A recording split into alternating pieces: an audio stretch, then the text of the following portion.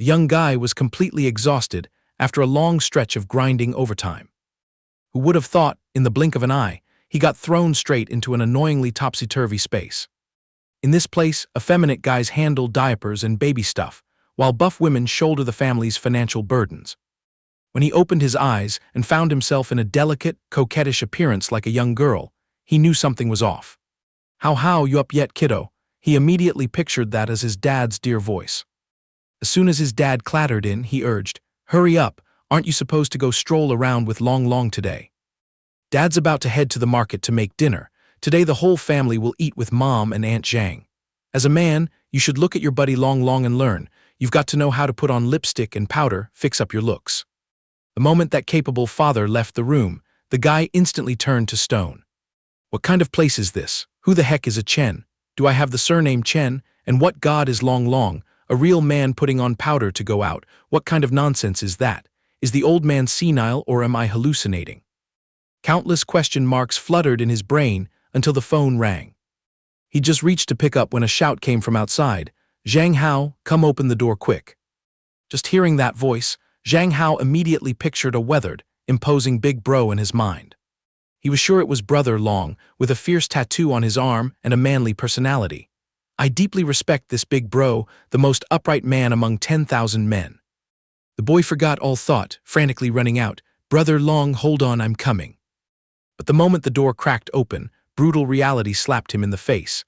The infamous Long was a delicate man so effeminate you'd faint. "Good heavens, Zhang Hao, you're so slow. How could you make a handsome young man like me wait until I'm all worn out? What if some bad guy kidnaps me?" Zhang Hao rubbed his eyes, refusing the truth, shouting, "Brother Long, where did you disappear to?" Long stood right in front of him, waving eagerly, "It's me, I'm right here." Everything settled when his dad's voice called out, Long, you came to visit, huh?" Zhang Hao looked at that boy all dressed up stylishly. "As a son, you must be gentle. This poise is just like your dad back when I was about to ride the wedding car to your mom's house." Before he could recover, another deadly blow struck. The two of them invited Zhang Hao to go to the spa for skincare. The guy was dumbfounded like a cow wearing a hat. Skincare? Where the hell am I really stranded? It turned out in this dimension, the boundary between men and women was completely swapped. From the Supreme Emperor to historical celebrities through the ages, all bore female identities. Men hung around the kitchen dealing with diapers and formula, while women shouldered the heavy tasks, freely roaming in society. Nature in this place dictated that men's physiques were weaker than women's. On top of that, the mindset of valuing women and scorning men caused a severe gender ratio imbalance, so now guys had naturally become precious gems. Soon as he stepped outside, Zhang Hao nearly had a heart attack when a bunch of girls stared at him hungrily like an idol. "Oh my god, a pretty boy, those two are drop-dead gorgeous." Long was still chipper. "Zhang Hao, let's go pick some face masks, then we'll drop by the nail salon. My annoying little sister stole my skincare stuff again. Oh, and I need to buy pepper spray. Lately those gangster chicks have been really aggressive." Zhang Hao felt his limit had snapped clean. He'd rather log out of Earth, it'd be better. Passing a tattoo parlor, Zhang Hao didn't hesitate and dragged his friend inside. "Let's go all out, Brother Long. The heroic spirit of a man can't just vanish into thin air. I'll take you to reclaim the dignity of the male sex." As soon as the door opened, Zhang Hao boldly shouted, "Hey sis, give me a badass dragon, the huge kind covering the whole back, and hook my bro up with a tattoo too." Long was scared out of his wits. "Wait, hold on, are you short-circuiting? I'm perfectly clear-headed. Today I must help you rediscover the truth of a straight man." Acting all tough like that, yet the two boys got a teasing welcome. "Oh sweetie, precious boys can't just get inked up like that. Where did you two good little boys wander in from?" Zhang Hao flared up, furiously ripping off his shirt. "Open your eyes wide and look, ladies. I'm the real deal of manliness." The two sisters, puffing on cigarettes, nearly spat out nosebleeds. Zhang Hao continued domineeringly, "Carve an azure dragon on my left arm, a white tiger on the right, and add a phoenix right in the middle of my chest." Long frantically tried to stop him, but to no avail, while the two sisters cheered and demanded he strip completely. Before turning away, the guy swore fiercely, "I absolutely must become a real man who can hold up the sky and tread the earth." Dragging himself home to the doorstep, Zhang Hao clung to the flimsy wooden frame. "I'm so done with life, just let me wither away." Already settled on the sofa was his non-blood-related older sister, Zhang Tianqin, who'd been waiting for who knows how long.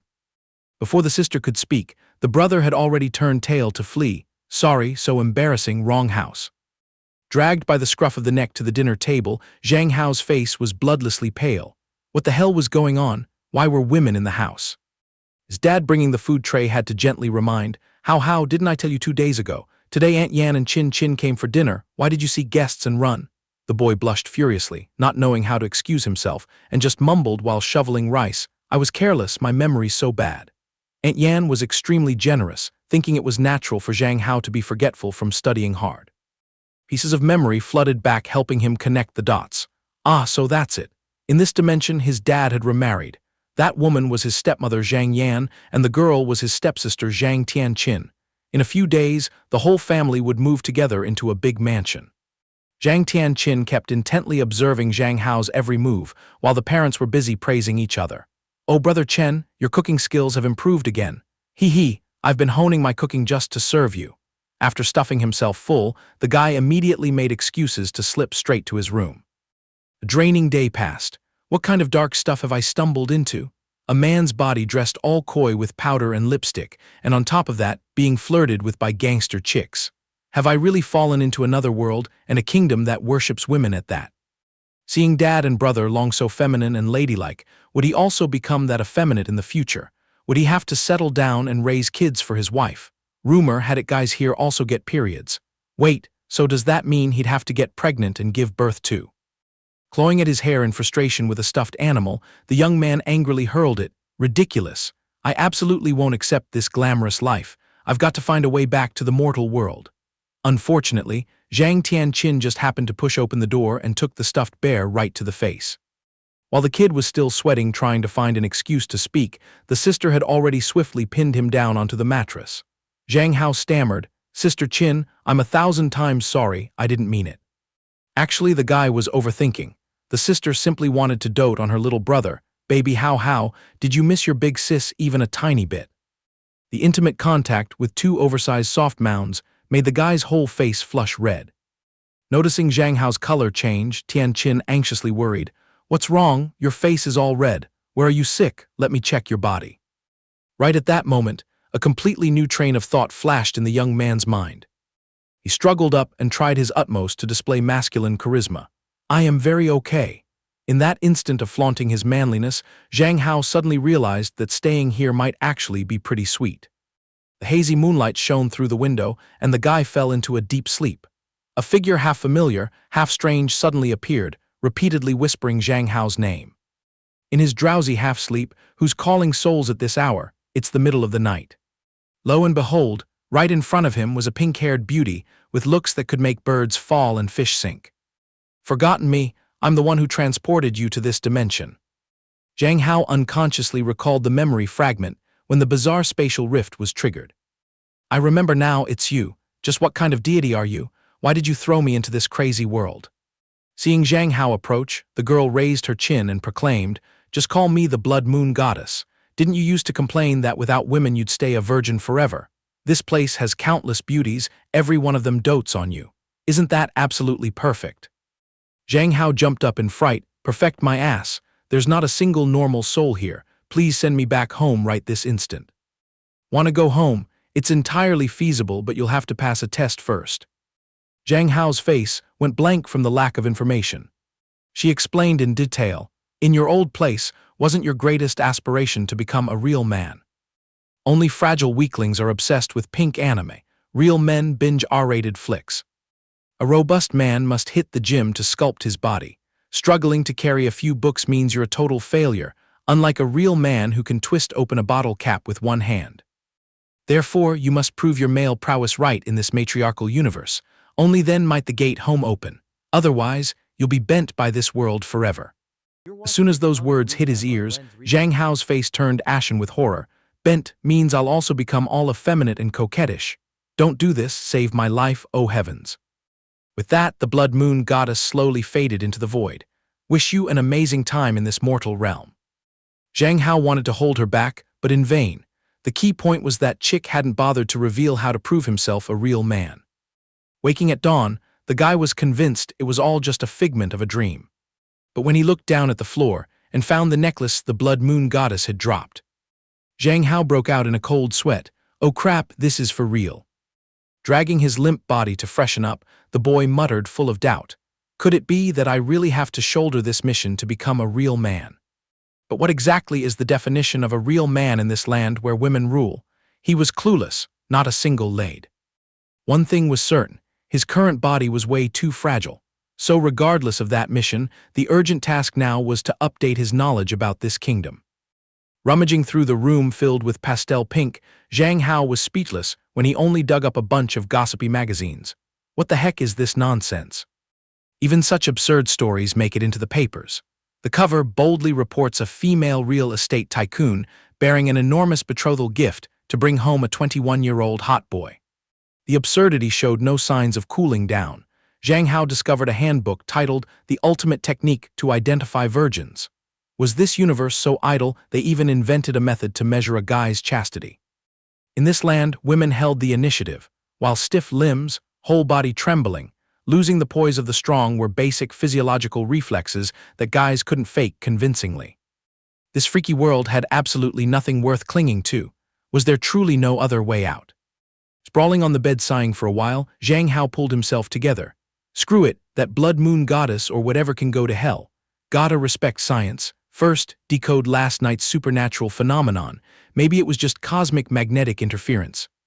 Exactly couldn't rely on that vague mission. He had to take matters into his own hands.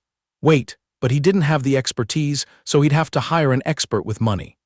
Hold on, who could he turn to, and where would he get the funds to pay? Oh crap, as a dirt-poor high school student, he might as well eat dirt. The best bet now was to find a way to grind and earn money. Just then the hot sister pushed the door and peeked in. How, you're up. Come out and try the breakfast I personally prepared. Zhang Hao was extremely embarrassed again, mumbling in his throat, I'll be right out, Sister Chin. Zhang Hao secretly decided that if the women in this society were all top tier like Sister Tian Chin, he could still grit his teeth and stay a bit longer. Standing primping in front of the mirror, the boy examined himself and suddenly felt quite satisfied. Not bad at all. This appearance, though with some soft features, was still overall a handsome guy. This was clearly the androgynous beauty everyone adores, right? From the moment he'd arrived in this dimension, today was the first day he put on his backpack and went to school. Passing by the kitchen to grab a bite, he still shuddered at the scene of his dad acting shy and coy, while Aunt Yan was proudly dominant, even giving him a loud smack on the butt. Zhang Hao gaped in horror. Holy thunder God, Aunt Yan is openly sexually harassing Dad. The optimal plan was to flee this shady spot before he really went blind. I'm off to school, Brother Long's waiting, bye-bye family. Just escaped that spider's den, he immediately got tangled with his bestie. How, check out this new lipstick I got today, does it pop? Saying so, Long puckered his lips to the max to show off. It's the latest release this year, the real deal. Zhang Hao endured with strained eyes but still found it painfully cringy. Brother Long, in broad daylight, could you please tone it down a notch for me? Just that made Long's eyes glisten with tears.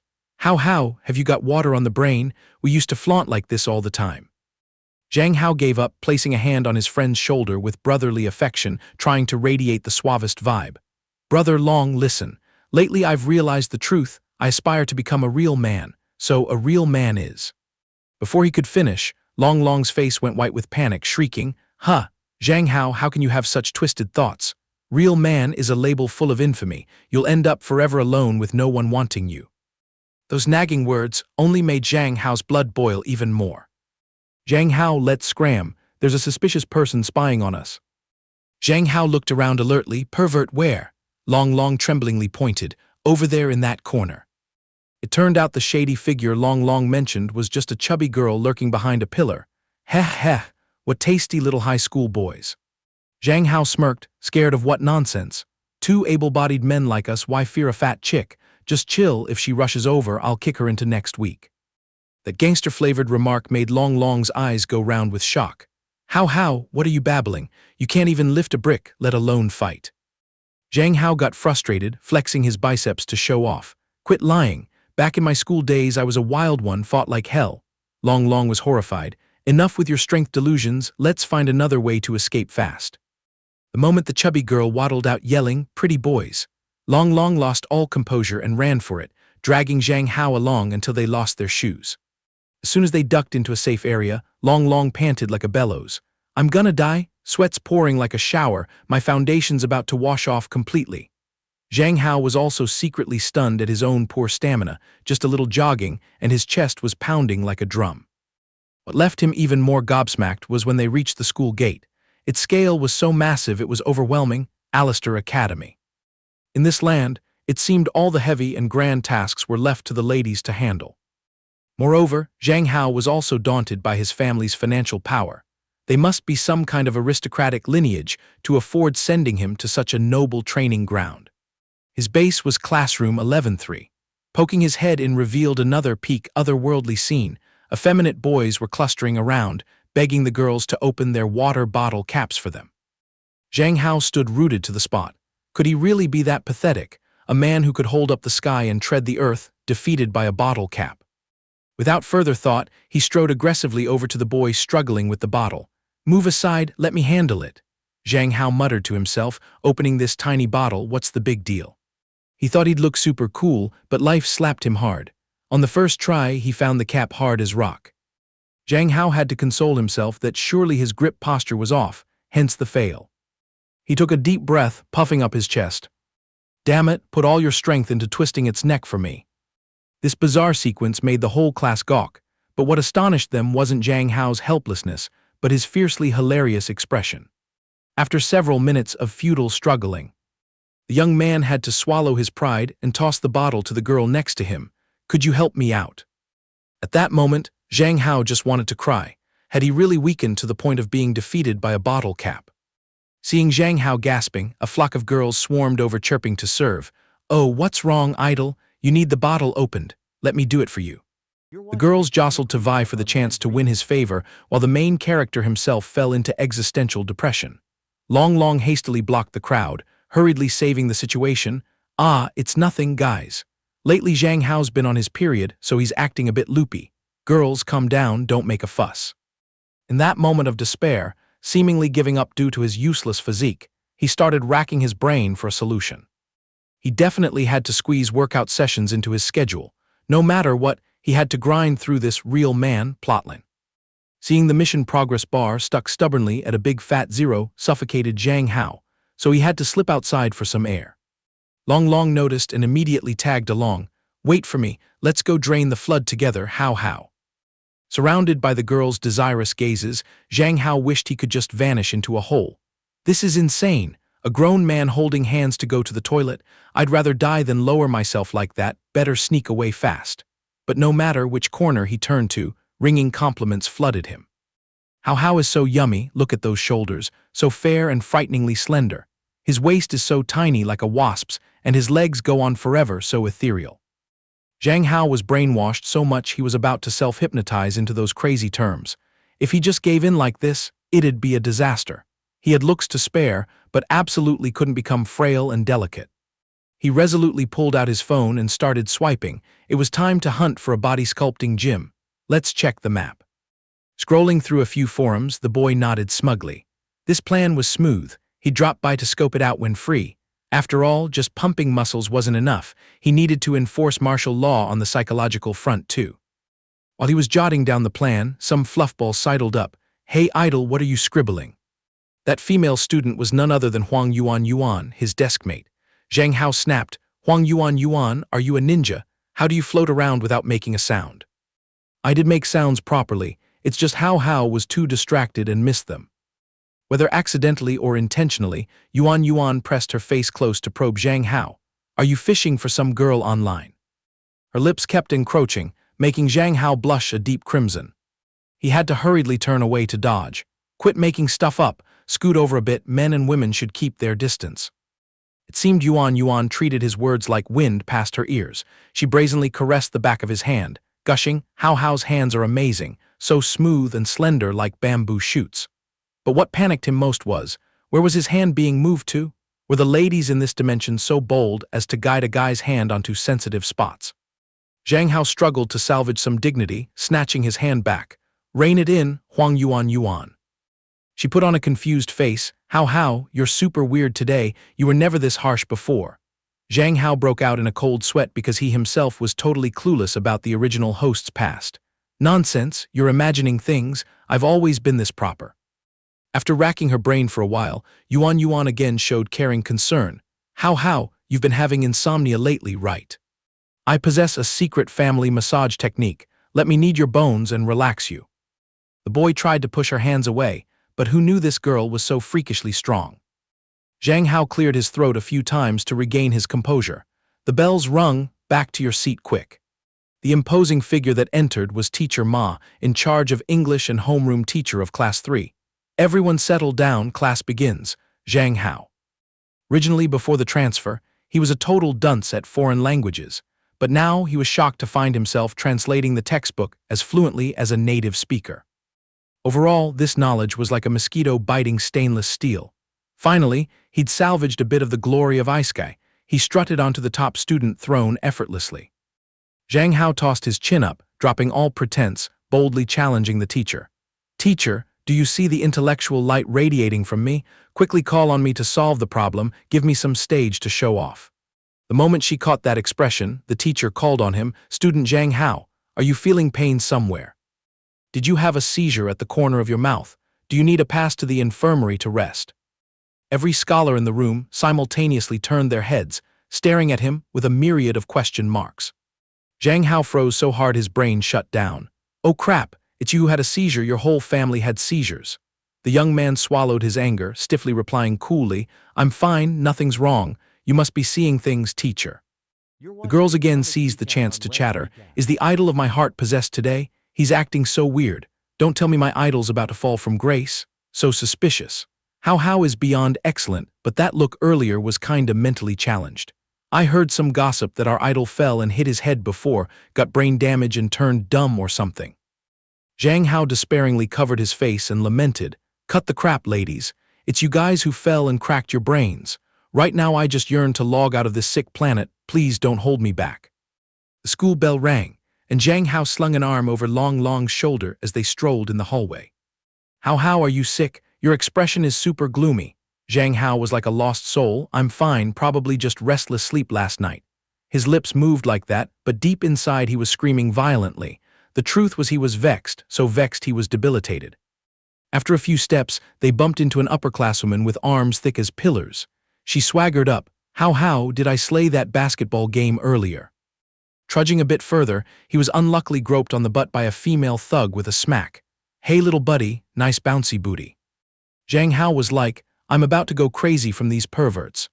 Enveloped in gloom, just as he reached the foot of the stairs, he collided with a coquettish boy who started throwing a tantrum. The guy tripped himself and flopped, then wailed crocodile tears. Zhang Hao, I moved aside for you, why did you push me down? Truly an inextricable mess. Going to school was more nerve-wracking than grinding overtime. He just wished he could fly straight home. He hadn't escaped for 3 seconds when another girl appeared blocking his way. Zhang Hao, I have something secret to confess to you. I've had a crush on you since forever, let's date. In her hands, she even held a gift box decorated with flashy flowers. Oh God, this was clearly the classic confession move from the female side. Zhang Hao waved his hands politely, refusing. Really sorry, I'm not thinking about dating at the moment. I'll be taking my leave. As soon as he turned to leave, that girl stood frozen and then burst into tears. Long's eyes sparkled like stars. How, even the famous top student of the school is head over heels for you. How are you gonna handle this? I'm so jealous my eyes are red. Zhang Hao couldn't swallow this sickly sweet tone. Brother Long, talk normally for me, let's just head to the cafeteria quickly. His stomach was calculating what to stuff for a full belly when he glanced, and saw the guys around him picking at their food daintily like kittens. He found it extremely strange. Brother Long, check out that guy at the next table, picking at his food like he's afraid of getting fat. Long was visibly annoyed. How, why do you keep calling me Brother Long all the time lately? That kind of address is so cringy. Besides, it's nothing special, everyone under the sun eats portions like that. When it was his turn to get a tray, Long stepped up and pointed at the trays of boiled vegetables. Ma'am, give me a few stalks of bok choy, a bit of spinach, just a tiny bit, I'm avoiding carbs. Zhang Hao was so stunned his jaw dropped. Brother, you really only eating that much? You might pass out from low blood sugar this afternoon. Long again put on a confused face. How, what are you mumbling? Lately I'm cutting fat to sculpt my figure, I've just been munching grass instead of rice. Zhang Hao was once again dumbfounded. What the hell? All the men in this universe starve themselves to be as thin as paper. He resolved to stand out, immediately adding to his survival guide. From now on, when buying food he must order the super jumbo portion, elevating it to a core criterion to preserve the true man lineage. Zhang Hao strode forward boldly and ordered the most luxurious tray in the solar system. "Ma'am, scoop me a huge plate of braised pork belly, pick the fatty, succulent kind, and add a pot of rice heaping to the brim." Long Long was terrified as if seeing a ghost. How, if you stuff yourself like that you'll roll round and fall into a hole someday. What you talking about? Real men must eat loads, otherwise where would the energy come from to bulk up muscles? The guys nearby saw this and buzzed with chatter. Good lord, look at Zhang Hao, is he for real? That quantity is insane, is he trying to compete with eating champions?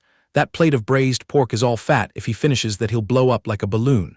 Who cares? If I had a slim figure like Zhang Hao, I'd also feast on braised pork to my heart's content. Some others looked on with green-eyed envy. What kind of ridiculous act is Zhang Hao pulling? Just because he has loads of fans he can do whatever he wants, eat as much as he wants. Who can blame him when he's got looks to back him up? Let's go say hi as a courtesy, otherwise we'll be accused of lacking manners. Long Long sat beside him, embarrassed by Zhang Hao's eating style. How, tone it down a notch, you're being so rude, people will laugh their noses off. That guy Liu Feng from class 12-5 sidled over, acting all chummy. Zhang Hao, what a coincidence bumping into you in the cafeteria. Why are you eating so boorishly today? Only manual laborers stuff their faces with that much food. Zhang Hao, eyes still glazed as he chewed. Who are you? Zhang Hao, are you playing dumb? Just last time we snuck off to the self-study room together, but after a few days of not seeing you, your face already has chubby cheeks. Even though we're known as heartthrobs adored by thousands, we still need to strictly control our weight. You're eating a scary amount of fried food today. Zhang Hao had no interest in this interaction, still chewing away, and shot Liu Feng a disdainful look like a cup of genuine green tea. He leisurely replied, "Oh, your eyeballs must be cross-eyed, right? If you're sick, better go get medicine early. Moreover, what gives you the right to look down on the working class? Without the sweat and toil of farmers and the workers rebuilding the country, would someone like you be able to sit here enjoying wealth and glory?"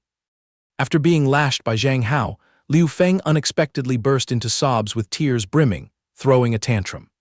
"I was only trying to remind you, who knew you'd insult me like that?" The fragile flowers around started pitying him. Is that pretty boy Liu Feng? Why is he drenched in tears? Did Zhang Hao scold him or something? Did Zhang Hao swallow a firecracker today? Why bully someone to tears? Didn't expect idle Zhang Hao to be so sharp-tongued, his image is totally ruined. Liu Feng inwardly rejoiced as he successfully garnered public sympathy. Then a big sister pushed through the crowd and stepped out to lay down the law. How much Hao eats is his personal freedom. Who decided eating a lot is wrong? That derogatory mindset is clearly outdated and narrow-minded. After speaking, this purple-haired girl slowly approached to coax him. How, your tummy's really rumbling today, right? Here, I'll share some meat with you. If you're still craving, just come over to my tray and eat more. Zhang Hao struggled to keep a cool head. Oh mama, another drop-dead gorgeous beauty. Witnessing this sickeningly sweet scene, Liu Feng blew smoke from his head in anger. Zhao Ying, Zhang Hao, you too. Zhang Hao used the excuse to piss that guy off so much he'd cough up blood. If you have a problem, just say it. Come at me if you dare. If you're annoyed by how I eat, you'd better shut your mouth. Witnessing this, Long Long was scared out of his wits. How could you call yourself your daddy? Such violence doesn't suit your fairy-like aura at all.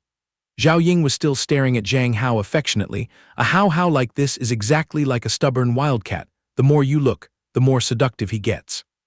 Being completely ignored in public, Liu Feng stomped his feet and turned his back. HMPH, what a vulgar jerk. Since he's so heartless, let's just leave.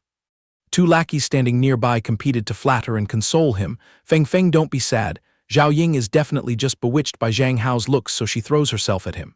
Exactly, your character is way better than that, Zhang Hao. Liu Feng still threw a tantrum. This young master doesn't care to shed a tear. One day she'll tear off Zhang Hao's mask. What a vulgar and low-class guy. Zhao Ying was still planted there, attentively serving him every little bit. How chew carefully or you'll choke. Have some soup to wash it down. Zhang Hao turned to gossip with utter nonchalance. Brother Long, who is this senior? How have you lost your mind? That's Senior Zhao Ying from the next class. She's been chasing you forever.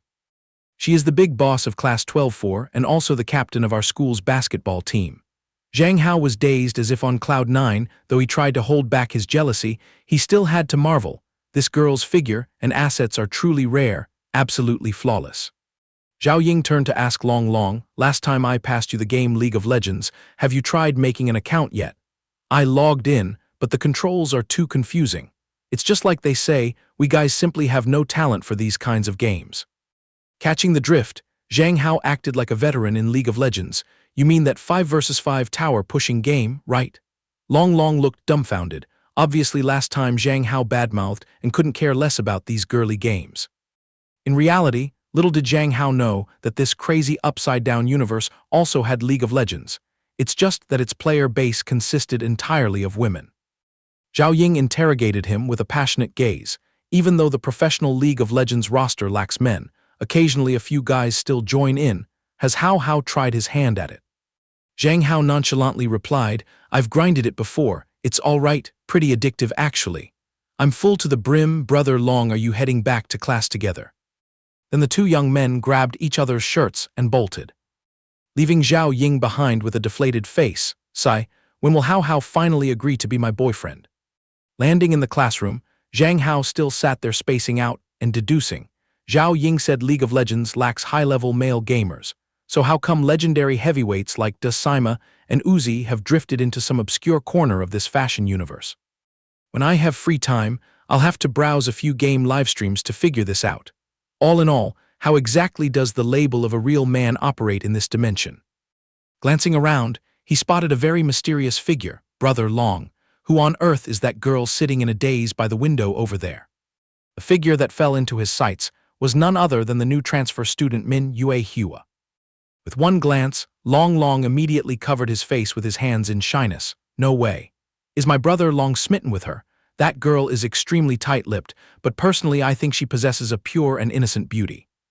Zhang Hao decisively dragged Long away. Then it's settled. Follow me over there to strike up a conversation and make friends. Show off your masculinity. Let's see Brother Long. Long panicked and pulled back. How, what are you dragging me for? As young men, we should know how to be a bit bashful and demure. Zhang Hao firmly concluded, that's old-fashioned. Nowadays a true man acts on whatever he thinks. Besides, how could you have the heart to leave the new student all alone like that? Doesn't your conscience feel guilty? Stepping right up, Zhang Hao flashed a radiant smile to introduce himself. Hi there, I'm Zhang Hao, in the same class as you. The girl in front of him just coldly dropped exactly 3 words, Min Yue Hua. This attitude left Zhang Hao stunned. Because women in this world always rushed at him and pampered him like a treasure, he had never run into anyone so icy. Zhang Hao quickly finished the introduction. The guy standing next to me is Lin Yilong. Receiving Yue Hua's indifferent greeting, Long blushed deeply and complained, let's go back, she doesn't even want to talk to us. However, Zhang Hao patiently held his ground. Are you reading an English book? Yeah. Zhang Hao astutely analyzed the situation. Brother Long, it seems this friend suffers from social anxiety. Do you want to be more open with everyone? If you do, let's be friends, I'll support you. Thanks to Zhang Hao's relentless enthusiasm, Yue Hua finally reached out her hand in response. Zhang Hao suddenly felt a surge of manly aura. A real man can't abandon a lonely girl. It seems he's about to grasp the core of his mission. Right at that moment, Yuan suddenly poked her head into tease, hee. Why is the male god surnamed Zhang eyeing the new transfer student? Target number 1 has appeared. The perfect friend to break the ice for Min Yue Hua is definitely the gossip queen Yuan. Zhang Hao forcibly dragged Yuan to a private corner. My good friend, it's time to show off your socializing skills. Are you willing to make friends with Min Yue Hua? Facing Zhang Hao's mesmerizing gaze, Yuan lost all her dignity and nodded instantly, obeying whatever he said. Then go gossip with Min Yue Hua. Aren't you the master of eavesdropping? Unleash your passion. I'm going to take a little nap. Before turning to leave, Zhang Hao received a deeply sincere word of thanks from Yue Hua. The boy thought gleefully that this time victory was in the bag. His action just now was incredibly cool. It would be absolutely absurd if this damn mission didn't instantly increase its progress by 50%. Zhang Hao continued his quest to assert his masculinity, hastily putting on headphones and blasting hard rock music. While he was vibing to the music, Tian Qin spoke up wanting to come in. "What is Hao Hao doing?" Zhang Hao jumped in surprise and stammered, "I'm just listening to music." Looking at his older sister striding in with her breathtaking beauty, the young man almost got a nosebleed. Is having a goddess for a sister such a massive privilege? I'm completely falling for it. Tian Qin leaned in curiously. "Let me listen in to see what you're enjoying." So Hao Hao is into rock music. Our Hao Hao is indeed completely different from those fragile little boys out there. You make people so infatuated. Tian Qin kept leaning closer, causing Zhang Hao to curl up in panic. Good heavens, who could possibly resist this? Is fighting temptation also a test for a real man? Zhang Hao forced himself to keep a cool head. Hold it in. A great manly man absolutely must pass the beauty trial, otherwise he'll turn into a wild beast. But immediately a conflicting thought arose. What the hell is a real man? When it's time to act you must strike. Fat delivered right to the cat's mouth, and still refusing is truly worse than a wild beast. Zhang Hao scolded himself, "You loser." Zhang Hao threw all morals to the back of his mind, his heartbeat racing constantly, decisively reaching out and pinning Tian Qin down. "Sister Qin. How do you prefer these bold games?" Zhang Hao broke out in a cold sweat. The fragile boundary of reason was about to snap. Right at that moment, a familiar chilling voice whispered in his ear, "You belong to me, you are forbidden to run away." All the excitement vanished completely. The young man turned pale with fear and hurriedly backed way up. Tian Qin also went with the flow and sat up straight. Zhang Hao frowned in extreme confusion. Who was that faint, blurry shadow just now? "Are you okay, Hao Hao? Why is your face suddenly so pale?" "Yeah, I'm fine, probably just a slight drop in blood pressure. I'll be good after a short nap." Zhang Hao sighed in relief. That was close. I almost actually did something stupid. Before closing the door, his older sister still carefully reminded him, "Boys are very frail. How remember to take care of your health." This cheesy expression of concern made the young man blush deeply again. "Oh, by the way, Sister Tian Qin, I plan to trim my hair a little shorter. What do you think?" His older sister gently patted his head and smiled. "Sounds good. Whatever you decide, I will applaud and approve."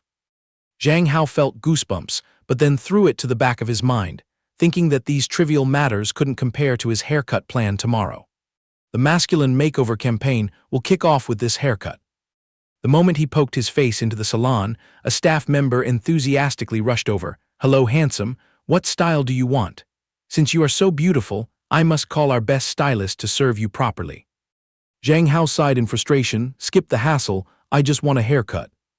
In a flash, a stylist approached warmly. "Little pretty boy, sit right here. Which style do you fancy? Crop it really short for me. You can just improvise. There's no need to make it fancy or glamorous." The hairstylist stared in astonishment. Practicing for so many years, she had never seen anyone make such a bizarre request, coming to a salon but forbidding them to make him look pretty. After staring fixedly at Zhang Hao's beauty for a moment, the stylist seemed to have an epiphany. So that's it, a man's mind must be understood in reverse. The underlying meaning of this boy is to just wield the scissors to make him look the most glamorous in the world. The stylist enthusiastically rolled up her sleeves and got to work. Once fully completed, she asked Zhang Hao if it was to his liking. Zhang Hao briefly glanced at his glowing beauty in the mirror and felt smug, truly worthy of my looks, absolutely perfect, and it even gives off a fresh, handsome vibe. The stylist was so mesmerized that she refused her payment, only earnestly begging for a photo of him to hang up as an advertisement for the salon. Zhang Hao firmly refused. "No way, just take the money." The hairstylist sighed in regret. "Oh my, what a waste, a boy with such stunning looks. Little pretty boy, remember to drop by and support me next time. The salon has countless services guaranteed to fascinate you." Zhang Hao rubbed the business card, suddenly feeling elated. It seems his universally loved label is quite solid. But where did this feeling of delight even come from? As soon as he got back to his room, the young man stood turning side to side in front of the mirror. Although this haircut hadn't fully revealed an edgy look, its level of handsomeness was more than enough. The hair issue is sorted. The next step is officially kicking off a new chapter in this world. Let's see if the wardrobe has any outfit that goes well with this haircut. Just opening the closet doors, what met his eyes were completely flashy and garish rags.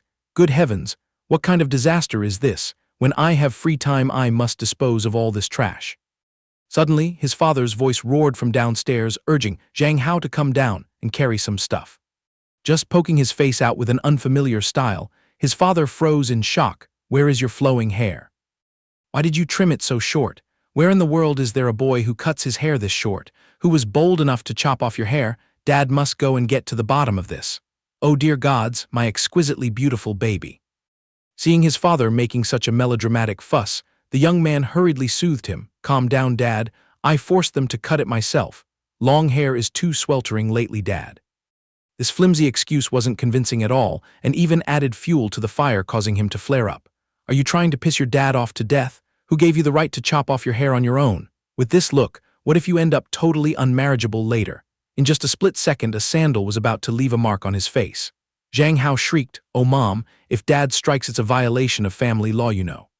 If you're gonna hit me lightly, avoid my face." Hearing the noisy commotion, Tian Qin hurriedly opened her door and peeked downstairs.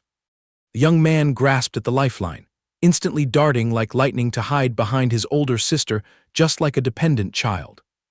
Zhang Hao's whiny appearance made Tian Qin coo with doting affection. "Dad, cool down first. Flying into a rage is bad for your lifespan. What exactly is the matter?"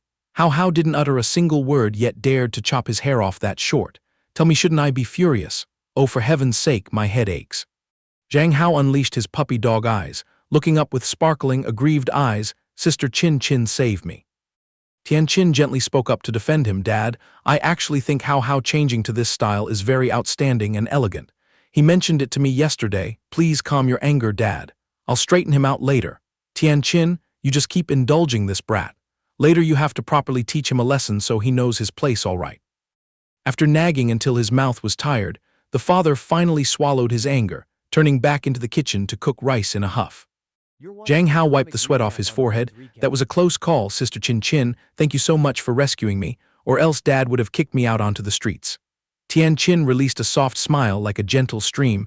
"I am your own flesh and blood. Defending you is only natural. It just so happens I have a gift for you. Hao, follow me into my room." The young man exhaled heavily, his mind conjuring up dreamy pink scenarios. "I'm about to set foot into the holy sanctuary of a goddess, Sister Qin, no less." The more eager he was, the more devastated he felt when the curtain was lifted. A space reeking of muscles and masculinity struck his eyes. What the hell was I still deluding myself about concerning this upside-down world anyway? Tian Qin walked over to the desk. "Moving houses was so hectic that I haven't had the time to buy gifts for Hao. Today I will make it up to you." Resting inside the gift box were a pair of brilliantly sparkling diamonds. Looking at them already smelled strongly of money. Seeing the valuable item, the young man's hands hesitated. "Oh wow, sister, this thing is super expensive."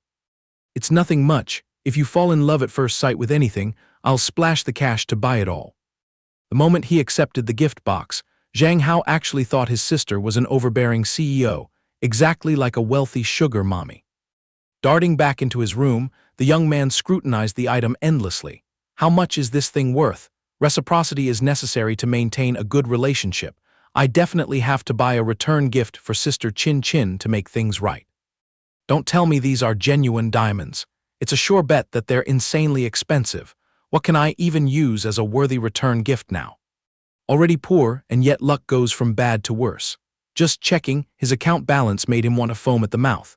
After getting that haircut, he was left with exactly this much spare change. What the hell can I buy? Might even have to think twice about a bunch of veggies or a stalk of scallion. Right then Long Long's message popped up. Hao, check this out. This is the tyrannical CEO novel I just penned. It got its contract approved." The plot revolves around a fragile bottom clashing with a wealthy tycoon big sister who throws money around like trash, a tear-jerking story of imprisonment. He runs, she chases, even with wings he couldn't escape. Zhang Hao read this nonsense and his brain went on strike. However, a spark flashed through his mind. How about I also grind away at writing, authoring serialized novels, collecting daily royalties to get rich quick? Gathering all his neurons to rack his brain, the young man still drew a blank and couldn't squeeze out a single word. This domineering CEO male lead genre, he truly was dead stuck and couldn't follow the trend. Glancing over at military strongwomen or queens of the business world, wow, this niche sounds catchy, let's give it a try. Or just copy and paste my old society to mold into a novel. It's engaging and full of tricks. Let's just randomly name it A True Woman in the Era of Male Supremacy. Today he still carried his backpack to class, but the young man's mood was entirely different and soaring compared to every other day. While humming a tune, his beloved phone chimed with good news. The author's work, A True Woman in the Era of Male Supremacy, has caught our eye and its contract is approved. Please connect immediately with your managing editor. Zhang Hao looked openly smug. With approvals at this lightning speed, every day there will be plenty of hard cash dropping into his pockets. The young man was so thrilled he almost shed tears, finally struck a gold mine. No matter the era, the power of money remains the absolute truth. I definitely have to treat myself to wash off this broke vibe. Holding the meager spare change in his hand, he immediately took a detour and bought a 1 yuan popsicle on the spot. As soon as he planted his feet at the grocery store, the young man froze because he caught sight of a beloved figure.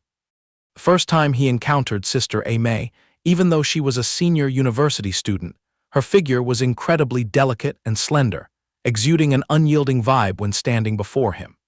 Sister A Mei is the precious daughter of Uncle Kim, the owner of the grocery store right next door to his house. At the moment of their reunion, Zhang Hao's heart felt like flags were waving and drums were beating. At that moment, he tasted a flustered sensation exactly like the aftertaste of a brilliant first love. Ever since then, he made up excuses to drop by Sister A Mei's store on a daily basis. Whenever he hovered around her, blush-inducing situations were bound to strike. Then came the time when he gathered all his courage to pour his heart out to Sister A Mei. "Sister, I've already given my heart to you." But her reply was like a bucket of ice water splashed right in his face. "Zhang Hao, let me off the hook, okay? My type is those bulky muscular guys, you're too scrawny." And just like that, Zhang Hao instantly received the good guy card. Also from that tragic milestone, he threw himself headfirst into physical training half to death, only hoping that one day he'd bulk up enough to protect Sister A Mei. However, the tables had now turned. In this place, Zhang Hao sat comfortably on the throne of the nation's pretty boy. He made up his mind to risk it all and confess one more time, brimming with confidence that this time he would hit the jackpot. Before his feet even crossed the threshold, the sound of a verbal brawl echoed out. "Staying cooped up at home being dead lazy, and you claim you'll grind enough funds for a husband's bride price. Dad, stop nagging. I'm still working to earn my keep. Don't I exhaust myself doing those heavy lifting jobs every day? Can doing that put food on the table? Old Lee's daughter is only 2 springs older than you. She independently snagged 300,000 yuan for the bride price, instantly marrying that obedient puppy of a husband right there. Good heavens, it's just 300,000 yuan, right? I can easily cover that just by going out to haul a few more piles of bricks." Zhang Hao sneakily peeked to see who was arguing, and just as he planned to quietly retreat, Sister A Mei suddenly loomed into view. The young boy's heart raced a mile a minute again. "My first love, Sister A Mei is right here. You're exactly the same as always." Before he could even raise his hand to wave hello, the young man turned to stone. Almost fainting on the spot before this muscular, hulking, rolling physique, mother of God, what kind of female brute dropped down here? Just catching a glimpse of him, she already beamed. "Oh, how, did you just get your hair restyled?" The young man was so shocked he fell flat on his back. A Mei closed in to marvel and praise how badass it looked. He panicked to the point of screaming out for the girl of his dreams to keep her distance. Mei still grinned and asked, How, what are you looking for me for?" Zhang Hao's heart shattered into pieces, bursting into loud sobs. "God is too cruel. Quickly return my gorgeous Sister A Mei back to me." Eventually he was still lifted by the collar and dragged into the house. How, you've been missing in action lately. Do you want to eat some melon or drink some tea? Coming here is just like being at home. If you're craving anything, just give me a word." The young man gritted his teeth, as if choking on his frustration, still unable to digest this shock. "Oh no thanks, sister, I'll pass." Mei dashed over and ruffled his hair. How, what's with all the formal politeness with me?" After effortlessly lifting him up, the older sister violently slammed him down onto the chair, making the young man's backside ache. Violent and yet still pretending to be clumsy, how. "Did you break any bones? Let me lift you up." Zhang Hao rolled a few times, only wishing he could sprout wings to fly away from this haunted place. "I still have a long life ahead, don't worry, sister. It's totally dark out, and I'm on a bit of a tight schedule, so excuse me for bouncing first." Mei hurriedly pulled out her phone. How, add me as a friend ASAP before you bolt." The young man bolted away as fast as his legs could carry him, but still managed to turn his head and wave. catch you another time, sister." Today's terrifying incident dealt Zhang Hao a blow that completely woke him up. The order of this world is indeed no joke. Even a delicate beauty like Sister May had transformed into a muscular Majin Buu. "I have to teleport to enroll in a Muay Thai course immediately. How much was the quote last time? Not to mention the fund for buying a gift for Sister Chin Chin and boycotting every last piece of ridiculous clothing in my closet." Just doing a rough mental calculation, the young man broke into a sweat. Why does everything I touch demand money like this? When will I ever have enough spare time to investigate this blood moon mystery? While he was scratching his head in frustration, a sweet voice called out, How is back from hanging out, huh? What are you mumbling about all by yourself?" The young man fell back in shock because he didn't expect Sister Chin to be at home. What stunned him to the core was that she was twisting and stretching, practicing yoga. Do women in this era also use these flexibility exercises? Are you really practicing yoga? Spot on. I got bored of lifting weights at the gym, so I wanted to squeeze in and try out the men's yoga to see how it is.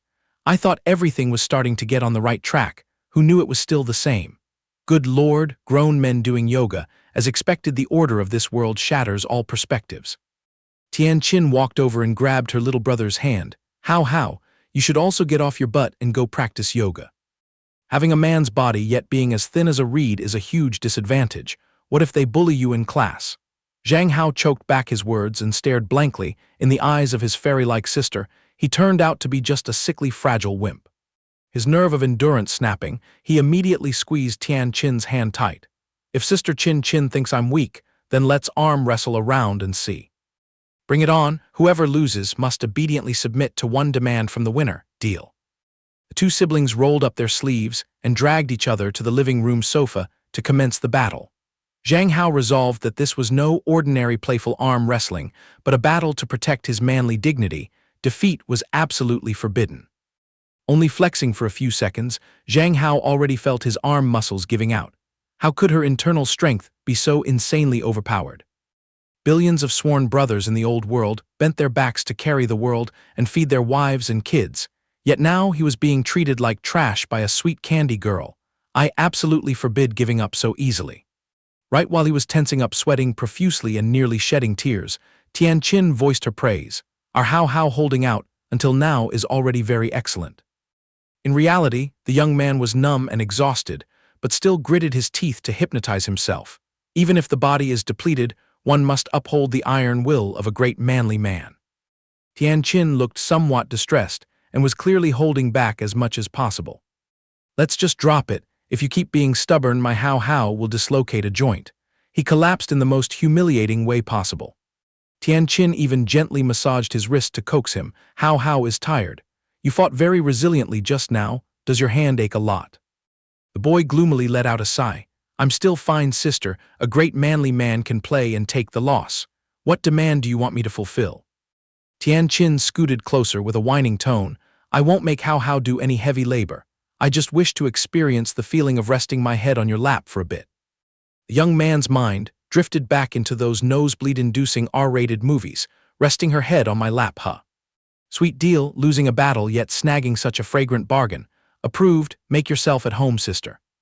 Strongly convinced that he'd be the one getting intimate, who knew the one reaping the benefits was Chin Chin. Wow, How's lap is much softer than I thought. It's like lying on a cloud. The young man was dumbstruck, so she just borrowed my lap as a pillow. And that wasn't all. Tian Qin even unleashed her ultimate whining move. How can I lay here a little bit longer? Outwardly he just mumbled, but deep down Zhang Hao was rejoicing. You can just lie there all you want. Staying glued there forever is also approved. I really am a true handsome stud blessed with good fortune. After his moment of bliss, Zhang Hao buried his face in the keyboard, typing continuously. On a weekend off, yet his beloved phone was still ringing loudly, unknown which idle person was calling. A message from Huang Yuan flew in. Male god How. Today I've locked in the schedule to drag you a Hua to the amusement park. You should join the squad. I've already tipped her off to go right to your house to pick you up. Zhang Hao felt like a gun was pointed at his head. In what way is this asking for public opinion? It's clearly a forced directive. Right after digesting the message, the sound of loud banging on the door echoed in. How, we've arrived, come open the door quick. Zhang Hao was speechless. truly having committed heinous crimes in a past life, so in this life he had to transmigrate to pay off his karma. Brother Long, why are you moving at breakneck speed? How, drop that habit of calling me Brother Long right now. Suddenly a little girl leaped over, clinging tightly to him and shrieking, How, Oni-chan. The young man stood stiff as a board because he was completely clueless as to who this burden was. Seeing his indifferent attitude, the little kid threw a tantrum and bawled out loud. This little burden is named Lin Ling, just turned 6, the blood-related little sister of Lin Yilong. She bumped into How when she was 4. In the blink of an eye it's been nearly 2 years. Who the hell could rack their brains to remember? Zhang Hao smiled awkwardly. Heaven knows and earth knows, but he surrendered because in reality, where the hell would Brother Long dig up a little sister? He had no choice but to politely invite both of them into the room to take a seat. But he kept feeling a tickle from a premonition that his backside had just been groped. Looking back, he saw Lin Ling huddled behind, sticking her thumb up to signal her older brother. Turns out the seed of a pervert had already sprouted from the egg. Long pleaded with Zhang Hao to go to the amusement park. The boy acted up with laziness. Going to those noisy places is boring as hell. Come on, it's not dull. That amusement park just opened a really sick haunted house. Besides, aren't we playing armchair strategist to cure Mingyue Hua's autism? Even though I'm clueless about therapies, dragging her outside for some fresh air will definitely help. The little girl Lin Ling was visibly thrilled. It's Hao's uniform and even Hao's cute id photo. Intending to close his eyes and take a nap to recharge, who knew his internal organs just kept tingling uncomfortably. Deal on the haunted house. Wait for me to get dressed for a sec. Thinking back, he had made a promise to cure Mingyue Hua's social anxiety. A dignified manly man is forbidden from letting his words fly away like the wind. After putting on a dapper, universally loved outfit, even a flea would be mesmerized. Lin Ling rapidly snapped photos, eyeing every angle to store up and bring back for farming views. Seeing Zhang Hao grooming sluggishly, Long frantically urged, "Are you done yet, man? Stop being so vain. Although it's the truth that women wait endlessly for men, you shouldn't make Huang Yuan plant her roots for too long." The trio got their butts on the road and quickly bumped into Yue Hua and Yuan, who were already planted there waiting.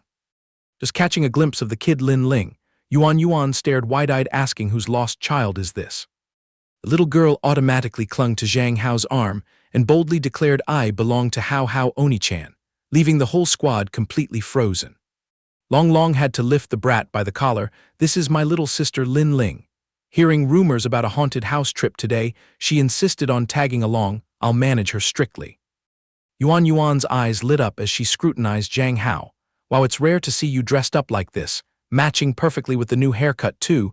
Your beauty has really leveled up lately." "Yue Hua, how would you rate this taste of Hao? Isn't it way more yummy?" Yue Hua went mute. It seems she didn't care much for this style.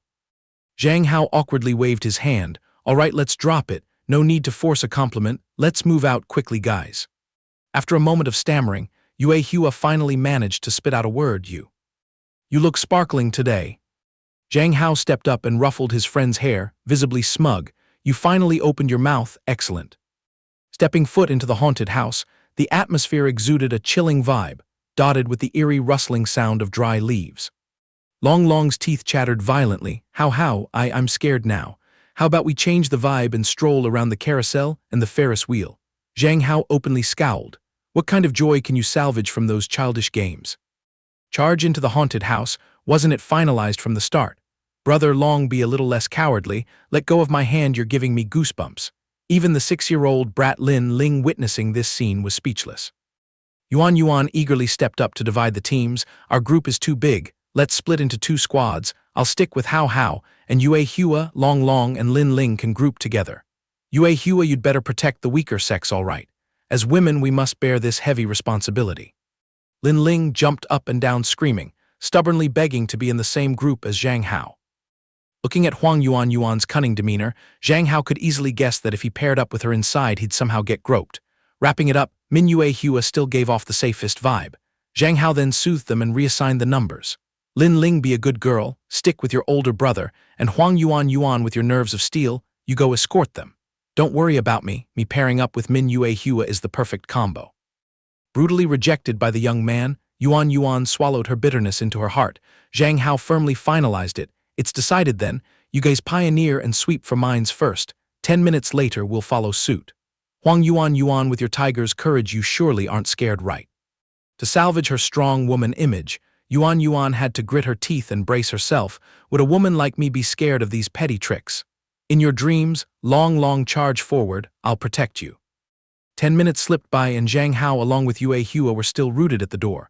Stop spacing out, Yue Hua, let's charge into battle. Echoing from deep inside the haunted house, the other group screamed so frantically that Zhang Hao, standing way out here, could still catch the full sound waves.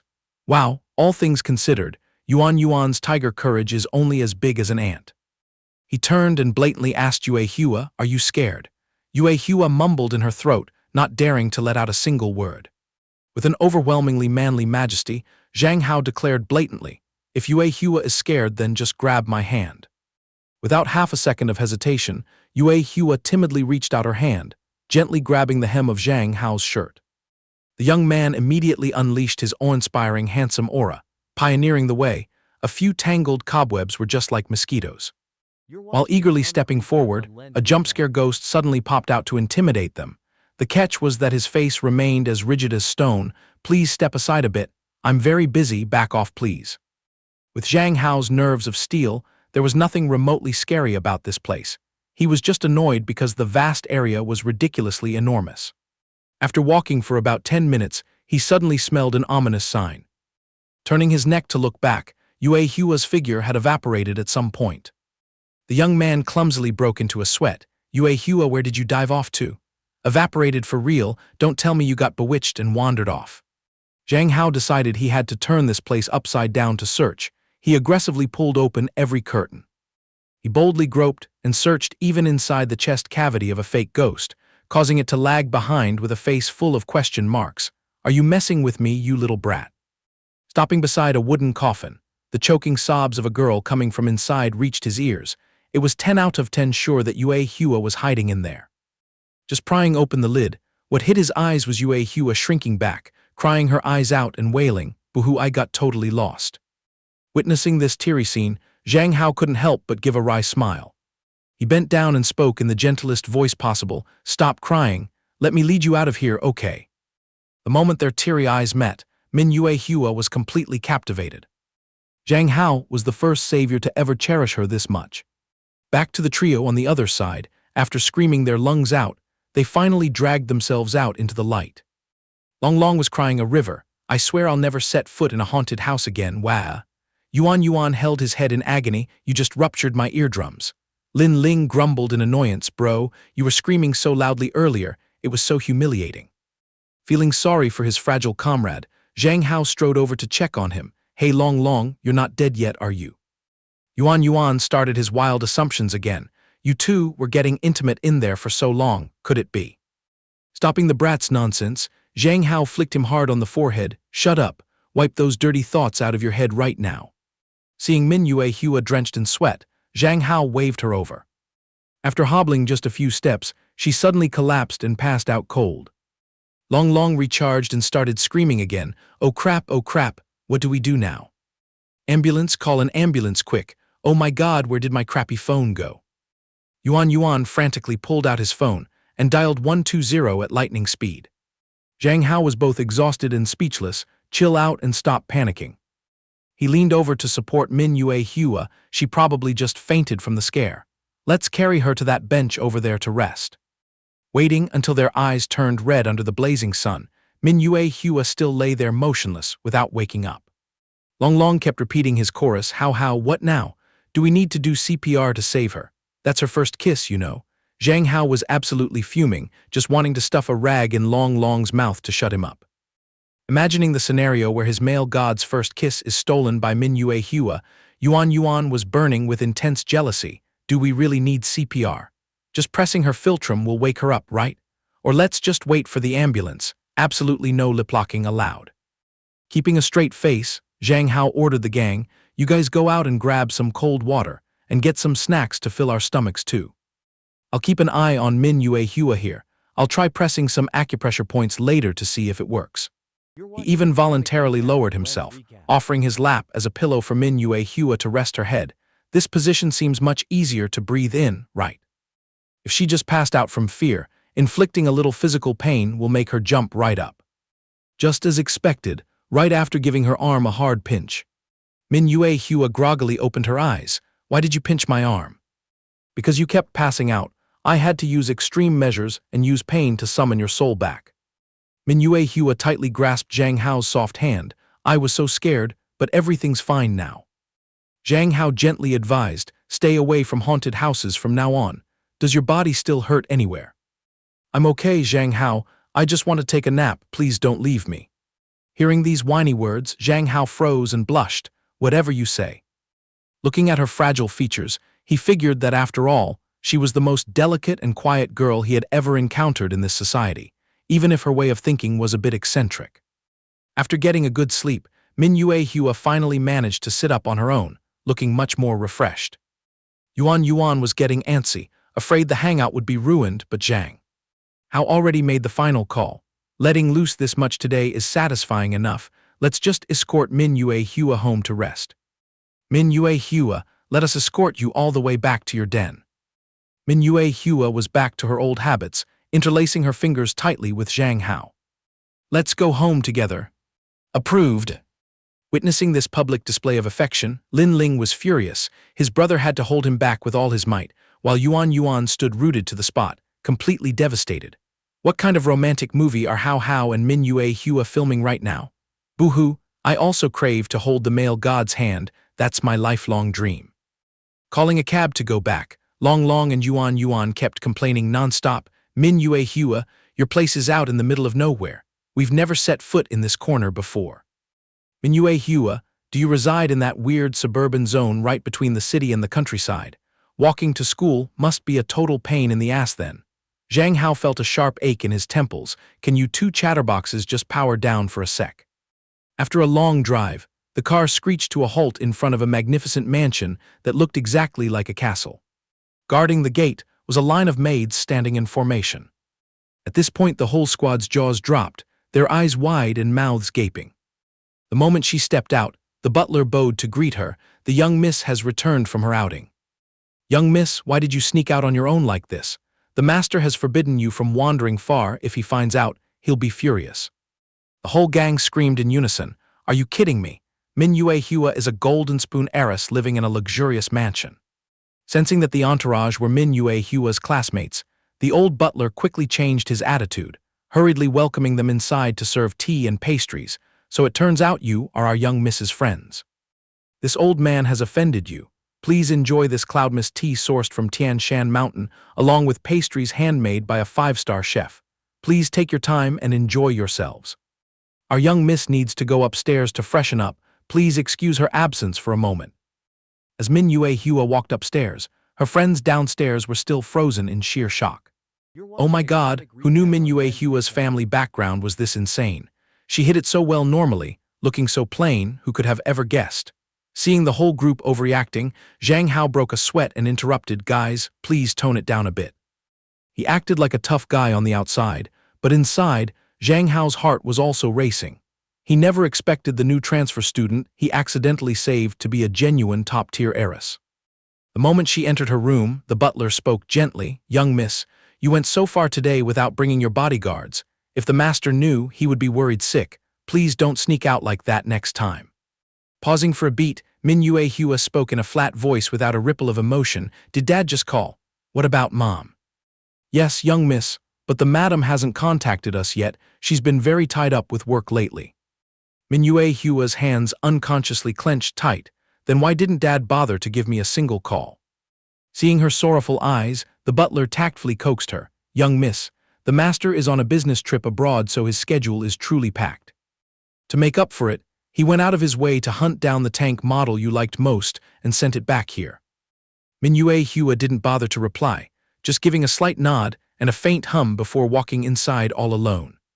Looking at that lonely silhouette, the butler felt incredibly heartbroken but was utterly powerless to help. After leaving her friends waiting for 30 whole minutes, Min Yue Hua finally made her appearance. Wow, the vibe of a noble heiress just hits different. Her fashion sense is on another level, yet she dresses so unusually modest and plain when going out. Long's eyes sparkled like stars. Oh wow, so Mingyue Hua dresses up this gorgeously at home. 10 out of 10, no buts. Even though she was clad in luxurious clothes, Zhang Hao felt uneasy inside. Her beauty was undeniable, but compared to how she looked when hanging out with him, right now, she resembled a stunning yet soulless doll. Deep within those clear eyes lay a heavy, hidden sorrow. Zhang Hao nudged her arm gently and asked with care, "What's wrong with you? Got something on your mind?" "Dad forgot to call me again." The blunt reply left Zhang Hao stunned. What on earth was this friend implying? Before he could figure it out, Mingyue Hua pulled his hand and offered to give him a gift. All the shocking events since morning were nothing compared to the moment Zhang Hao set foot into Mingyue Hua's private world. The space was completely empty and chillingly cold. Even knowing that women in this era had a tough style, his sister Zhang Tianqin's room wasn't nearly this rigid.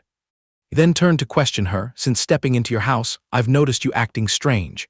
What you said earlier about your dad not calling, does he treat you badly? Men in this world are naturally soft, yet in this giant mansion, apart from Mingyue Hua, there are only a few nannies and servants. Where in the world are her parents?"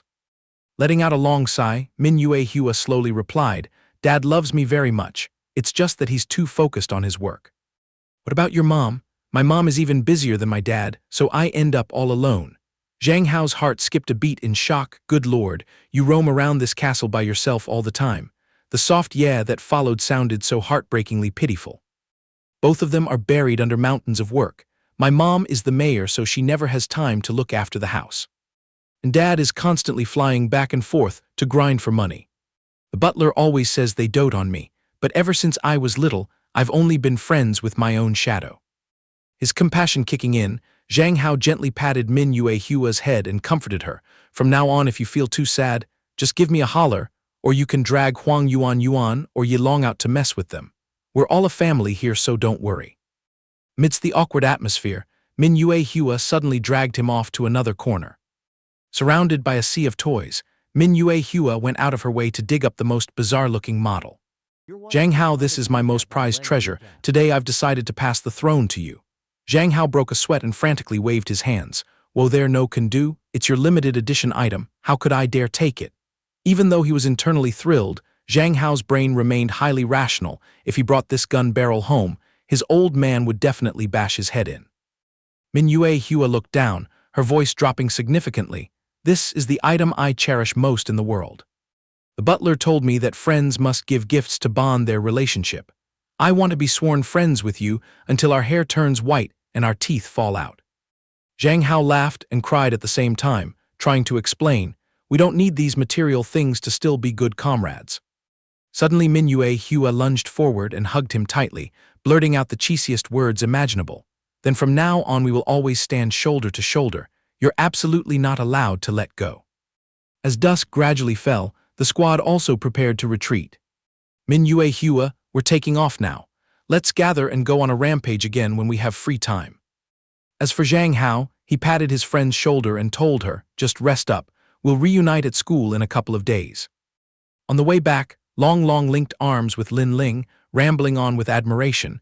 "It's insane. Who would have thought Mingyue Hua's family is loaded like that? Her fashion sense today was also crazy good. Seeing it makes me itch to immediately buy a royal-style outfit for myself." Zhang Hao just kept a blank face, not paying any attention, yawning nonstop like a sleep-deprived person. It seemed his energy was completely drained. Suddenly the young man perked up as if he just chugged an energy drink. "Oh wait, did Brother Long just say he wants to go shopping for new clothes? Talk about a stroke of luck. I have to use this excuse right now to give my wardrobe at home a total makeover." The moment he stepped through the door, he dashed straight into his bedroom. This pile of flashy, tacky rags, he swore to throw it all out and not keep a single piece. Just imagining getting rid of that dreadful pile, Zhang Hao jumped for joy. Long. Let's hit the streets and go shopping tomorrow." The next morning, at the bustling shopping mall, the two guys were passionately dissecting and picking out the most dashing outfits for themselves. Whenever they saw any frilly and girly outfit, Long's eyes lit up like headlights, whereas Zhang Hao waved his hands and criticized every single one relentlessly. When they swung by the section for purely masculine men's clothes, the guy acted like he struck gold and splurged, buying out the whole rack. Suddenly today his spirit was soaring and unusually refreshed. It turns out women's hobby of burning money on shopping has its reasons after all. After sweeping the stores until their legs gave out, their stomachs also started protesting loudly. "Let's get something to eat, man. Let's drop by that Mac-kind joint across the street." As soon as they pushed the door open and walked in, the staff eagerly ran out to promote. "Our latest super combo has already been served on the table for you." The crowd of girls in the restaurant started getting rowdy, competing to pull out their phones and snap pictures nonstop. "Oh my God, that boy's looks are far too sharp." Long scratched his head in confusion, not knowing what thin air Zhang Hao was staring at. He froze because he had an uneasy premonition of being seen through by someone, but his mouth still made excuses. "It's nothing. Let's just order some food first." A series of sneak shots of Zhang Hao flew straight onto social media, with a status hunting for a top-tier visual at Marnie, accompanied by the keyword ultimate handsome boy stepping out of real life. While the young man remained innocently oblivious to the world, to hide his identity, he pulled his sports cap down low with a narcissistic excuse. Bearing the label of being too handsome means I have to humble myself sometimes. Long covered his mouth, gasping in agreement, spot on, with Hao's universally beloved looks. "You definitely need to play defense when going out. Just look at that internet hot boy Lin Zhang. Nowadays he has to hire female bodyguards to escort him just to step outside." While the girl who secretly took the photos was grinning with triumph, Zhang Hao started sweating bullets, a chill running down his spine as if possessed by a ghost. The photo created a media explosion the moment it went live, with likes and comments skyrocketing. Netizens were drooling over it. "Oh my God, the male version of a fairy sister is real. This level of beauty crushes all current internet idols, doesn't it? Oh Lord, here is the ultimate hubby of my life. Listen up, sisters, in 60 seconds, I want this boy's entire resume on my desk." A few scattered comments mentioned that Zhang Hao looked familiar, and they were immediately swarmed by thousands demanding them to drop his info and coordinates. Seeing that, Lin Ling also took the chance to leech off the clout, tossing up a group photo with the caption, "Reminiscing about the park hangout with my prince. Anyone who wants to catch more exclusive pics, remember to follow me and turn on notifications every weekend." Just managing to drag himself home, Zhang Hao threw his exhausted body straight onto the soft sofa. "Good grief, shopping around made my legs fall off, but in return, kicking out that pile of bizarre clothes is satisfying enough." Before his seat even got warm, he saw a barrage of calls ringing in from Brother Long. The young man picked up in a daze, and Long was already shrieking at the top of his lungs. How you went viral, you're blowing up everywhere, blowing up over what the hell." That picture of you chewing on fast food got leaked online, netizens are sharing it like crazy. Open the VBO app right now and marvel at it, you've climbed straight to the top 5 searches. Witnessing his dream guy being gawked at by the whole world, Lin Ling was furious, tearing his hair out in regret. "If I knew this would happen, I would have kept it hidden and not bothered posting it to show off to my friends. How absolutely belongs to me and me alone." Zhang Hao was still dumbfounded, unable to understand how a few sneak shots could stir up such a storm. Swiping the screen, he was stunned when his eyes met the phrase "hunting for the ultimate handsome boy" at Marnie, sitting proudly on the trending board with millions of hits. Minding his own business, and suddenly turning into a tasty piece of meat for a pack of women to tear apart and fight over, Zhang Hao's jaw dropped to his belly button. "Oh, what the hell? I'm totally screwed. I was dressing so shabbily. It's not like I was showing off ridiculously, right? But whatever, ignore it. In a few days, these goldfish-brained netizens will cool down and forget everything anyway." The young man exited the app and casually scrolled over to a game streaming platform to relieve some stress. But what struck his eyes was this ungodly sight. What kind of monkey business are these aunties with bunny ears doing, acting all coquettish and puckering their lips like that? It's an absolute eyesore that just makes you want to hurl insults. Luckily, the gaming section still seemed to maintain a shred of normalcy. It seemed that aside from the fact that all the room hosts were girls, the core of the games remained exactly the same. Zhang Hao's eyes suddenly lit up. Thinking about it, how many springs have I lived this year? I wonder if you can start game streaming without signing a contract yet. With my masterful keyboard dancing hands, doing game boosting might just make me blow up fast. Right at that moment, his sister Zhang Tianqin pushed the door open and walked in. How, your lovely sister is home." Having her face buried in the research lab from morning till afternoon, she had no idea her precious little brother had just become an internet sensation. Zhang Hao forced a twisted smile.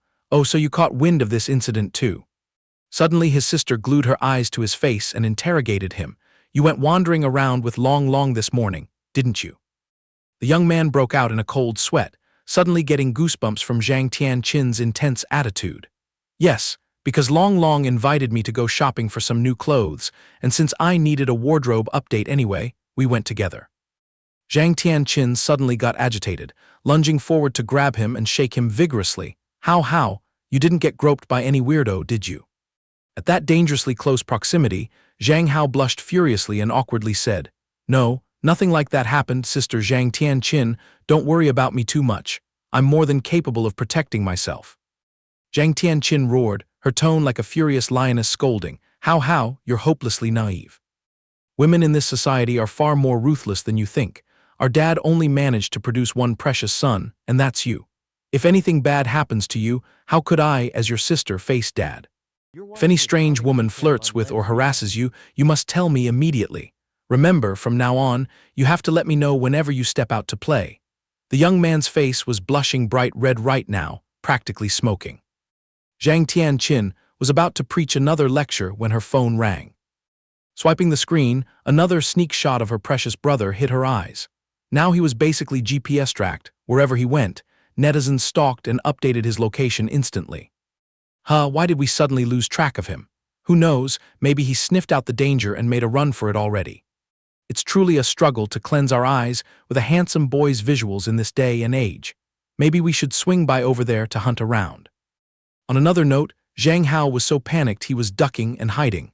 What kind of bizarre script is playing out right now anyway? Right in the middle of this burning chaos, that brat Long Long bombarded him with calls again. His forehead was still drenched in sweat, and before he could even utter half a word, Long Long was already foaming at the mouth and jumping up. How, hold your horses on dragging yourself to school. Zhang Hao's head was spinning, putting on an incredibly exhausted and bewildered expression. Long Long added on, you know that internet storm from yesterday. I have no clue where those people dug up the info that you're wearing out your pants at Con High. So this morning, a huge mob swarmed all the way to the school. They want to block your path and catch you. Sounding the alarm now would be a beat too late. Zhang Hao was currently caught in a situation where he was surrounded and blocked by them. Long Long had to toss out a brilliant idea. How, it's best you just take a day off and stay home to dodge the storm. Even inside this school, there are a ton of crazy fans stalking you. Zhang Hao timidly peeked out with just half an eye to scout the situation. Waiting for the perfect window when no one was around, he hastily turned his bike around and slipped away quietly so he wouldn't get dragged out and scolded by his old man. He had no choice but to text his sister for rescue, Sister Zhang Tianqin, because of the online scandal. It's too risky for me to show my face at school now. Can you help me ask for a day off? Piece of cake. How, just head home to take refuge. I'll also drop by early today. Finally, he managed to preserve his little life and landed safely. Cooped up in his house corner with nothing to chew on, he decided to pull up the game's streaming niche to research. I'm already 18. This career of broadcasting game grinding will definitely rake in more cash than a part-time job. Besides, in my past life, I used to dominate a whole region anyway. The exact split second he filled in his username. Zhang Hao frowned, feeling something was off about this national champion character, but ignoring the bizarre appearance, the game's stat mechanics remained exactly the same, so he decided to roll up his sleeves and give it a try. And then, from multi-kills to dominating streaks, he just keyboard danced his way to snagging victories left and right. Zhang Hao stroked his chin smugly. Well, the feel of my skills is still pretty sharp. Luckily this body is still young, so my reflex speed and keyboard dancing skills have been insanely upgraded. Looks like this gamer talent is still flowing in my veins. Let's go for another round to warm up the machine. Grinding tirelessly, it was dusk in a flash. Zhang Hao stretched his exhausted joints. I've gathered quite a decent haul. Tonight I should probably try going live for a bit to see how it goes. The clock struck past 6 in the evening. Taking advantage of his dad and aunt getting all lovey-dovey, he quietly prepared to head up to his room. Zhang Tianqin raised an eyebrow in curiosity, wondering why her little brother was rushing around and disappearing so quickly today. The moment he dropped into his chair, Zhang Hao slapped his thigh in excitement. Let's get it rolling, guys. For his debut stream, for some reason, he had a bit of nervous butterflies in his stomach. Welcome everyone to the arena of justice. The clicking of the mouse echoed like a machine gun. Zhang Hao smacked his lips and sighed, "What is wrong with this person? Trying to challenge me to a duel. Why is it that whichever lane I drag myself to, they stick to my ass and try to devour me?" A guy using a bland burner account jumped into the comments. "Bumping into a heavy-hitting storm swordsman like that, you're probably about to get wiped out, huh?" The ghost clinging to him like a leech chasing him down turned out to be a female gamer. My observation angle earlier was a bit limited. For a noob at this level to claim she can send me to the respawn screen unless she's using cheat software. Zhang Hao aggressively hammered his keyboard as a warning. "Hey, you on the other side, if you're not cheating, I'll smash this monitor myself for you to see." The female gamer's face was etched with a basket of question marks. "I would stoop so low to play dirty. How ridiculously shameful is that?" A slew of viewers scrutinizing the match were all dropping their jaws discussing the guy who dared to pull the tiger's whiskers, Yu Shen. Looking back at the delusional username "the strongest man on earth," the crowd frantically cheered even harder. "Yu Shen, go teach him how to be a human. Big boss solo him to the death to show him what a festival looks like." On the other side of the battlefield, Yu Shen was also starting to find him an eyesore. Out in the real world it's fair competition regardless of gender. Even if he is a boy, this dirty playstyle is unforgivable. Not to mention, there are tons of weak girls pretending to be guys all over the internet. Zhang Hao strained his eyes to read every single word. "As if I'd stoop to cheating, does a skill level like this even need assist software? Which expert are you brats looking down on right now?" He blatantly commented to declare war. "I don't bother using hacks. If you're not convinced, then let's solo, okay? You create the room yourself and throw an invite over here. Let's fight right now." Fuse was lit, and the atmosphere became incredibly lively. "Oh my goodness, what kind of cheater is this insanely arrogant? Even if he is a boy, I won't tolerate it anymore. Yu Shen, remember to pound him into shape and teach him a lesson. No idea what that clueless idiot, the strongest man on earth, is thinking to dare challenge a top 3 national gamer." The entire choir of viewers heavily leaned toward cheering for Yu Shen. As for the female gamer, her curiosity also flared up. "Let me just keep my eyes peeled to see how top-tier your cheating is." The moment they jumped into the map, both were highly focused, tapping their keys relentlessly. Before even finishing a cigarette, the system announced that Yu Shen had been absolutely crushed. She frowned and widened her eyes in shock, completely unable to believe the truth. The netizens were still arguing loudly. "Looks like the sneaky bastard is pretty good at his tricks. Yu Shen, don't mind the trash, just hit the report button and get him banned." But an anonymous account fired back. "I analyzed it and his hand mechanics earlier were incredibly smooth. It doesn't look like he's using software at all." Another guy immediately snapped back. "I don't give a damn which net cafe he's playing at. If that play wasn't a hack, I'll shave my head and become a monk." Suddenly the crowd caught wind that Zhang Hao was also streaming, so the whole mob rallied to flock over. "Hey guys, the opponent is streaming too. Oh holy crap, what's the room number? 500 brothers, grab your keyboards and sweep his place." Seeing this, Yu Shen pretended to be saintly and intervened. "Oh dear, everyone please don't go wreck his house. The boy is probably just starting to play and doesn't understand the severe nature of using hacks." On this side, Zhang Hao was still leisurely cracking his neck and massaging his joints. The opponent over there is actually pretty formidable."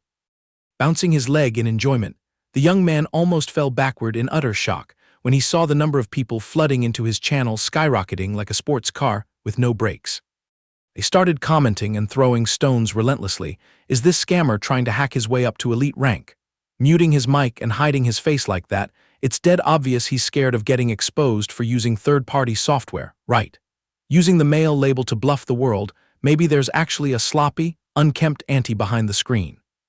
Zhang Hao was dumbstruck, his brain going on strike at the ridiculous thoughts of the internet mob, as if I'd bother using hacks, and now I'm being turned into a sloppy auntie too. How surreal. Desperate times call for desperate measures. Zhang Hao had no other choice but to bite the bullet and turn on his mic to let them hear his voice.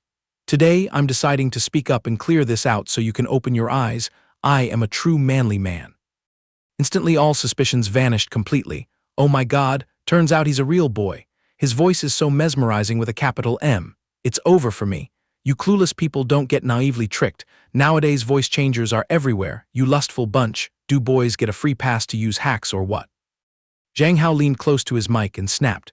"What corner did you guys dig my room number out of? I play fair and square with no hacks. If you don't buy it, then line up for a solo and bet all your assets. I'll turn on my cam and show a close-up of my keyboard dancing hands for you to see." The exact second the cam lit up, hundreds of nosy viewers simultaneously flooded in and squeezed together. Yu Shen also couldn't resist, quietly shooting a friend request and darting straight over to Zhang Hao's channel. "Hee, things are starting to get tense now.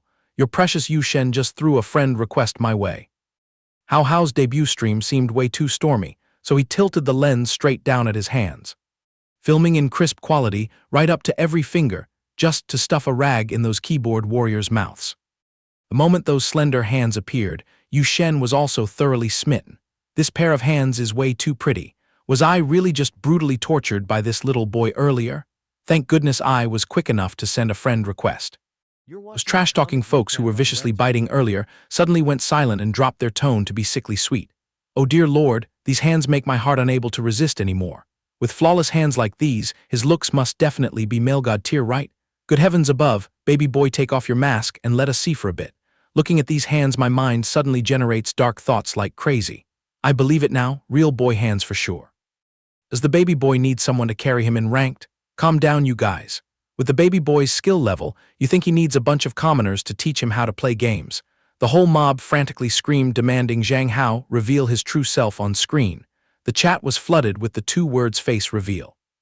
Zhang Hao had a splitting headache, finding the mob super annoying. Match number 2 is kicking off now. Glue your eyes to the screen and learn. I'm locking the comments. They're scrolling so fast it's blinding. At a large corporation skyscraper, a strong independent woman was also secretly lurking and watching this livestream, along with over 100 other nosy viewers. She cracked an intrigued smile. "If we sign a contract and bring this seedling under our wing, he will definitely turn into a money-printing tree for the company." Wrapping up the second match, Zhang Hao was entirely drained, twisting his stiff neck. "Alrighty then, we're calling it a day here. For my startup broadcast, thank you everyone for your support and praise." Day was truly a massive backpedaling and face-flipping convention. Now scrolling through the comments, you only see sweet talk and flattery. "Oh my god, is baby Hao really about to shut down? Hold on, don't leave. It's only been 2 hours and I haven't stared enough. When will baby Hao finally unleash his visuals? Can we pop the cherry on a face reveal tomorrow? I hit the follow button for you. Is the host opening the game grinding joint again tomorrow? I'll go hand out flyers to drag in customers for you. Absolute top tier baby Hao, I'll spam gifts for you. Please idle stay back and keyboard dance for 2 more hours." Zhang Hao grinned broadly, eyes curving into crescents. "Much thanks for the gift money from you players tonight, but this humble one really has to turn off the live. Staying up too late and my parents will bash my head in. Tomorrow afternoon I'll pop back up to serve you games, locking the time at 8 p.m., and I'll only be opening the joint for about 2 hours. Sweet dreams to you internet folks, I'm pulling the plug now." Taking off his headphones, his entire brain felt relieved and liberated. The clock also struck past 10 at night, time to wrap up in blankets and sleep. Tomorrow morning, I have to pry Brother Long's mouth open to investigate how the war zone situation at school is going. At the crack of dawn, Zhang Hao had his hood pulled up, fully camouflaged, going to meet Long. "How's the frontline situation today? Are those zombies still camping outside the school gate hunting for me? The troop numbers have dropped off massively today. They probably got stood up yesterday, so this morning they were too bored and lazy to show up. However, inside the school, everyone is still gossiping like crazy." Zhang Hao rubbed his chin thoughtfully. The internet drama died down pretty fast, huh? At this rate, I can drag myself to class tomorrow, just keeping my hood up to be safe. Long craned his neck curiously, having no clue what Zhang Hao was doing hiding out at home for the past 2 days. The young man replied casually, with a straight face, "I was just messing around typing novels and streaming some games." Long shrieked like he got electrocuted. "What the heck? How went live? Since when? Why am I so out of the loop? The internet crashed, right? How much cash did you rake in? Spill it now." Zhang Hao sweated profusely, unable to stop him in time. "Grandpa, turn your volume down a bit, please. I just started streaming early last evening, testing my luck a bit. I haven't even finalized the contract with the Daoyol platform yet." Right at that sacred moment, his phone chimed with a notification. "Dear user, following your live session on the Daoyol app on November 23, 2021, your engagement metrics have exceeded the standard threshold. Upon reading this notice, please connect with Management Department 01 to finalize your contract and unlock all exclusive perks for official streamers." Seeing Zhang Hao hold the phone right in front of him, Long Long also poked his head over, curious for some gossip. The app just signaled me, saying my engagement hit the KPI, urging me to contact the manager to finalize the contract signing. Long Long beamed, his face lighting up with pure joy. Your time has come and nothing can stop it. Do it right here, right now. Flaunting this devastatingly gorgeous face on stream will definitely break the view counter. Soon enough, you'll turn into an internet idol buried in cash, swiping your card to the max for whatever you want. Just thinking about it gives me the chills. Zhang Hao still frowned in hesitation, looking utterly unimpressed. But my identity right now is still just a student warming a bench. If I grind on this and slack off on my exams, my old man will skin me alive. Besides, diving headfirst into the social media world means waving goodbye to privacy. Netizens will definitely strip away every single detail of my life to scrutinize, mark my words. Long Long racked his brain, offering all sorts of ideas, then how, just wear a tight mask when going live, creating a mysterious vibe will provoke even more curiosity from the public. Once in the live room, just hum a few tunes, sway and dance a bit, and I guarantee netizens will bury you in gifts until their hands cramp. Zhang Hao explained nonchalantly, stop being delusional, I stream comedy gaming, so hiding my face won't kill anyone. Anyway, let's just drag ourselves home and figure it out later, let's bounce. He paid no mind to the fact that right in a dark corner, two pairs of eyes were glued to him, tracking his every move. Wherever Zhang Hao walked, those two figures shadowed his every step. The young man sharply caught the scent of danger lurking nearby. He immediately signaled Long Long to leave first. I just remembered I have to swing by the supermarket to grab some stuff. I won't be walking with you anymore. Long Long nodded innocently, waving goodbye, while his mouth kept rambling, telling Zhang Hao to take care.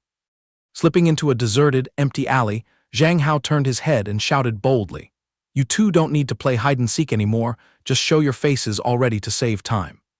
A woman with fiery red hair, dressed in extremely gaudy and garish clothes, stepped out from the blind spot. Oh my, this lady has hit the jackpot today. How on earth did the little pretty boy taking the internet by storm wander into my turf? Little boy, let big sis be your sugar mommy, what do you say? Zhang Hao's face darkened as he aggressively raised his chin and retorted, which holy entity are you supposed to be, old auntie? The lackeys behind her jumped up indignantly, puffing their chests and dropping names. Are you blind or what?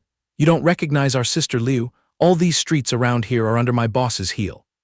Zhang Hao sneered contemptuously, cutting them off instantly. Oh, sister Liu, don't know her and don't care. If you have anything else to bark, spit it out fast and get lost. Unable to swallow that arrogant tone, a female lackey rolled up her sleeves and yelled, "You little brat, are you tired of living? Did you eat a tiger's gall to dare be so insolent to Sister Liu?" Seeing this, Sister Liu sharply turned around and delivered a devastating punch to the brat, making her wail and scream. She flashed a wicked smirk, who uses violence on a pretty boy anyway. This kid is pretty tough, I'm starting to like you. She gloated inwardly, the underworld rumors were dead right, he is indeed a top-tier catch not to be missed.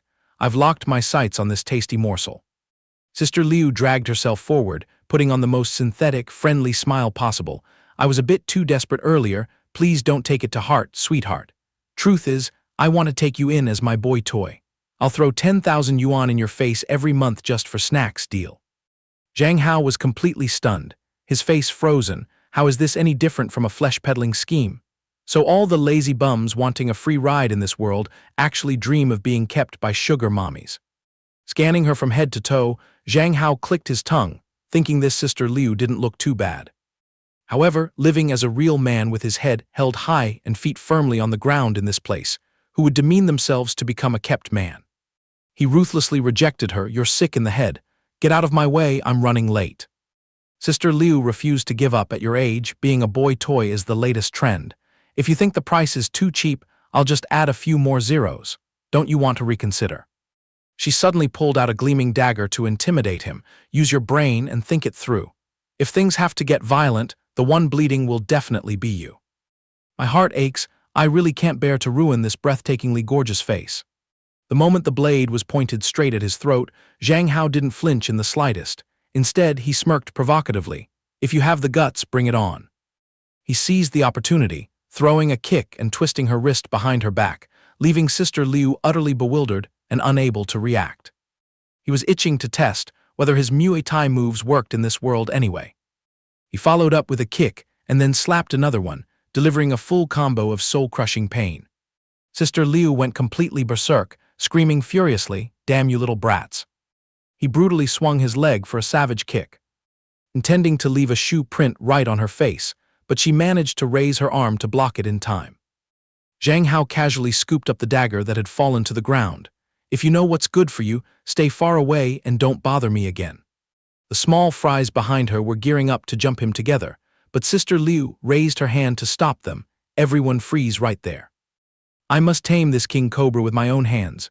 She rolled her shoulders, cracked her wrists, clenched her fists, and took a fighting stance, ready for a life-or-death brawl. Zhang Hao sweated bullets. Earlier, he got lucky and turned the tables because she underestimated him. The problem was, women's muscle power in this world was insanely overpowered. He had to use his brains to get out of this. She gathered momentum and threw a lethal uppercut straight at Zhang Hao.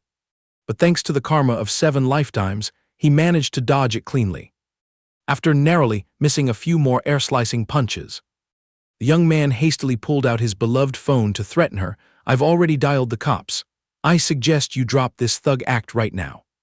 Hearing that, Sister Liu raised both hands in surrender. Well, not only do you have heavy hands, but your brain works fast too. "Okay then, I'm pulling back, no more fighting." The lackey behind her sulked indignantly. "Sister Liu, are you just going to spit out the bone and let that brat off so easily? What the hell do you idiots know? To catch a big fish, you have to be patient and slowly bait the hook. Don't you think I make a good point, my precious baby?" Zhang Hao lowered his voice for a final warning. "Stop right there, absolutely no tailing me. I haven't hung up on the police yet." Outwardly she kept her mouth shut, but deep down, she had already permanently marked this kid. She even sneakily snapped another photo to send out.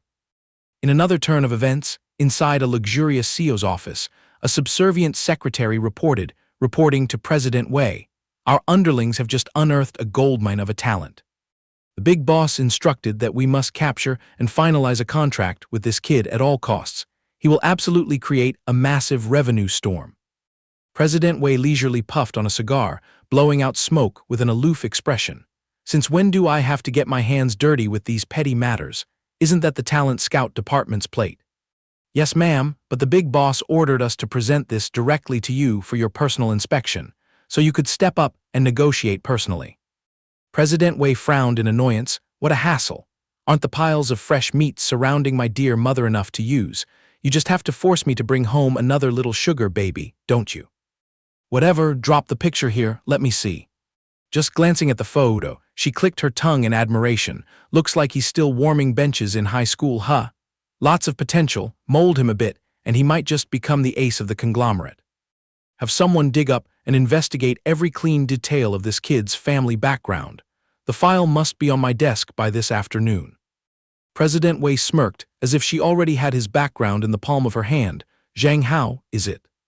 Under the glaring morning sun, at the school basketball court, Zhang Hao was aggressively shooting hoops, but his nose kept continuously sniffing and sneezing.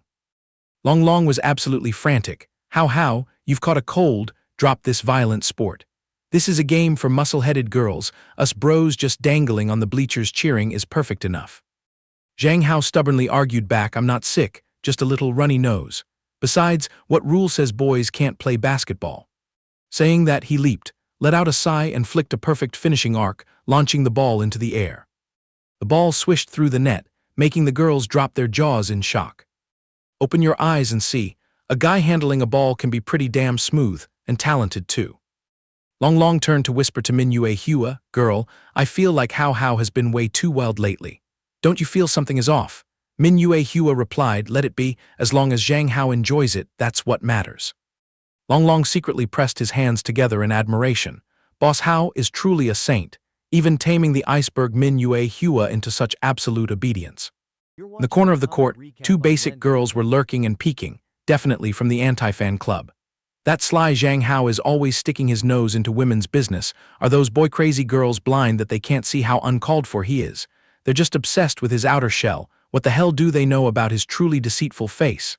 Let's just stick to him like glue, we'll definitely catch a slip-up. The 2 girls sneakily pulled out their phones to take secret photos.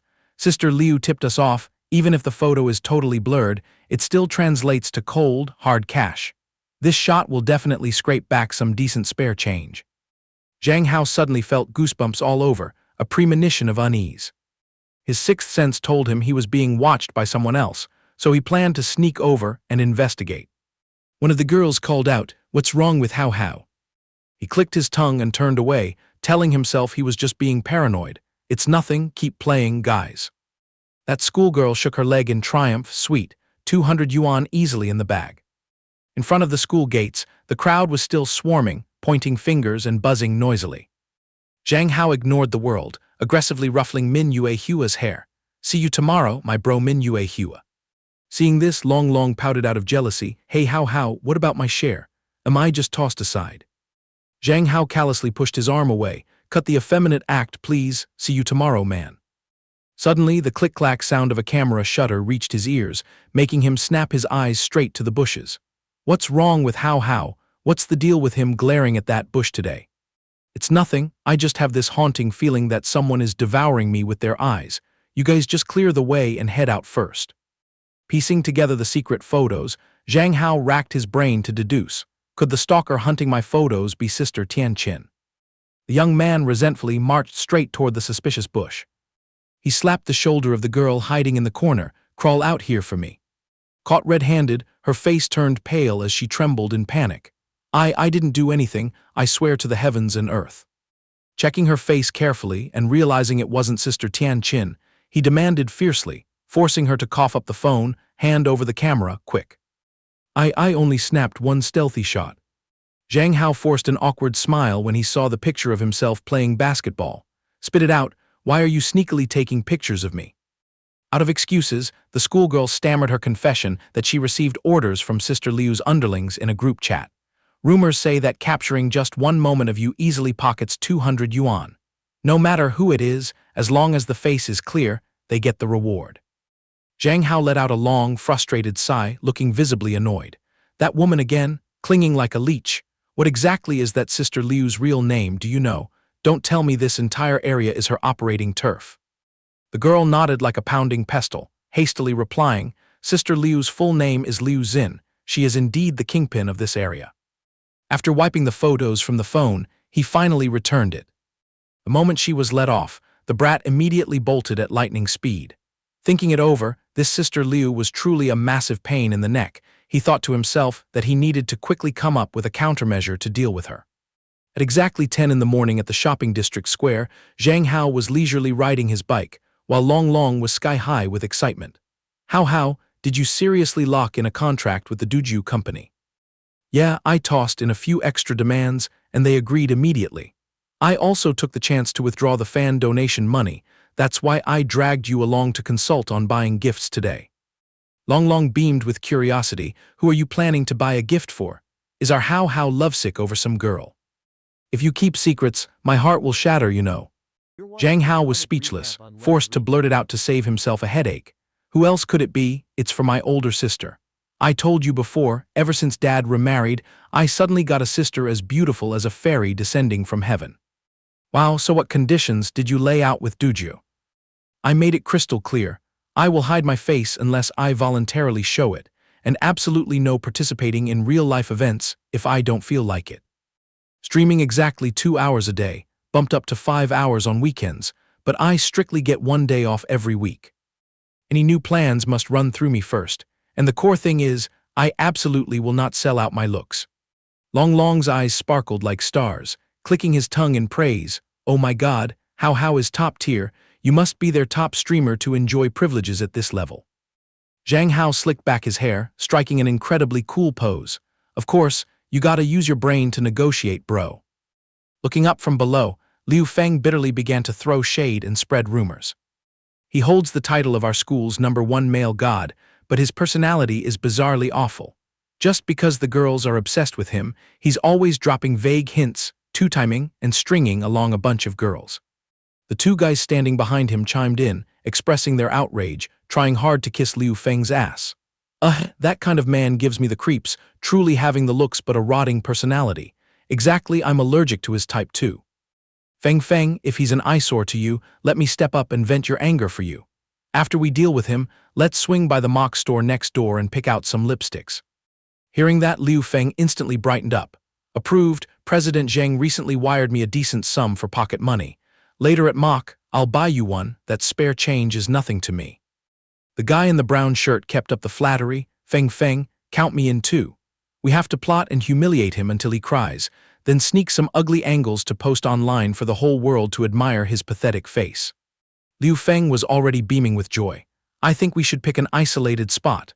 Otherwise, someone might jump out to play hero saving the beauty, and that would ruin everything.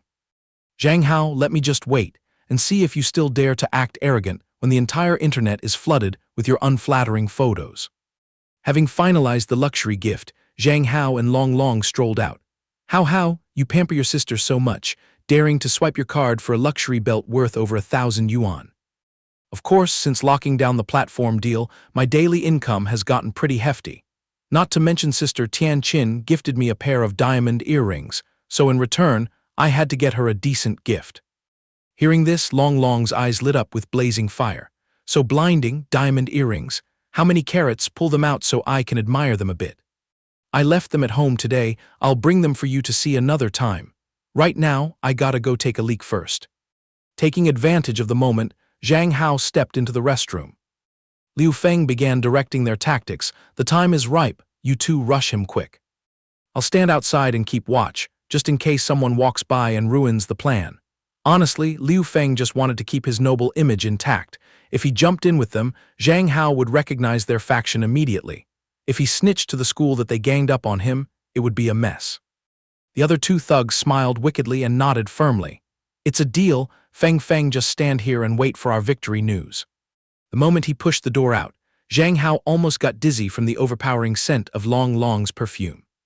"Please put that perfume away, it's way too strong. Hurry up and let's go find something to fill our stomachs." Just as he squeezed past to step outside, those two random punks had it all calculated, slamming straight into Zhang Hao's body.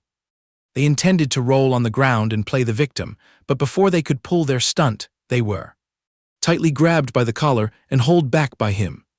"What kind of annoying stunt are you guys trying to pull here?" The guy in the brown shirt instantly started screaming bloody murder at the top of his lungs.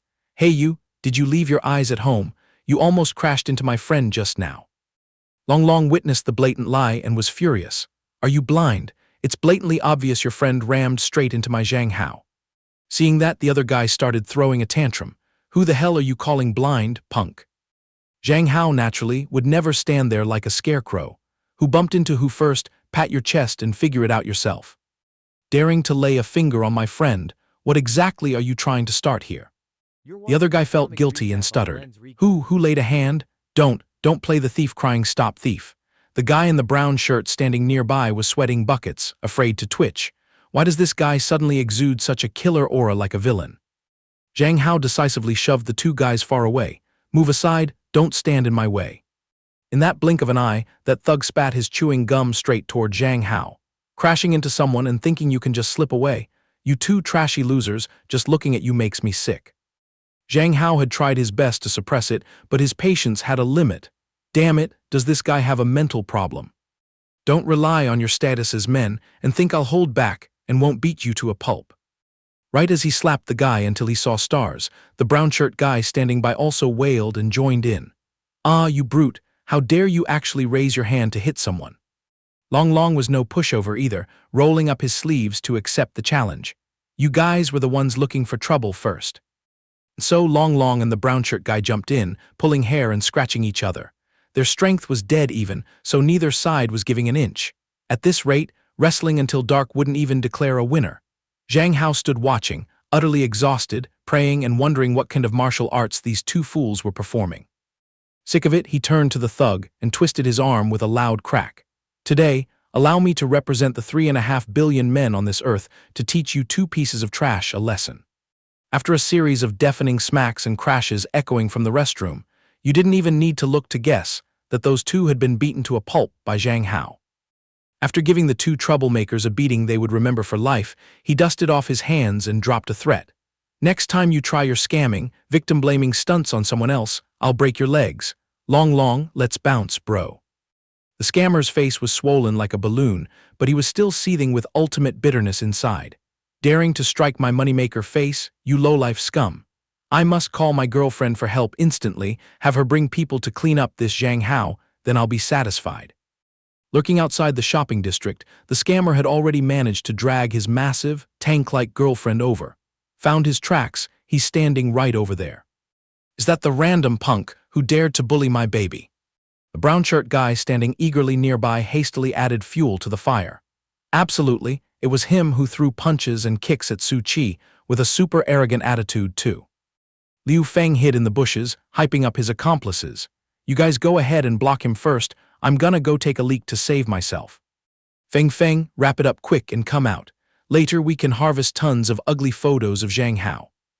By nature, this Liu Feng was full of hidden daggers, using the excuse to slip away so he wouldn't have to show his face and take a beating. I'm not as dumb as you guys. Later, I'll just lurk in a corner and sneakily film Zhang Hao and Su Qi fighting. Then I'll spread rumors that Zhang Hao stole someone's boyfriend and blast it all over the school forum. Haha, Zhang Hao, just brace yourself. Su Qi sobbed crocodile tears. Honey, earlier that guy violently abused me, boo-hoo-hoo. Zhang Hao was thoroughly fed up having to witness this melodramatic play. Guys like you who can't even tie up a chicken still have the thick skin to come here and cause trouble. Although Long Long's face was green as a leaf, his mouth was still tough. You guys started this mess, and now you want to spit blood on us. Zhang Hao drew his sword and declared war directly to their faces. If you people want to make a move, do it quickly, please. I'm running out of time here. Ironically, Su Qi's girlfriend seemed to have swallowed poison bait the moment her eyes swept over Zhang Hao's face. Oh my God, love strikes down and blinds my entire life. Have I, a Zhen, fallen deeply in love with this romantic beauty?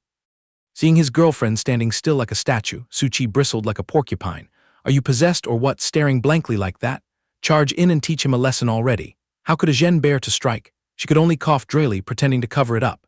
Hey you, no matter what your excuses are, making the first move means you're dead wrong. I belong to the educated class. As long as you bow and apologize to my boyfriend, we'll call today's grudge settled. Hearing that, Su Qi jumped up like a cat on hot bricks. Honey, have you been brainwashed? He beat me to a pulp, and just one apology sentence lets him off the hook. The burly Zhen immediately shot him a warning glance. The street is full of people watching. Do you want me to act like a thug against a fragile man? Su Qi screamed tearfully. Are you under his spell? Confess. It was obvious you were staring at him passionately just now. You should remember I am your main squeeze. Zhang Hao rubbed his temples wearily. Please take your family drama to a tree and sort it out behind closed doors. Please stop blocking my way.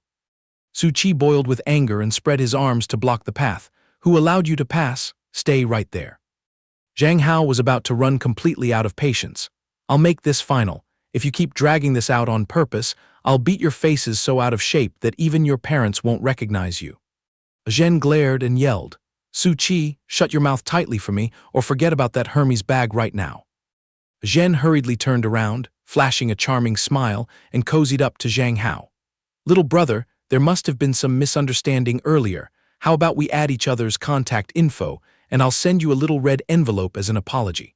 Liu Feng, lurking from afar, had already gathered a bunch of priceless footage. Hee, I'll cook this up into a jealous lover stealing boyfriend clip, then blast it all over social media. I guarantee Zhang Hao's reputation will be ruined this time, making his life a living hell. At that exact moment, a rare luxury car pulled up and parked right at the shopping district's entrance. The person stepping out of the car was no stranger. It was the powerful President Wei. Reporting to President Wei, next we will move to Qingshan Square for an incognito inspection of the Q2 revenue report. Pausing for a beat, her eyes caught a familiar silhouette. Isn't that Zhang Hao? Liu Feng was gloating over harvesting the perfect dramatic scene, when Liu Xin suddenly materialized like a ghost right behind him out of nowhere. She smacked him hard on the shoulder. What the hell are you secretly filming? And nothing shady at all, Sister Liu. Glancing at the offensive video, Liu Xin glared with daggers in her eyes and roared, Are you tired of living? How dare you film my true love, sharing the same frame with another cheap bitch? Liu Xin roared and yanked Liu Feng up by the collar backward, nearly suffocating him. Sister Liu, have mercy, I know I was wrong, please don't hit me. Boo-hoo-hoo. Wailing loudly, Liu Feng was secretly terrified to the core. Wasn't this person the supreme boss of this area? He never expected Zhang Hao to be bold enough to poke a fire ant nest of this scale. Liu Xin dragged Liu Feng forcefully straight to where Zhang Hao was. Well, we've been apart for far too long, haven't we? The moment a Zhen caught a glimpse of Sister Liu's shadow, all the blood drained from her face. How bizarre, why did Liu Xin show up at this place of all places? Liu Xin smirked wickedly. We've only been apart for 2 days, Zhang Hao, do you know how desperately my heart aches for you?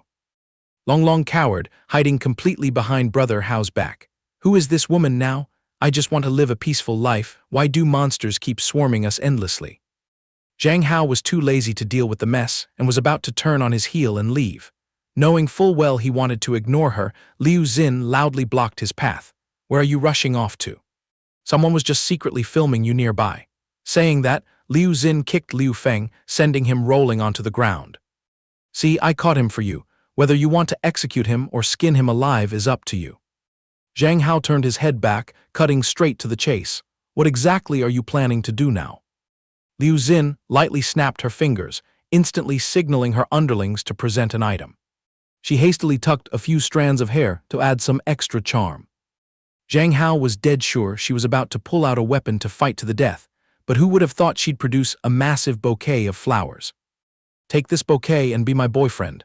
I am truly, madly, deeply obsessed with you, Zhang Hao. The young man froze entirely, his brain unable to compute what kind of weird script was playing out.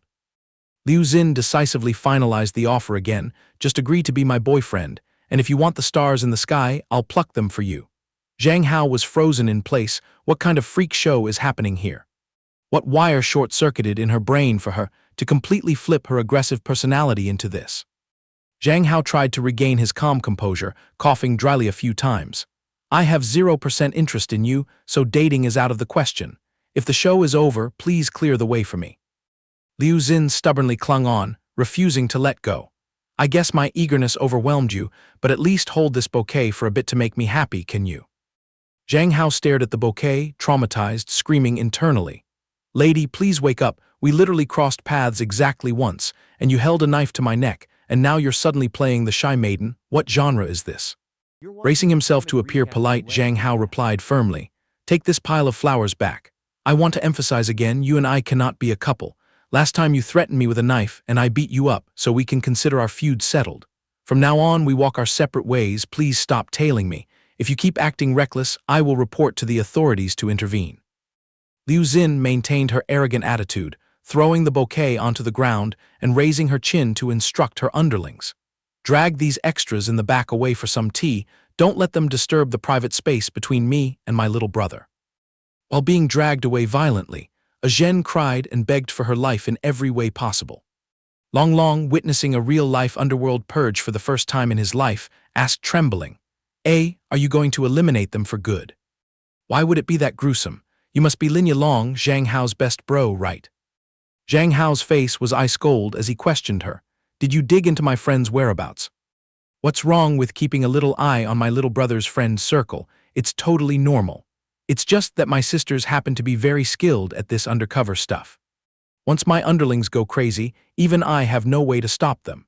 Finishing her sentence, Liu Xin closed the distance, pressing her face close to Zhang Hao's in a highly threatening manner. It was obvious she was using Long's safety as a bargaining chip. The rustling sound of autumn leaves only made the silent space more suffocating, tense as a drawn bowstring. Zhang Hao had to bite his lip and take a step back. Fine, let's keep the peace between us. Speak plainly, what other schemes do you have?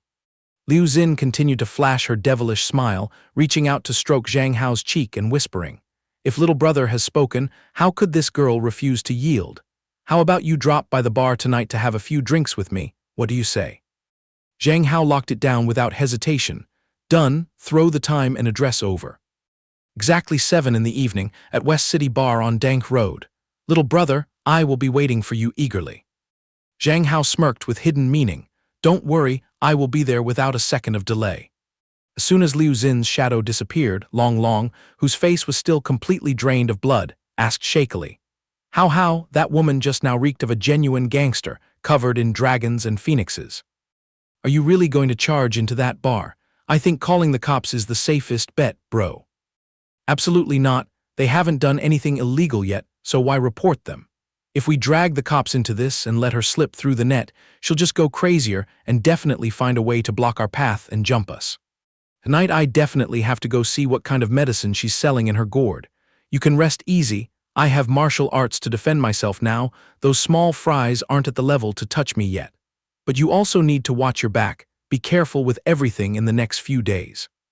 Long Long tearfully hugged Zhang Hao tightly as if they were parting forever. Boo-hoo, brother Hao, you absolutely cannot lose your life in a foreign land. Let go of me, man, I'm just going to pour drinks at a bar, not heading to the guillotine, okay? Tone down the dramatic acting, please. Right at that moment, a female manager walked up and spoke. Excuse me, are you Zhang Hao? Our CEO Wei wants to see you, if you don't mind, please come with us for a moment. Zhang Hao was completely drained of energy. Can you guys just leave me alone? 2 groups blocking my way to kidnap me in a single day. Are you guys trying to meet your KPI or something? Not knowing which big shot the CEO Wei was, Zhang Hao picked his ear and replied bluntly, "Too bad, I'm busy." Seeing that, the female manager immediately waved her hand, signaling the men in black suits to rush forward. At this point, Zhang Hao had no way to refuse and reluctantly agreed. Fine, let's go. He muttered to himself that he must have stepped on a dog's tail on his way out this morning, which was why all these demons and monsters kept flocking to tail him. He urged Long Long to sneak back home first, reminding him to call if anything went wrong. The young man was escorted to a super magnificent corporate building. As soon as he stepped into the room, he was overwhelmed by the presence of the person inside. The woman sitting peacefully on the chair emitted an incredibly fierce aura of oppression. It was exactly the media tycoon, the CEO of Feng Hong Group, Wei Nan. Upon seeing Zhang Hao's silhouette, she immediately stood up to welcome him. Glancing at him from head to toe, the female executive nodded in assessment, quite good potential. Truly a rare gem that is hard to find in the current market. Just sign your name here, and I will promote you into an A-list star. Zhang Hao's brain hadn't even processed the situation yet, completely clueless as to what kind of smokescreen this woman was throwing.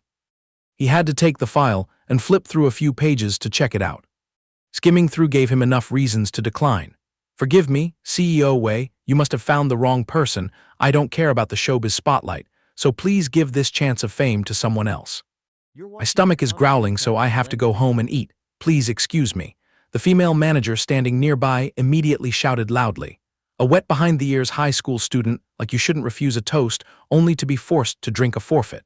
CEO Wei lowering herself to offer you this is a blessing from 3 lifetimes of your ancestors. Zhang Hao snatched his hand back, his face as cold as ice. My decision is final, I'm not interested. Right after saying that, he casually shoved the female manager, sending her sprawling on the floor. The sharp-eyed female director closely observed his defensive moves, knowing full well that this kid had been professionally trained.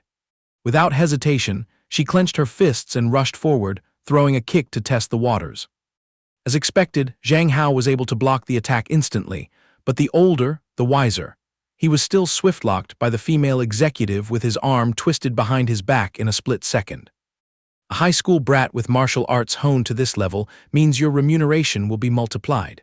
Thank you for your generous hospitality, CEO Wei, but I must decline. She loosened her grip and warned him not to slam the door shut too hastily. Remember this well, in this world, there is no item I want that I cannot claim. I will grant you the privilege of going home to think it over carefully. Now, escort this kid back. Zhang Hao secretly broke into a cold sweat, telling himself that this woman was definitely a fierce beast, not easy to deal with at all. As soon as he poked his face into the house, Zhang Hao locked his bedroom door tightly and brought out his tools to organize. Tonight's life and death gear was locked and loaded, including a voice recorder, a dagger, and a specialized pepper spray. The young man took a deep breath, typing on his phone to leave instructions for Long Long. If you don't hear from me by exactly 8:30 tonight, drag yourself to the police station and report it immediately. His hands were typing while his brain was constantly calculating, looking for an exit strategy to cut all ties with that woman Liu Xin. The weather acted up, pouring down heavily, but since he had already mounted the tiger, he had to ride it out, so he waded through the water to the meeting spot. With a body soaked like a drowned rat, he pushed the door and entered the bar. Immediately, a henchman came out to greet him. You're the boy Zhang Hao, right? Our boss has been anxiously waiting for you. They herded him straight to the second floor. Liu Xin was sitting cross-legged grandly on the sofa, flanked by two gigolos serving her, pouring wine and feeding her fruits. Reporting to Sister Liu, the merchandise has been delivered. Before anyone could speak, Zhang Hao struck preemptively. I brought myself here tonight to settle the grudges between us once and for all. To put it bluntly, I don't want to be involved with your kind of people in the slightest. It's better if we wipe the slate clean, mind our own business like well water not interfering with river water, becoming strangers walking on separate paths. That would be mutually beneficial. Liu Xin lazily let out a sigh and stood up. Tusk, this demand seems a bit too sour. How about this, you give your all to please me for just one night. After it's done, I promise to let you go and stop tailing you. Zhang Hao maintained his firm stance. You know full well that is impossible. If you keep pushing people too far, I will call the cops to arrest all of you. Call the cops to arrest me. But this weak girl is only putting her heart into pursuing the man of her dreams. What law forbids a girl from flirting with a guy? Liu Xin's minions insolently interrupted. Boss, why waste your breath on this brat? Just let us pin him down so you can devour him raw. We can conveniently film a few hot clips while we're at it. If he squirms and resists, we'll leak them online for the world to see. Let's see if he still dares to talk tough. What's wrong? Your face is turning pale, huh? If you're smart, you better obediently serve our sister Liu. Zhang Hao stared blankly at the female minion, secretly marveling that he had lived long enough to see someone stupid enough to voluntarily confess their entire malicious plot out loud. You're doing a great job as a backup dancer, sis. This is the first time I've seen someone hatching a scheme and screaming it loudly for the whole village to hear. For your information, I have had my voice recorder on this entire time. Liu Xin was actually extremely pleased with that dirty, despicable scheme. Looks like my underling came up with a top-tier plan. Now, do you prefer me pinning you down alone, or getting ganged up on and crushed by the whole group? The female minion behind her was already brandishing a dagger in her hand, flashing an evil smile. Zhang Hao's face remained unchanged. Wow, playing big and pulling out cold weapons now. If I refuse, are you guys planning to gut me to silence the witness? But what a pity, I also brought some self-defense toys with me. Seizing the opportunity, he whipped out the pepper spray and unleashed a full blast straight into the faces of the scoundrels, making them burn with agonizing pain. Damn it, this brat is using pepper spray. Quick as lightning, Zhang Hao circled around and subdued Liu Xin's female minion. Don't move, drop the dagger on the ground right now. Let me out of here. If you force me into a corner where I have to use justifiable self-defense and accidentally take a life, you'll be rotting in jail. Liu Xin remained completely nonchalant as if nothing had happened. Little boy, you've grown some guts, haven't you? Zhang Hao retorted without yielding. Drop the idea of sending your bloodhounds after me right now, unless you want to create a bloody scene that will bring the cops swarming in to bust this whole den. That wouldn't do any good for your future prospects. While throwing threats, he used the female minion as a human shield, slowly backing away toward the emergency exit. Liu Xin didn't seem fazed at all. Instead, her blood boiled with the thrill of conquest. Zhang Hao, I have plenty of time to play cat and mouse with you. Right at the boiling point, Liu Xin was startled by an urgent alert message. Boss, that kid Zhang Hao just sent this photo over. He claims to have recorded the entire threatening conversation from earlier. He says if you don't want the police involved, you better not foolishly touch him or his friends. Otherwise, he'll risk his life to play all in against you to the bitter end. After reading it, Liu Xin finally panicked, overwhelmed with extreme bitterness. This dirty-playing son of a bitch, no wonder he was acting so arrogant and defiant all this time. All this while, on the upper floor, a dark silhouette had been silently monitoring Zhang Hao's every move and softly picked up the phone to report. Reporting to CEO Wei, the target Zhang Hao has escaped safely. Pacing the hallway with a messy jumble of thoughts since that day, Zhang Hao remained anxious and restless. It's unclear if threatening Liu Xin 2 days ago was enough to force her to back off. What if that crazy woman goes rabid and bites wildly? I definitely need to prepare a backup plan. Right in the midst of his inner turmoil, a group of classmates gathered around to gossip. Hey, caught the latest tea? Heard that the female boss Liu Xin just got taken down by someone. Yep, I heard that too. Could it be that this area is about to undergo a change in power dynamics? Rumor has it that a new boss will be landing in the Denghe district tonight. Weird, why would there be a sudden order to change horses midstream like this? Not a single drop of news was leaked. Rumor has it that Fenghong headquarters ruled that the bullying issue in this area had gone out of control, contradicting the company's guidelines. so they sent someone else down to take over. Zhang Hao felt a jolt of alarm, a change of leadership already. But this Feng Hong group name sounds so familiar, as if I've bumped into it somewhere before. Racking his brain for a moment, Zhang Hao's face turned pale. Wait a minute, isn't that the corporation belonging to that anti-CEO Wei? But what the hell does CEO Wei's empire have to do with that woman Liu Xin? The moment the school dismissal bell rang, he immediately sprinted straight home. Ning Qin had already prepared a fragrant, lavish feast waiting for him. How, you're back. Hurry up and wash your hands to eat. I personally went into the kitchen to show off my skills today. Zhang Hao looked around in all directions. Where did Dad and Auntie go? Why is Sister Tian Qin the only one left alone at home? Both parents are stuck with overtime shifts today. No one will be coming home tonight. Who knows what kind of scenario Zhang Hao's vivid imagination cooked up that made his face flush bright red. Does that mean this whole kingdom belongs to just the two of us tonight? A lone man and a lone woman under the same roof. Seeing the kid zoning out like he just lost his life savings, Tian Qin reached out and lightly tapped his forehead. Where did your soul wander off to, looking so dazed like that? The young man's heart skipped a beat, and he covered it up with a few fake coughs. Oh, it's nothing, Sister Qin Qin, let's dig in. His mouth said so, but in his head, he metaphorically slapped himself a few times for his dark thoughts. Zhang Hao, go rinse your mouth with bleach and wake up. She is your older sister. Even though the two didn't share a single drop of blood, the young man still tried to stuff rice into his mouth as fast as possible to gloss over the situation, avoiding letting his mind wander wildly. Just as the kid was about to claim the dishwashing duty, Tian Qin stopped him. How, just head back to your room to handle your homework. You still have to go live and interact with your fans tonight. Leave this battlefield to me. Are you sure you don't need me to lend a hand? Tian Qin walked over and affectionately held her younger brother's hand. Yeah, I can handle it. I care too much about Hao's precious hands to let them be tainted with the smell of grease. Zhang Hao got shy, and his face turned as red as a tomato again, secretly admiring Sister Tian Qin for being beautiful inside and out, the absolute standard of an ideal national wife that everyone loves. If he were still in his old world, he would definitely tirelessly pursue a wife like this. Suddenly, he felt a slight pang of regret as to why Tian Qin had to bear the title of his older sister. Time flew by, and the clock's hands ticked from 7 straight to 9 o'clock. The usual 2-hour live broadcast KPI for today was officially completed. Right at this moment, Tian Qin pushed the door and walked in. How, 2 hours are up, it's time to relax. Yes, I just ended the live stream too. Wearing a lethally sexy, thin spaghetti strap top, the older sister leisurely approached and sat casually on the edge of the bed. Chatting for so long must be exhausting, right? Come closer, let me give you a massage to loosen your muscles.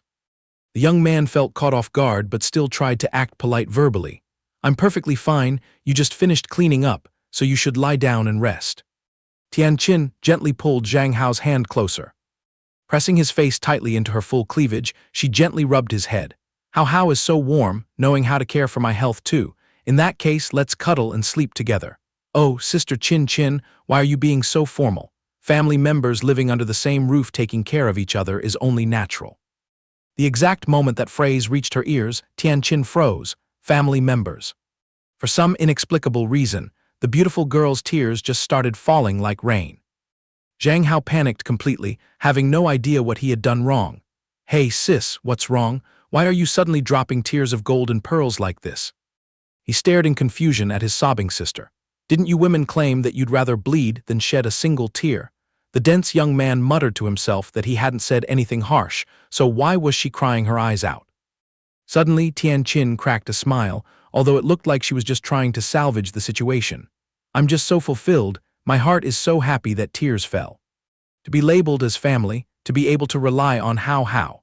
It wasn't until this moment that Zhang Hao understood the situation, so just because he mentioned the word family, it struck Sister Qin Qin's sensitive chord.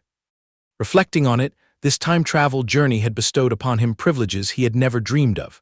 At the very least, he now had a proper home, and the old man also had someone to rely on, escaping the fate of sleeping alone in an empty room.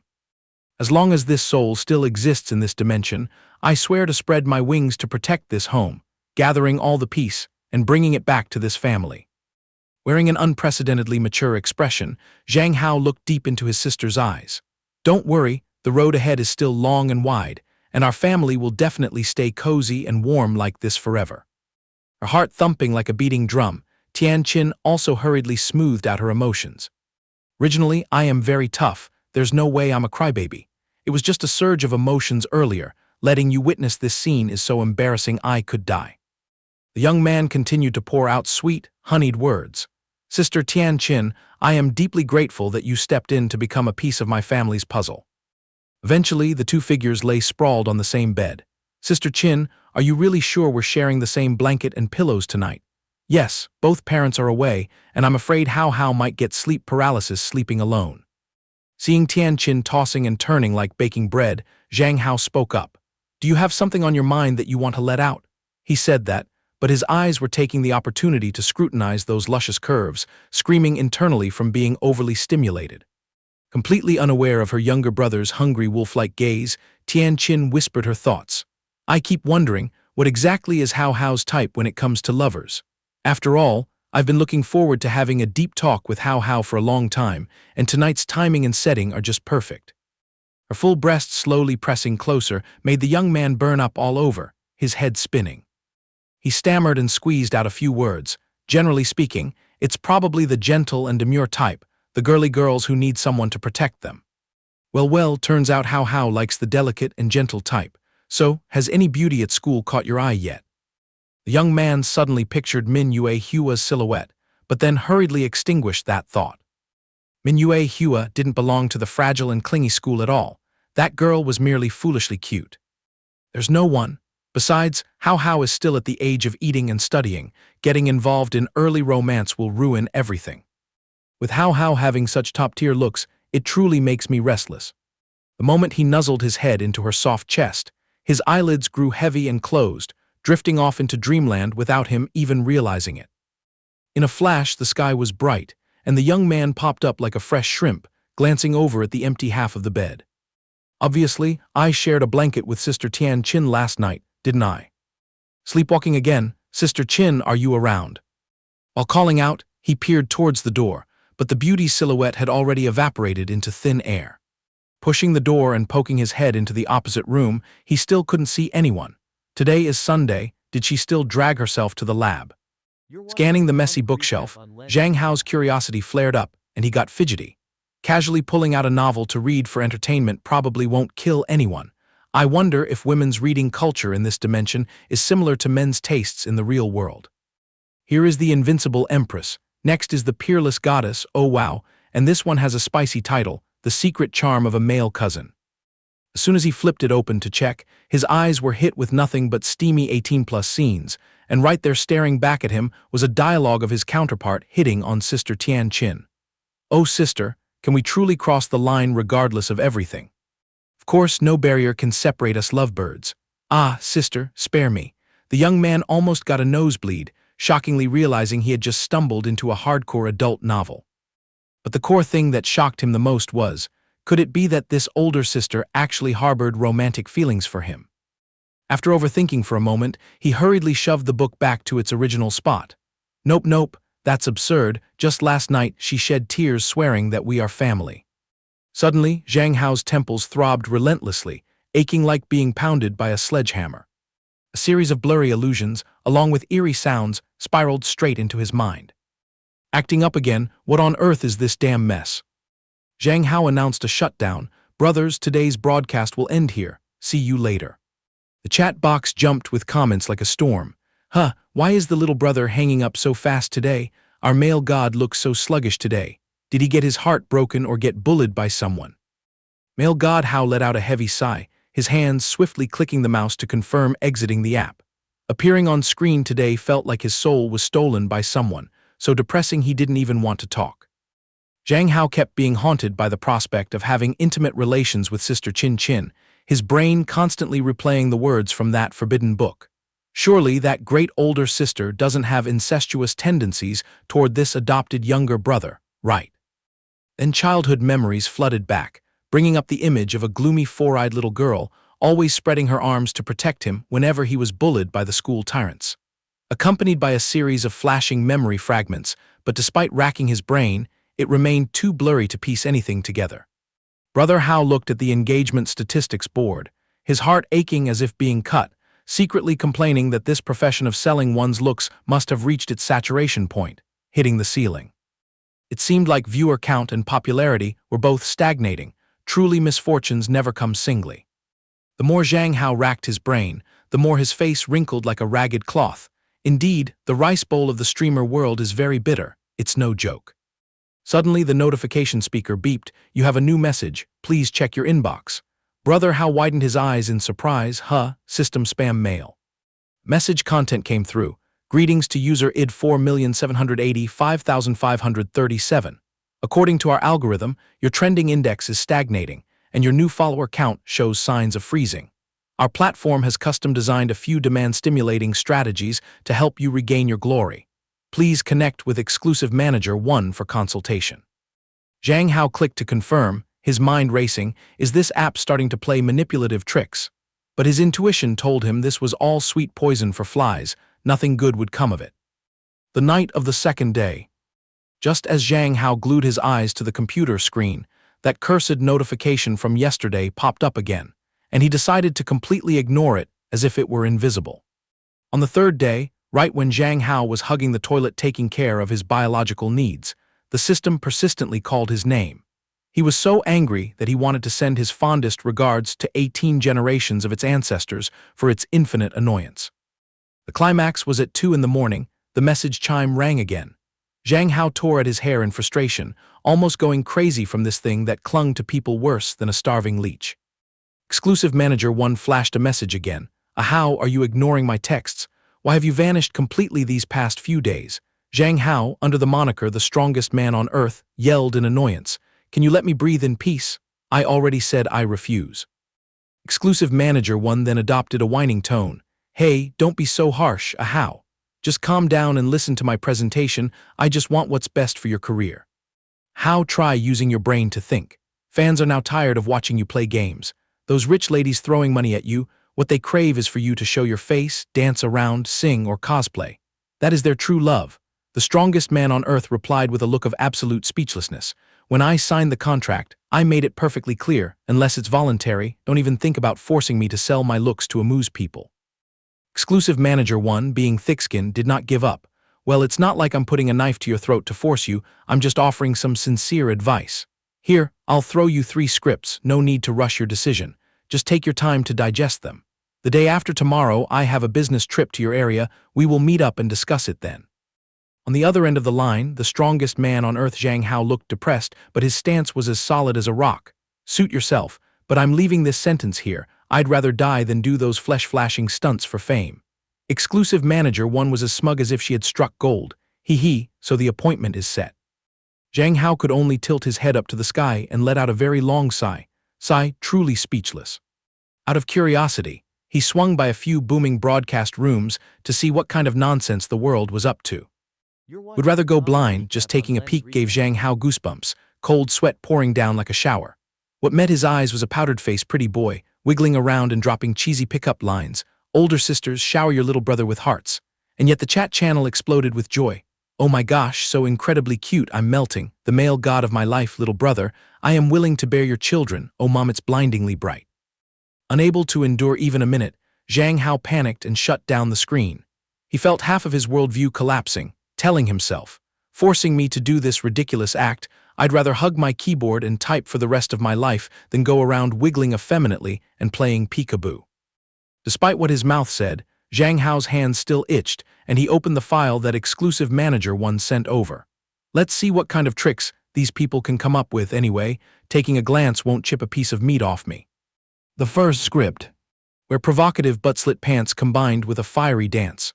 A billion question marks immediately sprouted above Zhang Hao's head. Terrified, he scrolled quickly to the second script. Male god crossdresses as an anime maid girl. After reading it, he almost suffocated from culture shock. Onto the third script, a handsome man wearing tight clothes, drenched in sweat, showing off his figure in the gym. Zhang Hao gritted his teeth, decisively clicking the button to close the file. I knew it, trusting their moral character was indeed a huge mistake. Time flew and 3 days passed, under a beautifully bright sunny sky.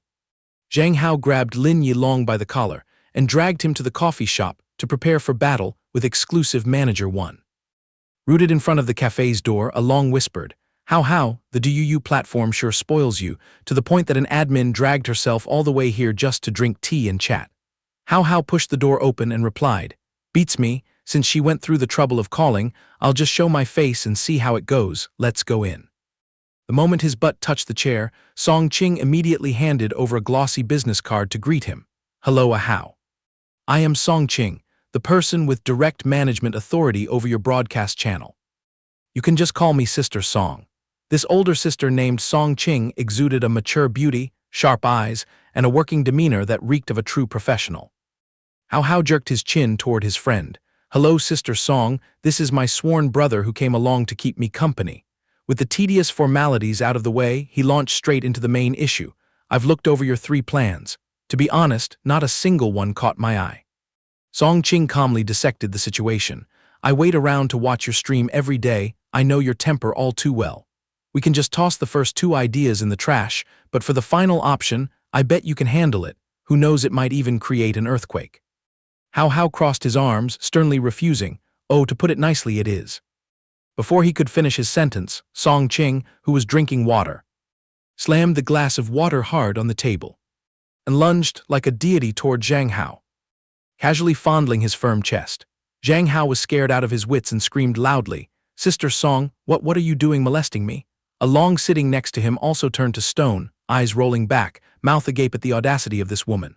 Song Ching ignored the panicked expressions of the 2 boys, stroking her chin and commenting, Well, this bulging chest muscle, you must train fiercely every day, right? If you're afraid of revealing your looks, I suggest you just wear a mask while doing a fitness live stream. No need for sweet talking or wiggling around. This solid physique alone is enough to deal fatal damage to tens of thousands of hearts. By doing that, we will crush those effeminate guys who only rely on makeup. You just focus on sweating and training hard and let me worry about the viewers. Isn't that absolutely wonderful? Song Ching unleashed a barrage of brainwashing words.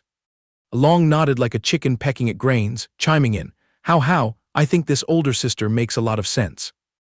Zhang Hao racked his brain calculating. If it's just wearing a mask, doing push-ups and pull-ups, without taking off my shirt to flash my skin for engagement, then it wouldn't be completely trampling on my self-esteem. Moreover, taking this opportunity to spread the spirit of physical fitness, helping the boys in this world become less effeminate, and salvaging some masculine dignity is also a great deed. Perhaps it could brainwash the girls into looking down on men a little less. Finalizing his decision, Zhang Hao nodded firmly. Fine, starting from tomorrow. Every week I will dedicate 3 days, half an hour each day, to do a gym live stream, of course. My face must be completely covered. That evening at home, having just heard about his precious son's startup project, Hao's dad flew into a raging fury, roaring like thunder. Going out to flaunt your body, lifting your shirt to show people your chest. I absolutely forbid it. His towering rage turned Hao's dad into a tyrannosaurus, putting him in a chokehold like catching a chicken ready to be roasted. You've grown up, so you're planning to sit on my head and neck, huh? Turning a blind eye to you playing games online is already a massive favor. Now you're demanding to go online to do this sweaty stunt. Do you know how thin and provocative those workout clothes are? I do not agree. Hao turned pale with fear, struggling and screaming, Dad, calm down.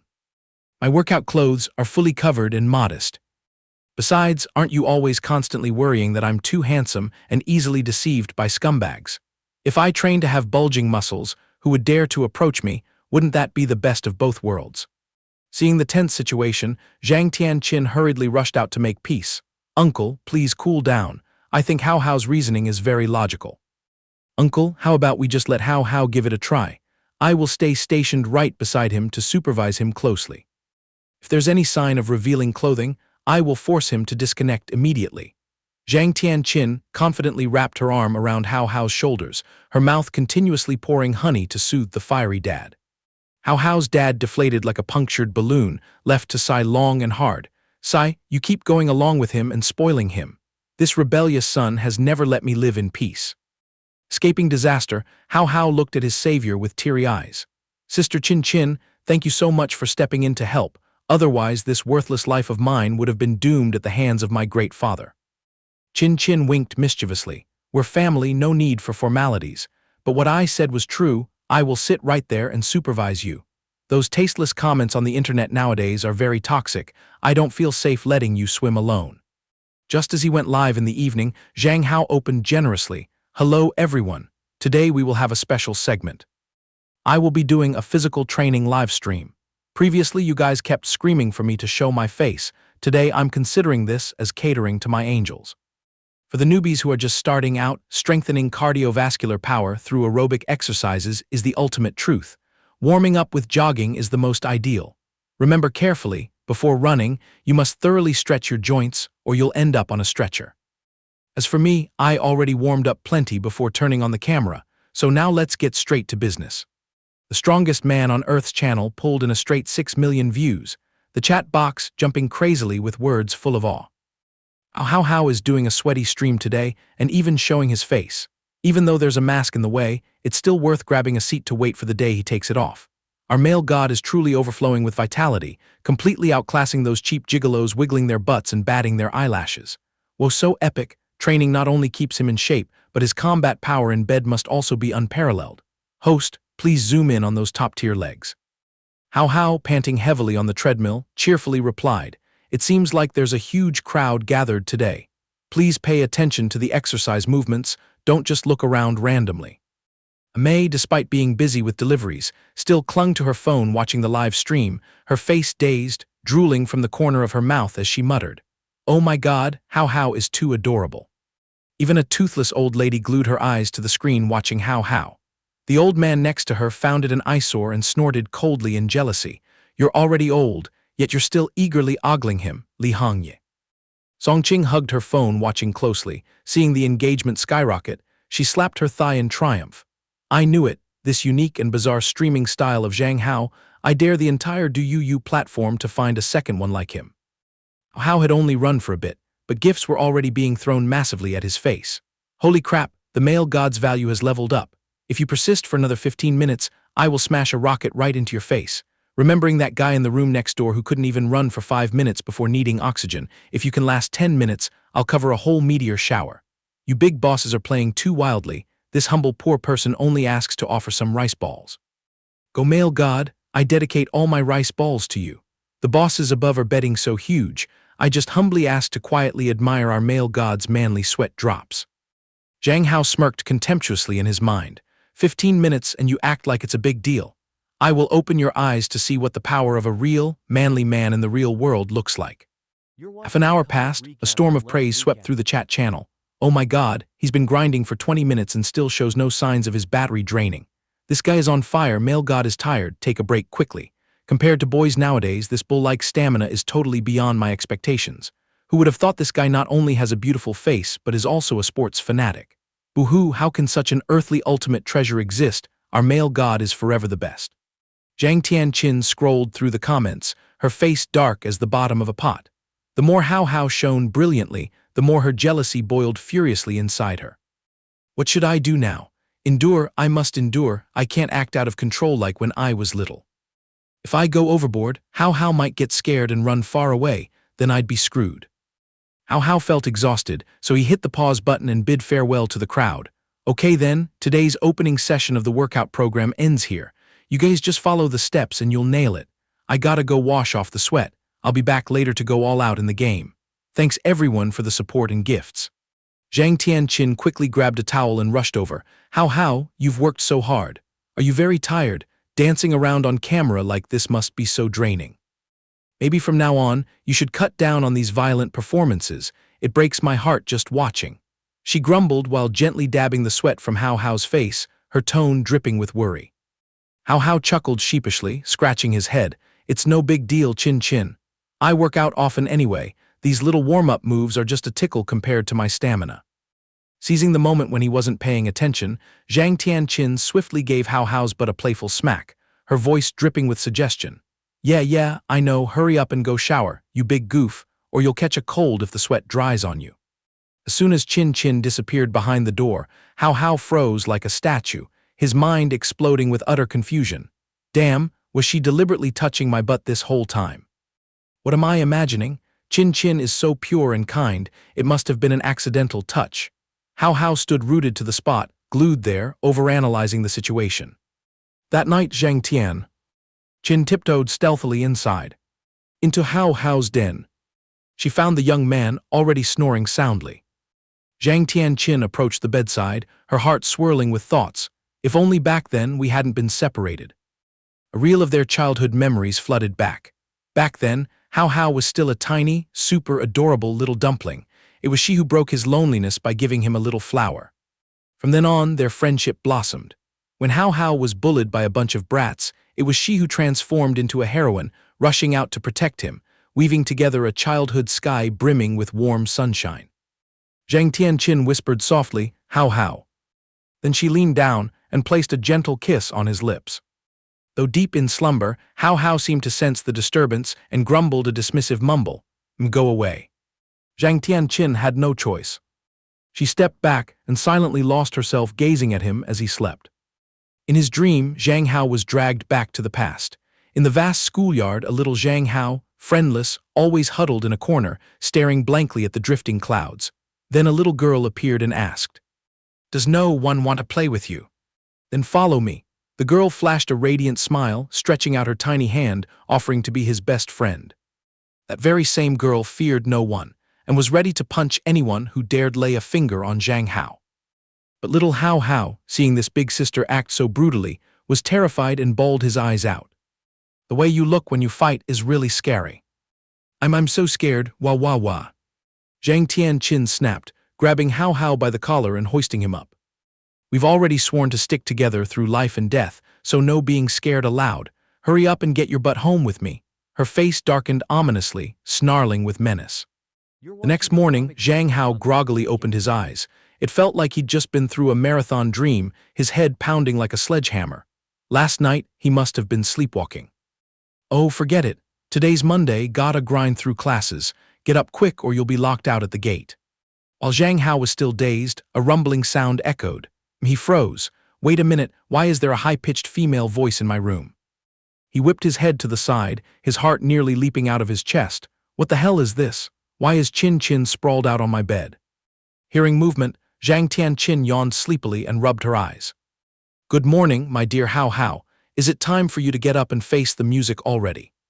Hao Hao forced a crooked smile. "Gee, good morning, Chin Chin, but why on earth did you land on my bed?" Zhang Tianqin casually stretched and answered nonchalantly, "I stopped by last night to check if you kicked off your blanket. Who knew my dear Hao Hao looked so irresistible while sleeping, I couldn't help but lie down for a bit." Zhang Hao broke into a cold sweat and quickly made an excuse to escape. Ahem. "Take your time, Chin Chin. I'm going to brush my teeth before the hall monitor knocks me on the head." Zhang Tianqin cheerfully sent him off. "Okay, take it easy. I'll bring the new four-wheeler home soon, and then I can drive you to school in style." Strolling along the road to school, Zhang Hao didn't forget to glue his eyes to the screen, watching martial arts fight clips. Mingyue Hua suddenly popped up from behind, stating coolly, "Zhang Hao, I'm quite familiar with this stuff." Zhang Hao turned around in surprise, his eyes wide as he stared at Yue Hua standing right behind him, and asked, "You know martial arts too, when did you take it up?" Yue Hua shrugged, "Been practicing since I was in diapers, I'm even a champ at boxing." Hao Hao grew more curious and pressed Yue Hua. "A girl like you is into violent stuff like bombs and fistfights that crack heads." Yue Hua proudly declared, "Of course. My grandmother comes from a military background. My life goal is to wear the uniform and protect my family and the country. I've been grinding day and night since I was little. I'll definitely become a soldier of Uncle Ho in the future." Zhang Hao clapped his hands, eyes sparkling. "Jackpot, Yue Hua, teach me some boxing moves. We still have time before class. Let's head straight to that abandoned storage behind the sports field to practice some basics."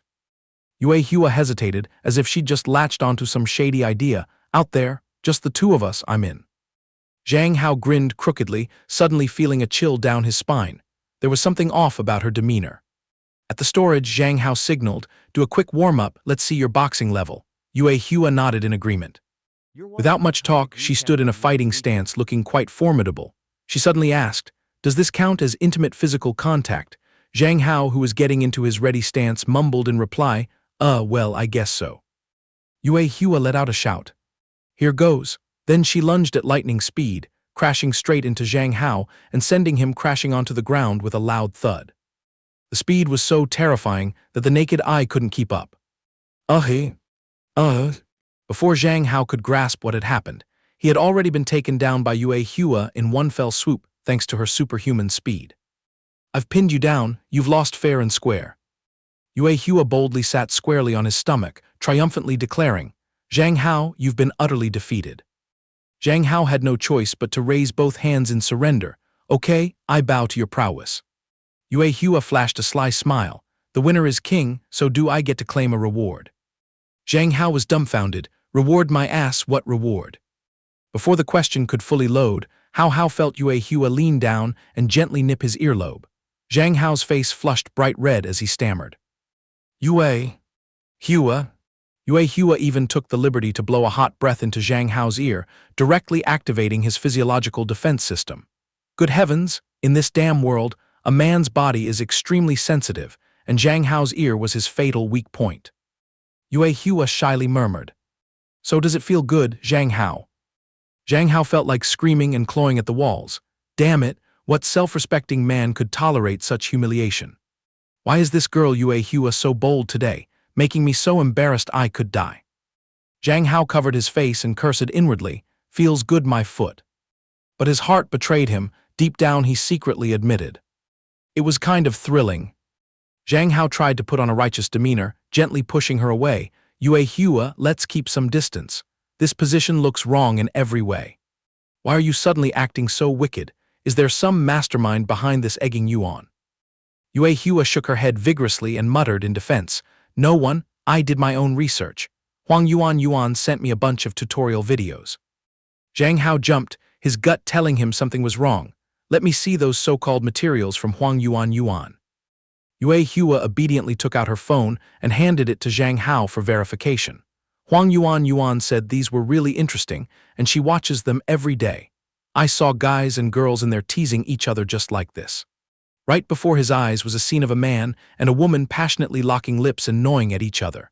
Zhang Hao was so furious his eyes almost popped out, and he cursed inwardly, "That crazy Huang Yuan brainwashes you with this garbage every day? What a pervert." Seeing Zhang Hao's face tensed like a bowstring, Yue Hua panicked like a child who had done wrong and asked frantically, "Did I mess up, Zhang Hao?" Zhang Hao, both annoyed and sympathetic, patiently lectured, "Normal guys and girls don't have this kind of physical contact. It's totally wrong.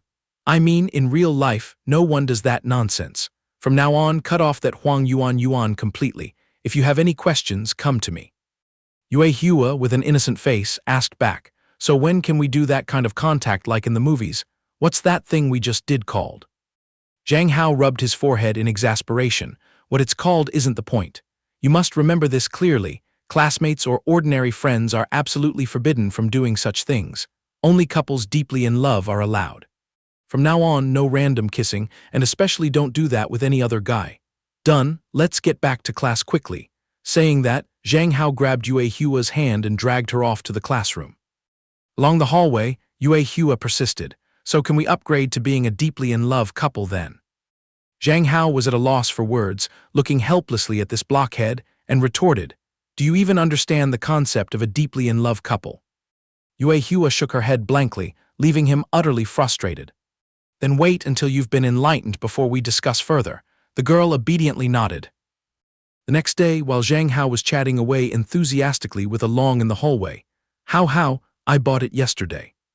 Suddenly, Yue Hua appeared from behind the door, rushing over and asking insistently, "Zhang Hao, can we have intimate contact now?"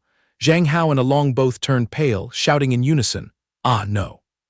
Out on the sports field, as Zhang Hao bent down to pick up a ball, Yue Hua was hiding right in the ball basket, poking her head up and blinking. "Zhang Hao, a little contact." Zhang Hao broke out in a cold sweat, waving his hands as if warding off evil. "No." Even when Zhang Hao was cleaning the window on duty, Yue Hua's head popped up outside the glass sill, eyes full of longing. Zhang Hao, now he nearly dropped the rag and yelled in panic, "Stop! I'm on the 3rd floor, how the hell did you climb up here?" At the end of the school day, Along asked curiously, How, so what exactly does that girl Yue Hua want to do with you? Today she was popping in and out like a ghost." Zhang Hao waved his hand wearily, taking the shameful secret of yesterday to the grave. "Don't dig any deeper, please spare me." In a corner of the balcony, Liu Feng scowled at Zhang Hao's group, full of jealousy and anger. That girl Min Yue Hua from a prominent family with a powerful father usually never bothered to talk to anyone. Why is she now clinging to that lowly, worthless Zhang Hao? What an eyesore of a green tea bitch. Just as he finished cursing inwardly, this Liu Feng suddenly widened his eyes in surprise upon seeing Zhang Hao standing and talking to an unfamiliar, beautiful woman. Huh. While Zhang Hao's group was walking, they saw a stylishly dressed girl approach and block their way. Hello, Zhang Hao. Zhang Hao frowned in surprise. Hello, miss, who are you? From his high vantage point, Liu Feng took in the entire scene of Zhang Hao obediently following that beautiful woman. Malicious smile curled on Liu Feng's lips. He quickly whipped out his phone and snapped a few photos as evidence to plot his scheme. So that's how it is. Zhang Hao, you slut, just as I thought, you're a public toilet anyone can use. I've finally caught your foxtail. Zhang Hao followed the secretary from Fang Hong Group to a secluded corner. He launched a preemptive strike. Changed your tactics today. With such a polite attitude, I almost mistook you for someone else. Spit it out, what do you want with me? The secretary bowed her head and apologized sincerely. I hope you can be magnanimous and forgive my condescending attitude the other day. I've come this time both to make amends and with a request. President Wei has been longing day and night to meet with you. Zhang Hao bluntly poured cold water on it. There's nothing pretty about her face to see. Even if she invites me 80,000 times, I'll still refuse. Let's not waste each other's youth. The secretary grimaced like a monkey eating ginger, pleading tearfully. Oh great hero Zhang Hao, I'm just a wage earner. If I return empty-handed after the boss gave orders, I'm dead for sure. Could you cut me some slack, take my phone and call the boss directly? Zhang Hao clicked his tongue, thinking wearily to himself. This President Wei clings on like a hungry leech. The other day when we crossed paths, I was almost outmatched. He reluctantly nodded. Give me the phone, I'll settle this with her right here and now. Picking up the phone, Zhang Hao said icily, It's Zhang Hao. Your secretary is begging me to grant you an audience. But President Wei, I've been consistent from the start. My stance remains rock solid. Invest your precious time elsewhere, stop dumping it on me. President Wei's sharp voice came through the speaker. Zhang Hao, you're very eager to possess brutal strength like that of women, aren't you? This remark hit a raw nerve, leaving Zhang Hao speechless, his mind freezing up, unable to retort. But before Zhang Hao could regain his composure, President Wei added, I've encountered countless individuals who despise being seen as weak and useless men. From the day we clashed, I've seen right through you. I don't just train celebrities, Zhang Hao. I'll give you more time, take your time to think it over, and when you've figured it out, come find me. Having said that, the female president hung up abruptly, not even waiting for Zhang Hao to utter a word. Zhang Hao stood rooted to the spot, his brain spinning. This woman really knows how to grab someone's weakness. There's no escaping this. I might as well arrange a meeting and be done with it. Meanwhile, in a skyscraper, President Wei stood with her hands clasped, gazing at the luxurious city through the window, murmuring, hates being regarded as a weak man, huh? Her eyes rested on a photo frame neatly placed on the desk, where she was standing side by side, extremely intimately, with a mysterious man from the past, as if evoking a distant memory. The next morning, in front of the school gate, Zhang Tianqin drove a super luxurious car and pulled up, dropping Zhang Hao off under the scrutiny of countless eyes. The crowd buzzed noisily. Oh my God, what a fancy car, who's getting such a sweet ride? So jealous I can't stand it. Another sarcastic voice chimed in, jealous of what? Bet it's just some spoiled brat selling himself to a rich woman. Zhang Hao stepped out of the car. He raised a hand to shield his face, grimacing. The sun today is blindingly bright. Zhang Tianqin rolled down the window and called out sweetly, How? He scampered back, yes, what is it, Chin? She reached out her hand and gently straightened his tousled strands. Your hair is all messy like a crow's nest, how? They're done, now trot off to class. I'll stand here and watch your silhouette disappear behind the gate before I can head off to work in peace. Zhang Hao obediently replied yes. Then he waved goodbye to Chin. As he walked away, ripples stirred in his heart. Recently, Chin seems to be getting a bit too close to me. Every chance she gets, she's touching and feeling. If this keeps up, I'll probably lose it. Come lunch break. Wherever Zhang Hao went, he was met with bullet-like glares, accompanied by plenty of whispered jabs behind his back. Hey, don't stare. Zhang Hao is heading this way. Where? Oh my God, I never imagined his character was so rotten. Yet so many blind girls still worship him as a male god. What male god? Have you read the exposé on the forum? Not just one woman, he's stringing along multiple rich women at once. Crazy, reading the comments, seeing those fangirls crying about their shattered dreams is so satisfying. On the school forum, a red-hot exposé was pinned at the top. Open your eyes and see clearly. That so-called male god you all fawn over is actually just a public vehicle being kept by rich women. The comment section was flooded with stoning. Scum living off women's skirts. Truly a once-in-a-millennium White Lotus. A promiscuous gigolo like that, I'd run away even if he was given to me. Just fake news. What's your rate for overnight? Behind the screen, Liu Feng laughed triumphantly. Let's see if this time those crazy fans will finally wake up. Facing the storm of public opinion and contemptuous looks, Lin Yilong nudged with his elbow and asked, "Do you feel the atmosphere today is off?" Zhang Hao mused, "I noticed a while ago. Since yesterday, everyone's been looking at me like some strange creature, avoiding me like the plague." Lin Yilong scratched his head, mumbling, "What the heck is going on?" During homeroom period, the class president clapped loudly, "Collect the homework notebooks.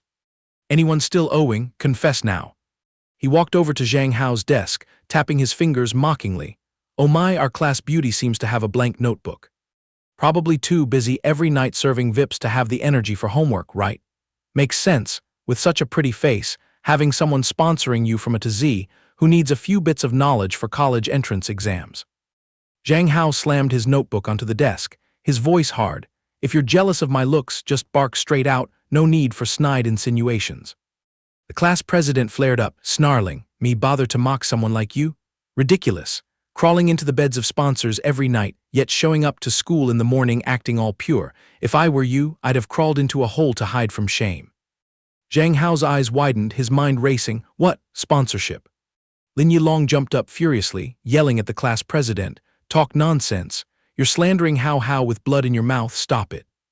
The class president tilted his chin defiantly. "Slander? Have you cut off your internet and not checked the school forum the past 2 days?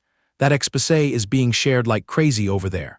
Your buddy Zhang Hao flirts with different girls at the gate every day, changing them like clothes. The photos are crystal clear, undeniable." Lin Yilong was undaunted, whipping out his phone and shouting, "Let's look then, think I'm scared." Lin Yilong opened his phone to compare. Right before his eyes was a photo of Hao Hao standing next to Zhang Tianqin at the gate. Lin Yilong turned around in a fluster. "Hao Hao, how dare they call you a public bus? This is clearly your sister, right?" Zhang Hao's face darkened like counterfeit money, grinding his teeth and cursing silently. "Damn, public bus my ass." He indignantly shouted, "Who cares about that bunch of trash? This is clearly them fabricating nonsense." Just then the homeroom teacher cleared her throat and walked into the class. "Is Zhang Hao here? Drag your sorry self down to the teacher's office to see me right now." As soon as he stepped into the office, the teacher interrogated sternly, "Zhang Hao, are you aware of the storm named after you on the school forum?" Zhang Hao stood up straight and replied decisively, "I just caught wind of it a few minutes ago." The homeroom teacher sighed and advised, "This matter smears dirt on the school's face. Zhang Hao, I advise you to turn back before it's too late. Those vixens out in society, someone still wet behind the ears like you has no chance of digging gold from them." Upon hearing this, Zhang Hao tiredly interrupted, "Teacher, hold on please. There's no shore to turn back to here, it's completely fabricated. I've never been a gigolo for anyone. The woman who drove me to school is my biological sister. And the other person is a business acquaintance. If you think I'm lying, I can call my sister here right away to show up. Moreover, that cheap exposé is clearly a dirty smear tactic by some petty person. I hope the school can step in to clear things up. I'll wait right here. My sister will arrive shortly." Just as he finished speaking, Zhang Tianqin pushed the door open and swept in like a whirlwind. "Hello, teacher. I am Zhang Hao's biological older sister." The homeroom teacher froze, then had to recount the whole messy story. "Hello, here's the situation." Outside the door crack, a bunch of students were hanging around and whispering, "Can you hear anything? Are they arguing in there? Hey, that lady is gorgeous, who is she? Are you blind? That's the rich woman from the photo. Are you deaf? I heard she's Zhang Hao's biological sister. Oh my god, so that exposé online was all just lip service, total nonsense." Zhang Tianqin turned to her brother and stroked him apologetically. "Sorry, darling, it's because of me that you got smeared by those frogs in a well. Let me go out there and teach them a lesson." Zhang Hao smiled and waved it off. "It's nothing, chin chin." I can handle these little demons. You hurry back to grinding for money, don't let your monthly paycheck suffer. As soon as he stepped into the classroom, Huang Yuan sidled up with a grin. Male god Hao, I bet my life you're innocent. As soon as you left, Lin Yilong went to check out the situation, and he secretly texted me that the author of the exposé is that rotten Liu Feng.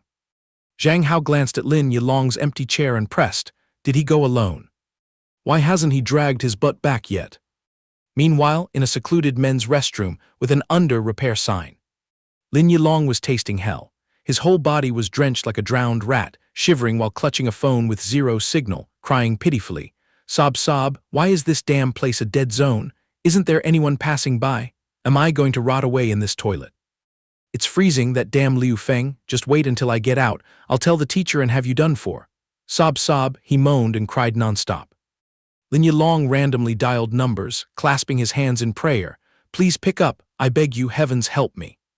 On another front, Zhang Hao searched the entire school for news of Lin Yilong, but everyone shook their heads firmly. Yue Hua also made the rounds around the schoolyard, but to no avail. The weirdest was Huang Yuan, who crawled right into the bushes to search, scaring passing students out of their sandals. When the three of Zhang Hao, Yue Hua, and Huang Yuan regrouped, he asked urgently, any info dug up? Did anyone see him?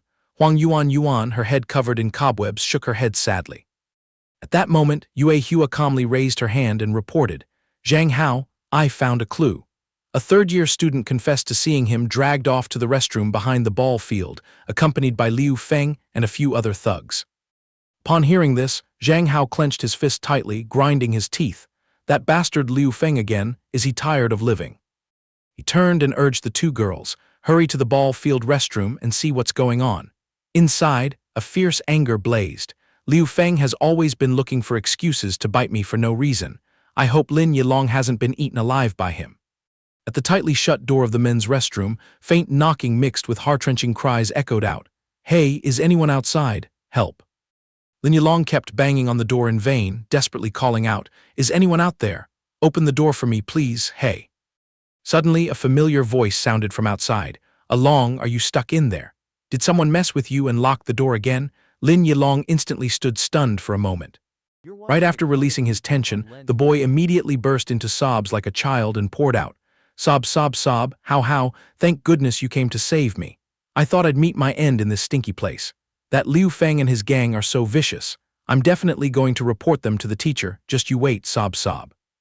Zhang Hao, standing outside, hastily instructed. Along, step back a bit, I'll let Yue Hua break down the door.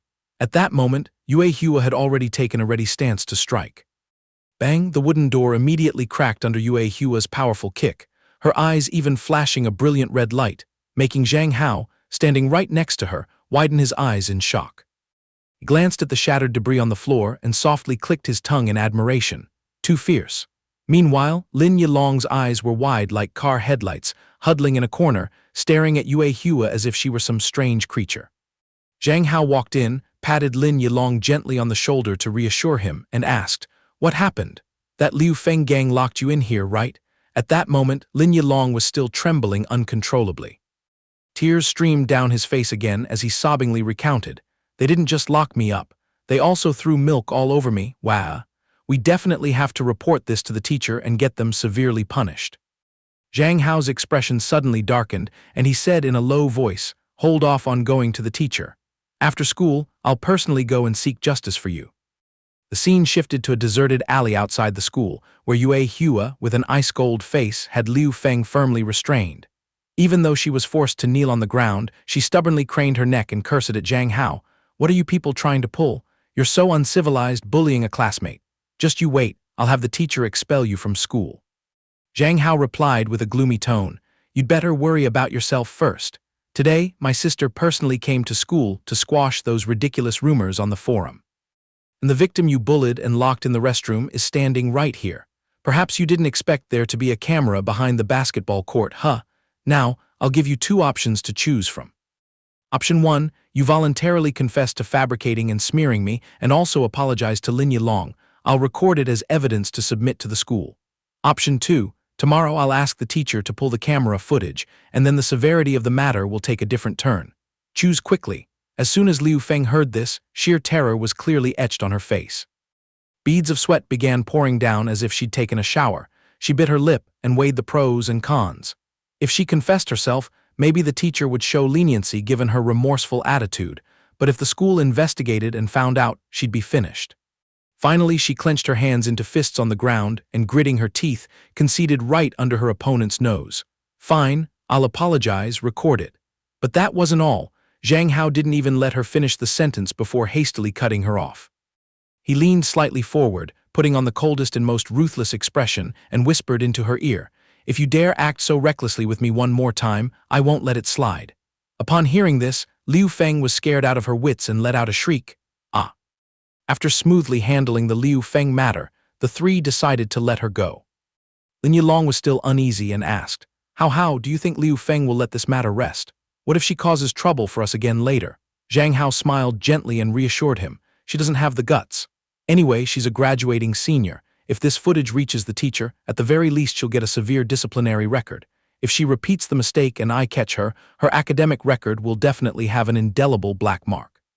With everything settled, he turned to his two companions and suggested, "It's getting dark, let's head home and rest." Meanwhile, on a quiet street, night had fully descended, giving way to the streetlights and the brilliant glow from high-rise buildings. Zhang Hao and Yue Hua were walking side by side. Suddenly, he remembered something important. "Right, President Wei." Zhang Hao immediately asked Yue Hua, "Have you ever heard of Wei Nan?" Yue Hua, who was walking, turned around to look at him. She calmly replied, "I know a little. She's currently the head of the Wei family, and her capabilities are extremely formidable."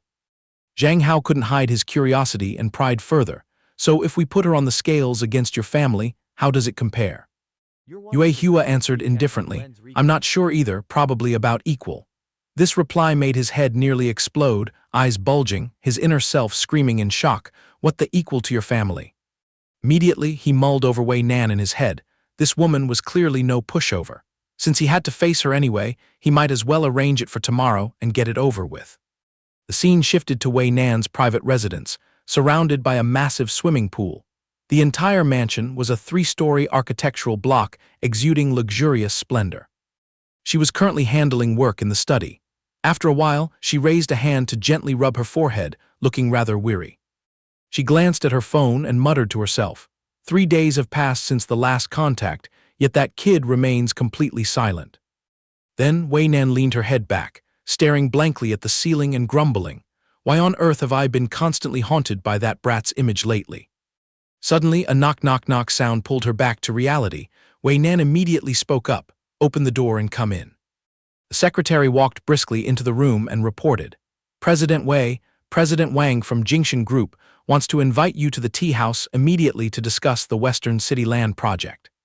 Her face immediately turned icy and she ordered, "Quickly prepare the car."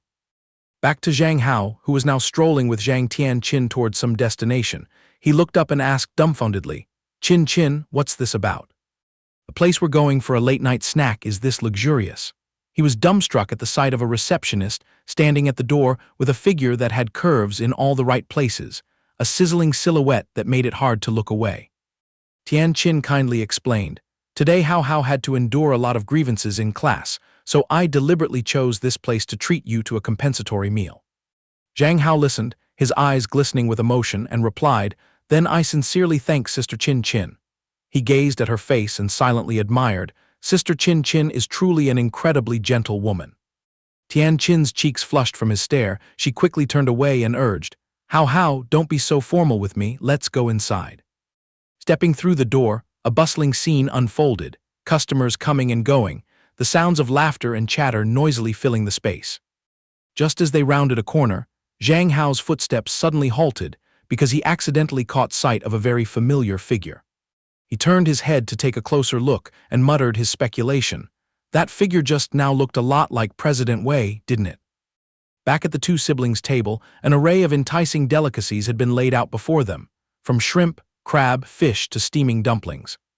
Tianqin propped her chin on her hand, gave a bright smile and said, Hao, if there's anything else you like, feel free to order more."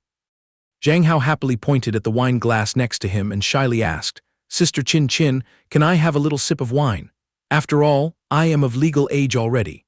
In fact, his mind was itching with the thought that ever since he transmigrated into this world, not a single drop of alcohol had passed his throat. Tian Qin's cheeks flushed again. She couldn't bear to refuse her well-behaved younger brother, so she nodded promptly. How, now that you're grown up, of course you can drink. Tonight both parents are away, so it's okay if How breaks the rules and has a little fun. Give me the glass, let me pour for you. With that, she tilted the wine bottle and filled a glass to the brim for him. Zhang Hao picked up the wine glass without a moment's hesitation, tilted his head back, and downed it all in one gulp.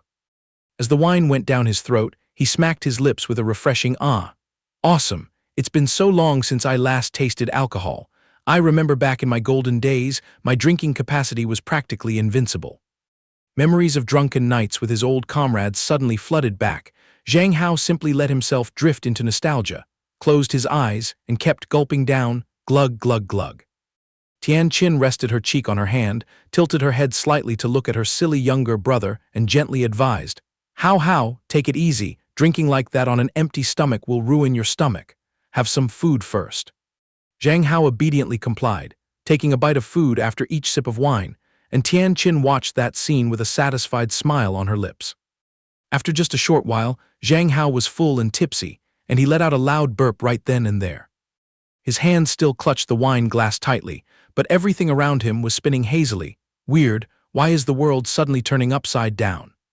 Tian Qin saw that and asked anxiously, How are you drunk? Zhang Hao's eyes were now glazed over. He scratched his head and replied, I'm still okay, Sister Qin. I probably just drank a bit too much. Let me go to the restroom to splash some water on my face. With that, he staggered to his feet.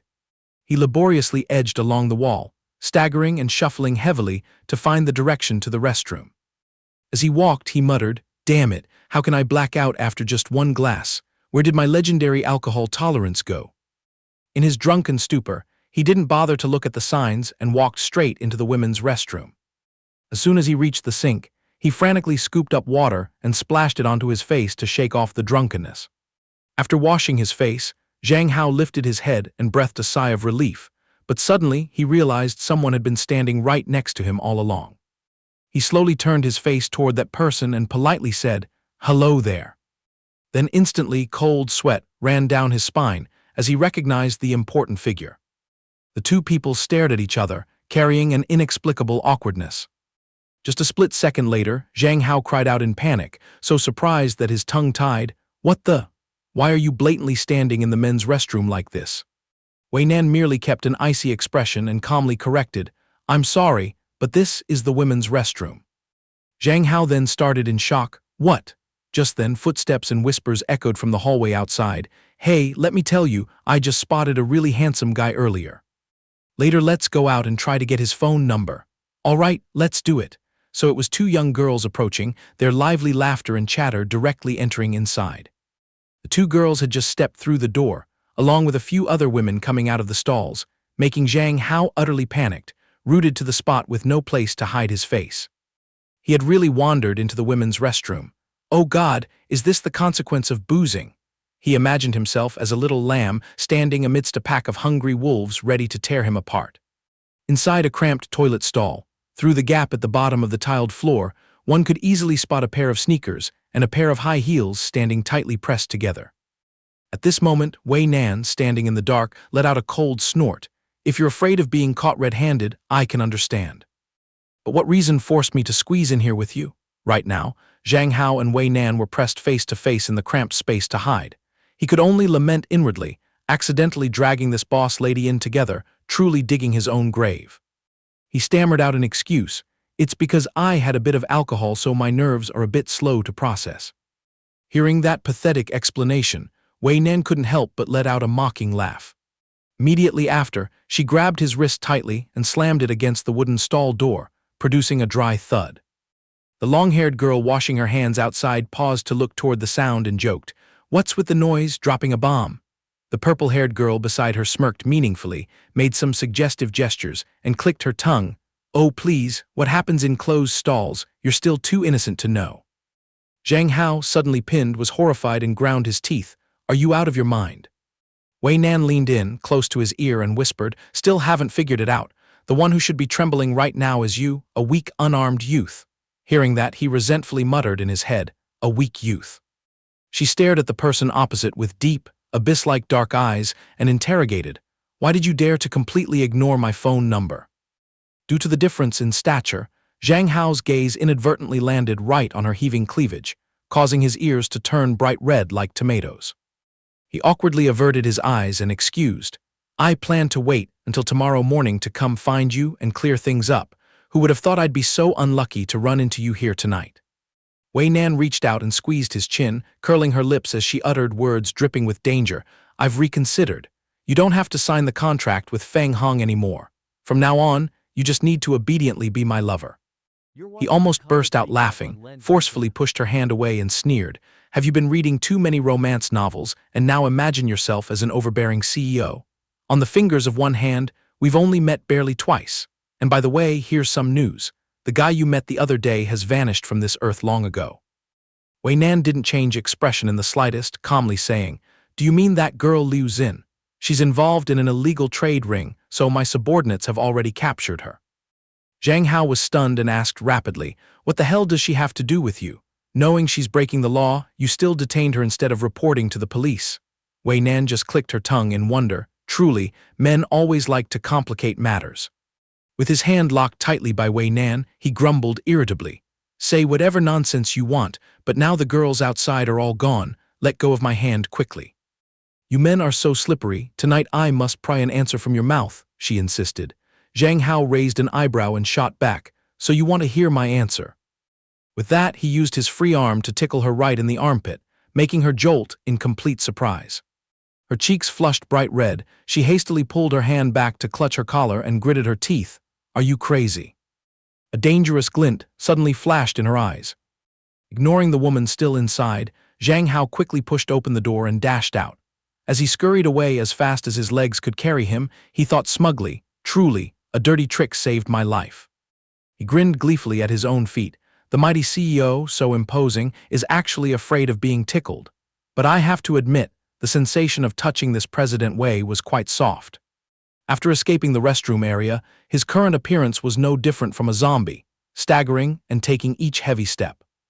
Tian Qin hurried over and asked attentively, How, were you stuck in there or something? Why so long? Do you feel nauseous anywhere?" Though his whole body was weak, he still forced a smile and replied, "I'm still fine, Sister Chin Chin. I think I'm just a bit tipsy." As soon as he finished speaking, Zhang Hao quickly covered his mouth with his hand, his expression looking like he was about to throw up. He lost his balance and buried his head straight into Tian Qin's full bosom, while she patiently soothed him. "All right, they're there. Let's us two siblings go home and sleep." He didn't know how much time passed before he groggily opened his eyes. Looking up at the wall clock, the hands had already passed 11 o'clock at night. Tian Qin carefully carried a tray of hot soup into the room, coaxing, How, try to drink this bowl of soup to sober up." Zhang Hao was sprawled on the soft mattress, still mumbling drunkenly, "Give me another glass, I can hold my liquor, I don't want to sit at the kids' table." Tian Qin gently placed the hot soup and a glass of fresh orange juice on the bedside table. Then she leaned in close, gazing adoringly at his face, feeling a flutter of joy inside. How looks so cute when he's drunk. Suddenly, her eyes brimmed with affection. A quick little kiss surely wouldn't be a problem, right? After all, in the future, the two of us probably won't belong to each other. Thinking so, she slowly lowered her lips onto the motionless Zhang Hao. Their 10 fingers intertwined tightly. Tian Qin leaned closer, tenderly stroking Zhang Hao's flushed cheeks. Next, she placed wet kisses on his neck. Tian Qin indulged in the intense passion for quite a while. Suddenly, Zhang Hao flung his eyes open. He dazedly wondered where the heck he was. It must be a dream. Before him was Tian Qin gently licking her lips, pressing close against his body with an extremely inviting gaze. Zhang Hao wrapped his arms around her slender waist, telling himself, if this is a dream. He immediately turned the tables, strongly flipping Tian Qin down onto the soft mattress, propping himself up on his elbows and looming over her. Her figure beneath the clothes appeared utterly seductive, and she softly called, How. The demon inside Zhang Hao began to take over. It smirked lewdly and egged on. A beauty offered on a platter, just a little taste, who would die? Meanwhile, Zhang Hao's angel side, though blushing furiously and heart-pounding, still tried hard to dissuade. Absolutely not. Sister Chin Chin is so good to you, and with the sibling title, how can you commit such a beastly act? The demon continued to pour honey into his ear. But you're in a dream, nobody will know, just let loose. Zhang Hao struggled with the two conflicting thoughts until cold sweat poured like a shower, repeatedly denying, impossible, stop right now. He just remained motionless, pressing on top of Tian Qin for quite a while, making her also feel a trace of anticipatory desire. However, at the last moment, Zhang Hao merely placed a light, gentle kiss on her forehead. Right after that, he collapsed onto the bed, eyes tightly shut, and whispered, "Even in the subconscious, a true man never takes advantage of a woman in distress." Tian Qin stared blankly at the boy who had fallen asleep, gently shaking him and calling, How, are you asleep already?" Seeing no reaction, she reached out to stroke his hair, her eyes full of deep affection. By now Zhang Hao had drifted into a sweet dream, and she carefully pulled the blanket up to cover his chest. Suddenly Zhang Hao's phone rang, the screen showing Zhao Ying calling. Tian Qin didn't hesitate, reaching out to pick up the phone. She swiped the screen to answer the call and put the phone to her ear. The other end immediately gushed eagerly. "Hello Zhang Hao, I'm so glad you finally picked up. Lately you've been ignoring me in class, do you find me really annoying? But I truly have a crush on you, Tian Qin coldly cut her off. "I am Hao Hao's older sister, you are Zhao Ying, correct?"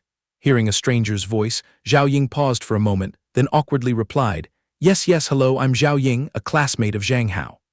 Without giving Zhao Ying a chance to explain, Tian Qin immediately threw a bucket of cold water to warn, "I know very well you've been chasing after Zhang Hao for the past 2 years, and I might as well make my stance clear. I strictly forbid this. Our Hao absolutely won't get entangled in frivolous romantic affairs while still in school. You better extinguish your illusions and stay away from him. Goodbye." As soon as she finished, Tian Qin's gaze suddenly turned razor-sharp. Then came the harsh dial tone. Tian Qin looked down again at Zhang Hao's peaceful face, a pang of bitterness welling up in her chest. Hao, when will you completely belong only to me?" She lowered her head and placed a kiss on his forehead, consoling herself, "No problem, I will learn to control my emotions." In the early morning of the next day. By now the sun had risen high, casting bright streaks of sunlight straight into Zhang Hao's room. The harsh light finally woke him up, completely unaware that the skin under his neck was covered with ambiguous marks left by Tian Qin the previous night.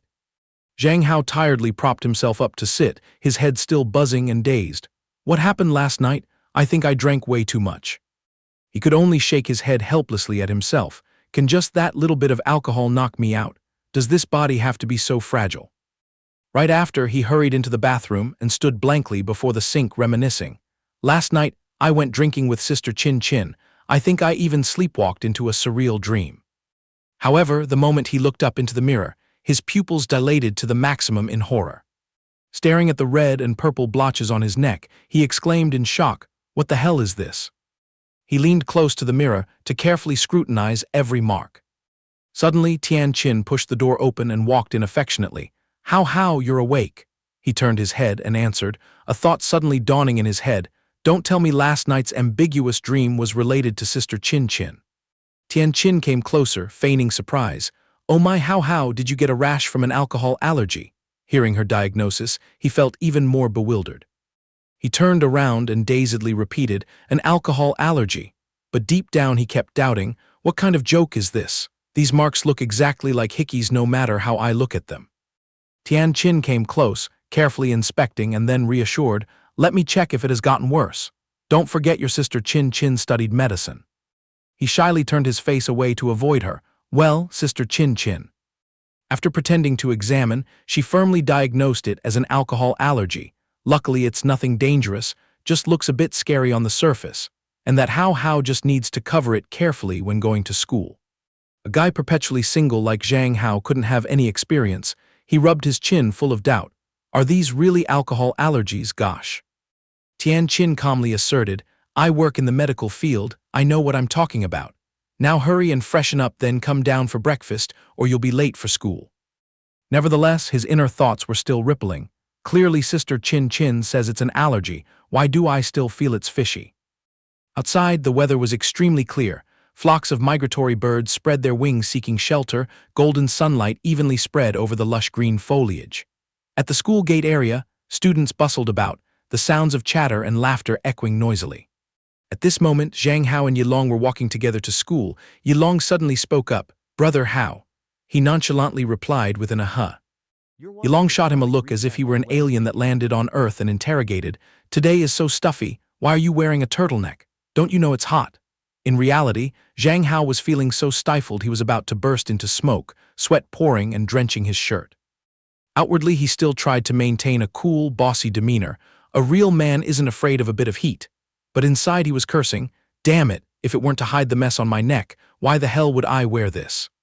Immediately, a guardian-like hand grabbed the back of Zhang Hao's collar and yanked him back, loudly ordering, "Stop right there." A group of 3 unfamiliar students popped out blocking the way. The one grabbing his shirt growled, "You're Zhang Hao, right? I'm warning you to stay away from Zhao Ying. She's the target that our school beauty Lin has set his sights on." Zhang Hao's face instantly darkened. He glanced sharply at the hand grabbing his shirt and coldly commanded, "Let go now." That guy still smirked mockingly, playing deaf and arrogantly retorted, "What did you bark?" Zhang Hao's eyes went pitch black. He swung his hand up and clamped a vice-like grip on the guy's wrist. With a simple twist, he easily bent the thug over backwards. Finally, the guy crashed onto his back on the ground with a loud thud, his twisted arm receiving a sky-piercing pain. The guy on the ground trembled and cried out noisily, "Young Master Lin, save me, this guy's hand strength is as terrifying as the girl's." The leader slightly curled his lips, clapping in appreciation. "No wonder Zhao Ying is so infatuated with you, you really have some skill." After speaking, he scratched the back of his head pretending to be friendly. "Let's get acquainted, I'm Lin Zhang." The atmosphere naturally fell silent because no one gave a damn. Yilong then timidly whispered into Zhang Hao's ear, "Brother Hao, this Lin Zhang is the captain of the basketball club from Zhao Ying's class." After hearing the report, he coolly put one hand in his pocket, swaggered past the group and left a few words, "That's enough greeting, I'm too lazy to cause trouble today. Keep your underlings on a tighter leash.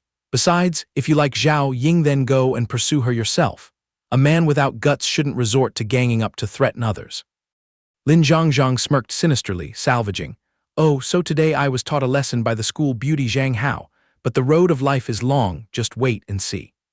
After walking a bit further, Zhang Hao and Yilong bumped right into a girl with long, slender legs wearing pristine white stockings. Yue Hua had been standing right there and took in the whole situation. She then spoke up to ask Zhang Hao, "That bunch at the school gate who dared to pick on you, do you need me to give them a beating?" Zhang Hao turned pale and secretly sweated, "I wouldn't dare ask even for gold. If one kick from you can shatter a door, hitting a person would send them straight to meet their ancestors." He quickly stepped over and patted her shoulder to decline, "No thanks, Yue Hua just teaching me some boxing is good enough. After all, a man must train his own strength." Yue Hua, being obedient, simply nodded with an "okay." Yilong, hearing this as if it fell from the sky, quickly poked his face out to question, "What boxing? How, what exactly do you and Yue Hua go practice after school?" Zhang Hao casually ruffled Yilong's hair and coaxed, "When the school drum sounds today, come learn martial arts with me. As a man, if you can't even tie up a chicken, what kind of dignity is that?" Yilong forced a smile and declined, I'm just a fragile, delicate flower." Zhang Hao draped an arm around Yilong's shoulder and continued to entice, "What kind of boy hides behind a woman's skirt? If you're afraid of pain, just tell me to go easy." Yilong still refused profusely, "Martial arts is out, if it's something light like swimming, maybe I could compete." The scene shifts to the swimming pool area at Wei Nan's mansion. Currently, she was soaking in the water to relieve stress after a long day buried in work. Finishing the lane, she reached out to grip the stainless steel ladder and lifted herself out of the water.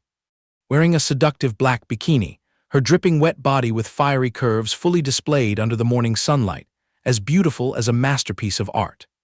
She stepped onto the poolside, nonchalantly reached for a towel from the maid who was respectfully waiting. Wei Nan rubbed her wet hair with the towel while grumbling inwardly, that snot-nosed Zhang Hao really is a headache." Every time she closed her eyes, his figure lingered in her mind, especially the scene where she was tickled by Zhang Hao and lost face that day.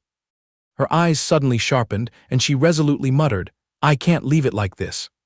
Immediately, she turned and gave an order to the servant standing by. Returning to the events at the school warehouse, the trio of Zhang Hao, Yilong, and Yue Hua had gathered. Zhang Hao eagerly cracked his knuckles and proclaimed, "Today we'll focus on building endurance, my current physique is still too weak." I must quickly buff up to 8-pack abs and regain my peak form. Following that statement, an image of a muscular, buff Zhang Hao appeared in his imagination. Yue Hua tilted her head curiously and asked Zhang Hao, "So you mean? Are you talking about abdominal muscles?" Without hesitation, she casually lifted her shirt, revealing a firm, flawless abdomen that countless girls would envy. Witnessing that bold display, Zhang Hao shyly covered his face with both hands, but the gaps between his fingers were wide open, revealing his roving eyes. He stammered, "Hold on, Yue Hua, men and women shouldn't touch carelessly. I'm blind, I see nothing. But I have to admit you really have impressive abs, huh?" At the very next second, he moved closer, reached out and gently stroked her abdomen, still clicking his tongue in praise. "Looking at Yue Hua so skinny, but each ob is so defined, so enviable it kills me." Yue Hua now also started to feel embarrassed and turned her face away, while Zhang Hao still blabbered on innocently, "I have to work hard to get muscles like this. It's probably going to take quite some time." Immediately, Yilong, holding a huge magnifying glass, approached and scrutinized the two, catching them red-handed. "Hey, you two are so suspicious. How touched so openly and she didn't even hit back." This exposé froze both of them on the spot. Zhang Hao turned to Yue Hua in confusion. Why didn't you push my hand away?" She still had an innocent face and replied, "Because you wanted to see, so I obliged."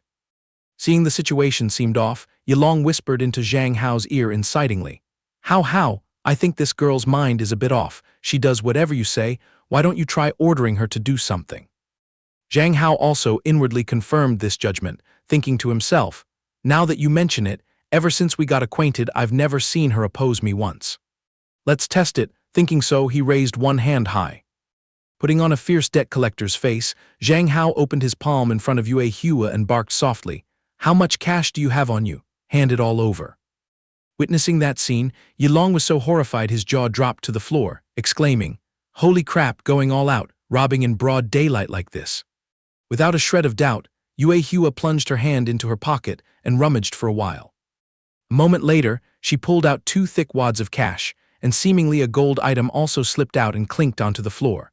She coolly reported, "I was in a rush today, so I only have this much. Most of the money is in the account, my password is." Before Yue Hua could finish reciting the string of numbers, Yilong frantically rushed over and covered her mouth tightly, sweating and crying out, How, that's enough testing. Forget the password, put away the money. If someone passes by and sees, they'll charge us with extorting a classmate and we'll all rot in jail."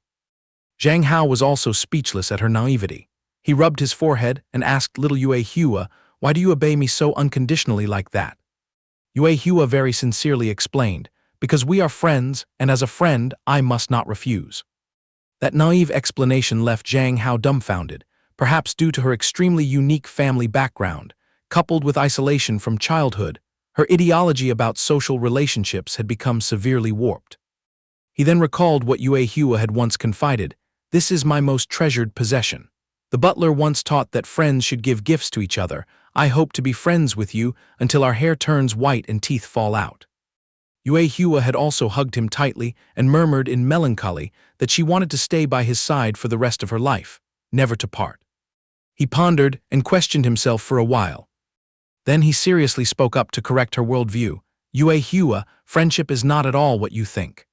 Being friends means being equals. From now on, you must learn to think for yourself, absolutely refuse requests that you don't like." Hearing this lecture, Yue Hua only slightly pursed her lips, her expression unshaken. A second later, she reverted to her state of unconditional obedience, gently nodding with an "oh." Zhang Hao rubbed his temples in frustration, inwardly sighing, who knows if any of the principles I just spouted even entered her brain. Then from outside the warehouse area came a voice, "Today's practice ends here. Tomorrow afternoon after school will continue." Night was gradually falling. Zhang Hao was leisurely strolling alone in a deserted alley. He whistled loudly and thought smugly, "Today's workout really got me a refreshing sweat," completely unaware that around the corner ahead, a group of masked ninjas was laying a net waiting for prey. His cheerful footsteps suddenly halted. His sixth sense warned of trouble. The surrounding space was eerily silent. He frowned anxiously. "Weird, why is my spine suddenly freezing cold?" He quickly spun on his heels, planning to slip away quietly. Let's change route to be safe. But unexpectedly, a little girl popped out from who knows where, poked his shirt with her finger and called, "Beep, beep, brother."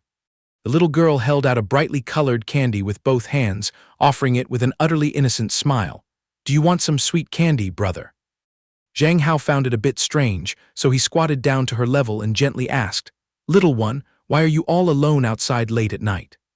The child pouted and blinked her eyes, replying, "Our school is having a volunteer campaign, spreading love to passersby. The teacher gave a quota to hand out all these candies. If I have leftovers, I'll lose my good kid voucher." The kid explained, glancing pitifully at the flattened bag on her hip.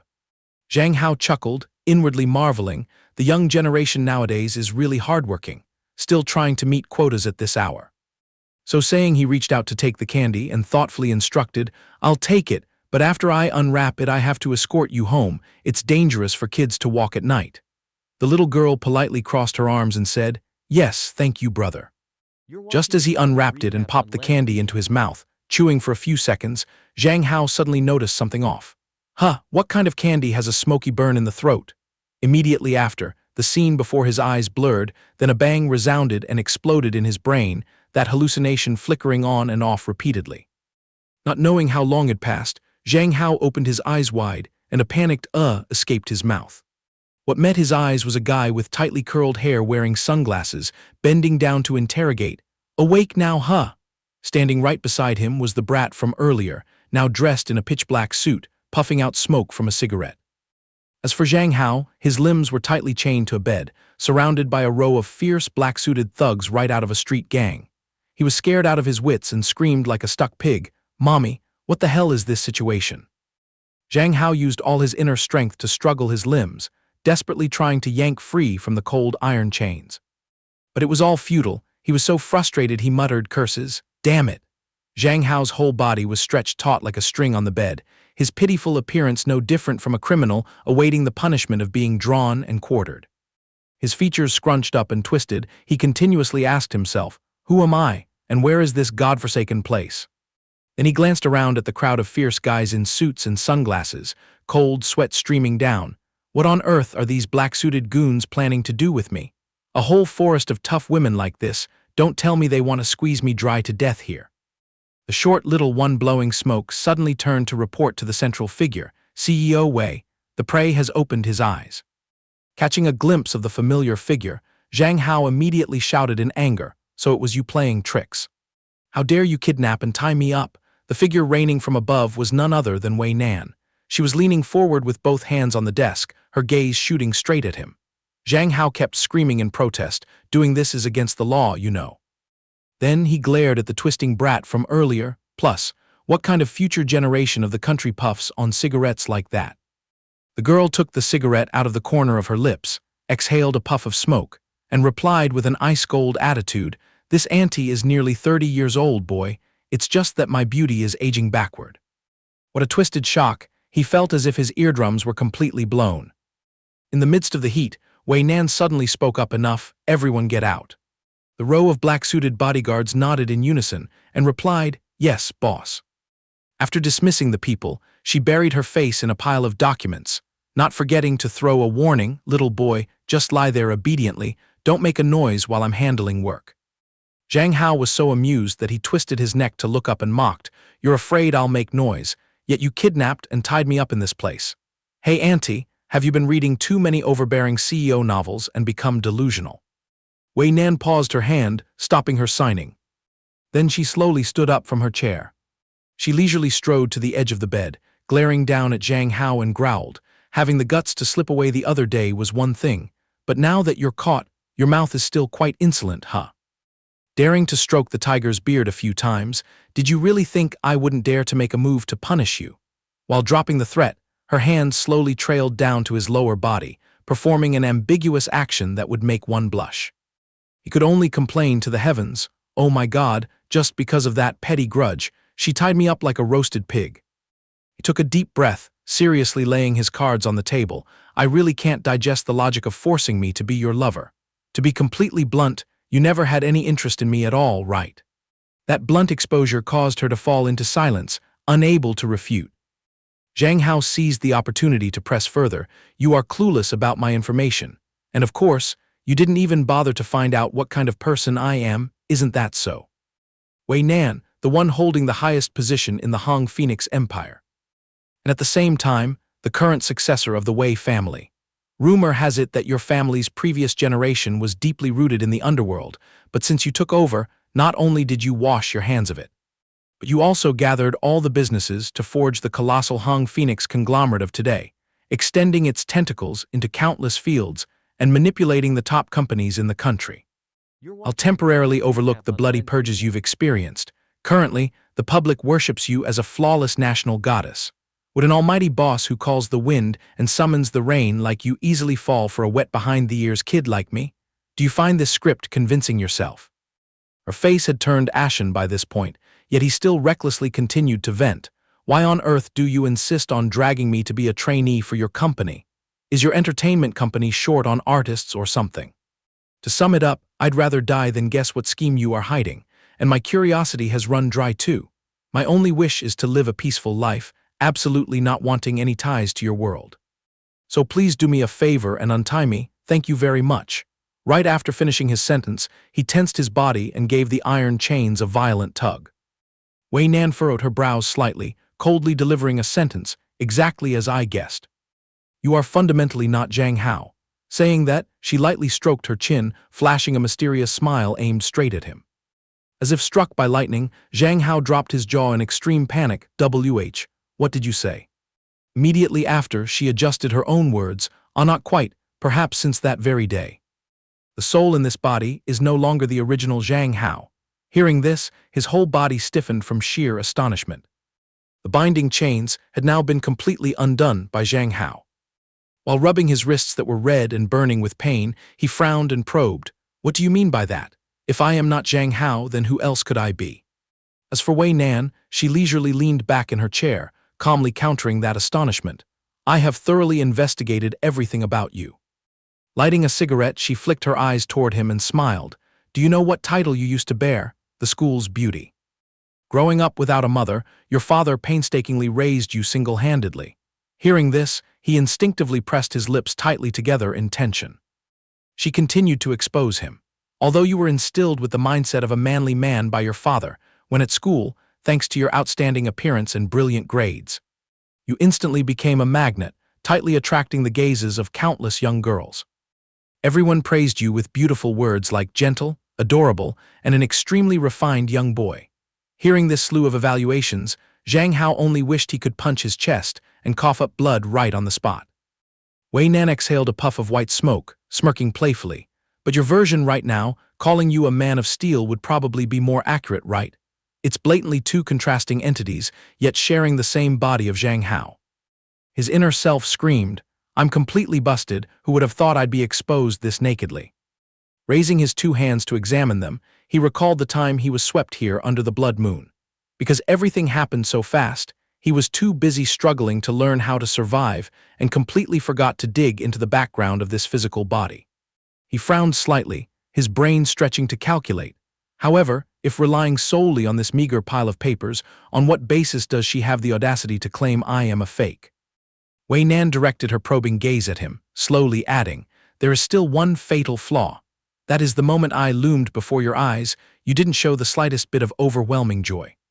His eyes widened, almost falling backward, bewilderingly arguing, why should I jump for joy? Is it just because you are a big shot? Responding to that cluelessness, she nonchalantly dropped a bomb. No, it's because you used to be so infatuated with me that you lost all reason. Zhang Hao shouted in shock, what the hell? Beads of sweat raced down his forehead, his heart panicking, oh no, could it be? Wei Nan leisurely stubbed out her cigarette in the ashtray, concluding, in the past, it was you who loudly declared your love for me online. If you don't believe it, open it yourself and admire it. Zhang Hao's pupils dilated to the max at this moment out of horror. He immediately pulled his phone out of his pocket. His fingers swiftly scrolled down the ancient status updates on his wall. Post from 4 months ago, I've been a night owl lately so my beauty has faded, got breakouts. Long Long's new bag is so fancy, I must grab a new one someday. Lately I'm so scared to walk on the street alone at night. Scrolling further down to status from 8 months ago, oh someone confessed their love again. The feeling of rejecting someone is really great. Dad just quietly works so hard, what about me? Suddenly Zhang Hao's pupils contracted, exuding an aura of extreme panic. Heartfelt letters from a whole year ago began to materialize. Took the effort to wake up at 5 to catch the sunrise, but it rained. Oh, why does a flawless perfection like Wei Nan exist in this world? To someone on my friend list, I really want to curse you out, understand? Stop gossiping about Wei Nan. A beauty loved by thousands must possess a kind heart. The dark underworld past of the previous generation has nothing to do with my angel. Are your brains waterlogged? If she intended to do evil, how could she be chosen as a special ops soldier? Oh, by the way, does anyone want to trade rare photos of Wei Nan? A series of posts showing crazed infatuation for Wei Nan kept hitting Zhang Hao's eyes, making him wish he could poke his own eyes out. I must study hard to be worthy of being Wei Nan's man. Her man absolutely must get high grades. Oh, if Wei Nan falls for someone else, I'll definitely get depressed. During a horrifying visual torture, sweat pouring down soaking his shirt, he silently screamed. When I first arrived, I did take a brief look, but who would have thought this original owner was so diligent in writing daily online diaries? It's literally a boundless sea. Back then, I got tired of scrolling when I reached the 3-month mark. How could I have known that something so heretical was hidden all the way back a year ago? Wei Nan leisurely sat down next to him, speaking indifferently.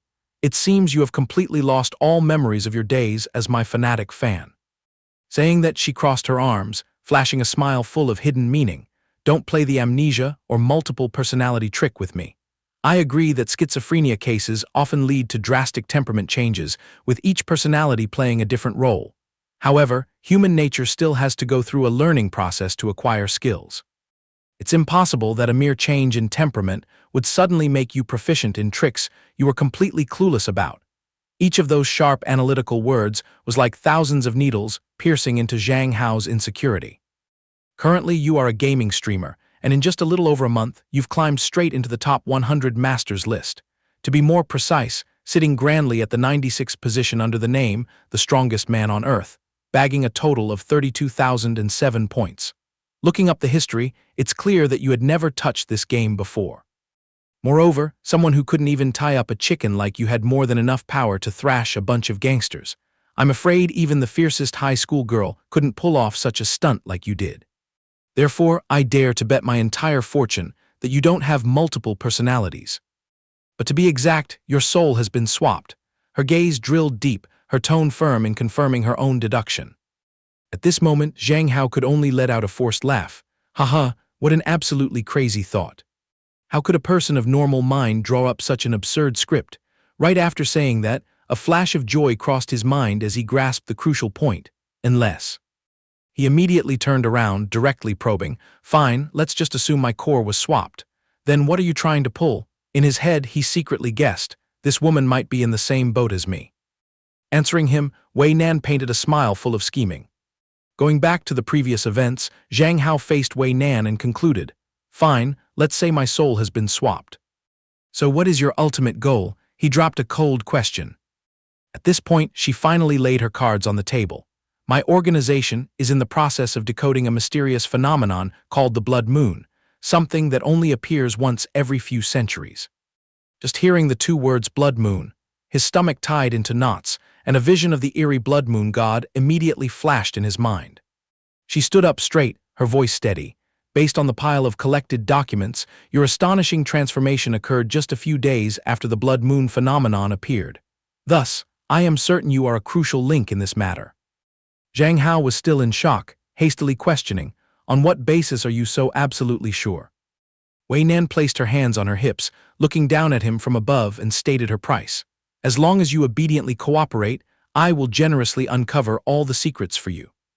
He fell into a brief silence, then awkwardly scratched his cheek, about this issue. Wei Nan instantly switched to a playful demeanor, winking to reassure him. Don't freeze up like that. I swear on my honor to guarantee your life, no one has the free time to put you on an operating table for dissection. Unfortunately, this comforting sentence only made beads of his sweat drop even faster. She gently added, at the head of the bed lies a brand new contract. All the benefits and cooperation requirements are neatly detailed in it. Just take it home and study it. I guarantee those clauses will satisfy you. Hearing that, Zhang Hao immediately turned his head to look at the stack of papers resting grandly on the adjacent table. After a moment of hesitation, he cautiously raised a doubt. This blood moon project or whatever besides you, is there any other organization involved? Wei Nan shrugged, answering briefly, According to what I know, currently my group has the monopoly. Zhang Hao reached out to grab the stack of contracts, nodding, I understand. Saying that, he gathered his spirit, stood up straight facing the main door. Let me take it home to slowly ponder over it. But inside his mind, a storm was brewing. I can't believe there are people in this place who know clearly about the blood moon. The problem is, I still have no clue what its actual mission is. Would blindly stepping into this cooperation bring disaster upon myself? Whatever, I'm stuck anyway, I'll just improvise. The boat will straighten out when it reaches the bridge.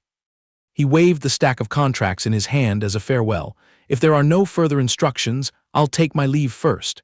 It's getting dark, my family must be scrambling to find me. Wei Nan smirked with an eerie charm. I really hope you won't make me wait too long for your final answer. Ah, and there is one more thing. Just the two words, one more dropping, caused Zhang Hao's heartbeat to skip a beat. Quick as lightning, a powerful force grabbed the back of his neck and pinned his body tightly against the door. With his other hand twisted behind his back, he yelled in panic, Hey you, what are you trying to do? Wei Nan pressed intimately close, reached out to pinch his chin and whispered, This is the reward for your sneak attack last time. That sentence made him exclaim in bewilderment, Huh, what reward? Right after that, she raised a hand high in the air. Zhang Hao trembled violently, quickly turning his head to beg for mercy. Oh hey, a gentleman uses his words, not his fists. We can negotiate anything, don't play this game. But all attempts to stop her were too late. From Wei Nan's mansion echoed loud smacking sounds that could be heard even by people outside the alley, accompanied by Zhang Hao's tragic cries. Ah! A long while later, he trudged out dejectedly, his hands constantly rubbing his swollen buttocks. The damn overbearing CEO. He was in so much pain that tears welled up in his eyes, his teeth grinding together out of resentment. Dragging each step while soothing his sore spot, his face smeared with tears and snot, he fumed. A dignified, manly man, yet pinned down and spanked by a woman. I swear to engrave this humiliation in my bones. Whatever, I need to rush home now. My phone has been vibrating like it's going to explode. The scene shifted to Zhang Hao's house, where the lights were still shining brightly. He pushed the door open and entered. The phrase, I'm back, hadn't even fully escaped his mouth before he had to swallow it back down. Right before his eyes was Tian Qin clumsily putting on her shoes. Seeing him, she suddenly looked up and called out, How? He asked back in confusion, Sister Qin Qin, where are you going? Instantly, she dashed over, reached out her arms, and shouted the name How, making him jump. Tian Qin wrapped her arms tightly around Zhang Hao, her voice filled with insecurity. Thank heavens How is back, you scared me to death. Being hugged so suddenly, he could only stammer, Sister Qin Qin. Being squeezed breathless, he struggled to deduce. Could it be that Sister Qin Qin was about to run out to search for me? Thank goodness I got back in time. Then he quickly spoke to reassure her. I was too thoughtless. I'm sorry for making Sister Qin Qin worry. Ah, where are Dad and Auntie? It took a long time before Tian Qin loosened her embrace and softened her voice. Dad and Mom have already gone to their room to rest. Where did How go playing to only show your face back this late? Zhang Hao scratched his head awkwardly, forcing a smile. I was just wandering around to catch some breeze. Who knew I'd lose track of time? Anyway, please let me go wash up, Sister Qin Qin. I walked a lot so I smell like an owl. Saying that, he gave a crooked smile and squeezed past her. Suddenly, Tian Qin grabbed his arm and called out softly, Stay for a moment, How? Tian Qin lowered her voice, dropping a probing question. Tell the truth, was How out fooling around with some girl just now? Her eyes now radiated a chilling, murderous intent. Your shirt is heavily tainted with the scent of a woman. Zhang Hao hurriedly raised his arm to sniff himself, clumsily denying it. There's no such thing, I was just walking alone. Where would a woman's perfume come from? He frowned slightly, his brain panicking. I'm dead, the scent on Wei Nan is way too strong. Is that so? He flinched, hastily making up a firefighting script. Maybe when I was squeezing in line to buy ice cream earlier, it was so crowded that I accidentally brushed against someone. Hearing the explanation, Tian Qin regained her stern look, stepped forward to stroke Zhang Hao's cheek and advised, From now on you must be more careful, okay? Don't let bad people take advantage and harass you. He could only blankly agree, yes. Right after she became as radiant as a flower again, turned him toward the bathroom and urged, All right, go wash up quickly, take off your clothes and leave them there, I'll throw them into the washing machine. Still panicked inside, Zhang Hao could only reply, I have to trouble Sister Qin Qin again. At this moment, rhythmic knocking echoed on the door. Knock, knock. Wei Nan's secretary respectfully walked in and called, CEO Wei. She replied indifferently, come in. You came at the perfect time. Saying that, she pushed a stack of documents containing a certain figure's information across the desk and ordered, go dig up more information about this person for me. The secretary immediately bowed her head in obedience. Understood, CEO Wei, then quickly gathered the files. Flipping through briefly, the female secretary couldn't hide her surprise. Zhang Tianqin, isn't this Zhang Hao's stepsister? Wei Nan maintained a profound expression, her voice deep, spot on. Dig out all the incidents this woman has recently encountered. I always have a premonition that her being Zhang Hao's stepsister harbors some hidden secrets. Shifting the scene to Tianqin, she was now burning with a murderous aura, her hands gripping Zhang Hao's uniform shirt tightly and holding it suspended high over a blazing fire basin. She ground her teeth, uttering cold words. Our Hao will never need this kind of trash that has been tainted by the scent of another woman. Not long after, Zhang Hao stepped out of the bathroom. Using a towel to rub his soaking wet hair, he called out, Sister Qin, I'm done. Suddenly, his eyes bumped into a scene that made his entire body freeze. Tianqin was currently busy rummaging through the fridge, unintentionally flaunting an incredibly seductive curve. She turned her head and smiled, all washed and clean. Does Hao want something to drink? Zhang Hao's face was now as red as a tomato. He stammered hastily, milk, a carton of cow's milk is fine. Deep inside, he couldn't stop marveling. Sister Qin's body is truly too hot. Holding the carton of cow's milk and approaching, Tianqin said caringly, Be good, follow me into the room, I'll dry your hair. Zhang Hao naturally didn't dare to resist, obediently nodding, yes. Currently, inside the room. Zhang Hao was sitting obediently, but his face looked dazed, his brain constantly analyzing. I am fundamentally very well behaved, but for what weird reason did I have to pop into Sister Qin's room? Meanwhile, Tianqin behind him was still happily blow-drying his hair. Suddenly, a strange sight struck his eyes. Pointed at the screen and spoke up. It looks like someone just messaged Sister Qin. On the phone displayed a notification from a cheesy name, sorrowful dream that no one pities. Attached was a picture of a purple-haired guy with an off-the-shoulder shirt trying to strike a flirtatious pose. Beneath the photo were wetly romantic confessions. Respected Senior Tianqin, from the first moment our eyes met, I was already completely captivated by you. Please grant me a special favor, will you? I am willing to dedicate my first time to you. Admiring that disgusting photo, Zhang Hao almost swore out loud. He gnashed his teeth, boiling with indignation. Where did this sick flasher come from? This needs to be reported. To the police immediately. Regaining his senses, he turned to Tianqin in embarrassment. Oh, I'm sorry, Sister Qin, my eyes accidentally peeked. Contrary to his indignation, she calmly continued running her hands through his hair with the dryer, smoothly advising, It's no big deal, just reply and tell him that I'm already taken. However, Zhang Hao maintained a murderous expression, his hands typing furiously on the keyboard, muttering angrily, So annoying, Sister Qin should just ignore this piece of trash. Throwing this disgusting picture out of nowhere, this thing has no right to be human. Witnessing her younger brother's protective, bristling demeanor, Tianqin couldn't hold back a gentle smile. Full of happiness, she tenderly leaned forward to hug Zhang Hao from behind, murmuring, I'm so happy being protected by Hao like this, I definitely will never say yes to him. After that moment, she stood up straight and patted his shoulder. I'm going to take a soak. While you're at it, block that guy and shut down the computer for me. He obediently complied. Yes, Zhang Hao mumbled curses at that pervert while clicking the mouse swiftly. Suddenly, his sharp eyes caught a strange file on the desktop, and a sound of surprise escaped his lips. What's this? Isn't this the Angel Hao folder? Hello, my sworn brothers. His eyes widened in shock, his inner voice screaming, I didn't expect Sister Qin to create a separate VIP category just for me in her close friends list, and even assigning me such a spine-chilling nickname. Then his curiosity piqued. He casually pulled out a book lying carelessly on the shelf. The title of the book clearly read, The Cousin's Secret.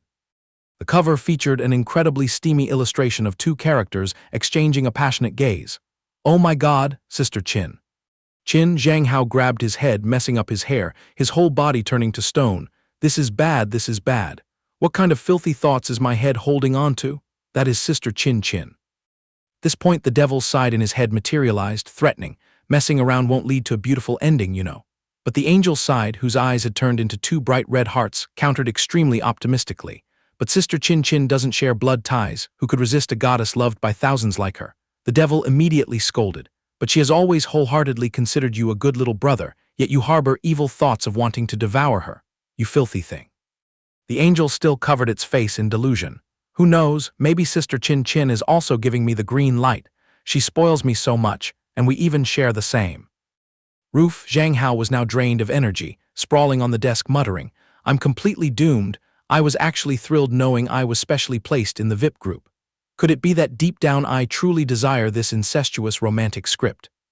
Is that so? Time flew swiftly to the next day, under the warm sunshine of recess. Zhang Hao was sitting alone on a stone bench, letting his soul wander while gazing at the drifting clouds in the sky, his face exuding a foolishly infatuated look. In his mind, he replayed that secret moment from the other day, when he pressed closely against Tian Qin, both exchanging heavy breaths, calling, Sister Chin Hao. Then she smiled, dropping a bewitching sentence, Does Hao Hao also have a passion for these stimulating games? Recalling up to this point, he slightly frowned to analyze. Thinking back, no matter how impulsively I acted that day, it seemed like Sister Chin Chin didn't even. While deeply engrossed in his deductions, an ear-piercing shout rang out, Hey, making him jump. Out of his skin, Zhang Hao showed obvious annoyance, grimacing and asking, What's wrong? Zhang Hao sluggishly leaned back against the bench, lifting his chin to look at Lin Zhangzhang with dull eyes. Why is it? Your face again. Witnessing the other party's punchable posture of crossing his arms and sticking his chin out, Zhang Hao let out a heavy sigh.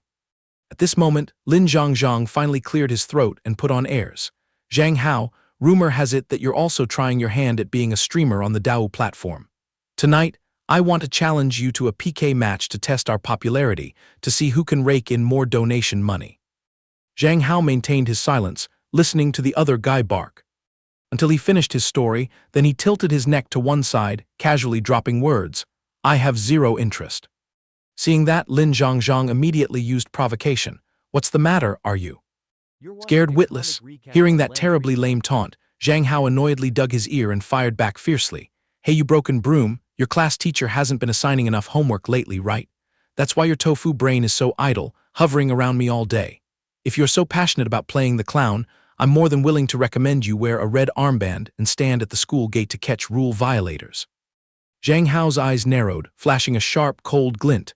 I have thousands of things to do, where would I get the spare time like?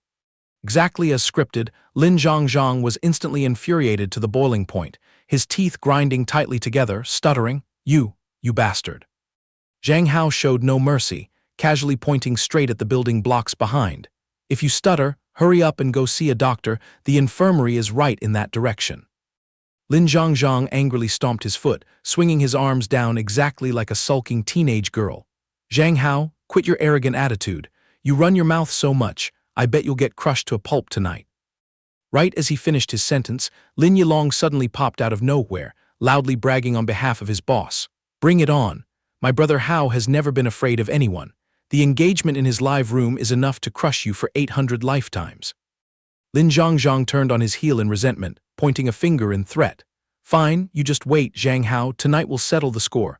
Watching his back, Zhang Hao sighed helplessly. Then called out to Yilong.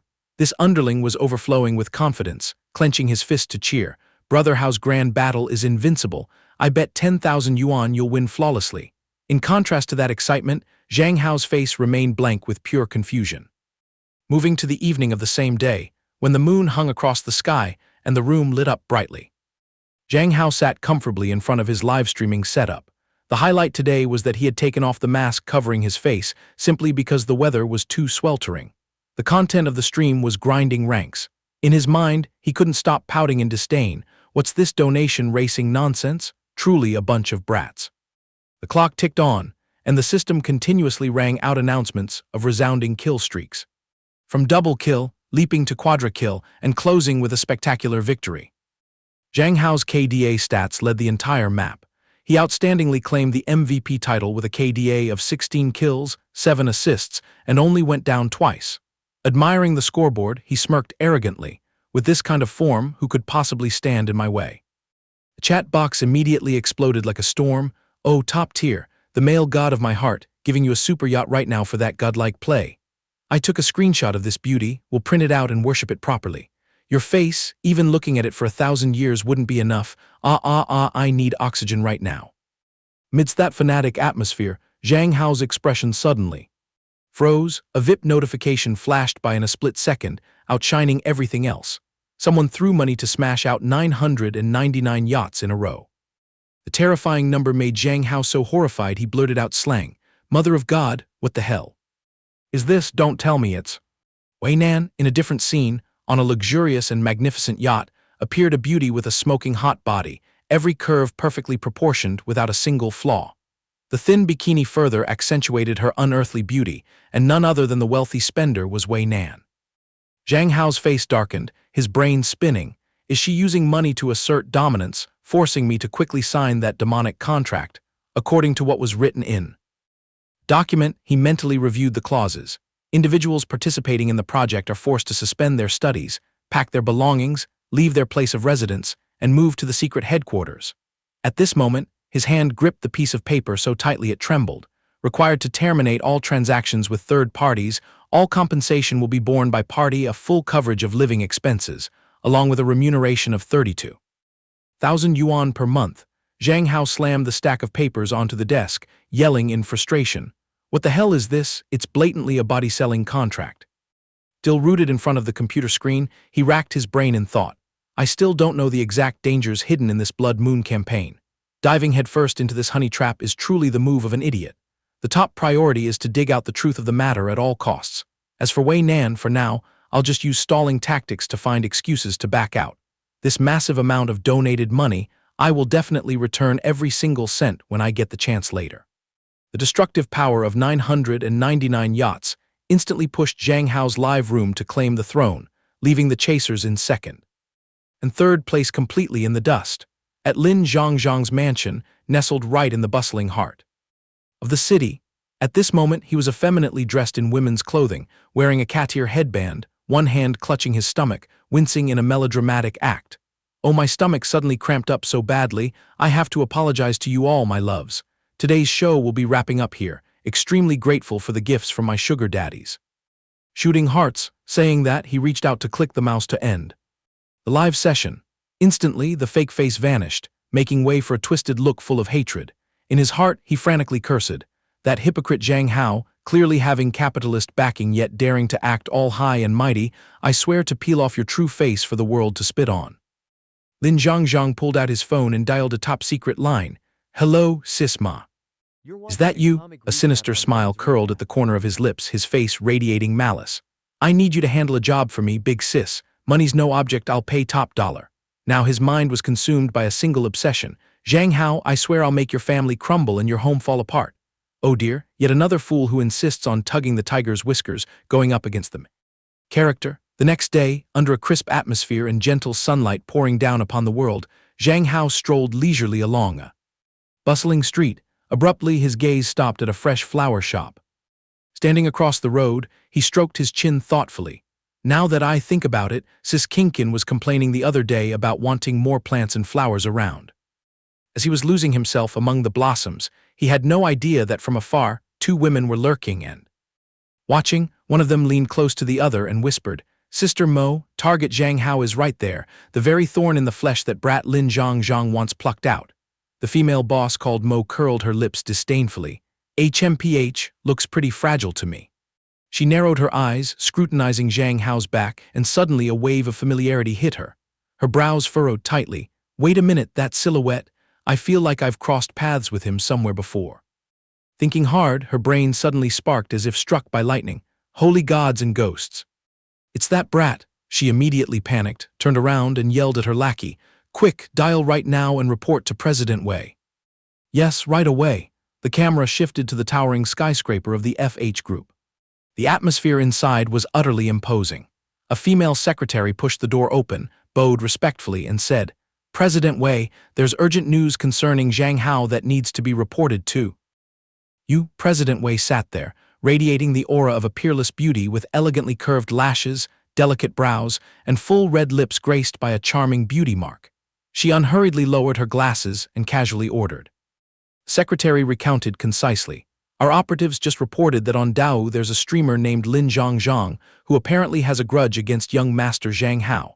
He threw money at hiring some of our people to catch hot photos of him, but since they clearly knew Zhang Hao is under your protection, they held back, seems the scheme has already fallen apart. President Wei coldly delivered a ruthless verdict. Noted, contact Dao immediately and strip that Lin Zhang's contract. The remaining trivial matters are yours to handle at your discretion. You're dismissed.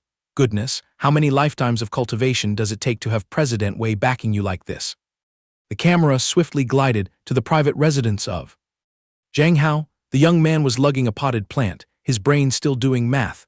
That whole mountain of yachts, how much rice does that convert to? The platform takes half the cut, so where on earth am I supposed to find the deficit to make up for Wei Nan's share? Just as he was racking his brain and tearing his hair out, his beloved phone rang loudly. Zhang Hao hit the answer button. Hello, who's this? The other end immediately drenched him with a bucket of ice water. It's me, Wei.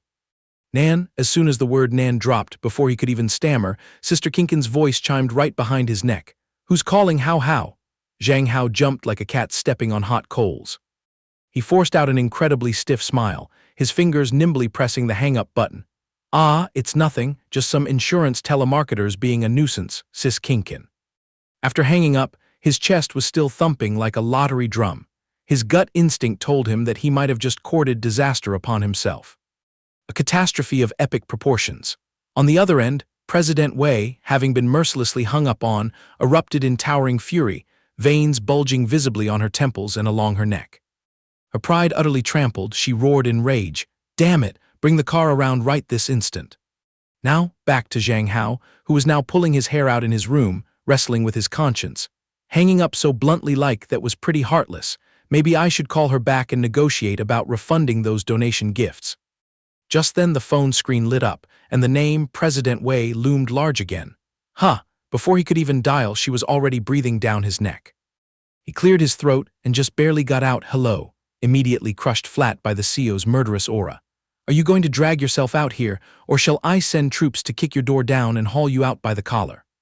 Hearing that, blood rushed to his brain, and he shouted into the receiver. You think being a CEO gives you the right to illegally break into someone's home? What the hell did you swallow to have such delusions of power? The moment his scolding ended, the response was a blaring car horn shrieking right outside. The sharp noise pulled him to the window. Zhang Hao froze completely at the scene. Unfolding below, his complexion quickly shifted from furious red to ghostly pale because a convoy of black cars stretched for miles right in front of his gate, scaring him so badly that his 3 souls and 7 spirits nearly flew away. Completely off-key, Zhang Hao screeched into the phone. You actually brought troops here for real. Causing chaos like this, I'll call the authorities right now and have them haul you away. Of course, a President Wei who manipulates power was not so easily intimidated. She leisurely replied, Go ahead and call if you dare. Let's see if my car being parked legally along the curb violates any law. At this point, Zhang Hao was tongue-tied, utterly out of words. To retort, he gritted his teeth and surrendered. Fine, you win. Now please order this fleet of cars to disperse, and I'll drag my sorry face out there right away. Zhang Hao bolted downstairs, chirping loudly with a fake cheerfulness. Sis Kinkin, I'm dashing out to the convenience store to grab a few things. She looked over and asked, Oh my, want me to tag along and help carry stuff? Zhang Hao waved his hands frantically. Nah, no need, Sis Kinkin. It's just a tiny errand, I can handle it myself. I'll be back in a jiffy. Zhang Hao shoved his hands in his pockets, hurried out the gate, and muttered into the phone, I've shown my face now. Then he hung up. President Wei on the other end quickly interjected. Hold on. Lately, besides me, have you been crossing anyone else? The powerful beauty in alluring black stockings crossed her legs and uttered cold words that hid a layer of protectiveness. There's a shadow sneakingly tailing you from a while ago. Oh goddess, choke me with those legs, please. Through the phone connection, Wei Nan started directing Zhang Hao to casually stride forward. Zhang Hao obediently followed the instructions until he pinpointed a pitch-black car parked on the roadside about 30 meters away. Wei Nan warned that the stranger hiding behind that car was very likely carrying a weapon. Upon hearing that, beads of cold sweat instantly formed on Zhang Hao's forehead. He trembled as he pleaded, Big sister, are you sure this plan is solid? The underworld is treacherous, a fragile high school sprout like me. What if he stabs me? How about I beg permission to turn around and flee back to? Wei Nan leaned back leisurely on the car's leather seat and shot back. So you'd rather this source of trouble stalk outside your house day after day forever?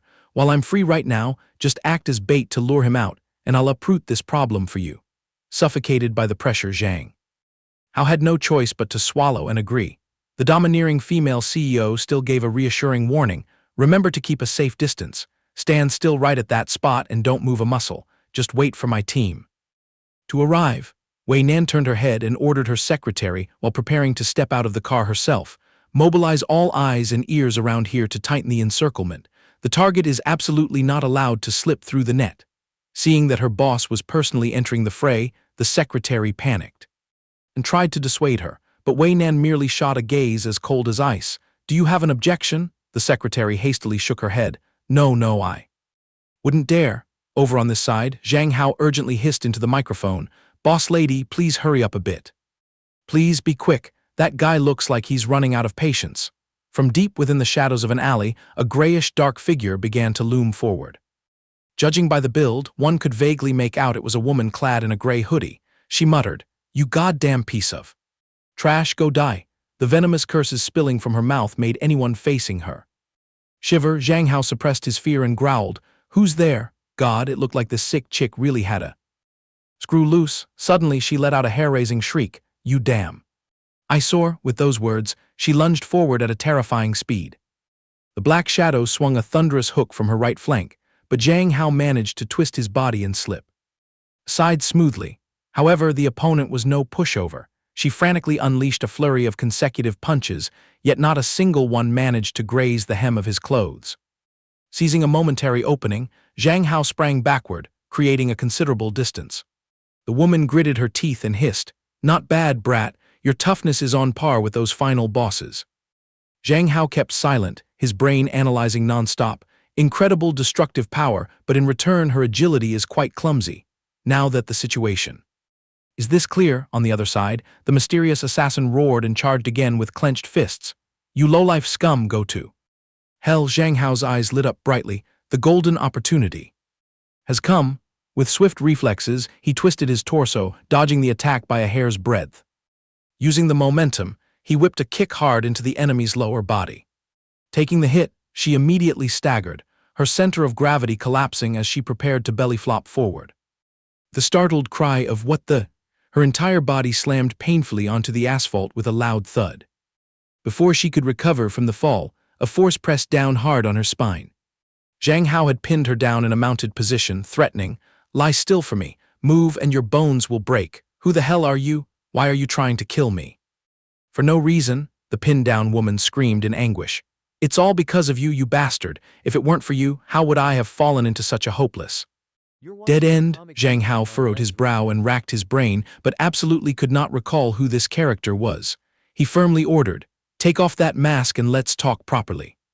The captive silently reached her hand up and touched the mask, but all of a sudden, she bent her arm and used the force of her elbow to twist around and deliver a lethal blow aimed at his blind spot behind.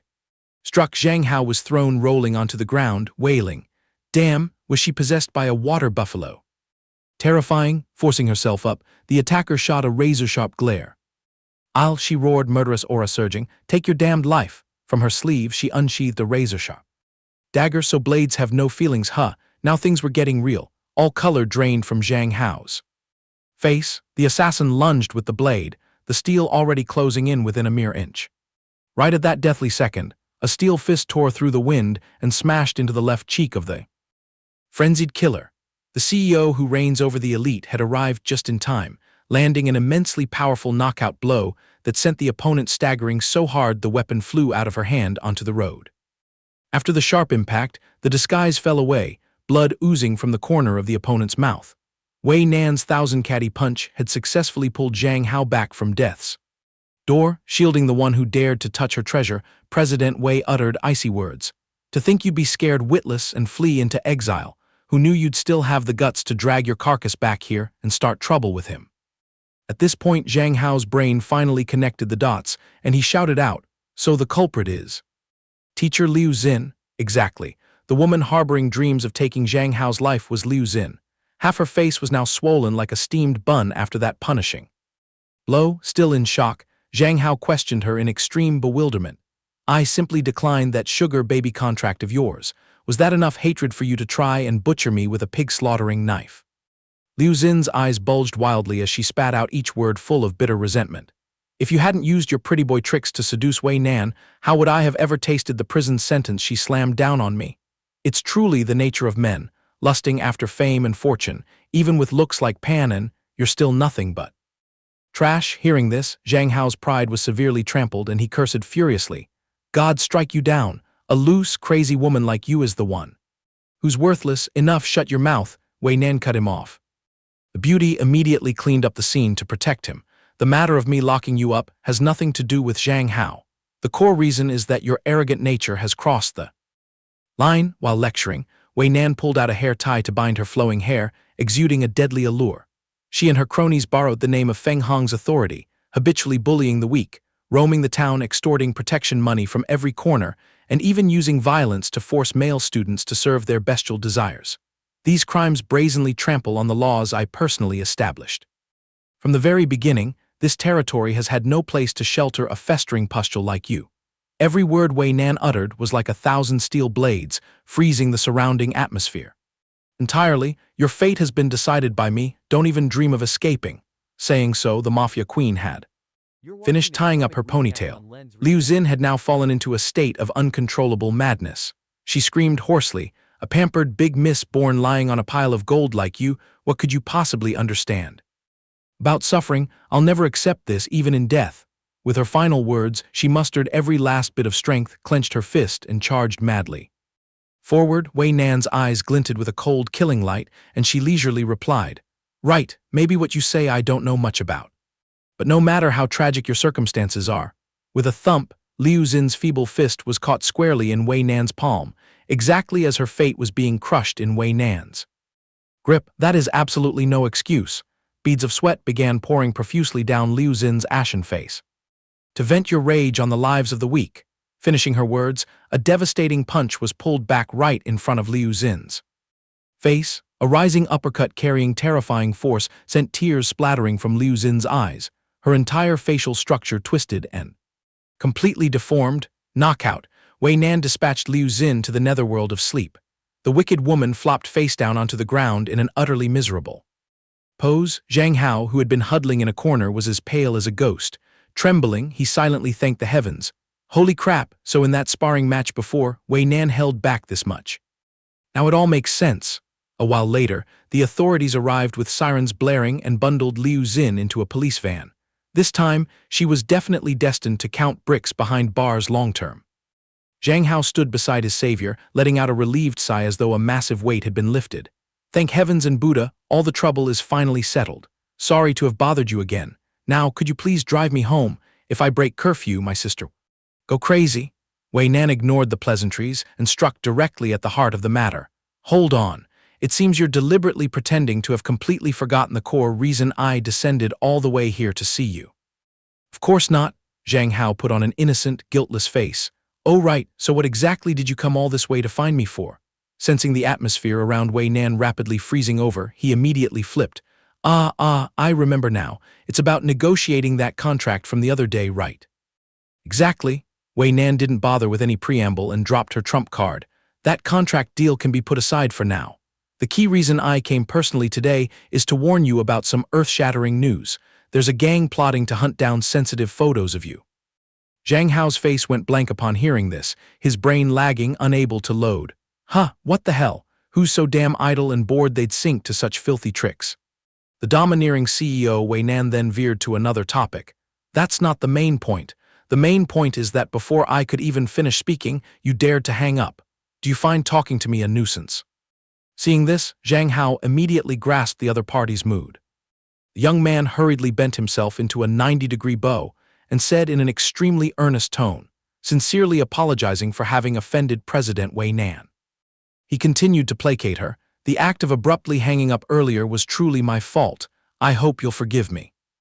Upon hearing the apology, Wei Nan's cheeks flushed slightly and her mood lifted noticeably. She then teased him teasingly. "So will you obediently accept punishment, Be a good boy, let big sis here teach you a lesson." Hearing that, Zhang Hao stared blankly, wide-eyed in confusion. What? Punishment?" Wei Nan slowly stepped forward, reaching out to gently lift the young man's cheek. Due to the height difference, she bent down slightly. Not giving him time to react, she abruptly captured Zhang Hao's lips in a startling moment. The beauty half closed her eyes, her expression full of satisfaction. Zhang Hao's heart skipped a beat, his mind a tangled mess. What the hell is going on right now? Am I being forcibly kissed? What do I do in this situation? I should push her away. The young man flustered, not knowing where to put his hands. Though he resisted, the gentle fragrance from her body made him slightly enchanted. This really is quite pleasant. Oh my God, what am I thinking? After all, Wei Nan was a stunning beauty and one who possessed an exceedingly bountiful soul as well. After all, I'm just an ordinary man, and if she's offering herself so freely, his hands began to stir with intent. Right at that sensitive moment, the image of Zhang Tianqin abruptly flashed through his mind, jolting Zhang Hao awake. He immediately used force to push Wei Nan's shoulders away, awkwardly wiping the corner of his mouth while squirming. President Wei, do you have some strange fetish? A grown adult messing around with a high school boy like me? What's the deal? This was my first kiss, you know. Seeing him wipe his lips, Wei Nan thought to herself, what a rogue. Now he remembers he's just a high school student. Yet deep in her heart, she secretly rejoiced upon learning it was his first kiss. Zhang Hao awkwardly brushed it off. Let's forget that happened. Tonight you did help me out, so consider that kiss just now as payment. We're even. Oh, and the money you threw at my live stream last night, give me your account number so I can transfer it back. Wei Nan placed her hands on her hips, brimming with the aura of a wealthy queen. That petty pocket change is nothing. Do you take me, Wei Nan, for someone who nickel and dimes? But what's with this rigid line drawing? Are you planning to sever all ties with me? You're planning to toss that contract into the trash too, right? Ha, I've got you cornered. Having his dark thoughts exposed, Zhang Hao stammered in reply, that contract, I temporarily can't. Put pen to paper and sign it. Wei Nan's expression instantly darkened, and she coldly uttered two words. Reason? Right now, it's inconvenient for me to explain this in detail to you. Zhang Hao's eyes clearly showed evasion. He hurriedly spun around, shoved his hands into his pockets, ready to make a quick escape. You've worked hard today, you should go home and rest early. Wei Nan stood there silently, offering not a single word in response. Watching the young man's silhouette fade into the distance, she inwardly vowed, Zhang Hao, in this world, there's nothing I, Wei Nan, want that I can't get. The scene shifted to his home. The moment he set foot in his room, he flopped down onto the bed. His head was a tangled mess of confusion. Just now, when I was close to Wei Nan, why did the image of Sis Kinkin appear? Could it be that deep down inside, I've developed those kinds of murky feelings for her? He slapped his own cheeks sharply to snap himself back to reality. Zhang Hao, you're insane. Get a grip. That's your own sister. Absolutely no inappropriate thoughts, and tomorrow you still have to go to school. The setting of the high school emerged, bustling with a lively atmosphere as students gathered and chatted happily under the clear blue sky. Little Yue Hua, a bright call from afar, rang out, instantly drawing the gaze of the girl with platinum hair, fiery red eyes, and an endlessly adorable face. The owner of that call was none other than Zhang Hao, who smiled cheerfully and said, Little Yue Hua, a very good morning. Yue Hua also replied in a gentle voice, Good morning, Zhang. Zhang Hao's mood at the moment was extremely exhilarated, and he inwardly mused. Being around that she-devil CEO all day exhausts me to death. Only being with little sister Yue Hua soothes my soul the most. Suddenly, his gaze was captivated by something. Yue Hua's smooth legs today were wrapped in a pair of alluring black stockings, accentuating their slenderness. It seemed like this was a rare occasion where he saw her wearing black instead of her previous style. Noticing him staring intently, Yue Hua tilted her head in slight confusion. Zhang Hao hastily changed the subject to salvage the situation. Oh, I almost forgot. I have a little something I want to give. He held out an AK-47 gun-shaped keychain, chattering away. Consider it thanks for taking the time to teach me martial arts. It's been super useful. The other day at your place, I noticed you seemed to really like this kind of weapon. Coincidentally, I passed a souvenir shop on the road and saw it, so I bought it. Here, a gift for you today. Yue Hua held the gift up in front of her, examining it carefully. Then she clasped it gently in her palm, a radiant smile blooming on her lips. Thank you so much, Zhang Hao. I will definitely treasure this gift very carefully, seeing her sincere attitude. Zhang Hao scratched his head and grinned smugly. Haha, as long as you like it, that's great. Suddenly remembering something, he wondered to himself, how strange. Little Yue Hua just changed her stockings, yet why does she look so much more mature today? The power of clothing really is no joke. Just as Yue Hua had carefully put away the keychain, she noticed his odd gaze. She lifted her eyes to look at him, then traced Zhang Hao's line of sight, which was aimed directly down at her legs. She softly called out, "Zhang Hao." The young man jolted as if caught red-handed. And Yue Hua shyly pressed her legs together, clutching the hem of her skirt, and asked in bewilderment, "Is there dirt on my legs today or something wrong?" He hastily waved his hands. "No way, I wasn't looking." Shifting to lunch break. At this moment, Zhang Hao and Yue Hua were sitting and eating in an empty classroom. Zhang Hao felt a chill and spoke up first. "Why do you keep staring at my thighs?" Like that, upon hearing this, Yue Hua lifted her head and replied with a totally innocent expression, "Because this morning I noticed you sneaking peeks at my thighs several times." She then delivered a brutally frank conclusion. "Zhang Hao, you really like my thighs, don't you?" Struck right in the black heart, he coughed violently to cover it up. He tried covering his face with his hand and sheepishly asked, "Is my expression that easy to read?" He daringly stole a glance at her, then nodded in admission. "I have to admit, your thighs are seriously top tier." Hearing his compliment, she unhesitatingly patted her own thighs, and then declared bluntly, "Hey Zhang Hao, you can touch them, you know." Zhang Hao was so shocked his pupils shrank, his mouth gaping in disbelief, he couldn't trust his own ears. "You just said I can touch them?" Yue Hua treated it as a matter of course and nodded lightly. Ever since I became friends with you, having someone to eat lunch and chat with has made me really happy." Seeing him hesitate endlessly without moving, she pouted and leaned in closer to whisper, "You don't want to?" His brain still hadn't processed the information, and he stammered with his mouth. Outwardly like that, but deep inside, his inner self was screaming with joy. A sweet, innocent girl offering her thighs for me to touch like this, what reason is there to refuse? His face inadvertently revealed a slightly dark smile, but he quickly suppressed it, reminding himself, "Just touching her thighs seems a bit too ordinary." He set his lunchbox down on the table and cleared his throat solemnly. "How about this? If I tell you to come sit right on my lap right now, would you dare?" He patted his own lap provocatively. After hearing this, Yue Hua put down her food and resolutely stood up.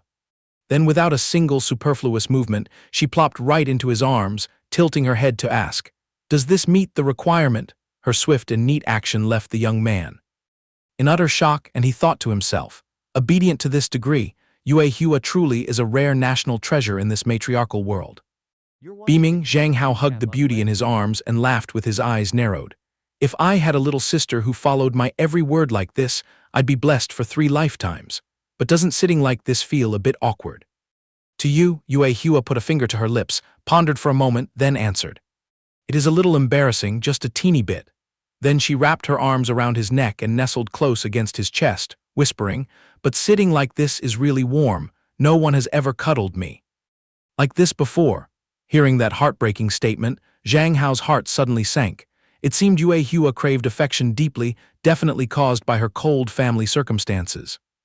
Right at that moment, Zhang Hao observantly noticed something on her hand. He blurted out, "Hey, isn't this the keychain I gave you this morning?" At the mention, she also looked down at her wrist. He asked curiously, "Why did you take the keychain and string it into a bracelet?" Like that, Yue Hua's cheeks blushed brightly, and she shyly explained, "Actually, this is the first gift a friend has ever given me since I was little, so I want to keep it on me always, everywhere I go." Hearing her say it with her own lips, he confirmed in astonishment, "The very first gift in your life, your previous friends never bought you anything." She bowed her head deeply, her eyes revealing sadness. "Yeah, my former friends only ever demanded that I hand over money and never gave me gifts." Cutting off her self-pitying train of thought, he reached out and gently stroked her head to comfort her. "Those leeches weren't true friends, cut them off from now on. That Huang Yuan hasn't come around extorting money from you lately, has she?" Looking at her innocent face, he inwardly cursed bitterly. "Damned scoundrels, they go around bullying the gentle and like this." She calmly shook her head in denial. "No. Lately, Yuan has been stuffing me with a whole bunch of strange books and weird movies, but since you told me not to watch them, I haven't touched them." His face went blank, and he darted his eyes away, muttering, "So Huang Yuan is still up to her old tricks, a whole bunch with twisted minds."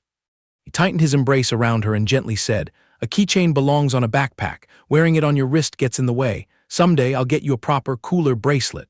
She beamed with eyes curved like crescents nestled in his chest. Really? He hastily remedied his joking promise. I promise. Now be good and eat your lunch. It's almost time for class. She let out a soft. The scene shifted back to his classroom. The young man sat there in a daze, his eyes wandering around listlessly. Then, out of habit, he reached his hand under the desk. Suddenly, he touched a foreign object that was tightly wrapped. Unknowingly, he pulled it out. Before he could see it clearly, another hand reached over and snatched it away. It was the class president girl. She gaped and started shrieking. Ah, Zhang Hao, how dare you bring this dirty thing to school? This is simply unacceptable. The young man, dazed like a buffalo in a hat, jumped up, still not understanding what the fresh hell was going on, the corner of his mouth twitching. The green-haired class president yelled loudly, pointing straight at his face and berating him. Zhang Hao, the moral decency of this school has been completely defiled by you. Previously, you seduced so many female friends into jealousy fights over you, and now this, absolutely disgusting. The surrounding crowd immediately gossiped. One person mocked, see, Zhang Hao sneaking filthy toys into school again. The girl at the next desk chimed in, exactly, he has the face of an angel but a rotten core, everyone sees him as wife material. Seeing the sharp-tongued girls, the male students in the class hurriedly came to his defense. Enough with your nonsense. Zhang Hao is definitely not that kind of person. A blue-haired boy also raised his voice. The matter isn't clear yet. Class president, spitting blood at someone like that is out of line. His face black as the bottom of a pot, he cursed inwardly. Damn it. His brain was racing. He'd never imagined the day he'd be surrounded by a bunch of men protecting him like a frail maiden. It truly was a nightmare. Angrily, he shot up, his demeanor utterly domineering. He swept his hand and knocked out a pile of love letters from his desk drawer, his voice steely. Open your eyes and look. My desk is full of junk secretly stuffed in by other people. He pointed a finger straight at the sensitive object in the class president's hand and declared loudly, that disgusting thing was also deliberately planted by someone else to frame me. Don't even try to pin it on me, and don't use this as an excuse to pick a fight. Otherwise, the class president, hearing his tone, broke out in a cold sweat and fell silent. He growled menacingly, cracking his knuckles with a sharp gaze like a blade. Don't blame me for stuffing that thing straight down your throat. The crowd, seeing him so fierce, dispersed and whispered nervously, this is the so-called school flower and male god, fierce as an ogre. Seeing his terrible expression, Yue Hua ran over to check on him. Zhang Hao, are you angry? Lin Yilong also sashayed over, clinging to his arm in alarm. How, which vicious wretch stuffed that heretical object into your desk? The purple-haired male student from earlier also gently advised. Zhang Hao, don't take those venomous words to heart. We will definitely find the culprit for you. He rubbed his temples and waved wearily. It's okay, just a trivial matter. Meanwhile, in a hidden corner, there was a shadowy figure perking up their ears, eavesdropping on the entire conversation. The next morning when he arrived at class, he was again stunned to see the shady object sitting smugly under his desk. His face twisted and he cried out in horror, Are you kidding me? They still won't stop. He angrily grabbed the item and mercilessly hurled it straight into the trash. But the nightmare still hadn't ended. The second day, the item appeared again, right there before his eyes. He furiously flung it away with force. By the third day, his patience had run dry. He kicked the trash can flying in a fit of rage.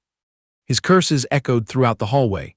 What the hell? Does someone's family run a wholesale dealership for this crap that they stuff it in here every single day? It was time for P class. Lin Yilong twisted his body while anxiously asking, Hey, how? These past 2 days I've heard the boys whispering again. They're spreading rumors that you bring sensitive items to class every day. Who on earth is so malicious to smear?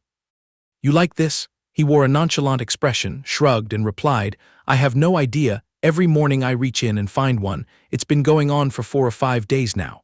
This anonymous guy sure is willing to spend money on this.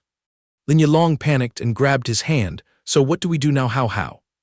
He narrowed his eyes, his face cold as ice. Calm down, I have my own way to deal with that bastard. Later I'll ask Zhao Yue Hua to lend a hand. Yue Hua saw him waving and quickly trotted over. Zhang Hao, are you looking for me? He leaned close to her ear and whispered the whole story. After hearing the plan, she nodded in agreement immediately. All right, I'll call the butler to arrange it later. We can proceed right after school. Time passed quickly. The school corridor sank into silence. It was getting dark. Lin Yilong wiped the sweat from his forehead and groaned. This trap will definitely catch that pervert. For sure, dawn broke. A suspicious dark figure sneaked into the classroom. He was completely covered in a yellow hoodie. His trembling hand held a shady item, stealthily stuffing it into the desk drawer. Suddenly, an ear-piercing beep sounded. The person jumped in fright, looking around in panic. Their eyes met. He was terrified to see him standing right in the corner of the classroom, holding up a phone to record the beeping continued. The culprit, caught red-handed, grimaced, grinding his teeth in trembling fear. He sneered faintly, his other hand holding a bag full of evidence, and spoke sarcastically, persisting for 8 whole days. You must be really bored to do something this foolish. Offering money every day to buy me these toys, it must have been expensive. Well then, don't waste. He threw the entire bag of goods straight at the guy's face and shouted loudly, take them back and use them yourself. He shakily caught the bag. Veins popping on his forehead, he roared resentfully, how did you find out? He calmly put his hands in his pockets, shrugged, and explained, I bought a high-tech anti-theft device and attached it under the desk. He turned around, waved goodbye, tossed back a smirk and said, see you at the disciplinary office. The guy roared bitterly, stop right there. As soon as he finished speaking, a gang of teenage punks in ragged clothes rushed out from nowhere to block the door. He raised his chin to look at the thugs, sneering, so you even know how to call for backup. He looked badass on the outside, but inside his heart was pounding. This is bad, judging by their build. These guys look like good fighters. The guy in yellow glared at him, pointing his finger to order his minions, drag him to the restroom and deal with him. First, the gang of thugs rushed forward as fast as lightning. A flurry of punches and kicks aimed straight at him. He nimbly dodged the attacks, panting and muttering, with this many, how can I withstand this? You can't escape fate. One girl launched a flying kick from afar. It hit him squarely, sending him flying into the wall. Yue Hua just ran over and saw the scene, crying out in heartbreak, Zhang Hao. The gray-haired girl was startled and turned around. Witnessing her beloved being beaten to pulp, her cute face instantly distorted, fury burning wildly. Another thug saw her anger and stuck out her chin threateningly, you little brat, stop meddling in other people's business. Back to him, the guy in yellow was rushing over to land another blow. He was dizzy but still tried to look towards Yue Hua. How could she just stand there and watch him take another beating? She charged into the encirclement like a tornado. And then a tragic end befell the evildoer.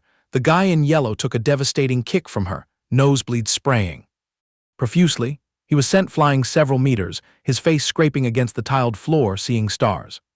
She casually walked over to the guy lying flat on the ground and stomped her foot hard on his detestable face.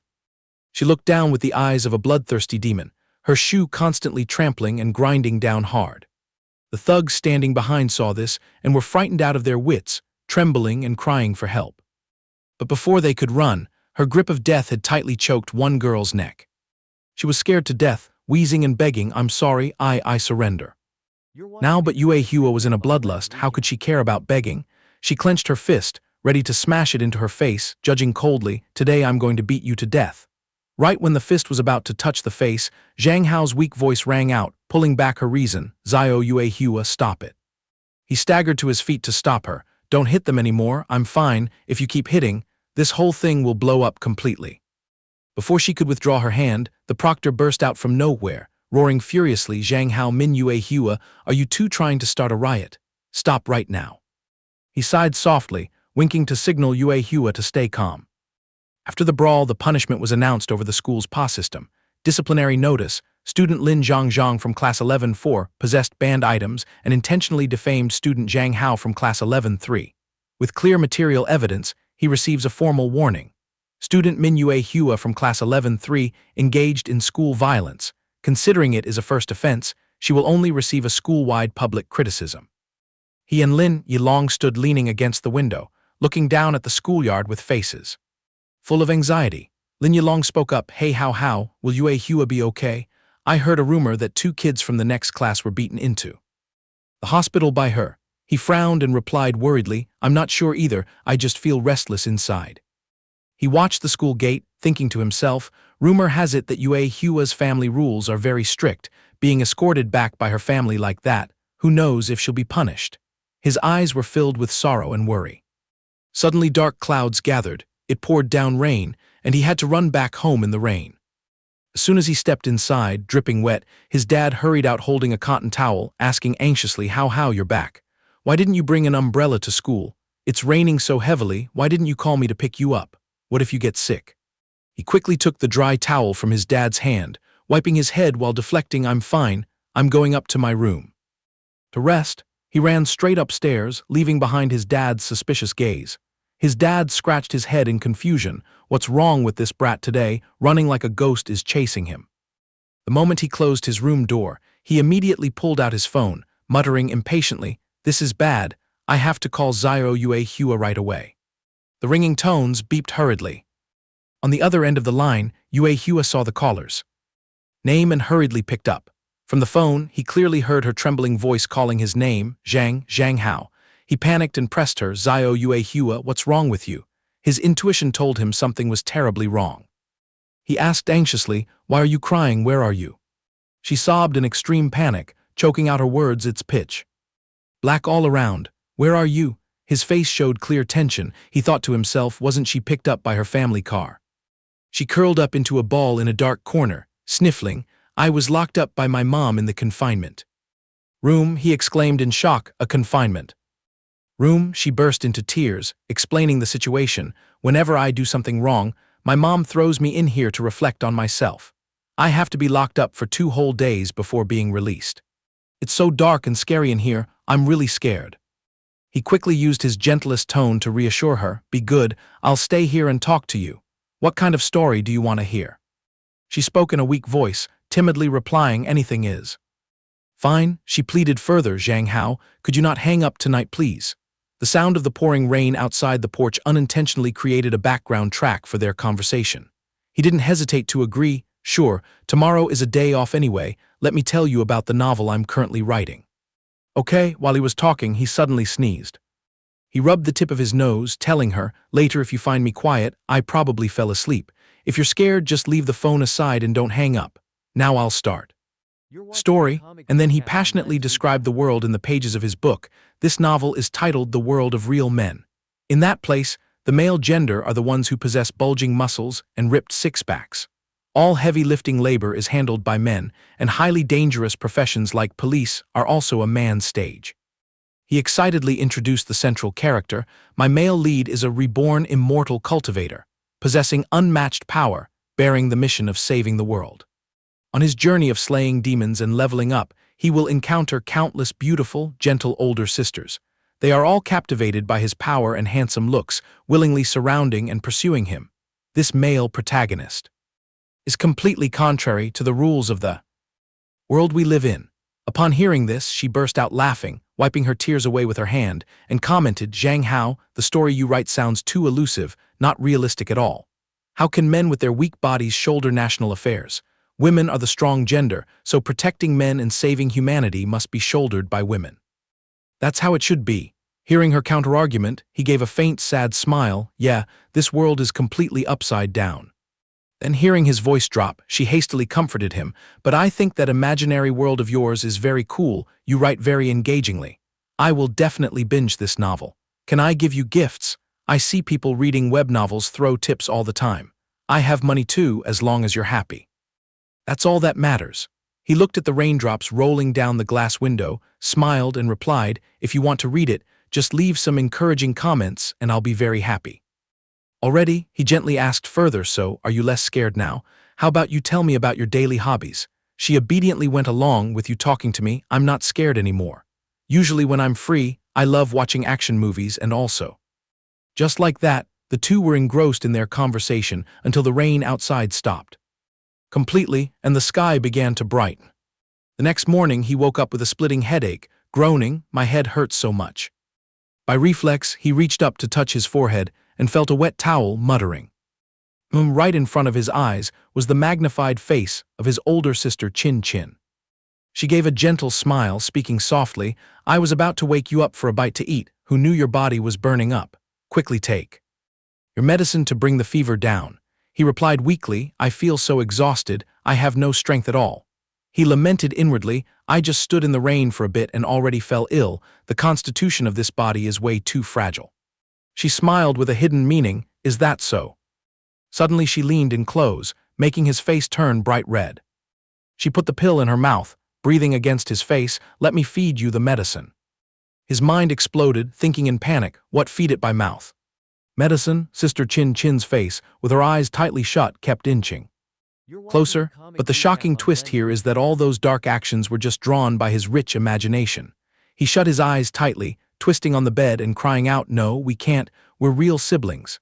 Chin Chin wore a speechless expression, not understanding what was going on. She sighed helplessly and asked, how are you short-circuiting again? Didn't you say you were bedridden? Let me help you sit up. He jolted awake, startled and bewildered. He hurriedly gulped, questioning himself, oh my God, was I just hallucinating in broad daylight? And even blurted it out right in front of her. He awkwardly scratched his head, then please help me up, Sister Chin Chin. She attentively lifted him under his arms to lean against the headboard. In his head right now, only one phrase was running, pure humiliation. While obediently swallowing the medicine, he peeked at Chin. Chin, at this moment, she was also lost in thought.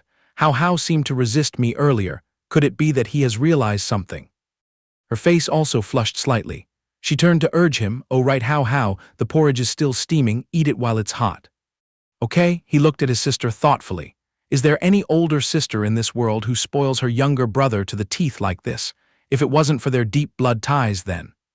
He lowered his head, shyly probing, Sister Chin Chin, why do you pamper me so much? This care feels like it goes far beyond the limits of a normal blood sister. She suddenly froze. Then she smiled brightly again, replying carefree, because my how deserves it as long as you accept it, I am willing to take care of you for the rest of my life. Open your mouth. Every fragrant spoonful of porridge was meticulously fed directly into his mouth. He blushed furiously, thinking to himself, these words sound so wrong between real siblings. Why does it sound like a grand vow made during a marriage proposal? He awkwardly dodged, Sister Chin Chin, I can feed myself. He fell into a tangled mess of thoughts again. Her expression looks extremely calm, or is it because I have paranoia? Maybe she just has an extreme brother complex. Well, after finishing the bowl of porridge, he urged, Sister Chin Chin, hurry up and go to work or you'll be late. I'll just wrap myself in a blanket and sleep it off. She quickly interrupted, you're sick like this. How can I have the mind to go to the company? Just sleep. I'll be on standby right here. By your side. He secretly opened half an eye to look at her, thinking to himself, even though this situation is a bit shady, having Sister Chin Chin by my side, I can always feel a sense of peace. But being stared at like this, how can I fall asleep? Yet just as he thought that, in just 1 minute, he was already snoring soundly. She dazedly gazed at his deeply sleeping face. An indescribable feeling welled up in her heart. How is really fast asleep. If it were the past, this would be completely impossible. How, I really want to reveal everything to you, but if you knew, would you hate me? The scene shifted to a room shrouded in darkness. Wei Nan was sitting with her legs crossed, exuding a seductive charm. Her red lips softly uttered the name. Zhang Hao. The memory reels of him kept looping in her mind. She covered her face in embarrassment, her cheeks burning. She couldn't believe she lost control and forcefully kissed that kid's adorably stubborn face. The pride and arrogance radiated from his very bones. He truly is the rarest and most exquisite gem I've ever encountered. She pinched a cigarette and brought it to her lips. Taking a drag, she suddenly blushed and questioned herself. Hold on, Wei Nan, don't tell me you've fallen for that kid. In the dead of night, while Zhang Hao was sinking into sweet dreams on his soft, warm bed, the phone tossed beside his pillow suddenly rang loudly. At this moment, Zhang Hao just wanted to smash the annoying block of metal ruining his sleep. Since his body was already sick and weak, he was extremely irritable. Even lifting his arm to fumble for the phone became a grueling challenge. Struggling for a long time to grope the answer button, he snapped. Hello, the other end was connected, but there was absolutely no sound. Zhang Hao frowned, his face full of question marks, and had to speak up in annoyance. Who is so bored to call at this hour? If you don't speak, I'm hanging up. Now, right at the moment his finger was about to touch the end button, the other side seemed flustered. After a long beep, she finally spoke up. It's me, Wei. Zhang Hao wore an extremely exhausted face, his eyes dull and lifeless. This half-awake state was truly beyond words. He only craved a peaceful sleep undisturbed by anyone. Being jolted awake in the middle of the night sent his mood plummeting. But the misery was that the person on the other end was someone he couldn't afford to offend, so he had to swallow his anger because hanging up abruptly would be awkward too. "President Wei, what are your orders? Is there someone trying to murder me again?" He secretly hoped the other party had better be calling for some top-secret matter. If he wasn't bedridden today, he would definitely teleport over to settle the score. With her, who would have thought the woman just dropped a sentence as light as a feather, "I have insomnia." That sentence rendered Zhang Hao, with his panda-like dark circles, completely speechless, waking him up no matter how sleepy he was. Frozen for 5 seconds, he pulled out his phone to check the time. The screen glaringly displayed 2:01 a.m. His fury had reached its peak. Thinking twice, he still didn't dare to explode. If he pissed off Wei Nan, he might get silenced and disposed of tomorrow. He had no choice but to sit up, put his hands together and chant, calm down, calm down. "My big boss, do you know what time it is? Dragging a high school student out of bed at 2 a.m., do you want me to tell you a fairy tale to coax you to sleep or sing a warm fatherly lullaby?" Truly a bossy female CEO accustomed to her arrogant ways. So even when ruining someone else's sleep, she still maintained that condescending tone, "Watch your attitude when talking to me." Zhang Hao tried to swallow his anger, truly worthy of the title queen, making harassing calls yet still forcing people to speak politely. Wei Nan, out of topics, had to find an excuse. "Are your fighting skills taught by that Min Yue Hua girl?" But this question touched Zhang Hao's reverse scale. His eyes instantly became dark and cold, his tone as sharp as a dagger. "You had someone investigate me again?" The other end of the line calmly accepted it. She took a long drag of her cigarette and exhaled a blurry cloud of white smoke. The room was steeped in the thick smell of tobacco, mixed in the pitch-black darkness, as she spoke again. "Min Yue Hua, that kid's level is just average." In a split second, a flash of heartache crossed the usually emotionless eyes of the president, but it disappeared very quickly to make way for her inherent coldness. "How about you follow me? I have a team of formidable coaches in my hands. Your foundation isn't bad. If you're willing to polish it, you will definitely become an international-level bodyguard, gaining both fame and money." These tempting words reaching Zhang Hao's ears only made him want to cry out. The other day she wanted to force him to be a celebrity. Now she changed direction and wanted him to be a bodyguard thug. Is his valuation dropping tragically? But little did he know, Wei Nan was just using it as a proper excuse to hear his voice in the dead of the night. Zhang Hao sternly and flatly refused. "I'm not interested. Stop painting unrealistic pictures. I just want to stay far away from you. Yue Hua and I just practice a few moves to relieve stress after school. From now on, unless it's a matter of life and death, please don't call me, lest I have to go buy a new number." Wei Nan still firmly believed that Zhang Hao had feelings for her, so she deduced that he was being monitored by someone and had to say such ruthless words. "Wait, there's no one else in your room right now, is there?" Zhang Hao's eyes were practically glued shut. He was sleepy to death and couldn't care less about what she was rambling about. He forcefully hit the end call button and tossed the phone aside, leaving Wei Nan dumbfounded, listening to the lifeless beeping tone through the cold screen. Normally, she was the one hanging up on people. Today she finally got her karma. This feeling of being blatantly rejected left her a bit bewildered. Staring at the pitch-black screen, she felt everything was truly surreal. She raised her hand to rub her temples, deluding herself. He's probably just practicing for fun. That's all. A long, endless night passed. The sky welcomed bright rays of sunshine, fluffy white clouds, and the clear chirping of birds.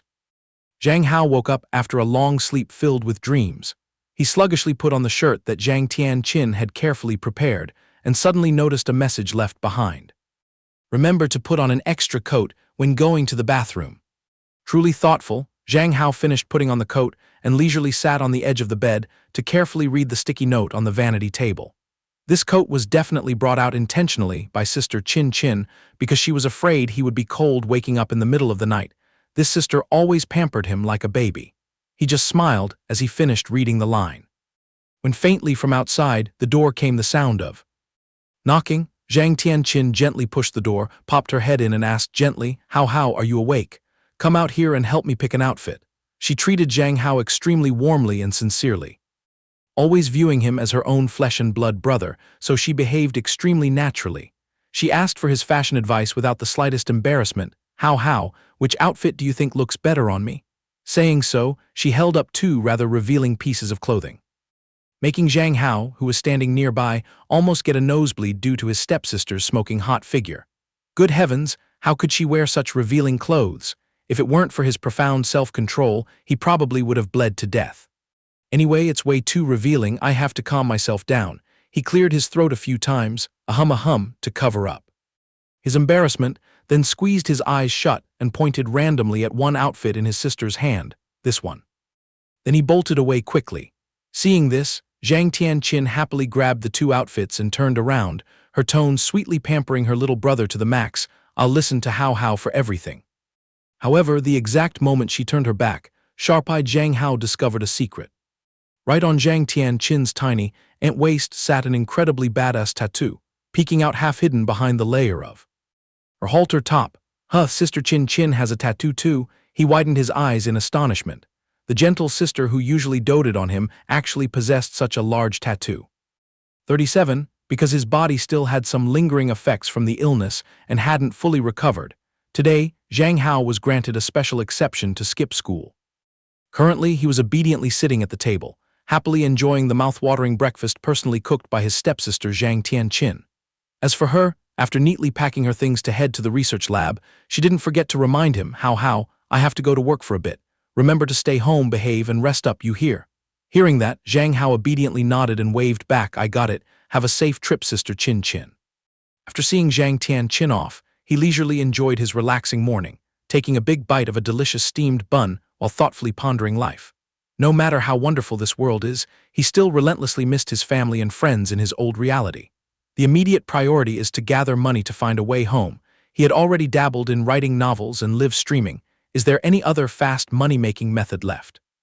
Suddenly a spark crossed his mind. His eyes lit up brightly, completely forgetting to chew the bun in his hand as he shouted excitedly, that's right, how could I forget this jackpot? Last time I righteously stepped up and reported Liu Xin's case, rumor has it there's a huge reward of up to 50,000 yuan. I might as well drop by today to check it out. Zhang Hao clenched his fist in determination, his eyes sparkling with hope. He immediately stood up, cleaned up, and headed straight to the police station. In just a short while, the young man Zhang Hao eagerly arrived at the police department to bag the lucrative reward money. Hello, comrade. Last time I reported the Liu Xin case, I heard I could get 50,000 yuan. I was in a rush that day and didn't have time to claim it. I wonder if I can still get it now. The female police officer on duty welcomed him very warmly. Oh, so it's the handsome little brother from the other day. I remember you. Now, but life is truly full of deceptions. While Zhang Hao was daydreaming about embracing all that money, the policewoman's polite refusal slapped him awake. What a pity, you are still of school age, right? I'm afraid this money cannot be dispersed today. You need to complete a few more procedures. It'll take at least a month at the fastest to finish. Procedures? Zhang Hao wasn't resigned. He hurriedly held out his ID card to prove he was fully grown and tried hard to explain. But I'm past the age of a minor. Why can't the cash be transferred directly to me? The policewoman sighed helplessly and explained, waving her hand to show her hands were tied. I'm sorry, this is a directive from the sponsor of this fund. I'm just following the rules. Zhang Hao finally fell backwards in shock, so claiming this big sum of money was this bitter. We're all fellow citizens. How could you bear to make things so difficult? Wasn't this money issued from the police funds? Then please tell me quickly who the sponsor is, or let me pick up the phone and negotiate directly with that person right now. The policewoman still shook her head in refusal due to information confidentiality principles. It's not convenient for me to reveal President Wei's identity, but you can go in person to the Phoenix Red Group to meet her directly. Zhang Hao, out of options, bitterly gave up, dropped a word of thanks, and dejectedly turned his bike around. Thank you. Sister, meanwhile, in the CEO's office of the Phoenix Red Media Group, Wei Nan was leaning back casually on a high-end armchair, lazily listening to a phone report from the police station. Reporting President Wei, Zhang Hao just dropped by demanding to claim the cash. I already told him to drag his own body over to see me, Wei Nan replied indifferently and hung up. My. Got it? Then she dazedly stared at the phone screen, muttering to herself. Last night he dared to hang up on me. Today he has to obediently show his face to find me.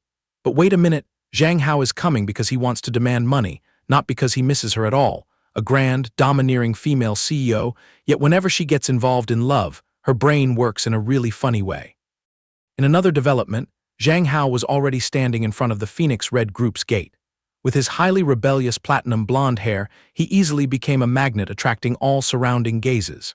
Plus his youthful face perfectly matched the older sister's tastes, so the moment he walked in, there were dozens of greedy eyes peeking. After him, however, Zhang Hao was still quite hesitant. He couldn't let himself be blinded by money.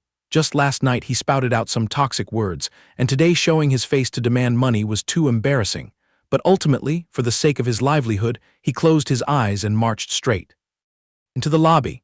He had never set foot in this luxurious skyscraper, so he was completely clueless about the location of Wei Nan's office. Accidentally bumping into a female employee, he immediately spoke up to ask for directions extremely obediently. "Hello, beautiful sister. May I ask how to get to the top floor? I'm here to visit my family." Right then, the elevator dinged and opened. The older sister saw the handsome boy and her cheeks flushed red. Surely it was her first time encountering such a top-tier beauty in the company, so her attitude was overly enthusiastic. Her left hand hurriedly blocked the elevator doors to invite Zhang Hao in, her mouth chattering continuously to strike up a conversation, while her inner self was screaming and dancing wildly. "Oh my God, the feeling of love just hit me. I'm so obsessed with this baby." "Little brother, are you here to find your dad? What's your dad's name? Who knows? I might be your dad's boss." Zhang Hao gave an awkward smile to correct her. My dad isn't a manager here, you probably don't know his face." The female employee still clung on relentlessly. I see, the company is so big, I can't possibly know everyone." Then she continued to press closer, "Seeing you looking so young, you must be in middle school, right? Which school are you attending?" Saying that, the sister brazenly backed Zhang Hao right against the elevator wall, bluntly dropping teasing words. "With this level of beauty, you must definitely be the school beauty, right?" Zhang Hao was pressed into the corner, internally screaming and chanting Amitabha, "Is it really to that extent, sister?" Fortunately, the elevator bell chimed, saving the awkward conversation between the two of them. Zhang Hao felt like a drowning man catching a straw, slipping sideways to bolt straight out. "We're at the top floor. I've arrived. I won't bother you to lead the way anymore. Thank you so much, sister." The female employee still displayed a face of reluctant desperation, as if she wanted to tie him tightly by her side. Her hand hurriedly grabbed Zhang Hao's wrist as he was about to turn away to pull him back, boldly expressing her heart. "Baby, I really, truly like you." She spun Zhang Hao around and continued to rapid fire. "You probably don't believe in love at first sight, right? At first I didn't believe it either. But the moment I saw you, I reached enlightenment instantly." This older sister's expression was exactly like a budding teenage girl experiencing love for the first time, just catching the scent of a handsome boy for a few minutes, and her eyes were already shining like headlights, even daring to dream of romance. "Sister, you're scaring the life out of Zhang Hao." Seeing Zhang Hao stay silent, the sister gained more momentum to push forward. "I feel like in this life I can't give my heart to any other man but you. Give me a chance, okay?"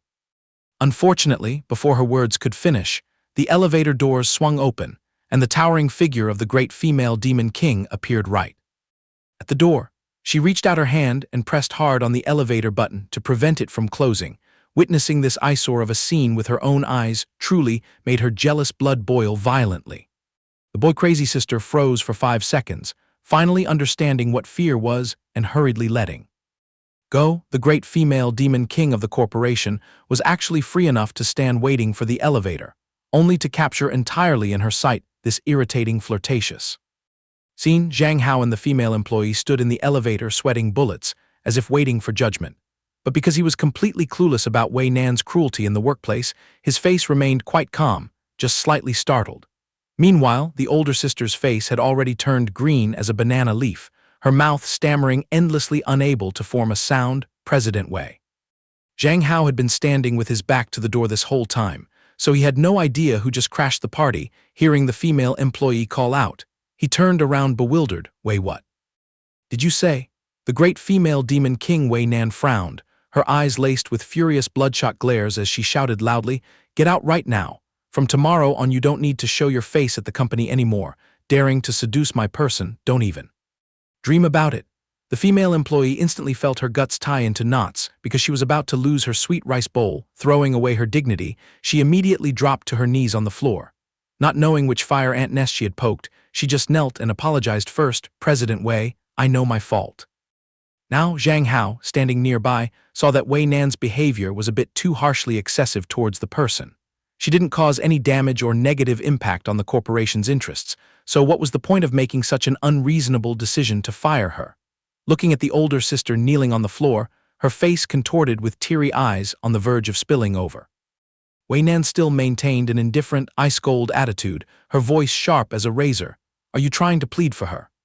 Female employee remained dazed, not yet understanding what grave mistake she had made, hastily explaining with an extremely pitiful demeanor, "President Wei, I have always dedicated myself wholeheartedly, never once breaking any rules. Please don't fire me. From now on, I swear I won't strike up conversations recklessly anymore."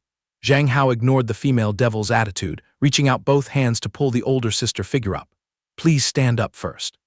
People always say a woman's knees are worth 1,000 gold pieces. If not this place, then I'll just find another job. Why lower yourself?" To such an extent, the female employee trembled as she replied, "No, if the business world finds out I was personally dismissed by President Wei, no company would dare hire me." At all, Zhang Hao was originally an outsider, so how could he know the terrifying extent of Wei Nan's power, only thinking she was just a slightly successful businesswoman? Hearing the sister say that, he also felt slightly alarmed by this power. Wei Nan completely ignored the female employee, roughly grabbing Zhang Hao's arm and dragging him messily straight into her office.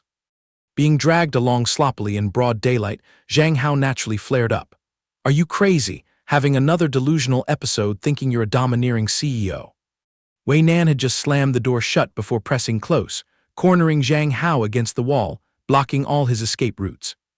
She tried hard to suppress the flame of jealousy, growling, "You dare to flirt with someone else right in front of me." But this woman was truly ridiculous. They didn't even have any relationship, so on what grounds could she forbid him from dating? Without any official status, save your face. A bit, Zhang Hao was utterly speechless with this woman. "What am I even to you that you demand to control me so strictly? Besides, I wasn't even trying to woo." "Anyone?" Zhang Hao frowned, clearly showing his annoyance. "Are your eyes crossed to say I was flirting with her? For God's sake, I just advised her to stand up." He bluntly swatted away Wei Nan's harassing hand on him, escaping her restraint before calmly retorting. "And besides, she was just running her mouth giving me directions. You casually smashed someone's livelihood. That seems a bit too overbearing." Wei Nan frowned, questioning back suspiciously. "What did you say? Clearly it wasn't just giving directions." Zhang Hao was utterly exasperated with her personality. Clearly they weren't lovers, yet she always demanded reports on his relationships. Wei Nan seemed to want to confine him, completely banning contact with any being carrying female chromosomes. He leisurely walked to the sofa and dropped himself down, indifferently saying, "You're meddling too much. Already, whatever we were chatting about, what the hell does it have to do with you?" Wei Nan was used to manipulating others, but Zhang Hao stubbornly refused to submit, which made the flame of irritation inside her blaze fiercely. For a moment, she was tongue-tied, not knowing how to retort. But anyway, Wei Nan was still an old fox in the business world. She encountered dead-end chess games like this daily. Although not everyone is the same, the common point is that the opponent is resisting, so you can't just keep applying pressure forever. It was the same with Zhang Hao.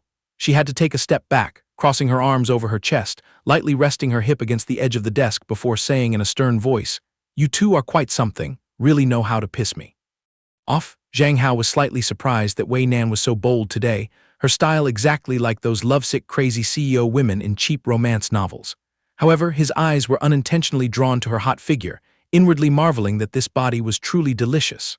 Although Wei Nan's personality was awful, her appearance was no joke, definitely the result of hard training. With someone who likes to get physical like her, isn't she afraid of a wardrobe malfunction when fighting? "Oh wow," Wei Nan had astutely caught Zhang Hao's expression and gaze glued to her curves. Realizing this brat was gazing at her, smitten, Zhang Hao startledly looked up only to discover the lurking danger. Wei Nan, who just minutes ago acted aloof and didn't bother to care, was now drilling her cold, sharp gaze into his deep blue eyes, just like a dagger stabbing straight through the heart. Wei Nan saw through Zhang Hao's confusion and let out a cold snort. "HMPH, it's fine if you want to stand out and protect that woman. Let's make a bet." Zhang Hao, feeling guilty and thinking he'd been exposed, froze dumbfounded upon hearing this seemingly reasonable bet proposal from Wei Nan, his face going blank. Wei Nan arrogantly pulled a cigarette from her pocket, confidently laying out the rules. "I'll toss this cigarette up. I'll use my left hand, you use your right. If you catch it before I do, I'll pardon her and let her continue working at the company." Zhang Hao immediately switched to a serious mode, his eyes burning with a fighting spirit as he accepted the challenge. "Deal?" Then, looking cool, he rolled up his sleeve, patting his bicep while thinking to himself. But little did he know, this was just a sophisticated trap set by Wei Nan. My current strength might be inferior to hers, but in terms of reaction speed, I'm extremely confident. It's just that Wei Nan hadn't anticipated that Zhang Hao rolling up his sleeve would reveal a forearm so milky white it charmed everyone, whiter than any meticulously groomed girl nowadays. Because in this topsy-turvy universe, a man rolling up his sleeve was as shockingly sensual as a girl wearing a short skirt carelessly. Whether a man's arm or a woman's thighs, both were forbidden zones not to be exposed, no matter how smooth they were. Wei Nan, seeing this human masterpiece for the first time, a true rare specialty, froze for a few seconds. In that split second of distraction, she accidentally let the cigarette fall freely to the floor. Zhang Hao jumped up, shouting, "Hey, you started without even a warning." He shot forward like an arrow to grab the cigarette, his eyes radiating fierce determination not to let that sister get thrown out. Wei Nan only then came back to her senses, realizing she'd dropped the cigarette, her eyes instantly widening, throwing her whole body forward, her left arm stretching taut as a bowstring. Unfortunately for her, Zhang Hao was a beat faster, snatching the cigarette in his hand, successfully scoring merit by helping the female employee keep her job. He gleefully celebrated. However, during that lunge, Wei Nan had used too much force, balancing only on one leg, so she lost her balance and toppled straight onto Zhang Hao. Experiencing intimate skin contact with the opposite sex for the first time, Zhang Hao froze for 5 seconds. So stunned, his body went rigid, unable to reflexively push her away, so he had to maintain the position. Well now, Wei Nan cunningly took advantage of this golden opportunity to stick to Zhang Hao for quite a while, then slowly pushed herself up off the sofa's armrest, her tone satisfied like someone who just hit the jackpot. "All right, you win." She even deliberately brought her lips close to his ear to whisper ambiguously, "I admit defeat." Zhang Hao only then realized the truth. Could it be the real purpose of this bet was just an excuse to grope me? "Oh, forget it, why tire myself out thinking? Anyway, I haven't lost anything." His mischievous hands suddenly unconsciously wrapped around those slender, fair thighs. Wei Nan jolted awake from her daydream. Suddenly a wave of intense heat transmitted over, making her hastily step back, unleashing a torrent of scolding. "Zhang Hao, you're a shameless rogue. As a man, rolling up your sleeve and then casually touching my thigh, what kind of decency is that?" Zhang Hao took a dazed moment to regain his composure and retort, "Hey, you took advantage of me. Am I not allowed to reclaim a little capital?" Only now did his brain finish processing the data. Damn, I forgot in this weird world a guy rolling up his sleeve is just as stimulating as a girl showing skin. Seeing Wei Nan didn't seem about to let it go, Zhang Hao had to swallow his pride and concede. All right, my fault. But I caught the cigarette, so I won the bet. You're not allowed to fire her. Oh, and by the way, can you please stand up straight? Pressing up like this, I'm starting to delude myself that you're smitten with me." Wei Nan didn't bother with tact, frankly expressing her feelings. "Smitten or not, I haven't decided, but I must admit, you're the male specimen with the strongest lethal power I've ever met. I've never seen a man as strange as you, strong-willed, daring, responsible, and your capability is also top tier." Hearing the flattery, Zhang Hao's nostrils flared as big as a tomato, his face flushing bright red as he shyly declined politely. "Stop buttering me up. I think the most practical thing is for you to cough up 50,000 yuan for me right now." At this critical, decisive moment, Wei Nan suddenly made an excuse to slip away. "I'm going to go relieve a certain sadness." Leaving Zhang Hao alone in the room, he sighed heavily, not understanding what scheme this woman was plotting, but looking at everyone's face, they were all smiling. This is exactly like those soldiers with performance anxiety before battle who get a stomachache and go to the toilet. Just as Zhang Hao was adrift in his thoughts, the phone beside him suddenly rang shrilly. He hastily grabbed it to answer. "Hello, Sister Chin Chin." From the other end came the gentle voice of Zhang Tian Chin. "Did Hao stubbornly refuse to stay home and rest today again? I just called the landline and no one answered." Zhang Hao immediately slipped into the role of the exemplary, obedient younger brother, politely explaining, My friend Lin Yilong was stuck on some homework and kept begging me to come over to tutor him. I'll fly right home now, sister, don't worry." Zhang Tianqin attentively reminded, her heart full of care for her stepbrother. "You still haven't fully recovered, remember to come home early. Tonight, I have a gathering with friends, so I'll probably be home late. Look both ways when crossing the street, you got that?" The call hadn't even hung up when Jia Hui peeked over and asked, Tianqin, why haven't you come into the karaoke room yet? Tianqin leisurely replied. Ah, I'm busy with a phone call. Saying so, she held the phone and pushed the door open, just in time to walk in together side by side.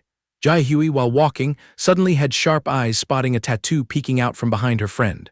Wow, the tattoo on your back is cool. What's the meaning? Tianqin was about to walk on but suddenly paused for a moment. It was a hand holding up a phone, eyes glued to the name of someone very 29. Tianqin ignored the question and continued the conversation. It seemed busy on Sister Qin Qin's side. Zhang Hao didn't know the details, only vaguely overhearing someone asking about his sister's tattoo. His eyes inadvertently swept over the shiny ashtray. On the coffee table, his hand still holding Wei Nan's cigarette from earlier, he grabbed the lighter, lit the cigarette, took a test puff, then smacked his lips appraisingly. The flavor's not bad, as expected of something from a domineering CEO. When the cigarette had burned more than halfway down, Zhang Hao bent down to flick the ash into the tray, but his gaze suddenly froze at the gorgeous figure just. This was the first time he had seen Wei Nan in such a disheveled state. It was truly different.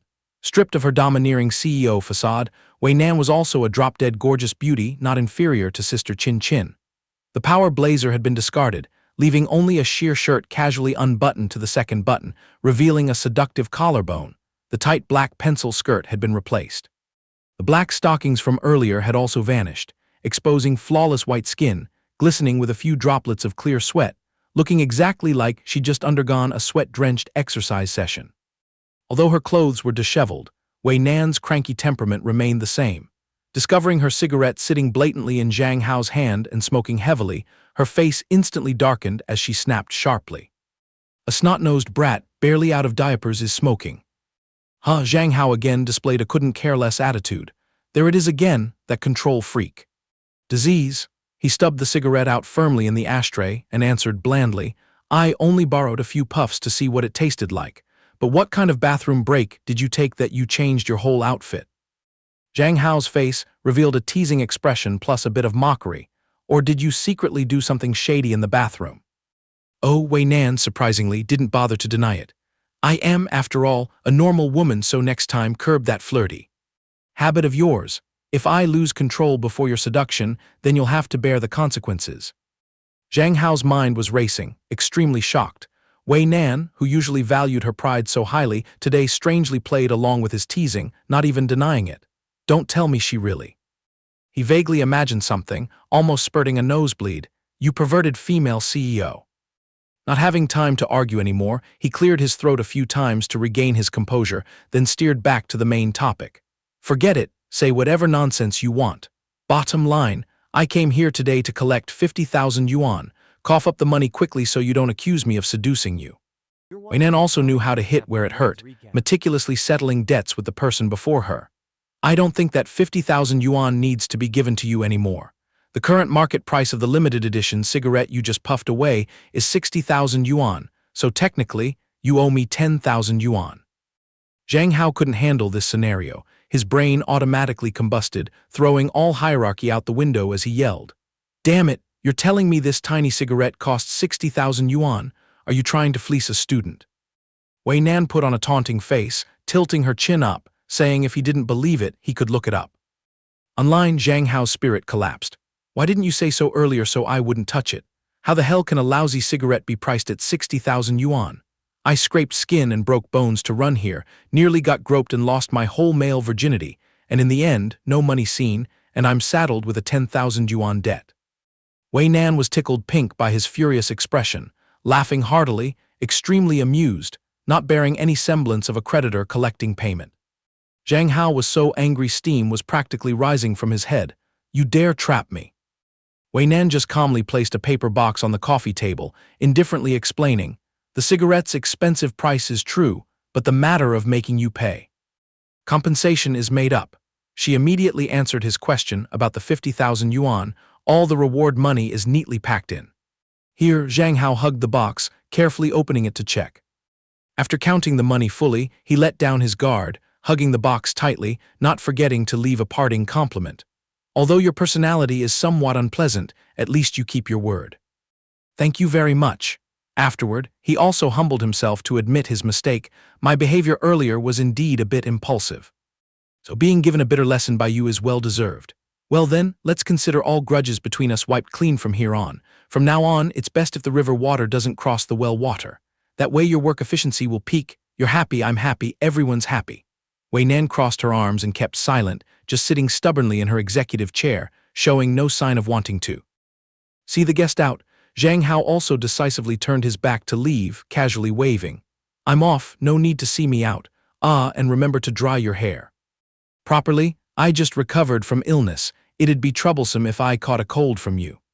While standing waiting for the elevator, Zhang Hao pondered deeply for a while. Those CEO women in romance novels usually have extremely high levels of crazy jealousy. Truly, getting involved with this woman absolutely won't lead to a good ending. If Wei Nan really does fall for me, tusk, just thinking about it gives me goosebumps. The vast, deserted corridor, empty as a temple, inadvertently created an indescribable pressure. Wei Nan sat in the room, lighting up another cigarette, smirking as she exhaled smoke. Wipe everything clean, as if it's that easy. I will definitely catch you. Scene change to the magnificent Zhang family estate. Tianqin and Jiahui had landed home long ago, both huddled together, flipping through a photo album preserving Zhang Hao's childhood.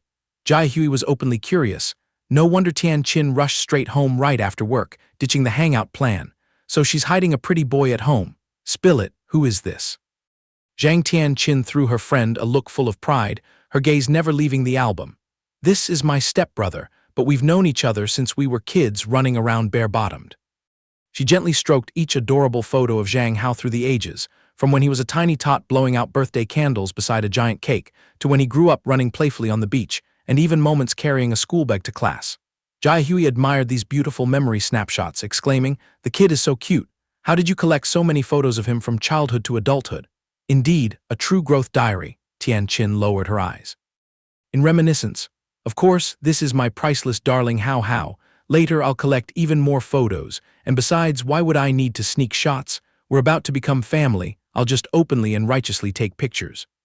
Just as the two sisters were engrossed in viewing photos, the sound of footsteps echoed.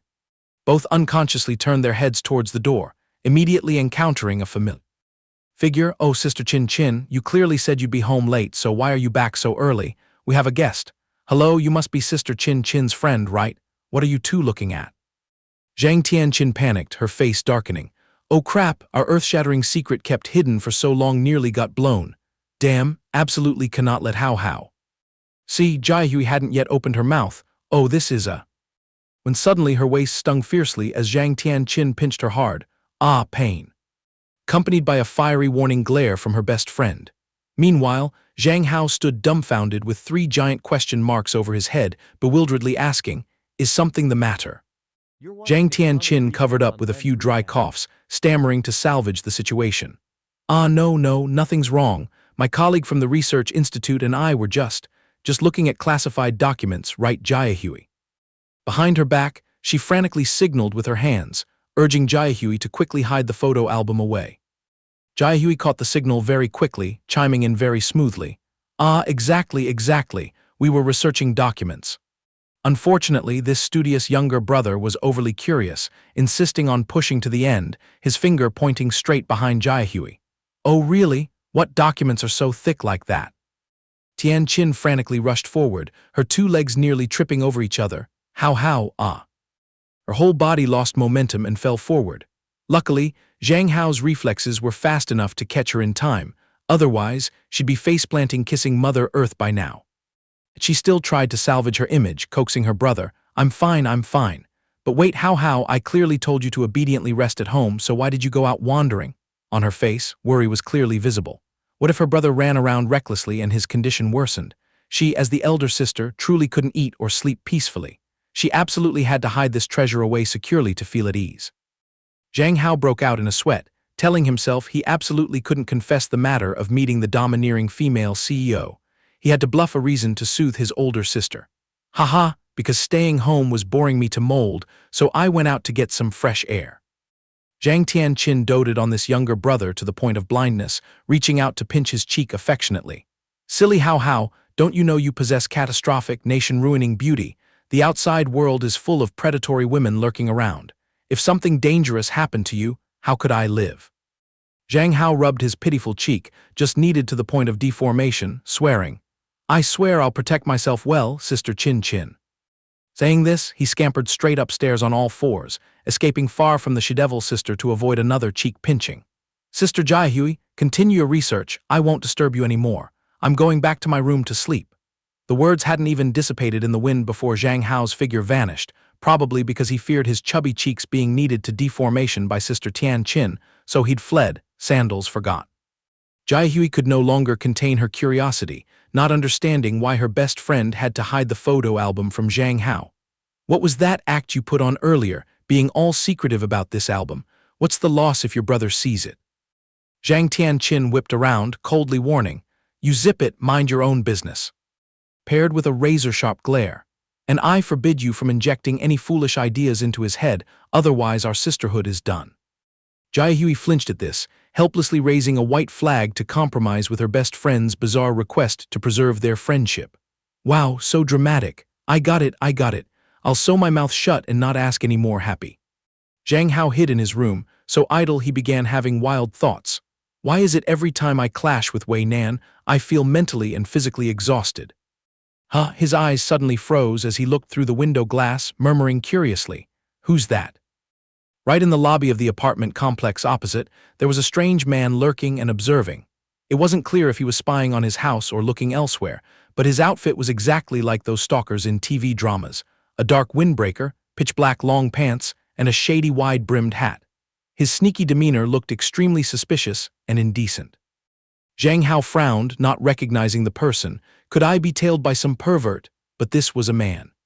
And yet he deluded himself into thinking this person had made the effort to follow him all the way here to woo him. I'm not interested in playing both sides, oh Lord. His eyes clearly showed exasperation to the core. After some hesitation, worried about safety, he decided to report to Tian Qin. Better inform Sister Chin Chin just in case. Dad and Aunt Zhang are away on business lately, so we need to be cautious. True man acts on his word. Zhang Hao swiftly drew the curtains and rushed downstairs to report, but accidentally witnessed the bland farewell of the two best friends. Let's hang out again when you're free. I won't see you out. Lock the door carefully when you leave. Jaihui heard the familiar nagging from her friend until her ears were calloused, just waving back. I know, for goodness sake, you never stop. I'll chase away the satellite guys for you. Zhang Hao very tactfully hid until Jaihui was out of sight before sneaking out to talk to his sister. Sister Chin Chin, why did Sister Jaihui slip away so fast? Clearly, I just went upstairs to change a shirt, looked around a tiny bit, and she was already gone. Tian Qin answered her brother's question. She got caught up in some sudden business. Why doesn't Hao Hao go rest? Zhang Hao put on a very serious face as he spoke to warn. Earlier, standing upstairs, I accidentally saw a man lurking around in front of our house, looking extremely shady and suspicious. Lately, when you go out to work, you must pay attention to safety, Sister Tian Qin. Viewing him as nothing less than her precious little brother and darling treasure, Zhang Tianqin dotingly reached out to ruffle his hair and sighed. Oh my, our family's Hao Hao has now grown up and knows how to worry about his sister. My heart is practically blooming right now. The warm atmosphere between the two truly was miles apart from ordinary step-sibling families. Her eyes sparkling with boundless tenderness, Tianqin gently reassured the boy. But Hao Hao, just rest assured, that guy loitering outside is actually just someone who's been chasing after me, and in short, you've actually met him before. Unfortunately, Zhang Hao's goldfish brain couldn't store that much data, so no matter how he racked it, he couldn't fish out the guy's identity. Did that really happen? Why is my mind totally blank? Both settled onto the sofa. Only then did Zhang Tianqin slowly reveal that the suspicious man was actually the one who had approached to chat and sent her pictures that night before. Zhang Hao's brain finally finished loading the data. His face instantly turned ashen, his expression twisted with extreme discomfort. Good heavens and gods above, so it's that ugly, creepy pervert.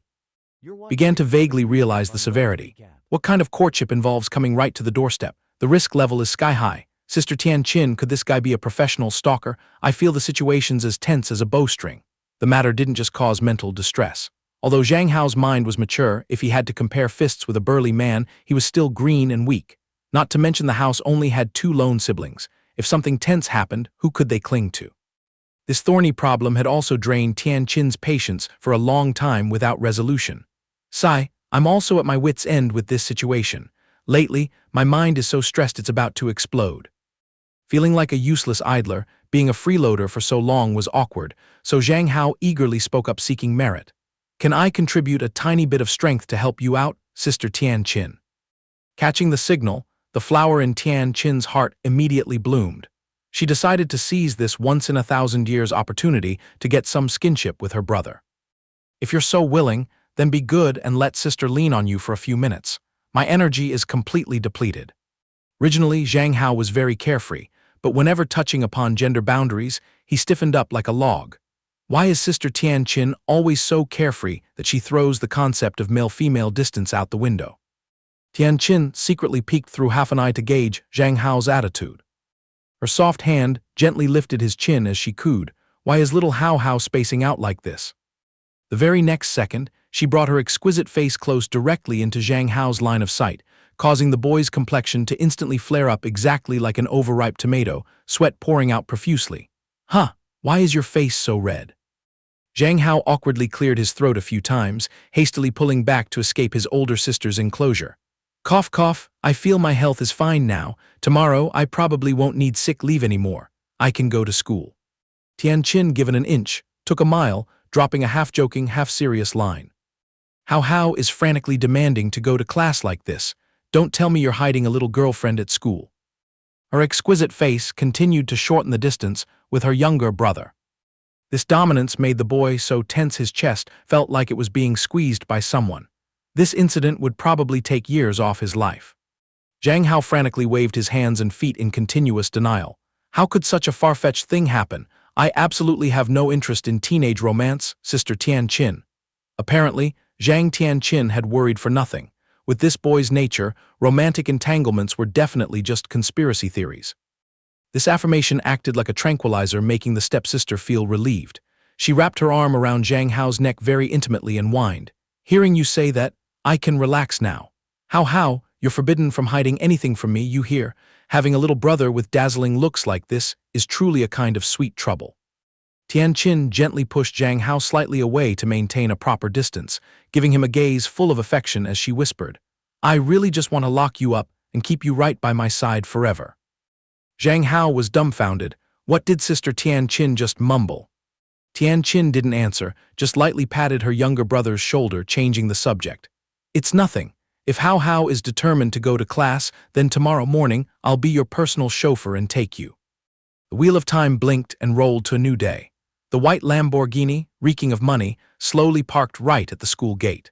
On the occasion of Zhang Hao's return to the world after his illness, Zhang Tian Qin had personally driven to escort him. Before he got out of the car, she didn't forget to leave meticulous instructions. Today, just sit obediently in class, okay? Your illness isn't completely gone yet. Be careful not to get windstroke again. Did you hear me clearly, Zhang Hao? The boy, today suddenly docile as a puppy, nodded continuously. Yes, I've noted it down. Drive safely, Sister Tian Qin. Waiting until Zhang Tian Qin's silhouette faded away, Zhang Hao leisurely strolled along the corridor toward his classroom. The atmosphere at this time was strangely deserted, mostly because the official class bell hadn't rung yet, so students were still scarce. He had just barely poked his face into the door when he was caught by Lin Yilong, who greeted him with an extremely enthusiastic welcome. My brother Hao has appeared. Zhang Hao was bewildered, not understanding anything. Is there some big drama? Lin Yilong hurriedly approached to open the gossip column. Hao, you missed the drama these past 2 days being on sick leave. I've observed that Min Yuehu is being ostracized by the whole school. Do you still remember the incident where Lin Zhangzhang picked a fight with you before? That bunch of students who were beaten black and blue that time all had to be hospitalized. So now, everyone labels Yuehu as a delinquent who gets physical at the drop of a hat. Everyone automatically backs 3 meters away to preserve their lives. Catching up on the information too late, Zhang Hao could only feel self-reproach. Sigh, all the trouble stems from me. I have to run over later to see how she's doing. Seizing the moment the break bell rang, Zhang Hao immediately rushed straight to grade 11, room number 3, to check on Min Yuehu. Good day to you, Yuehu. As for Min Yuehu, the girl was completely not showing any sign of embarrassment or distance. Instead, she very naturally returned the social greeting. Good morning, Zhang Hao. Zhang Hao conveniently pulled the empty chair beside her, openly sitting down across to facilitate chatting. I'm so sorry. The incident the other day dragged you into trouble. If we encounter similar troublemakers later on, perhaps we should learn to ease up a bit. In the depths of Min Yuehua's eyes, a trace of melancholy suddenly flickered past as she gently lowered her lashes. In Zhang Hao's heart, he had long implicitly considered this girl a comrade in arms. A true confidant, so he didn't hesitate to reach out and ruffle her hair. You're this well-behaved and sensible, why on earth should I be afraid of you? And Yuehua let out a soft sigh of relief. Oh, that's great, I'm so happy. Honestly, as long as Zhang Hao doesn't abandon me, I don't care about any storms outside. At a time when thousands of people shunned her, treating her like an alien or a disease to be quarantined, only Zhang Hao stood firm. From the very first moment until now, he has always treated her with sincerity, ignoring the gossip and continuing to be friends. It's true that fire tests gold and hardship tests friendship. Only in the heart of the storm do you recognize true feelings. However, this calm moment didn't last long. Soon the class bell rang sharply. Ring, ring, ring. The group of students loitering in the hallway began urging each other to dash back to class. Zhang Hao also scrambled to his feet, ready to retreat. I have to dash back to my class. Remember to wait for me to have lunch together this noon, okay? Min Yuehua stayed seated, obediently nodding in agreement. Countless eyes of the students lingering in the hallway inadvertently caught sight of Zhang Hao walking out of Min Yuehua's territory, and a huge basket of question marks appeared on everyone's faces. Right after came a stream of gossip and idle chatter. Tusk tusk, that Min Yuehua may carry the label of a violent female demon shunned by the whole school, but she was personally taken care of and befriended by Zhang Hao. She must have gone through a lot of trouble and shed blood to earn that position. Two girls from the town crier system were whispering and gossiping behind her back, causing a stir in that corner of the hallway. Oh well, if I could trade for the favor of the school prince, I'd willingly be ostracized by the whole world. It's a pity I don't stand a chance, sigh. Time flew by like a dog running across a field, and before they knew it, it was exactly noon. At this moment, Min Yuehua and Zhang Hao were occupying a fairly secluded corner to refuel. Zhang Hao was devouring the giant steamed bun in his lunchbox like a famine victim from 1945, his stomach growling relentlessly. As for Min Yuehua sitting beside him was extremely elegantly opening her lunchbox lid. A vibrantly colored and exquisitely decorated meal appeared, which, if put on a scale against Zhang Hao's simple meal, was truly on a completely different level. The menu inside included crispy fried shrimp, rolled egg salad, and several distinctly Japanese bento items. Overall, this was a meal packed with nutrients, more than enough to fuel a rowdy high school student until late evening. She gently pushed her fancy lunch forward, indicating she wanted to share. Zhang Hao, would you like to try some of my food? This was the first time Zhang Hao had seen a school lunchbox that looked as luxurious as a Michelin-starred restaurant. His salivary glands immediately went on strike, almost drooling openly. The chef at your place is truly top-notch, preparing such delicacies for you every day. Blinded by the food, he casually grabbed a piece of crispy fried shrimp when Min Yuehua suddenly spoke. Zhang Hao, your hand. Zhang Hao stared blankly at the petite girl. What's wrong with my hand? Min Yuehua didn't beat around the bush and went straight to the point. Can I touch your hand a little? Zhang Hao was so shocked he dropped the prize he had just picked up. Whoa, in this topsy-turvy world, touching a guy's hand is like touching a girl's thigh. If anyone saw Yuehua's action, she'd definitely be accused of outrageous harassment. He struggled to find his voice. Who fed you this ridiculous script? Min Yuehua immediately put on an innocent look, her hands clasped tightly in embarrassment. Nobody told me anything. I just kept looking at your hand and got curious to touch it. After hearing that awkward answer, Zhang Hao officially went into a frozen state, as if 3 giant dots appeared on his forehead. But he still obediently stretched out his hand in front of her. It's not a big deal, but you're lucky you're saying this to me. If you tried this line on Lin Yilong, he'd definitely scream and label you a total pervert. Zhang Hao's eyes showed genuine concern. After all, Yuehua had generously let him touch her thigh the other day. This favor could be seen as returning the gesture to satisfy each other. Yuehua carefully extended her fingers, shyly stroking his palm, which was warm. A boy and a girl alone in a corner, caressing each other's hands like this. The atmosphere suddenly gave off a strangely suggestive vibe. A moment later, she honestly revealed her hidden worries. To be honest, I'm very confused. The girls in class keep whispering to each other that I've never kissed or held hands with any boy, saying I'm wasting my stunning looks, and they even mock that I'm a blockhead who will never experience those things in this lifetime. Her expression was tinged with pitiful grievance, her soft demeanor enough to awaken the protective instinct in anyone. Zhang Hao, why has never touching a boy's lips become a reason for the crowd to make fun of me? All this psychological burden that Manhwa Hua had buried and suppressed for so long finally burst, and she gathered all her courage to pour out her heart to her only emotional support. Zhang Hao never expected such a trivial gossip could have such a devastating impact on a high school girl's psyche, so he gently reasoned with her. There's a portion of people who always delude themselves that experiencing the flesh of the opposite sex early will elevate their status, proving they're truly worldly, and then use that to belittle those around them. But when you peel it back, they're just patching up their own hollow pride. You absolutely must not care about those trashy words. Yue Hua's eyes were still moist with a thin layer of tears. But my grandmother always taught me that as a girl, I must never let others trample on my self-respect. Yet right after pouring her heart out, Manhwa Hua suddenly switched to a shy, awkward state, her eyes darting everywhere and not bothering to meet Zhang Hao's gaze. Could I borrow your lips for a moment? The shocking news hit his ears and made his brain shut down, his cheeks burning like fire, his inner self screaming violently. His eyes locked onto the girl. What on earth has gotten into little Yue Hua today? While he was still drifting somewhere and hadn't regained his composure, she cast another bashfully moist glance and added a final hit. Is it not allowed? Yue Hua's current appearance was exactly like a puppy begging for a treat, her eyes full of longing shining straight at him, causing all words of refusal to be swallowed back. Cornered, Zhang Hao had to raise his hand to scratch his head, shift his gaze to another corner, and mumble a reply. Well, if you want, it's okay. But then he paused and added a clause. If this kiss can help you get rid of those gossips in your head. Then flashed an extremely forced smile, his earlobes still tinged with the color of ripe gak fruit, and concluded. Then I'm willing to cooperate, I'm not stingy. However, deep down, an intense struggle was brewing. Facing a Yue Hua as pure as a blank sheet of paper, just a kiss, what cold-blooded person could bear to cruelly reject her? Receiving the nod, she hurriedly ducked her head to hide her face, already as red as a boiled lobster, her voice trembling and fragmented. So, shall I go ahead then? His voice was also very soft when he agreed. Next second, as Yue Hua looked up, Zhang Hao had already leaned in and reached out to her, making her flinch.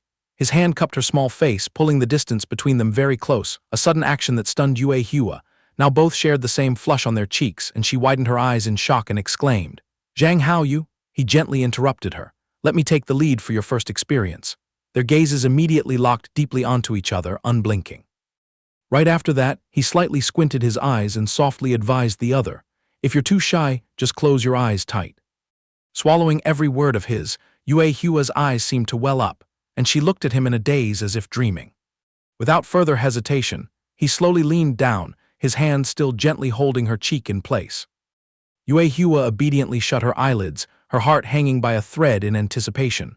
The moment their lips pressed tightly together, the first kiss was officially initiated. She seemed to have completely lost consciousness, sinking deep into that soft contact. The situation suddenly reversed when Manhwa Hua abruptly became bold, lunging forward to grab Zhang Hao's arm tightly. And then proactively gave him a bold, preemptive kiss. This move of Manhwa Hua was truly out of Zhang Hao's coverage range. Normally this girl was as timid as a mouse hiding in its hole, not daring to peep about minor things, yet today she dared to tug the tiger's whiskers and commit this earth-shattering act. The surrounding space froze completely, so silent that the sound of their pounding chests, like water pumps, was amplified to the max thump. Thump. Manhwa Hua slowly absorbed every drop of unfamiliar sweetness, unconsciously exclaiming in her heart, so this is the taste of a kiss. My heart is about to burst. Zhang Hao was completely caught off guard, merely resigning himself and letting out a muffled sound. His gaze vaguely observed the person in front of him, cold sweat beating unconsciously on his temples. Just when their distance was at zero, the clacking of footsteps suddenly came from outside the door, afraid of being caught in the act. He hastily retreated backward, leaving Yue Hua with a dazed expression, a wave of emptiness and disappointment immediately occupying the little girl's heart. But thick-skinned tangerines have sharp nails. Manhwa Hua had planned for this step ages ago. I locked the door carefully. A passersby outside pushed the door but couldn't open it and murmured in confusion.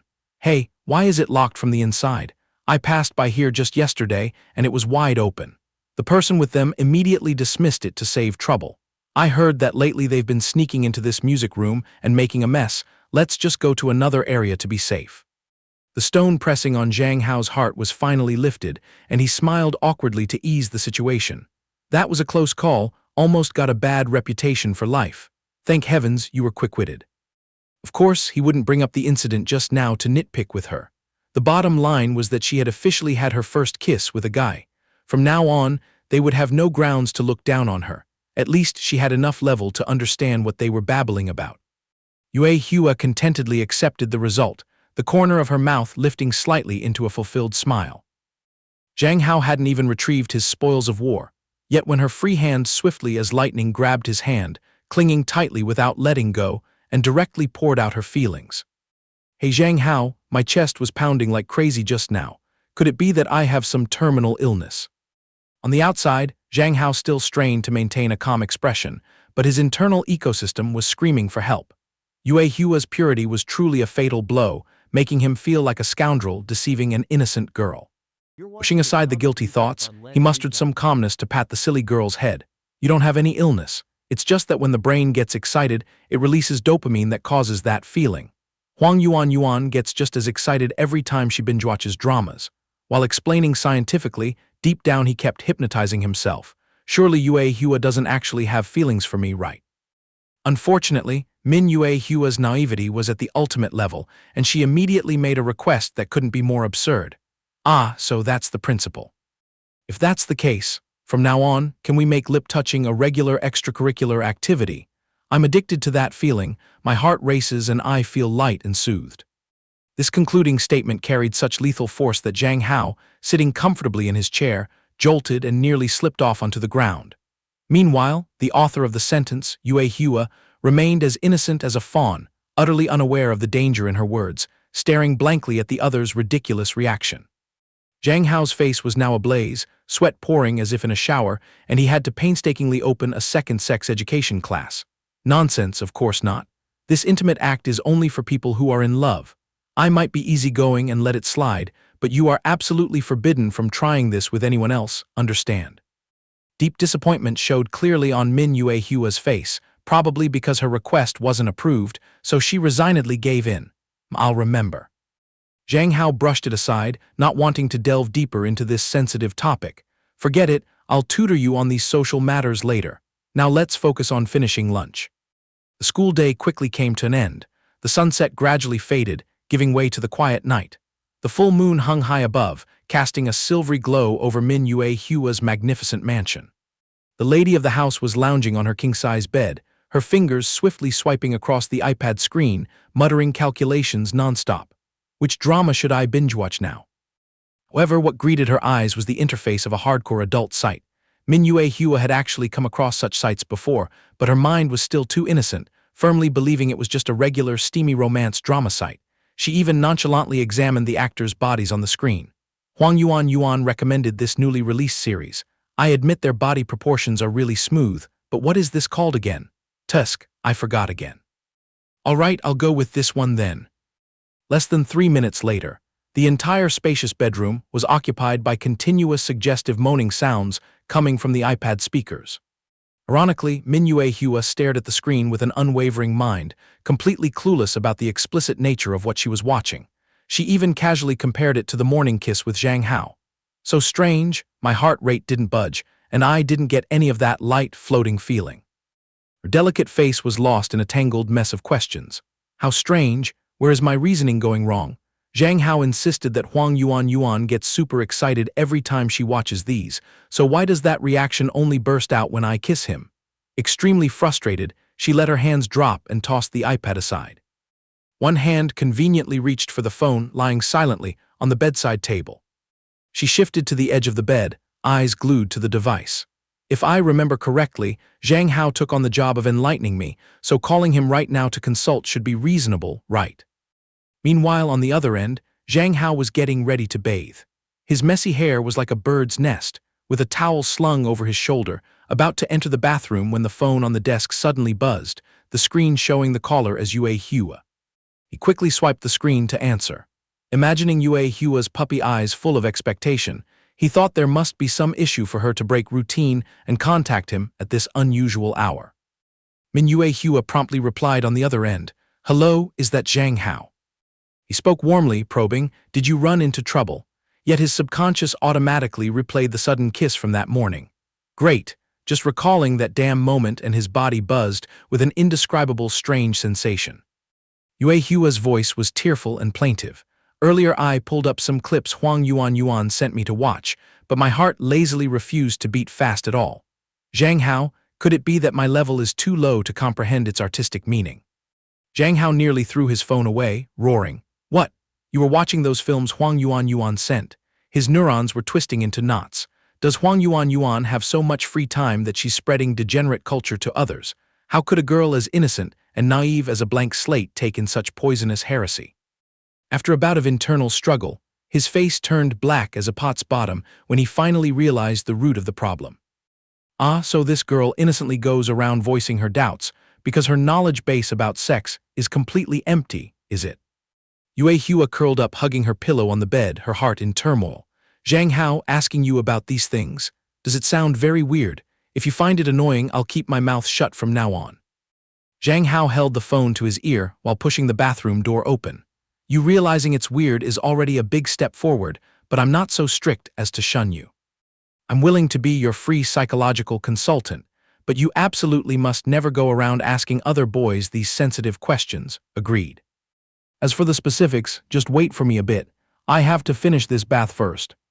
Hearing that, Yue Hua on the other end immediately sprang up like a spring. Then I'll go take a bath too. Hey Zhang Hao, while showering, can we keep the call on like this and continue chatting? Zhang Hao wedged the phone against his shoulder, struggling to pull off his t-shirt. You plan to start a talk show right in the bathroom? Glancing down at his still foggy abdominal muscles, he inwardly wailed, why is this damn six-pack so hard to get defined? From the other end, Min Yue Hua was already perched on the toilet lid. Zhang Hao had no choice but to compromise with this stubbornness. Fine, granted. If you want to chat, go ahead, but be careful with your phone. If it falls into the water, it's toast. Receiving the approval, Min Yue Hua gleefully squealed like a kid just given candy. Okay la. Having said that, she safely placed the device on the towel rack. I've set up the position, Zhang Hao. Now I'm going to start removing my clothes. Zhang Hao on this end was completely speechless. This step you can automatically omit without reporting.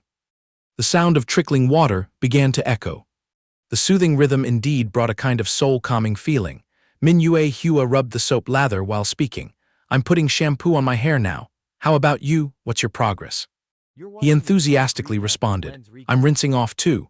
Oh, by the way, your bangs have been looking a bit too messy lately. Are you planning to trim them a little? He chatted away like that, but honestly, deep down he felt a nagging discomfort. This kind of scrubbing while chatting on the phone brought an incomparably weird atmosphere. Unfortunately, at this sensitive moment, the figure of Zhang Tianqin appeared faintly in front of his bathroom door. It seemed she brought a bunch of soft towels to supply her little brother. However, as she stood hesitating in front of the closed door and listened to the murmuring sounds leaking out, her brain couldn't stop conjuring up numerous scenarios. Worry and unease were evident on her face as she clutched the towels. It seems little Hao is on the phone with someone, and he chose exactly this moment while bathing. Could it be that this brat secretly brought a girlfriend home from school? She quickly extinguished those crazy conjectures and gently set down the large towel. She decisively turned on her heel, left the room door ajar, and departed the scene. However, the ambition in her heart showed no signs of dying. It seems I'll have to make a breakthrough move. Tianqin quickly relocated back to her bed territory. She took out her phone and swiped through a few basic screens. She directly typed a message to interrogate Lin Yilong, her little brother's deskmate and best friend, to fish for information. Long, your Hao's bosom buddy, tell me quietly, at school is our Hao surrounded by girls? Lin Yilong caught on very quickly and replied in a flash. Sis Tianqin, you must be joking. With Zhang Hao's looks at our school, girls falling for him like dominoes is normal. She added another deadly probing question. So has he nodded to any girl yet?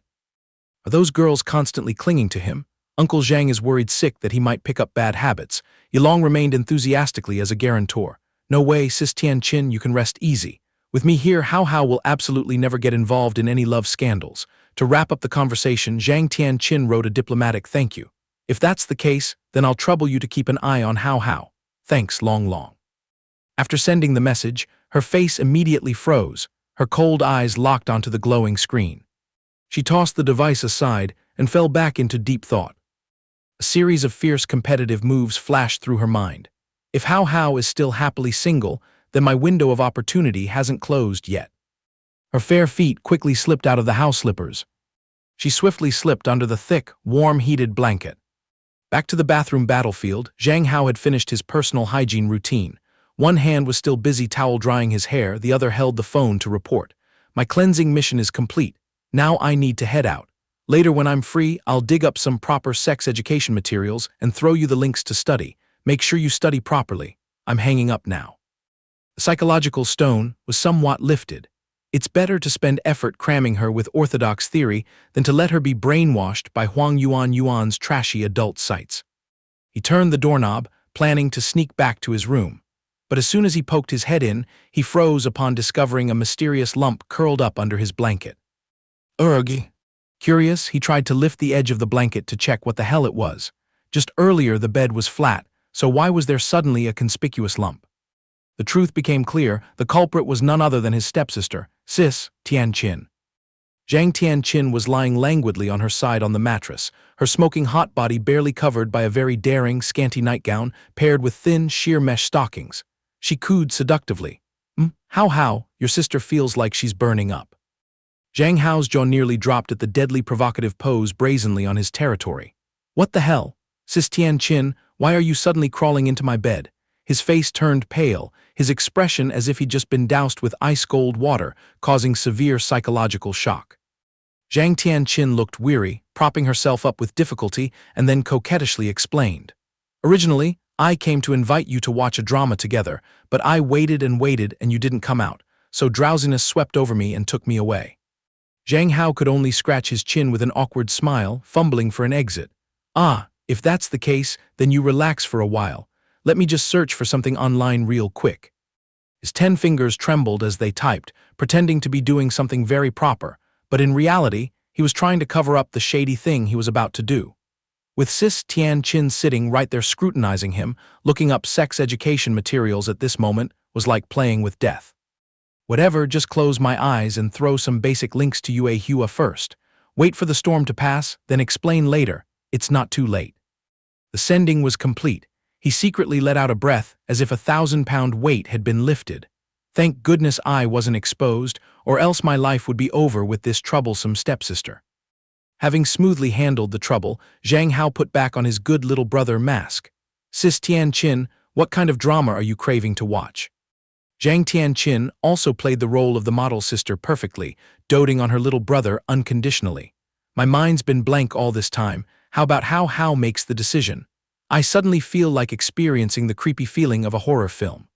For him, this request was a piece of cake, so he nodded and sealed the deal instantly. Okay, done. Tianqin took the chance to add another demand. My body smells of sweat and feels so uncomfortable. I'll go take a quick bath. Hao, go wait in ambush for me in the living room first. You can also turn off the lights to set the atmosphere. The sultry look she cast now was full of bewitching magic, charming enough to make one lost and forget the way home. Zhang Hao shuffled downstairs, his mind still racing. Normally, when a guy and a girl watch a horror movie, at scary scenes the weaker sex automatically burrows into the stronger sex's chest. But in this upside-down world, everything is reversed. Wait, don't tell me I'll have to act weak and burrow into Sis Tianqin's embrace later. A few minutes passed, and he was comfortably seated on the soft sofa. His nature was steel. These scare tactics were like mosquito bites on stainless steel. However, he didn't know if this society's unwritten rule applied thoroughly in this area. Like how men are defaulted to be delicate and weak from birth. Zhang Hao unconsciously pictured himself nestling into his stepsister's chest and screaming in fear. I'm getting goosebumps all over. Forget it, this is too ridiculous. After wrestling with these self-absorbed thoughts for a while, Tianqin had just finished her bath. She now wore only a pure white, thin shirt, not even bothering with stockings. This style of dress was truly born to take lives, accompanied by a bewitching, captivating voice. How, have you decided on the movie yet? The overly breezy fashion that greeted his eyes made Zhang Hao freeze for a few seconds. I've chosen. His mind was in turmoil. Sis Tian-chin probably thinks it's no big deal to dress so loosely at home, but I really have to rely on a horror movie to extinguish these wicked thoughts.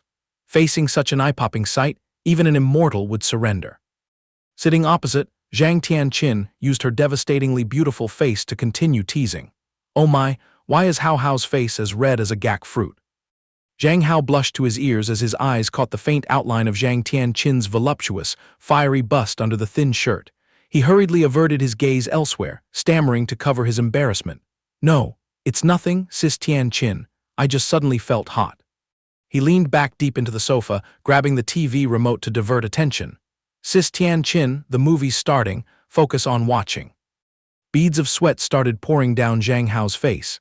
If she gets half a step closer, I guarantee I'll lose control of my actions. Carrying that scorching hot body, what man could keep his purity? While Zhang Hao pretended to be glued to the TV screen, Zhang Tian-chin didn't bother glancing at it, only staring at him unblinkingly with a foxy smile. A moment later, she gently retracted her gaze, silently plotting. I must play slow and steady psychological warfare, or I might scare little Hao Hao away. Anyway, later during the intense scenes, when the kid gets too scared, he'll automatically snuggle into my embrace. All the lighting in the house had been turned off, plunging into thick darkness. The two sat quietly enjoying a heart-stoppingly terrifying film. Wow, I must admit the ghost's design in this movie is quite realistic and goosebump-inducing. Yet Zhang Hao remained as steady as a rock, his expression not showing the slightest trace of horror. Dear Lord, these horror films in this inverted world aren't enough to squeeze out a single drop of fearful sweat from me. Unexpectedly, a piercing scream tore through the night from Zhang Tian-chin's spot. Lightning fast, she dashed straight into Zhang Hao's arms, clinging to his arm like a life buoy, her face turning pale with panic. Zhang Hao chuckled, teasing his stepsister. Oh my, Sis Tian-chin, are you that faint-hearted? She immediately channeled her inner acting skills to portray fragility, her eyes glistening with tears as she looked up at him. Hao Hao, do you think your sister is really useless? Even you, a male, sit as steady as Mount Tai, yet I got scared out of my wits. Her inner self was writhing in regret for this wrong move. What man in his right mind would fall for such a pathetically cowardly woman? But then she tried to salvage it by reassuring herself. Are you crazy? Being afraid of ghosts is an extremely normal human physiological reflex. Zhang Hao took the opportunity to wrap his arm around her trembling shoulders to comfort her. Sister Tian-chin, you worry too much. I don't care about these trivial things at all. She gently patted her chest and breathed a sigh of relief. Thank goodness Hao Hao didn't laugh at me. The heavy stone in my heart has finally dropped. Right now, every cell in her body was throwing a party to celebrate her little brother's unexpectedly proactive behavior. Her fox-like eyes narrowed slightly, hiding a sky full of calculation. A bold Hao Hao like this is a once-in-a-millennium event, truly a blessing in disguise. Zhang Hao's face flushed with embarrassment once again. Even though Sister Tian-chin pressing up against him like this was making his heart dance the cha-cha, he absolutely couldn't let any filthy, wicked thoughts sprout about her. The position of his hand resting on Zhang Tian-chin's shoulder was dangerously close to those massive twin peaks, which only escalated his stress levels to the absolute peak. Right at this moment, the system triggered an alarm. His old man was about to land in 5 seconds to deliver a disciplinary strike. Zhang Hao's face instantly drained of color, his mouth trembling as he prayed. I'm doomed, I'm so doomed, Dad is going to skin me alive this time.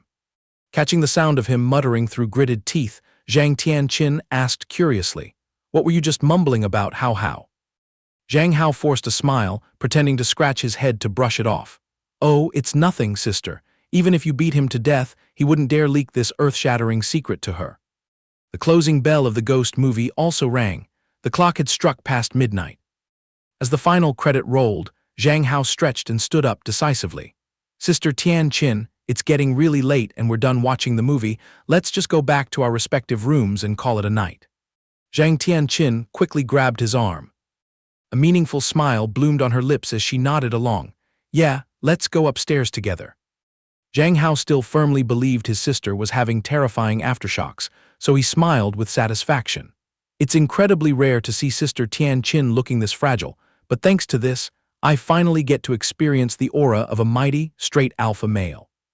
The entire villa was plunged into pitch-black darkness, with only a faint yellow light spilling out from a small room.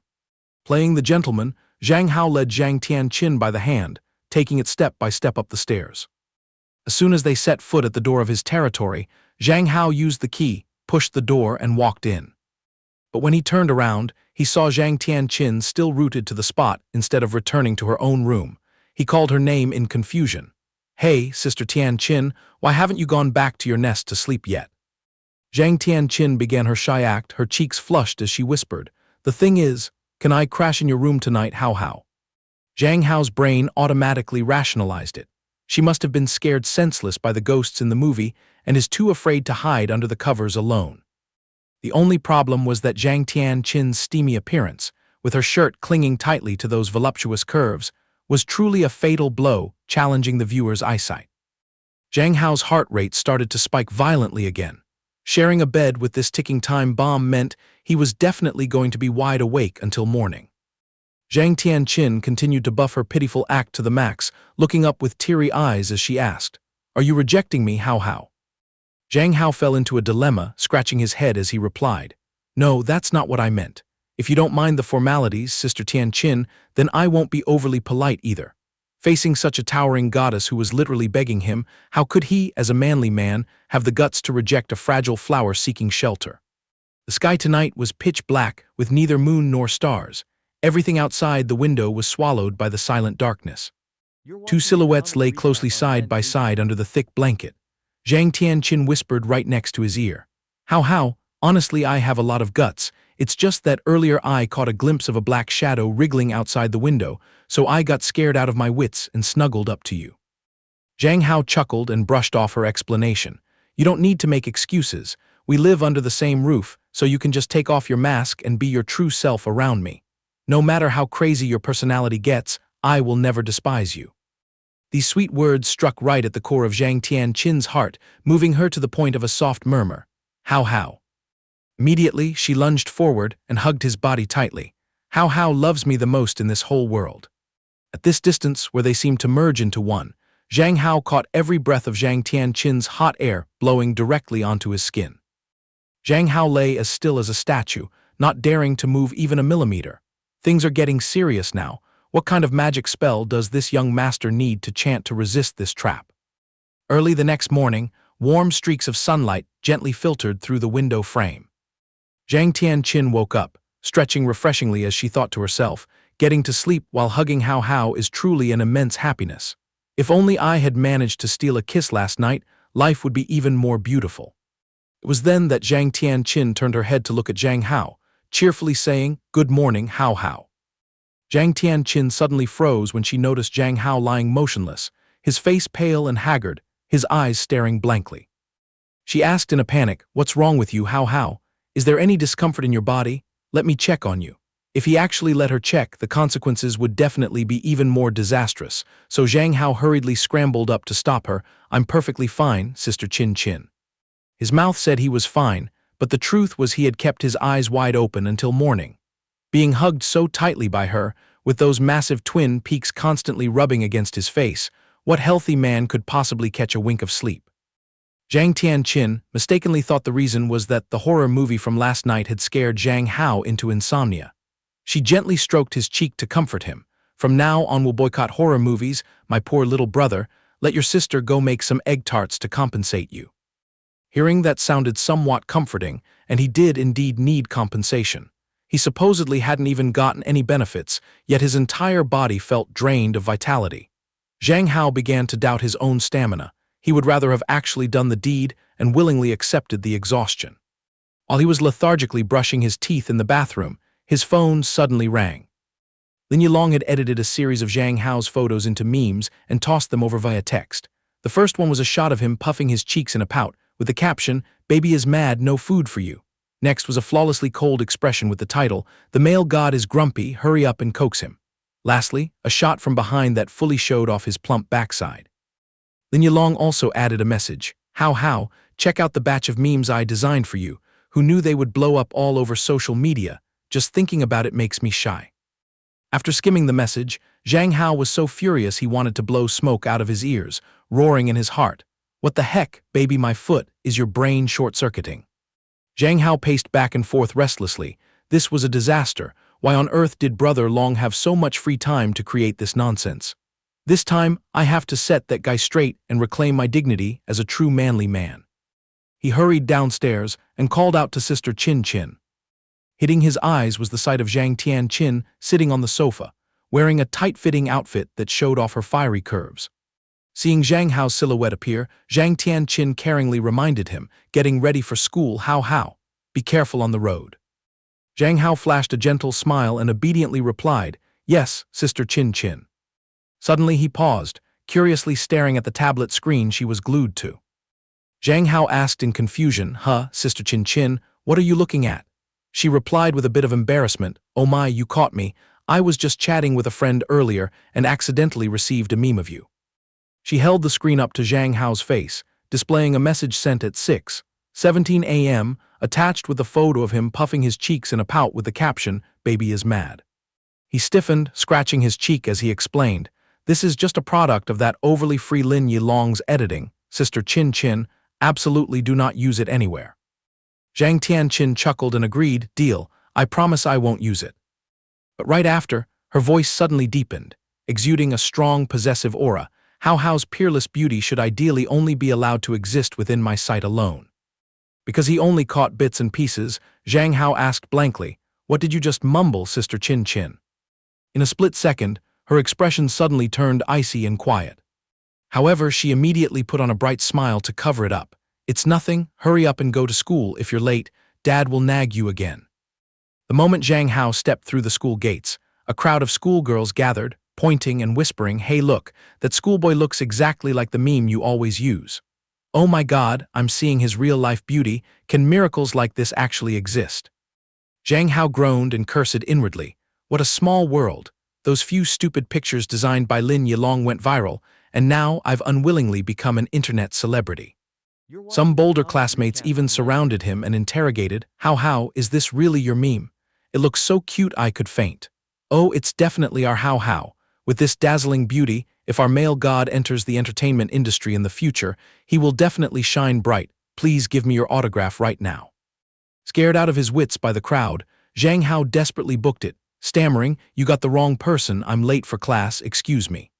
Zhang Hao ran while grumbling, this is such a headache. Who could have predicted those ridiculous pictures would blow up at such a dizzying speed? If I get surrounded and bothered like this every day, it'll surely shorten my lifespan. The moment he kicked the classroom door open, he roared at the top of his lungs, Lin Yilong.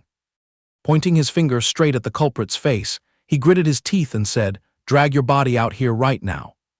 Knowing full well the other party was fuming, Lin Yilong added fuel to the fire. What's wrong, How? Do you want to hire me to produce another meme collection? My vault still has a vast amount of embarrassing photos of you. Hearing this, Zhang Hao's wrath instantly exploded, the hot blood rushing straight to his brain. Zhang Hao screamed an ultimatum, instantly destroy every single one of them for me. Did you hear me? A manly man standing tall between heaven and earth like me strictly forbids the existence of such whiny pictures. If they offend my eyes by showing up again, be careful or your entire lipstick collection will be snapped in half. Just then, a soft, hesitant female voice spoke up, Zhang Hao. Manhwa Hua softly asked Zhang Hao, are you carrying some frustrating worries? Zhang Hao quickly waved his hands to soothe her. No, nothing, just some trivial matters, but hey Yue Hua, you actually cut your hair. She gently twirled the sparse strands of hair on her forehead, obediently replying, yeah, because you complained that my bangs were getting in the way, I decided to trim them a bit. He smiled in praise, it suits you very well and looks pretty. Witnessing such a gentle and obedient Manhwa Hua, the dark clouds in his heart instantly cleared up quite a bit. Manhwa Hua leaned in close and whispered into his ear, say, Zhang Hao, when the lunch break comes, I'll take you to explore a secret territory I just found. I guarantee you'll feel incredibly relaxed there.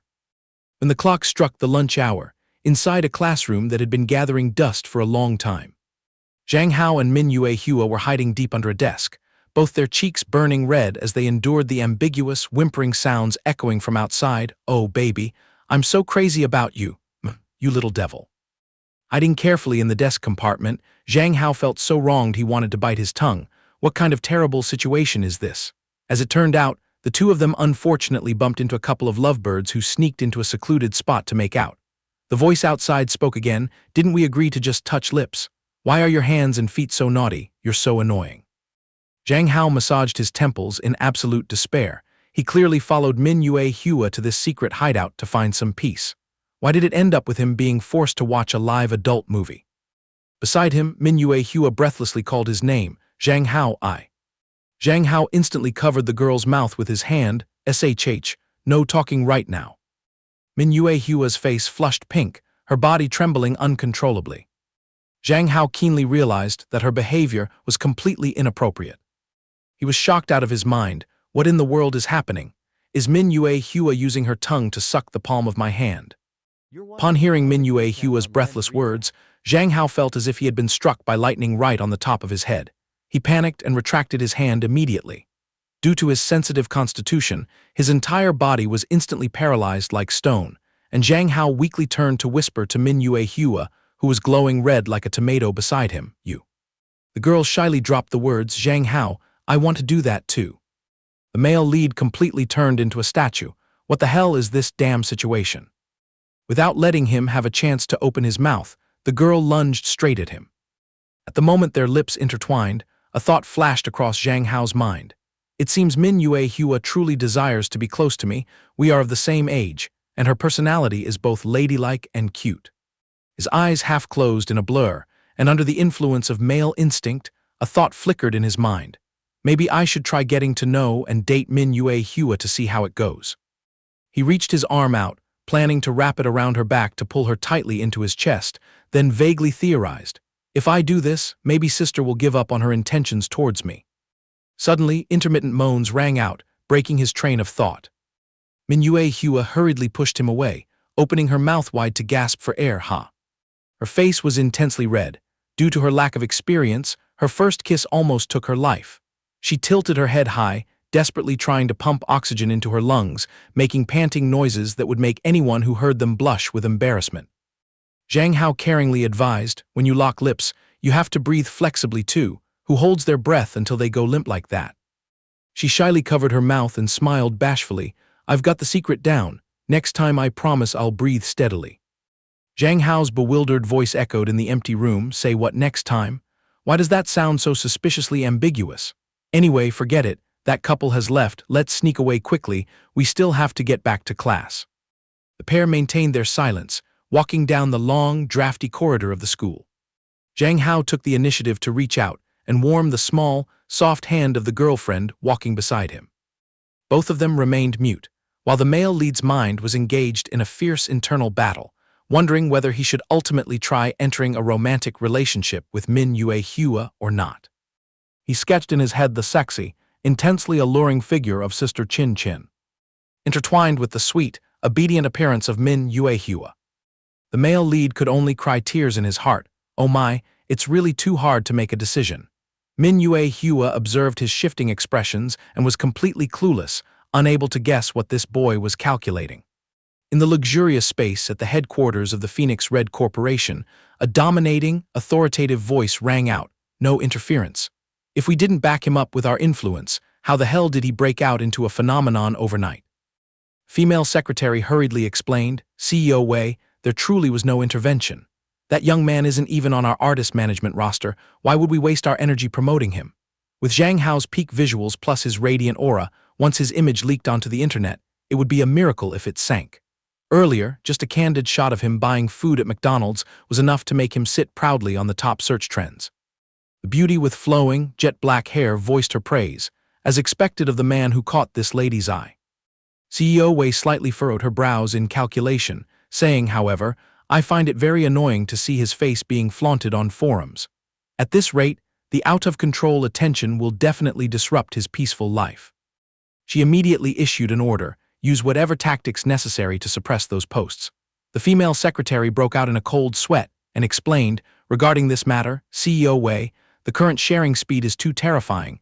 The number of people saving Zhang Hao's photos to their devices is immeasurable. What's more bitter is that his old-school photo album has been completely dug up by the netizens. We only have the power to wipe out public posts. How can we rummage through the netizens' personal devices? Wei Nan immediately shot a gaze, as sharp as a razor, at her subordinate. The secretary was so scared her limbs went weak, muttering, "Yes, ma'am, please calm your anger, CEO Wei. I'll go execute it right away. Loitering around for a few more seconds might just get her fired without a trace. CEO Wei swiped her phone screen, directly accessing the Weibo platform. What hit her eyes was a global handsome men hunting page that just uploaded a post with a hashtag gathering a lineup of handsome men, proudly displaying 3 moments of Zhang Hao, chugging water, walking with a bicycle, and dominating on the basketball court. The engagement was insane with 300 likes, approximately 651 discussion threads, and 372 shares. Scrolling down to the dissection area, an account with a butchered English nickname came to ask, which rookie is this little boy? Right below, user handsome people I want to lick gushed. These visuals crush all those once in a millennium handsome boy titles, no joke. Account NIND excitedly typed, wait, so this baby isn't even of age yet. Sentence me to death. If I only get 3 years in jail, it's a huge bargain. Leaning against the execution pole is worth it for this face. A nicknamed Hello Super here also joined the dirty fun. Oh mother, this is my high school junior. Looking at this face during the dead of night is truly. CEO Wei was so furious she was practically catching fire, gritting her teeth and hissing, he is my man. How dare these flies harbor thirsty delusions. Analyzing the 3 photos on Weibo closely, she had to breathe a sigh of relief to reassure herself. Thankfully, they are all old photos. If the speculation about his past timeline is accurate, then the person in these photos is entirely not Zhang Hao. With a deeply thoughtful face, Wei Nan stated resolutely, the current version is the one that radiates a fatal allure. That is his true self. Immediately, the mountain of documents piled high on her desk seemed to provocatively assault her vision. CEO Wei massaged her temples, complaining exhaustedly, so troublesome, since morning my mind has just been haunted by Zhang Hao's silhouette, I haven't even approved a single word of these documents. A spark of tenderness flashed in the depths of her eyes, and she smiled bitterly, thinking, you little brat, you really are the inescapable nemesis of my life. Why must you stubbornly resist instead of obediently submitting? Admiring her own smoking hot figure reflected in the mirror, she dropped a threat. If you keep trying to rebel, this lady will completely lose all patience and eat you alive. Suddenly, her long, slender fingers caressed her plump lips. Wei Nan's gaze suddenly became filled with countless obscure, unpredictable thoughts. She turned her back and walked straight toward the exit, her highly imposing voice ringing out, those songbirds outside shouldn't even dream about it. You were born solely for the position of my husband. At this moment, Zhang Hao was taking a leisurely stroll along the familiar path around his residential area. All of a sudden, what caught his eye was a very familiar luxury car parked right near the gate of his house. He muttered, what the hell is this car parking here for? The car window slowly rolled down, exposing Wei Nan's cold face. Zhang Hao jumped in surprise and yelled, hey, why does your ghost keep clinging to me? He took a large step closer, his icy voice reminding her, I thought we finalized last time that we'd treat each other as strangers. River water doesn't interfere with well water, and you didn't voice a single word of objection back then. The male lead twisted his face in annoyance, so ultimately, what is the meaning of your actions today? Are you planning to go back on your word? Nan avoided his sharp gaze, defending herself. I was planning to abide by the agreement too, but my body isn't listening to orders, so what can I do? Zhang Hao was completely speechless, his fists itching to beat her up.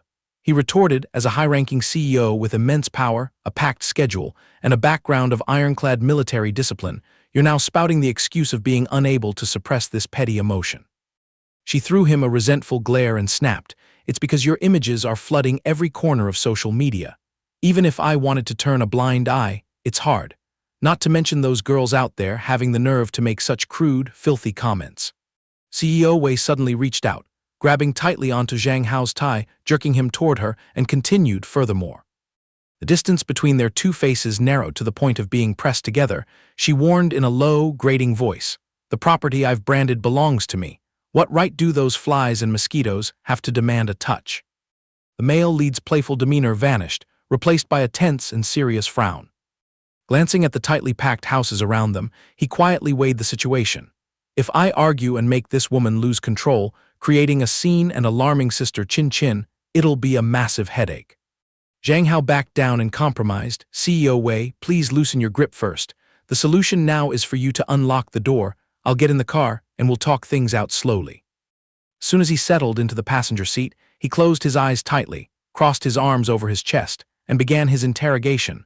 Or is it that my communication skills are too poor so you didn't get it? Let me explain it thoroughly from the beginning. My type is girls who occasionally know how to be spoiled, with obedient and cute personalities, not the type who uses brute force to oppress others whenever things don't go her way like you.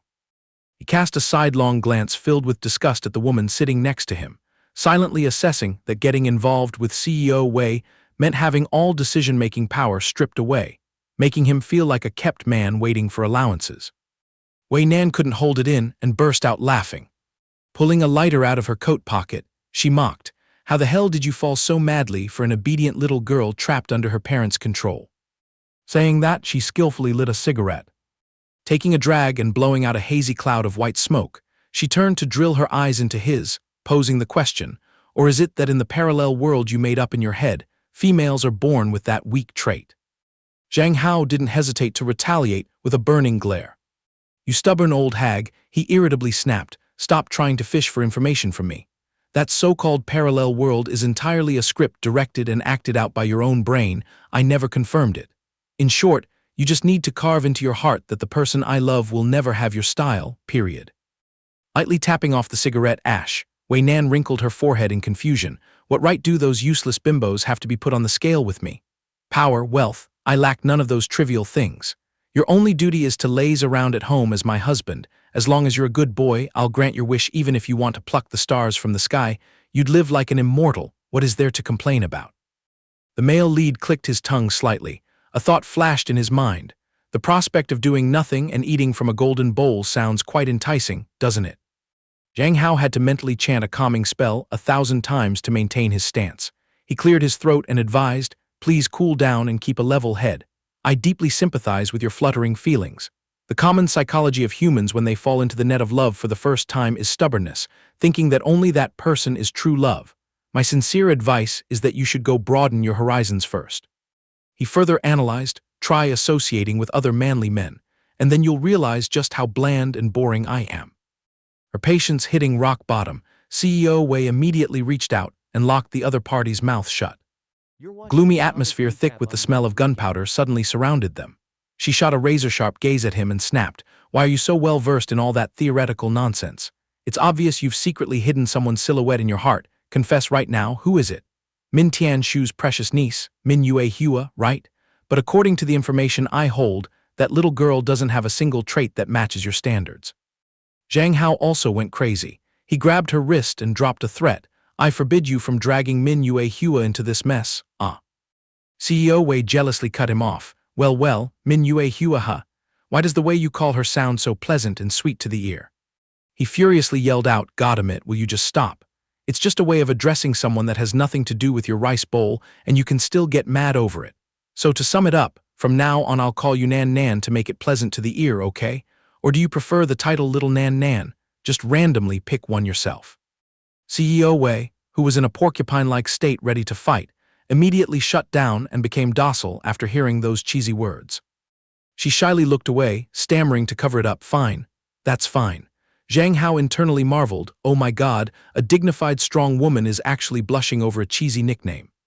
He helplessly clarified, "That way of calling is just basic social interaction among friends, don't overthink it. If you promise to give up that persistent stalking habit, I'll reluctantly agree to be friends with you. It won't kill anyone." He silently calculated, "I'll just use a stalling tactic first, just in case this woman gets too much free time and digs up my roots again."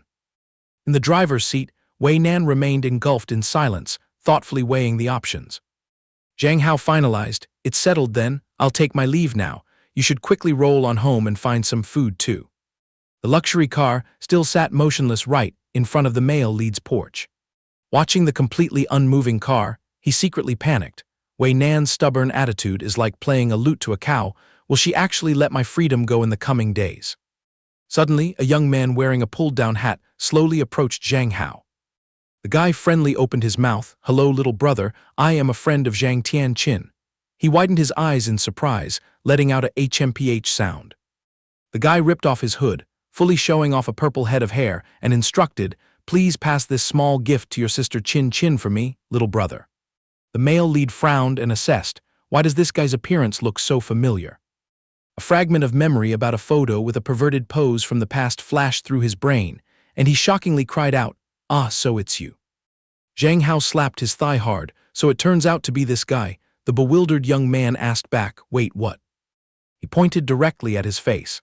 I know damn well you're the guy who specializes in spam bombing my sister Chin Chin with those ridiculous pictures.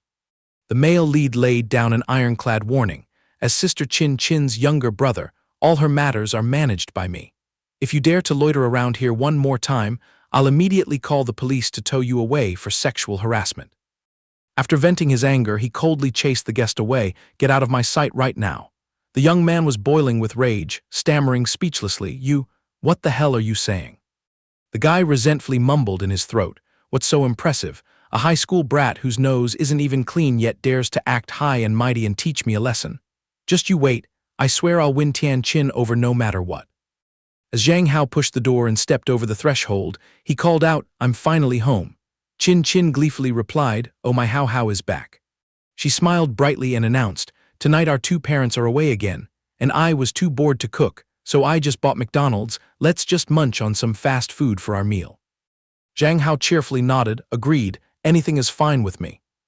Zhang Tian Chin leisurely picked up a crispy French fry and popped it into her mouth to chew.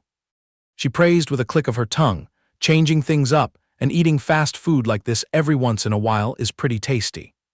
Zhang Hao hesitantly agreed, yeah, absolutely. He groaned in his stomach, I'm probably dead this time, how am I supposed to hold it in? The beauty with an oversized bust right in front of his eyes was innocently bringing her thumb close to her lips. She slowly poked her soft tongue out and gently licked the tip of her finger. His vision highly stimulated, Zhang Hao had to forcefully turn his head away to avoid looking, his mind screaming, Sister Chin Chin dropping bait so carelessly like this. Not even a god could stay calm, let alone a boy like me. The beauty sitting across from him suddenly let out a long, drawn-out sigh haze. He worriedly asked, Sister Chin Chin, what's wrong? Gazing at the touch of sadness on that face, he probed, is there something making you upset? Chin Chin sadly poured out her heart. Hao is being adored by too many people lately. In the blink of an eye, you've already turned into a social media celebrity. Even when we were just picking up food earlier, I saw a bunch of people absorbed in admiring your photos. The feeling is truly very uncomfortable. He replied, half happy, half worried, Sister Chin Chin, stop teasing me. I have no desire for the empty fame of an internet celebrity. Chin Chin nodded in agreement. Exactly, stepping into that path brings nothing good. Those fame-hungry crowds online nowadays only do ridiculous stunts, showing off their bodies repulsively to grab attention. My Hao is strictly forbidden from doing those tricks. If anyone wants to admire you, I am the only one with that exclusive privilege. Upon hearing that, Zhang Hao almost choked on his food. What kind of creepy wording is this? Chin Chin hurriedly patted his back, coaxing, I was just joking a bit, look how pale your face got.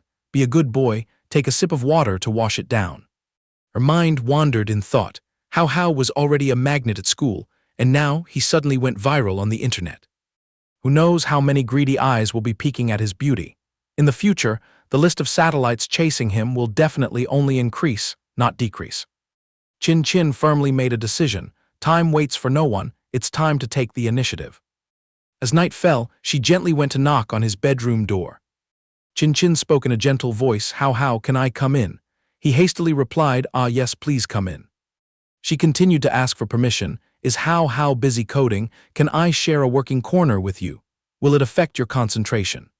He cheerfully replied, definitely.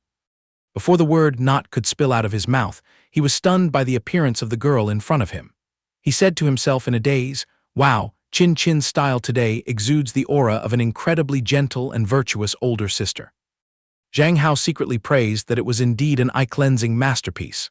He hurriedly answered, of course it's no problem, Chin Chin's presence won't hinder my work at all. She beamed with joy and said, hearing that puts my mind at ease, I really love the feeling of working side by side with Hao. With you around, no matter how brain-racking the mountain of work is, I still feel happy. He shyly admitted, my feelings are exactly the same as yours. Chin Chin seemed to remember something. Oh, almost forgot, How, I have this thing I want to entrust you to keep safe for me. Saying that, she held out an envelope. Inside is my salary for one day of work, roughly 3,000 yuan. Lately I've been spending a bit too much and feeling the pinch in my wallet. The male lead's eyes widened in massive shock, going to work at the hospital for one day and pocketing 3,000 yuan. What kind of injustice is this? Thinking back to his past life, where he worked his fingers to the bone day and night, his income wasn't even a fraction of Chin's. She used the envelope to cover her mouth, laughing and modestly explaining, "I'm just a student in name, but my skills are more than enough to be a surgical assistant for the experts. Today, I happen to participate in a minor surgery. Making 3,000 yuan isn't really a huge number." Zhang Tianqin secretly mapped out a strategy, taking advantage of the time before the satellites surrounding Hao get too crowded. "I must show off all my outstanding talents to make this little boy marvel. I am absolutely not an ordinary medical student."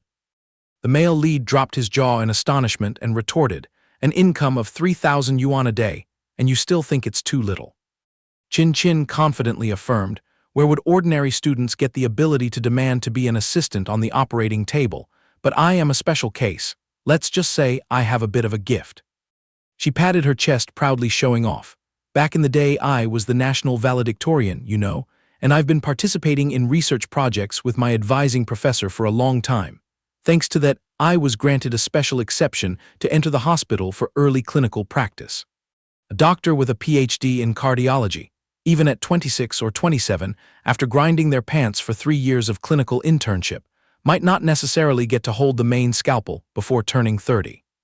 Chin tilted her nose up with a satisfied smile. "Although I haven't reached the level of a main surgeon yet, my knife-wielding skills on the operating table are what the medical field calls a natural miracle. My name is quite famous now. Several big hospitals are rolling out the red carpet to fight over this medical genius." Zhang Hao gasped in admiration. Chin is so amazing. I wish I could make money like you in the future. Then the financial burden on Dad and Auntie Zhang would ease significantly. They wouldn't have to work day and night anymore. She hugged her obedient younger brother and exclaimed, "Oh my, how did my Hao get so mature?" But actually, Mom and Dad aren't away from home because of overtime lately. It's because they are busy with a new project. Mom just called to inform me earlier. There's a high chance they'll have to go on a business trip far away for a while. He was surprised and confirmed, "You mean both Dad and Mom are packing their bags for a business trip?" Chin nodded immediately, "Exactly." The male lead's mind raced. Doesn't this mean only the two of us will be living under the same roof for a long period? The prospect of living together is right there. Oh dear father and mother, please accept your son's deepest gratitude. Slumped over the bathroom sink, Zhang Hao kept screaming in his heart, "Oh my God, when will Mom and Dad finally come back?" With 2 wads of medical cotton stuffed tightly in his nostrils and a burning red face, he resentfully questioned himself. "A young, vigorous guy bursting with vitality like me. How can I possibly be immune when having to be close day and night to a beauty like Chin?" As he removed the 2 cotton wads from his nose, he muttered self-hypnotizingly, eyes closed, strictly no peeking around. But then, a nosebleed gushed from his nostrils like a broken dam.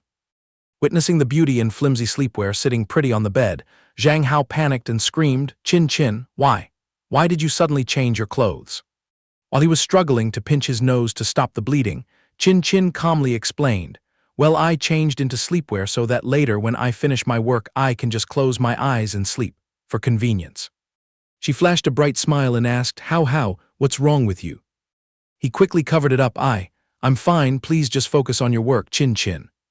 Zhang Hao secretly stole glances at the beauty silhouette as she typed away.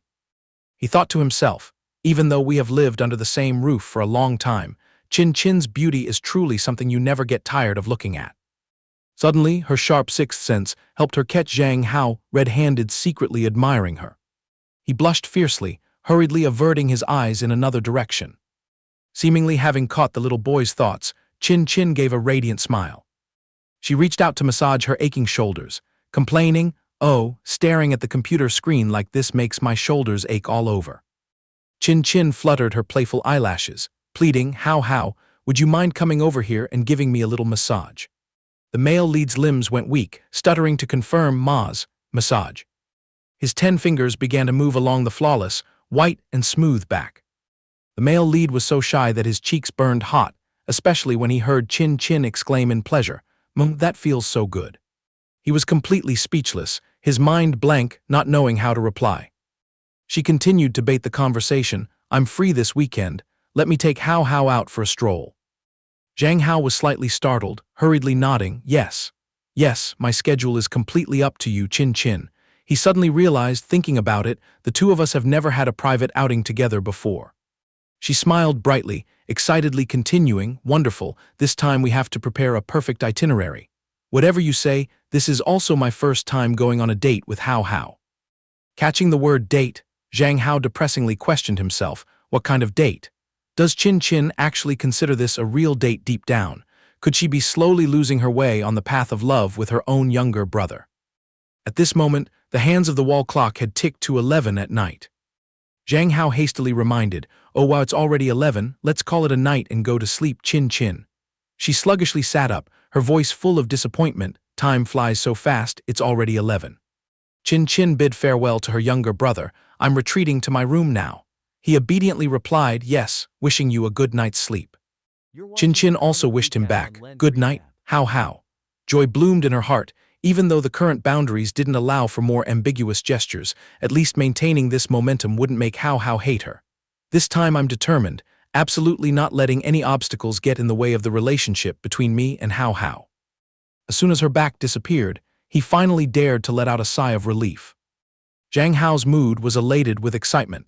Thinking about the weekend outing with Chin Chin made his heart flutter with anticipation. Suddenly, his phone rang loudly. Seeing the familiar number on the screen, he groaned to the heavens, it's that girl again. Before the other side could speak, Zhang Hao unleashed a barrage, lady, spare me, you're being too stubborn. If you're so thirsty for love that you can't find a man, let me play matchmaker and introduce you to some guys. On the other end of the line, Wei Nan coldly replied, this lady is allergic to males. Not just any cheap shot is qualified to be my boyfriend. Boss Wei firmly declared, the only person I desire is you. Right now, just focus on talking to me. Zhang Hao frowned and retorted, hello, what do you mean allergic to men but sticking to me like a leech? Boss Wei swirled the red wine in her glass, her tone stubborn, ever since I grew up, I've been surrounded by boring men who are foolish over women. Childhood memories rushed back, she disdainfully continued, and that's not all, there are countless men blinded by fame and fortune, ready to stoop to unspoken rules, letting my mother treat them like toys to get ahead. Ever since I was little, I've been extremely disgusted by those effeminate, weak men.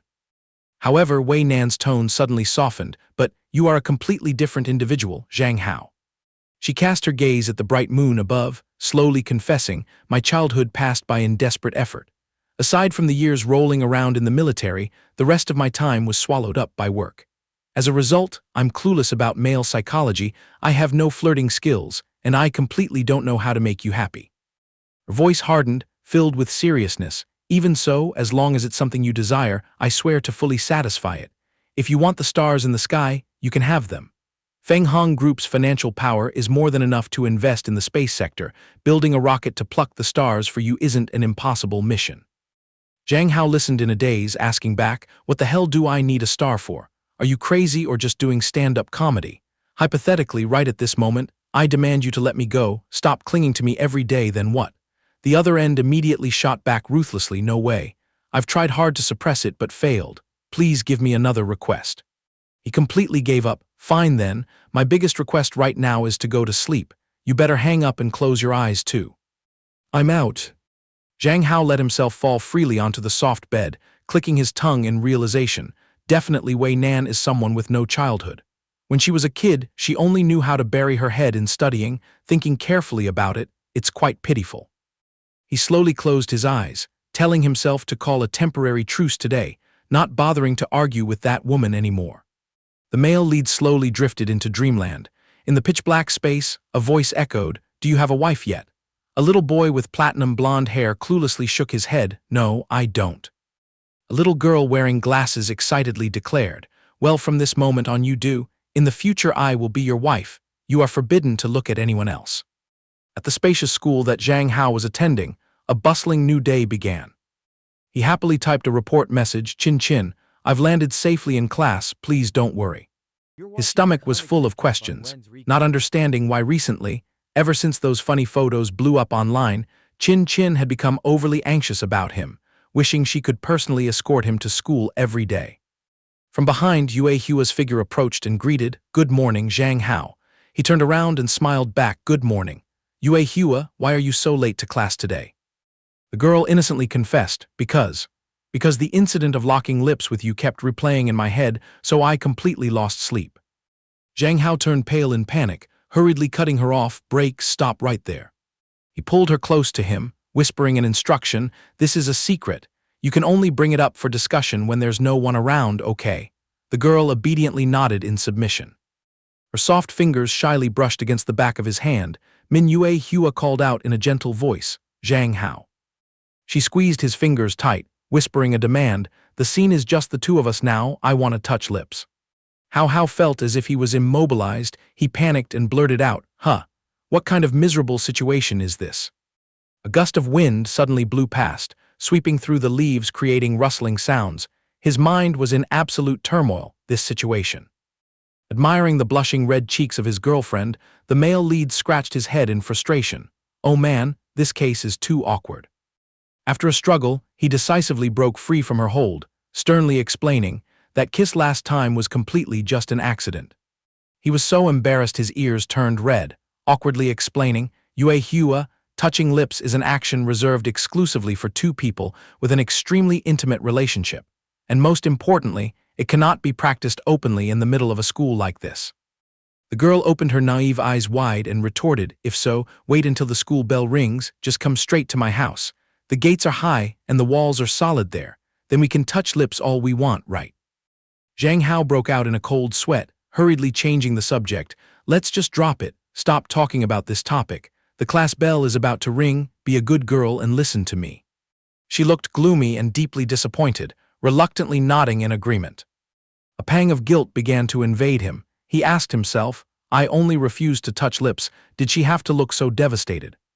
Scumbag disguised as Zhang Hao secretly calculated, my ideology regarding the boundaries between men and women is inherently completely out of sync with the men of this timeline.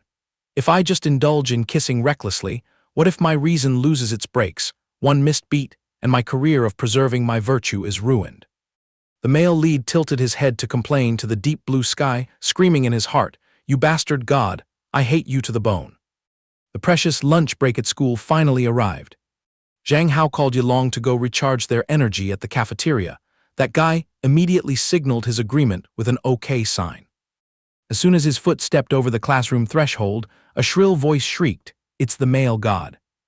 A whole legion of female fans had already set up an ambush along the corridor, competing to scream deafeningly, male god, please give me an autograph. You're about to become an idol, right? Let me join your harem.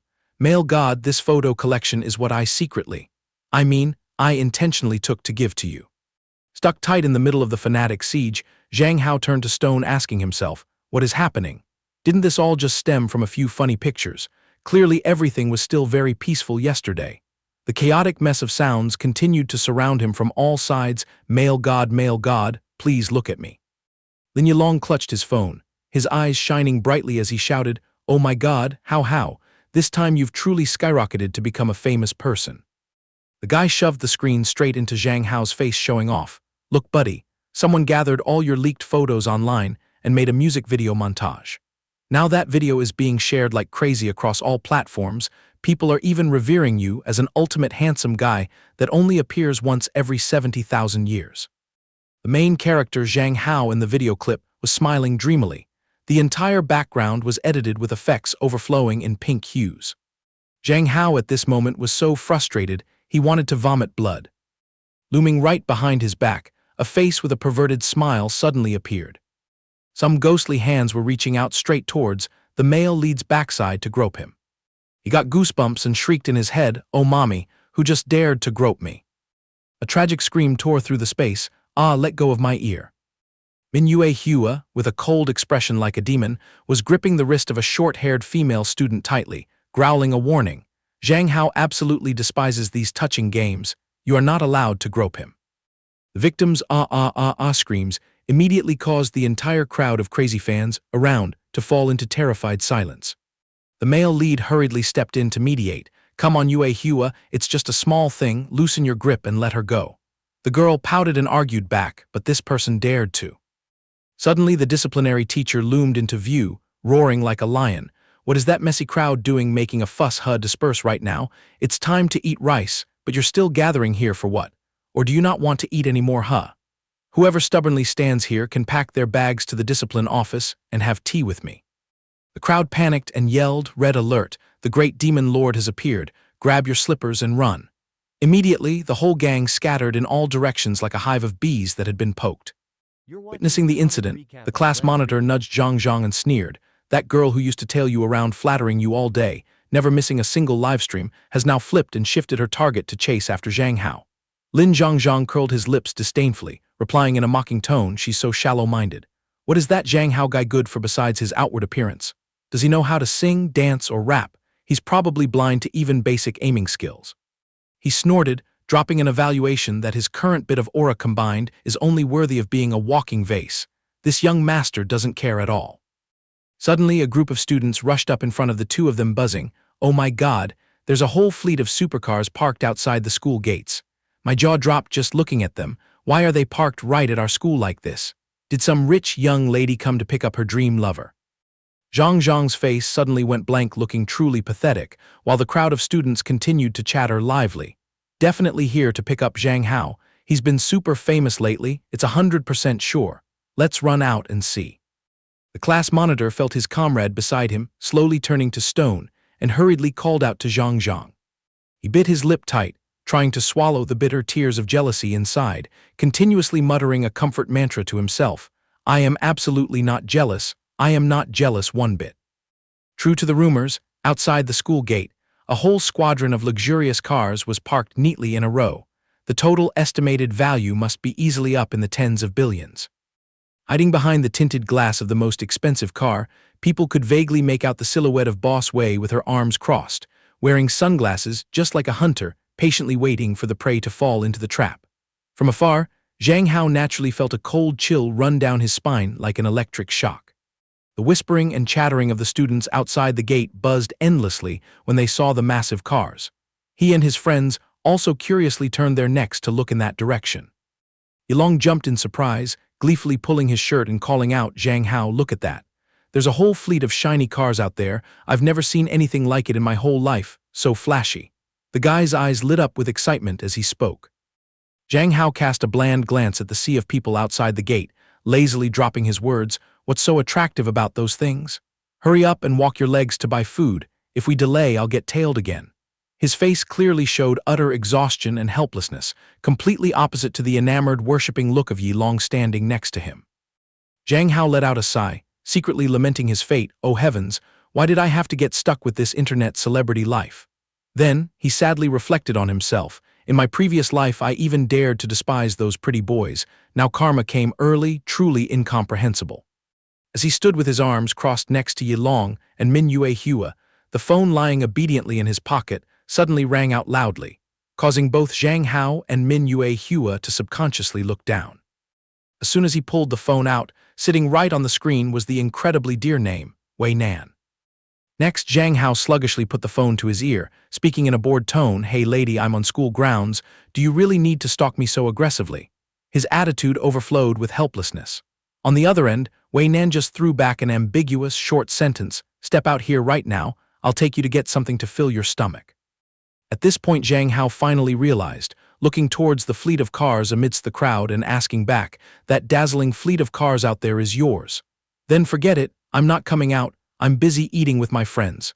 He decisively rejected the invitation. Wei Nan sat comfortably in the car, took off her sunglasses and looked into the school, a faint smile gracing her lips as she affirmed, "I knew you'd pull this trick. It's fine. I've already sorted out a backup plan."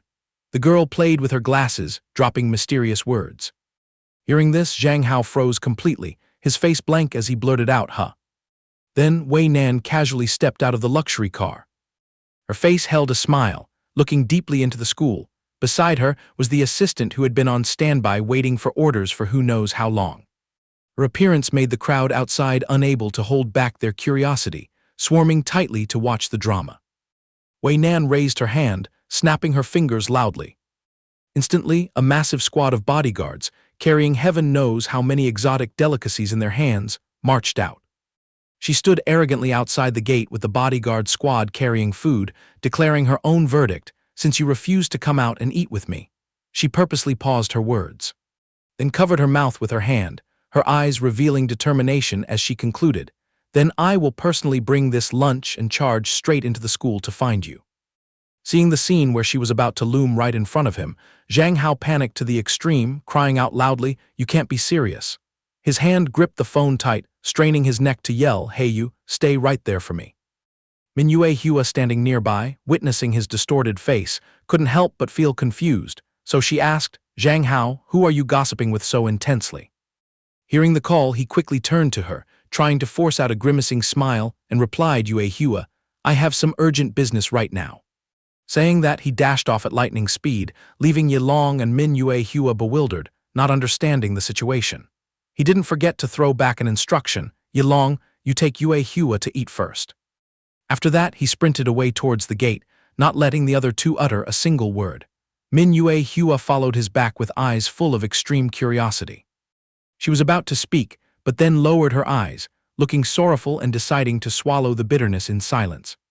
From afar, Wei Nan also took in his frantic appearance into her sight. Ducking through the sea of people, Zhang Hao frantically poked at his phone, his mouth constantly whispering signals, hang up now," while the classmates around were competing to raise their phones to record and take pictures continuously. Witnessing that sight, she just smiled slightly. After that, she held out her hand, leisurely ordering her assistant to hand over the phone. The girl quickly obeyed, while Wei Nan looked at him, blooming a smile filled with implications.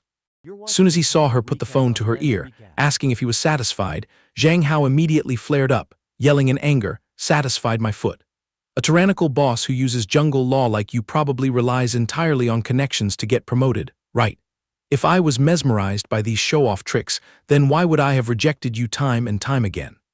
He fired back rapidly, his eyes still glued to the chaotic crowd in front of him, where Wei Nan was standing, blending with the endless whispering and chattering of the students. On the other end, Wei Nan rolled her eyes in another direction, calmly offering her philosophy, "Don't you men all enjoy these grand displays of power? I assumed you would like it too." Hearing those grating words, the impulsive guy urged, "Enough, I'm coming out right now. Tell your minions to drive out of sight and go wait for me at the side gate." Zhang Hao carefully added a threat, "Remember well not to play any flashy tricks to attract public attention.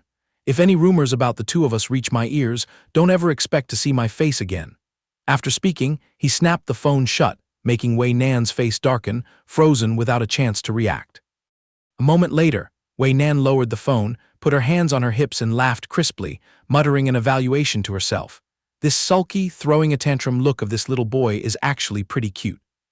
Then she half closed her eyes, smiled faintly, waving her hand to signal her subordinates, "Pack all the food back, start the engines and move." The group obeyed promptly, loud and clear boss Wei, with an extremely serious attitude. In no time, the school gate area was clear, reducing the chaotic noise. Wei Nan pulled her hat down, covered up entirely like a ninja, leaning against the wall near the gate to wait for Zhang Hao.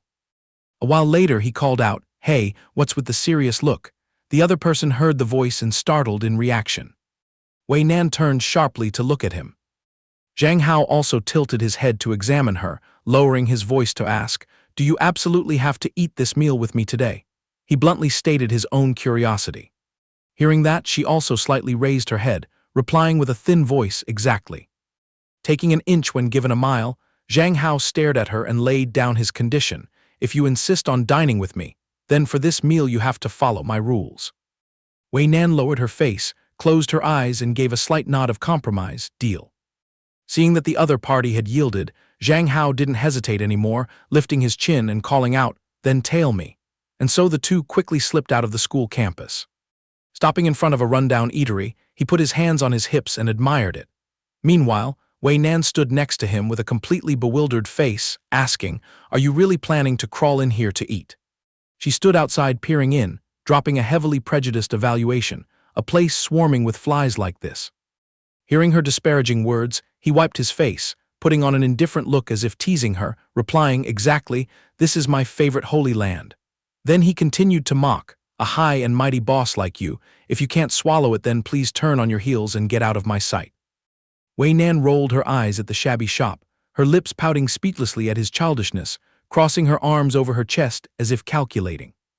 Deep down, Zhang Hao was currently rejoicing. He chuckled slyly, screaming internally, "Thank God, please be disgusted with me and just leave." At the small shop, Wei Nan timidly pulled back the curtain and stepped in, while Zhang Hao had already majestically gone ahead to clear the way. What hit their eyes was a mountain of bowls and chopsticks thrown haphazardly all over. Witnessing the messy battlefield inside, she was completely at a loss for words, standing rooted to the spot. With a dark face, she stammered in full doubt this place. He just stood leaning to one side, crossing his arms and whistling loudly, acting deaf and unafraid. Suddenly, she pulled out a powerful black card from her person. As soon as she opened her mouth, she threw out a sentence reeking of a domineering boss. "I want to book this entire place." Zhang Hao choked on his saliva after hearing that, spitting wildly because he was so panicked. Right after that, he hurriedly spread his 5 fingers out to stop her, yelling, "Break, hit the brakes right now." Then Zhang Hao winked, clearing his throat to explain to Wei Nan, "I know full well you have lots of money and wealth, but peasants like us are only used to eating like this." Then, he added a shooing sentence, "If you still insist on using money to crush people here, then forget about eating together." Threatened by him, the girl could only close her eyes, tilting her head to complain, "Tusk, you men are truly troublesome." Next, Zhang Hao loudly ordered the food. "Boss lady, bring me a bowl of beef noodle soup with an extra egg please." The two settled down at the table. The chopstick holder was neatly arranged. Wei Nan fiddled with the menu in her hands. The female owner loomed up in front of them waiting. Wei Nan voiced her doubt, "It's only a dozen yuan a bowl, will eating this keep us alive?" Seeing her still hesitating, Zhang Hao quickly countered, "Look at me guzzling it down for years and I haven't dropped dead, have I?" Seeing the two guests constantly showing doubt about her food, the owner glared, her face turning grumpy as she urged, "So is the other person ordering or not? If not, then get lost to clear the water, don't hinder my business." Reading her annoyance, he quickly turned to her with a smile to put out the fire, pointing gently and saying, "Of course she is. Just bring up a bowl exactly like mine, please." Seeing that, Wei Nan lifted her chin looking at the owner and added haughtily, "Put on some gloves and make it clean. The food better be fresh too." Facing her arrogant, punchable tone, the owner flew into a rage, cracking her knuckles loudly, glaring and arguing, "Hey, are you picking a fight?" She suddenly fell silent. Wei Nan calmly fanned out several bright red bills, making her freeze instantly. The owner's attitude flipped like a pancake in a split second, changing into a welcoming face and promising, "Yes, yes, please take a seat. I'll go put on gloves right now." The owner happily turned around to go cook, muttering happily, "Ha ha ha, hit the jackpot today." Zhang Hao, witnessing that face-flipping scene, couldn't help but sigh heavily in his heart. This owner truly has no shame at all. Seeing him staring blankly at the restaurant owner, Wei Nan, sitting next to him, reached out to pinch his cheek and scolded, "The one you should be paying attention to is me, not that old lady." Caught off guard, he jumped and looked at her face closing in. Zhang Hao hurriedly shied away, rubbed his pinched cheek, and mumbled sheepishly, "You even get jealous of the restaurant owner, you're really beyond cure." Next, Wei Nan took off her hoodie, scanned the surroundings and asked, "You used to hole up in places like this to eat?" Zhang Hao faced her calmly, nodded firmly, "Exactly, does it look weird to you?" Propped his elbows on the table, lowered his voice and explained her doubt in more detail. "Common folks like us stuff our bellies with this kind of food. It might look unsanitary, but we've eaten it forever and never gotten sick." Then he added, "This is my world. You probably realize you don't belong in this shabby place. Sitting here must be uncomfortable for you, right?" Zhang Hao drew a clear line with her. "I'm not Cinderella, oops, I mean not a Cinderfella. So I advise you from now on, don't bother coming to find me, it's just a waste of energy." Wei Nan listened to the long speech and was speechless. She hung her head low and didn't argue back a single word. The young restaurant owner, all wrapped up in kitchen attire, cheerfully brought out a bowl of food, eagerly inviting, "Here's your noodles, dear customers." The owner carefully placed the steaming bowl of noodles on the table. Wei Nan stared at the bowl of noodles in front of her, lost in thought.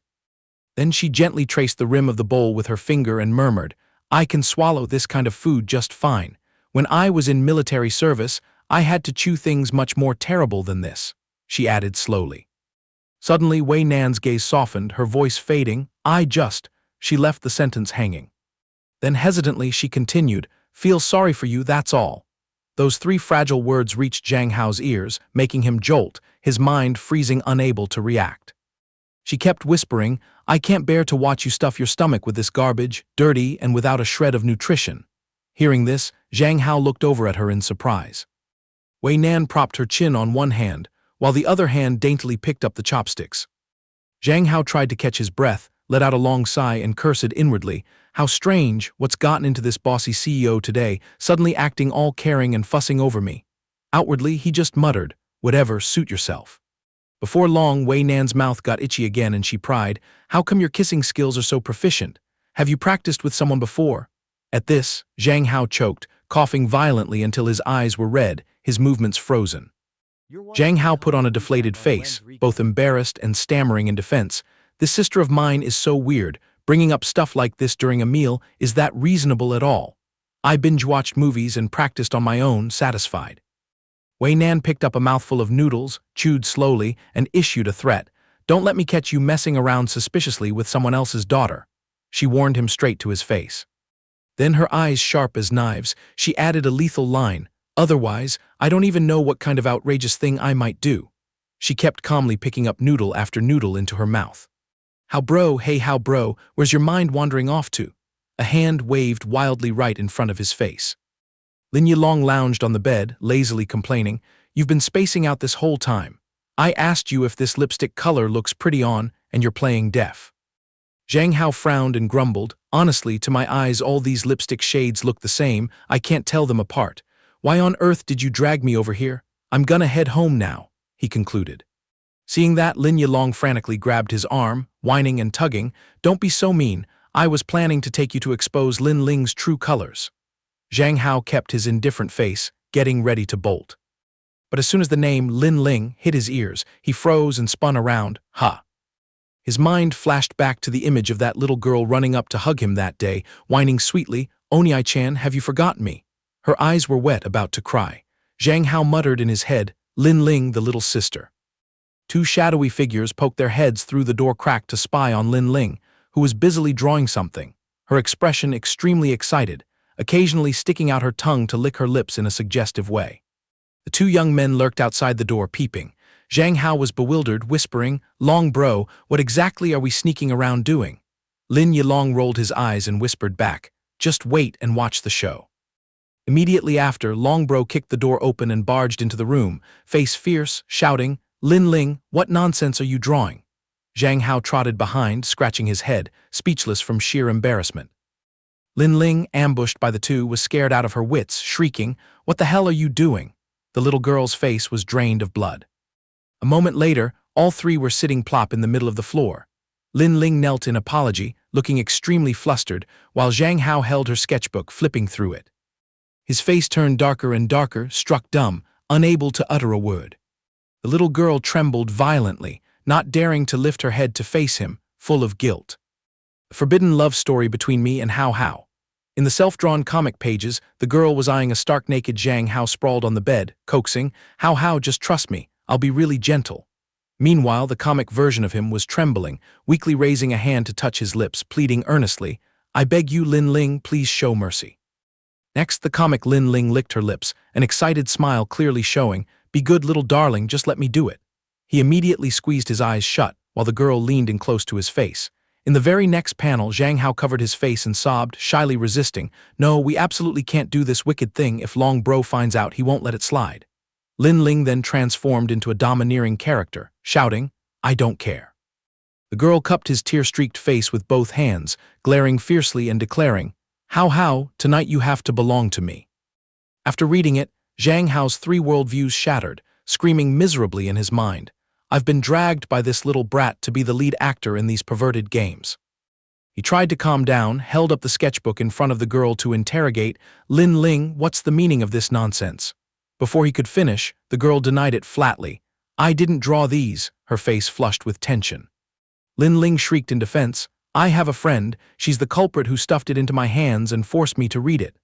Zhang Hao saw through this childish trick, simply at a loss for words.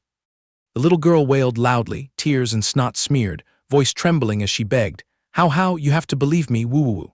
She flailed her hands, explaining further, "I swear I haven't dared to flip through a single page. How could I dare read a comic that smears my Hao Hao, the male lead, as a pervert?" As soon as the girl shut her mouth, he gently placed a hand on her shoulder, letting out a soft sigh. Then he put on a dark smile, heavily threatening as he retorted, "Never flipped through it, yet you're so familiar with the content inside." Realizing she'd been exposed, Lin Ling broke out in a guilty sweat. Zhang Hao lunged over to turn on the computer on the desk, pointed straight at the screen to accuse the girl. Then what's all this mess? He revealed a pitch-black folder, clicking his tongue in judgment. Still a snot-nosed kid and not focusing on your studies, yet you hide things so well, all adult romance films.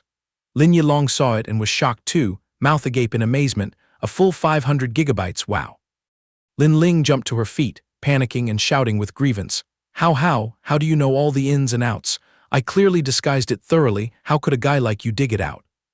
Hearing the girl turn the question back on him, Zhang Hao could only clear his throat, smile awkwardly to make excuses. Hayes, it can only be blamed on your inexperience. As your brother's close buddy, I can't turn a blind eye. I have to straighten out a young sprout like you that's growing crooked, he asserted boldly. Then Zhang Hao coldly pronounced the sentence, this plus all this junk confiscated entirely. Lin Ling sobbed in misery, hick, but her resistance was futile. Afterwards, he reached out to pat the girl's head, changing to a serious tone to advise. Ling, listen, this stuff is for adults only. You're just 10 years old, so focus on studying properly, clear? The girl sniffled, looking up at him. He continued softly, How only likes the innocent, pure Ling with excellent grades. Then he concluded with a deal. How about this? If Ling gives up these bad habits, improves her scores, I'll agree to grant one wish of yours. As soon as Zhang Hao withdrew his hand from the girl's hair, Lin Ling stopped crying immediately, beaming with excitement to confirm. How, are you serious? Looking at the girl's expectant face, he forced a stiff nod. Of course it's true. Lin Ling's eyes sparkled as she stared at him, muttering to herself as she sealed the deal, it's decided then. Though that innocent, cute demand sounds exactly like the old man's nagging at home, to win over How, one promise from him is a worthy trade-off. Hearing the girl mutter, Zhang Hao could only give a wry smile, frowning inwardly. Why does my gut keep telling me something's off? Suddenly his phone rang. Zhang Hao picked up, hello, C-1EA7M, C-1EA7M, sis. The other end echoed a gentle voice. How, are you still hanging out at your friend's place? I'm about to head home, do you need me to swing by and pick you up? She asked caringly. The older sister Zhang Tianqin stood in the lab, smiling gently as she listened to her little brother's voice. No need, C-1EA7M, C-1EA7M, sis, I can find my way back.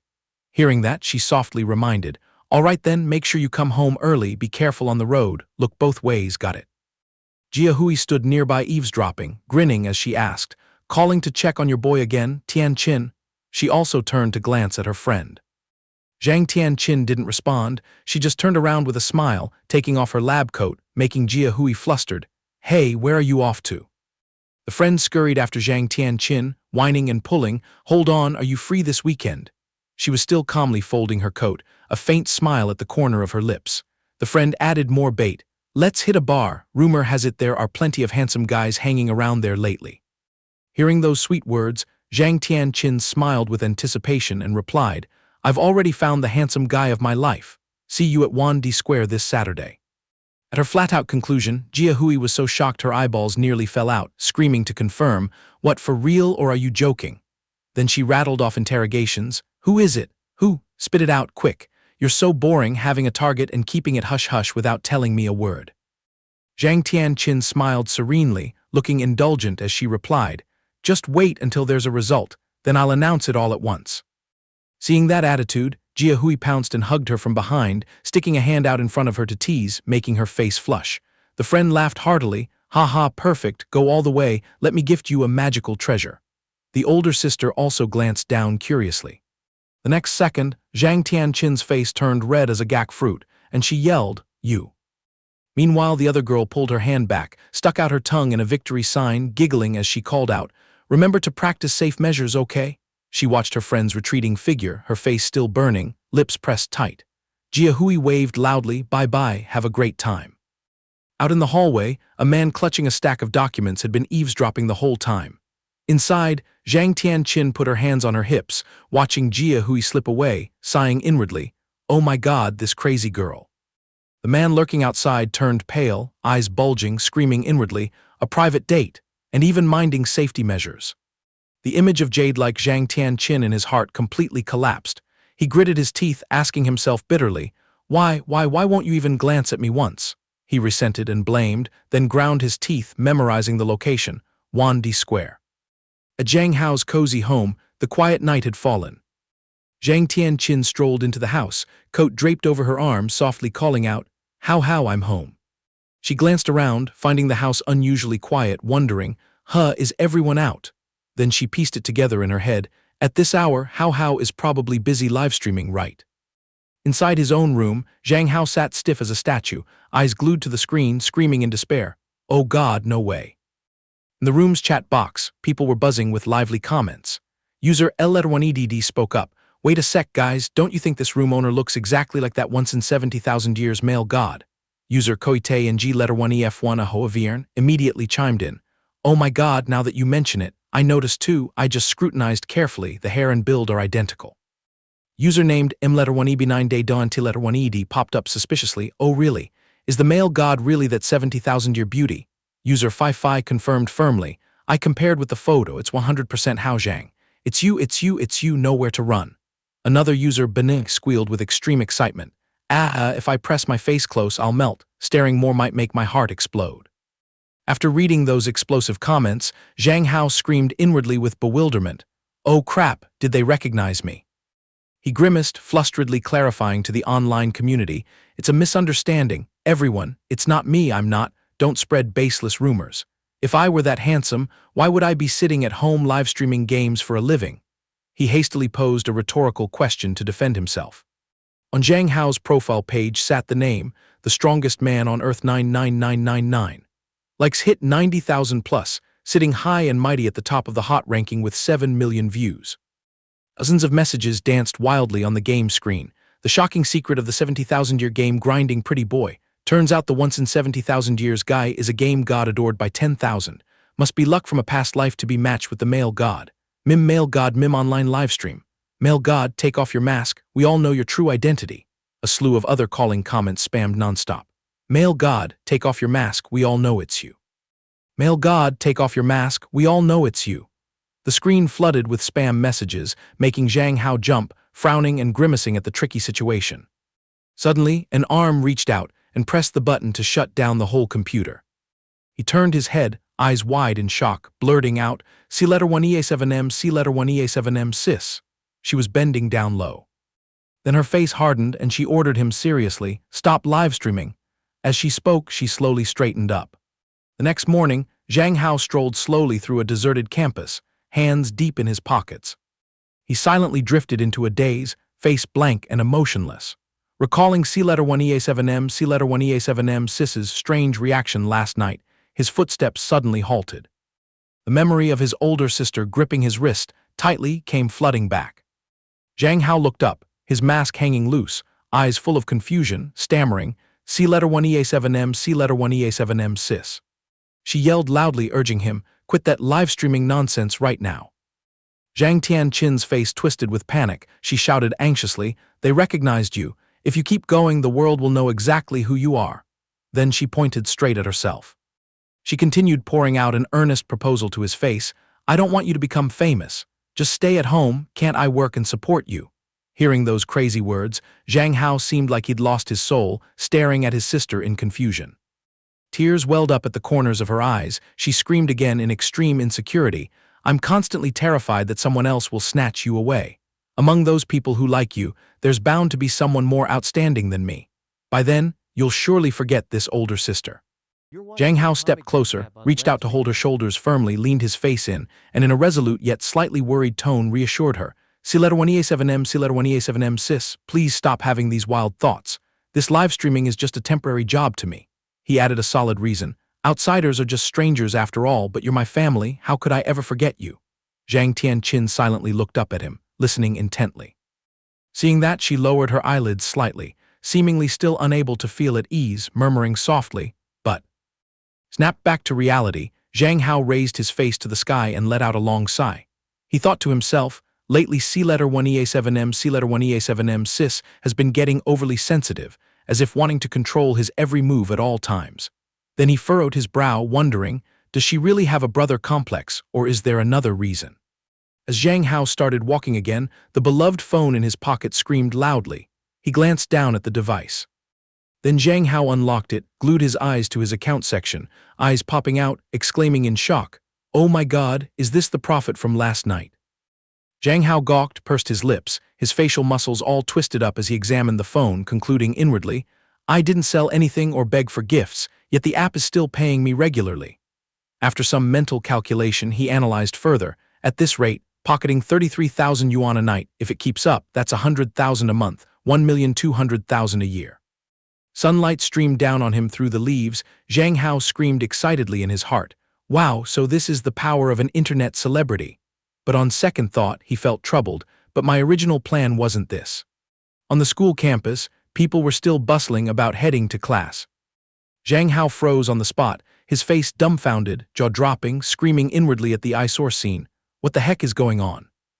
A bunch of students unfurled flags, beat drums, holding colorful banners printed with Zhang Hao Forever Peak, Forever Love and Support You, complete with red heart symbols, waving and shouting to the sky. That overwhelming momentum left Zhang Hao standing opposite them speechless, rooted to the spot lifelessly.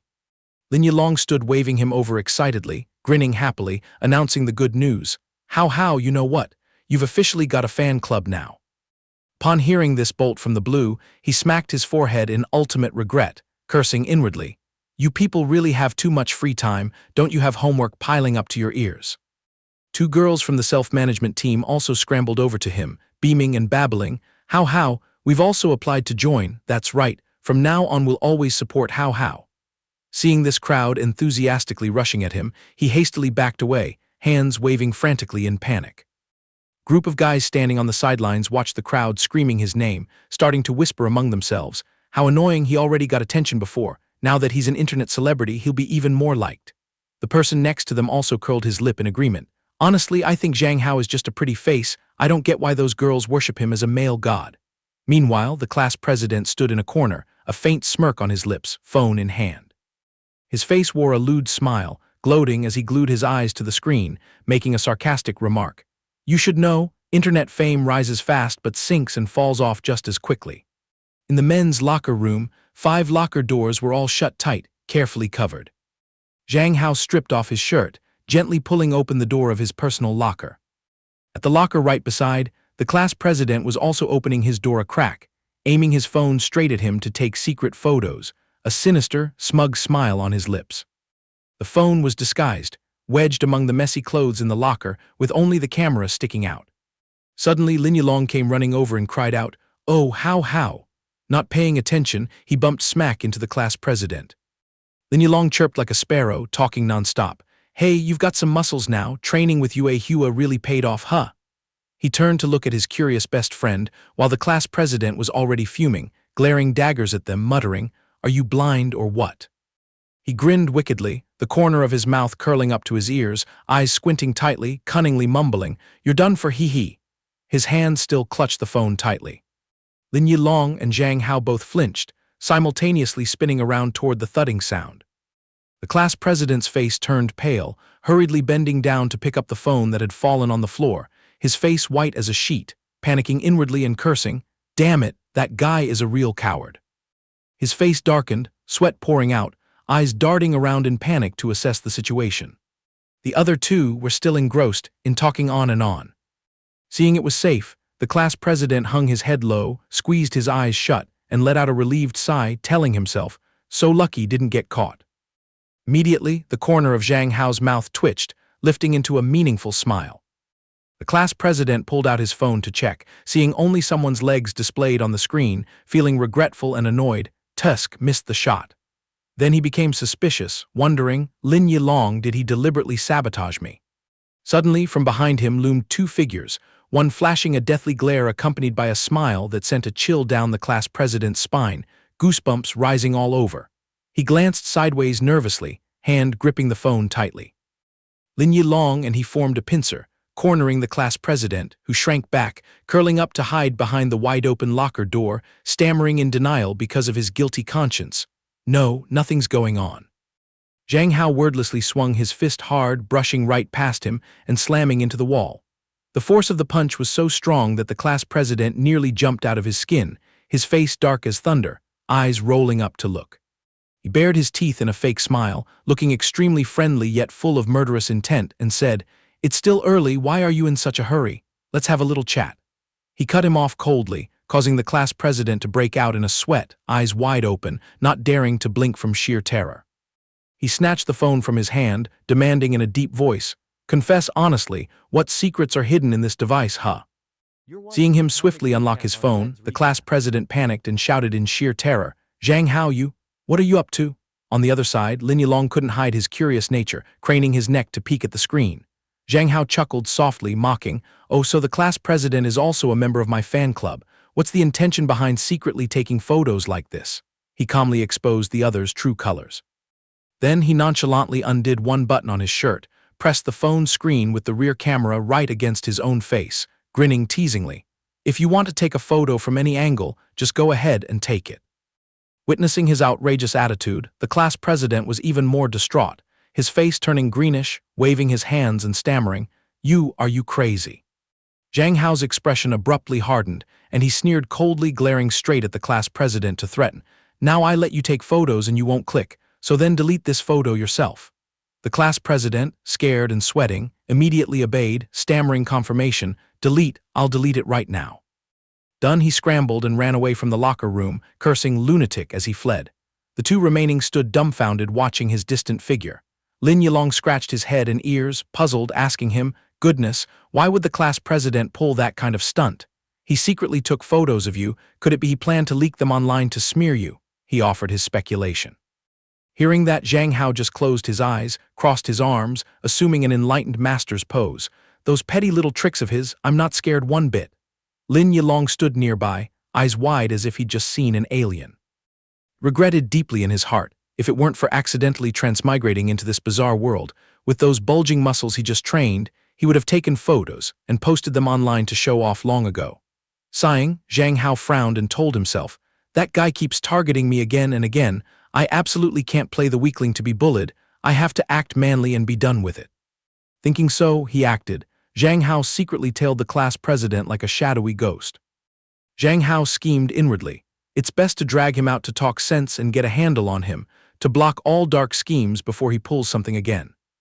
Up ahead, the class president was staring at his phone, grinding his teeth. "That nutcase Zhang Hao made me so mad I'm fuming. I definitely won't let this go." Zhang Hao still patiently stuck to his heels, not leaving half a step. "This place is secluded, perfect to settle things man to man."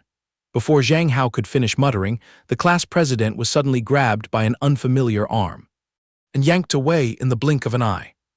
Zhang Hao's jaw dropped, scrambling after. What the hell? A kidnapping in broad daylight. Arriving, Zhang Hao was alarmed when he recognized the team that kidnapped the class president. What kind of show are you putting on here? Did Wei Nan send you guys?" Wei Nan's lackey, face cold as ice, replied indifferently, "I know nothing about other trivial matters. Just pretend you're temporarily blind, farewell." With that, the car gunned it and sped away, leaving Zhang Hao rooted in shock. Why kidnap that class president? Could it be Wei Nan planted eyes and ears in our school? Is this girl trying to make me owe her a favor? At the FH Group headquarters, Wei Nan just picked up the phone and immediately received a barrage of gunpowder-laced interrogation from Zhang Hao. "You had someone snatch our class president," Wei Nan didn't bother denying, curling her lip. "Oh, how did you sniff me out so fast?" Zhang Hao was speechless, too fed up to yell. "Your lackey snatched him right under my nose. What do you plan to do with him? Don't tell me you're venting anger on my behalf." The female CEO remained as calm as if sipping afternoon tea, replying, "Whoever dares to mess with you must pay an extremely heavy price. You don't need to worry, I'll clean it up neatly, ensuring that guy learns his lesson for life. You planted spies in my school. I've told you countless times, don't stick your nose into my business. I can handle it smoothly on my own." Wei Nan coldly retorted in an indisputable tone, "I just casually keep an eye on your situation. I don't care how you managed before. From this moment on, you just obediently be the man behind Wei Nan. These hands-on matters, no need for you to worry about." Hearing that overbearing CEO tone that made his ears itch, Zhang Hao angrily hung up with a snap. He fumed inwardly. The man behind her, my ass, talking to Wei Nan is worse than talking to a knee. But isn't this kidnapping going too far? What if tomorrow the class president just vanishes? The next morning, thank God, as soon as he stepped into school, Zhang Hao saw the class president still intact with both arms and legs. However, as soon as he saw Zhang Hao's silhouette, that guy jumped back at the speed of light. Then he bent over, respectfully inviting him into the classroom, as if ushering an ancestor. Zhang Hao stroked his chin, wondering, What did Wei Nan feed this guy last night that he's suddenly as obedient as a puppy today? At this time, inside the classroom, only Zhang Hao and Yue Hua were there. Noticing his frowning face, Yue Hua peered curiously. You look so gloomy, is something bothering you? He scratched his head and sighed. I'm fine, just some nonsense giving me a headache. Yue Hua blinked, observing his expression as if plotting something. Then she suddenly leaned in close to his face. Zhang Hao was bewildered, not understanding what this girl was up to again. Yue Hua reached up, gently massaging along the bridge of his nose. Do you feel life's a bit brighter now? Back at the amusement park you also massaged me like this, it was super relaxing. Zhang Hao chuckled, heart fluttering. You have a good memory. Thanks, Yue Hua, I feel much clearer-headed now. Zhang Hao. She stammered his name, then without another word, hopped right into his lap and settled there. Zhang Hao jolted, eyes wide, mouth agape. You, what's up? Yue Hua's face turned tomato red, murmuring, just wanted to hug a little. When I hug Zhang Hao, I feel really happy. Kissing is also super nice. So I also want you to be happy like me. That coquettish look of hers. Yue Hua at that moment was truly a fatal blow, breaking all boundaries. Zhang Hao could only stroke her hair and thank this silly girl. Yue Hua went limp like a cat, burying her head and nuzzling against his chest. Thinking back, though he had been hugged by Tian Qin Sis and Wei Nan, he had to admit Yue Hua's embrace felt the most peaceful. Tian Qin Sis was strikingly beautiful, but being step-siblings, he dared not harbor forbidden dreams. As for Wei Nan, forget it. That witch's possessiveness is too terrifying. Getting too involved with her might one day lead to things spiraling out of control. All in all, being with Yue Hua was the most reassuring. To hug a fragrant, soft girl, why not seize this rare warmth and enjoy it? But the meditative moment suddenly went up in smoke when Zhang Hao panicked, realizing her naughty hand had slipped inside his shirt ages ago. Yue Hua panted, eyes glistening, demanding Zhang Hao grant her a kiss. Zhang Hao panicked and grabbed her wrist tightly. Yue Hua, calm down, don't do anything rash. Zhang Hao doesn't want to act out an adult film scene right in the middle of school. Yue Hua was still full of fighting spirit, pouting. How am I supposed to calm down? How can I be calm? Zhang Hao hastily pushed her a little further away. How about you recite the 3-character classic or the Diamond Sutra to clear your mind? Yue Hua shook her head like a rattle. I don't know those things. Zhang Hao had no choice but to hold her cheeks and coax her. Then take deep breaths and cool down first. Let me remind you one last time, those action romance films that Huang Yuan has been brainwashing you with, only people in love are allowed to practice them. You better binge-watch some pure school youth dramas to keep your mind innocent. Wait until you finally grasp the concept of love, and if you're sure you want to date me, then we'll talk again. Yue Hua blinked innocently, obediently nodding, all right. But not even 3 seconds later, she scratched her head curiously. Oh, but Zhang Hao, what the heck is love anyway? Zhang Hao had no choice but to pull out some textbook theory and explain stiffly. Love. I guess it's when you're infatuated with someone, want to be with them for a lifetime, and are willing to do anything for them. Gazing at her clear, innocent smile without a trace of impure thoughts, Zhang Hao broke out in a sweat, wondering if his abstract explanation could even be processed by Yue Hua's brain. In short, it's when you're with that person, you feel your soul at ease, comfortable taking off your mask, exposing all your flaws and weaknesses without fear of being despised or laughed at. So do you feel that flutter for me? I truly hope that if one day we become a couple, it's because of pure love, not driven by desire. Zhang Hao used the most serious expression to pour out his heart to her. But for Yue Hua, everything still just slipped away into thin air. Zhang Hao could only smile helplessly. It's okay if you don't get it now. Just binge-watch 10 more school romance films and you'll have an epiphany. Let's head back to class. He secretly patted his chest inwardly. Wow, looks like I really consider Yue Hua a true confidant. With temptation served right to my lips, I still gritted my teeth and held back to be her psychology teacher. I truly live up to my name, a saintly gentleman. Just as the two were about to part ways, his phone rang loudly. It was Long calling, his voice booming from the other end. Zhang Hao, are you sneaking off to eat with Yue Hua again? Lately you two are stuck together like glue. Huang Yuan has already fed her a bunch of dark thoughts. She hasn't tried any depraved tricks on you, has she? As a guy, you have to protect yourself carefully. In these matters, we men are the ones who easily end up at a disadvantage. Zhang Hao laughed drily, scratching his head. Relax, nothing happened. Suddenly remembering that jealous jar of vinegar surnamed Wei, with his narrow-minded temper, had planted spies all over the school to keep watch, Zhang Hao gulped. Safety first, he had to keep his distance from Min Yue Hua for now. It seems lately at school, he had been spoiling her too much. As soon as they stepped outside, Zhang Hao slipped away quickly like an eel, using the excuse of buying a bottle of water to escape from Min Yue Hua. Min Yue Hua had just reached out her hand to call after him when the guy had already run off without a trace. She puffed up her cheeks, sulking visibly, clearly annoyed that they used to go everywhere together.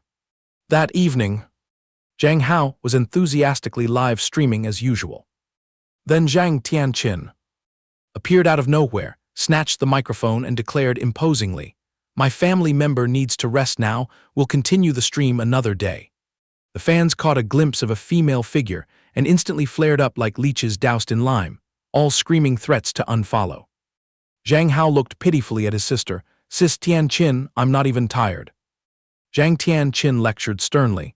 "Every time you play online games, it consumes a lot of mental energy. You need a scientific rest schedule to stay healthy." Without further ado, she pushed him down to give him a hands-on massage. Resting his head on his sister's lap, Zhang Hao blissfully sighed. "Sis Tianqin's care is truly heavenly." Zhang Tianqin kneaded carefully and whispered, "I know full well that chatroom is full of hungry wolves with ulterior motives. It's best if Hao goes on stream less in the future. Also, no matter how many gifts they throw, or how much they beg you to show off your 4 measurements, you absolutely must not reveal anything, got it?" Zhang Hao looked baffled. "What the heck are 4 measurements? Don't people usually only measure 3? She covered her mouth, giggling. Hao is so clueless even about the 4 measurements, as pure as a blank sheet of paper. How can I ever feel at ease? Since I'm free today, let me personally measure them for Hao. Zhang Hao blushed beet red. "Chest, waist, hips, I know, so what's the 4th one?" His face burned like a cooked shrimp. This sister of his was getting way too close. And the scent on her was deadly alluring too. Zhang Tianqin slowly closed in, her skilled hands gently lifting the hem of his shirt. She let out a surprised exclamation as she admired his firm abs. Her fingers playfully traced along each muscle. "Wow, I'm starting to crave this body of yours." Every time her fingers glided over, Zhang Hao jolted as if electrocuted. His adorably flustered look only made Zhang Tianqin's pent-up heat surge even more. Zhang Hao panicked as he saw Zhang Tianqin about to pull his pants down. Zhang Tianqin's voice was as sweet as candy, coaxing, "Good Hao, don't be shy, this is also a key part of the 4 measurements. Besides, I'm a proper doctor, what's there to hide?" In this topsy-turvy world, the 4th measurement for men was measuring the length of the little brother. Zhang Hao broke out in a cold sweat, stammering, "Sis Tianqin, do you really want to see even that?" Both suddenly fell into a suffocating silence. Zhang Tianqin suddenly burst out laughing, masking her embarrassment.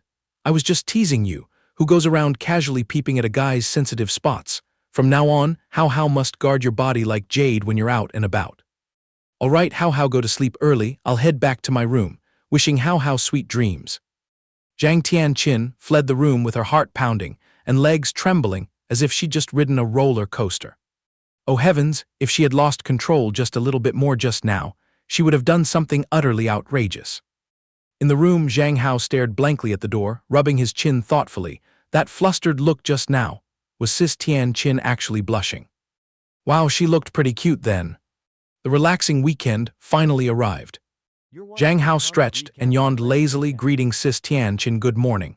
At the moment, she was busily preparing breakfast. Seeing him shuffle out sleepily, she called him to the table. Since today was a private date with Hao, Zhang Tianqin winked and told him to eat first while she went back to her room to touch up her appearance a bit. Zhang Hao scratched his head awkwardly. "Date, why call it that? People will definitely misunderstand." He slapped his own face to pull himself together. "Get a grip, we're just hanging out with Sis Tianqin later. If I keep having these dark thoughts, everything will be ruined." Half an hour later, Zhang Tianqin finally completed her transformation. She was all dressed up in a pristine white blouse paired with a dangerously short skirt, plus sheer black stockings. No guy could see this look and still keep his decency. Zhang Hao gulped, inwardly evaluating. Sis Tianqin's beauty totally crushes all those heavily made-up internet celebrities. He stammered out a compliment. You look so beautiful in this outfit." Zhang Tianqin's heart soared with joy at those words. Zhang Hao also dashed off to change into his best outfit to match his sister. After that, the two siblings safely landed at the Vandy Plaza.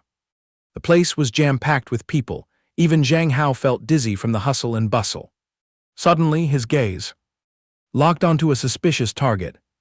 There was a shifty guy sitting at a nearby drink stall, acting as furtive as a thief. Not just him, Zhang Tianqin also smelled danger. "We're in trouble, the tail following us has shown up.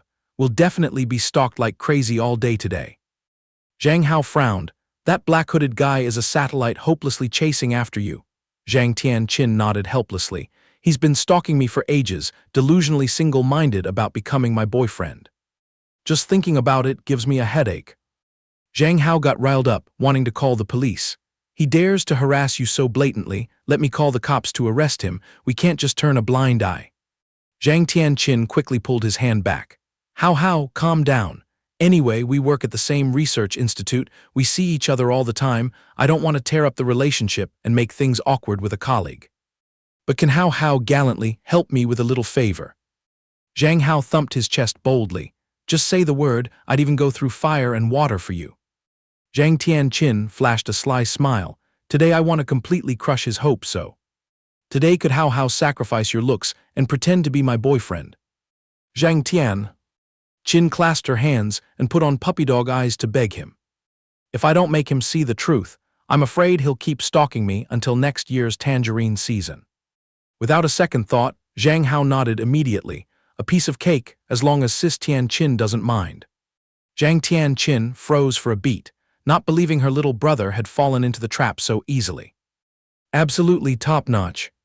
She smiled as radiant as spring flowers, unable to hide her delight. "Thank you so much, Hao. Let's go quickly, I'll take you to a place that's guaranteed to be a blast." Hand in hand, the siblings walked straight into the entertainment complex center. Zhang Tianqin specially brought him here because she'd heard young guys really dig these kinds of games. She pointed at the claw machine and proclaimed loudly, "Today I'll show off my skills and grab a few stuffed animals for our Hao to take home." Zhang Hao just chuckled at her boasting. He obediently stood by, eyes glued to every skillful claw movement his sister made. After the claw machine, the actor couple continued with the cheesy act of feeding each other ice cream, full of lovey-dovey vibes. They scattered dog food everywhere, wreaking havoc and taking selfies in all sorts of poses until the sun started to dip. Tianqin's eyes crinkled with laughter. Today was so much fun letting loose. Hao, battery dead yet? Let's go sit on that bench over there and catch our breath." As they walked, Zhang Hao suddenly pulled Tianqin back. "Hold on, Sis Tianqin." Before Tianqin could figure out what was happening, her small hand was already tightly interlocked with Zhang Hao's, fingers entwined. Her cheeks flushed red. How, you?" Zhang Hao glanced sideways towards the building corner, whispering, "That pervert still hasn't given up. Since we're playing lovers, I think we need to sprinkle more bait and act a bit more intimate. I have to admit, this stalker is really persistent. We've been leading him on all day and he's still trailing us." Zhang Tianqin agreed. "He's worked at the same institute as me for years, so he knows my social circles inside out." Zhang Hao frowned. "So he's still convinced we're not actually dating, that's why he's so sticky." Zhang Tianqin nodded. "Definitely that." Right at that moment, she shrieked theatrically, "Oh no, he's charging over here aggressively." Zhang Hao was still bewildered looking around when Zhang Tianqin grabbed his collar and planted a fierce, preemptive kiss on him. His whole body ignited, burning up. His face flushed scarlet, his head spinning and buzzing. The stalker, witnessing this lip-lock scene from afar, was shocked to the core. He clutched his face, tears streaming like rain. Oh God, that shameless couple dared to swallow each other's lips right in broad daylight. What a pair of degenerates, he shouted in grief and indignation, then turned tail and fled in a trail of tears. Zhang Tianqin had taken in that whole comedy act, inwardly smug. This dude cooperated pretty well. Actually, she had this stalker pinned down for a long time. So yesterday, she deliberately ran her mouth loudly, clearly announcing the time and place of her outing to bait this fish all the way here to create a psychological shock. She even curled her lip in a cold smirk inwardly. This trip will be unforgettable for you, don't even think about forgetting. Back to reality, after a deep kiss that nearly suffocated them, the two reluctantly pulled apart. Zhang Tianqin blinked innocently, covering her face and stammering, "I'm sorry. I did that without your permission. Did it scare Hao Hao?" Zhang Hao scratched his head with a goofy grin. "No big deal, sis." He craned his neck looking to see if that creep had completely disappeared, and Tianqin smiled brightly. "Don't worry, looks like he's gone for good." Stealing a glance at Zhang Hao's flustered expression, the seed of hope in her heart sprouted anew. "Oh my, I'm not dreaming." Clearly Hao Hao doesn't seem annoyed at all, he's even blushing a bit. He didn't push me away just now, and didn't say a word to blame me. Does this mean Hao Hao doesn't dislike me touching him intimately, right? Zhang Tianqin continued shedding crocodile tears. "I'm 1,000 times sorry, Hao Hao. At first I just planned to put on a fun act. But the situation got urgent just now. I panicked and lost the brakes, crossing the line a bit. Hao Hao can scold me or even punch me as punishment, just please don't be mad and ignore me." Zhang Hao hurriedly waved his hands. "Sis Tianqin, I'm not angry at all." That's what he said, but deep down there was still a nagging unease. Although technically they weren't blood siblings, playing it this far felt like crossing a boundary, didn't it? Zhang Hao wanted to explain a few things, but then clicked his tongue. "We are. Never mind, getting rid of that troublesome tail for her is mission accomplished." Zhang Tianqin's eyes lit up. "Really? It's good Hao Hao isn't holding a grudge. Actually, you don't need to fret over the sibling label. We don't share a single drop of blood, so no worries. Besides, in the West, there are tons of cases where foster brothers end up with foster sisters. They call it the blossoming of feelings. Our sibling bond is so deep, a few exchanged kisses won't kill anyone." Honestly, Hao Hao also felt good when our lips touched, right? Zhang Hao jumped. Why was this sister suddenly steering the conversation into such an intense interrogation? As a straight guy, naturally being kissed didn't feel repulsive, but looking at Sis Tianqin's expectant expression now, he sensed trouble. If he nodded immediately, this relationship would definitely turn a new page. Although he himself felt a flutter for Tianqin, he absolutely didn't want to ruin this peaceful four-person family. His brain working at full capacity, Zhang Hao carefully replied, "I don't dislike being kissed by Sis Tianqin, but right now our family is warm and harmonious. You are still my beloved older sister, so it's best not to do random things." Tianqin seemed to turn to stone. Her ears automatically filtered the reasoning and latched onto just 3 words: "Don't dislike." Hao Hao doesn't dislike it, meaning there's already a place for me in his heart. What guy would let a woman kiss him without feeling gross unless he has feelings? Tianqin boldly leaned in to confess, "But today's deal is lovers, not siblings. We have to experience a full day as a couple. That guy is definitely still persistent. Let's go, I'll take Hao Hao to eat some delicacies. As for the sibling stuff, slow and steady wins the race." Of course, she only dared to shout this in her heart. In the distance, 2 street thugs saw the lovey-dovey couple and found them an eyesore, curling their lips. "Hey man, see that lovebird pair? That woman looks loaded, and that brat has a baby face. Let's go knock their heads and squeeze some porridge money out of them. I'm flat broke, not a single coin on me. Let's go fleece them." The 2 brutes swaggered over and blocked their path. "Hey, you 2 turtle doves. We've been standing here tired watching you suck face, deeply traumatizing our fragile single hearts. Cough up some compensation, quick." Zhang Tianqin's eyes instantly sharpened like razor blades. "Get lost." Her hand began secretly reaching into the pocket of her skirt. The scar-faced thug, still unaware of his place, opened his big mouth to threaten. "Who are you barking at to get lost, you brat? Do you know who I am, daring to bare your fangs and brandish your claws? If you don't puke up some youth compensation today, don't even think about crawling out of here." Zhang Tianqin clenched her fist, silently calculating. "I have a knife in my pocket I always carry. If these rabid dogs charge, I can handle them without a scratch. But Hao Hao is here. If I make a move, these scumbags might sneak attack and hurt him." Zhang Tianqin weighed the pros and cons, then decided to pull out a few small bills and throw them straight into their faces like alms. "You parasites wasting food and cloth, if you want to beg like a thug, just say so. Take this chump change and get lost, so the waters clear up." Even as robbers, they turned their noses up at small bills. Scarface flew into a rage. "Are you messing with me? This pittance can't even buy a damn thing. If you don't cough up at least 2,000 yuan, you 2 ain't leaving here." He sneered inwardly. This chick clearly had money, so he had to extort more to make it worth it. He jutted his chin threateningly. If you're smart and don't fork over the cash, don't blame our fists for being blind. When I smash that pretty boy face of your boyfriend into pulp, don't say we're cruel. At the peak of tension, Zhang Hao suddenly spoke up lazily. If you guys like to throw hands, just come at me. What's with all the big talk? Or are your limbs crippled and you can't even fight? Zhang Tianqin stared in shock at her gentle little brother's cocky attitude. The two nobodies hearing this boiled over with rage. You snot-nosed brat. Don't you know the street code is not to run your mouth in front of women? Zhang Tianqin screamed frantically, How, run. But the panic on her face instantly turned to stupefaction when she saw Zhang Hao deliver a clean, sharp Muay Thai kick straight to Scarface's face. He crooked his finger, curling his lip in an incredibly cool provocation. So darlings, want another taste of the dirt. Both wannabe gangsters were scared out of their wits, scrambling away for their lives as if they'd seen a ghost. Zhang Hao dusted off his hands, turned back and grinned at Tianqin. See, sis Tianqin, I can clean up small fry like that in one go. Tianqin stammered, her voice trembling. When did you learn this killer move? I remember Hao's personality back then wasn't this fierce at all. Swimming against the current of the past, ever since they were little tots, Zhang Tianqin had clung to Zhang Hao like a shadow. The tiny figure of Zhang Tianqin always held tightly onto Hao's hand. Even though Zhang Hao often pouted back then saying he didn't want to see her, she could only sulk and hide away, but in reality, she transformed into a tail, lurking in the darkness to watch over him. A little Tianqin always hid far away, secretly watching Zhang Hao. The day Zhang Hao learned to use QQ, she immediately logged into her fake account and rushed to friend him at the speed of light. Zhang Tianqin had to put in so much effort to successfully embed herself as the online understanding big sister to catch his words.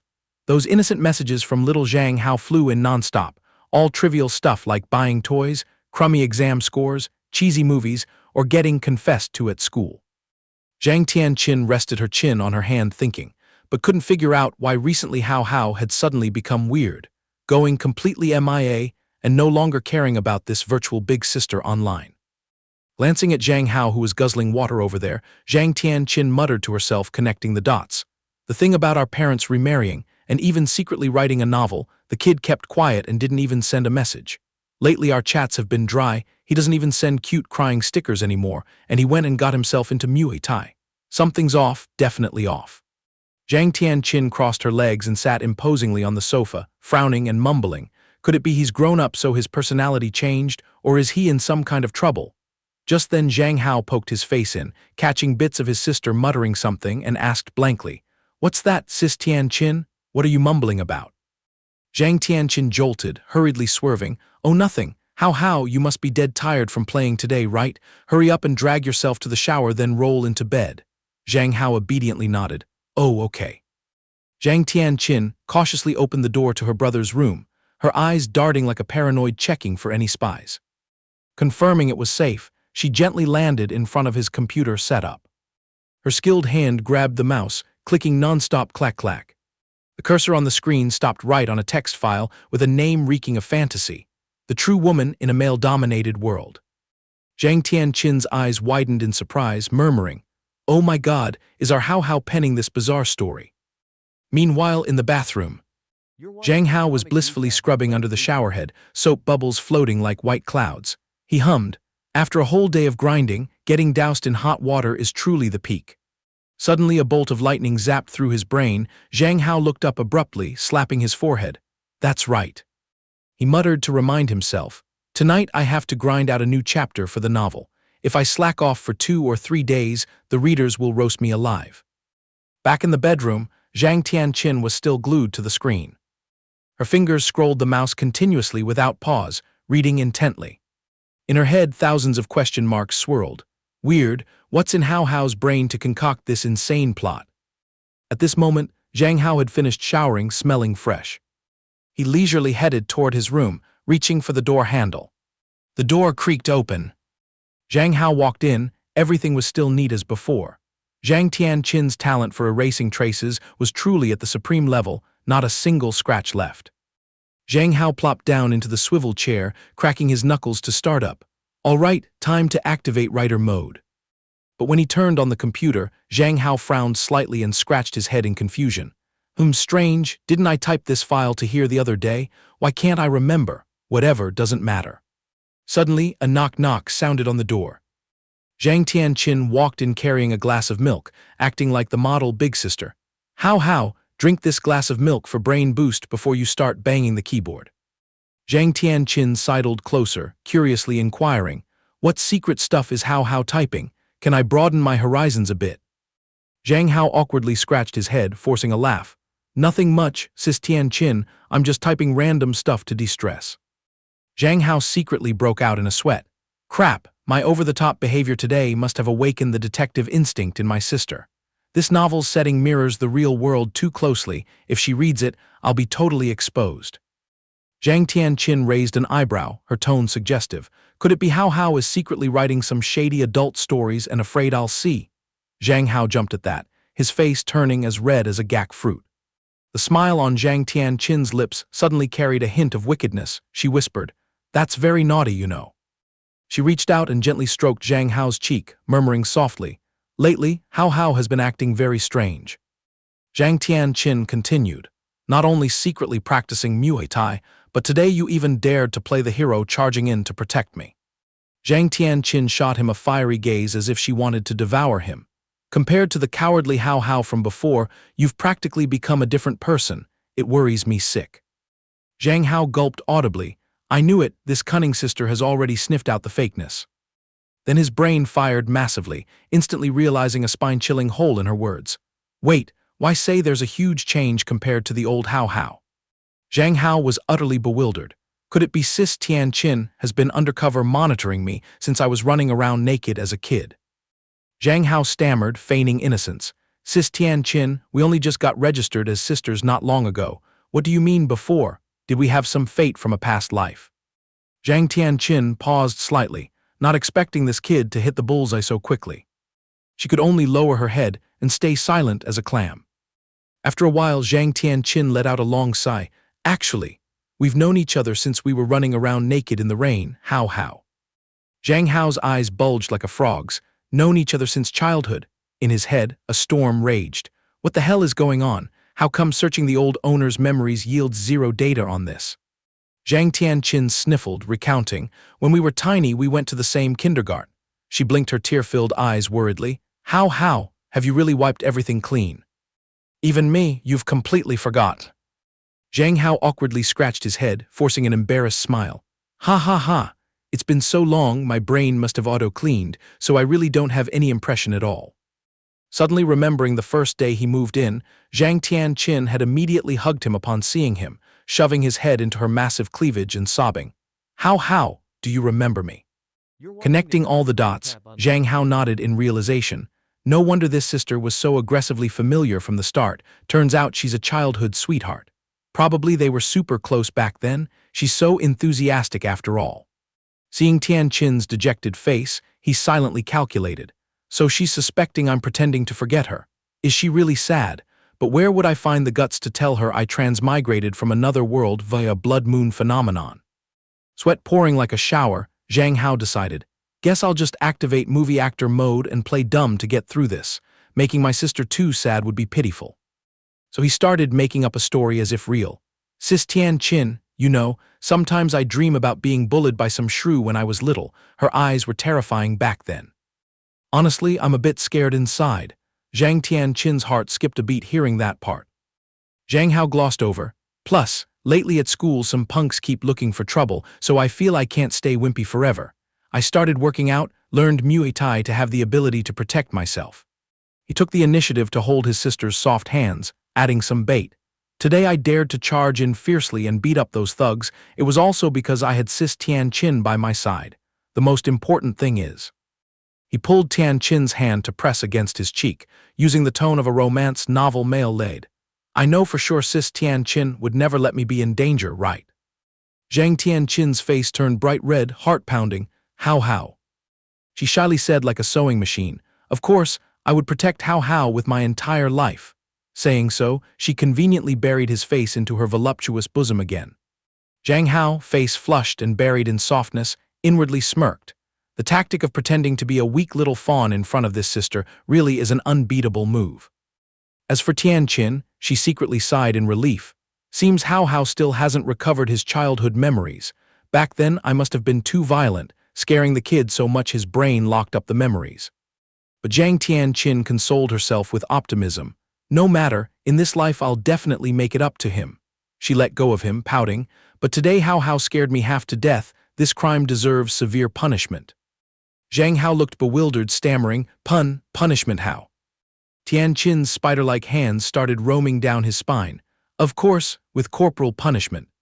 With that, she launched a relentless tickle attack. The death tickle punishment is here, Zhang Hao thrashed, laughing uncontrollably like a hyena. Ha ha ha, oh sis Tianqin, help. He curled up begging, I know I was wrong. Ha ha ha, spare me, my lord, stop tickling, ha ha ha. After a fierce battle, both lay sprawled on the bed, panting like dogs after a chase. Zhang Tianqin clutched her chest, admonishing, from now on, no more stunts that stop my heart, understood? Zhang Hao obediently complied, I got it, sis Tianqin. Zhang Tianqin suddenly fell into silence. Her eyes glued onto the sweaty, alluring hollow of Zhang Hao's neck. Zhang Tianqin brushed aside a damp strand of hair, slowly propped herself up, her voice mesmerizing. Hao, this morning we made a deal to be lovers for a full day. It's not past midnight yet, meaning the love contract is still in effect. Right now we're not siblings but lovers. Zhang Hao broke into a cold sweat, clasping his hands in prayer. Does she mean she wants to devour me? He timidly deflected, but sis Tianqin, there's no one spying on us anymore. We can wrap the film and drop the act, no need to pretend. Zhang Tianqin shook her head vigorously. It's fine Hao, it's just for one day. Besides, we already tried it once this morning, doing it one more time won't kill anyone, right? Zhang Hao cried silently in his heart. I'm dead, this is literally a heart-stopping situation. The very thing I've been dreading has finally happened. This older sister doesn't just want to be good siblings with me. Tianqin leaned in close, pressing down with a husky, seductive voice. Hao. The distance between their lips continued to narrow, about to touch. Right at the climax, a majestic shout echoed from downstairs.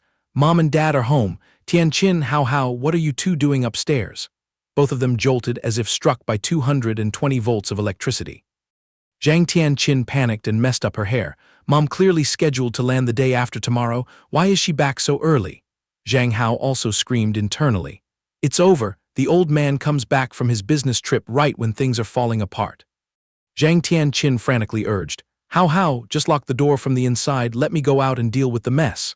Zhang Hao hastily called her back. Sister Tianqin, wait a minute. Your face is as red as a tomato. You should sneak back to your room and hide for a bit.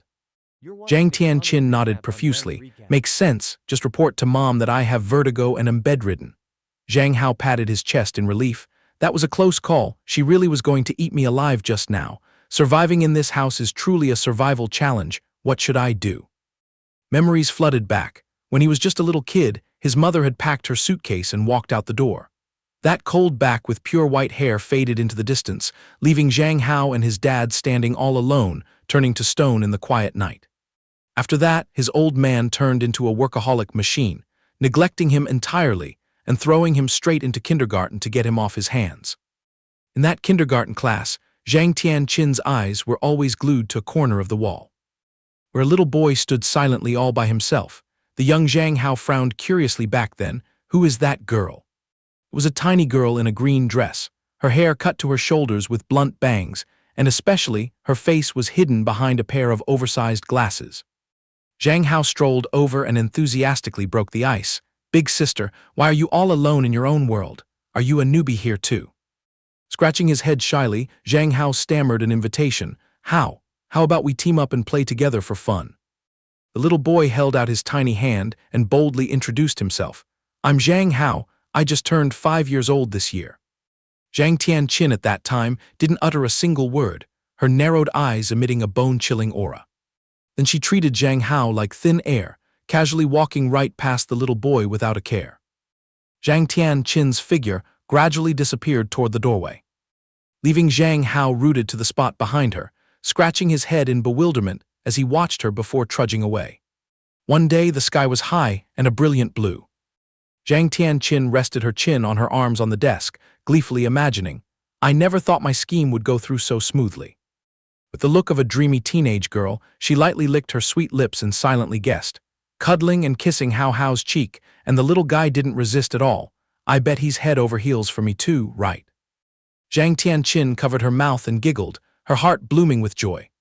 She silently screamed in her heart, Hao Hao, I adore you the most in this world. In another development, Zhang Hao sprawled out on his soft mattress, stroking his chin in thought. Spot on, Sister Chin Chin must be lovesick for me. Recalling the moment Zhang Tianqin's face pressed close to his, he clicked his tongue in regret. If His Majesty the Father hadn't ruined the mood halfway, we too might have. With flushed cheeks, Zhang Hao shyly reminisced. Objectively speaking, Sister Chin Chin is a total catch, gentle, thoughtful, and great at both work and chores. To be honest, I'm quite smitten too. My heart dances and my face burns up whenever I see her. Suddenly, a thought struck him. Wait a minute, does that mean the feelings are mutual but we're both just too shy to show it? Zhang Hao kicked the blanket away, boldly telling himself, in the past, even in my dreams, I wished I could score a goddess like this to date. However, the newly kindled flame of love quickly died out as he sighed. But what about our parents? I'll definitely have to drop some hints and test Dad's waters someday. Dawn of the next day. A family of 4 gathered around the dining table. Zhang Yan sighed emotionally. It's rare for our whole family to have the chance to gather completely for a proper meal like this. Then she turned to ask Zhang Tianqin, Tianqin, while us parents were away, did you take good care of Hao Hao? Zhang Tianqin smiled obediently, yes, of course. She continued, actually Hao Hao is all grown up now, sometimes he even takes care of me instead.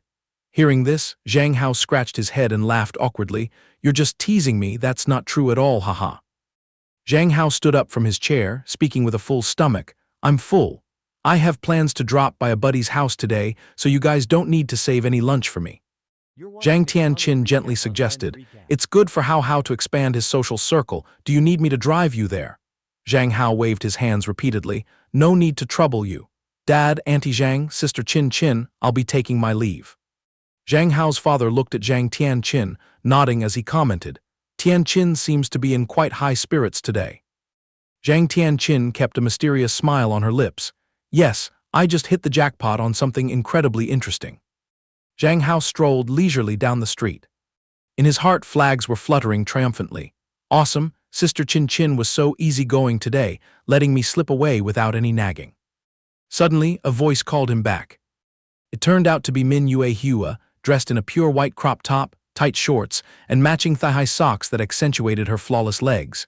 She waved cheerfully, I'm here to be your personal chauffeur and pick you up. Zhang Hao approached with wide-eyed curiosity.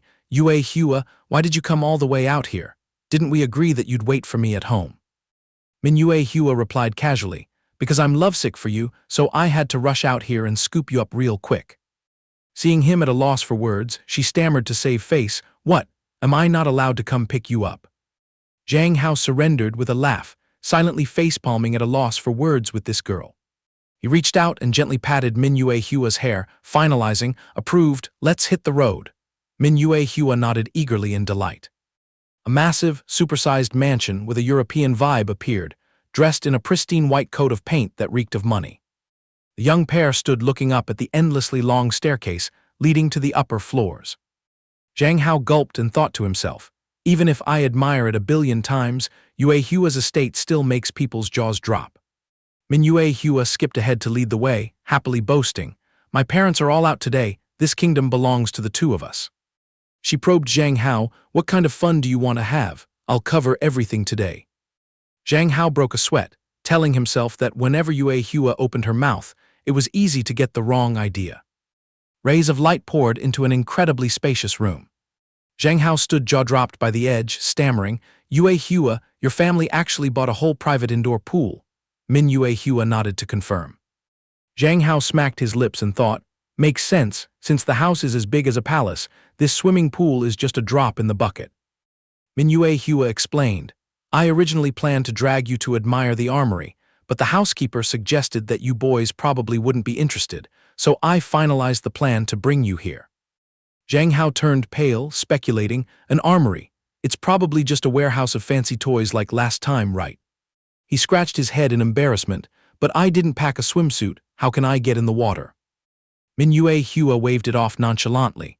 Why worry about trivial things? The butler has already prepared everything from A to Z for us. Zhang Hao excitedly proposed, if the gear is all ready, then Yue Hua, how about a fair and square race?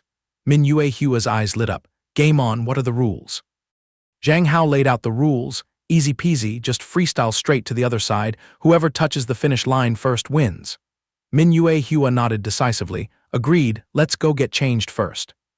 Zhang Hao started sweating again, silently lamenting. I'm screwed, I'm entangled in a fatal custom from my home world. When going swimming, you just need to slip on a pair of swimming trunks and that's it. But in this bizarre place, doing that might get me arrested for flashing. He silently imagined the scene of him walking out shirtless, and Min Yue Hua would get a nosebleed and exclaim, "Wow, your muscles are so nice." Zhang Hao bitterly concluded, so I absolutely have to follow the dress code of this world. Laid out before his eyes were 3 speech-defying swimsuits. No matter how you looked at them, they were exactly like women's swimwear from his old world. Zhang Hao scrunched up his face like a monkey eating ginger and messed up his hair. Good heavens, where do I find the courage to wear these rags out in broad daylight? Pinching and lifting a tiny, bright green swimsuit that looked like it belonged to a kindergartner, Zhang Hao resolved, even with a knife to my neck, I absolutely refuse to squeeze into this abomination. Zhang Hao slouched and clutched his head in despair. It's hopeless. For the first time in my life, I yearn this much to reverse, transmigrate back to my old home. Glancing at a corner, Zhang Hao's eyes suddenly lit up as he exclaimed. Catching his eye was a suit that looked somewhat decent. Zhang Hao muttered, "Wow, looks like this one can still salvage my dignity." He leaned in, picked it up to scrutinize, and nodded, "Great, seems safe." Then suddenly, a strange pitch-black object dropped onto the floor with a thud. It was a tiny piece of dark fabric, with elastic strings dangling from both ends. Zhang Hao stared wide-eyed at that bizarre object. He carefully pinched it with 2 fingers, his brows furrowed in pure confusion. What the heck is this? It looks like women's undergarments. An ominous premonition surged up. Zhang Hao got goosebumps and wondered, why did it fall out of this suit? I can smell danger lingering around here. Zhang Hao let out a long, heavy sigh. Pushed to a dead end, Zhang Hao smacked his lips. Well, in for a penny, in for a pound, I'll just make do with this suit. A moment later, Zhang Hao dragged himself out in the skin-tight suit, grimacing as he reached up to stretch the collar and complained. Did they get the size wrong? It's packed tighter than a can of sardines. Min Yue Hua had just tentatively stepped out and caught his wavelength right away. Min Yue Hua approached and praised profusely. Zhang Hao, your swimsuit is absolutely stunning.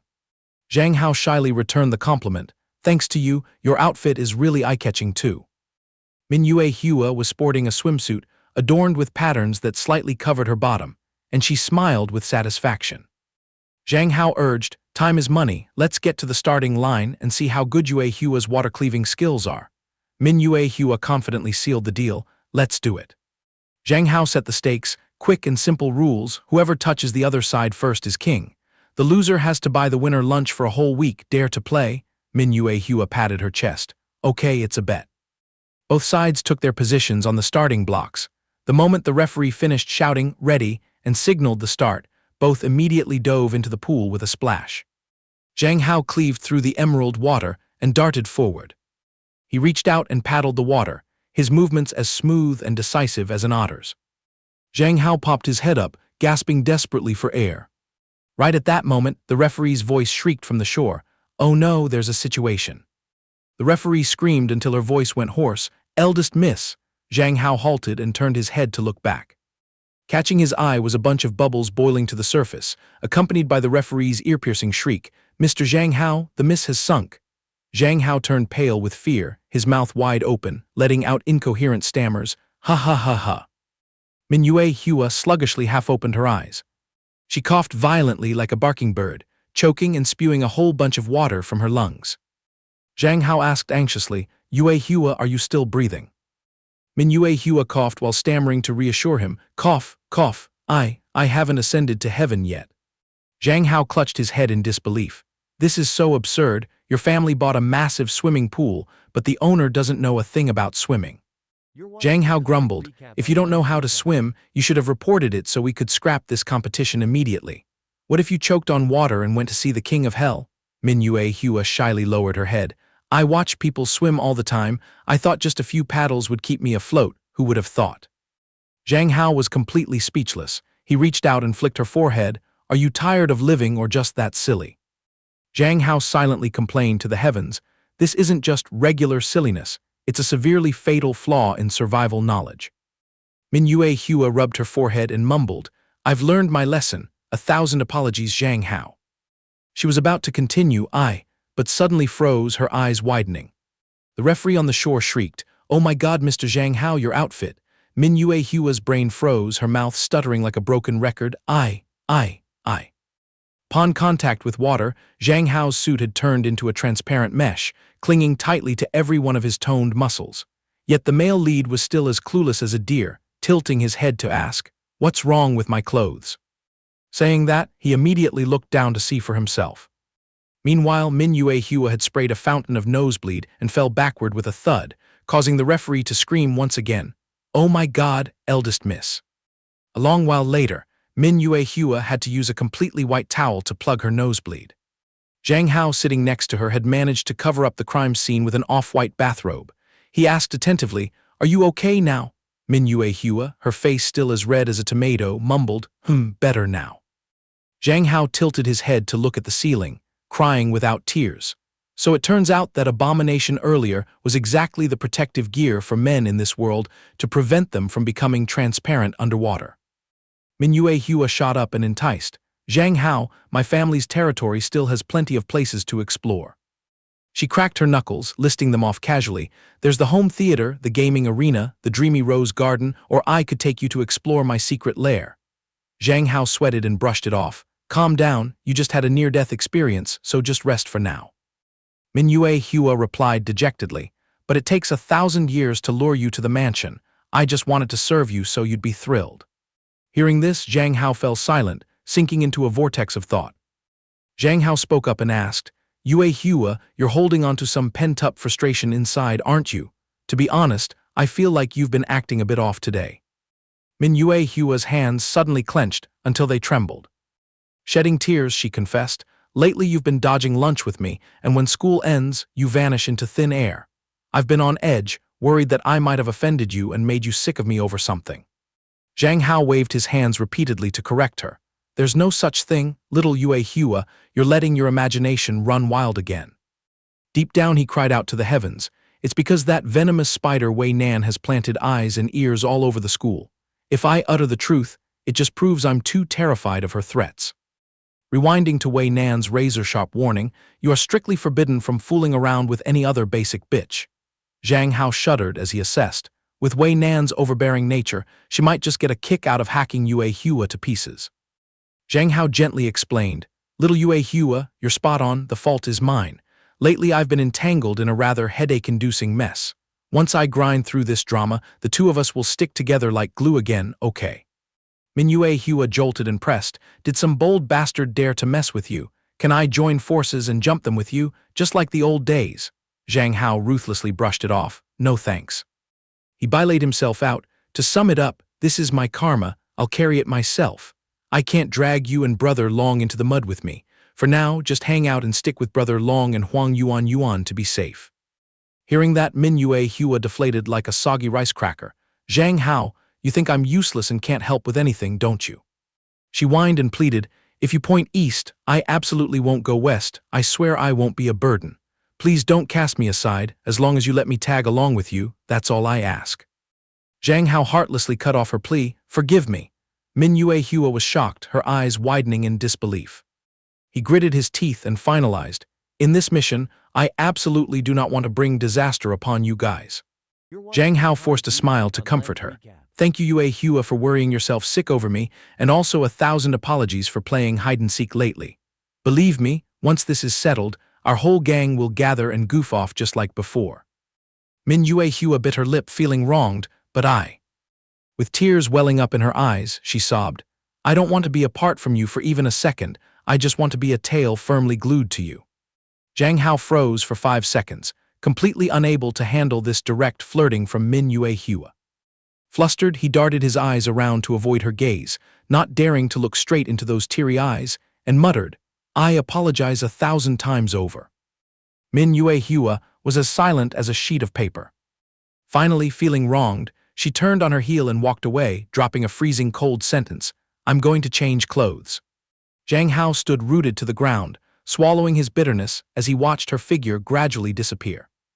Zhang Hao sat in a daze like someone who had lost his soul, completely failing to sense the butler gently approaching right next to him. He suddenly let out a heavy sigh, phew. Catching that exact moment, the butler cleared his throat softly and called, "Mr. Zhang Hao." He jolted and snapped his head up, staring blankly at the old man. The old man got straight to the point. "Our eldest miss is throwing a tantrum and making a fuss with you again, isn't she?" At a loss for words and not knowing how to defend her, he just stammered, "Mr. Butler."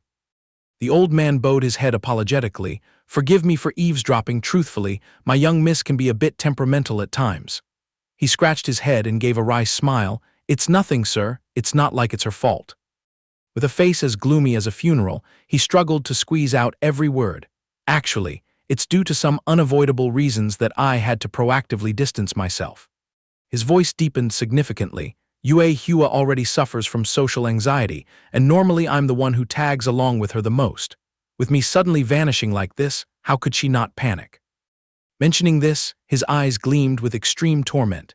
"It's because I was heartless, not caring about her feelings at all." He felt another pang of guilt recalling the incident where Yue Hua was locked in a dark room because of him. It's better to let Yue Hua be sad for a while, rather than drag her into the fiery pit of that Rakshasa Wei Nan. The butler gave a kind smile. "The miss treats you like a treasure." He recalled the radiant look of his little master. "Every day she'd come home and brag to me about you, about getting to eat lunch with you, training physically with you, grinding through homework with you, as happy as if going to a festival." Back then, he was floored by shock, because after serving the miss for so many years, the number of times he'd seen the little girl smile brightly could probably be counted on one hand.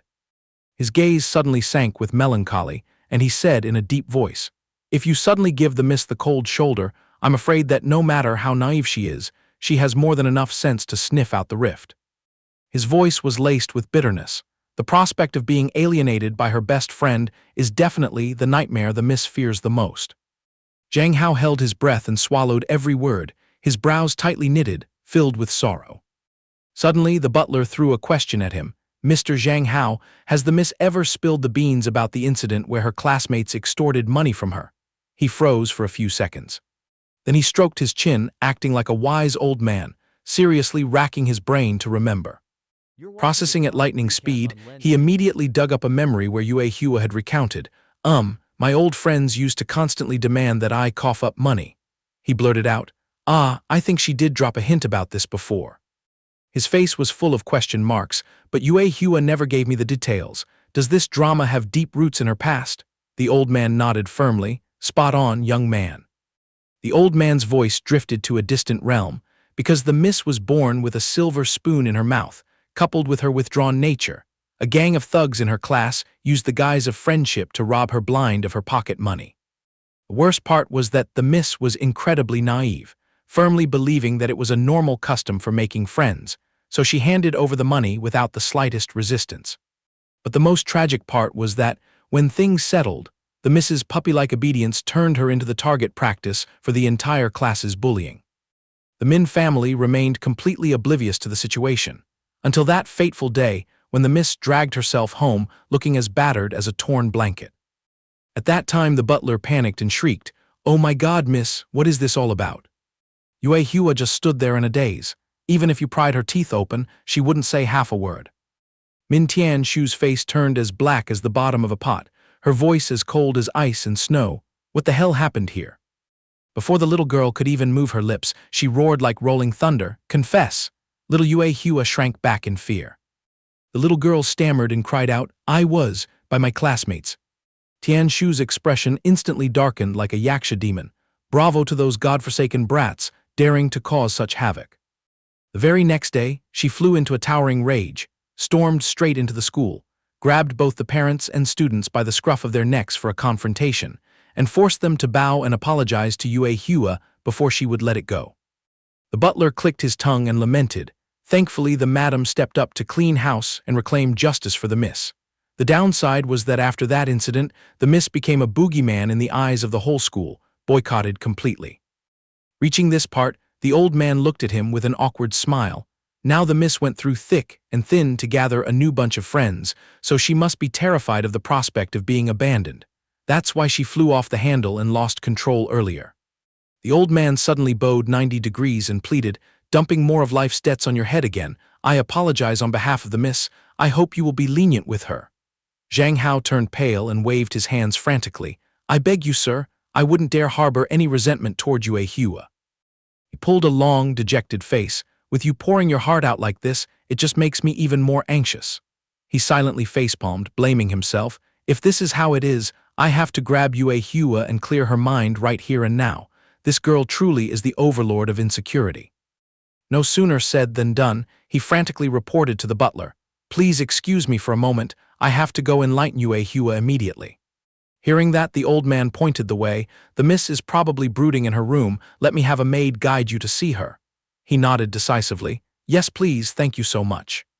A few minutes later, an obedient maid bowed and waved her hand. Mr. Zhang Hao, please follow this way. The maid stepped back, bowed, and pressed herself against the wall, making way for him to enter. Just as he poked his head inside, his target, Yue Hua, fell right into his line of sight. Yue Hua had already changed into a gorgeous, floral outfit. She stood silently like a statue in front of a giant window, looking up at the high sky, radiating an ideology that reeked of loneliness. Two silhouettes stood side by side in front of the glass window, both looking up to watch the clouds drift by. Yue Hua weakly opened the conversation. In the past, I had this elegant hobby of standing here like a lovesick fool, staring up at the sky. Because I was utterly convinced that the plane taking my dad on his business trips would somehow fly over this area. So I just planted my feet here and waited, fantasizing that when the plane glided by, my dad would descend back home. Every word that slipped from Yue Hua's mouth was like a needle piercing straight into Zhang Hao's empathy. He cleared his throat and replied casually, Earlier, the butler spilled the beans completely about your past of being shunned like an outcast at school. He threw Yue Hua a gaze as warm as the sun. I know full well you're twisting yourself into knots out of fear of losing friends, but put that worry away. We are best bros after all. Even if you pried my teeth open, I wouldn't dump you. She pressed her hands against the cold glass, letting out a sorrowful sigh. I know that very well. Her eyes were brimming with tragedy. Zhang Hao, you are diving headfirst into some muddy puddle, which is why you don't dare come near us, right? Zhang Hao was speechless, left to surrender and raise his hands in defeat. Let's just say your guess is spot on. She spun around and snapped. I want to get my hands dirty in this. I'm not afraid of taking a hit. I'd rather be blown to bits than sit around twiddling my thumbs and then tearing my hair out in regret later. Memories flooded back. When she was just a snot-nosed kid, she grinned widely and handed a hair tie to a girl in class, boldly declaring, This is for you. That girl froze in bewilderment. For free, really. The little girl Yue Hua nodded firmly. Exactly, because you're not like those two-faced people, you genuinely want to be friends with me, so this is a gift for you as an introduction. Suddenly out of nowhere, a bunch of godforsaken brats popped out, loudly jeering, Hey Yue Hua, playing the buying friendship trick again. The ringleader shamelessly held out a hand to demand, Where is our tribute money for today? The time the whole gang got hauled up to drink tea at the principal's office along with their parents, the little girl who had received the gift earlier was crying a river. The disciplinarian's voice roared, You little demons, not only did you extort money, but you also threw hands. The parents of those brats fawned. Oh my God, this is such a false accusation. My kid is so incompetent they only dare to rob. They don't have the guts to fight. Yue Hua's eyes welled up like a puppy's as she looked up at the woman next to her and sobbed. Mom, things didn't. The dark mother glared at her with a look as sharp as a razor, growling, HMPH. The little girl immediately trembled, tears streaming down like a waterfall. Tears poured down like a broken dam, impossible to hold back. Dragging back to reality, while Zhang Hao was still caught up in the tragic audio tape of her life, she decisively dropped a bold statement. Zhang Hao, you are the most awesome comrade on earth to me. She stared deeply into his eyes, boldly swearing an oath. For you, even if I'm thrown into a dark room for 10,000 lifetimes, I am willing. This concluding sentence dealt Zhang Hao a critical, astonishing blow. Reflecting his image in her resolute eyes, he was truly floored, never expecting that one day this fragile girl could be so hardcore. He nodded as if his meridians had been cleared. I understand now. Slapping her on the shoulder, he generously praised, "You're super cool, absolutely like a gangland boss." She was wide-eyed and open-mouthed at his sudden change in tune. What the heck is this loyalty and courage? Zhang Hao tore at his hair and lamented, "But little Yue Hua, you can't handle this case. When we get to school, let's just try our best to act like we're alienating each other, and not just you, but Huang Yuan's gang too." Her heart breaking into pieces, she called his name, Zhang Hao. All of a sudden, he shouted out to do damage control. "Wait, to make up for it, later on if you want, I'll frequently drag myself over here to party with you." He was absolutely sure this plan was more than enough to scoop away all of Yue Hua's loneliness. After hearing these golden words, Yue Hua was shocked to the core. She anxiously asked back, "Then what if I call your name all day long? Will you treat me like a starving leech?" He unleashed a radiant smile. "I'd be crazy to complain. Going over to a friend's house to hang out is an everyday occurrence. What's bothersome about it?" He even enthusiastically continued to brag. "Besides, your family's mansion has a ton of places to let loose, even a top-tier gaming den. With a massive swimming pool like that, it's a waste of heaven's gifts if you're water blind. Let me be your coach, and in return, you have to tutor me in boxing. Then there's the home theater and everything. We can call up old Yilong to join the party too." He was talking non-stop when she lunged forward and pressed herself right up against him. Yue Hua lunged forward and threw her arms around Zhang Hao, making his jaw drop wide open. Zhang Hao froze like a log, his hands awkwardly hovering in midair, not knowing how to counter this embrace. She hugged him tightly, whispering into his ear, "1,000 thanks to you." Back when she was tiny, Yue Hua once tailed a blonde girl, blabbering about everything under the sun just to suck up and ask to be friends. "My house has a massive home theater, a gaming den, even an armory. I can even take you into my secret room." But all that dedication was tossed into the trash by that girl with an indifferent response, "No thanks, don't bother." And it was this guy named Zhang Hao who reached out and dragged her out of the cosmic black hole. He strolled over, flashing his trademark smile to coax her. "Do you want to chat with me? If you're down, let's seal the deal and become sworn brothers. I'll have your back." She was overjoyed and firmly grasped his hand. Right now, the two fools could finally hug each other cheesily. "Zhang Hao, for absolutely everything, tens of thousands of thanks to you." Her face blushing profusely like a tomato, her eyes shone brightly as she confessed directly, "I'm crazy about you the most in this world." Night fell, a perfectly round moon hung suspended high above. In the distance, black smoke billowed into the sky, mixed with spine-tingling rustling sounds. Piercing through the hazy screen of smoke, Wei Nan loomed into view looking half-dead, covered in gore like a scene out of a horror movie. Her face was smeared with dirt and bright red, bleeding cuts. She lowered her eyes, staring blankly at her hands stained with foul blood. A flesh-tearing pain struck, causing her to drop her head and squeeze her eyes shut. Both of her arms drooped paralyzed to the ground, her last bit of strength evaporating. Tears raced to pour from the corners of her eyes, impossible to hold back. Wei Nan jolted awake from her stupor. She buried her face in the pillow and groaned in agonizing pain. "Ugh!" She dragged herself to sit up, wearing only her underwear, and grimaced as she asked the person standing by, "What time is it now?" The brunette secretary wearing glasses respectfully reported, "President Wei, it is past 11 in the morning. Lately, boss's sleep has been very erratic. Do you need me to call the private doctor over to take a look?" Wei Nan wiped a bead of sweat from her forehead and brutally waved her hand, "Don't make a fuss." She interrogated, "Where is the moon research project at?" The secretary broke a sweat and mumbled, still at a standstill. Wei Nan dropped her feet onto the cold floor, jutting her chin. "Got it. You can leave and get back to grinding work." She stood up abruptly, grabbed a pristine white dress shirt, and threw it on. With an aching body, she struggled for a long time before finally buttoning her cuffs. Glancing over, the phone lying randomly on the table fell right into her line of sight. A thought suddenly struck her mind. "I wonder what that little brat is up to right now." Yue Hua fondled Zhang Hao's hand, whispering, "Getting to cling to you makes my life heaven." With a flushed red face, she said with absolute certainty, "I want to stick to you as your friend until my teeth fall out, absolutely never letting you go." Zhang Hao froze, breaking into a cold sweat. Hey now, what kind of friend asks for a lifetime commitment? But his mouth still smoothly sealed the deal. Yeah, approved. She shyly lowered her head, letting out a soft yes as quiet as a mosquito. Suddenly, she changed to a disgustingly sweet tone and called his name. Zhang Hao. She dropped a bomb. I want to get married. At this, Zhang Hao jumped up like a cat on hot bricks. He grabbed her shoulders and shook her like a dice cup. Wait. Yue Hua, where did you get these nonsense ideas from? She stammered innocently. How would I know? The thought just naturally popped into my head. Zhang Hao sweat profusely, scratching his cheek as he explained. Acting so recklessly right in your own territory. If someone catches sight of us, I'm dead meat. Right in the heat of the moment, his phone rang loudly, saving him from an impending disaster. Grabbing this perfect excuse to retreat, he quickly sprinted to a corner to pick up the call. The caller glaring at him was from that she-devil, Wei Nan. As soon as he put it to his ear, Zhang Hao shuddered and almost fell backward upon confirming it was the overbearing Wei Nan on the line. He bristled and asked sarcastically, "What do you want?" She, however, switched to a voice as soft as noodles. "What corner of the world are you loitering in?" He maintained his blunt, street-style attitude.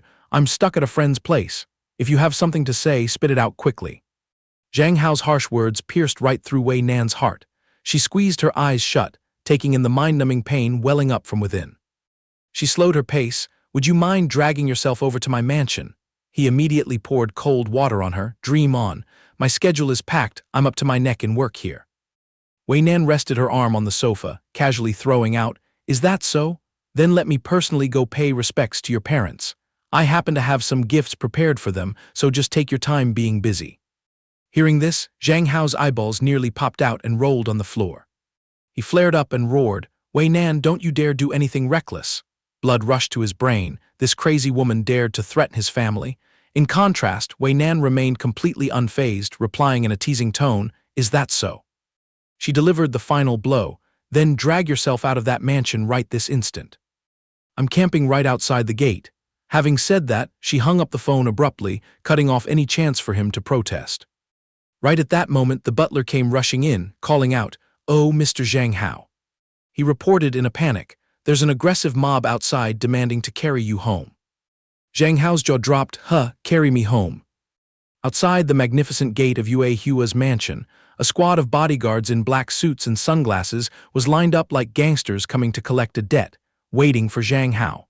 He shivered, breaking into a cold sweat at this terrifying formation. Wei Nan and Yue Hua came face to face. The two women glared at each other, sparks flying so intensely they could slice through the air. Zhang Hao cowered, crying internally, "What kind of melodramatic script is this?" Yue Hua suddenly declared loudly, "Zhang Hao, there's no need to be scared of that hag." She patted her chest confidently, taking it upon herself, "You've got me here to protect you." That alone was enough to give Zhang Hao a heart attack, but a cold, mocking laugh from Wei Nan gave him even more goosebumps. She sneered in disdain, "You, trying to protect him." She ruthlessly poured cold water on her. "You little brat of the Min family, don't think you can bark however you want just because your family has some money." Zhang Hao was caught in the crossfire, sweating buckets. The two alpha women continued to glare daggers at each other. Yue Hua craned her neck and cursed, "You wicked hag Wei Nan, I'm not scared of you." Zhang Hao's sweat-drenched hands waved frantically, "Stop, please just stop." His stomach was tied in knots. At this rate, these two women were going to start clawing at each other. He had no choice but to play the peacekeeper. "Hey Wei Nan, do you actually want me to come along or not? If you have something to say it slowly. There's no need to get physical and ruin the vibe." Then he turned to smooth things over with Yue Hua. "She just came looking for me to discuss some trivial matters. Coincidentally, I also have a few things I want to lay out with her. I won't die. Seeing me off here is perfectly fine. Pull your troops back inside, don't worry." But Yue Hua stubbornly retorted, "Absolutely not." Zhang Hao immediately stared wide-eyed in sheer disbelief. Yue Hua clenched her fists so hard they trembled. "Say no. One look at her face and you know she's a thug. Throwing you to her is like feeding a sheep to a wolf." Zhang Hao lost his temper and yelled, "Mr. Butler, drag your young lady inside right now." The butler's face was flushed with anger. These uneducated hooligans, daring to block the Min family's gate and having the guts to steal our young lady's man. Zhang Hao almost fainted. He thought the old man would be the mediator, who knew he would side with Yue Hua and add fuel to the fire. Wei Nan's face scrunched up like an old rag. She was completely out of patience with this circus. She spun around, her voice icy, "He is my boyfriend. Since when is his business any of your concern?" Then she jerked her chin and ordered, "Zhang Hao, get your butt in the car right now." Zhang Hao practically foamed at the mouth, screaming in denial, "Hey, you crazy woman, don't you dare slander me. When did I ever sell myself to be your boyfriend?" He was so furious he stuttered, "And furthermore, don't you dare use." Before he could spit out the whole sentence, he was cut off. Yue Hua lunged forward to shield the boy, growling, "Zhang Hao is damn well not your boyfriend, nor is he your servant. Don't you dare raise your voice and boss him around." Wei Nan's last nerve snapped. She ground her teeth, hissing every word, "I'm saying this one last time, get in the car." Her final ultimatum was overflowing, with an overwhelming murderous aura. Hearing this, Zhang Hao was scared out of his wits, but before he could regain his senses, a gust of hostile wind whizzed past his face. Yue Hua charged forward like a mad bull, ready to fight Wei Nan to the bitter end. "Don't you dare touch a single hair on Zhang Hao's head." Zhang Hao turned pale and shrieked to stop her. "Yue Hua, knock it off right now." Wei Nan's face was as hard as stone, as if she had completely read through Yue Hua's amateurish attacks. She casually waved her hand and effortlessly caught Min Yue Hua's arm. Yue Hua instantly turned into a fish on the chopping block, even though she was clearly the one who lashed out first. Her face immediately turned green. Wei Nan unleashed a kick that tore through the air, aiming straight at Min Yue Hua as it swung down. In reality, she couldn't be bothered to kill this little brat. She just meant to give a warning strike, so Yue Hua dodged it as easily as taking candy from a baby.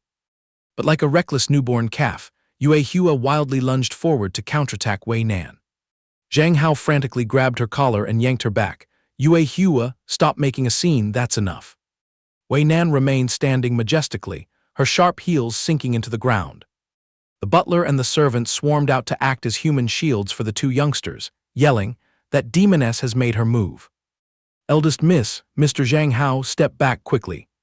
Wei Nan, with a face as cold as ice, cursed inwardly, "You little Min brat, today I will do Min Tianshu's job and slap your mouth shut." Settling into the car, he rested his chin on his hand and glared at her, urging, "All right, spit it out quickly. What business do you have with me?" He looked dejectedly at her driving the luxury car as she snapped irritably, "Shut your mouth, drag yourself to my house, and I'll lay it all out." He let out a sarcastic chuckle, "You're so arrogant, daring to set up a fighting ring right in front of my best friend's gate." Wei Nan shot a glare as sharp as a razor at him. "Why didn't you open your mouth to say she started it first?"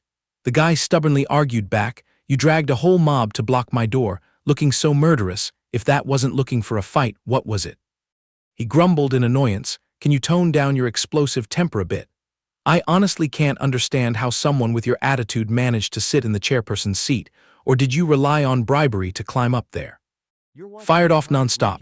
If you had actually thrown a real punch earlier, I guarantee tomorrow morning's front pages would headline a prestigious female chairperson acting like a thug, blocking doors out of jealousy to fight another woman. Wei Nan's insides boiled with anger upon hearing this, her veins popping out, but he kept blabbering, "If it weren't for the panicked neighbors almost calling the cops, I can't even imagine where this mess would have ended up." Wei Nan was so angry her blood boiled, yelling loudly, "If it wasn't for you secretly fooling around with another woman, do you think I'd be crazy enough to lose my self-control like that?" He was equally fired up, pointing at his own face with wide eyes. "What the hell are you talking about? Why are you blaming me?" She gritted her teeth, blurting out words she had kept hidden for so long. "I truly care a lot about you. Whenever it comes to your affairs, all my rationality goes out the window, throwing away my elegant chairperson demeanor. Thinking back, I disgust myself." Hearing this, he felt a twinge of guilt and clumsily backed away. "Hey, you should rein it in a bit. I'm not like those guys who used to swarm around you. My taste is very specific, and you're not my type." She felt aggrieved because he never bothered to understand her, yet now he dared to stand there and slander her. She snapped, "What do you mean by guys from before? Since the day I was born, I have never been involved with any man, just so you know." Hearing her bold declaration, he was shocked silly, his eyes rolling back, the corners of his mouth twitching in extreme disbelief. With a look of pure incredulity, he questioned her, "You've lived to this age without a single romance." She half closed her eyes, lifting her chin to reply, "So what? Do you have a problem with that?" He frowned in confusion, glancing at himself in the car's rearview mirror before muttering inwardly, "What the hell is this? She has a smoking hot body, skin as pale as snow, endless money to spend, and yet she's still sleeping alone. Good heavens, I thought she had a whole regiment of orbiters ready to serve her, and I was probably just a passing toy. Is she actually telling the truth?" He slowly turned to scrutinize her. Being swept by his head-to-toe analyzing gaze, she blushed slightly out of embarrassment, but thinking about it, his silent evaluation of her was remarkably accurate. He rested his chin on his hand, breaking into a cold sweat as he pondered, "This is really bad. If this girl is serious, I need to slip away even faster. I absolutely cannot let myself get entangled any further." The car screeched to a halt in front of a magnificent skyscraper, towering majestically under the clear blue sky. Inside an office, located way up on a dizzying high floor. He and Wei Nan sat opposite each other on the sofa. He kept inching away to maintain a safe distance, determined not to give her any room for ambiguity. She eventually broke the silence. "Zhang Hao, what exactly is your relationship with that Min brat?" He put on a serious face and replied, "She and I are strictly platonic friends. Let's get straight to the point. What is your ulterior motive in using threats to force me all the way here?" She blinked aggrievedly. "How would I dare threaten you?" While defending herself, she suggestively slid closer, deliberately showing off her endless legs clad in inviting black stockings and her ample cleavage. He backed away and shouted, "You had people investigate me and even track down my parents, and you still have the nerve to say it's not coercion." She smiled enchantingly, pressing even closer to him. "Someone bringing betrothal gifts right to your door to ask for your hand in marriage, and you call such a wonderful thing a threat." He felt as if he had been struck by a bolt of lightning from a clear sky, screaming in sheer shock, "What absurd nonsense did you just spout? Ask for my hand in marriage. Quit being delusional. When did I ever agree to that?" She raised an eyebrow and replied leisurely, "So are you saying you dare to reject me?" She used her slender fingers to twirl a lock of her soft hair, exuding boundless confidence. "In this world, who else besides me is worthy of possessing you?" Her flawless figure with its fiery curves was vividly displayed, enough to scorch any lingering gaze. Inan let out a soft, enchanting laugh. "If I wanted to play dirty with you, I would have taken your family hostage a long time ago, making you obediently crawl into my bed to serve me, darling." He forced a twisted smile, cold sweat breaking out as he suddenly realized the cruel truth. If this powerful woman actually used his family as leverage, he would have absolutely no way to fight back. Hastily changed his tactics, playing the role of a psychologist to persuade her to give up. "Esteemed President Wei, the two of us are inherently parallel lines with no outcome. There are elite men out there as plentiful as mushrooms after the rain. Why must you cling to a useless guy like me? Try using your brain to analyze this. Are we compatible in any way? To be completely honest, I have zero interest in a tyrant woman like you." Ignoring his rejection, she remained resolute in her goal, slowly enunciating every word. "Life doesn't have a reset button, so once I set my sights on my prey, I will use whatever means necessary to seize it." Her sharp eyes beamed right through him, before she let out a soft sigh full of hidden meaning. Who knows, maybe someone does get to live a second time, but that supernatural nonsense is not in my dictionary. Being stared at intently by her cleaver-sharp eyes, his stomach did flips out of a guilty conscience. Then turned away to feign ignorance. "I don't understand what kind of nonsensical topic you're blabbering about. Farewell and Godspeed, I'm heading home." Having said that, he shot up, ready to bolt. Meanwhile, she remained composed, crossing her long, slender legs exposed under her tiny skirt, calmly watching his back. He had barely lifted his butt when Wei Nan reached out lightning fast to tightly grab his wrist. "Where do you think you're going? Stand right there for me." He winced and turned his head back, snapping in irritation, "Woman, I told you not to get physical." The host hasn't spoken yet, who permitted the guest to slip away. Right after finishing her sentence, she lunged forward and hugged him tightly from behind. Her arms squeezed so hard that he stiffened all over, feeling like a little lamb caught by a lioness, completely helpless in her fierce grip for a few seconds. She leaned in, blowing her burning hot breath into his ear and whispering, "The matter of the red moon, I spent a lot of effort digging into it. Do you really want to know the truth?" After saying that, she slyly gave his bicep a light bite.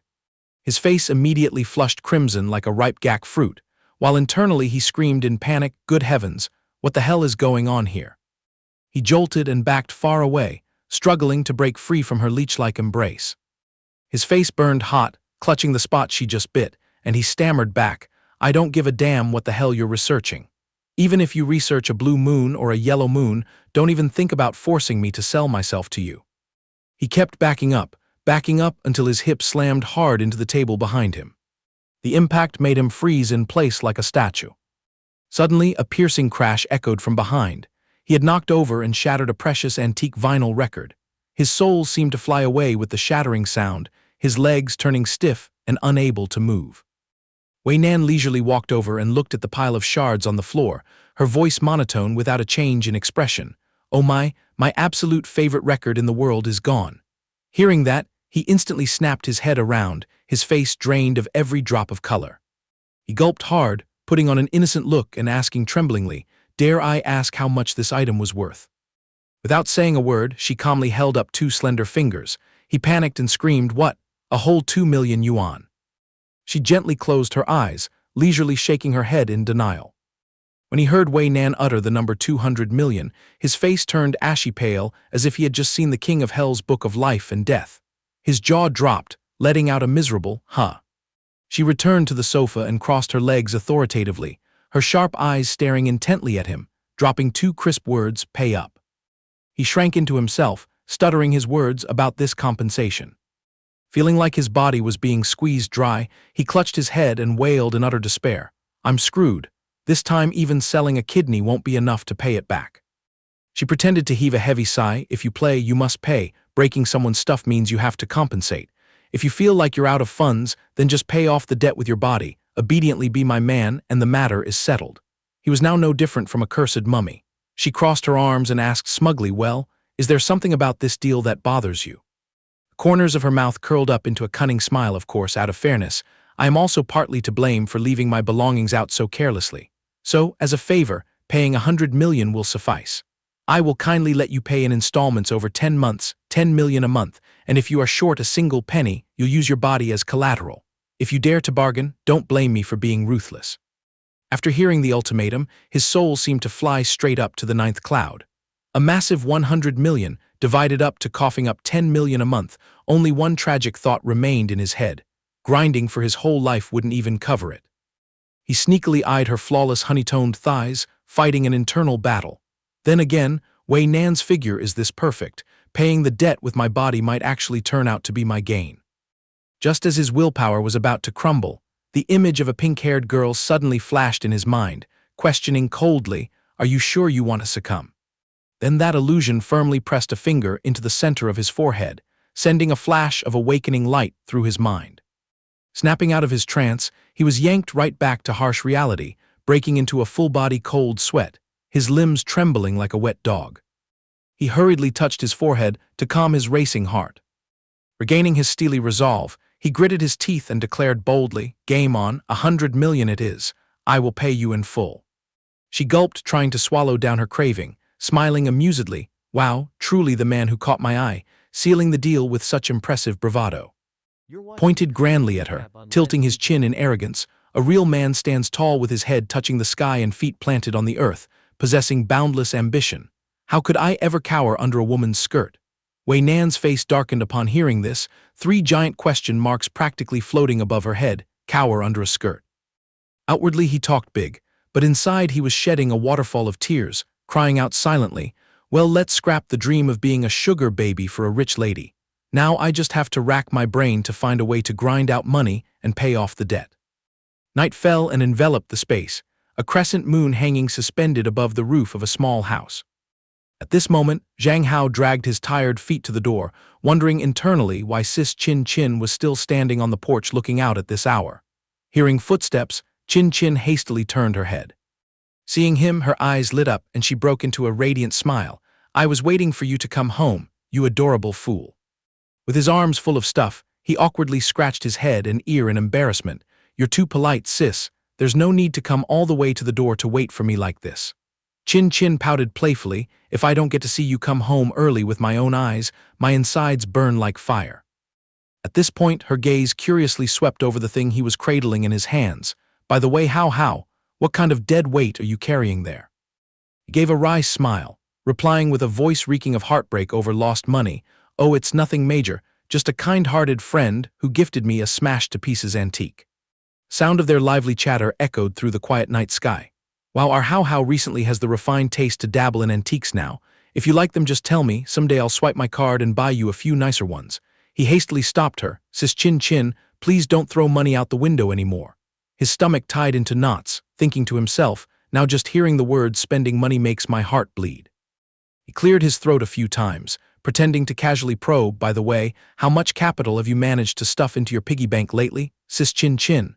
Chin Chin smiled till her eyes narrowed, her heels clicking on the ground, not much really, around 3 or 4 million, I didn't even bother counting the exact change. After saying that, she turned her head to look at him with a suspicious gaze.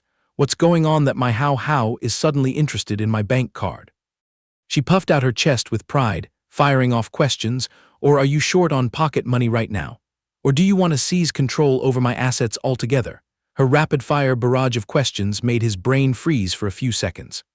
Seeing him not answer, she excitedly turned to leave. It's decided then, let me go to my room and get my card for you to swipe. But he panicked, tightly grabbing her wrist to pull her back. Sis Chin Chin, hold on a minute, I was just asking in passing. I only wanted to remind you to keep your money safe. I don't have the free time to audit your wallet every day. He let out a long sigh in utter helplessness, thinking to himself, Sis Chin Chin's loose change is nothing compared to the 100 million debt mountain pressing on my neck. Forget it. While he was stressing out, Chin Chin's innocent soul was cheering, oh my God, Hao is worrying about my future, I'm thrilled to pieces. He waved his hand to excuse himself, Sis Chin Chin, it's time for me to start my live stream, I'll head back to my room to grind. Chin Chin nodded immediately, yeah, go make your living. Stepping into the room, his mind spun with survival plans. Right now, the fastest way to escape debt was to work himself to the bone on the internet platform. Getting his act together, he got to work. Putting his familiar black face mask on, his 10 fingers clacked away on the keyboard. But his train of thought wouldn't stop. His current daily income was generally decent. But to make a breakthrough, he'd definitely need to come up with some sensational content to attract more viewers. With the mask covering half his face, his eyes were glued to the computer screen, racking his brain for a breakthrough idea. Suddenly, a light bulb went on in his head, right? Why don't I go ask for guidance from manager Song Ching? Who knows, maybe she has some unique trick up her sleeve.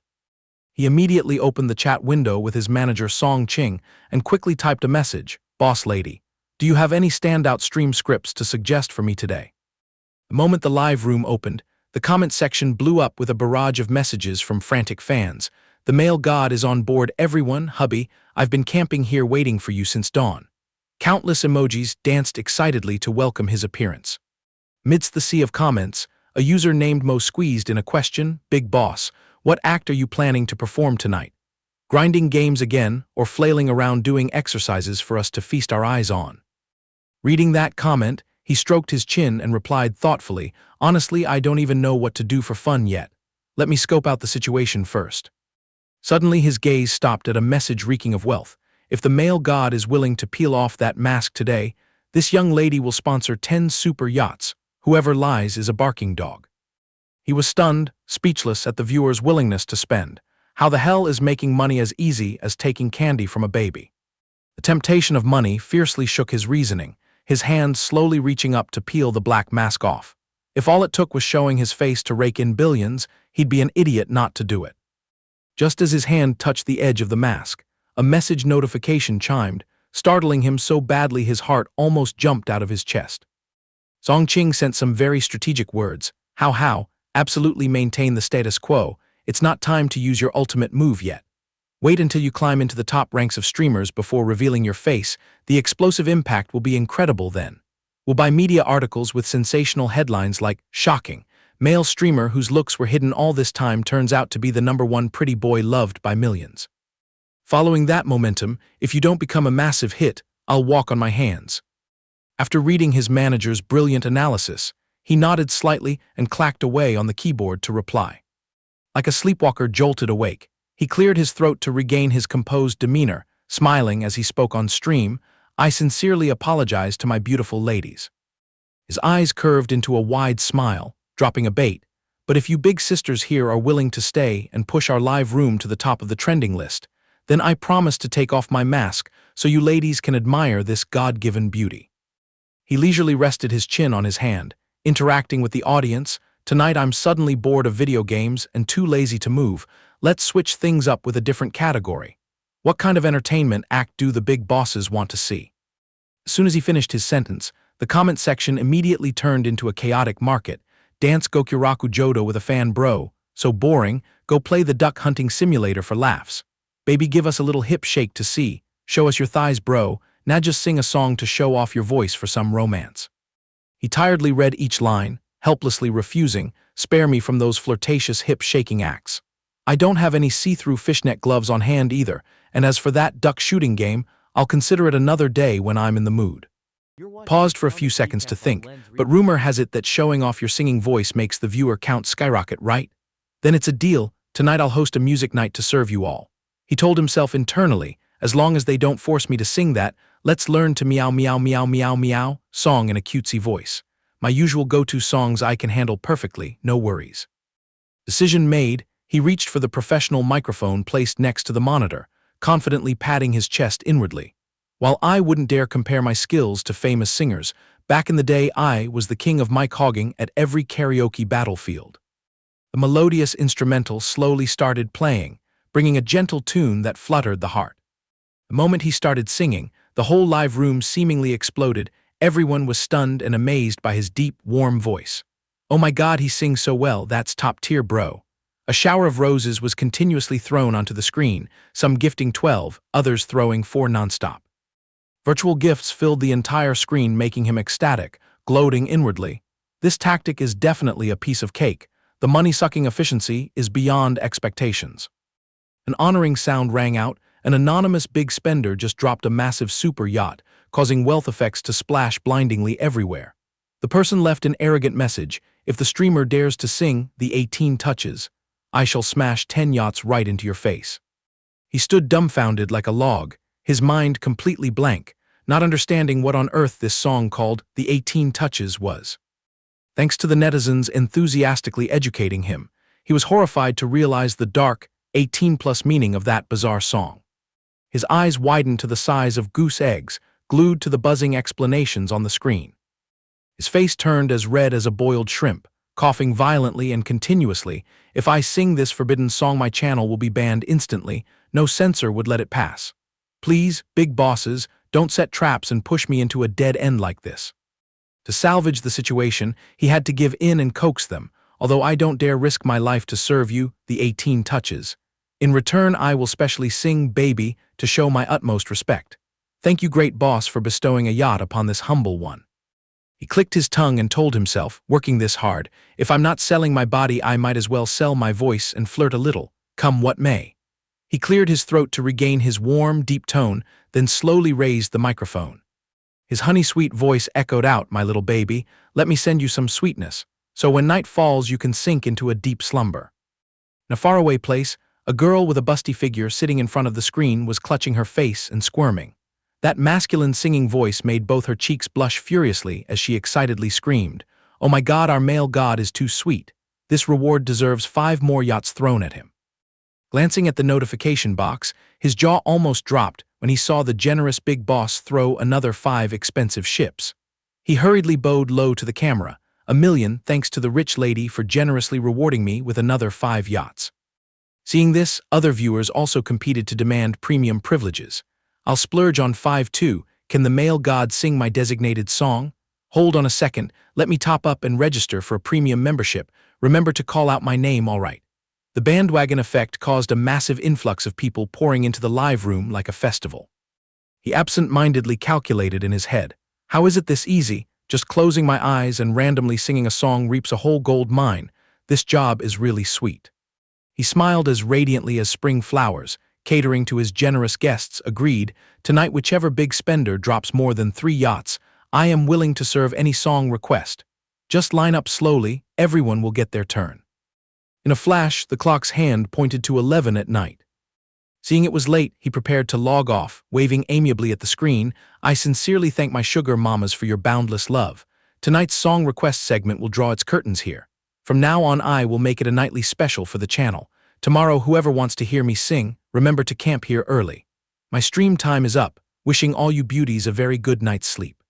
After disconnecting, he tiredly scratched his head and ears, muttering, if only I weren't afraid of the parents and sister chin-chin nagging, I could totally grind all night to rake in the cash. While complaining, he peeled off the black mask and tossed it aside to breathe the air. He opened the revenue statistics board to examine it. The income from tonight's voice flexing session completely crushed the time he spent struggling with gaming and dancing.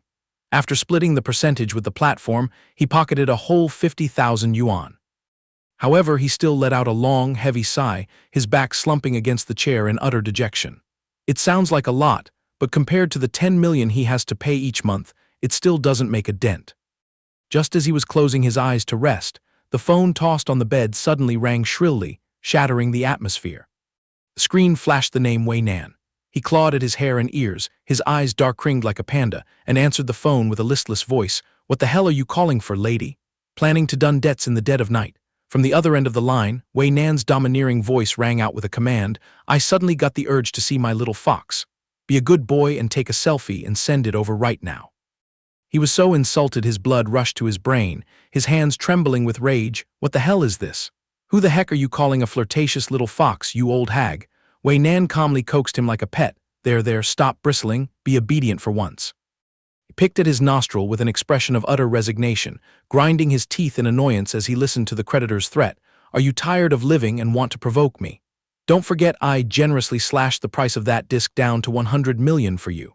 Having his weak spot squeezed, he had to compromise. Fine, you just want a selfie, right? His business instinct suddenly kicked in, and he immediately seized the golden opportunity to price gouge. One exclusive photo for 5 million yuan, no haggling allowed. You have exactly 30 seconds to think and close the deal.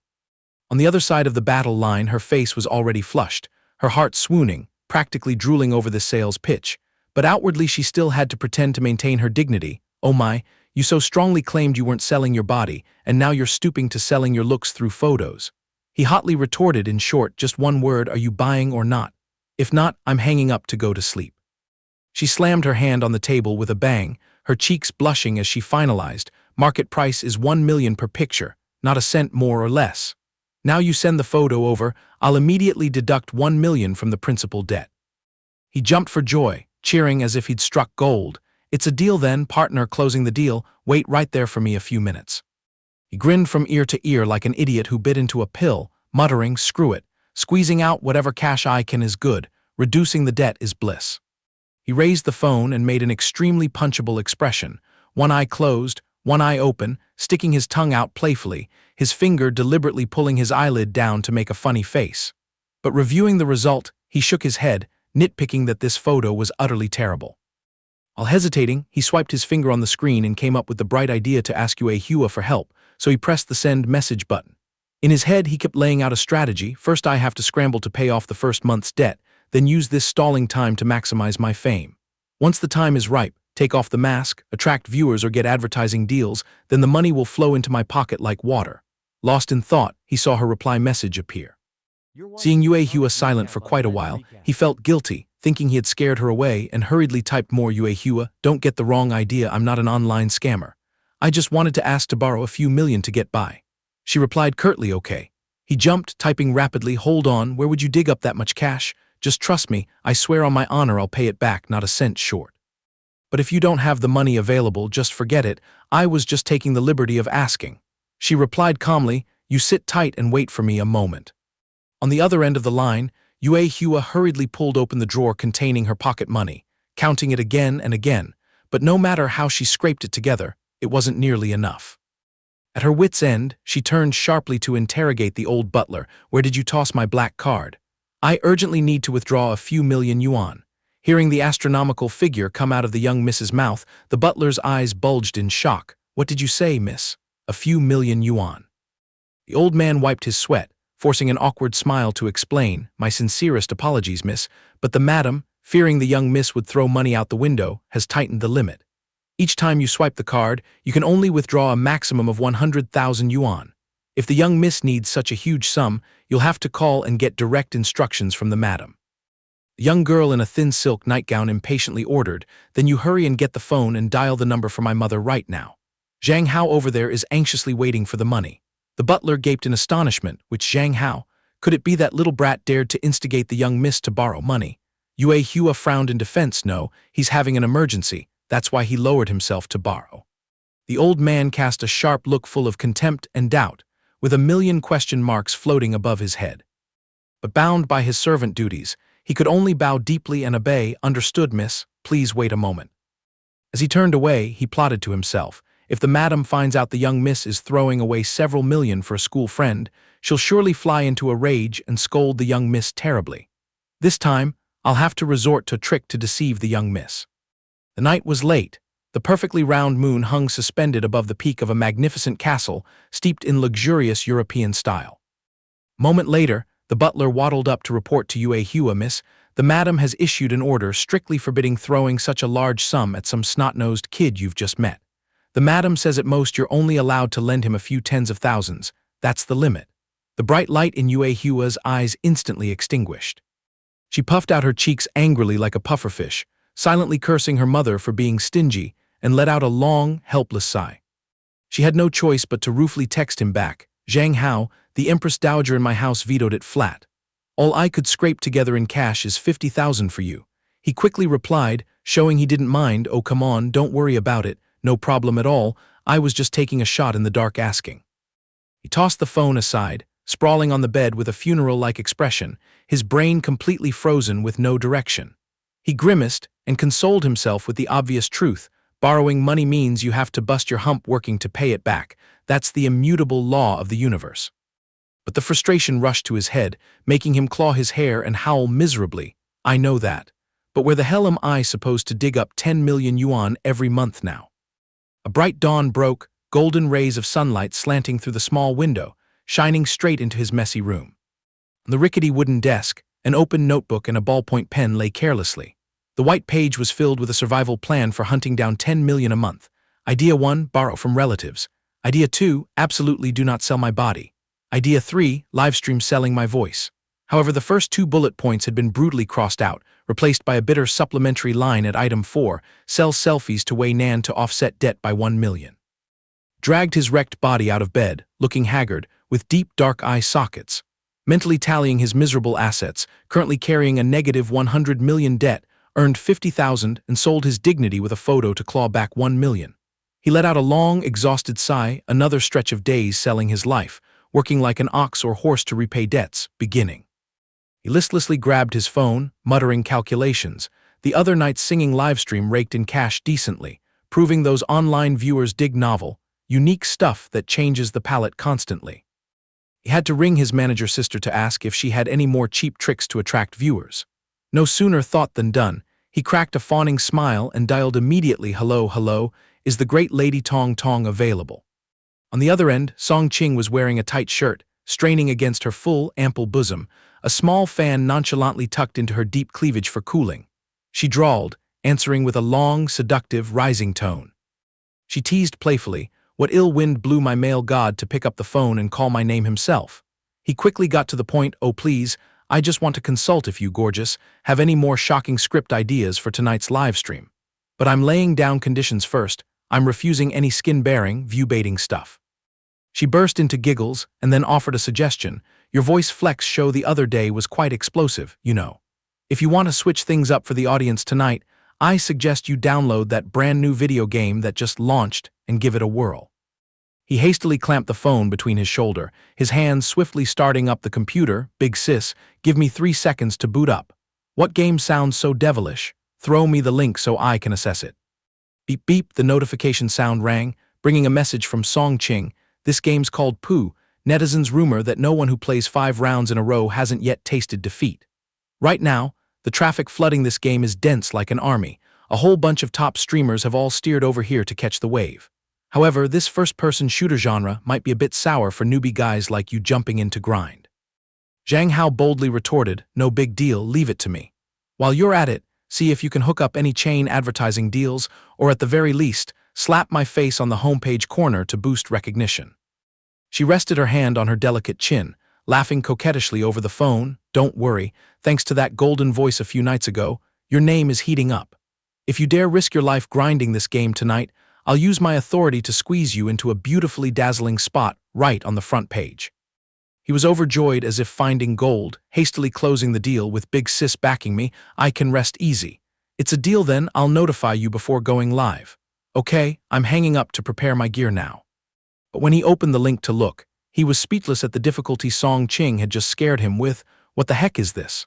I thought it was some sophisticated game, turns out it's a rip-off version of that legendary parachute shooting game. I used to grind this and dominate like crazy back in the day." Time flew by swiftly, and in the blink of an eye, the clock struck exactly 8 in the evening. He quickly set up the stream, this time lazily not bothering to turn on the camera to hide his looks, just raising his voice loudly. "Welcome, denizens of the internet, to my channel. Today my throat is parched, no singing whatsoever, we're switching things up to a comedy show via a survival game." The chat box immediately flowed like a waterfall, netizens swarming in to noisily check in, waiting here already, present. He slapped his chest generously. "Someone mocked me for bandwagoning, right? In a bit, after witnessing my skills, then open your mouths to marvel. I'll parachute straight down to the abandoned port area to scavenge some rusty scraps to start my career." As he declared this, the entire live room immediately piled on to taunt him, digging in that dump. "You'll only find a water gun, hey grandpa, don't tell me you're a coward scared of guns and ran off to some godforsaken place. So embarrassing, demanding to hide right at the start. You jealous kids, shut up and let him show off. Male god, just go all out. Even if it's a mess, I'll still throw gifts and top up for you, darling. Why are you hiding your handsome face today?" Not turning on the lens for the ladies to admire. Ignoring the drama, he skillfully maneuvered his character straight into the battlefield, a heavy sniper rifle in hand. He curled his lip in a sneer, voice full of pride. Who was it just now mouthing off saying I was too chicken to pull the trigger? Open your eyes wide and watch me mow the lawn. On the screen, his character sprinted nimbly with the gun, the brown coat flapping in the wind, looking incredibly badass. The golden achievement board appeared in bright red. The number of people downed had reached 17, only 13 souls left wandering, and more than half of that graveyard was sent to the scoreboard single-handedly by him. Tens of thousands of viewers felt the internet might explode, scrambling to burst out comments. "Holy crap, such a pro, brother, god-tier skills that make ghosts weep and gods mourn, absolutely top of the top, single-handedly swept the abandoned port clean. Oh my god, is today really the first time Babe unboxed this game? Truly a genius descended to earth." He chuckled inwardly, stroking his tail in pride. "Admittedly, secretly grinding a few practice rounds this afternoon helped my fingers find the killer soul again. Keep your eyes peeled and enjoy my unprecedented record this match." Sharp sound effects tore through eardrums one after another, the whizzing of bullets accurately hitting enemies with incessant pinging, popping, banging sounds. He pressed his eye close to the scope, his finger ready to pull the trigger and finish off the last unlucky prey. A dazzling golden text box hit him right in the face. "The most powerful destroyer on Earth has seized the throne. Survival rank 1, 21 kills, style score 98. He hollered loudly in delight, clapping for himself. Totally awesome. The warm-up match was smooth as butter. The number of people waiting to watch live soared exponentially. From the 85,102 mark, it shot straight up to hit 125,795 pairs of eyes glued to the screen. A record-breaking view count that made even him break out in a cold sweat from shock. The influx of people from the homepage started flooding comments, spreading drama, gossiping that this grandpa is supposedly playing for the first time. Stop lying. Rumors in the underworld say the channel owner is a kid, maybe using voice changer software to catfish too. How can a guy possibly sweep 3 consecutive rounds as easily as eating candy? Definitely using a voice modulator to fake being male.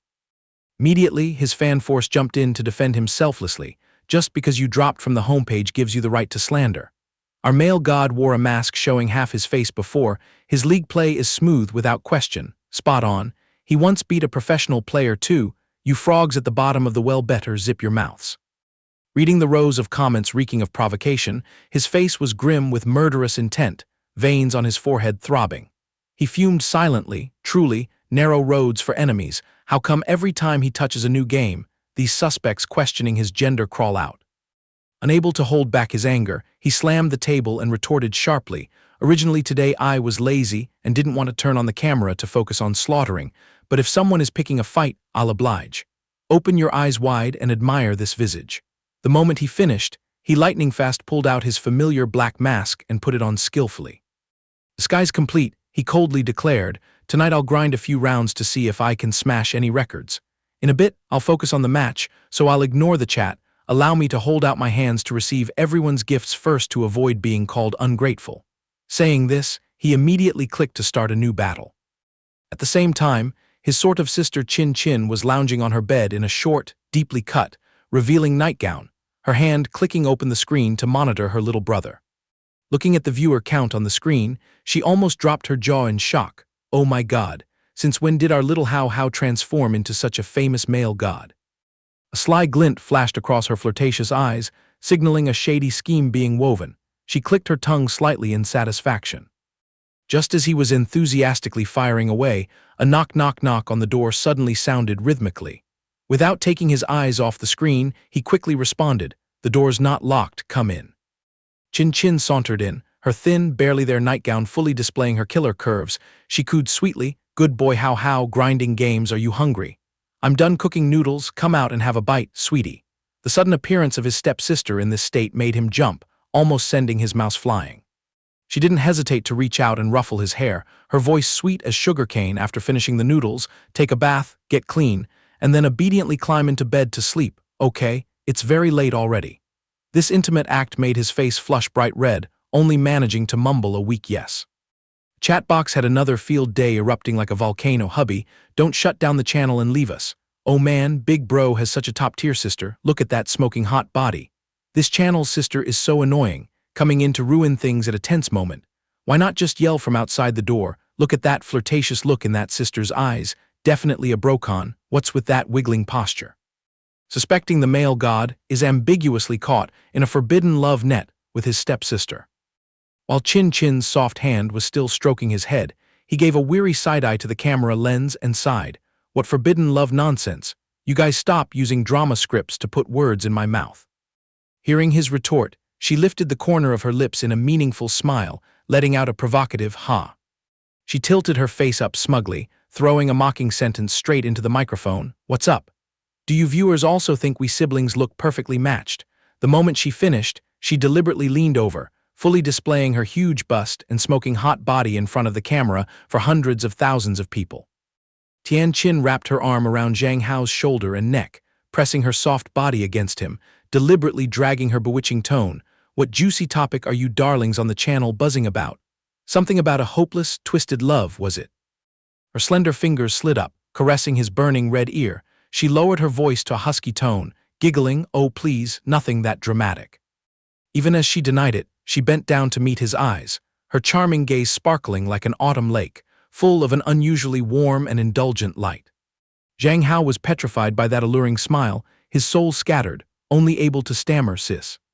Suddenly Chin stepped back a few paces, reining in her coquettishness, putting on the demeanor of a proper, caring older sister advising, "I was just teasing. How, look at the time, it's terribly late, wrap things up, turn it off, and get to bed to rest well." But the very next second, she winked slyly, tossing out a teasing remark that stopped him dead. "My blanket is warm and mattress soft, waiting in bed for you, sweetie." The moment the words left her mouth, the entire live room shook violently, comments flying by like lightning. "Holy crap," she said, in bed guys. The dude's about to share the sheets with his hot stepsister. Might be a rolling around scene straight out of an 18+ rating. Is that really a biological sibling relationship? "I'm going to file a lawsuit. Who dares steal my husband? You delusional fangirls, stop dreaming. They've shared a house and bed for ages. Don't need your permission. I've seen through the vanity of the world long ago. That sister's gaze is not pure at all. Anyway, push aside that drama, male god, try hard to get 10 more kills, then go plot with the beauty." This flaming hot topic had spiraled beyond control. Zhang Hao's face turned beet red, he coughed violently to cover his embarrassment, hurriedly shouting, "Cough, cough, cough, you bosses stop burning the chat down. The platform's moderator is watching the channel. I'm still buried in debt, don't want to be banned forever." Glancing up at the wall clock, seeing the hour hand pointed to an alarming number, he had to hastily beat a retreat. "Well, it's all messed up now, tonight's comedy show must stop here. Same golden hour tomorrow, we'll hit the stage again. All good parties must come to an end. Sincere thanks to the viewers for joining the fun." Finishing his words, he waved his hand and mercilessly cut the stream connection. The pitch-black screen threw out a performance summary, streaming duration 3 hours 17 minutes, profit pocketed 220,000 yuan, total views hitting 570,000, new fans joined 120,000, 11,000 big spenders through gifts. Skimming through the dreamlike numbers, he slightly clicked his tongue in admiration. Gotta admit that homepage spot really draws viewers insanely well, but accumulated, it's still not enough to pay tribute to the creditor lady. He ripped off the stuffy mask and tossed it aside, letting out a dejected sigh like an 80-year-old man drained of life force. This business of milking money from the world is so bone-breaking. Earning money is never easy. In the midst of his distress, Chin's gentle voice suddenly called out, How? Like a man possessed, he reflexively turned his head to look at his sister. What hit his retinas was the image of a highly seductive beauty. She was lazily lounging on the soft bed, her eyes alluring as if snatching souls, calling out coquettishly, grinding away tapping keys for so long tonight. Your bones must be falling apart, right? Crawl over here quickly. Looking at that stimulating sight, Zhang Hao suddenly felt his blood boiling fiercely, his face blank with naivety, not understanding what was happening, stuttering, sis chin chin. She flashed a flirtatious smile, winking suggestively, come here, let me give you a massage to loosen your tendons and bones. Zhang Hao's brain automatically painted a scene of her delicate, jade-like hands stroking and caressing his skin. He had been too absorbed playing earlier to notice, but now he suddenly realized, wearing such a barely-there outfit and offering to massage him. Or was this sister plotting to bait him into being devoured alive? Although his insides were smoking, outwardly he still had to act the serious young man, skillfully declining, sis chin chin, doing this probably isn't appropriate. Having you serve me like this, my conscience really pricks me. Her eyes narrowed into smiling crescents, adding even more warmth, her urging tone full of magic. Family members don't stand on ceremony, I'm idle and bored stiff, don't mind the effort. Be a good boy and climb up here fast, guaranteed total relaxation. A few beads of cold sweat formed on his forehead. He cleared his throat, pretending to be poverty-stricken and helpless. If you're so enthusiastically offering yourself like this. Suddenly his legs twined, and he dashed towards the bed, his inner heart having made a firm, burning resolution like a soldier gripping a rifle charging the front line. The fat's already offered at the cat's mouth. Why pretend to be moral anymore? Forward to eliminate the target. Seeing her little brother suddenly abandon all shame and turn into a hungry wolf charging over, Tian Qin froze for a few seconds in shock. He screeched to a halt right in front of her, lowering his voice to a hoarse whisper. In that case, I'll abandon all shame and not stand on ceremony with you anymore. Hearing a tone completely unlike the usual obedient little brother, she stared at him with wide, dewy eyes. But in a flash, she bloomed a bright smile like spring flowers, sweetly replying, all right then. Without giving him time to breathe, she suddenly stretched out her creamy arms and wrapped them tightly around his neck. Using her strength, she pulled him tumbling down onto the soft mattress, whispering in his ear in a seductive voice, lie flat like a good boy, loosen your whole body for me. Zhang Hao at this moment was no different from an innocent lamb falling into a tiger's den, his face burning red as he gazed at her dazedly. Her bewitching sound poured straight into his ear, just close your eyes and enjoy, leave everything to me. A short while later, Zhang Hao was lying face down on the mattress with a gray complexion, while Tian Qin stood beside him kneading his muscles, smiling as she spoke, feels good, right? The male student thought to himself, truly miraculous, so this really is a proper massage after all. Noticing the boy had gone silent, the woman narrowed her eyes and teased, How, your expression just now, don't tell me you were thinking naughty things in your head. The male student panicked, waving his hands continuously, no, nothing like that, sis chin chin is overthinking it. It's autumn weather now, sis chin chin dressed so thinly like that, don't you feel cold at all? Her soft fingers stroked down his back, delivering a line full of hidden meaning. How has really grown up, knowing how to worry about people now. But I'm used to wearing this at home, or does How find it an eyesore? Outwardly the boy murmured softly, I don't mind at all, but deep inside he was screaming, the problem is I'm afraid one day the brakes will fail and the weapon will accidentally fire off. Some unknown drifting thought made Tian Qin's gaze suddenly heavy. It's fortunate How doesn't mind. I was just worried you might think we're too close, creating discomfort in your heart. The woman hesitated. Actually, me dressing like this has its own reason. The male student couldn't suppress his curiosity and probed, what reason? Is sis chin chin having some problem? The girl bit her lip hard, maintaining silence. Deep in her heart were fiercely churning waves. One wrong step by Zhang Tian Qin leads down the wrong path. If she longs to be close to How, can she really hide for the rest of her life? After a long while, she slowly confided, deep down I still have a knot tied. Right now I truly don't know how to open up to How. She paused slightly, a surge of anxious worry rising. What if How doesn't have feelings for me? The distance between us can't be closed, then this matter must remain buried. Finishing her train of thought, she said sadly, wait until the right time. I will definitely confess to How. Hearing this, the male student was extremely surprised but didn't bother digging deeper. Oh, it's that serious? Yes, I'll wait. Tian Qin secretly plotted in her mind, as long as the next move goes smoothly, the distance between her and How will surely advance a step further. Dawn of the next day. Zhang Hao's beloved phone vibrated nonstop, ringing deafeningly. The male student cracked open his eyes, still glued shut from sleepiness, grumbling in his throat. Who the hell is it, calling right at the crack of dawn? He scrambled up, piecing together last night's memories in his head. Sis Chin Chin's massage was so top-tier last night that I ascended into deep sleep without even knowing when. Immediately after, he glanced at the device screen in his hand, dazed, letting out a huh. The message came from Wei Nan: if you can't bear the burden anymore, just feel free to surrender to me, obediently play the role of my husband, and it's settled. The male student blurted out, puzzled, oh heavens. The next second, he clutched his head tightly, wailing miserably worse than someone suffering in the depths of spring. Enough, enough, let me go. Stop forcing each other. Just because of that 100 million figure, I'm so distressed I want to ascend to immortality to be rid of this debt. The campus of Alisoun Academy.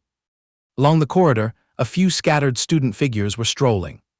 Suddenly, a mournful sound like a ghost's wail echoed, 100 million, 100 million, 100 million, 100 million. A female classmate caught a faint hint and frowned, asking, is our male god possessed or something? Zhang Hao was slumped limply over his desk, his pupils blank and unfocused, his lips muttering incessantly like a chanting monk, 100 million, 100 million, 100 million, 100 million. Suddenly a call yanked him back to reality. Zhang Hao. It turned out to be Min Yue Hua. She spoke a greeting, peaceful morning. The male student also politely responded, good morning, Yue Hua. He glanced at the bulky, heavily laden crossbody bag on her shoulder, voicing his confusion. Yue Hua, why is your bag so gigantically swollen today? The girl unexpectedly plopped the handbag onto the desk. Then she pried open the bag, revealing a mountain of gold, silver, and jewels dazzling to the eye. Zhang Hao, I'm giving you all this stuff. The male student's eyes immediately bulged as if about to pop out of their sockets. Huh. The girl said nonchalantly, I have no idea if this motley stuff is worth a few million, but my grandma said they're very expensive. Finishing, she picked up a ring and held it high. Not done yet, there's still this piece of jewelry too. Zhang Hao panicked and grabbed Yue Hua's wrist tightly, utterly exasperated mixed with confusion, hastily cutting her off. Hold on, for the love of my grandma. He couldn't help but scold, you snuck these assets out of the house, didn't you? Admit it. Doing this is terrible. Hurry up and call the butler to the school right now to haul this pile back. From now on, absolutely forbid this, understand? Yue Hua looked at him with puppy dog eyes. Are you angry? I just brought goodwill, wanting to share the burden with you. The male student reached out and ruffled her hair to comfort her. No such thing. I couldn't be more grateful to you. I'm simply just worried you'll bring trouble upon yourself. Immediately after, he suddenly remembered an issue and exclaimed, ah, right. He gently suggested, suppose you sincerely want to help, how about looking into whether your family knows any antique appraisal experts? Connect me with them. Yue Hua murmured like a machine unconsciously, antique appraisal. A moment later, she suddenly slapped her chest repeatedly, boldly declaring, I remember now, just nest here and wait for good news. A few days later, inside an antique shop bustling with joyful laughter, excellent, your keen eye is exactly like your parents'. Suddenly, a voice called from outside. Cutting off the chatter of the two women inside, welcome, honored guests. Zhang Hao obediently spoke, may I ask if Auntie Yang Fan is on duty at the shop? The girl dressed in red widened her eyes, gazing at him, as an angel descended. The middle-aged lady confirmed it was her. Grasping the information, the male student went straight to the point, Auntie Yang, I'm a comrade of Yue Hua's. I was hoping you could spare some time to appraise an old ceramic bowl for me. The old lady smiled kindly. A friend of Yue Hua's, of course, no problem, quickly let me take a look. However, the male student looked embarrassed and asked, maybe I'm just being paranoid, but does your shop have a private room? The other person blinked in surprise upon hearing this. And she hesitantly explained, Mu Hong is technically my half-disciple and holds an aristocratic lineage status. As for a private room, the girl named Mu Hong covered her mouth in a graceful laugh and suggested, it seems this is an extremely precious treasure. Why don't we all move to the private room to admire it? Yang Fan nodded in agreement. She pulled out a cigarette and tucked it between her lips, then said, it's settled, follow me. A moment later, as soon as he glanced at the pile of gaudily patterned porcelain shards on the table, Yang Fan nearly dropped his jaw. This was no different from the imperial Qianlong bowl that had once been hammered down at a sky-high price of 200 million. How could something this absurd happen? The old woman, terrified, picked up a shard and scrutinized it meticulously. The painted lines were as lifelike as a painting, the bowl rim perfectly intact, truly the genuine article. Zhang Hao felt his heart tear into pieces hearing this. It's real after all, clearly these things can't be left to sheer luck, oh my silver. Mu Hong spoke calmly. I was present at that auction that day. Who would have guessed that the anonymous buyer who closed the deal was a teenager both fresh-faced and rolling in money like this? Yang Fan, standing beside, couldn't help but feel gut-wrenching regret, truly trampling on rare treasures. Catching Mu Hong's words, the schoolboy twitched the corner of his mouth and retorted. Actually, it was a nouveau rich friend of mine who shelled out the cash, Auntie Yang. Could you take a look and see if there's any way to patch it up? She immediately replied, of course it can be restored. It just takes quite a bit of time, and even if restored, its value would plummet compared to the original. Zhang Hao sighed dejectedly. Is that so? Mu Hong suddenly slid a business card toward him. This is my contact info. I stake my reputation on it. You can rest easy. Next, she cast a flirtatious glance and invited, I'm Mu Hong. Out of courtesy, let's share a meal together. We can talk at leisure. Yang Fan was speechless, staring wide-eyed at his student. Zhang Hao obediently accepted the card and said gently, then I'll be troubling Sister Mu. Inwardly, he secretly calculated, waiting until it's time to offload this antique. Maybe he would need to rely on this big sister's influence. In the afternoon, right below a massive skyscraper, Zhang Hao apathetically swiped at his phone screen to kill time. Suddenly, he faintly heard a call, little brother Zhang Hao. Mu Hong was wearing a deep plunge top that showed off her cleavage paired with seductive black stockings. She spoke in a sickly sweet voice. Sincere apologies, making you wait so long. A bit of traffic, so I'm late. The schoolboy looked at her with 3 lines on his forehead. This big sister had clearly run off to put on makeup. He put on a business smile and replied, no problem, I just got here in a flash too. She gleefully burst out laughing. Ha ha ha, really? Then let's get going. With that, she dragged him into a fancy restaurant. The waitress from afar had already taken in the image of the two of them. The waitress hastily strode over eagerly, table for just the two of you. If you're lovers, our restaurant is having a massive 50% off sale today. Finishing her sentence, the waitress didn't forget to wink meaningfully at Mu Hong. She immediately cleared her throat, cough, cough, cough, about that we too. The schoolboy's face darkened. Oh boy, so this was the big sister's dirty little scheme. Diners around cast glances at Zhang Hao and Mu Hong and started murmuring, look over at that corner, tusk tusk, that big sister really struck gold. The tone of the aunties was filled with envy, landing a soft, handsome pilot-like that is the fruit of several lifetimes of cultivation. The schoolboy overheard involuntarily and was at a loss where to hide his face. Even more appalling, Mu Hong beside him kept tilting her chin up smugly. She even let out a bizarre laugh, driving him to the brink of despair. The schoolboy's soul began to scream, humiliating and shameful. A real man forced to hang on someone's arm like a sissy, tusk, just have to bear it, who told me to go asking her for a favor. Just as Zhang Hao and Mu Hong were off guard, suddenly someone with both hands in their pockets quietly observed the pair from far away. That silhouette was a woman with blonde hair. No one knew what dark scheme she was plotting, but the expression on her face emanated a sinister gloom that sent chills down one's spine. A while later, the Du Zhang Hao were escorted into a private room. As soon as they stepped through the door, Mu Hong clasped her hands and apologized profusely. I'm so sorry, making you suffer this injustice. She bashfully explained, aiming for that promotion, so we had to pretend to be lovebirds. Zhang Hao hastily waved his hand, it's not the end of the world, don't worry about it. Right after, he suddenly remembered and probed, hey big sister, what do you reckon, if I brought the repaired bowl to auction, how much could it fetch?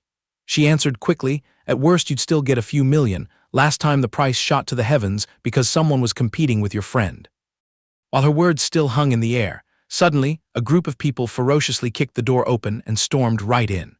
The leader was none other than that blonde woman from earlier, Mu Qingyun. She stared fixedly at Mu Hong and snarled, little sister, I caught wind that you're keeping a soft, handsome boy toy here, yet you hid it and didn't give your sister a shout, throwing our sisterhood to the dogs, huh? Mu Hong's face turned pale as she sprang up like a spring. What are you doing coming to this place? Qingyun treated the other as air, her gaze glued to Zhang Hao. Then she spat out lewd words. Oh my, such a delicious schoolboy, keeping him all to yourself can't compare to group fun. She advanced with shameless words. Little nugget of gold. How much did that wench pump into you? Big sister here will triple it. No, 10 times it from now on. Every day you'll serve me. How does that sound? Mu Hong suddenly flew into a rage. She went berserk like a demon, landing a punch that knocked sparks out of her. Shut your filthy mouth. What the hell are you yapping at my friend? Zhang Hao witnessing this mess, his face ashen, secretly cursed. Could it be that he had accidentally activated a charm system that seduced all creation? Why did these women start ovulating and going into heat the moment they saw him? Mu Qingyun took the full brunt of the punch, clutched her face, and howled madly, "You damn mongrel, you dare hit me. Chop this wretched bitch to pieces for me." Her pack of hounds immediately cracked their knuckles, smirking maliciously and reported, "As you command, Sister Qingyun." Mu Hong rolled her eyes up, full of vigilance, sizing them up. Immediately after, a series of harsh, slapping sounds echoed. Zhang Hao felt like 10 years had been shaved off his life, inwardly screaming, "What the hell? Why did they suddenly start brawling like this?" At that very moment, Mu Hong had both arms pinned by 2 henchmen. One guy seized the chance and slammed a punch straight into her chest. She crumpled to the ground in agony, clutching her chest and coughing uncontrollably. Cough, cough, cough. Qingyun gritted her teeth and clenched her fists looking at her opponent. Her face darkened as she cursed, "You feral brats suckling my family's blood, spending my family's silver, yet you dare bare your fangs and bite me back." Suddenly she roared, "Are you tired of living?" At the same time, she swung her hand again, intending to land another fatal punch on Mu Hong. Zhang Hao jolted in shock. Good heavens, were these two blood-related? Was that madwoman trying to beat her to death? He was still counting on that big sister to offload that porcelain bowl. The thought barely flashed. He immediately flew forward and grabbed Qingyun's arm. "Stop this despicable act." She was secretly horrified by the brat's strength, but still stubbornly put on a fierce front, threatening, "Males stay on the sidelines, I'll deal with you later." The schoolboy let out a heavy sigh. "Oh, is that so?" His eyes suddenly flashed a sharp glint like a dagger. He growled, "If you've got the guts, come at me." Right after, he launched a lightning-fast, vicious kick straight into her stomach, along with an arrogant challenge, "Don't you dare dodge," making her vision blur and her face turn as green as a banana leaf. Her hounds witnessed this scene and were terrified out of their wits. You brat, big sis Qingyun." Suddenly, a kick flew out of nowhere, smashing straight into the face of the brown-haired woman, making her groan pitifully. The green-haired guy witnessing it had his 3 souls and 7 spirits fly straight up to the 9th cloud. Just a split second later, a merciless foot punted the guy's crotch. The man instantly showed the whites of his eyes, blue and red veins bulging all over his face. The bone-chilling cold penetrating his very core made him howl, "Ugh." In just the blink of an eye, Qingyun's entire gang collapsed like straw on the floor. Mu Hong couldn't suppress a curse. Damned truly. Zhang Hao glared at her, the corner of his eye nearly splitting, still standing there dumbstruck for what? Scram fast. However, she remained utterly unfazed and said, "Little brother, you go ahead and slip away first. That bitch is involved with the underworld. Let me stay and clean up this trash." The schoolboy pondered for a moment, thinking it made sense. This matter belonged to their family's internal affairs. Why meddle and invite disaster? So he spun on his heel and left, merely tossing back a line, "Deal, if that hag brings her gang to beat you up, remember to call the cops to collar her for me, okay?" As soon as he escaped the restaurant, Zhang Hao swiftly hailed a taxi.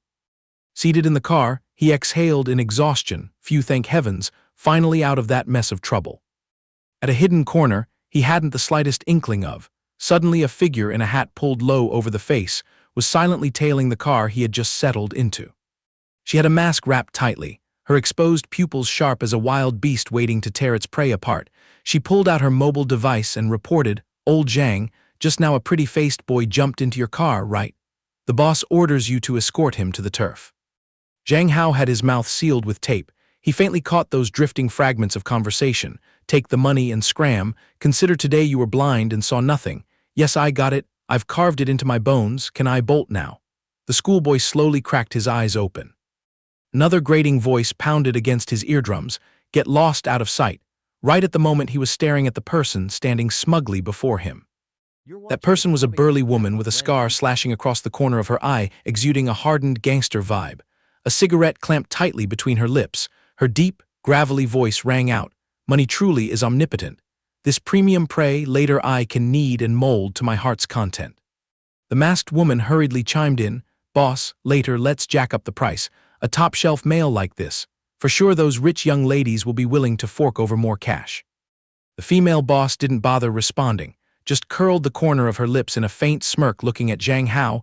"Big sister here will peel this thing off for you, but you are forbidden to yelp." With those words, she decisively ripped off the tape sealing his mouth. He immediately questioned, "A snot-nosed brat like me doesn't seem to have offended vicious gangsters like you lot, right?" She shrugged in reply, "Just making a living, take people's silver, then dispel disasters and solve troubles on behalf of heaven." Her voice was tinged with clear pity. A tender boy like this truly wasted, soon to fall into the hands of that bitch Mu Qing-yun to be tortured.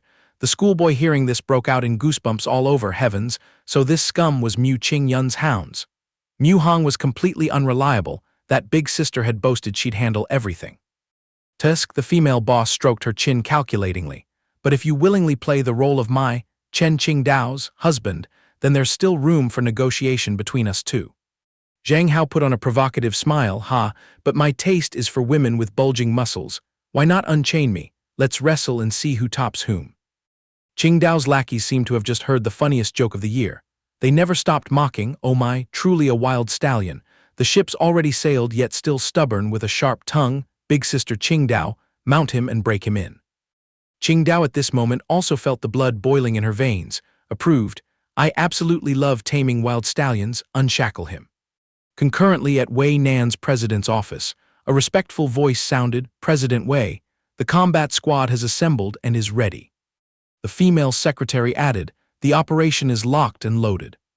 Wei Nan casually uttered, "Excellent." She propped her chin on her hand and instructed her counterpart, "Prick up your ears and listen clearly.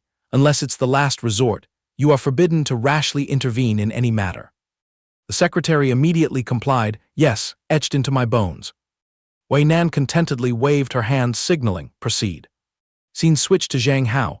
At that moment he was facing off directly with Qingdao, surrounded on both flanks by her pack of hounds, waiting eagerly for the show. The schoolboy warily scanned, mentally assessing that the enemy forces were as numerous as ants.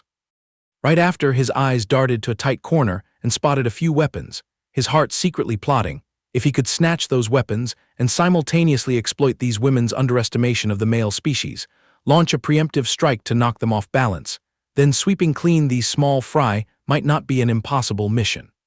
Qingdao impatiently called out to him, "Little darling, all done preparing. Later big sis promises to send you to Cloud 9.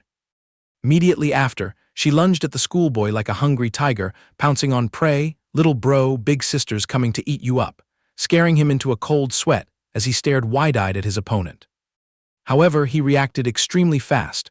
With a flexible body, he lowered his center of gravity, making her pounce on empty air. Oof. Next, he ran as fast as his legs could carry him toward the ambush point in the corner. Qingdao, not grasping the praise scheme, still nonchalantly laughed lewdly, "Hehe, don't you run away now." Yet her henchmen were scared out of their wits, screaming, "Big sis Dao, that little punk is going for the toys, be careful." Zhang Hao at that moment had already swiftly grabbed a pair of batons, then swung his arm and hurled them straight at Qingdao. Her eyes instantly widened in sheer terror. But the caliber of a boss in the underworld wasn't just for show. She quickly leaned her body back, the baton grazing past the top of her head. Thanks to that, she escaped death's scythe by a hair's breadth. Qingdao forced out a smile reeking of bloodlust. This wild stallion, full of tricks, but big sister here doesn't give a damn." In that split second, she was still busy running her mouth. The schoolboy had already used his lightness skill to instantly close the distance right in front of her face, then seething with killing intent, brandished the weapon in his hand. The baton, carrying the force of 1,000 caddies, crashed down on Qingdao's head. She flusteredly crossed both arms above to block. A split second later, her face crumpled like a demon's, both arms trembling violently from the sky-piercing pain. She screamed wretchedly, "Ah!" Next, she furiously retaliated with a kick. Damn it. Zhang Hao immediately tilted his body to dodge the lethal strike. Then he retreated lightning fast, keeping a distance of several steps. He scowled, muttering inwardly, "Damn it, a pity I couldn't finish her off in one blow." Qingdao suddenly channeled her inner strength, making the veins on her arms bulge and twist. "I thought it was just decorative rags. Who'd have guessed you've got a bit of martial skill?" She ground her teeth loudly and threatened, "Be sensible and drag your carcass over here. I'm not in the mood to mince my merchandise. If you get scratched up, the big spending customers will lose their fun." The schoolboy shot her an icy glare and declared, "Open a bloody path for me, or else forget about negotiations." Catching the challenge, Qingdao sneered, delusional, "You think alone and isolated you're capable of challenging my Qing gang." Her hounds immediately and ferociously rolled up their sleeves, ready to pounce and tear him apart. Zhang Hao swept his eyes over the densely packed ring of enemies around him. Then he lost his temper and cursed, "Damn it." Suddenly he raised his middle finger, an extremely provocative attitude igniting the fuse. "If you want some, come get some. Why all the yapping?" Qingdao's eyeballs threaded with bloodshot veins as if about to burst. "How dare you?" she screamed the order, "Grind him to dust for me." At the same moment, Mu Hong, battered and tattered, had both arms twisted behind her back and locked. She furiously shrieked, "Mu Qingyun, I forbid you to act recklessly, someone who can casually scoop up a 200 million antique. Don't you dare think that boy is some penniless nobody." Qingyun sneered mockingly, "Would noble signs deign to share a table with the likes of you?" Then she spun around to interrogate, "Is it this location?" The brown-haired woman hastily yelped, "Yes, big sis, Sister Dao reported the location is here." Hearing this, Qingyun cast a contemptuous glance at Mu Hong. "I'll make you see clearly right here." She excitedly swung her arm, kicking the door open while smirking, "I will avenge this humiliation." The next second, she suddenly froze into a stone statue, her mouth unconsciously stammering the words still stuck in her throat, "That brat."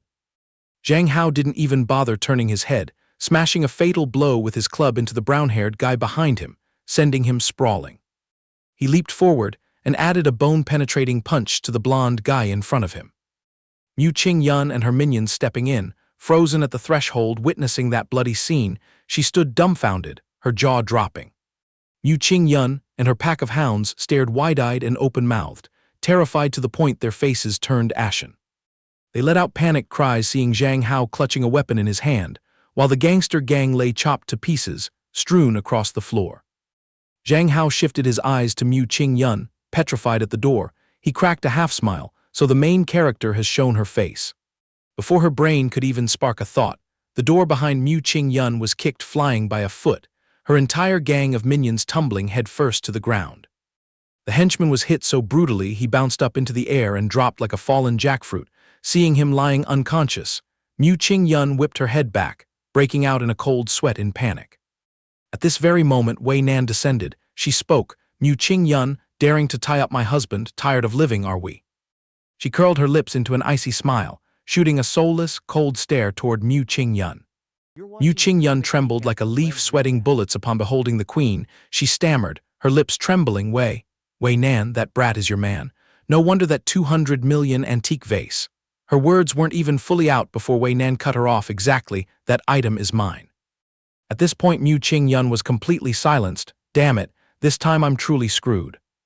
Wei Nan maintained her glacial demeanor, gritting out every syllable to question. "Daring to lay hands on my person. Do you understand what outcome awaits?" Mu Qingyun was so panicked, she hastily dropped to her knees to beg forgiveness. She kowtowed like pounding garlic and pleaded, "President Wei, I acted foolishly. President Wei, I was truly blind not to recognize your man. Had I known beforehand, even if you gave me 100 guts I would tremble in fear." Wei Nan pivoted, casting a disdainful glance down at the wretch kneeling on the floor. "Daring to kidnap the future master of the Wei family, what use are a few cheap words of apology? All business establishments under Qing gang's control, our Wei family will seize them all, clean sweep." Mu Qingyun heard every single word clearly, her hair standing on end. "I heard your Mu family has 2 succession candidates, right? I will move to suppress the Mu family, strip you of your succession rights, and simultaneously kick you out of the Mu family." Wei Nan nonchalantly parted her lips in a smile, uttering words as light as a feather. "Have the Mu family completely collapse, or sacrifice one successor to quell the Wei family's wrath. I trust the Mu family is smart enough to choose which option." Mu Qingyun ground her teeth, bitter tears streaming down, inwardly screaming in rage and despair, "No, no, no, no." Mu Qingyun was utterly resentful, but it was a done deal beyond salvaging. She howled, "Hand over the family throne to that mongrel wretch Mu Hong. I'd rather you grant me death." Zhang Hao's eyes rounded as he witnessed the chaos exploding on the opposite side. He pricked up his ears, trying to grasp what script was being played out. Mu Qing Yun suddenly pulled a shiny blade from her bosom. If either way there's no way out alive, I'd as well drag you down to bury with me. She madly brandished the knife, charging straight at Wei Nan. But the moment the knife tip was about to pierce Wei Nan, it abruptly halted. Wei Nan merely glanced apathetically, without a shred of emotion. It turned out the figure in the baseball cap had grabbed Mu Qing Yun's arm, blocking the vengeful strike. Without needing a second superfluous move, the burly woman punched the weapon out of Mu Qing Yun's hand and slammed her face first into the floor. Her face was gruesomely scraped against the floor, so painful it tore her guts and liver. Mu Hong, hiding far away, cried out Qing Yun's name in shock. The cap-wearing woman grabbed and yanked Mu Qing Yun's face up. Then, without the slightest mercy, she outright twisted and snapped Mu Qing Yun's neck. Mu Qing Yun seemingly departed this life instantly. She lay motionless in a heap on the floor, under Mu Hong's utterly horrified gaze and Zhang Hao's stunned astonishment. Wei Nan leisurely strode toward Zhang Hao. She swept her eyes over the aftermath and teased, "Who would have guessed you'd be capable of soloing an entire gang of female gangsters like this?" Zhang Hao, his face smudged with ash and dust, retorted, "I hereby retract all my previous reckless remarks. Seems it wasn't some backdoor tricks that got you onto this chairman's seat." Zhang Hao clapped his hands in admiration of Wei Nan's exceedingly brilliant dirty scheme. "This whole tangled mess was all in your script, wasn't it?" Zhang Hao's voice was sharp as a knife. "I was essentially just a screen for you to find an excuse to pressure the Mu family, right? Push Mu Qing Yun into a death corner, intending to borrow the wind to break the bamboo and swallow up their entire empire." Wei Nan's brows furrowed tightly, blazing with fury. "You imagine I'd be so idle and bored as to stage this whole play?" Zhang Hao remained silent, not bothering to retort. After a long while he spoke, fundamentally, "We truly haven't been involved that long. I'm not crystal clear on your temperament. How could I be certain you didn't dip your hands in this?" Wei Nan's expression suddenly turned as black as the bottom of a pot, her eyes bulging and bloodshot. "Fine, absolutely brilliant, not familiar enough with me, huh?" She curled a mischievous smile and declared, "Seems we need to cultivate a more intimate bond." Zhang Hao's face turned green as a banana leaf. He pointed the baton straight ahead as a shield. "Hey, don't you dare mess around. I've got a hot one right here in my hand." Wei Nan's face was blank as she uttered a cryptic sentence, "So what?" She wasted not a drop more of spittle, launching herself at Zhang Hao like an arrow, making him freeze in terror. Zhang Hao screamed inwardly, "Damn it, I'm dead meat." He swung the club, smashing straight at Wei Nan, shouting loudly, "Don't push me into a corner." She threw a violent punch, shattering his baton into two pieces. The force of that punch made Zhang Hao break out in a cold shiver, trembling in fear. Heavens and demons, is this human strength? No, this woman absolutely isn't of the human species. She must be some monster descended to Earth. Wei Nan tightly squeezed her own arm, which was billowing smoke, and coldly ordered Zhang Hao to heal. Zhang Hao tremblingly hurried to pacify her. I wouldn't dare squeak a refusal. Why on earth did you suddenly go berserk?" He silently sized up his own stature compared to Wei Nan, truly a difference of heaven and earth. 100% he couldn't handle it. He had to find an excuse to slip away fast. "Just earlier I went through a life-and-death battle. My body's truly wrecked and can't lift a leg. How about today I just call a cab and bolt home? The debt we'll discuss another day, okay?" Wei Nan pressed close to him and dropped a line. "Right this moment you don't need to lift a leg. Let me give you a hand." Wei Nan easily hoisted Zhang Hao onto her shoulder like a sack of rice, making him scream in terror. "Wei Nan, put me down right now. I can totally crawl by myself." She smacked his buttocks sharply, as a warning, "Behave, don't wriggle around wildly." She carried him into her private helicopter, started the engine, and departed. She didn't forget to order her swarm of bodyguards to wipe the battlefield spotless. Zhang Hao huddled in the helicopter cabin, wanting to cry a river of tears. A real man being carried on a woman's shoulder was an unwashable humiliation. Unconsciously, he froze upon catching a beam of light from far below the ground boring into him. Mu Hong was still rooted there, tracking his silhouette being dragged into the helicopter by Wei Nan. Her eyes were brimming with tears ready to spill, her entire body also covered in scratches from the terrifying bloody battle just past. He cleared his throat and spoke to Wei Nan, "Dipping your hands in human life, even with power like yours, it's not so easy to hush up, is it?" Wei Nan replied coldly, "Are you alluding to that corpse Mu Qing Yun?" She drew a weapon first, I merely acted in pure legitimate self-defense. Zhang Hao silently raised a thumb, expressing his admiration for her masterful slyness. Wei Nan's pupils gazed at him, tinged with pensiveness. She closed her eyes tightly and indifferently said, "She naturally had to perish. Later, if some pesky flies come buzzing around you, even if I have the ability to quell the chaos, it'd drag along a pile of trouble.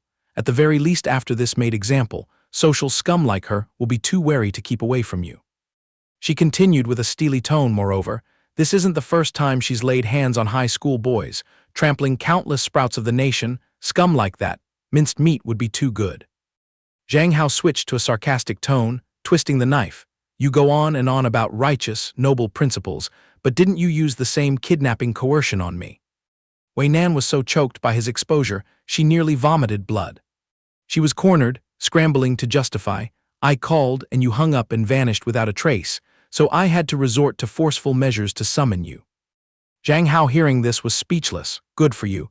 You've vividly depicted the definition of double standards to an advanced level." Wei Nan withdrew her smile, looking at him solemnly. "Then I have a question that needs your answer." She probed, "So in your perception, can Mu Qing Yun be classified in the ranks of villains?" Zhang Hao jolted in confusion. Why dig up this matter all of a sudden?" Wei Nan deliberately rubbed her full natural assets against Zhang Hao's chest to press the interrogation. "Just be frank and reply to me, is it true or not?" Zhang Hao mumbled in his throat, Well, probably so." Wei Nan threw out another bait. "So to you, am I considered an evildoer?" Zhang Hao jolted violently in panic.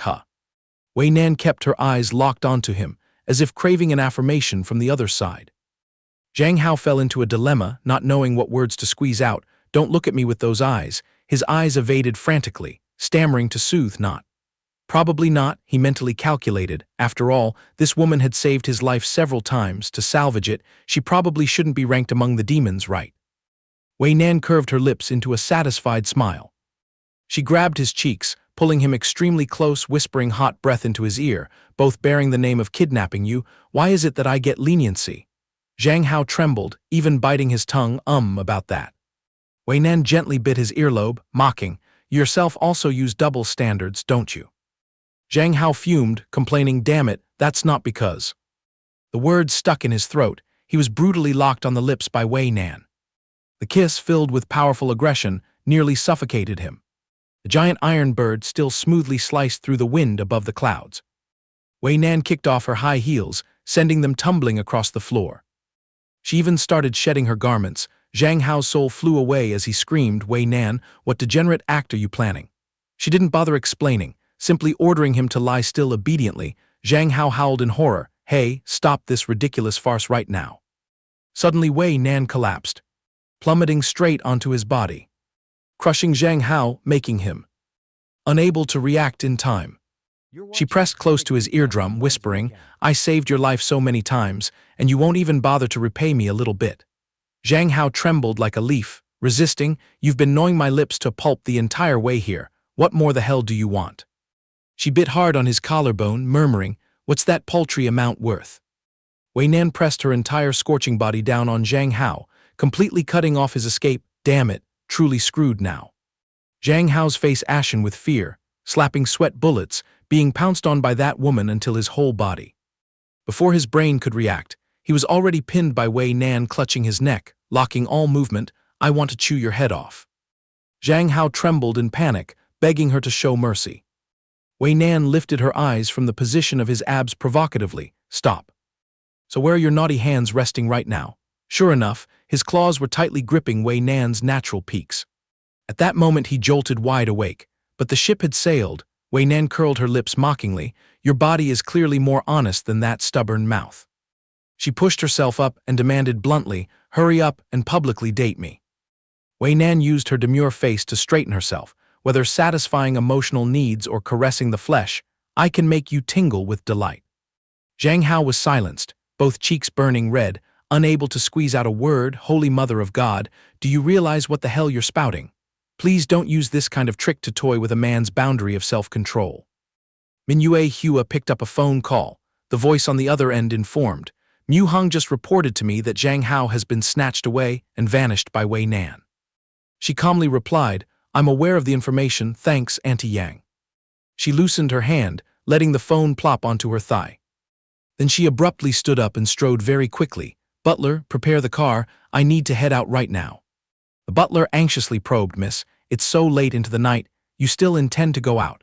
She resolutely declared that she must go this very minute. There are some urgent matters awaiting resolution. After a refreshing shower, Zhang Hao wiped the dirt off his face with a towel, looked at Wei Nan, and laid out his condition. "You can go on a date with me, but you have to fulfill one request right now. If you can do it, I'll reconsider." Wei Nan confidently put her hands on her hips and replied curiously, "What is it? Let's hear it." The guy gave a faint smirk, saying that this request was incredibly easy. Zhang Hao patted his thigh, signaling for her to come over and sit on it. Wei Nan widened her eyes in confusion. "What are you plotting?" He answered bluntly without hesitation. "Sit right here, lean your head on my shoulder, and keep this position for 3 minutes. During this time, no matter what I do, you are forbidden to resist." Mixing curiosity with suspicion, Wei Nan raised an eyebrow and asked, "Do you mean making me hold you like a real man? What trick are you trying to pull?" Maintaining a slight smile, he calmly retorted, "You don't need to worry about the details. Don't tell me you can't even handle such a tiny thing. Who was the one boldly claiming they could fulfill all my wishes just now?" This provocation immediately angered Wei Nan, her face darkening with irritation. How dare this brat challenge me? She reached out towards him, gritting her teeth and scolding, "You cunning little fox." Zhang Hao flinched, nervously shouting, "Hey, you wouldn't dare do it for real, right?" However, her hands decisively pressed down on his shoulders. Without any hesitation, she heavily dropped her plump bottom right onto his lap. Zhang Hao panicked and groaned inwardly. Good heavens, she actually dared to sit. He was truly speechless. Originally, he planned to force her to act like a man to hurt her pride and make her back down, who would have thought. With her forehead covered in sweat, Wei Nan still stubbornly argued, "It's only 3 minutes, it's nothing to me." Zhang Hao was dumbfounded, thinking to himself that the feeling of Boss Wei sitting on his lap was completely different from Yue Hua's, carrying a strong sense of oppression. Right at that moment, someone panicked and rushed straight into the room without knocking, calling out loudly, "Boss Wei, we have a big problem." But she suddenly froze when she witnessed the scene inside. Wei Nan and Zhang Hao simultaneously looked back at the door in an incredibly awkward position. The female employee was stunned, stammering incoherently, "Boss Wei." Her eyes bulged as if they were about to pop out, utterly shocked by this ambiguous scene. Wei Nan shouted angrily, "Who allowed you to barge in without knocking?" In the end, her 3-minute challenge had completely failed. With a face as black as the bottom of a pot, Wei Nan stood sulkily in front of the female employee who had just ruined things. The terrified girl knelt on the floor apologizing endlessly, explaining that the boss once said to come straight in if there was an emergency. Hearing those words, Zhang Hao vaguely guessed that up until now, Wei Nan had almost no private space of her own. He remembered his female boss in his past life, who was also a woman entirely devoted to her work. It seemed that regardless of day or night, her figure could always be seen working hard in the office. Wei Nan rubbed her forehead with a headache, waving her hand and saying, "Fine, let it go. What exactly happened that made you panic so much?" The employee, still trembling, reported, "The eldest young lady of the Min family is here. She's making a scene out there and insisting on seeing Mr. Zhang Hao." Wei Nan was stunned. What the hell? How did she find her way here? Zhang Hao, standing nearby, was equally dumbfounded. Yue Hua came looking for him. However, Wei Nan quickly regained her calm demeanor, saying coldly, "Do you still need my instructions for such trivial matters? Figure out how to resolve it yourself." The girl replied awkwardly, "But the problem is, she is, after all, the biological granddaughter of our General Min." Wei Nan immediately lowered her voice icily, directly kicking the employee out to self-reflect for a period of time. "With this attitude, you are no longer qualified to be my secretary." Wei Nan sternly added a reminder. "Moreover, you should remember well, we have been discharged from the military for a long time. We are no longer soldiers under her command." Turning her head to give Zhang Hao a sharp glare, Wei Nan ordered, "Zhang Hao, follow me. Since she insists on seeing you, I will grant her wish." Zhang Hao felt like a cat on hot bricks. He was really screwed this time. With Wei Nan boiling with murderous intent, there would definitely be a huge mess when she met Yue Hua later. What a massive headache. Outside, Yue Hua was throwing a tantrum and screaming loudly, "If you know what's good for you, hand him over immediately, or else I'll call the cops to arrest all of you." Backing her up was a squad of bodyguards in black suits and sunglasses, looking incredibly aggressive. The phone screen in her hand already had the emergency number typed in. As long as Wei Nan didn't release him, she would hit the call button instantly. From a distance, Zhang Hao's voice echoed as he hurriedly called out to Yue Hua. Walking towards her, he asked, "Why are you here?" Yue Hua replied gleefully, "I heard Aunt Yang say you were kidnapped by bad guys, so I immediately rushed over to save you." Zhang Hao was on the verge of tears, thinking to himself that in this world, only Yue Hua cared about him the most. It was truly too touching. Wei Nan mockingly scoffed, "Min Yue Hua, if it weren't for you pulling the strings, Zhang Hao wouldn't have ended up being caught by thugs. His affairs don't need your interference, stop being a busybody." Wei Nan enunciated every word clearly. "From now on, whether Zhang Hao wants to practice martial arts or learn anything else, I will personally teach him. I advise you to keep a safe distance from him." Yue Hua's expression instantly dropped, her eyes filled with sorrow and heavy thoughts. Zhang Hao raised his voice to comfort Yue Hua, ignoring the provocation, then turned to make peace with Wei Nan. "Big sister, put away that glaring look. I'll take my leave and head home first today." Suddenly, Yue Hua reached out and ripped off her outer jacket, revealing her full cleavage peeking from inside. She flashed an arrogant smile and directly called out Wei Nan's name. Throwing the jacket forcefully to the side, she got into a defensive stance and yelled, "If you're a real woman, come out here and fight me one-on-one." Wei Nan clenched her fists, growling, "Bring it on if you dare." "Deal, then let's settle the score from our unfinished battle last time today." The gazes of the two women clashed, sparking as if a current of electricity passed through. Zhang Hao let out a helpless sigh, thinking he should just let it be. The more he tried to intervene, the harder these two crazy women would fight. He pulled out his phone, turned his back to leave, and threw back a sentence. "You two just fight to your heart's content, I'm catching a ride home." His indifferent attitude left them both dumbfounded. Seeing that, Yue Hua hurriedly picked up her jacket and chased after him. "Zhang Hao, let me escort you home." Wei Nan wouldn't accept defeat, immediately cutting in to compete. "We don't need your help, I'll take him home myself." At this time, Zhang Hao's ride-hailing app notified him that the driver was arriving soon. He glanced tiredly at Wei Nan and grumbled, "Sister, I'm begging you with folded hands, your car is too flashy. If my family spots it when we get there, how am I supposed to explain?" Pulling the door open to hop in, he added, "I wouldn't dare trouble someone with 1,000 things to do like you. I still have to pack up and go home quickly to grind for money." Seeing this, Yue Hua stuck her tongue out to tease Wei Nan. Wei Nan stood speechless in the middle of the street, cursing inwardly, "This little brat." Boiling with rage, she screamed an order to her bodyguards, "Block that car right now." Both Zhang Hao and Yue Hua's hearts skipped a beat as they exclaimed in shock, "Good Lord, Wei Nan, what are you going crazy for?" The female taxi driver gaped in pleasant surprise when she saw Wei Nan throw a box stuffed with cash right at her, stammering, What is this?" Wei Nan calmly took over the driver's seat and declared, "I'm buying this car outright for 2 million yuan. This is the deposit, my bodyguards will take you to get the rest." Receiving a profit equivalent to several new cars, the female driver joyfully nodded repeatedly. "Yes, yes, of course." Settled in, Wei Nan glanced at Zhang Hao smugly. "So, is this car low-key enough for you? I said I would take you home, and I definitely will."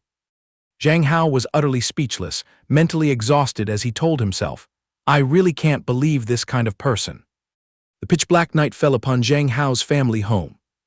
Long, pale legs adorned with black fishnet stockings added an enchanting and alluring touch. A sweet voice called out, "What is Hao Hao watching so intensely?" It turned out to be Zhang Tianqin. She was wearing a skimpy lilac nightgown, holding her phone, lounging on the bed, and asked playfully, "Since you got home, you've been completely ignoring me." Zhang Hao started and turned around, awkwardly waving his hands. "Ah no, it's nothing, Sister Chin Chin." His mouth said, "I'm just drafting a few new ideas," but his phone screen showed a chat with Wei Nan. The other party messaged, "Be a good boy, don't worry about grinding for money anymore. Let me provide for you." Zhang Hao replied politely, "Boss Wei, whatever I owe, I will pay back fair and square. By the way, thank you for taking the trouble to drive us home today." Reading Wei Nan's message, Zhang Hao shivered in disgust, mentally scolding. Even offering to be my sugar mommy, she's definitely got an incurable case of the overbearing CEO syndrome. He recalled the scene just earlier when Wei Nan, sitting in the car, called out to Zhang Hao standing on the sidewalk, "All right, you don't need to keep worrying about that broken plate." She acted incredibly generous. Just get it fixed and return it to me, that's all. Zhang Hao was stunned in disbelief. Wait a second, I didn't hear that right. Do you mean writing off the 100 million debt entirely? Wei Nan replied nonchalantly. Bringing a stubborn man who constantly causes trouble like you home, I've already mentally prepared myself for you to smash things. Hearing this, Zhang Hao's blood boiled and he gritted his teeth, growling, "Bring my foot." In the backseat, Minhwa Hua showed an attitude of disgust and demanded to be let out of the car, but only received a harsh reply from Wei Nan. Your house isn't even in this direction. Get off at the next bus stop yourself, Wei Nan ordered. Zhang Hao could only stand there speechless, watching the fake taxi roll away. Looking back at the chat window, Zhang Hao felt that Wei Nan's tone was exactly like coaxing a crying toddler, throwing a tantrum for no reason. Right at this moment, a message from Minhwa Hua popped up. I've made it home. Zhang Hao breathed a sigh of relief. He hastily switched to the chat with Minhwa Hua. She sent another message. Zhang Hao, don't be afraid of Boss Wei, I'll deal with her for you, attaching a sticker of a rabbit throwing a punch. Zhang Hao quickly replied, come on Yue Hua, drop that idea, from now on we just need to avoid her and we'll be fine. Anyway, thanks for always worrying about me. I'll treat you to a meal when we're free. Putting the phone on the table, Zhang Hao leaned back in his chair and sighed tiredly. These past 2 days have been total chaos, suddenly getting kidnapped by gangsters, then getting beaten black and blue, and on top of that, I even rejected a chance to write off my debt. Without him knowing when, Zhang Tianqin was already standing right behind him, gently placing her hands on his shoulders. She leaned down and said softly, Hao still has to livestream later, but you look so exhausted, let me give you a massage to help you relax. As Zhang Hao looked up, his eyes were immediately met with his sister's large, round, and full display of goodwill. Although he was thrilled inside, outwardly Zhang Hao still hesitated shyly. Okay, then I'll trouble you, Sister Chin Chin. Zhang Tianqin coaxed affectionately.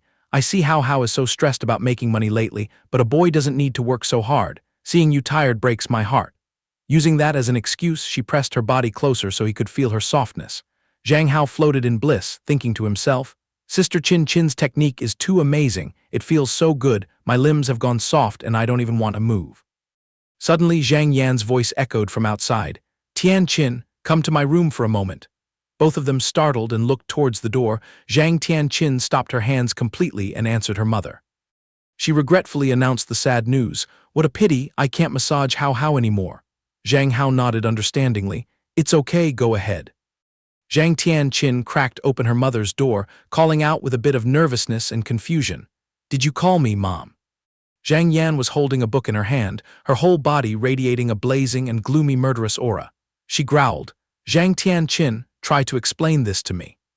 She angrily tossed the book onto the bed, indignantly questioning, what kind of book is this? Striking the eye was a cover depicting 2 women embracing ambiguously with the glaring title, Hometown Yuri Love Forbidden Romance. Seeing this, Zhang Tianqin was so embarrassed she wanted to dig a hole and hide, screaming out loud, Ah! She darted forward, using her whole body to press down on that pile of dark books, clumsily covering it up. This belongs to a friend of mine, Mom. You absolutely must not misunderstand. How could Zhang Yan believe that, her cold face twisting? Is that so? Then why is your friend's book lying openly in your room? Zhang Tianqin stammered an excuse. The thing is, that girl has too much free time and likes to tease me, so she secretly hid this kind of comic in my room. She asked with a stern face, Tianqin, why haven't you found a boyfriend at this age? Don't tell me you. Zhang Tianqin hurriedly waved her hands, denying it vehemently. No, that's not it, Mom. She swore, your daughter is not a lesbian. However, a strange object suddenly poked out from the pages of the book she was clutching tightly. A highly provocative pair of black lace women's panties plopped onto the floor. Zhang Yan looked as if she had just been enlightened to a twisted new horizon of knowledge, stunned as she pointed at it. Women's underwear. The situation was utterly unsalvageable at this point. Zhang Tianqin stiffened, out of ways to deny it, stammering, This is. The room was filled with the desperate cries of the girl, trying to make things worse while trying to fix them. Mom, calm down and let me explain. With boundless maternal love, Zhang Yan gifted her precious daughter a huge bump on her forehead, yelling, Save your excuses. She pointed straight at her beloved daughter's face and issued an ultimatum. If you know what's good for you, find a boyfriend right this instant. Otherwise, don't blame your mother for being ruthless." After saying that, she slammed the bedroom door shut. Zhang Tianqin let out a sigh of relief. A mischievous smile bloomed on her lips, and she muttered smugly, "Everything is going exactly as planned." She leisurely walked towards the teddy bear. Grabbing the bear by its ear and lifting it up, Zhang Tianqin whispered, "I need to add a little more fuel to the fire, so Mom goes from suspecting to believing it completely." Holding the bear close to her face, she inhaled deeply like a pervert and gloated, "Only with this can my intense love for Hao remain a secret forever." Brilliant golden sunlight poured down on the high-rise buildings. Zhang Hao curled up like a boiled shrimp, leaning against his chair and exhaling, "I'm exhausted. The moment I stepped foot at the school gate, I was chased closely by a whole flock." Outside the classroom door, 2 Red Star guards were spreading their arms to block the crazy crowd of fans. The noisy shoving echoed inside. "Male god, we want an audience with the male god." Witnessing this bizarre scene, Zhang Hao thought blankly, "What the hell is going on here?" he complained helplessly. "Are all these people short-circuiting?" A Red Star guard turned his head inside, confidently giving a thumbs up to reassure him. "Rest assured, male god, our guard squad will protect your safety to the very end." Zhang Hao could only twitch his eyelids and hum in agreement to brush it off. Lin Yilong sidled up eagerly. "Brother Hao, you finally dragged yourself to school." Zhang Hao retorted in annoyance. "What do you mean finally? I only took a single day off." Lin Yilong argued, "Brother Hao has always been a good student. There's no way you'd skip school for no reason. I was even afraid you were bedridden with an illness and was planning to visit your house." Zhang Hao gave a meaningful smile, recalling to himself, "Got bruised up in a fight yesterday, so I plan to stay home and rest for a day." Who would have thought Sister Qin Qin coincidentally took the day off too? In his memory, Zhang Tianqin wore a hot outfit, smiling and calling out, Hao, come here and taste the braised pork I just made." Then she lured him again, Hao, I just bought this game console, want to play a few rounds." That wasn't all, she also acted spoiled. Hao, the button on the back of my shirt came off, can you feel around and help me find it?" Recalling the overflowing benefits during his day off, Zhang Hao narrowed his eyes greedily, drool almost spilling from the corner of his mouth. Lin Yilong frowned in confusion. "Brother Hao, what are you yearning for? Your face looks so wretched." Zhang Hao frantically wiped his mouth, instantly covering it up. "Ah, not at all, I just remembered some funny things." Lin Yilong steered the conversation to another topic. "Wu Mu told me about you live-streaming your gameplay. Brother Hao, you're amazing, crushing those girls with pure skill, way better than those effeminate guys who act all cute online." Zhang Hao was surprised. "You actually have the free time to watch my livestream? I thought you hated playing games." Lin Yilong made an excuse. "There has to be an exception, because Brother Hao is simply too outstanding." Lin Yilong smiled mischievously again. "On top of that, Yue Hua is under your spell too, he." Saying that, he pointed both hands towards Min Yue Hua, who was sitting limply nearby. Zhang Hao let out a soft exclamation of surprise. As Min Yue Hua lifted her head, she revealed 2 dark under-eye circles like a panda, her complexion looking exhausted. She whispered weakly, "Good morning, Zhang Hao." Zhang Hao was terrified, asking in shock, "Yue Hua, what happened to you?" He asked anxiously, "Did you lose sleep last night? Why are your eyes so dark?" Min Yue Hua answered honestly, "Yeah, yesterday I was busy binge-watching your livestream and rewatching all your old videos. It was so engaging that I completely forgot to go to sleep." Zhang Hao gaped and tried to dissuade her. No matter how passionate you are, you can't stay up all night like that." Lin Yilong, standing nearby, chimed in with praise. "This right here is exactly what you call a hardcore fan of Brother Hao." Min Yue Hua lowered her head bashfully. "Just thinking about coming to school and seeing you made me so happy. Before I knew it, it was already bright outside." Zhang Hao moved closer, caringly advising, "You are forbidden from staying up so late from now on. Take this chance to lie down and catch some sleep." Min Yue Hua obediently complied. I'll remember, I'll know when to stop."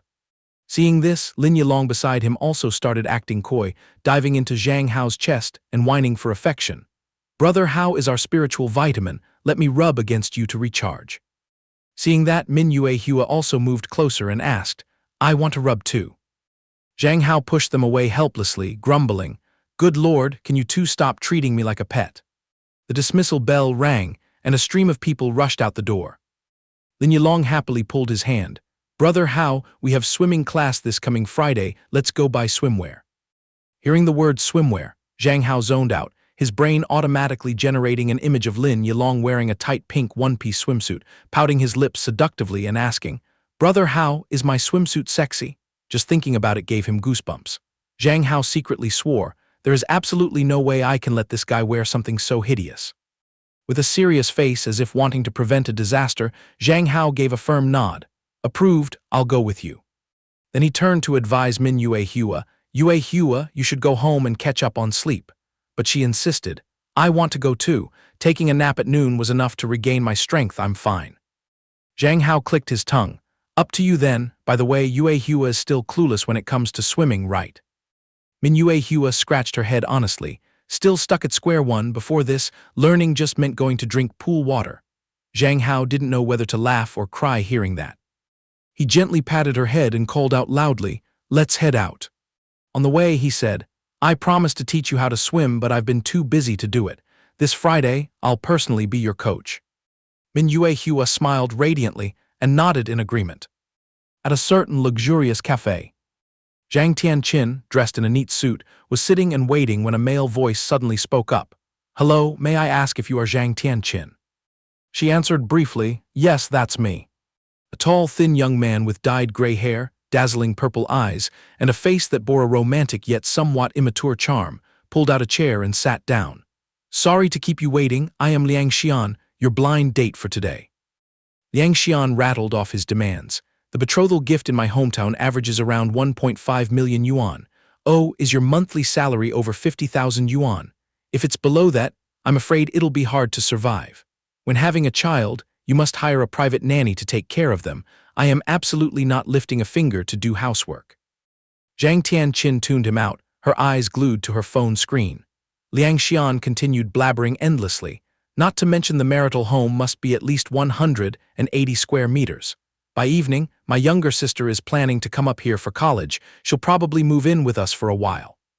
Zhang Tianqin glared inwardly. This blind date nonsense is pure torture. On the screen displayed the chat window between her and Zhang Hao. Her little brother texted, "Sister Chin Chin, I'm going to pick out swimwear with my friends, so I'll be home a bit late." She replied, "All right, if it's too late, call me and I'll pick you up." Staring at the messages, Zhang Tianqin thought gloomily, "I wish I could tag along with Hao to go shopping." Seeing her spacing out, Liang Xian tapped his fingers on the table to remind her, "Hey, did you hear a single word just now? Those are just my basic conditions. Do you want to inquire more about my background?" Zhang Tianqin glanced at him indifferently, her lips pressed tightly without bothering to utter a word. Racking her brains for a second, she asked sarcastically, "Young master here, what outstanding merits do you actually have?" Liang Xian started and paused. Right after that, the guy patted his chest and confidently asserted, "My biggest merit is these handsome looks right here." Hearing this sentence, Zhang Tianqin had to cover her mouth to suppress her urge to laugh. But then she couldn't hold it back anymore, bursting into boisterous laughter. "Ha ha ha ha!" Liang Xian looked bewildered and asked, What the hell are you laughing at?" Zhang Tianqin thought disdainfully to herself, "A guy like this isn't even worthy of carrying Hao's shoes." Her memories brought her back to that night a few days ago, when Zhang Hao was resting his head on her lap for her to clean his ears. At that time, she whispered softly, Hao, why are you risking your life to grind for money lately?" Zhang Hao startled and mumbled vaguely. Back then the boy scratched his head and justified, I think being a boy, I should also be self-reliant. In the future, our family can't just push the entire burden onto your shoulders." Those heartfelt words made Zhang Tianqin's heart swell with emotion, as she affectionately called his name.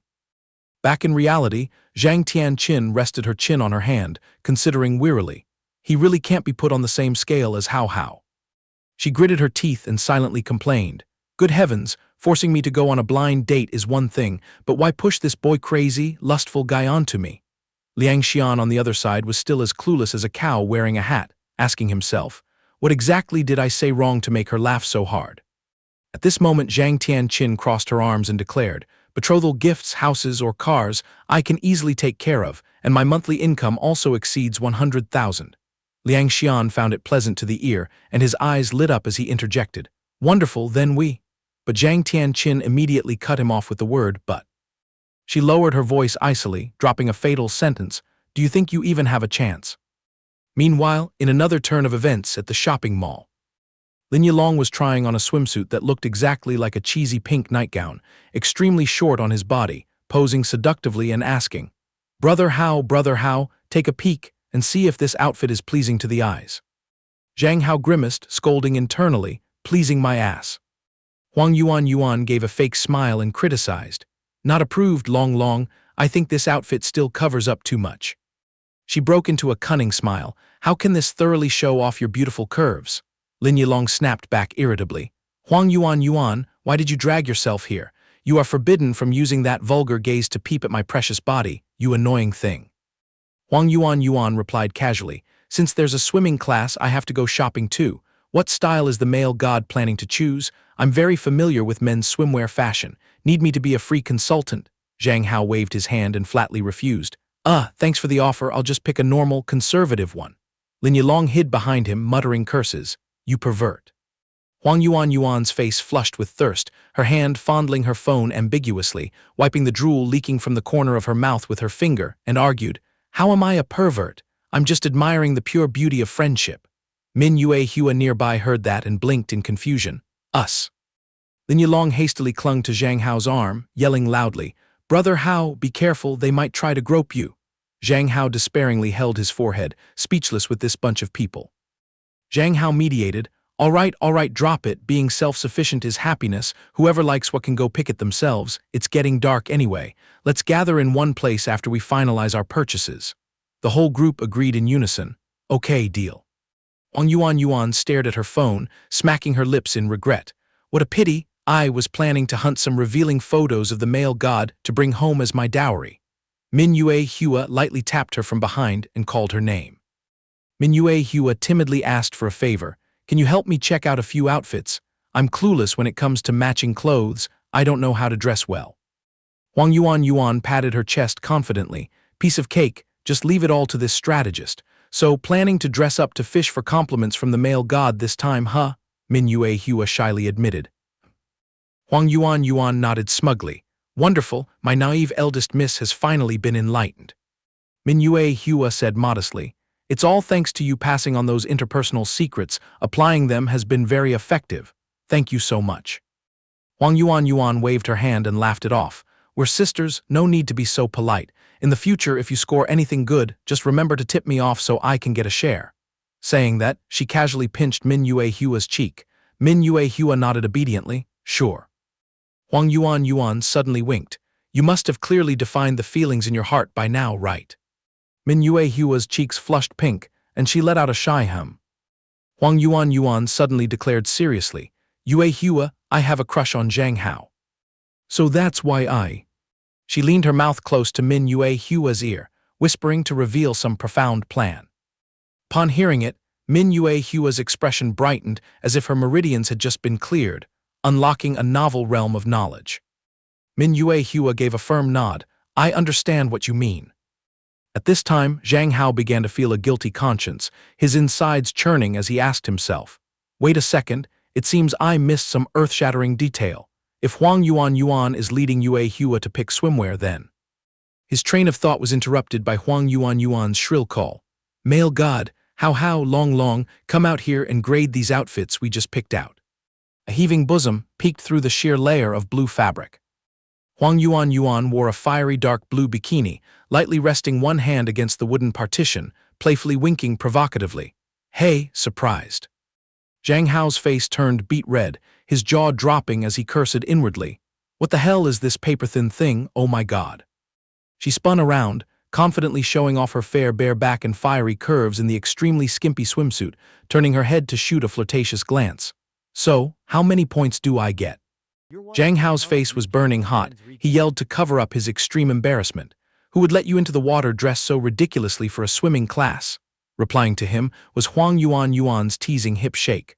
"What era are we in? Girls in their late teens and early 20s are all into this trend now." Zhang Hao's face was still flushed red. He worriedly probed. "Wait a second, don't tell me Yue Hua's outfit was also molded by your hands." Yuan stuck her tongue out and lightly tapped her head, feigning innocence. "Spot on." Zhang Hao instantly screamed loudly in panic. "We're doomed, where is she?" Yuan jutted her chin towards the dressing room, putting her clothes on inside over there. The whole group huddled together in front of the dressing room curtain. Zhang Hao hurriedly called out, "Yue Hua." His voice carried a hint of hesitation. Are you okay?" Yue Hua cracked the curtain slightly, just sticking her head out and saying softly, "I'm fine, but I just feel like there's something wrong with this outfit." She was wearing a pair of pure white stockings. Yue Hua complained, "Huang Yuan, I'm wondering why I have to put on these stockings to go swimming." Yuan pretended to stroke a beard and preached, "Actually, stockings are originally a warming accessory for women, but according to the latest research from specialized scholars." She narrowed her eyes, putting on a serious, academic look. Men are absolutely captivated when looking at women wearing stockings. Zhang Hao awkwardly tried to change the subject. About this. While Yilong bit his nails in confusion, "Is that a thing? I think it's just so-so." Yuan spread her arms wide like a speaker. Precisely because of that, the combination of swimwear and stockings was officially born. "Step out and show it off, student Yue Hua. Let everyone admire the beauty icon of the new generation." Yuan cheered. Yue Hua puffed her cheeks and pouted, her face flushed red. "I'm dying of embarrassment." Hesitantly pulling the curtain aside and stepping out, she pouted, "But wearing it like this makes me look like." The very moment she stepped out of the room, everything around seemed to fade before Yue Hua's dazzling beauty. The pure white stockings paired with the conservative swimsuit, hugging her body's curves, combined with her bashful and shy demeanor, created an incredibly adorable allure. From this angle, the scenery was truly a feast for the eyes, completely portraying a radiant aspect of beauty like a fairy descending to earth. The thin outer jacket draped carelessly kept a subtle touch while adding a hint of seductiveness. With that shy appearance, she awkwardly raised her hands to fumble with the hem of her shirt. Zhang Hao gulped and stammered, "Beautiful." Even a clueless guy like Lin Yilong had his eyes lit up as he exclaimed, "Absolutely stunning." Huang Yuan poked her head out again, wearing her familiar mischievous smile. "Min Yue Hua, I found another piece that totally suits your figure." In her hand dangled a tiny pair of bikini bottoms, looking quite revealing. She waved that sheer piece of fabric to tempt her. "Since we're already here, why don't you try this one on too? It's guaranteed to turn heads. You can thank me later." Min Yue Hua cautiously backed away. "Isn't this a bit too revealing?" Zhang Hao rushed over and snatched the item from her hand. "Try my foot. There's no way Min Yue Hua would wear stuff like this." Huang Yuan put her hands on her hips and argued, "Why are you getting so worked up? Trying it on for a bit won't kill her. As long as I approve, it's fine." Zhang Hao was completely helpless against her shameless attitude. He tried to imagine the scene of wearing that outfit, then recalled Huang Yuan's scantily clad bare back from earlier. Then associating it with Min Yue Hua's full, peaking cleavage, his brain melted to mush, not knowing where to avert his gaze. Zhang Hao was about to explode, snapping, Enough. If you keep making her change in and out like this, are we going to eat dinner at midnight? Hurry up and go to the checkout counter." Huang Yuan seized the chance to get close. "Oh, wrapping up so soon? Let me give you a ride home, my male god." His gay friend Lin Yilong immediately rejected her. "I'm enough to escort brother Zhang Hao. Huang Yuan, you should stop tailing others." Zhang Hao rubbed his forehead to intervene. All right, since we're heading the same way, let's just all go together." Min Yue Hua had kept quiet all this time, not uttering a single word. In her head, Huang Yuan's bold declaration from earlier, "I have a crush on Zhang Hao," suddenly kept repeating. "Therefore, I've decided to confess to him." Huang Yuan was truly a girl who dared to think and dared to act. She had once confided in Min Yue Hua, "I know the chances of him saying yes are very low, but I still yearn to pour my heart out." Huang Yuan had smiled resiliently, ready to face any outcome. "If I don't say it, later when I hold my diploma, I'll definitely regret it for the rest of my life because my high school years were so dull. That is my upcoming goal." "What about you, Min Yue Hua? What are your plans?" Min Yue Hua just stood rooted to the spot. This question was indeed too difficult for her to answer. "Feelings, she muttered to herself. In early summer, the first flutterings of these students were as vibrant as the ideal season to confess their feelings. Huang Yuan poured her heart out. "I know I can't compare to you, but I'm willing to work hard to become a better version of myself. I just beg you to give me a chance. To be honest, from the very first moment we met, I already fell for you. I promise to only look at you and will never upset you."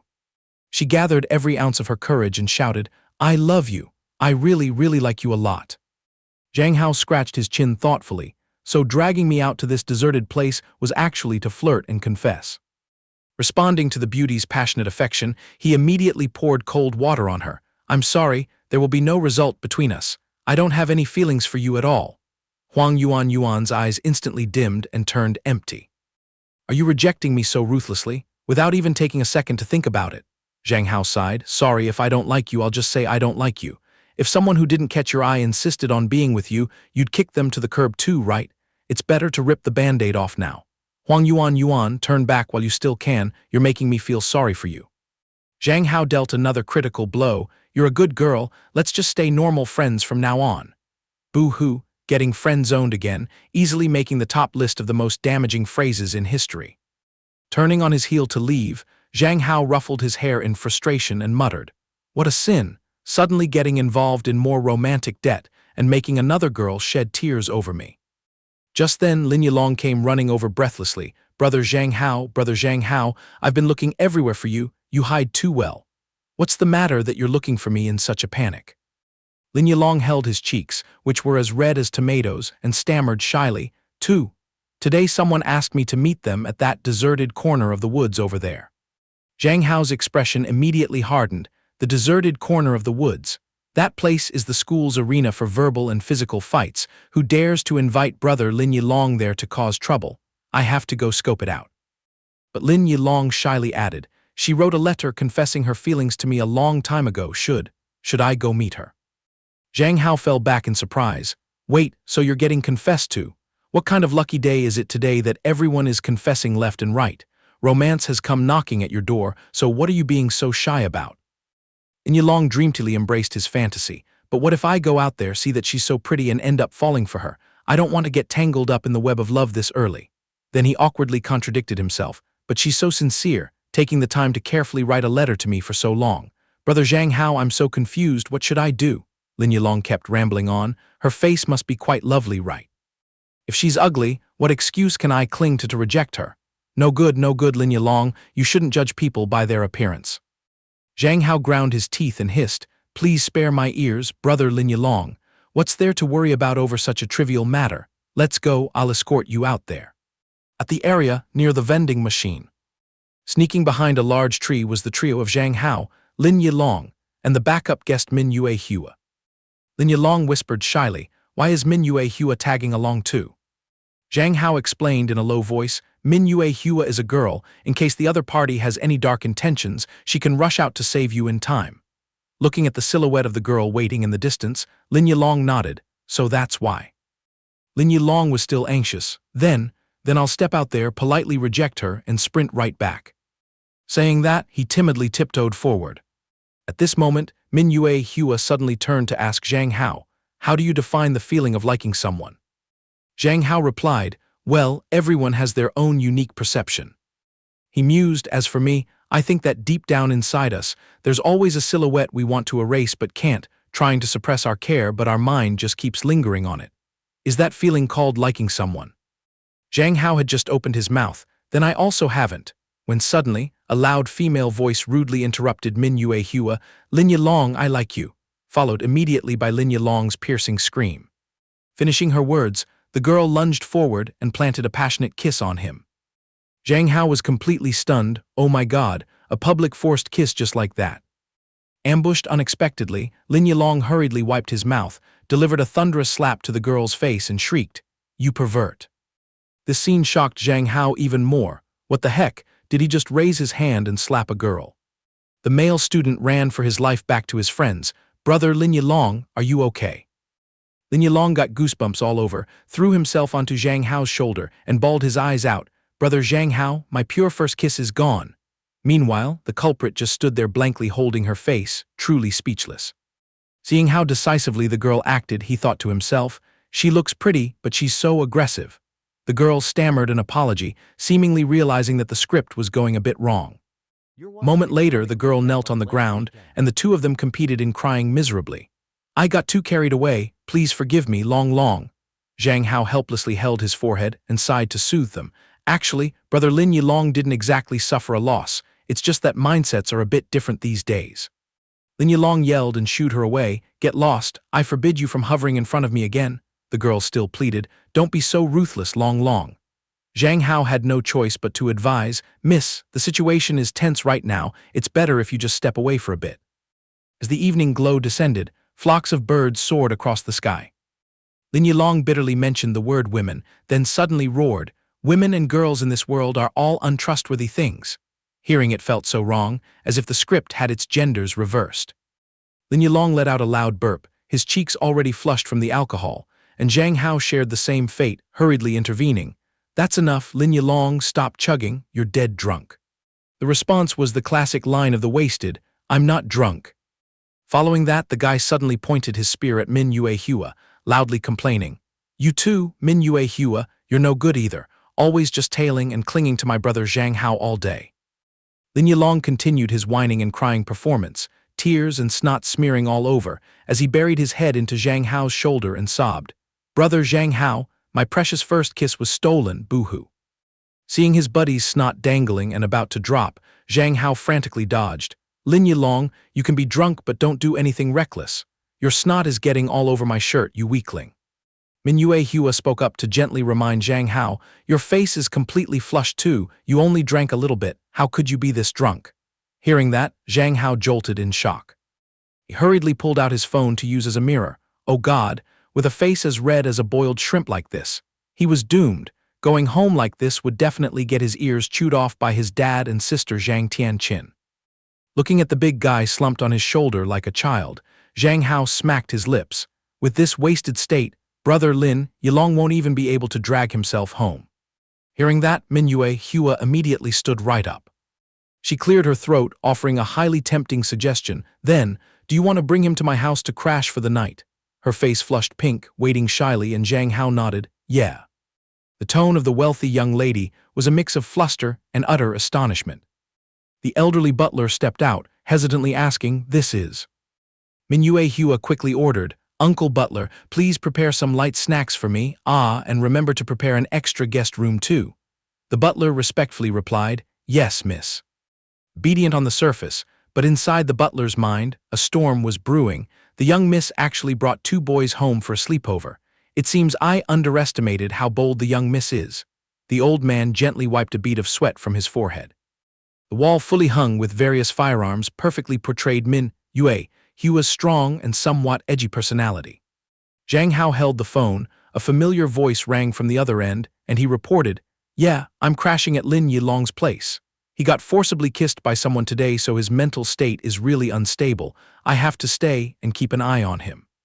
From the other end of the line, Zhang Tianqin's furious voice came through. Those who forcibly kiss others are true hooligans. How, if you ever meet people like that, you must run far away from me, remember. Zhang Hao obediently replied, yes, I got it, Sister Zhang Tianqin. I'll head back tomorrow morning. Don't worry too much. Good night, Sister Zhang Tianqin. As soon as she hung up, Zhang Tianqin let out a long, heavy sigh. She collapsed onto the bed, her whole body exhausted and depressed.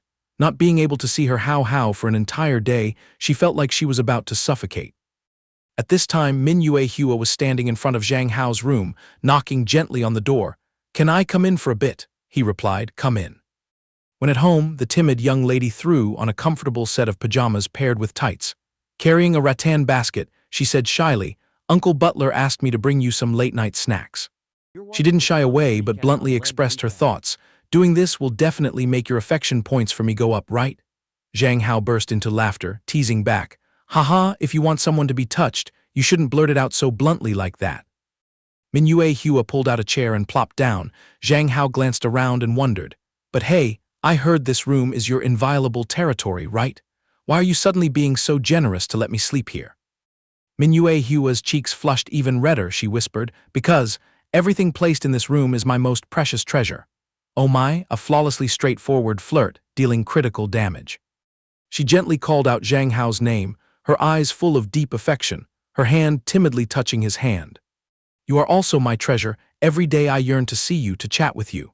I really want to hide you away in this room, never letting anyone else touch you. Wait a minute, there's a strong scent of possessiveness here. Calm down, lady. Min Yue Hua suddenly gathered all her courage, dropping the ultimate question. Are you willing to be my boyfriend? Zhang Hao froze, his eyes widening in shock. He hesitantly spoke up. Min Yue Hua, I don't want to hide anything from you. Honestly, I admit I do have some feelings for you too, but my rationality can't beat my heart. Deep down, I'm still yearning for another girl. If so, why not conveniently like Huang Yuan too to complete the set? Zhang Hao gathered a lifetime's worth of courage to confess, I really am a terrible guy, having wandering eyes. Hearing that, a hint of sadness flashed across Min Yue Hua's eyes. But then she suddenly spoke in a firm voice, Zhang Hao, you are absolutely not a terrible guy. Zhang Hao still insisted on smearing his own name. Min Yue Hua, you know perfectly well how despicable men who two-time are. I know I'm clearly in the wrong, but the problem is the person I like is someone I'm fundamentally not allowed to have feelings for. I'm stuck, not knowing how to untangle this mess, and I certainly can't just brush off your sincere feelings. He turned around, looking at her gently. Liking someone is an emotion that simply can't be controlled. I hope I can calm down and handle everything smoothly. You understand what I mean, Min Yue Hua? Min Yue Hua suddenly lunged forward and hugged Zhang Hao tightly, softly calling his name, Zhang Hao. She whispered in his ear, I don't understand any deep philosophies, I just know that right now I'm very upset. You are only allowed to like me and me alone, okay? Love indeed makes people petty and selfish, but thinking about it, there's nothing wrong with that. His eyes clouded with mist, he felt guilty. Little Min Yue Hua, I'm truly sorry, but right now I still can't give a definitive answer for my heart. The next morning, when the first rays of sunlight had already pierced through the curtains, Zhang Hao struggled to peel his eyes open. When on earth did I fall asleep? As soon as he turned over, the steady breath blowing into his ear belonged to none other than Min Yue Hua. Who knows what possessed them to end up sharing the same bed like this? Min Yue Hua, Zhang Hao screamed in panic. He looked down at the clothes on his body and blinked. When were these clothes changed? Zhang Hao, is it morning already? Min Yue Hua asked groggily. Zhang Hao scratched his head in embarrassment. My bad, I woke you up. Hey Min Yue Hua, when did I pass out last night? Did you help me change my clothes? Min Yue Hua rubbed her sleepy eyes, casually dropping a bomb. Last night when we were hugging, you fell asleep. Then Uncle Butler came in and changed your clothes. So that's it, Zhang Hao breathed a sigh of relief, beads of sweat pouring down. What a scare, I nearly had a heart attack. I thought Min Yue Hua stripped me with her own hands. He urged, let's get up, we're going to be late for class. She sluggishly nodded, yeah, I know. Lin Yilong's face was still as pale as a ghost. He clutched his head and groaned in complaint. Oh my head, it hurts so much. Brother Zhang Hao, let's learn our lesson. From now on let's swear off alcohol. Getting wasted and spending the night at a girl's house, just thinking about it makes my hair stand on end. It seemed that after this shock, Lin Yilong would suffer from a fear of women for a long time. Zhang Hao hurriedly cut him off. I know, you keep harping on it. Min Yue Hua is standing right here. If you keep making insinuations and she hears it, she'll get sad. Min Yue Hua waved her hand, showing she didn't mind. It's fine, as long as Zhang Hao doesn't find it bothersome. Suddenly the clacking sound of high heels echoed, sounding so familiar it sent chills down the spine. It turned out the person walking over was Zhang Tianqin, her eyes blazing with murderous intent. Hao, who is that girl standing next to you? Hao, Zhang Tianqin growled his name. Zhang Hao turned his head, his eyes bulging in surprise. Sister Zhang Tianqin, why did you find your way all the way here? Zhang Tianqin immediately changed her attitude, switching to over-anxious mode. I'm worried about my Hao, of course. I was so anxious my heart almost dropped out of my chest. Zhang Hao reached up to scratch the back of his neck, smiling awkwardly. You worry too much, I'm grown up. It's not like I'm a 3-year-old kid. Lin Yilong saw the situation getting tense, so he quietly slipped away. Brother Zhang Hao, I'm gonna bounce to class first. You two make yourselves at home. Watching his buddy's back slinking away, Zhang Hao blankly scratched his chin. How weird, just a moment ago he was all cheerful. How did he suddenly become as deflated as a wet cracker? Zhang Tianqin flashed a friendly smile, but her eyes were razor-sharp. That's right, Hao, the friend standing next to you looks unfamiliar. I don't think I've ever met her before. Zhang Hao hurriedly introduced. Oh, I forgot, let me introduce you, this is Min Yue Hua. Zhang Tianqin narrowed her eyes, the atmosphere around her suddenly turning freezing cold. Hi, nice to meet you, I am Zhang Hao's biological sister. Normally my little brother never mentions you, are you two so close that you often hang out together? Zhang Hao's biological sister, Min Yue Hua muttered under her breath. Right after, she jolted, as she realized this was her crush's family member. Mingyue Hua immediately bowed at a perfect 90-degree angle, obediently greeting, "Yes, hello, sister. Yeah, we do hang out together a lot." "Is that so?" Zhang Tianqin smirked coldly, her brain quickly passing judgment. "This little brat is 100% eyeing my Hao. She leisurely approached closer. Reaching out her hand while speaking in a sweet voice, Hao. He obediently answered, yes. Her soft, snow-white hands wrapped around the back of his neck. Zhang Tianqin leaned close to his ear, whispering as if dropping sweet nothings, "Tonight we." Mingyue Hua stood on the side, staring blankly as she witnessed the scene before her eyes. "Let's go back to your room." A sentence like a bolt of lightning out of a clear sky, collapsing the entire world. Mingyue Hua turned to stone on the spot, standing rooted to the ground. Zhang Tianqin laughed triumphantly in her heart. "Haha, look at her dumbfounded face, how satisfying." She continued to follow up, her eyes glued to Zhang Hao. "Tonight us siblings should have a little heart-to-heart chat, all right." "Yes, Sister Zhang Tianqin, but there's no need to whisper these things in my ear, right?" He blushed in embarrassment. "Because this is a little secret just between the two of us. All right now, be a good boy and hurry to class." Zhang Tianqin unleashed her ultimate child-coaxing move. Zhang Hao obediently nodded. "Yes, Sister Zhang Tianqin, then we'll go to class first. Mom, remember to come over tonight." Zhang Tianqin stood perfectly still, her eyes silently following the fading figures of Mingyue Hua and Zhang Hao. Her eyes suddenly became terrifyingly sharp, her expression darkening. "I can't just sit still and wait for death anymore." At the classroom, Zhang Hao held a glass of water in his hand, frowned in confusion, and asked, "Hey, what the heck got into you two, suddenly moping around all morning?" Clearly when they stepped through the school gates they were still in high spirits, yet now Mingyue Hua and Lin Yilong were both sprawling on their desks, radiating a gloomy and miserable aura. Lin Yilong started sniffling, bursting into loud tears. "As soon as I saw Sister Zhang Tianqin, all the terrifying memories of yesterday's forced kiss came rushing back. Boo-hoo, I'm so mad I'm going crazy. But why is it that whenever I see her I just..." Zhang Hao suddenly paused, coming up with a bold speculation. "Wait a minute, don't tell me brother Lin Yilong is secretly harboring a crush on our sister Zhang Tianqin. Since when did he get hooked? If I get the chance, I must interrogate brother Lin Yilong to get to the bottom of this. If he really does like sister Zhang Tianqin, then as her younger brother, I..." Now nobody could understand what calculations were running through Zhang Hao's head anymore. Zhang Hao turned back to Mingyue Hua, tapping on the desk. "And you, are you possessed or something, drooping like a stale noodle?" Mingyue Hua lifted her head, pouting and replying in an incredibly cute sulky voice. "It seems like I'm jealous." "Huh," Zhang Hao made a goofy face, unable to believe his ears. Mingyue Hua puckered her lips in grievance.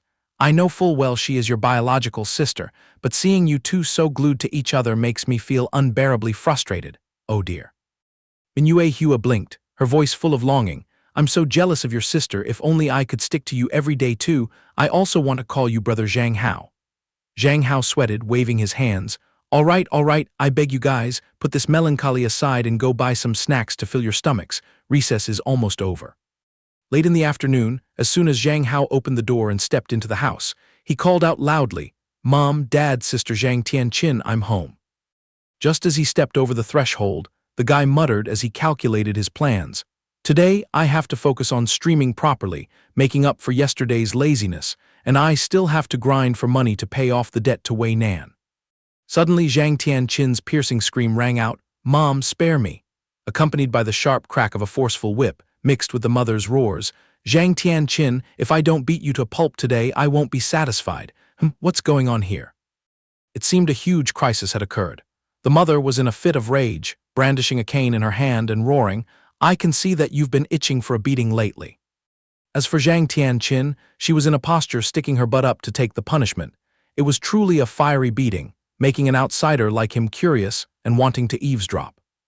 Right at this moment, the mother ruthlessly pulled Zhang Tianqin's pants aside, lashing the cane heavily onto her butt. The agonizing blow made her shriek in pain. "Ah!" Witnessing this tragicomic scene, Zhang Hao blushed furiously while frantically rushing in to intervene. "Mom, what on earth are you doing?" The mother, whose anger was blazing wildly, ground her teeth, pointed the cane straight at Zhang Tianqin and yelled, "Stay kneeling right there, don't you dare move."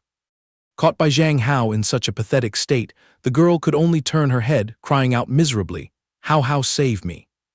He hurriedly waved his hands, trying to cool down his fuming mother. "Mom, calm down. Whatever the matter is, our family can close the door and talk it out slowly. Why are you suddenly dragging Sister Zhang Tianqin out to beat her like this?"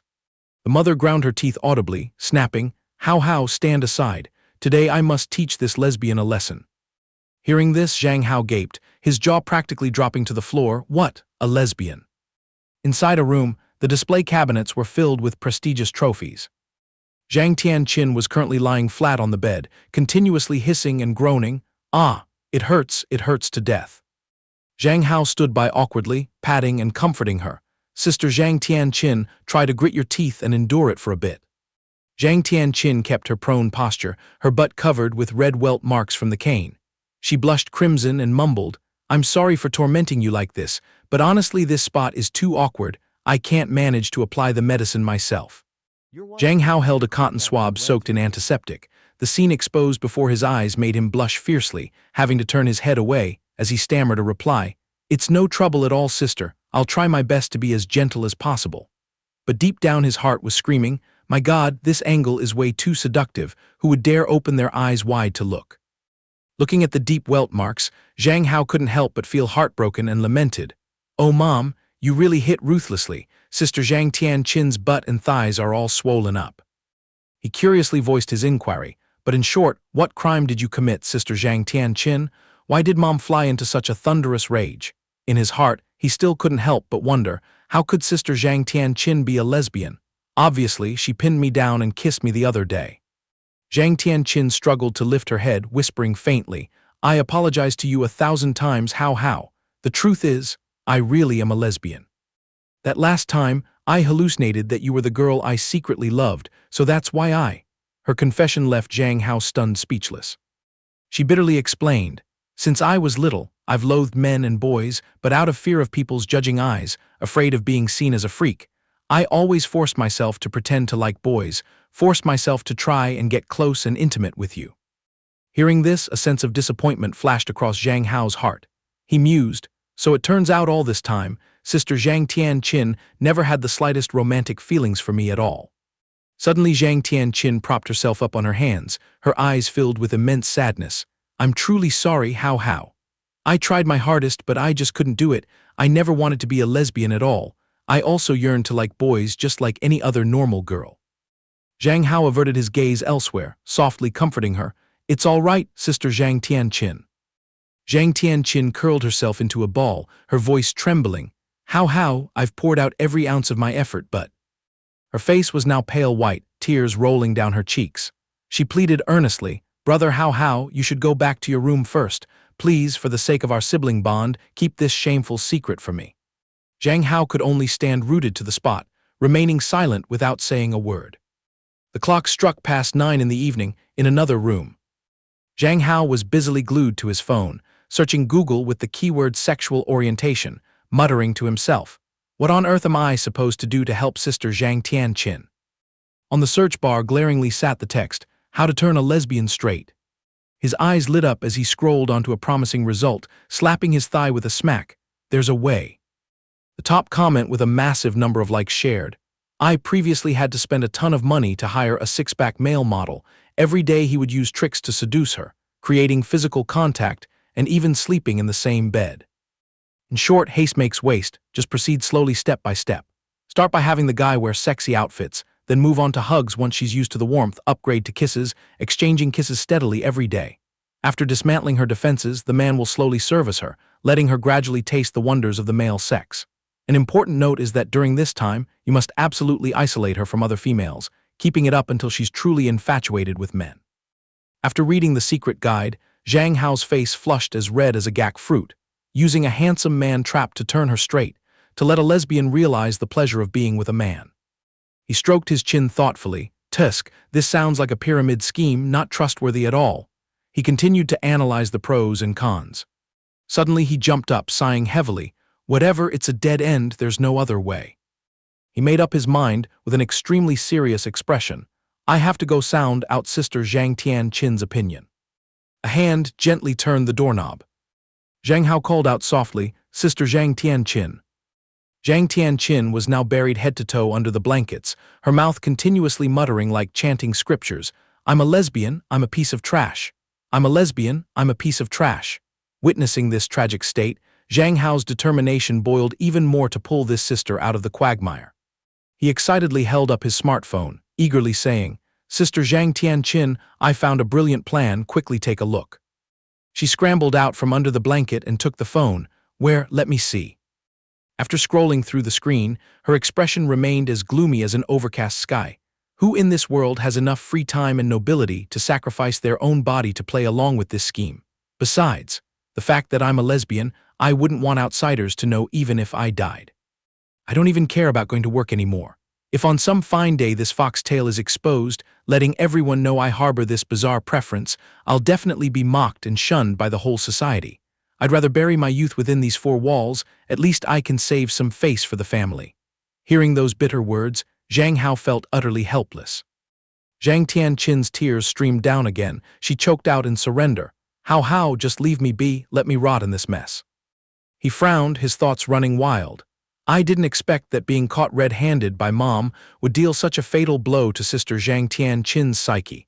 Indeed, this monumental secret must absolutely not be leaked out. If things have come to this, doesn't that mean I am the only one left in this world who can step up righteously to save her? Thinking of that prospect, his expression completely twisted. A moment later, his face flushed completely red, and he stammered, "There's no other way, Sister Zhang Tianqin, let me personally step in to help you." Zhang Tianqin jolted in shock, frantically waving her hands. "No way. How could I bear to let a virgin boy like you shoulder such a massive sacrifice?" Zhang Hao immediately leaned in, his finger gently lifting her chin, getting close to her face and whispering, "Sister Zhang Tianqin, just stay calm, we'll proceed slowly step by step. After all, the two of us have hugged and kissed each other before anyway, right?"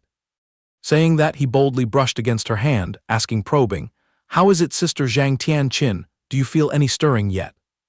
Tianqin shook her head vigorously, "Nothing at all." Moving on to the second step, he slipped his arms around her slender waist. Then he decisively pressed her down onto the bed on her back, raising an eyebrow as he asked, "How about this position?" Tianqin's face had turned pale by now, sweating bullets profusely, as she stammered in reply, "No, absolutely no feeling at all." Seeing her still vehemently denying it, his eyes widened in surprise. "Goodness, even at this point your heart still hasn't skipped a beat." Her eyes were now shimmering with a pinkish hue, but her mouth stubbornly insisted, "No, it's useless. Even if you were a peerless pretty boy, the ice inside me wouldn't melt." Zhang Hao started sweating nervously, not even a little chemical reaction. "This is bad, it seems Sister Tianqin's illness is much more severe than I imagined." Forced to lie beneath him, Tianqin had already grown dizzy, screaming for help internally, "Save me. The way Hao takes the initiative to get this close is too incredibly lethal. Who could possibly withstand this?" After speaking, he got up and gently instructed, "Sister Tianqin, I'll go back to my room to prepare some tools for a bit. Remember to sneak over to my room later. I definitely have to cure this incurable disease of yours from the root." Tianqin froze stiff, obediently nodding, all right. This is so hard on you, Hao." Outside, night had long fallen. The windows gradually sank into darkness, giving way to a myriad of twinkling stars dotting the sky. Zhang Hao was clutching his phone, searching for something, next step trying out sexy sleepwear. Lace sleeves, lace underwear, lace underwear. Upon seeing that eyesore of an item, his face darkened. "I wouldn't wear this sick stuff even if you beat me to death." He quickly shifted his target, pressing his eyes close to the screen to look carefully. "I absolutely refuse sexy clothes, and I have plenty of shorts and t-shirts in my closet. If I wear the black and white sleeves that girls are crazy about, would wearing them stimulate a woman's instincts? Is it similar to the feeling of men going crazy over pantyhose? I think I threw a sleeve around here somewhere, but it's just a tiny piece of fabric covering the arm. It shouldn't kill anyone. Sigh, I just hope these cheap tricks actually work." Zhang Hao let out a long sigh, feeling that he was truly a hopeless case. The wall clock indicated that it was already past 11 at night. Zhang Hao lay neatly on the bed, dressed in a short-sleeved t-shirt paired with a really short pair of shorts. Suddenly there was a whisper calling his name, "Hao." He cracked one eye open to peek. "Hao, good evening." At this moment, Tianqin had dressed herself in an extremely seductive sheer spaghetti-strap nightgown. She shyly tucked a strand of hair behind her ear, her cheeks blushing as she looked down at the bed. He was startled and almost screamed, "Sister Tianqin." Tianqin hurriedly put a finger to her lips to shush him. "Shh, keep your voice down, the two elders are already asleep." Zhang Hao tried to suppress his pounding heart and nodded. Yes. He secretly wondered, where on earth did Sister Tianqin take ninja lessons, sneaking into the room as silently as a ghost. A moment later, blushing furiously, he made a suggestion. "Sister Tianqin, lie down quickly. Let's just hug each other to sleep first to get used to it, exactly like we always do." Tianqin's face was already as red as a tomato, and she shyly nodded, sweating profusely. She secretly gulped. "Although the dim moonlight blurs his features, what hits my eyes is a highly enticingly dressed Hao Hao." Her lips parted slightly, her eyes gleaming with extreme desire. This look is truly fatal. Unable to suppress the surging waves of passion, her heart beat erratically like a lion dance drum, thump thump thump thump. Her hands automatically crossed over her chest to calm herself down. Right after that, she frowned, mentally slapping herself. "No way, I have to keep playing my part, I must endure this at all costs." At this moment, Tianqin officially activated the sage mode of pure heart and ascetic desires, clasping her hands together like a nun. Form is emptiness, form is emptiness. Outside the window, the night sky was scattered with countless twinkling stars. Zhang Hao whispered softly, "Sister, I'm closing my eyes." She replied gently, On the small bed, two people with flushed faces were curled up together, face to face, their breaths intertwining. He asked softly, "What's wrong, sister? Do you hate it a lot? Just be honest with me about how you feel, we will adjust gradually." Breaking out in a cold sweat, Tianqin forced out every word, "Just a little bit, but I can bear it. Because you are not just a boy, you are also the little brother I dote on the most. Just thinking about your presence makes my heart feel so warm." Outwardly she sounded so noble, but internally she was screaming like crazy, hate it my ass." She pulled back a bit to create some distance, forcing a smile. "It's still a tiny bit awkward, but it's okay, let's just hold each other a bit tighter, I'll get used to it eventually." Saying that, she immediately moved closer, wrapping her arms tightly around him. This sudden action made Zhang Hao's heart almost jump out of his chest from embarrassment. Tianqin gazed affectionately at his face, her voice sweet. Hao, if you feel uncomfortable anywhere, tell me right away, don't force yourself." Zhang Hao also blushed and replied shyly, "I'm fine, the same goes for you, Sister Tianqin. If it feels too forced, just say the word, we have plenty of time." He felt secretly touched in his heart. Sister Tianqin must be dying of discomfort, but is still pretending to care about me. She is just too thoughtful. Thinking so, he also reached out his arms, hugging her back tightly. The climax was when he rubbed the tip of his nose against hers, making Tianqin freeze as if her acupoints had been struck. Unable to control her instincts, she slightly parted her lips. This distance is too close. Looking at his obedient demeanor, she secretly marveled. It's unbelievable that Hao Hao would actively cooperate so smoothly like this. As for Zhang Hao, the innocent deer inside him was also jumping wildly. The fragrance coming from Sister Tianqin's body is too seductive. I'm struggling so hard to restrain myself that I'm out of breath. He swallowed a mouthful of saliva with difficulty, screaming internally.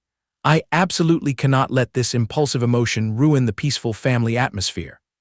Tianqin pressed her body against him more and more, her body involuntarily arching and writhing. Right at this moment, I've really run out of endurance. I don't want to pretend anymore.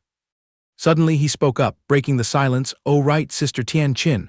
Startled, she replied, Then he raised the arm wearing the sleeve, asking hesitantly, Do you want to touch the sleeve I'm wearing? Rumor has it that you girls are crazy about this stuff. Hearing this, Tianqin was so thrilled she almost drooled, stammering speechlessly, this. Seeing her freeze, Zhang Hao thought she was disgusted and was about to take it off. If you don't like touching it, let me just strip it off to save trouble. Tianqin hurriedly lunged forward, quickly stopping him. Wait, let me experience it first, her saliva still on the verge of dripping. She put on a look of sheer craving, her eyes glued to Zhang Hao's arm, screaming internally. Mother of God, a once-in-a-lifetime opportunity just fell into my lap. I'd be an idiot to miss this. Then she softly glided her fingers along his bare skin, and then slowly rubbed lightly against the fabric of the sleeve. An ultimate sense of satisfaction surged up, and she cheered joyfully in her mind. This authentic touch, it's so intoxicating. This wonderful feeling was like an addiction one couldn't break free from. She brought her hands up to cup her cheeks, which were as hot as burning coals. Witnessing her trembling state, Zhang Hao gently advised, "Sister Tianqin, if it's too much, don't force yourself." He secretly assessed the situation. My God, her fingers are trembling so violently, I didn't expect her to hate men to such an extreme degree. Tianqin's mouth was wide open by now, panting in bursts, trying to explain, "I'm fine. You've sacrificed and dedicated yourself for me to this extent, how could I cowardly give up halfway?" In her heart she was throwing a wild party, dancing crazily, feeling highly ecstatic. "But this is bad, I feel like I'm about to get a nosebleed." After saying that, she hastily covered her nose with her hands, covering up. "Never mind how as expected, I still can't tolerate the touch of a boy." Seeing this, Zhang Hao's eyes were filled with deep anxiety mixed with pity. Tianqin now clasped her hands together, pressing her index fingers together, frantically muttering spells. "Desire is fleeting, desire is fleeting." Suddenly, Zhang Hao leaned up, reaching out and calling, "Sister Tianqin." His warm hand firmly grasped her upper arm. He leaned in close to her shoulder, whispering, "Do you want to try a kiss and see?" The sentence left her stunned as if struck by lightning. He embraced her from behind, his face flushed red, hesitantly explaining, "Because last time our lips touched, I felt like you didn't react as fiercely as this." Tianqin turned her head back, forcing a stiff smile, asking again to be sure, "A kiss, kiss." Zhang Hao nodded with difficulty, Tianqin couldn't help but smirk secretly, but on the outside she still acted out her tragic role, forcing out a few crocodile tears, wiping them away and sniffling. "Thank you so much, Hao, thank you for suffering so much for me. I swear from now on I will serve you with all my heart." Zhang Hao moved closer, blooming a radiant smile, reaching out to gently lift her pretty chin, whispering, "What sacrifice is there, sister? Honestly, my intentions aren't as pure and holy as you think. Facing someone as breathtakingly beautiful as you, Sister Tianqin, to be honest, I also want to kiss you." Hearing this bold confession, she jumped in surprise and blurted out, Hao also yearns to kiss me." Her inner self was roaring like an erupting volcano. She waved her hand in the air, loudly declaring to herself, "In the face of this beauty, my rationality requests permission to drop to an absolute zero." The final line of defense collapsed. Not bothering to suppress it for another second, she lunged forward, hugging Zhang Hao's face tightly, and rained kisses down on him. Wet and ambiguous sounds echoed throughout the room. Zhang Hao was relentlessly attacked, widening his eyes in astonishment at her boldness. Tianqin was panicking and scolding herself internally. "I'm doomed, I got too greedy and lost my mind, I accidentally exposed myself." Immediately after, she sprang up, forcefully pushing Zhang Hao off her body, covering her mouth and pretending to cough a few times. "Cough, cough, cough, just jumping straight into kissing is a bit too desperate. Wait a moment, let me build up some mental preparation." He scratched his head blankly, obediently playing along. "Oh, okay. That scared the living daylights out of me. I knew it, how could a lesbian be so passionate?"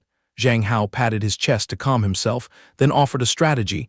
"Then try imagining I'm a girl so it's easier to get into character." The sweat on Tianqin's forehead continued to pour down like a stream, making her appearance even more damp and seductive. She lowered her eyes, pretending to ponder it over before nodding.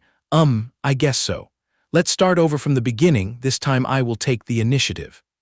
Then she slowly raised her hands, cherishing his face.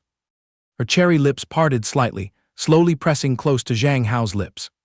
And then she covered his lips with hers, and this time he didn't hesitate to respond passionately either. The kiss was so passionate that both unconsciously let out ambiguous sounds that were hard to describe. The kiss dragged on endlessly, Tianqin's body now clinging to Zhang Hao like a shadow. They exchanged scorching touches of the lips, and the sweat on Zhang Hao's body also began to seep out, soaking the back of his shirt. Suddenly, Tianqin tightened her embrace, kissing so fiercely that he felt like he was suffocating. Then, following the momentum, both collapsed onto the mattress together. Tianqin's hands pinned his hands down, and the deep kiss continued, showing no signs of stopping. Tianqin was lost in the intoxication of love, her head spinning. "I'm doomed, I can't hit the brakes anymore. The feeling of kissing Hao is truly a dream come true." But if she kept sinking deeper, the truth would eventually be exposed. She was worried sick while kissing. Suddenly, a flash of light crossed her brain, and she cheered internally. "That's it, I'll use this trick." She used her last bit of rationality to pull away from the kiss she had long craved, opening her mouth to pant heavily. Immediately after, Tian Qin blurted out a name, Zhao Yan. Zhang Hao heard it, froze for a few seconds, frowned and asked, "What did you say?" He questioned in confusion, "Sister Tian Qin, who is Zhao Yan?" Ignoring Zhang Hao's question, she went back to hugging his face tightly, kissing him wildly like a starving person. The rhythm of the kiss became increasingly eager and violent. Zhang Hao cried out in panic in his heart, "Sister Tian Qin is too wild, even fiercer than the first round." Their 10 fingers intertwined, trembling from the stimulation. Heavy panting sounds echoed throughout the room, creating an extremely ambiguous atmosphere. It took a long while before Tian Qin finally let him go, causing him to hastily open his mouth to gulp down air to regain his life. As for her, she lightly licked the corner of her lips, letting out an extremely satisfied sigh. She spoke up to defend herself, although it feels a bit uneasy in my heart, thank goodness I still managed to control the situation. Zhang Hao looked up, his voice somber, "Sister Tian Qin, just now when you kissed me, did you call out a girl's name? Do you really see me as a substitute for a girl?" She awkwardly brought her hand to cover her mouth, making up a lie to explain, "Oh, it was just a temporary short circuit in my brain. If I didn't do that, I would have felt disgusted." He persistently questioned to the end, "That person named Zhao Yan, is she the girl that Sister Tian Qin secretly loves?" She frantically looked away, her nose growing longer from lying. You could say that." Zhang Hao felt a wave of discomfort rush straight to his brain, thinking bitterly, "How funny, our lips are touching, but her mind is calling out someone else's name. This feeling is indescribably unpleasant." Tian Qin rubbed her cheek against his again, comforting him, "All right now, go to sleep like a good boy. Tomorrow morning you still have to drag yourself to school early, let me hug you to sleep tonight." He blushed and murmured, While obediently nesting his head on her shoulder, he suddenly looked up to question, "Sister Tian Qin, tell me the truth, are you a real lesbian?"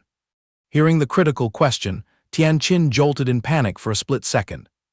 But then she quickly regained her composure, answering firmly, "I swear to God I'm not deceiving you. If I lie even half a word, I'm willing to be your beast of burden, your slave at your beck and call." She narrowed her eyes, raising a hand to swear. Zhang Hao was dumbfounded by his sister's overbearing answer.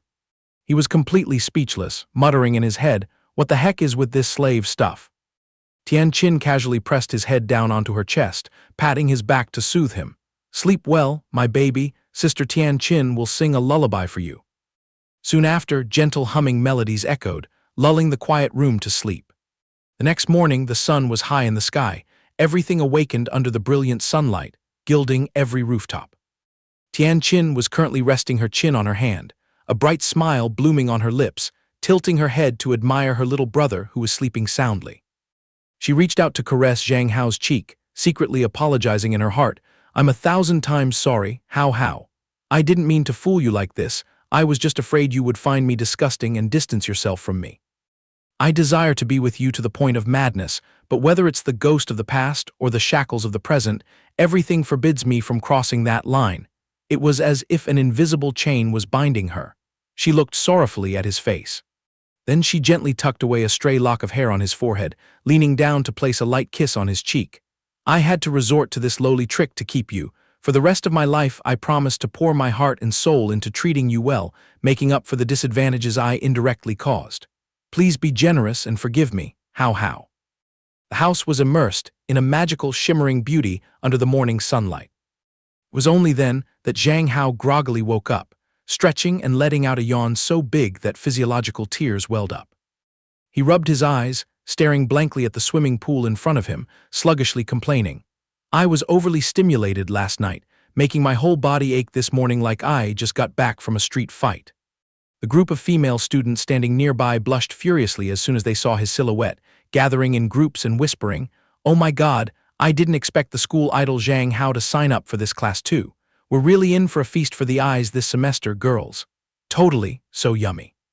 Right then, the clattering sound of footsteps approached, accompanied by a familiar call, "Brother Hao." Yue Hua was busy warming up and stretching her joints. Seeing him groggily appearing, she also happily called out his name, Zhang Hao. Yilong dragged himself out, wrapping his arms tightly around his own body, his face twisted in misery. "I want to call in sick. This is too humiliating. He snapped around, scolding grumpily. What the hell is humiliating, brother Long? Bring out your true manly courage and let's see it. Girls standing behind caught a glimpse of Zhang Hao and erupted in squeals. Wow, Zhang Hao's body is so hot, perfect proportions right there, and he even gives off such a masculine scent. But why is he wearing such modest swimwear? Is he afraid someone will eat him? He heard it all and could only look up to the sky and complain. Oh God, I'm starting to understand how terrifying it feels to be teased by the hungry gazes of lustful girls. Then he scratched his head and ears, turning to complain to Yilong. Sigh, I suddenly lost all my mood, I don't feel like swimming anymore. His fearful friend was still clutching himself tightly, trembling as he suggested, how about we both clutch our stomachs and fake having diarrhea now? Zhang Hao pointed towards a secluded corner, proposing, how about you sneak over to Yue Hua and ask her to tutor you privately? It's better than standing here as a target for those greedy eyes. Yue Hua was intently rotating her ankle joints when she heard her name being called, Yue Hua. Seeing Zhang Hao approaching, she hastily raised one hand to hold the top of her head, while the other hand flailed clumsily forward, asking naively, Hey Zhang Hao, is swimming when you jump into the water and use all your might to flap your arms like this? Seeing her silly yet adorable behavior, he couldn't hold back a laugh, blushing as he reached out to pat her head, his voice deep and warm. You're completely wrong, dummy. You can't just flail around, swimming requires proper technique too. Come here, Zhao Yue Hua, let me be your tutor and show you how. Saying that, he demonstrated each movement while gently instructing her to follow. Remember this, the vital rule before jumping into the water is to warm up your joints. That way, when you get into the pool, your body won't get cramps or go into thermal shock, got it? Yue Hua glued her eyes to his every move, obediently mimicking and nodding decisively. Yes, understood. Zhang Hao lowered his gaze, gently looking at the girl who was blushing bright red right beside him. The glamorous figure, perfectly accentuated by her tight swimsuit, instantly caught his eye. A moment later, the boy cleared his throat awkwardly, diverting his gaze elsewhere and asking, Zhao Yue Hua, aren't you using the swimsuit we bought together last time? Yue Hua's cheeks flushed even pinker. She shyly looked up at him and asked softly, Zhang Hao, did you really like seeing me wear that one? The guy was momentarily startled, stammering out a guilty, huh. Immediately after, he reached up to scratch his head and gave a wry smile, questioning his own conscience on whether he actually wanted to see it or not. And then honesty won out. He turned to look at her and nodded, confirming that he did want to see it. Yue Hua obediently explained, Actually, after that day I bought a few more sets, all of them were recommended by Huang Yuan. Saying that, she suddenly leaned in closer, whispering right into his ear, If you really want to see them, come over to my house sometime. This bold statement made him freeze for a few seconds. Later, Zhang Hao's face was burning red, but he still tried to act highly principled, looking away and replying, let's decide on that then. Mainly it's because I promised to teach you how to swim, and a man can't go back on his word. Next time I'll go to your house to properly tutor you in swimming. Finishing the warm-up routine, Zhang Hao gently advised, Today's main goal is to get into the pool so your body gradually gets used to the water pressure. The gentle girl nodded in agreement. He asked, Are you mentally prepared? Yue Hua wore an extremely solemn expression and replied, I am fully prepared. She took a deep breath, stretching her arms up in a diving pose, but her expression was utterly tense. Zhang Hao stood by, simply staring with wide eyes. Suddenly she plunged straight into the pool, an impulsive action that made Zhang Hao jump, crying out in dismay. That really is a jump with reckless abandon. Her water entry was so dramatic that the splash flew everywhere, even landing on Zhang Hao's face. At the spot where she had just landed, a small whirlpool remained, and the guy sighed helplessly. Zhao Yue Hua, people don't touch the water in such a terrifying way. Right then, he frowned as he observed the silhouette of the person across from him. It turned out Yue Hua was wrapping herself tightly in a black towel, her whole body shivering as she looked at him with puppy-dog eyes, sobbing, Zhang Hao, I don't want to learn swimming anymore. He sighed wearily in his mind, her old snail-in-a-blanket syndrome had flared up again. Seeing this, he gently stepped forward and tucked the towel in more securely, comforting her. There's nothing to be afraid of. Just relax your body and take a deep breath. But Yue Hua kept her eyes squeezed shut, her teeth chattering loudly. He panicked a little seeing her body reacting so strongly. Amidst this, Yue Hua, with her face flushed red, softly called his name, Zhang Hao. The poor girl grabbed tightly onto his sleeve, making a vulnerable demand. I need you to give me a hug." The guy's eyes widened in shock. "Are you this traumatized by water? But we are in the middle of class, how can we be hugging each other?" Tears streamed down her face as she aggrievedly recounted a sad memory. "When I was little, I sneaked out of my room to play once and ended up slipping and falling into the backyard pool. I almost lost my life that time. Maybe the psychological trauma of water also stems from then." Hearing that, Zhang Hao compassionately reached out to wipe the tears from the corners of her eyes, softening his voice to coax her. "Sigh, all right then, just a hug for a little bit." Without hesitating for another second, Yue Hua hastily tossed the towel aside, squeezed her eyes shut, bit her lip, and used all her strength to lunge forward and hug him tightly, screaming, "Zhang Hao." The impact was so strong that it made him stumble, his eyes rolling back as if they were about to pop out. He cried out to the heavens internally. Yue Hua's physical strength was truly terrifying, even though her body had become less tense. Even worse, as expected, all the eyes around them were fixing upon the two of them. The group of girls standing nearby began pointing and whispering amongst themselves. Seeing the situation going south, Zhang Hao quickly made up an excuse and reported, "Teacher, Yue Hua is having a leg muscle cramp. May I have permission to help her outside to rest for a bit?" The teacher heard this and caringly agreed, "A muscle cramp? Then quickly take her outside and take good care of her." "Yes, teacher." After taking her out to the waiting area in front of the locker rooms, he helped her sit down and caringly asked, "Are you feeling any better?" She kept her eyes half closed and gave a soft in agreement. She looked at him dejectedly, her voice full of guilt.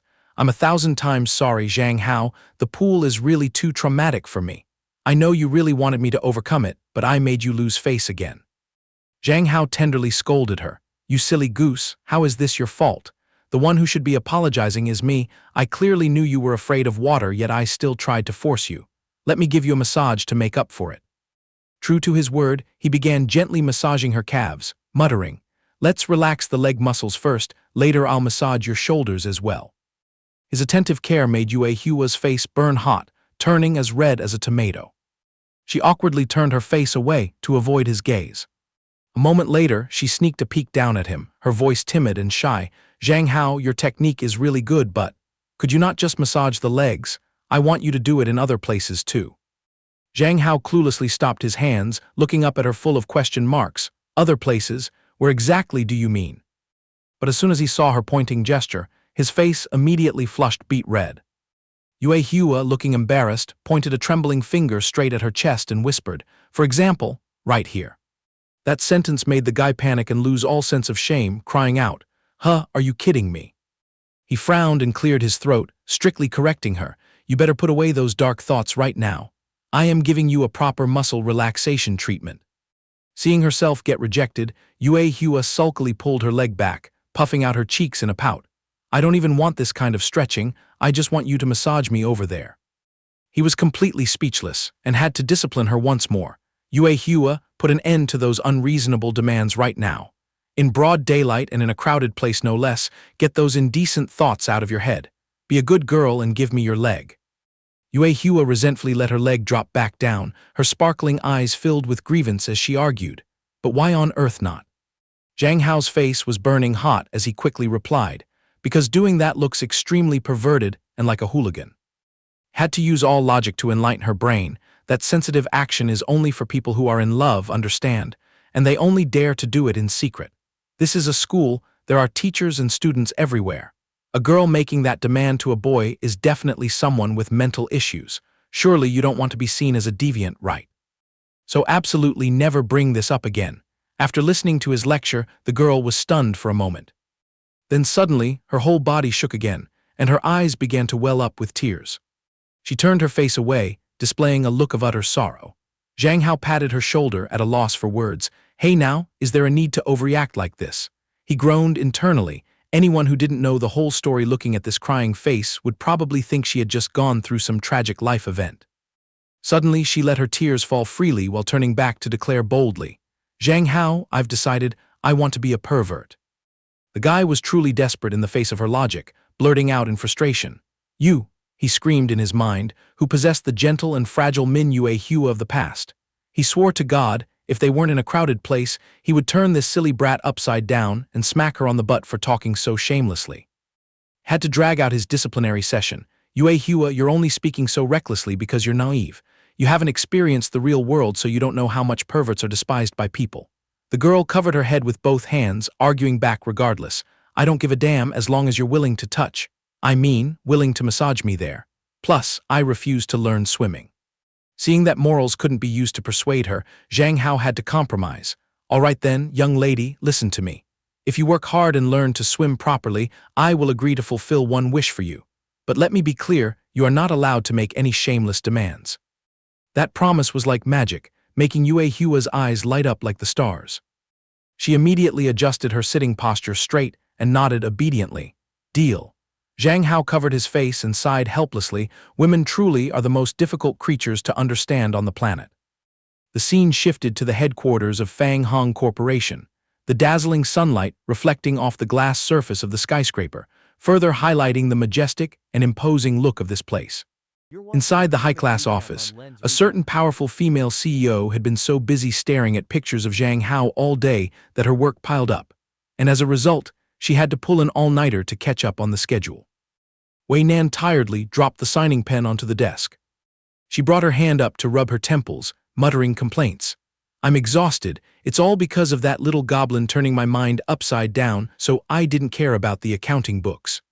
As soon as she finished speaking, her cheeks suddenly turned red, and the corners of her eyes unconsciously darted downwards.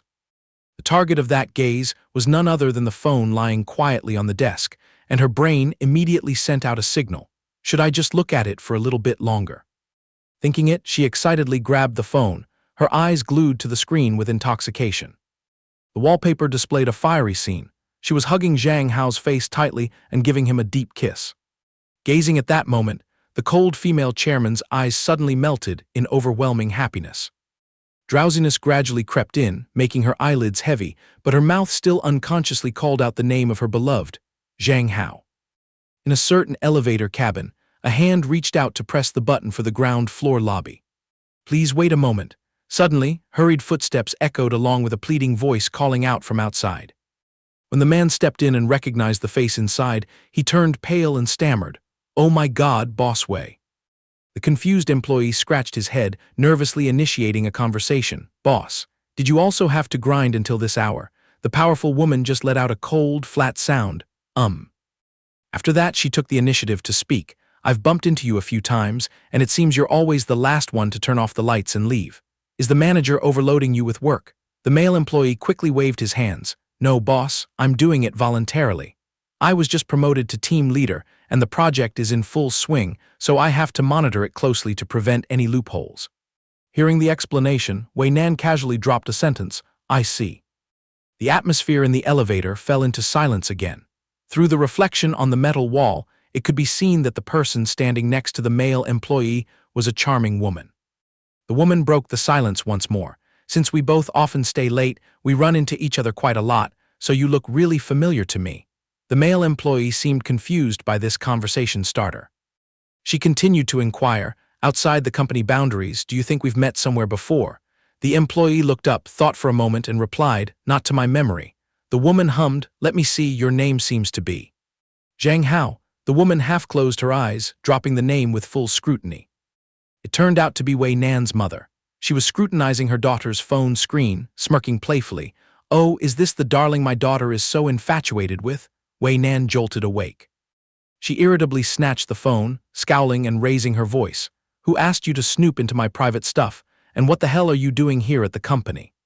The middle-aged woman casually closed her eyes and shook her head, replying nonchalantly, "What's wrong with a mother being curious about the face of her future son-in-law? The boy looks pretty delicious. Bring him home to meet me someday." This teasing remark caused Wei Nan's face to shut down and darken completely. She shot a dagger-like glare at the person opposite her, gritting out every word. "I'm warning you, you are forbidden to meddle in his affairs." Being threatened by her daughter, the corner of her mouth twitched slightly, acting hurt. "Do you think I'm so cheap that I'd snatch my own daughter's toy? I was just wondering, with so many top-tier CEOs you don't even bat an eye at, why are you so obsessed with this brat Zhang Hao?" The atmosphere in the director's office became suffocating. She replied coldly, "He's my type, so I like him. I don't need to report the reasons to you. If you have nothing else to say, please leave. I still have a mountain of work to deal with." The mother didn't bother to stay, waving her hand with a wry smile. Fine, fine, you silly girl.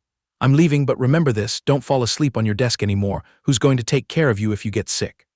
Having said that, keeping the fake smile on her lips, she leisurely turned around and walked out of the CEO's office. As soon as she was out of sight, her eyes revealed a sinister look, muttering, "The rumors are dead right. Once this brat falls into the trap of love, she turns brainless immediately. This just exposes her fatal weakness." At the same time, on a rather deserted street, Wei Nan's trusted female secretary was sitting in a daze at a corner of a sidewalk cafe. Coincidentally, Zhang Hao strolled by and caught the whole scene in his sight. He thought to himself, "Oh, isn't this Wei Nan's secretary? She was suspended by the boss last time, turns out she hasn't been reinstated until now." The sound of an orange juice glass slamming heavily onto the glass table rang out. The secretary let out a heavy sigh when suddenly a voice spoke up, "Hello, miss." It was Zhang Hao. The teenager casually walked up to her table and asked, "Excuse the interruption, are you busy with anything right now?" Seeing his appearance, she was a bit surprised and quickly called out, "Oh, Mr. Zhang Hao." The young man casually pulled out a chair to sit opposite her, getting straight to the point. "The other day I accidentally overheard the conversation between you and Boss Wei. If I'm not mistaken, you guys used to be soldiers under Min Yue Hua's grandmother, right?" The secretary nodded slightly to confirm. "Yes, your memory serves you right." Then she smiled teasingly. "What's up, have you finally been moved by our President Wei?" Zhang Hao scratched his head in distress, pouring his heart out. "Do I even have a choice? Your boss clings to me like a starving leech. Even if I don't want to care, I'm forced to. I swear I can't stomach whatever ridiculous reason she has for being so infatuated with me. Doesn't rumor have it that she despises men?" Hearing his complaints, the secretary quickly clarified. "You misunderstood. President Wei doesn't reject men. What she disgusts are cowardly and weak men.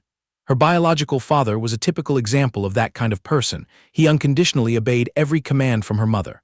Later, she fell into depraved debauchery, while her father collapsed from a severe illness and passed away in loneliness at the hospital. Until he took his last breath, he didn't receive even a single glance of pity from his wife. Because of that tragedy, President Wei always assumes that her father's weakness led to that tragic end. Most men nowadays are effeminate like that, always looking for a woman's skirt to cling to. But you carry a completely different aura. You are extremely resilient, just like the metal of women." The secretary rested her chin on her hand, looking at him with admiring eyes as she analyzed. The young man choked on this paradoxical compliment, his brain working fast. "So that means, if I want that boss to let me go, I have to play the role of a weak, delicate lady." The secretary's next words made him dizzy. "Honestly speaking, you should just boldly make a move on President Wei with my boss's personality. She guarantees to wrap you in silk and velvet, never letting you suffer the slightest grievance. President Wei is extremely loyal, you know. She welcomed back many discharged comrades to the company, paying them generously several times the market rate. If you nod to be her boyfriend, you will certainly be pampered to the heavens." The dedicated secretary used all sorts of sweet words to hard sell her boss. But Zhang Hao only wanted to slip away quickly, hastily waving his hands in refusal. "I'll pass. I dare not accept such a blessing. She clearly harbors a dictatorial mindset, and I'm also the stubborn and hard-headed type. If two bombs are put together, they will blow each other to pieces sooner or later. Plus, my current situation." Before he could finish, a piercing voice echoed through the shop, interrupting his train of thought and making them both jump. "Where's the owner? I'm booking out this entire place today." Wei Nan's mother stylishly took off her sunglasses and pushed them to the top of her head, locking her hawk-like eyes straight at him and bursting into laughter. "Haha, little brat, I've finally caught you." The secretary cried out in absolute terror, "Madam." Meanwhile, Zhang Hao's jaw dropped, muttering with his mouth wide open, "What the hell is going on here?" At the same time, the sign in front of the cafe was flipped to say closed to guests. "Indeed, the male favorite chosen by my daughter." An arrogant voice rang out. Closely escorting her were two heavily tattooed bodyguards, looking extremely fierce. She scanned Zhang Hao with eyes like a scanner, smirking slightly as she interrogated, "A bright face, and not a bad demeanor either. Since when have you two been hooking up?" The teenager broke into a cold sweat, hastily denying everything. "Hey auntie, you have a disastrous misunderstanding. Wei Nan and I don't have any romantic relationship at all." Receiving the answer, she tilted her head and burst into wild laughter. "No romance? So my capable daughter still hasn't bagged you, little boy? Truly pathetic, ha ha ha." Zhang Hao was completely petrified by the abnormality of this elder. When she stopped laughing, he cautiously asked, "So what is your purpose in going out of your way to find me?" The woman immediately withdrew her mocking demeanor, coldly instructing, "Important matters are not convenient to discuss in broad daylight. Let's go into a private room to talk." Hearing that order, the secretary standing nearby turned pale with fear, taking Zhang Hao into a private room. "This is terrible. It's an omen of a massive storm about to hit." Mustering all her courage, she quickly spoke up to intervene. "Madam, President Wei already has an appointment with Mr. Zhang Hao. I came here under orders to escort him.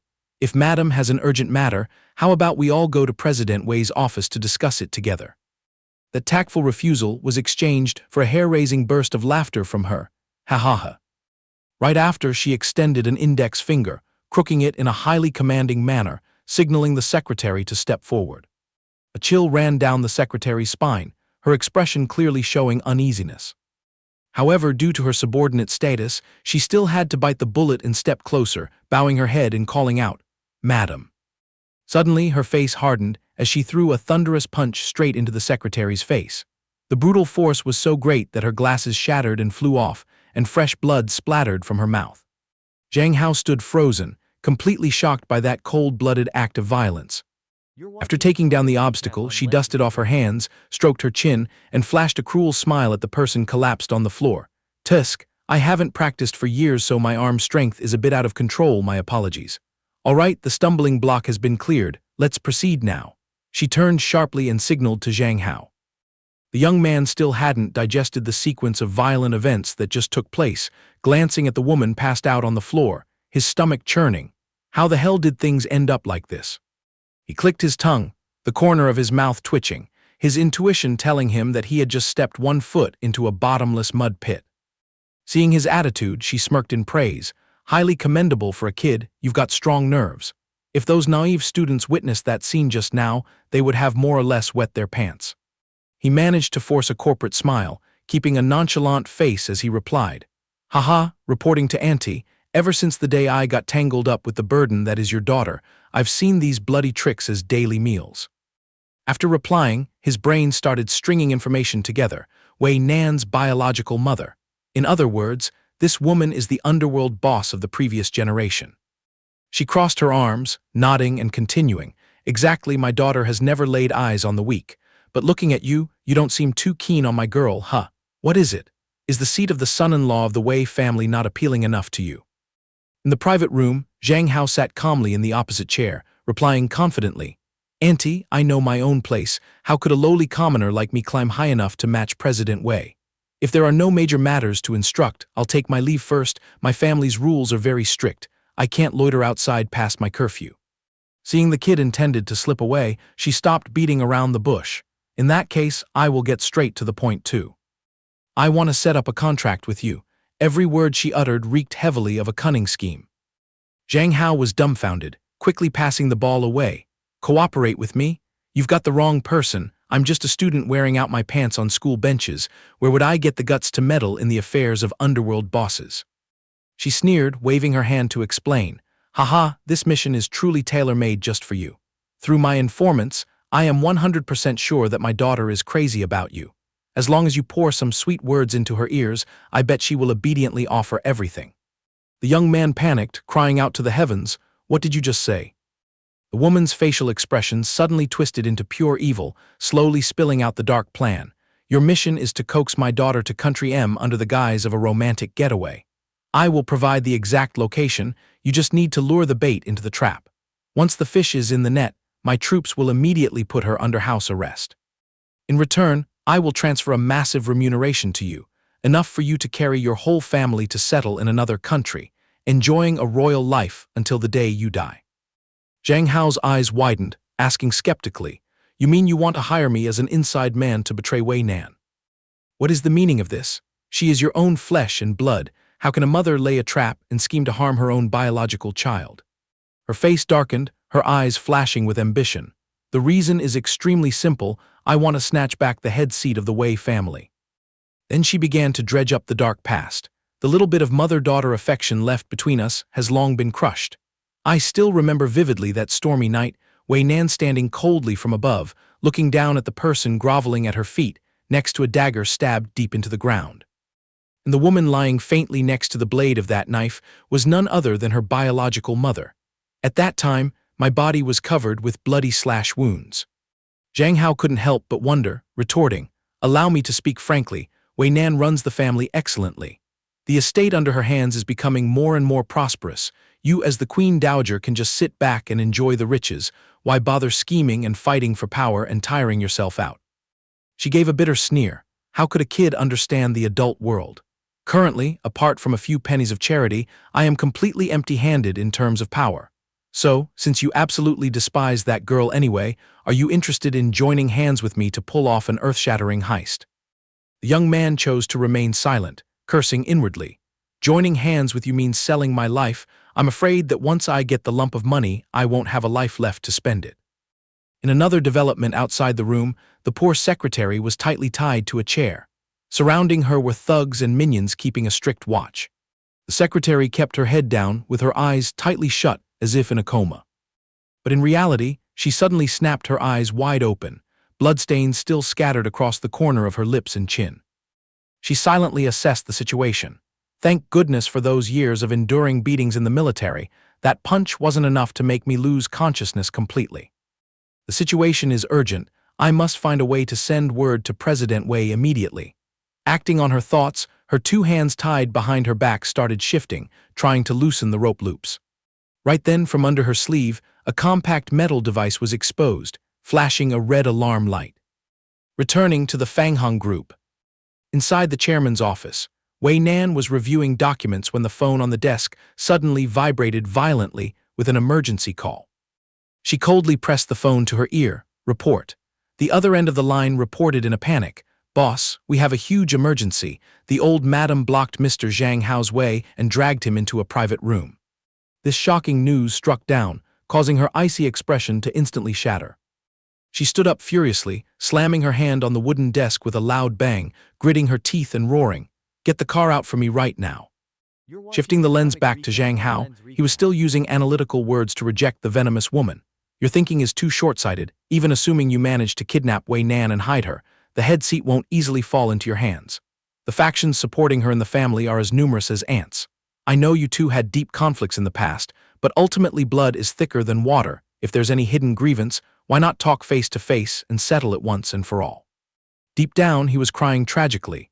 "Bodhisattva, save all sentient beings, I live a gentle and honest life. How could I dare lay a hand on these kidnapping and extortion schemes? Will mere persuasion be enough to reform this devilish woman?" The woman immediately shot out dagger-like words aimed at her own biological daughter. "She is a treacherous and rebellious child. Raising a dog, at least it wags its tail, but raising her, she bites back at her owner. Just because of some trivial matters concerning that damn old man, she holds a grudge against me. The boundary of peace between us was severed ages ago. HMPH, had I known I would give birth to this kind of rabid beast, I would rather have smothered her to death in the cradle to save myself the trouble." She smirked, revealing a chillingly cold-blooded nature. Every harsh word coupled with that cruel expression completely killed off Zhang Hao's hope. He pouted in silent contempt. This auntie is good at shifting the blame. Why doesn't she look back at her own messy past of gambling and drinking? How on earth does this kind of terrible mother who cries foul while playing the villain even exist in this world? Unable to take it anymore, he frowned, mercilessly piercing through her mask. "Auntie, watch your mouth. You know very well that Wei Nan hates you to the bone because of her father's death. Supposing in the past you cut down on the partying, nurtured this family a bit, and gave her some maternal love, it wouldn't have reached the point where mother and daughter are slaughtering each other like mortal enemies. The key lies in you knowing how to lower your ego, admitting your mistakes, and sending an apology to Wei Nan. From what I've observed of her, this knot can absolutely be untied peacefully. Family harmony is the true meaning of life. But if I dip my hands in to help you trap her, then the feud between you two will never be erased even when you go to the grave." He spouted a long string of morals, but it seemed like water off a duck's back. She completely ignored it, steering to another topic. "Brat, are you planning to be a peace envoy to persuade me to throw down my weapons and surrender? I noticed you were an eyesore to that brat, which is why I proposed a collaboration, but why does your tone sound like you are protecting her? Do you really despise her or not?" Eyes narrowed, radiating an oppressive murderous intent. Moreover, the face-shattering slap to that secretary earlier is considered a declaration of war. That girl is suspended. If I lock her in the underground dungeon for a few days, nobody will know. Your job now is to seize the opportunity, trick that brat onto a plane to Country M, collect the money and vanish without a trace. As for cleaning up the aftermath, leave that to me." Zhang Hao's face hardened, throwing out an ironclad question. Supposing I adamantly refuse this dirty deal, then what? She bared her teeth in a cold smile, repeating his words in a highly provocative tone. "You don't want to get your hands dirty." She slowly stood up, dropping a sarcastic remark. "As a human, why scorn the wealth that's handed right to your mouth?" Right after, a blatant threat was uttered. "If you stubbornly refuse to cooperate, then don't blame me if you yourself and your little family turn into blackmail tools in my hands." Pushed to his ultimate limit, Zhang Hao's eyes darkened, shooting out a sharp glare as he growled a warning. "Threatening me is fine, but if you dare touch a single hair on my family's heads, you are making a grave mistake." He decisively sprang to his feet. "My deepest apologies. It seems we do not share the same path." He took a step back, taking a stance ready to fight, his mouth dropping a mocking remark. "Blame your own subjective habit, walking into the tiger's den without bothering to bring your guard dogs along." Witnessing the kid's rebellious movement, the corner of her lips twitched into a weird smile. "Fascinating. What's this, planning to use your fists to teach this old body a lesson?" Zhang Hao responded coldly. "Why don't you charge at me and find out?" At the same time outside, the sky was completely dyed in the fiery red of the setting sun. A luxury car was rushing like crazy on the street. The two big bouncers guarding outside the shop door turned pale with panic when they saw the formation rushing in. Wei Nan stepped out of the car with overwhelming murderous intent, followed closely by a squad of loyal assassins and henchmen. She raised her icy voice giving an instruction. "Dogs blocking the way, get lost right now." Reporting to the boss, "The target is inside." The battered secretary, who was slumping on the ground, suddenly woke up upon hearing the familiar sound of backup. The moment Wei Nan's authoritative figure kicked the door open and stepped in, she used all the strength of her life to scream, "President Wei." The secretary sobbed haggardly. "Thank God you've arrived, boss. Mr. Zhang Hao has been forced into the private room by Madam for a long time. I'm afraid he faces more danger than luck." Wei Nan shouted harshly, "Which room are they in?" The enemy faction's henchman fearfully raised both hands in surrender, trembling as he confessed. In the private room at the end of the hallway." Grasping the information, Wei Nan quickly turned to instruct the curly-haired minion, "Untie her quickly. I will personally handle the matter inside. All of you spread out and lock down the perimeter for me." The subordinate immediately obeyed. "Yes, boss." Having delegated the tasks perfectly, she marched through the glass door, radiating murderous intent. Appearing before her eyes was a deep, winding corridor with tightly packed partition walls. Wei Nan gnashed her teeth loudly, bursting out a curse. "This damn tough old hag." She pounded her hurried footsteps, closing in right in front of the door of the final room. Just as her hand was about to turn the doorknob, a voice from inside leaked through the gap and echoed out, Turns out everything up until now was just a play to test my heart." She was stunned, immediately halting her movement, leaving her arm suspended in midair. The teenager's voice rang out again, questioning, "How can you drag out something as sacred as feelings to be a testing joke?" The mother's voice clearly explained the reason. "Spot on, kid. This society is full of starving leeches clinging to my daughter for wealth and fame. And since the girl happens to be madly infatuated with you, as her parent, I have to see with my own eyes whether your character is twisted or not, right?" The young man exhaled, at a loss for words. "Deploying all those troops to intimidate people just now, all because of that nonsensical reason. And does Wei Nan know all the details about you secretly coming to find me?" She broke into a stiff smile, a hint of sorrow flashing in her eyes. "She is completely clueless. If she knew, she would definitely flip this land upside down. That brat hates me to the bone. Whenever I dip my hand into her business, she bristles up like a porcupine right away. Unfortunately, this happens to be her first love. A mother's curiosity was aroused to see what kind of boy she's yearning for, so I broke the rules to tail her. Through the test just now, I must admit my daughter's eye for people is quite sharp." Receiving such a direct compliment, Zhang Hao's cheeks burned hot again, so awkward he didn't know how to squeeze out any words to be humble. She softened her voice, changing the topic. "To be honest, apart from the purpose of evaluating my son-in-law, I also have a request I want to entrust to you." The young man widened his eyes in surprise. "What else is it now?" "In a few days it will be Wei Nan's birthday. I took the trouble to prepare a small gift, and I want to borrow your hands to deliver it directly to her. Because if I show up with the title of this terrible mother, she would rather throw it away than accept it." Out in the hallway, Wei Nan stood rooted to the spot as if her acupoints had been struck, eavesdropping on the entirety of that poignant dialogue. Zhang Hao irritably cursed inwardly. "Why didn't you just say that from the beginning, scaring me half to death?" Then he curiously asked with a hint of sarcasm, "I truly can't comprehend, if your heart is wholly directed towards the family like this, why did you in the past?" Wei Nan's mother fell into a solemn silence, as if memories were strangling her vocal cords. Long time later, she clenched her two fists, choking back tears as she poured her heart out. "In my time, all arrangements were decided by our superiors. The Wei family was a prominent and prestigious clan. The rule of survival was to have a flock of children and grandchildren to inherit the incense lineage.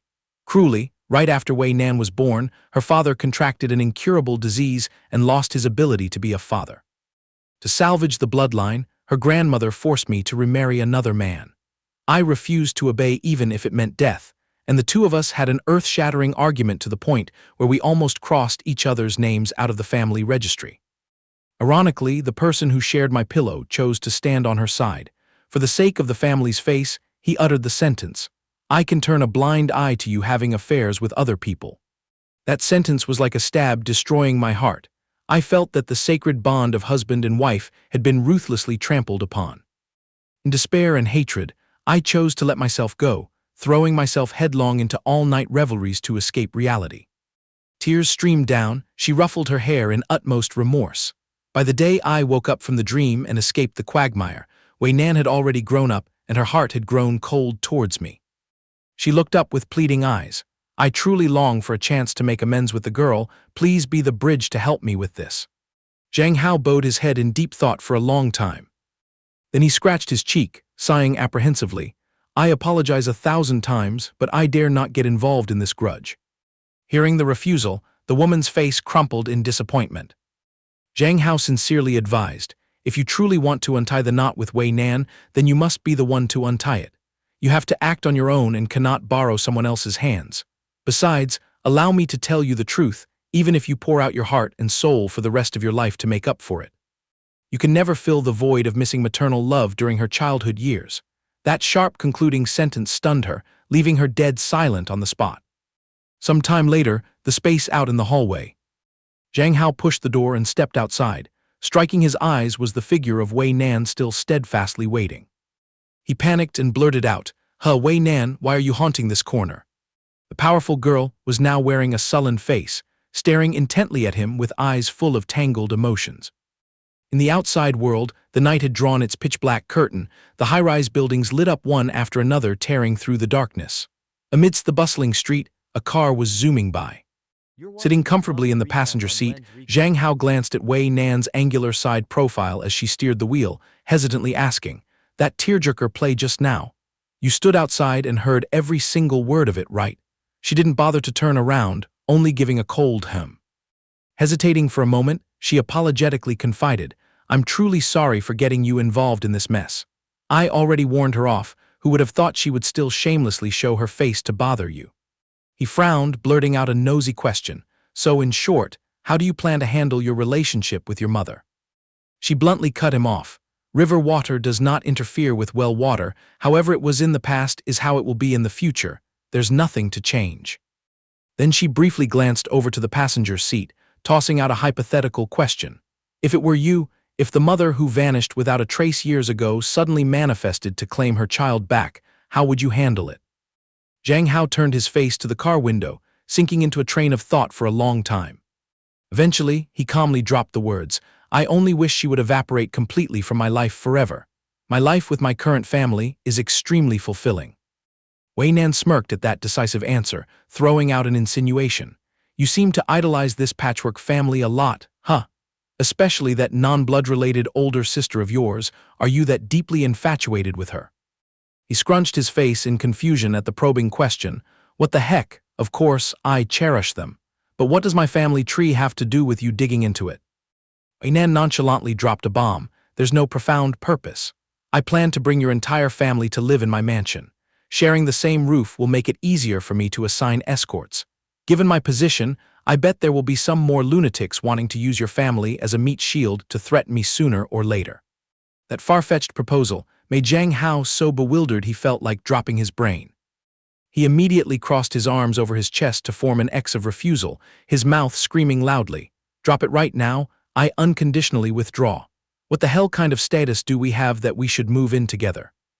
Nan kept her eyes straight ahead, unhurriedly firing back. "You are my future husband. Which criminal law does it violate for a husband and wife to move in together?" The young man aggrievedly pointed a finger at his own chest, yelling, "Do you have cognitive issues? In what lifetime did I sell myself to you that you dare to claim me so recklessly?" The thick-skinned girl stated bluntly, "The boat hasn't been built yet, but it will be soon enough." Hearing that imposing tone, Zhang Hao got mad and shouted, "What the radish? With your kind of excessive delusion of grandeur, excuse me, the two of us will never share the same finish line in this lifetime." Cruising smoothly down the road, Wei Nan abruptly slammed on the brakes, burning rubber. The sudden braking created a terrifying friction, the rubber layer of the tires screeching against the road surface and sending up a cloud of white smoke. Zhang Hao was pitched forward, cursing in terror. "You lunatic, are you planning to send us both to see the king of hell?" She spun around, her blazing eyes beginning to swear an oath. "Standing at the crossroads of love, my father cowardly stepped back, and the mother who gave birth to me despicably ran away." She looked straight into his face, her tone arrogant and overbearing. "But I absolutely will not follow in their terrible footsteps. Zhang Hao, listen to me clearly, I will never yield you to any third party." Ending her vow, she brazenly reached out to lightly pinch his chin, smirking, "I will cling to you, cornering you until you willingly fall into my arms." The relentless assault made Zhang Hao turn red to the tips of his ears. He mumbled in protest, "The lesson drawn from your family sounds so perverted and dictatorial." The red lips of the CEO immediately curled into an enchanting smile. Her thumb wickedly traced along his lips, her voice calling out coquettishly, "Zhang Hao." He panicked and batted away that wandering hand, frowning and snapping, Hey, as a person you need to know when to stop, don't push your luck. We're out on a crowded street here, rein it in please." Seeing him shy, she leaned her head all the way back against the seat, throwing him a flirtatious, teasing look. "Right, so moving into my house makes it much more convenient to get down to business, doesn't it?" Zhang Hao's face darkened, raising his middle finger straight to the sky and spitting out a word, "Screw off." He turned his face away, angrily commanding, "If you know what's good for you, start the engine and drive me straight home safely." Just then, the beloved phone in his hand suddenly rang continuously. As soon as he spotted the name flashing on the screen, Zhang Hao felt like his limbs were about to fall off, internally wailing, "I'm done for, it's the Rakshasa Tian Qin." He hastily took a breath to suppress his fear, pretending to leisurely press the answer button. "Hello, I'm listening, Sister Qin." The sharp voice from the other end of the line immediately came through. How, where are you wandering off to? It's the middle of the night, why haven't you dragged yourself home yet?" Zhang Hao quickly brainstormed a smooth lie. Cough, cough. "I was just playing games at Lin Yilong's house and completely lost track of time. I'll grab my bike and head back right away." While putting on this comedy show over the phone, he kept glancing sideways to gauge Wei Nan's reaction. The bossy female CEO was also crossing her arms, watching his clumsy theatrical performance. The moment he hit the end call button, he let out a huge sigh of relief, as if he had just escaped a death sentence. Then he lifted his chin proudly at Wei Nan. "See, with your sharp ears and keen eyes, you heard that clearly, right? Step on the gas and hurry up and take me home." The girl just put on a nonchalant face and indifferently looked away. Even so, a mischievous smile still lingered on the corner of her lips as she exposed him. "You little fox, lately you've even mastered the skill of deceiving your own family." The guy retorted in frustration, "Spare me your sarcasm. Try using that smart brain of yours to think about what kind of bad karma forced me to lie in the first place." She pretended to look aimlessly out the window, her voice laced with a hint of bitterness. "HMPH, that non-blood-related older sister of yours manages you way too strictly." Zhang Hao's face flushed bright red as he stubbornly fired back. "Because we share the same household register, caring for each other is only natural." Wei Nan raised an eyebrow, repeating those words with heavy sarcasm. "Same household register, huh?" The female CEO snorted, not buying a single word. "HMPH, this dynamic between a man and a woman can absolutely not be as crystal clear as you make it sound." Thinking about this, she stepped on the gas and got the car moving. The scene shifts back to Zhang Hao's apartment. The moment he turned the key and pushed the door open, he reported, "Your beloved little brother has returned home." Zhang Tianqin walked out from the kitchen to welcome him, replying gently, "Our Hao Hao is back." The guy tried to force a hee-hee laugh to hide his guilt. "Hee-hee, I was so busy chatting away at Brother Lin Yilong's house that I didn't check the clock." Suddenly, Zhang Tianqin raised a finger to gently touch her lips, calling his name with a hidden meaning, Hao Hao. Her eyes suddenly darkened, emitting a cold, gloomy mist as she whispered, "This is really hard to understand. Why would you have the heart to lie to your older sister?" Zhang Hao felt a pang of guilt, gulped heavily, and let out a panicked ahem. He awkwardly and hastily asked, "Sis, what are you talking about?" Her face was now as black as the bottom of a pot. Zhang Tianqin immediately exposed him. "I just called Lin Yilong. He said you dragged yourself home ages ago." Hearing this was like a lightning bolt striking Zhang Hao's ears. He let out a shocked "ah." His stomach was tied in knots. Since when in her youth did she get Brother Lin Yilong's number, for heaven's sake? Zhang Tianqin continued in a tearful voice, "Hao Hao, we were both born in single-parent families. Mom was always out working, and I was always left all alone. It wasn't until we shared the same roof that I finally knew what family warmth felt like. I truly considered you my most precious flesh and blood younger brother." Her face showed extreme sorrow. These gentle, sorrowful words scared Zhang Hao so much his heart almost jumped out of his chest. Zhang Tianqin sobbed and continued, "But it seems like it was all unrequited love on my part. Clearly, Hao Hao only sees me as a complete stranger. If Hao Hao is so disgusted and doesn't want me interfering in your business, then fine, I won't bother being a busybody anymore." Having said her piece, she decisively turned her head and walked away. Zhang Hao was completely panicked, his mind going blank, not knowing how to handle the situation. He could only raise his hand and call after her in despair, "Hey, wait a minute, Sister Chin Chin. Listen to me explain first." He panicked and reached out to grab her arm. Then he stammered, "I apologize to you 1,000 times, Sister Chin Chin. The truth is I went to eat with a friend, but I was afraid you would nag so I had to hide it. We are just pure friends, but if I honestly confessed it was a girl, you would definitely flip out." After hearing this, Zhang Tianqin remained as cold as a block of ice, not bothering to reply half a word. Zhang Hao continued to fawn and apologize. "I know I was wrong. A perfect 10 out of 10 apologies to Sister Chin Chin." But this lady ruthlessly flung his hand away, dropping cold words. "Hao Hao, you have to understand one thing. I am genuinely worried about you." Saying that, she turned her back and walked straight ahead.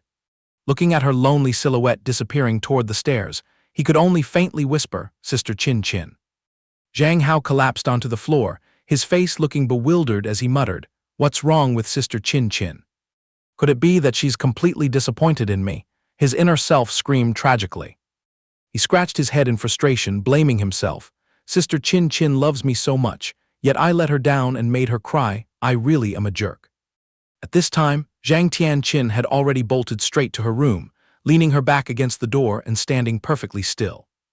Just a few seconds later, a surge of regret welled up, making her inner self scream loudly. "Oh crap, why did I push Hao Hao away so harshly? What if he actually gets upset, then I'm doomed." "Wait, hold on, Zhang Tianqin, you need to play hard to get.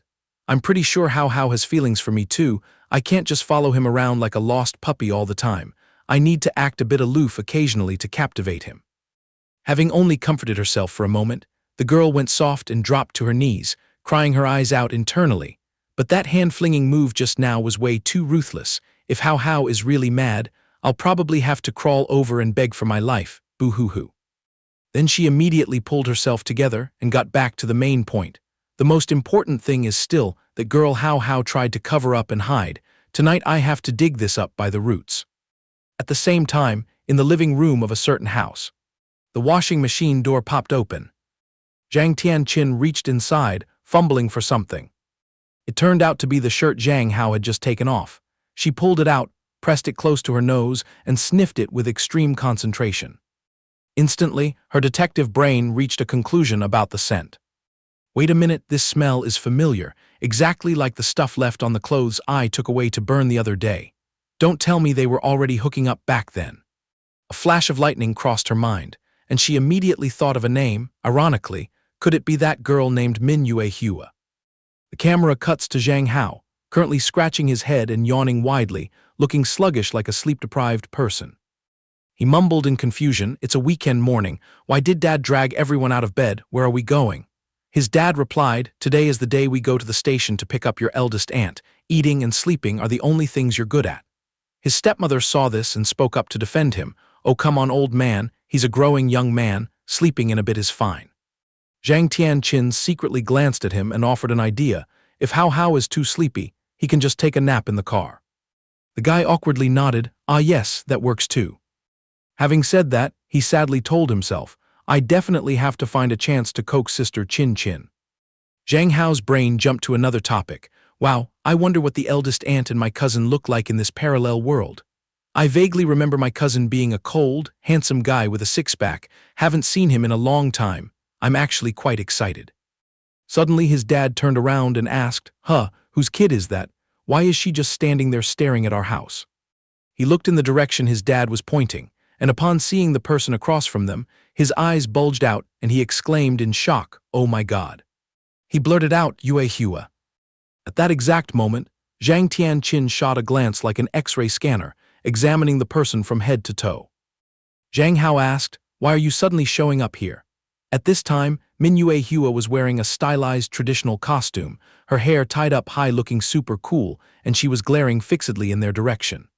His dad whispered in his son's ear, "Hao Hao, who is this little girl?" Zhang Hao frowned like a monkey eating ginger and gave a reckless answer, She's my friend, Dad." Then he dragged his feet over to her to probe, "Yue Hua, what are you doing all the way here? Is it something urgent?" Min Yue Hua beamed brightly and immediately held up a ticket. "I came over to ask if you were free to go see the exhibition at Aunt Yang Fan's place."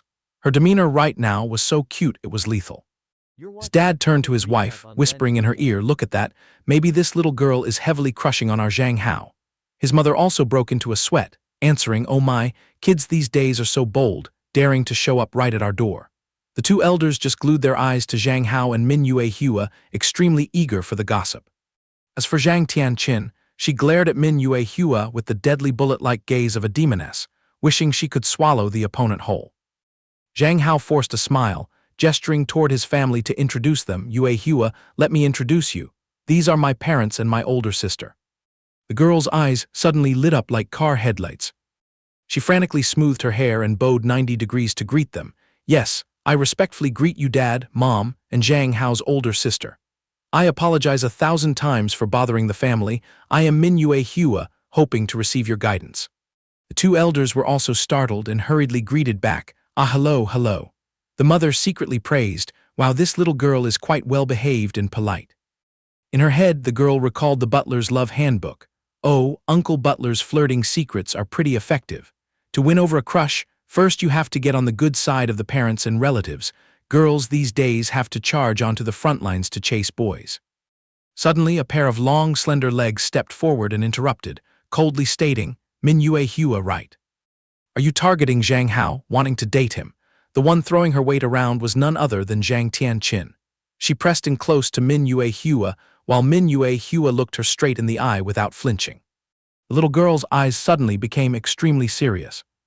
Then she boldly pointed at herself, proudly declaring, "Yes, that's right, I like Zhang Hao more than anyone else in the world." This plot twist made both parents and Zhang Hao freeze for 5 seconds.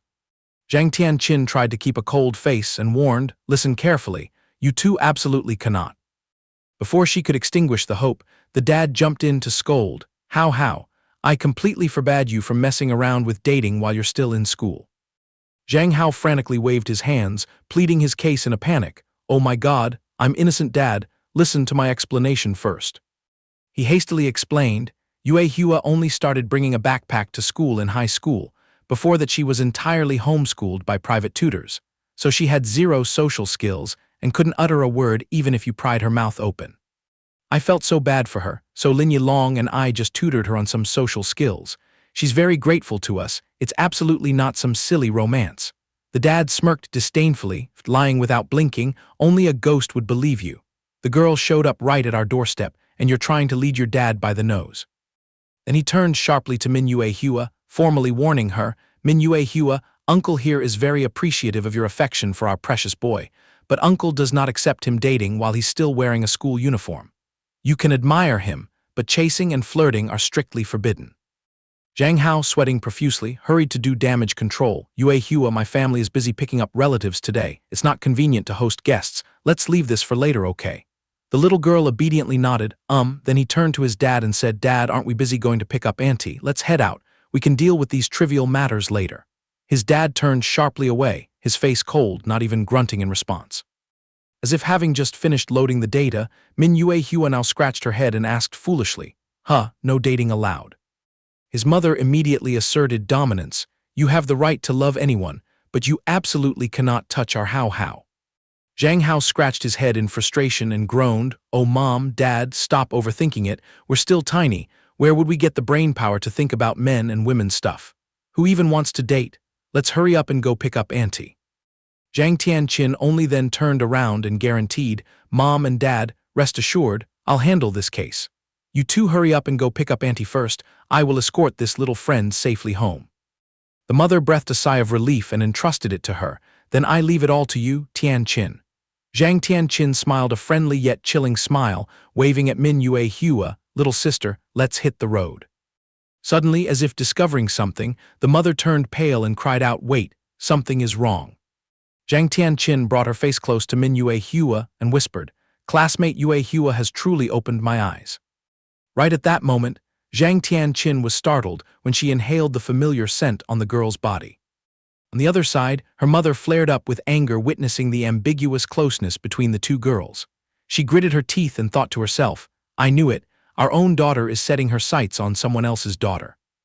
Zhang Tianqin casually stroked Min Yue Hua's chin to comfort her, causing the little girl to feel a bit flustered. It's okay, you still have me, I care about you. Witnessing this from the outside, her mother screamed internally, Zhang Tianqin, you are so bold, don't think you can fool me, I see right through you. Without hesitation, she stepped forward and grabbed Zhang Tianqin's hood tightly, dragging her away in fury. Hey wait, get over here right now. Today is the first time meeting eldest aunt, it's a matter of utmost importance. Zhang Tianqin yelled out in shock, ah. Zhang Hao helplessly waved his hands at Min Yue Hua, advising her, Yue Hua, just head back first. My house is a total mess today. The girl nodded instantly, okay, goodbye Zhang Hao. Then once again, she bowed low to the ground to properly greet the three family elders.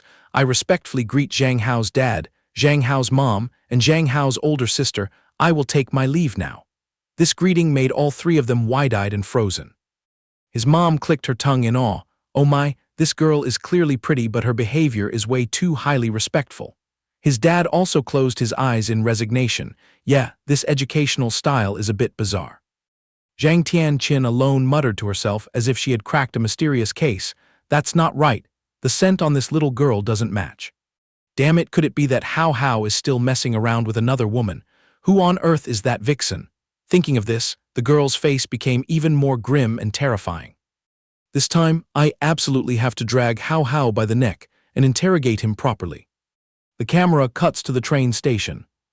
Zhang Hao's dad, having just caught sight of a familiar figure, waved his hands frantically, sister, I'm over here. The moment Zhang Hao caught a glimpse of the scene, he was so terrified he almost bit his tongue, screaming internally, oh my God in heaven. A woman eagerly ran over, calling out, Gu Huang. Following behind her was a young man dressed in a very flamboyant style, acting effeminate, sighing and complaining, Mom, wait for me, you're running like the wind, how can I keep up?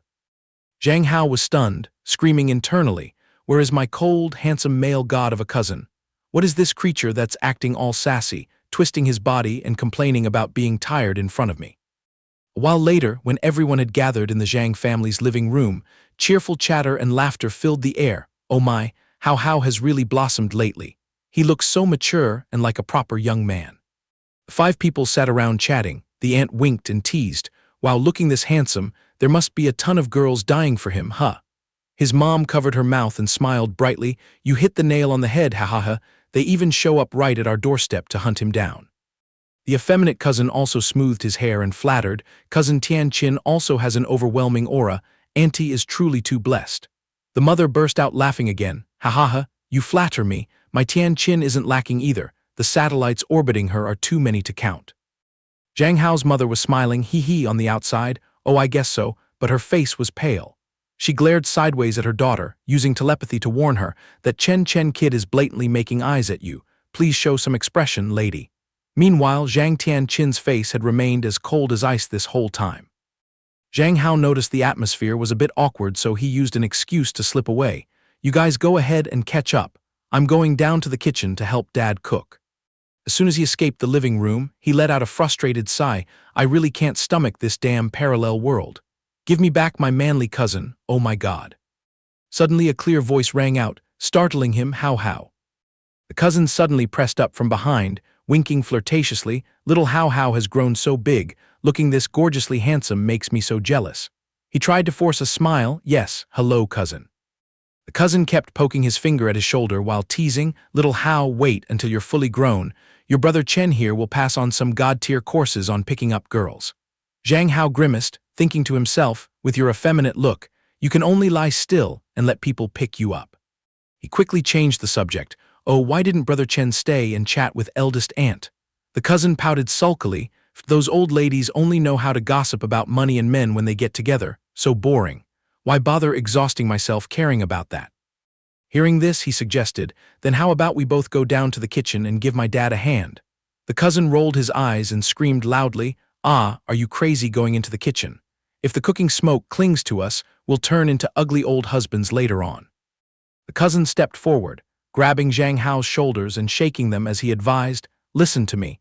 Your universally loved face just needs to focus on being pretty, and that's enough. How could our precious jade-like hands touch knives and cutting boards? The destiny of a strong young man is to marry into a wealthy family and enjoy a life of leisure. While preaching, the cousin tightly held both of Zhang Hao's hands, lifting them up and down. He quickly pulled his hands back, smiling awkwardly. It's fine, I'm just dropping by to see if Dad has any errands to run. The cousin kept rambling and advising against it. Anyway, just stay away from that kitchen corner for me. These days it's full of women trying to learn domestic skills to kiss up to us men.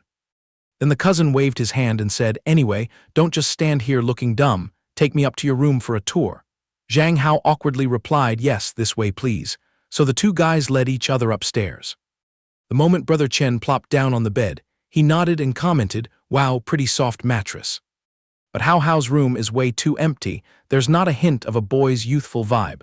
Are you sure this isn't your sister's den? Zhang Hao firmly clarified, No, my sister's room is right next door. I just prefer this minimalist style. The cousin rolled his eyes around the room and pouted in disdain, not a single bottle of moisturizer or makeup in sight, so dry.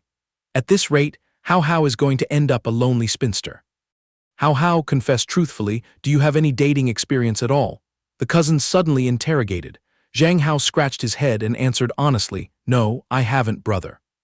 Catching the vibe, the cousin immediately thumped his chest and bragged, Look at me.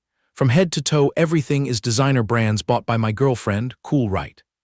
Seeing his cousin's smug appearance, Zhang Hao choked and almost fell over backward, having to mumble in agreement to get it over with, Yes, I see it. In his stomach he secretly judged, this guy is a textbook gold digger. Suddenly the cousin's face turned red, blinking his eyes and probing, Oh, so does your older sister treat you well? Does she have a boyfriend yet? Zhang Hao naively confessed, She dotes on me a lot. Right now she's still happily single, but the satellites chasing her probably form a long line. Once I saw an old guy clinging to her like a leech. Thinking back, I feel kind of bad for him. Not only was she cold, but she also used me as a meat shield to reject him. The cousin rested his chin on his hand, his eyes dreamy and infatuated as he exclaimed, I heard from my mom that she's a renowned medical prodigy, and her figure is smoking hot with curves in all the right places. If I were him, I would have fallen head over heels too. Hearing this, Zhang Hao was startled. Wait a minute, cousin, didn't you just thump your chest bragging about having a girlfriend who buys you stuff? Seeing Zhang Hao's panicked expression, the cousin nonchalantly retorted, Oh please, what's with that look? I am an outstanding handsome man, of course I have the right to be picky and choose. Zhang Hao broke into a cold sweat, thinking to himself, Save me, this guy is too dangerous, I need to stay far away from him. Suddenly a knock on the door rang out, accompanied by his sister's voice, Hao, I'm coming in. Zhang Tianqin pushed the door open and stepped in, looking elegant as she announced, Hao, cousin, the table is set, you two come down for the meal. The cousin's face turned completely red, shyly blinking at her as he replied, Oh, I'm so embarrassed, thank you cousin, we'll be right down. Zhang Hao looked at his overacting behavior and swore internally, oh my god, he was truly born to win an Oscar. Zhang Tianqin flashed a commercial smile, we're all family, no need to be so polite, you go ahead first, cousin. The cousin also smiled bashfully, sorry to trouble Tianqin. Then she softly called her brother's name, Hao Hao. Hesitating for a moment, she spoke up about earlier. My attitude was a bit out of line. If you're free after eating, can we sit down and talk privately for a bit? Zhang Hao nodded instantly, yes, I actually wanted to explain things to you too. Zhang Tianqin's mood immediately relaxed, and she eagerly asked, so are you busy with anything after the meal? Zhang Hao also felt much relieved, scratching his head to confirm the schedule, I'm completely free. She happily urged, that's great, let's hurry down and eat. He also obediently replied, yes. A moment later, the clinking of bowls and chopsticks echoed. Zhang Hao put down his bowl and reported, I'm full. Zhang Tianqin sitting next to him was surprised and about to speak, when suddenly his phone rang loudly. Zhang Hao stood up and bowed his head to ask for permission, I'm sorry, I need to step out to take a call real quick. He hurriedly pressed the answer button. Hello, who is it? The voice on the other end came through, is this Zhang Hao? Your item has been fully repaired. Hearing the secret news, he excitedly asked eagerly, oh that's great, so when can I come pick it up? By the way, how much is the repair cost so I can prepare? The person replied, you can come by any time. As for the repair fee, your girlfriend already paid it off completely, she even left a sticky note for you here. Zhang Hao was shocked to his core, not believing his ears, holding the phone away from him with his jaw dropped. What the heck? He asked himself in confusion, since what prehistoric era did I grow a girlfriend? What crazy person is falsely claiming this? He forced a smile, turning back to report to his family, please excuse me everyone, I have an urgent matter and need to run out for a bit. Zhang Hao's dad frowned and nagged, this kid really, everything is perfectly fine and you're running wild to who knows where. Zhang Tianqin almost blurted out to stop him, you. But she quickly swallowed her words, telling herself, Zhang Tianqin, you must know how to restrain yourself. You can't just oppress and strictly manage how like in the old days. She then switched to a gentle tone and advised, just go run your errand and come back early, don't make everyone worry. Zhang Hao nodded in relief, yes, I'll just make a quick run and be right back. He breathed a sigh of relief internally, thank goodness, I thought Sister Chin Chin was going to act all jealous again. The two-faced green tea cousin started to flatter Zhang Tianqin, oh my, cousin is both gentle and thoughtful, truly a model older sister who loves her brother to bits. Zhang Tianqin returned the courtesy coldly, cousin flatters me too much, siblings in a family just have to be this way. The green tea cousin, seeing this, added fuel to the fire, although I just set foot here, with Hao looking that handsome, I bet that call just now was some girl asking him out on a date. At this age, you have to manage him strictly. Leave it to me, I will warn him, he has to be on high alert against those boy-crazy girls out there. Zhang Tianqin coldly dropped a sentence, cousin is absolutely right. The green tea cousin suddenly felt a chill run down his spine, shivering at the murderous aura radiating from Zhang Tianqin, breaking into a cold sweat, wondering if he accidentally slipped up and said something wrong. Zhang Tianqin smirked coldly, her voice carrying extreme danger, cousin doesn't need to bother, as for my younger brother, I have my own ways to handle him. At the pottery and porcelain shop. Staff bowed warmly, I'm sorry sir, our boss is busy attending an exhibition, but your bowl has been restored to its original state. While speaking, the staff member carefully wrapped the porcelain bowl and handed it directly to Zhang Hao. He suddenly remembered, all right, this morning Min Yue Hua did mention Aunt Yang Fan was hosting some exhibition. After handing over the item, the staff also handed out a card, yes, attached to the package is a card specifically addressed to you. Zhang Hao took it and nodded, yes, thank you miss. He flipped the card back and forth, his face full of doubt, what is this about? Neatly written on the card was the line, I already covered the repair fee. Once you get the item, drag yourself over here to see me immediately, signed Wei Nan. He muttered, I knew it, besides that shameless lady who dared to impersonate my girlfriend, who else in this world would it be? Zhang Hao crumpled the piece of paper, forcing a smile but his eyes radiating murderous intent, sorry for bothering you, I'll take this and leave now. The shop staff turned pale with fear seeing his terrifying expression, yes, sir. The staff muttered internally, this young man looks so grumpy, I wonder if that older lady can handle this temper of his. At the headquarters of CEO Wei's company. Zhang Hao aggressively stormed right into Wei Nan's office, kicking the door open with a loud bang. Wei Nan was still calmly sitting there handling her work. Zhang Hao snapped, "I'm here." She glanced up and asked, "Why don't you know how to knock when entering someone else's room?" Zhang Hao stubbornly lifted his chin, "Then I'm leaving." She continued to casually flip through the documents, dropping absent-minded words, "Wait for me to finish this pile, and then stay for dinner." Zhang Hao let out a long, depressed sigh.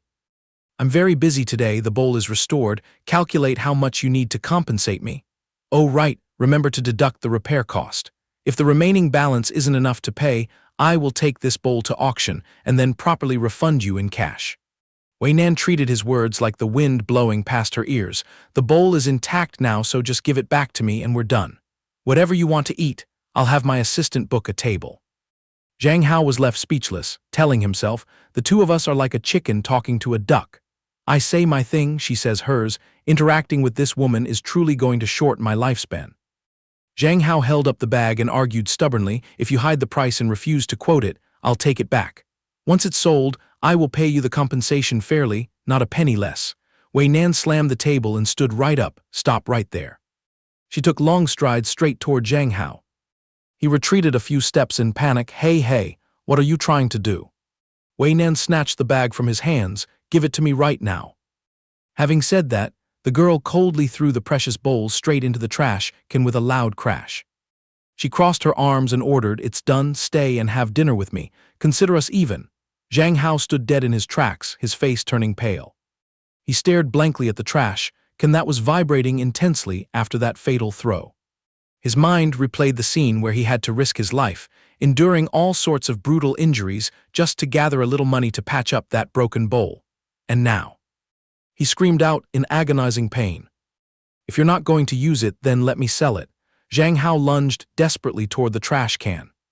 Tears fell freely. An entire massive fortune was lying in there. Wei Nan yelled loudly to stop him. "Stop, the trash can is filthy. Just a piece of scrap antique, how much could it possibly be worth?" She rushed over, grabbed his wrist and dragged him back. "I told you the debt is cleared and you don't have to compensate me anymore." But due to the ex-Special Forces soldiers' excessively brutal pulling force, it accidentally caused Zhang Hao's arm to make a loud cracking sound. Wei Nan jumped in startle and quickly let go of his hand. "Ah." She clumsily panicked, fearing something was wrong with his arm. Zhang Hao grimaced and groaned, "Oh my God, my arm is broken in half." Zhang Hao wanted to cry but had no tears, overwhelmed with disappointment. "My body has clearly recovered. Why am I still so fragile and weak?" Wei Nan carefully lifted his wrist to examine it. "It probably didn't damage the bones. It's not dislocated and not swollen either. At worst, it's just a mild sprain. But better safe than sorry. I will dispatch a private doctor over to examine you." Zhang Hao remained silent for a while and then suddenly dropped a question. "I've been wondering about one thing. You show off about being a discharged Special Forces soldier, yet your skin is so smooth and white. Have you ever actually fought on the battlefield?" Wei Nan still held tightly onto his hand, her eyes gazing far away as if touching a dark memory. "There was one time. I was almost crossed out of the Book of Life by the Grim Reaper. Want to hear the story? Stay here tonight and I'll whisper the whole thing to you." Zhang Hao forcefully yanked his hand back in refusal. "No thanks, I was just a bit curious, not knowing won't hurt me. I'm out of here." Saying that, he stood up, dusted off his butt and prepared to slip away. Wei Nan spread her arms to block his path. "Stay for dinner, please." Zhang Hao frowned and shook his head vehemently. "I'm telling the truth, dial down your stubbornness a bit." Wei Nan switched to a serious face. "I've thoroughly studied the novel you wrote. The world in it gives me a sense of realism that gives me goosebumps. Stay for dinner, I have something very important to discuss." Zhang Hao felt a pang of guilt. Does this lady actually have some connection to the blood moon phenomenon? He scratched his head hesitantly, and right at that moment, his stomach also beat its drum in protest, growling loudly. Had to compromise and plopped down onto the sofa. "I really didn't expect my writing style to be so captivating that it even bagged a fan." "Fine then, whatever it is, speak quickly." Zhang Hao muttered. "This noon I was so busy rushing back to apologize to Sister Chin Chin that I couldn't even stuff a grain of rice into my stomach." Wei Nan smirked triumphantly, her demeanor extremely arrogant. She grabbed her phone to call her assistant. "Hello, prepare dinner set for 2 people." Zhang Hao was dumbfounded. So this lady belongs to the arrogant tsundere type, cold as cash on the outside, but actually knows how to care on the inside. Having instructed the assistant, Wei Nan tossed the phone on the table, putting on a contemplative look. So what is this young man planning to do to pay for tonight's dinner, huh? Zhang Hao's face flushed red, his lips trembling. Don't you dare push your luck. Wei Nan crossed her legs, flicking the hem of her skirt up to show off her long, slender thighs and her smoking hot S-curve. She teased, your eyes are betraying you.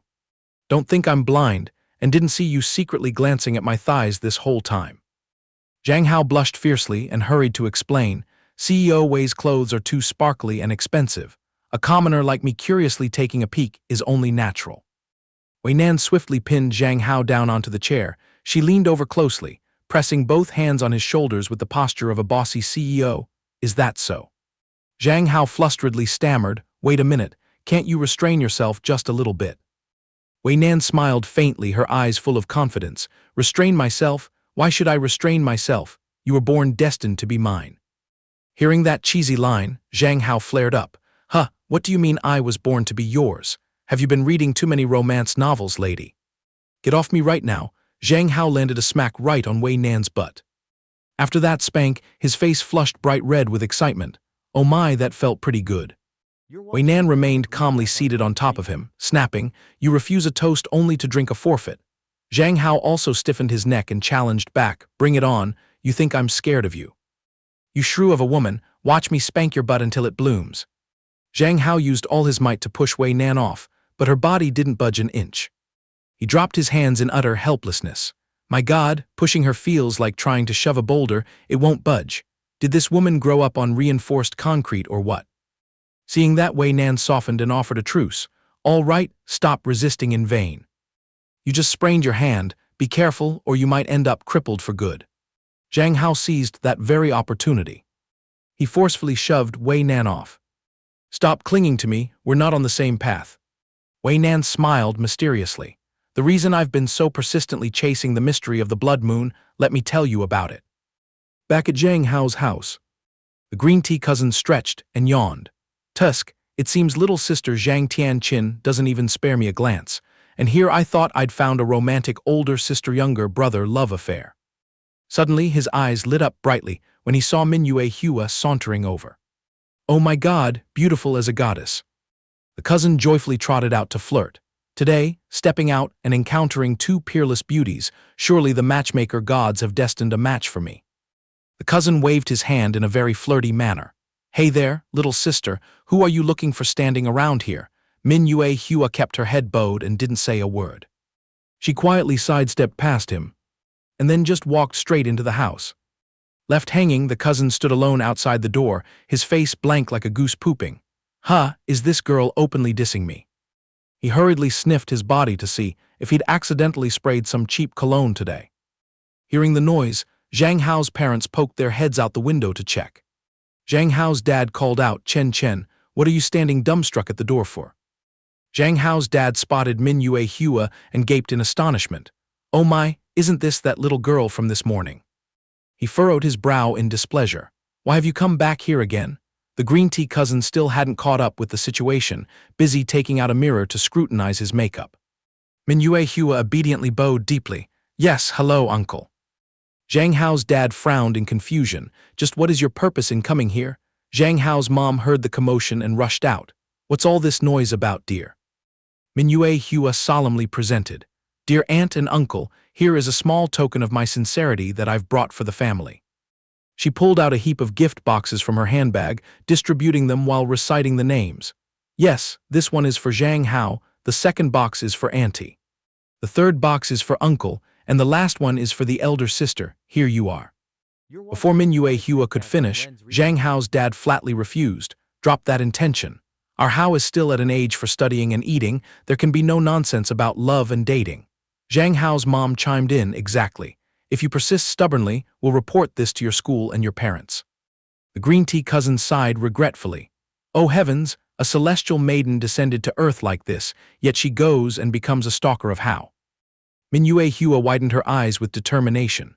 Oh no, I have absolutely no intention of dating him. I only wish to stay close to Zhang Hao for the rest of my life, as soulmates and close friends. After hearing those sappy words, the two parents' faces turned purple with anger. Together for a lifetime, what soulmates? Is this girl trying to fool a 3-year-old? Zhang Hao's mom was seething. What kind of girl has the nerve to utter such offensive words? Mingyue Hua remained bent over, raising the gifts above her head and pleading. I beg of you both, please grant me the chance to be his friend. Zhang Hao's mom gritted her teeth. This girl is really stubborn, but for Hao Hao's future, I have to play the villain to the end. She coldly shooed her away. Hey girl, take your things and go. From now on, stay far away from our Hao. After saying such heartless words, she pulled her husband's hand and quickly went inside, slamming the door shut. The green tea cousin's mind started scheming. Later, I'll sneak out to comfort and console her, definitely win over this little sister. Mingyue Hua stubbornly stood there. Impossible. Zhang Hao's mom turned her head and snapped back. I said no means no. Tears welled up in Yue Hua's eyes. To me, Zhang Hao is an incredibly special person. I only long to be friends, to stand by his side forever after. Please, aunt and uncle, have mercy. At Wei Nan's office, Zhang Hao jutted his chin. Just what exactly do you want to explain? Wei Nan slowly recalled. During a life-or-death mission, I sustained a fatal wound that seemed unsurvivable. Just when I thought I was about to meet the king of hell, a bizarre sight met my eyes. A blood-red moon appeared in the sky. After that moment, I sank into a long, drawn-out dream. When I woke up, I had miraculously survived, thanks to the mysterious power of that blood moon. Zhang Hao gaped in surprise. Huh. He muttered to himself, her story is nothing like my own experience. He retorted, maybe you lost too much blood and hallucinated. You survived perhaps thanks to the blessings of 7 generations of ancestors. Why do you have to pin it on that blood moon? Wei Nan shook her head in denial. I've emphasized it was a fatal wound. Even the most advanced medicine would be helpless. Since then, I've been frantically investigating this supernatural phenomenon until I witnessed the blood moon reappear not long ago. And then you suddenly appeared within my sight. Cut to the dining table, Wei Nan continued. Right on that night the blood moon reappeared, you showed up right in front of me. After a period of observation, I realized all your gestures and actions were completely out of sync with your background records. Moreover, the novel setting you wrote eerily matched the world in my dream. My intuition tells me that you are definitely connected to the blood moon. Zhang Hao mused. Who would have thought this she-devil Wei Nan had such a bizarre past? At this point she suddenly stood up, startling Zhang Hao. She smiled and then reached up to unbutton her shirt. Zhang Hao panicked and yelled out, Oh my God, what are you doing taking your clothes off? Wei Nan calmly pointed to her side. That your eye was stabbed right here, all my internal organs were torn apart, yet look now, there's not a single scar left. I want to find out why, out of so many who perished, I alone survived. Is the world you depicted in your story real or not? Zhang Hao fell deep in thought. It seems the only way is to cooperate, otherwise this woman will cling to me relentlessly. He smacked his lips and compromised. All right, I'll spill everything I know, but on one condition. Wei Nan nodded immediately. Okay, just state your condition. Zhang Hao warned. Listen, in the future I can cooperate with you on research, but only when I'm free. Oh, and one more absolute taboo, you must not approach my family without permission. Also, you're forbidden from using me as a test subject for any shady research. As soon as Wei Nan grasped the story, her beastly instincts flared and she stiffened her neck to argue. I'm not that tyrannical. Zhang Hao shivered slightly, thinking to himself, the guts of capitalists are always black. Zhang Hao pondered.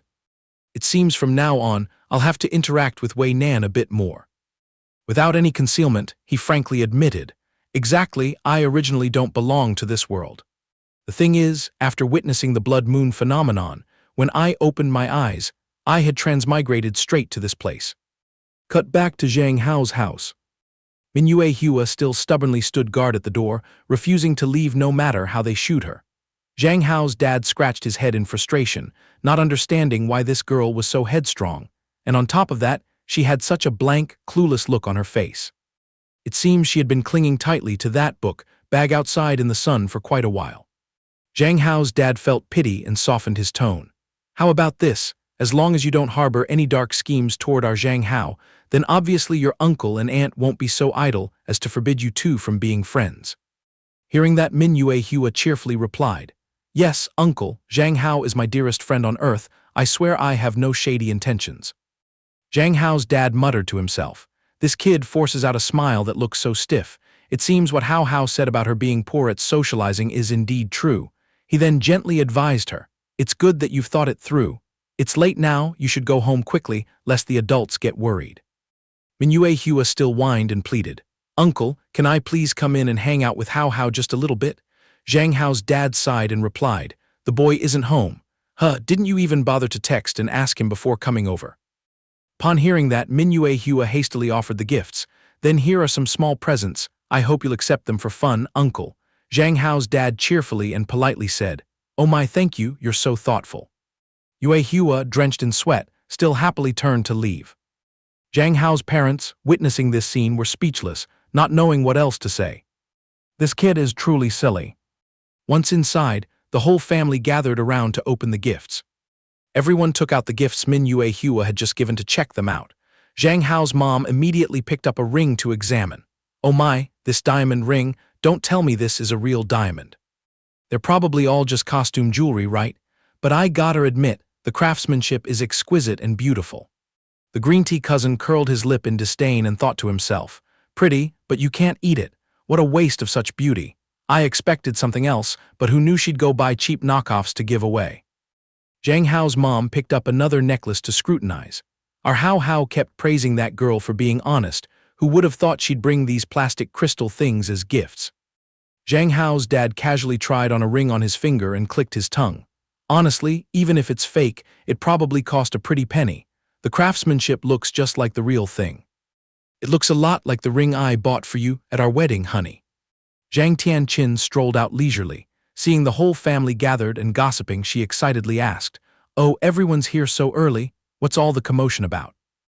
Oh my God, who's the tycoon that gifted this pile of sparkling jewelry? Zhang Hao's mom smacked her lips and sighed. It's from that girlfriend of Hao Hao's this morning. I'm just speechless with that kid. The cousin fiddled with the rings on the table and sneered. Laying out such a grand spread, but a quick glance reeks of knockoff. If you take these fake things out on the street, people will expose you as a vain poser, and then you won't even be able to live down the shame by hiding in a hole. Zhang Tianqin bent down low to examine a ring closely and then spoke. Oh, this is a sapphire, isn't it? With this quality, it doesn't look like costume jewelry. She carefully lifted the item up close to her eyes to appraise it. It seems this isn't just any market sapphire, but exactly like a national treasure-grade jadeite. This kind is priceless and banned from trade except on the black market. At a rough estimate, the cheapest would be at least tens of millions of yuan. The other three people, upon hearing that number, gaped and shouted in unison. What, how much? Cut to the dining table, Zhang Hao leisurely set down his cutlery, and with an indifferent attitude recounted the whole origin of the story. Basically, I have the body of Zhang Hao, but I'm not actually him. Wei Nan summarized the issue. So then the multiverse and parallel worlds theory is real. In your world, males are the ones who chase girls, men go shirtless, secretly keep mistresses, and are naturally promiscuous and frivolous. Zhang Hao nodded in confirmation. Spot on. Although I'm very devoted in love, at my core I'm still a normal male. Whenever I see a beautiful girl, my eyes automatically light up to stare. I'm also used to wearing just shorts to stroll on the beach, but when I came to this world, I turned into a clueless kid. If you can't accept that truth, then it's best not to waste your effort trying to win me over. Because who knows, one fine day I might just vanish back to my old home. Honestly, you're a wonderful woman, and I absolutely don't intend to hurt you. Go find a normal man to love. Wei Nan suddenly interrupted. Hold on. If you really jumped over from that world, then taking off your shirt in front of me now shouldn't be a big deal, right? Zhang Hao was momentarily frozen by Wei Nan's bold idea. Of course, if the weather is hot, men where I come from commonly go shirtless out on the streets. Wei Nan envisioned a scene of a crowd of men bare-chested, with rippling six-pack abs walking around invitingly, and her face unconsciously flushed bright red. So they just go out without even wearing a shirt, she muttered to herself, calculating. A bunch of shirtless men, loitering on the streets, just how flirtatious are the young men in that world anyway? She shyly challenged him, then take it off for me now. If you don't dare, then I'll conclude you're bluffing. Zhang Hao's blood boiled and he retorted, I'll take it off then. This young master isn't afraid of such a thing. Today I'll open your eyes to what a real man is. But as soon as he caught Wei Nan's expectant, greedy gaze, Zhang Hao instantly realized the truth. Oh crap, It seems I just fell into this old lady's trap. Wei Nan's eyes shone like car headlights, glued tightly to Zhang Hao without missing a beat. Zhang Hao began to panic, but words already spoken are like a runaway horse. How could he take them back? He gritted his teeth, closed his eyes, and prepared to do it, but as soon as he lifted his shirt, sweat poured down. How strange, why am I suddenly so embarrassed? It's just a shirt. Suddenly he remembered the moon god's warning that if the mission failed, he would be fully assimilated. Damn it, could it be that I've already started to pick up the sissy habits of this world? Wei Nan sat perched on her chair, trying to suppress the blazing fire of desire rising within her, her cheeks flushed bright red. She urged him urgently, "Are you going to take it off or not? Why are you backing out all of a sudden? Just a moment ago you brazenly said taking off your shirt was no big deal. What are you dawdling for?" Zhang Hao stammered, I. Summoning all his courage, he yanked his shirt up and declared boldly, "Taking it off it is, who's afraid of whom?" As soon as Wei Nan saw the exposed spring scenery, her brain shut down, frantically struggling with the craving screaming inside her. So this is the legendary half-naked man. Oh my God, her whole body trembled uncontrollably. The sight is truly too visually stimulating. She panted heavily like someone lacking oxygen. All right, I admit the guys in your world are really hot. Quickly pull your shirt down before I do something reckless. Zhang Hao was on the verge of tears. He felt like he had just lost his innocence, but didn't know exactly what he'd lost. It was clearly just taking off a shirt, yet this body kept squirming in resistance. Something was definitely wrong. Wei Nan kept a cool attitude as she wiped away the nosebleed that had just spurted out. From this moment on, we're in the same trench. Here's to a smooth cooperation. Zhang Hao, with an expressionless face, issued a directive. Let me warn you, from now on if it's not something important, stop looking for me, got it? I'm very busy. Anyway, thanks for the meal. I'll treat you next time. Now I've got stuff to do, gotta bail. Wei Nan dropped hints to entice him. Can't you stay tonight for a little chat? As long as you obediently stay, whatever outrageous conditions you want, I'll grant them. Zhang Hao bolted away at full speed. Not a chance. I won't seal any shady deals. Wei Nan watched his retreating figure and clicked her tongue in deep regret. At the Zhang family home, Zhang Tianqin picked up the ring and pondered. Sapphire is originally a symbol of loyal and steadfast love. Min Yue Hua dared to bring such an expensive item to give to Hao Hao without any strings attached. It's really thought-provoking. HMPH. If things have come to this, I can totally use this money-grubbing cousin's hand to stir up the waters.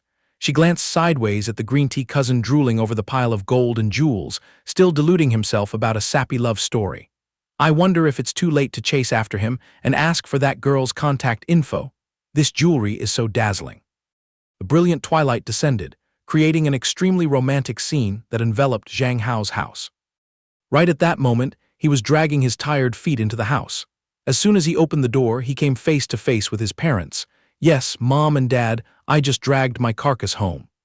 His dad frantically rushed out and questioned him incessantly. Heavens and gods above, why are you only showing your face this late, son? Do you know your parents were sitting on pins and needles at home? After nagging, he dropped the anxious look and began interrogating his precious son. He pointed straight at the pile of sparkling diamonds and jewels on the table, his face showing obvious suspicion. That girlfriend of yours this morning brought a whole mountain of jewels as gifts. Your sister appraised them and said they're 80% likely to be real. Your mom and I absolutely dare not accept such astronomically valuable things, good son of ours. As for him, he stood rooted to the spot, dumbstruck, staring wide-eyed at the luxurious jewelry neatly nestled in the boxes. Meanwhile, his sister Chin Chin's face darkened, shooting a glare at those gifts. At this moment, Chin Chin couldn't hold back anymore and threw out a few sarcastic, loaded comments at him. This little girl is quite the schemer, with looks to spare and a family background from noble and powerful stock. When his dad heard his daughter's remarks, he too felt uneasy. His gaze suddenly sharpened, carrying a pressuring aura. He concluded in a firm tone, absolutely not allowed. Turned to glare at him with the demeanor of a parent disciplining a wayward child. How, you absolutely must not cling to that girl just because she's rich, you hear me? You two only stay at the level of pure friendship. Our family may be poor, but a real man must have integrity. Have you got that through your thick skull? Seeing his dad lecture him, he hastily took out his phone, pointed it at him, and explained, I know my place. Between me and her, it's truly just innocent friendship. Let me call her right away to come and take back all this stuff. His cousin rested his chin on his hand, dejectedly staring at the gold and silver. If only that gem-studded necklace could fall into my hands, life would be so blooming wonderful. And come to think of it, what on earth does that brat Zhang Hao have that's better than me? What gives him the right to be surrounded by a flock of beauties? The radiant figure of Min Yue Hua appeared in his imagination, smile beaming, surrounded by a shower of money and a luxurious supercar waiting. Aha, I must pull myself together. If I can't win over that rich little sister, my reputation as a love assassin goes down the drain. Thinking this, he clenched his fist and swore, if I snag this Miss Rich girl, my life will definitely be upgraded. But then his lust for beauty began to stir. Chin Chin's voluptuous figure with her oversized bosom and flirtatious eyes appeared in his brain. He couldn't help but exclaim inwardly, oh crap, there's still that little cousin at home waiting longingly for me. Oh gods above, on one hand a naive, saintly rich girl, on the other a mature, seductive cousin. This is so stressful. Who on earth should this poor heart choose? Then he sank into delusion, smirking smugly like a lunatic. Oh well, I'll just have to let the cousin suffer a bit for the sake of this brother. How, you may be good-looking on the outside, but the key to being a real man is having the ultimate skill to tame women. Cut back to reality. The doorbell suddenly rang loudly, ding-dong, ding-dong. A clear voice called from outside, Zhang Hao, I'm here now. The guy scratched his head and walked out looking embarrassed. I'm so sorry for troubling you to come all the way here. The gifts you sent are really too expensive. My family absolutely dares not accept them. The girl clasped her hands behind her back, wearing a stylish sportswear that subtly showed off her slim waist and toned abs, her expression still calm and not offended at all. Oh, so it's about that. Then I'll bring a different gift another time. As soon as he saw Yue Hua, the cousin flew over like a whirlwind to deploy his petty schemes. Step 1. Pretend to be weak and delicate to shorten the distance. The cousin posed flirtatiously, waving his hand. Hello there, we're fated to meet again. Zhang Hao, feeling irritated, cut in. Since when did you two get acquainted? His cousin quickly added, that's right, just now we ran into each other at the door, and this cute little sister and I stood around chatting for ages. As he spoke, he rolled up his sleeve, his other hand touching his cheeks that were blushing artificially, his mind full of dirty calculations. This is going well. Prepare for step 2, create small, unintentional gestures to score absolute points. Zhang Hao smelled something fishy but still casually tossed a remark at his cousin. Oh, so you guys hit it off that well? The girl, seeing Zhang Hao's question, indifferently replied, yeah, well, at that time I was busy rearranging the gifts.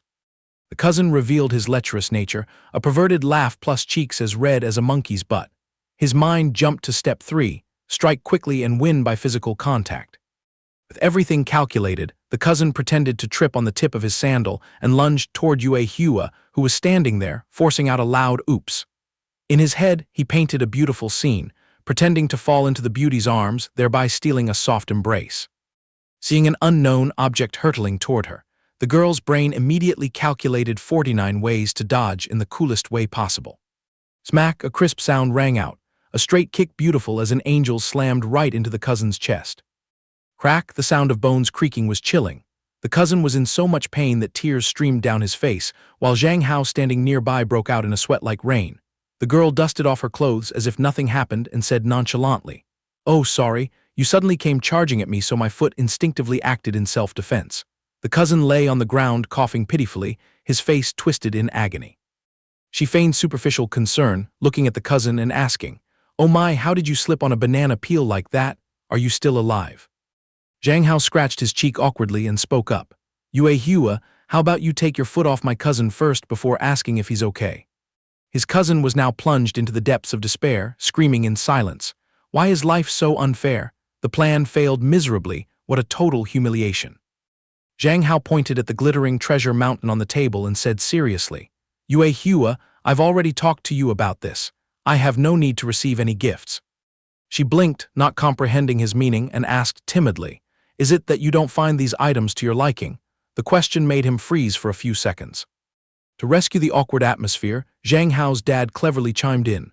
Good niece, our family doesn't have the habit of accepting gifts. Zhang Hao's mom hastily added. And besides, items worth a casual tens of millions like these, our family can't shoulder that. Seeing the situation seemingly smoothed over, he turned to Yue Hua to conclude. I repeat, I don't need material things to maintain our friendship. My family acknowledges your sincere feelings, that's enough. So please take all these physical items back. Saying that, he gathered all the gifts and pushed them straight toward Yue Hua. Tears welled up in her eyes, and with a hurt gaze, she questioned incessantly. So the whole family dislikes me, right? I have a feeling everyone is ostracizing me. Seeing the girl about to cry, his mom hastily comforted her.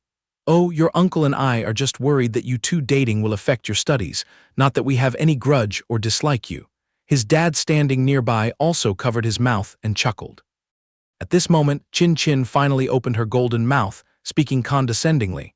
That's right, little sister. If you two maintain a pure friendship, why would our family discriminate against you? Having said that, Chin Chin leaned in very close to Yue Hua, making the girl's face flush bright red. Chin Chin whispered in her ear, if you want to keep the right to be friends with Hao Hao, then obediently take these gifts back home. Hearing this, Yue Hua seemed to be enlightened and nodded repeatedly. Oh, I see, I understand what you mean, sister. Chin Chin retracted her smile, a trace of contempt flashing in her eyes as she stared straight at the cousin's face, thinking to herself, I thought this sissy cousin had some petty scheme, but turns out he's a waste. It seems I'll have to personally step in to get things done. Done thinking, Chin Chin put on a friendly mask and flashed a bright smile to coax Yue Hua. Yue Hua, it's getting dark. Let me escort you home safely. Suddenly, Chin Chin's mom's authoritative voice cut in sharply. Forget it. I'll personally take the girl home myself. Those words made Chin Chin's heart jolt. Her mom's veins bulged all over, her biceps rippling as she cracked her knuckles. She glared at Chin Chin as if she wanted to devour her alive, hissing through gritted teeth.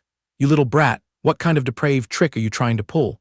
Chin Chin was baffled, not understanding anything, and secretly broke out in a cold sweat.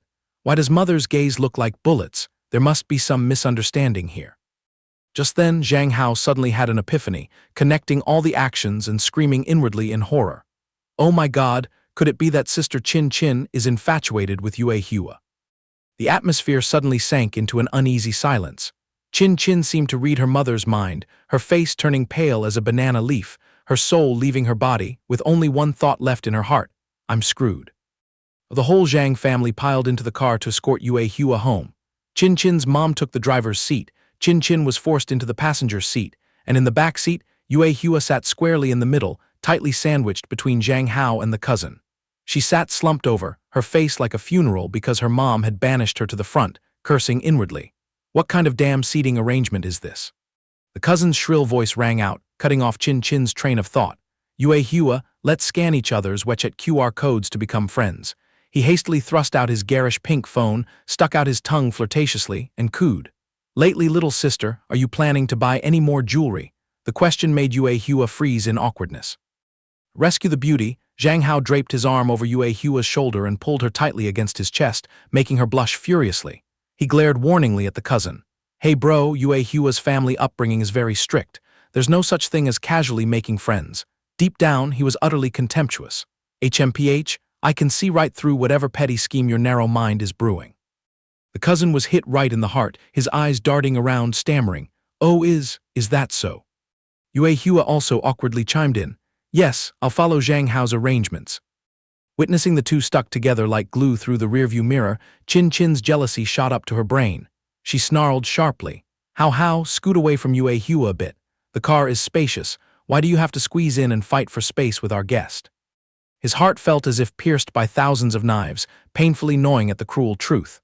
Sister Chin Chin made me back off because she was worried about Yue Hua. Could it be that she's really? Zhang Hao, sitting in the back, gaped, his mind reeling. I'm doomed.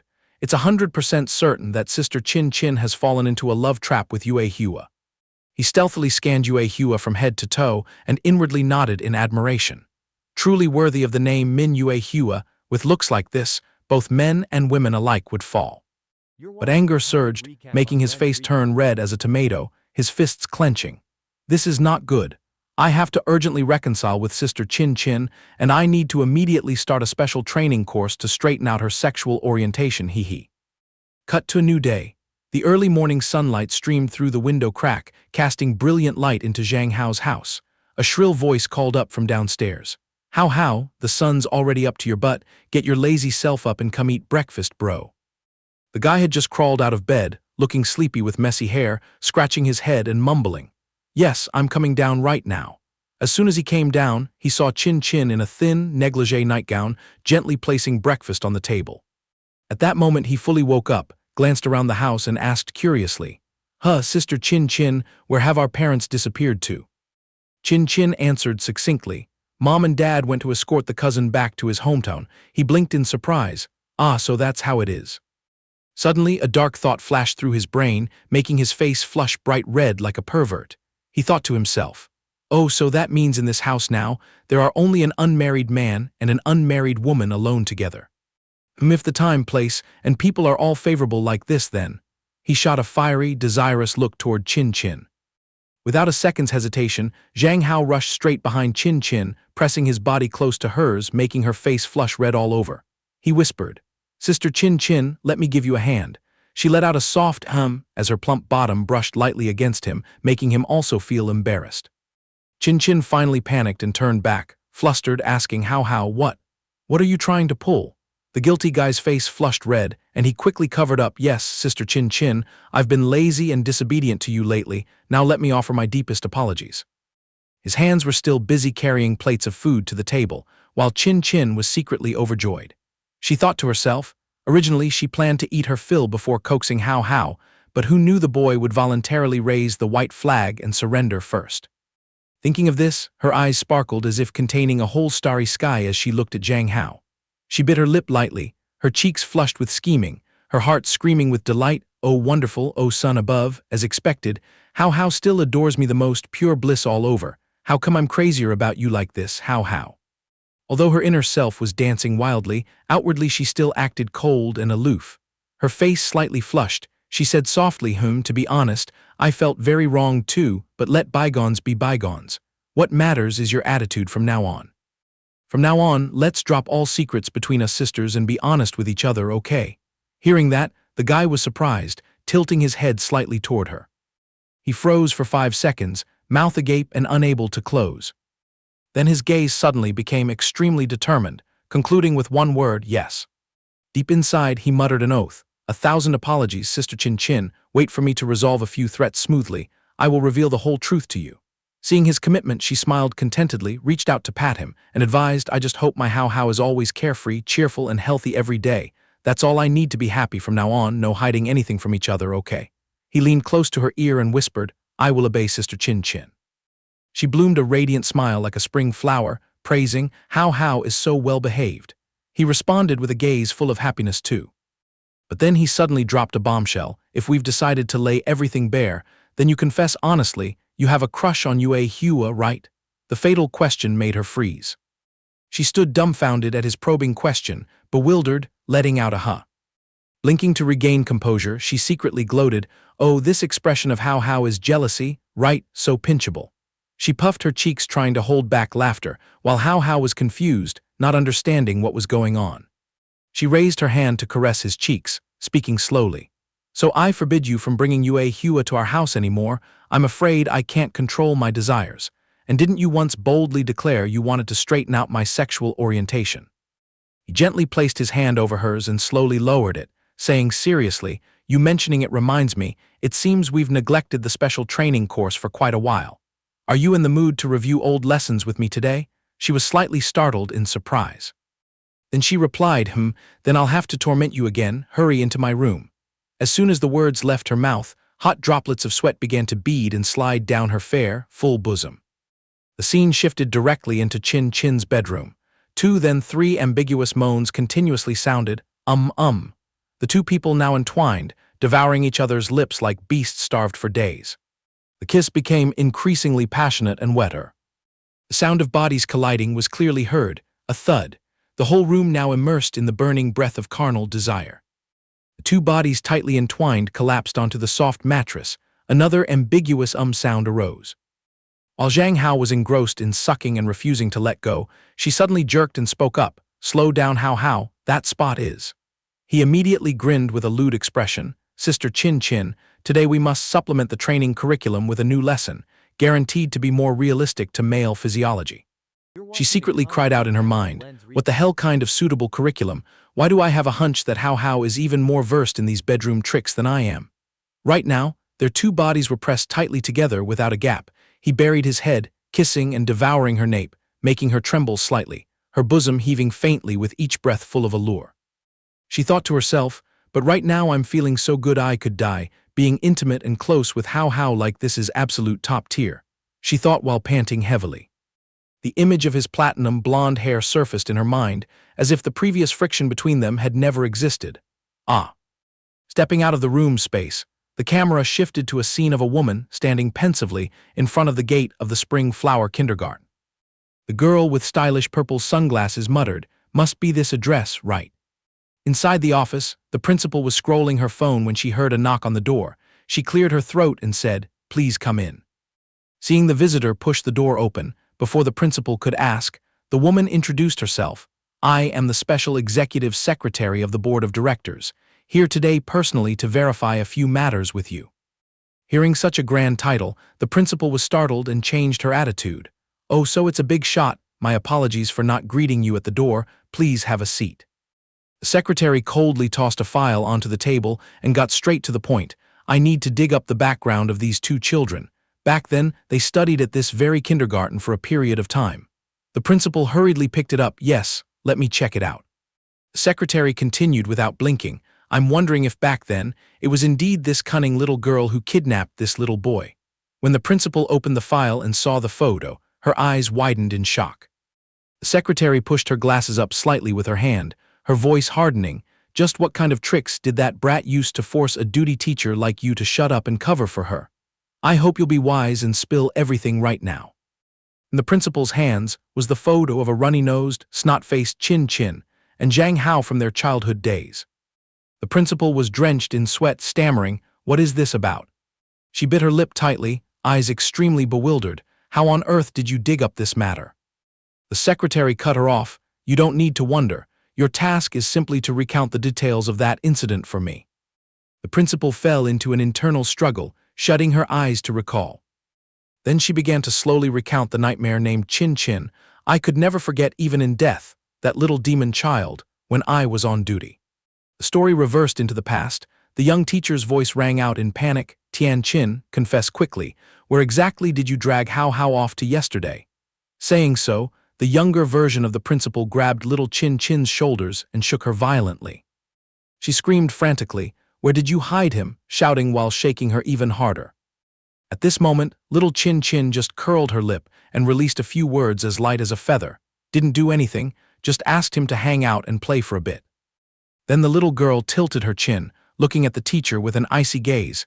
"Is going out to play for a bit against the law?" The young teacher roared in anger, "Of course, it's not allowed.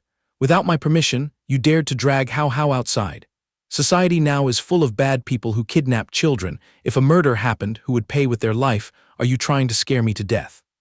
Finishing her words, the teacher pulled out her phone, threatening, "I must call your mother right now to tattle. You dared to commit such a shocking act." Little Chin again used that eerie, threatening tone, making such a big fuss. "Are you sure it will benefit you?" The young principal froze. The little girl, with a sharp gaze full of killing intent, stared at the teacher. "If this blows up into a big deal, will you get a promotion or a raise?" The question silenced the teacher. The principal suddenly felt a chill down her spine at the words coming from a child's mouth. "What crazy nonsense are you mumbling?" Little Chin maintained her completely unfazed expression, delivering the words evenly. "The next morning when Hao went home, did anyone complain? In this whole kindergarten, besides you, which other damn teacher knew I took Hao out?" The young principal went cold all over, sweat pouring down in buckets as she listened to the little girl's analysis. Chin added the final blow. "If you just turn a blind eye and pretend to be completely clueless about this, won't the world be at peace?" Then Chin's eyes, full of a sinister aura, locked onto the teacher's face. "In this mess, you, bearing the title of duty teacher, are quite involved, aren't you? If it gets exposed, do you think you can be considered innocent? A student abducted right under the nose of the duty teacher. Close your eyes and imagine the consequences." By now, the young principal's face was pale white, unable to believe such scheming words came from the mouth of a snot-nosed child. Chin leisurely added another stab. "Seems your own child also studies at this school, right? How convenient, getting a salary while having a place to watch your kid for free." The little girl turned her face away, looking smug. Then Chin curled her lip in a triumphant smile. "If the world knew what I did with Hao, your rice bowl would probably be smashed to pieces too. Instead, why don't we, teacher and student, act out a temporary amnesia scene, pretend this never happened, wouldn't that be mutually beneficial? The teacher was in total shock upon hearing this. The silhouettes of the teacher and student were imprinted by the window frame. Chin slowly asked to conclude, "Do you find my words reasonable?" Returning to the present timeline, the secretary frowned and pressed, "So you compromised and covered for that brat." The aged principal rubbed her forehead with her hand, wearily answering, "Of course, I didn't yield immediately. Afterward, I secretly called the boy's parents to gauge the situation." The principal's hands clenched tightly on the table, her voice trembling as she continued. "Who would have guessed the boy's family reported they would withdraw him from school immediately? I heard they even planned to move far away. Then just a short time later, that girl named Tian Qin also vanished from this kindergarten." The secretary tilted her chin and asked, "So that disappearance case from years ago just sank into the past like that?" The principal nodded. "Exactly. After all, those involved all fled far away." The secretary persistently pressed on, "So what exactly did Tian Qin drag Zhang Hao out to do? Did you manage to extract any information?" The old teacher stammered in reply that, "I'm clueless about that, I don't know the real story. But later, I made efforts to inquire among the other children in the class. They whispered that Tian Qin always viewed Zhang Hao as. Seeing her hemming and hawing, the secretary impatiently snapped, "What the hell is it? Speak now." The old teacher silently gulped once and then replied curtly, "As a toy." Immediately, the scene cut back to the present. Chin was being pinned down on the bed by Zhang Hao, her mouth slightly moaning seductively, How. This is definitely a disciple of carnal lust." Zhang Hao panted continuously, drenched in sweat, firmly declaring, "Sister Chin, today I am determined to teach you a lesson about male prowess." She silently calculated, previously assuming Hao was only infatuated with strong-willed girls, but now. Her face turned bright red, her bosom heaving alluringly. If that's the case then, she raised her hand to caress his face. She lifted herself up, their two fiery gazes meeting, then he spoke, "Sister Chin." Chin thought to herself, "If I just close my eyes and go along with him like this, the outcome will surely be perfect." She flirtatiously cast her lure, "My Hao is really amazing. Your skills make me feel ecstatic. Thank you very much, Hao." She moaned while conveniently grabbing his collar and pulling it down, heh. The guy was suddenly flushed bright red at her bold compliment. Zhang Hao, blushing deeply, shyly probed, "Sister Chin, would you like to elevate the training to a higher level?" Chin also pretended to be bashful, coyly asking back, "Elevate the training level." He lunged forward, pressing both hands on her shoulders, his gaze carrying an innocent, harmless look that was fatally seductive. "You must learn to gradually get used to the male body and physical touch. Just keep practicing diligently. I guarantee your sexual orientation will be straightened right out." She froze upon hearing this, unable to utter a single word. He panted heavily, his eyes devouring her, a clear plan laid out in his mind, the fires already catching, must strike fast and win fast. She bashfully stammered, How you?" While feigning confusion, her mind was racing intensely.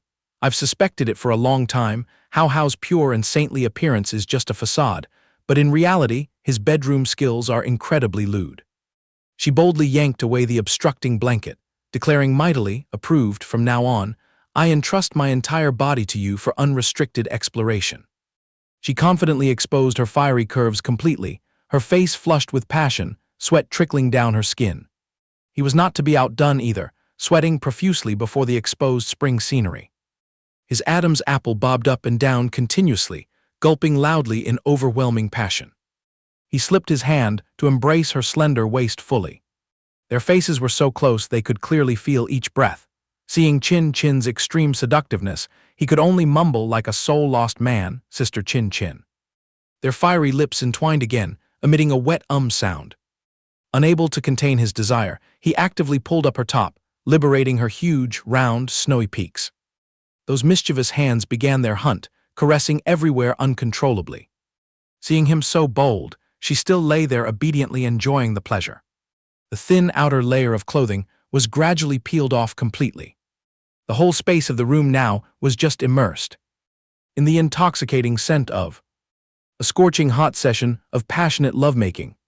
After breaking away from a deep, passionate kiss, he pounced onto her and tenderly called, "Sister Chin." Then he unbuttoned his own shirt himself, declaring firmly, From this moment on, my precious body, you also have the special privilege to touch as you please." Her face turned beet red, her brain swirling with thousands of questions. What the hell is this? How stripped and served himself to me on a platter? How do I handle this move? Deep inside, she danced in celebration, absolute peak. After waiting forever, this stage is finally reached. My fake conversion campaign has won a resounding victory. She smiled smugly, secretly admiring herself. My project of raising a boy from childhood truly hasn't been in vain. Now I've harvested a golden nugget who excels both in public affairs and domestic duties. In society, he's a model man, but once in bed, he turns into a beast full of lust, even initiating more flirtatiously than a woman. This is exactly the true love that thousands of girls dream of. Lost in passion, she unconsciously reached out to stroke his firm chest. She smiled with satisfaction, continuing to calculate. The only thing left is to unbox and complete the final step, to legitimately bring Hao Hao home. The scheme I've nurtured for so many years has finally bloomed and borne fruit. While she was daydreaming smugly, he suddenly bared his teeth in an extremely lewd grin, his voice hoarse and demonically seductive. "Sister Chin Chin, let's go all the way." He slowly lifted her endlessly long legs and spread them apart, his face clearly showing his craving desire. Seeing the situation escalate, she panicked, letting out an ah sound. Her brain fired rapidly like lightning. What kind of dangerous position is this? He smirked, uttering seductive words in a deep, warm tone. "Sister Chin Chin, relax your body, don't tense up." While speaking, his desire-filled mind confessed to itself, "Can't take it anymore. Ever since transmigrating into this messed-up world, I've been on a vegetarian monk diet for far too long." He continued, whispering into her ear, "If you feel a psychological barrier, then just boldly treat me as a girl. Today we absolutely must break through this limit. You must completely shed that barrier of fear when it comes to contact with men." She flinched, her throat constricted, only managing a sound ah, then realized in horror, crap, is Hao Hao planning a surprise attack to go all the way to the final step? She curled up to cover herself, panicking and shouting out stammeringly, "Wait, hold on. Is pushing progress at rocket speed like this okay?" She sank into extreme confusion, though it feels damn good, but could it be I've trained this boy too skillfully beyond the limits? Seeing her panic, he hurriedly reached out to caress her cheeks to soothe her. "Be good, don't be afraid, I'm here to protect you, just relax and enjoy." Then their lips crashed together again, entwining inseparably. Deep inside, she was extremely bewildered, muttering that Hao Hao was definitely the incarnation of a succubus descending to earth. A fresh, untried sheet, yet already so fierce. Once he's fully equipped with claws and fangs, how am I supposed to survive? Zhang Hao still calmly held Chin Chin tightly to his chest. Nestled snugly in his arms, her mind was reeling. This is truly beyond imagination. Hao Hao is clearly an uninitiated sapling. How on earth is he acting like a 40-year-old seasoned uncle, so ferociously intense it's soul-shattering? Suddenly, she felt a chill down her spine. This time her frail body might be devoured by him without leaving a single bone. Could it be that I need to urgently stock up on some kidney-tonifying yang-enhancing tonics, or brew some deer milk, tiger milk, to bolster my health? Taking in all of her flustered demeanor, he secretly assessed in his mind. Sister Chin Chin's panicked look is so adorable. Who would have thought females in this dimension also display such shy expressions? A sly smile tugged at his lips. He pledged to himself with blazing determination. "Let's go, sis. Let's both burn fiercely through the night together." The flames of passion were blazing intensely when his complexion suddenly turned pale, letting out a bewildered, "Huh. What the hell is going on? Why is my stomach cramping so suddenly?" He grimaced, clutching his abdomen tightly, causing Chin Chin, who was in a daze, to jolt in fright. How did you suddenly catch a chill or something?"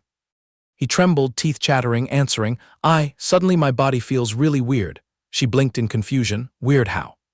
Instantly, her eyes widened, muttering two words in horror. "That time of the month." Her mind quickly retrieved the calendar to calculate. Clearly Hao Hao's period was supposed to be at the very end of the month, right? With a look of sympathy, she gently stroked him. "Hao Hao, does your belly feel like it's twisting and your lower back is aching terribly?"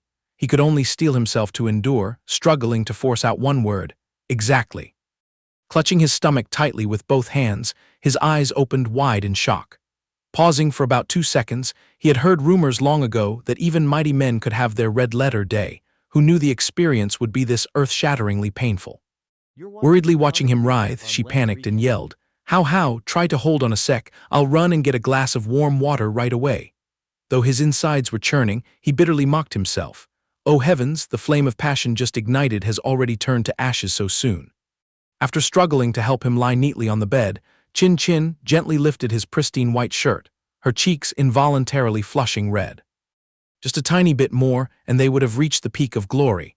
How unlucky to have completely forgotten about Hao Hao's end-of-month period schedule. But anyway, this round still secured one solid certainty. Hao Hao is head over heels for me. Otherwise, there's no reason he'd be so aggressively forward. The ship is nailed this tight.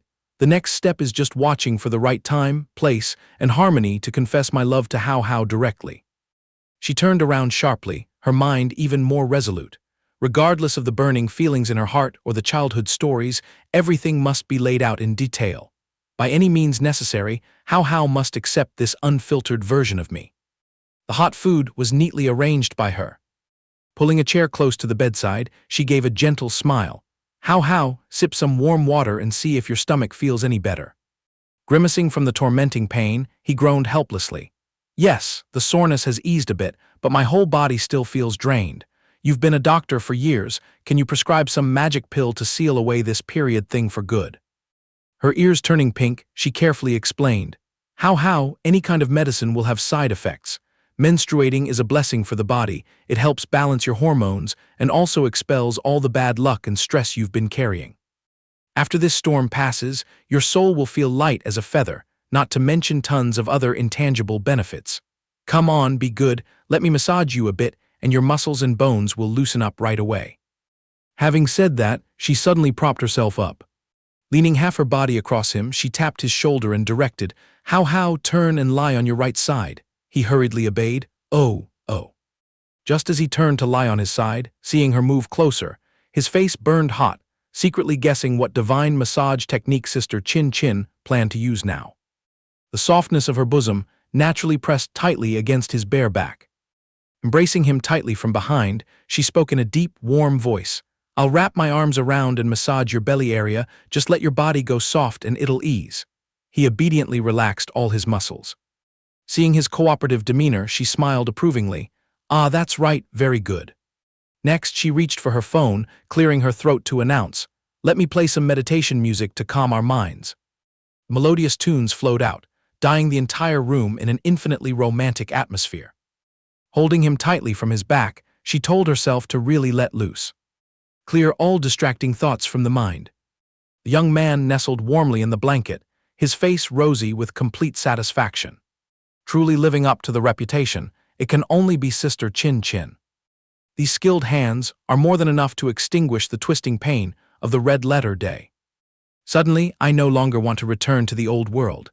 Mooching off here for life could also be considered perfect. After all, only here exists the warmth of Sister Chin Chin. If only I could be cuddled and cherished by Sister Chin Chin like this every day, what more could I ask for in life? The setting changed. A slap sound rang out as a hand struck the table surface. Wei Nan was furious to the point of igniting, grinding her teeth and hissing. "Zhang Tianqin, that wench really has issues." The secretary standing nearby, seeing her boss erupt in towering rage, timidly asked for instructions. "President Wei, what is our next move? Should we forcibly escort Zhang Tianqin here for an audience?" Recalling his words, Wei Nan hated so much she wanted to crush her own teeth. "Tusk. Let me make a phone call first." The secretary was stunned, horrified, uttering a truncated syllable, "Huh." Zhang Tianqin was absorbed in watching Zhang Hao sleeping soundly, her face lit up with perfect happiness, silently praising how beautiful her Hao Hao was even with his eyes closed. The phone beside her suddenly acted up, buzzing frantically in bursts as if wanting to sabotage the rosy atmosphere. Zhang Tianqin panicked, her hands and feet clumsily pressing the reject button randomly. Just a few more moments of delay, and if Zhang Hao opened his eyes, the perfect dreamscape she'd woven would all go down the drain. Once the call was rejected, all her drowsiness vanished. She sat up with a jolt, sweat pouring from her forehead as if she'd just walked through the gates of hell. She clutched her chest and exhaled. Phew, thank the ancestors 7 generations back, Hao Hao wasn't startled. Tianqin fired bullet-like laser beams at the innocent chunk of metal. Because of it, her precious Hao Hao was almost jolted awake, truly careless. What if tomorrow, in the heat of the moment with Hao Hao, a ringtone blared? She'd want to bury herself. Engraved in her bones, next time must turn on silent mode. Just as Tian Qin was about to toss the phone away, the screen suddenly lit up with a message that nailed her feet to the spot. What the hell is this? Blatantly displayed on the screen was a detailed profile of her, down to the last hair, attached with a snot-nosed childhood photo. Below was a command from an anonymous, faceless entity: "Come to the cafe for a chat with me, right now." Tian Qin stared at the pale, cold white light from the screen, her brows furrowed. Someone is digging up my origins. She silently cast a glance at Zhang Hao, still in his eternal slumber, calculating that her darling was surely still very weak. She leaned over, fondly pinching his chubby, cotton-soft cheeks, and gently ran her hand through the fluffy platinum hair inherited from his father. Tian Qin dropped a light kiss onto Zhang Hao's warm cheeks, whispering, "Hao Hao, I swear on my life I won't let anyone snatch you away. You must have my exclusive label." The noon sunlight had started to beat down fiercely at the cafe space. The deserted coffee shop only occasionally had a shadow of a person. A woman with a murky background was leisurely sipping a steaming cup of coffee, looking like she had all the time in the world waiting for some figure. Her visage was half buried under a huge pair of black sunglasses. Hearing rustling sounds from afar, the woman slowly looked up. Sure enough, the prey had fallen into the net. A voice with zero restraint rang out, "So you're the one digging up my personal life." Zhang Tianqin strode straight to the table, carrying a devastatingly beautiful appearance. Though not caked in thick makeup, her facial features were still sharply exquisite. A tight black dress fully displayed her scorching hot curves, the high slit subtly showing off her smooth legs sheathed in thin stockings. Accented by a bright red shoulder bag, her aura became even more overwhelmingly domineering. The opponent sitting across was no slouch either. Her looks might not defeat armies, but they exuded a cunning, sharp intelligence, definitely a seasoned old fox of the business world, not some naive young girl. Her left hand gently swirled the coffee cup, speaking leisurely, "This is the type of drink that suits your taste, help yourself." Tian Qin felt goosebumps all over. Not content with digging up her profile, this woman even unearthed her food preferences. Just who the hell was she to have even such trivial details in the palm of her hand? The cafe was silent, not a single customer, truly an ideal landing spot to settle personal scores. Zhang Tianqin couldn't suppress her irritation, snapping, "Bottom line, who are you?" The other woman didn't bother wasting time beating around the bush, striking directly at the heart of the matter without missing a beat. "I'm aiming for Zhang Hao. If you know what's good for you, clear the path for me to advance." Hearing this, Zhang Tianqin immediately realized the true identity of the figure opposite her. "So it's an acquaintance." Her expression relaxed slightly for a moment. "Huh, thought it was some big-shot gangster, turns out just another tail clinging to my Hao Hao." The very next second, her gaze sharpened like a razor, counterattacking. "But the one Hao Hao chose is me. You're the one who should pack up and get the hell out of his sight." Despite her tough words, a huge question mark still loomed in her head.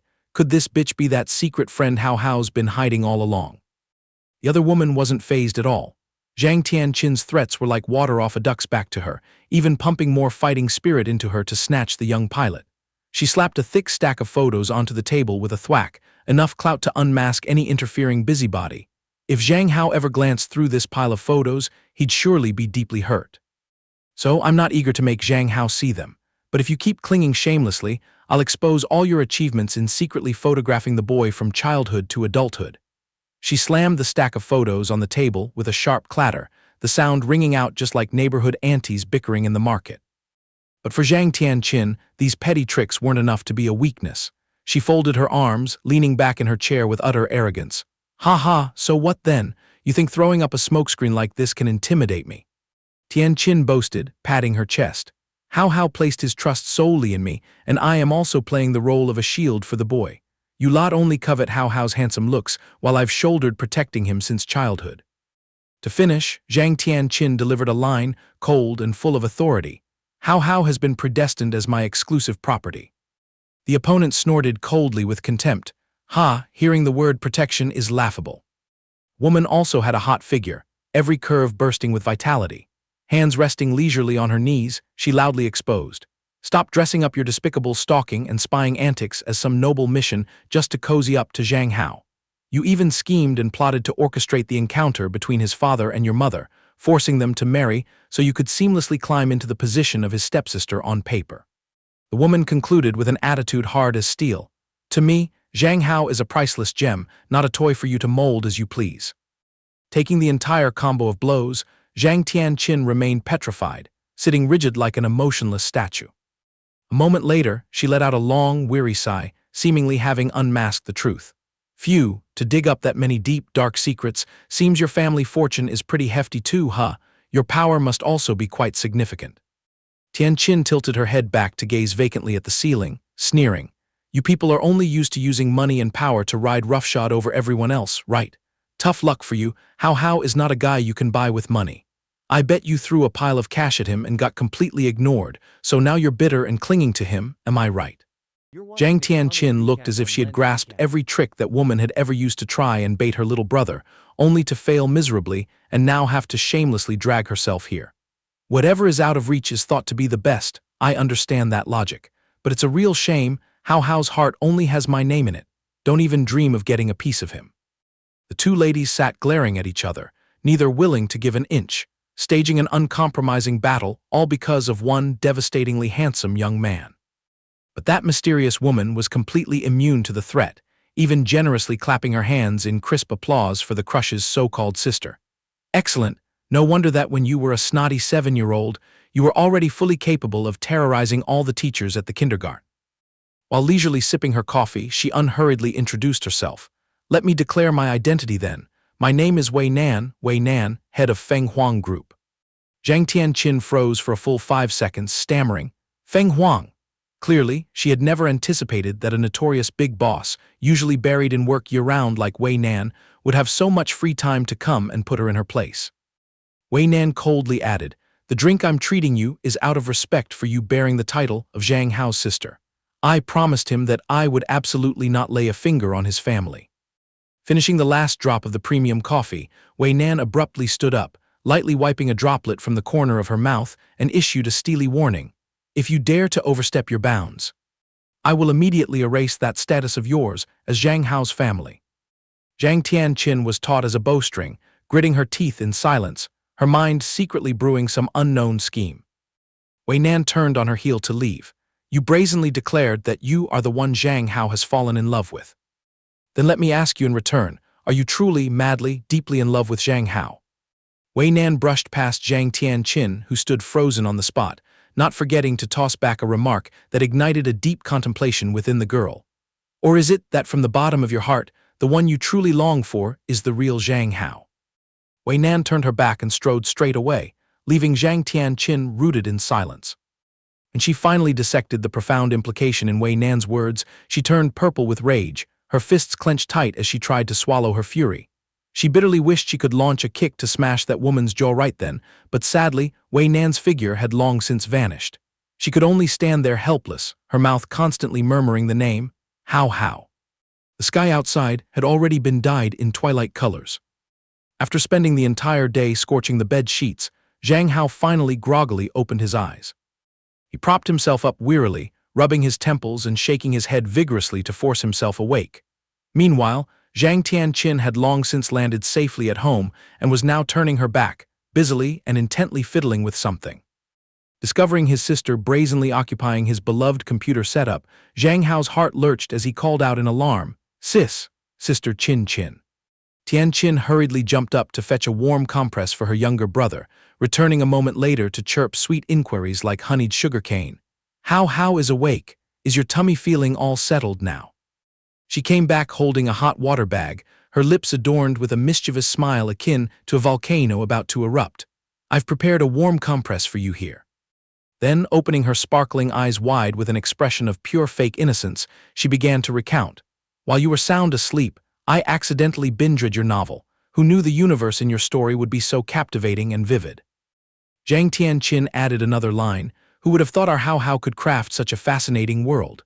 Hearing this, Zhang Hao broke out in an absolute downpour of cold sweat, frantically doing damage control. It's because the theme had to be unique to crush other works, so I just closed my eyes and wrote nonsense. Zhang Tianqin showered him with praise like a fireworks display. Unbelievable that Hao really knows the inner thoughts of us women like the back of his hand. The female protagonist in the story appears as vivid as real life.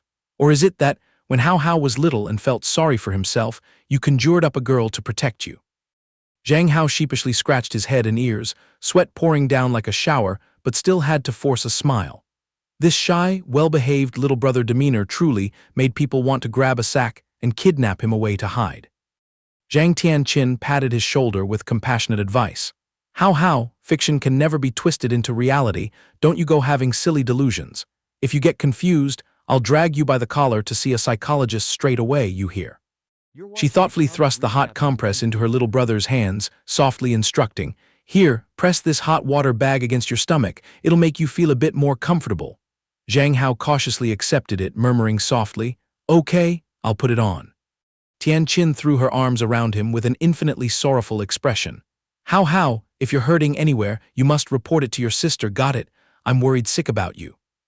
Zhang Hao opened his eyes wide in shock, his brain short-circuiting, unable to compute the situation before him, his hands awkwardly frozen in midair, not daring to return the hug, only able to utter, "Sis, Sister Chin Chin."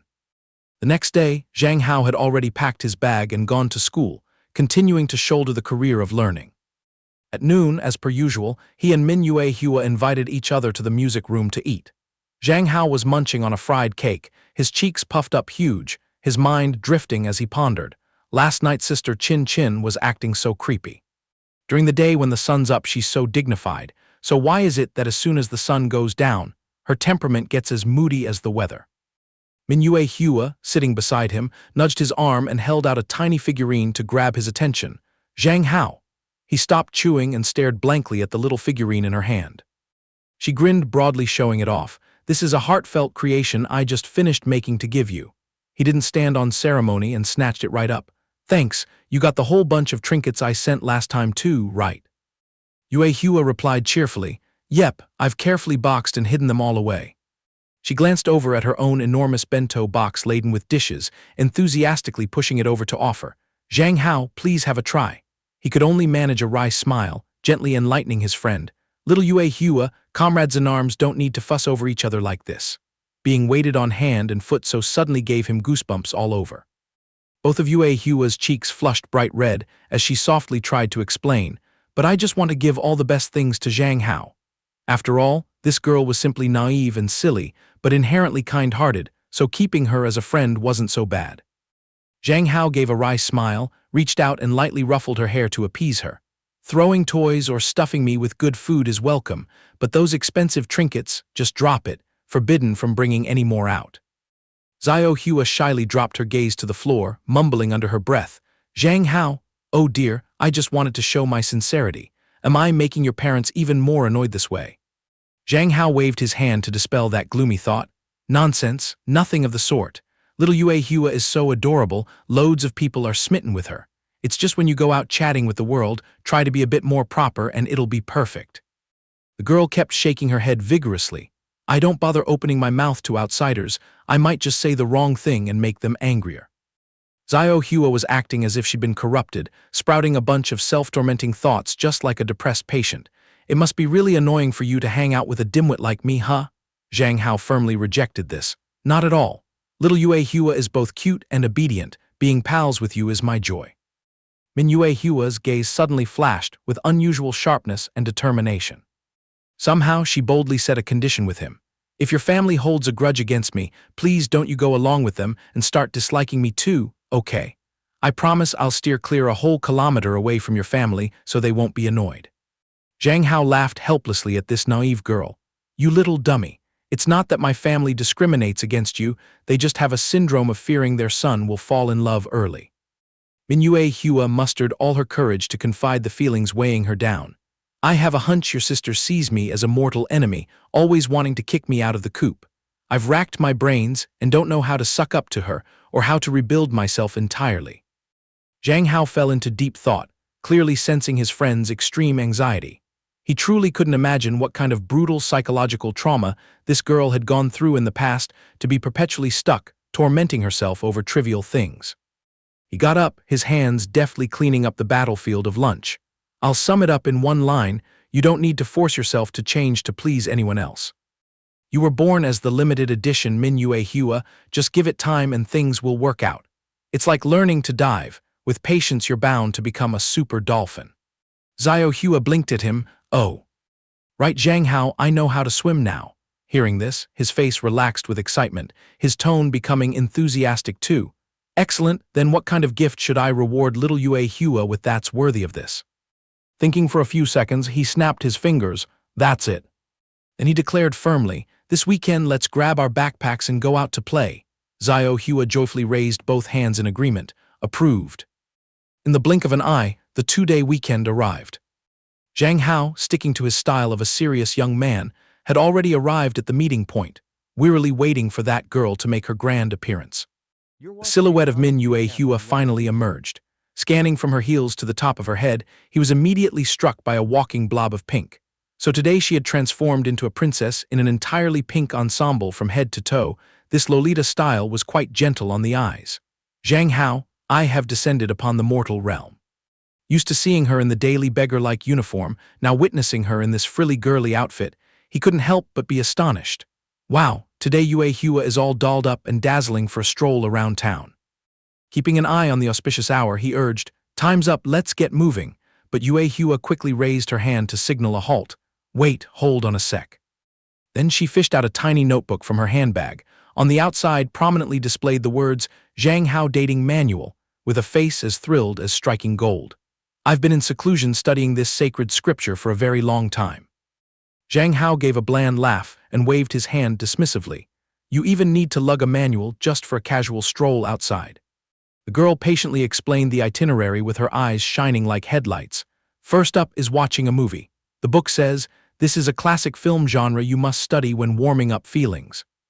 With that, she held up 2 tickets for the blockbuster Season of Passionate Love. I had to search high and low to pick this one out. Let's go with this movie. Zhang Hao chuckled teasingly. I was sure you'd drag me off to watch a God of War flick. Zhao Hua shook her head rapidly like a pinwheel. No way. For our very first outing together, I absolutely must make you thoroughly delighted no matter what. He had only intended to crack a few jokes to lighten the dull atmosphere. Seeing how earnestly eager his friend was, he extended his hand and snatched the 2 tickets. All right, it's settled. He didn't give a damn about gender norms, just blurted out directly. Whatever plan you set, I'm game to roll with it.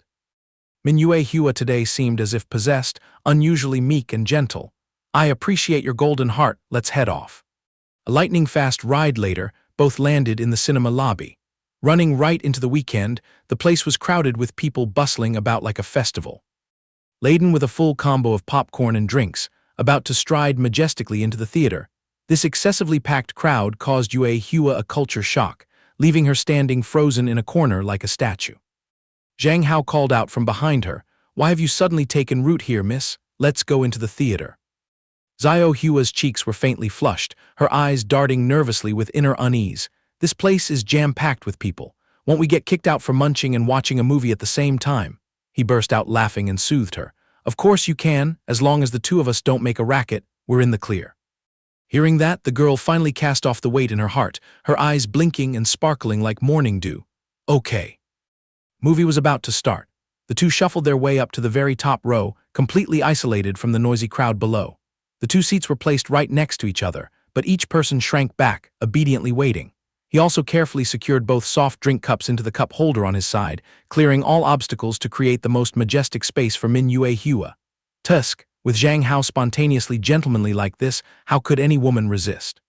Having grasped that his country bumpkin friend rarely ever showed her face at a cinema, finding everything exciting to explore yet too timid to make a move. From the moment they entered until now, she had kept her mouth tightly shut. He perceptively saw through her timidity and promptly offered his ice-cold drink over. Here. Min Yue Hua's eyes crinkled with a carefree grin. Although her exterior seemed somewhat mature, the internal operating system was definitely that of a teen girl curious about the world. Zhang Hao, infected by her carefree silliness, conveniently teased. You look so thrilled, huh? Zhao Hua nodded vigorously. Yep, this room is so massively huge, it could fit a whole army regiment. Just at that moment, the brick in his pants pocket buzzed violently. He pulled it out to stare dumbly at the screen, but his mouth kept on the topic. Huge. The mansion at your place could probably build an in-home cinema 1,000,000 times more high-class than this dump. Suddenly, an image of the wealthy woman ardently pursuing him popped into his mind. Compared to that way woman, she had even outright purchased a private jet. Tusk, Money really does grant the power to overturn the universe. Yue Hua, meanwhile, was still blissfully enjoying the sweet drink and the gentle air conditioning. I'm not really sure. Probably there is a big room about this size. Zhang Hao stared wide-eyed at the screen, flashing 2 words of that annoying name, puffing his cheeks and releasing a long sigh. It's that anti-Wei again. Can't even let a person have peace and quiet on a relaxing weekend. After a few seconds of internal struggle, his finger swiped smoothly, sending the call straight into the void. Yue Hua, gulping down her drink, glanced at him clinging tightly to his phone, put her cup down and asked considerately, "Zhang Hao, are you very busy?" He looked bewildered, not understanding a thing. After a fierce mental tug-of-war on whether to answer the phone or not, he told himself, little Yue Hua has been yearning for this day for so long, so just chuck everything behind and hang out with this girl. He turned and explained, "Not busy, let's focus on the movie." The screen had now transitioned to a brilliant frame. Zhao Hua excitedly fidgeted. "It's starting!" Zhang Hao turned and threw her a warm spring-like glance, just nodding slightly. Yep. Originally a workaholic young man, now having to be planted in this cheesy cinema to watch some trashy romance flick made his whole body itch. But wary of ruining the mood for Yue Hua, who was glued to the screen and loudly slurping her drink to the last drop with an annoying slurp-slurp sound, he could only swallow his frustration. God, this plot of a strong female lead pinning a weak male lead against the wall to flirt, it's poking my eyes out. The cup just hit empty, and Zhao Hua frantically jumped up, conveniently dragging his arm to stand up along with her. Only then did he snap to attention and ask gently, "Why so rushed? Done with your drink already?" Yue Hua turned away, blushing furiously with embarrassment, but her small hand still clung tightly to the hem of his shirt without letting go. Looking back at the bucket of popcorn on his hand, still full and not diminished one bit, while her drink was already bone dry, he reluctantly offered his own cup as a supply. "There's still a ton of popcorn left, just take my drink and use it for now." Yue Hua's face was as red as a ripe gourd, biting her lower lip tightly, her heart pounding as she mentally mapped out her next move. She leaned her whole body over into his territory, bringing her lips close to his ear and exhaling hot breath. The love book says, munching popcorn while holding hands and sharing a cola is enough to qualify for locking lips. The whispered words, accompanied by a choked tone, slipped right into his sensitive ear, making him jolt. This formerly shy friend of his, what on earth had she eaten to become this reckless? Before his mouth could utter a single word, what struck his eyes was her coquettishly alluring demeanor. Even though she'd never held the title of girlfriend for a single day, this girl was already clamoring for a demand that sounded mundane but was utterly earth-shattering. "Zhang Hao, I'm craving a kiss." Zhang Hao's face darkened. Where did you dig up these dark thoughts? Brainwashed by that stupid manual again, are you? Stop chewing on those depraved guidebooks. Or did that brat Huang Yuan infect your head with this?" Yue Hua was as persistent as a leech, both hands gripping his sturdy shoulders and solid back, whining exactly like a pair of love-thirsty lovebirds. "Zhang Hao, when you think about it, we've been starving our kiss for quite a while now." Of course, he mercilessly batted down that absurd request. Locking lips is a privilege of deeply in love couples. It's a husband-wife thing in bed. Got it through your head yet? Somehow Yue Hua threw down the trump card she'd hidden for ages, the confession bomb detonating straight into his eardrums like a time bomb. "But Zhang Hao, I've fallen head over heels for you. Let's be lovers." Zhang Hao remained utterly indifferent, completely immune to this mushy romantic nonsense. Back then, he'd extended a hand to fish her out only because he knew Wu Wu Dui intended to lead her by the nose into a filthy mire, not because he wanted her walking a dark path. Current feelings were zero, and in the future they'd only stop at close friends. "I like you too, but like as close buddies, not a lover, little Yue Hua. The problem is now, you're relying on me way too much with all this sentimentality." Zhao Hua stubbornly argued back, trying to reverse the situation. "But the divine scripture I cultivated is a dating manual. It teaches that girls nowadays have to be assertive." A split second later, Yue Hua turned into a wolf, lunging straight in to press her lips onto his chubby cheeks, causing Zhang Hao to nearly jump out of his skin in horror. "Yue Hua, break immediately. We're in a movie theater." The dark corner of the cinema was sparsely dotted with a few lovey-dovey couples lost in their own worlds. Taking advantage of the high-up, out-of-sight seating position, Yue Hua grew bolder and more brazen. The girl recklessly flung herself straight onto his lap, sitting astride him, brazenly trying to pin him down and force a kiss, cornering him in a cramped space to devour every breath. Tusk, what an audacious girl. Thankfully, with ancestors' blessing, the moment lips barely grazed, Zhang Hao used every ounce of strength to shove her away, drenched in sweat, stammering in panic. Yue Hua, calm down and listen to me explain. But by now, Yue Hua was like a crazed addict, blindly charging out of control, her mind burning solely with the desire for a deep kiss. But all his golden words flew right past her ears. Her small mouth just kept chanting continuously. Zhang Hao, I'm completely addicted to you. His brain sounded the alarm to flee this trap immediately, but damn it, his body in this world went on strike. How infuriating, these cotton ball hands are the body's fatal weak point. Yue Hua's sinful hands began patrolling randomly, sliding gradually down from his chest. Venturing deep into forbidden territory, the brazen girl flipped up the hem of his shirt, revealing several firm abdominal muscles and a waist as tiny as an ant's, rivaling any woman's. Her hoarse voice floated out, dripping with seduction. The secret manual points out, when the theater cuts power and the lights go out, you can pull off another move. Thankfully, Zhang Hao still kept a cool head to slam the brakes on Min Yue Hua's misdeeds, promptly seizing her claws just before things went too far. It's over, sit obediently and watch the movie, he barked, but inside he was reciting a calming mantra. Hold back, restrain is golden. Min Yue Hua had no choice but to wave the white flag and surrender, yet still didn't forget to play a sneaky seduction move by breathing a stream of scorching air against his ear, causing him to flinch and jerk away. The cheesy movie dragged on for over an hour before finally reaching its end. The cinema corridors on weekends were indeed always teeming with crowds pushing and shoving in every direction. Zhang Hao escorted Min Yue Hua out of the theater. At this moment, the girl's face was beet red, wishing she could vanish into the ground, bitterly frustrated that the whole arsenal of tricks from the manual had yielded no results. She hugged her disappointment and mumbled regretfully, but the sage's book clearly taught it. Zhang Hao lowered his voice to a razor-sharp warning tone. Put away that whole rubbish collection of military tactics now. From this moment on, all orders must obey my command. Zhang Hao irritably confiscated the sinful notebook from Min Yue Hua's hands, scrutinizing every single character thoroughly. Bring it here, let me see what the hell this damn manual of yours is written. Yue Hua twisted anxiously, trailing behind to defend herself.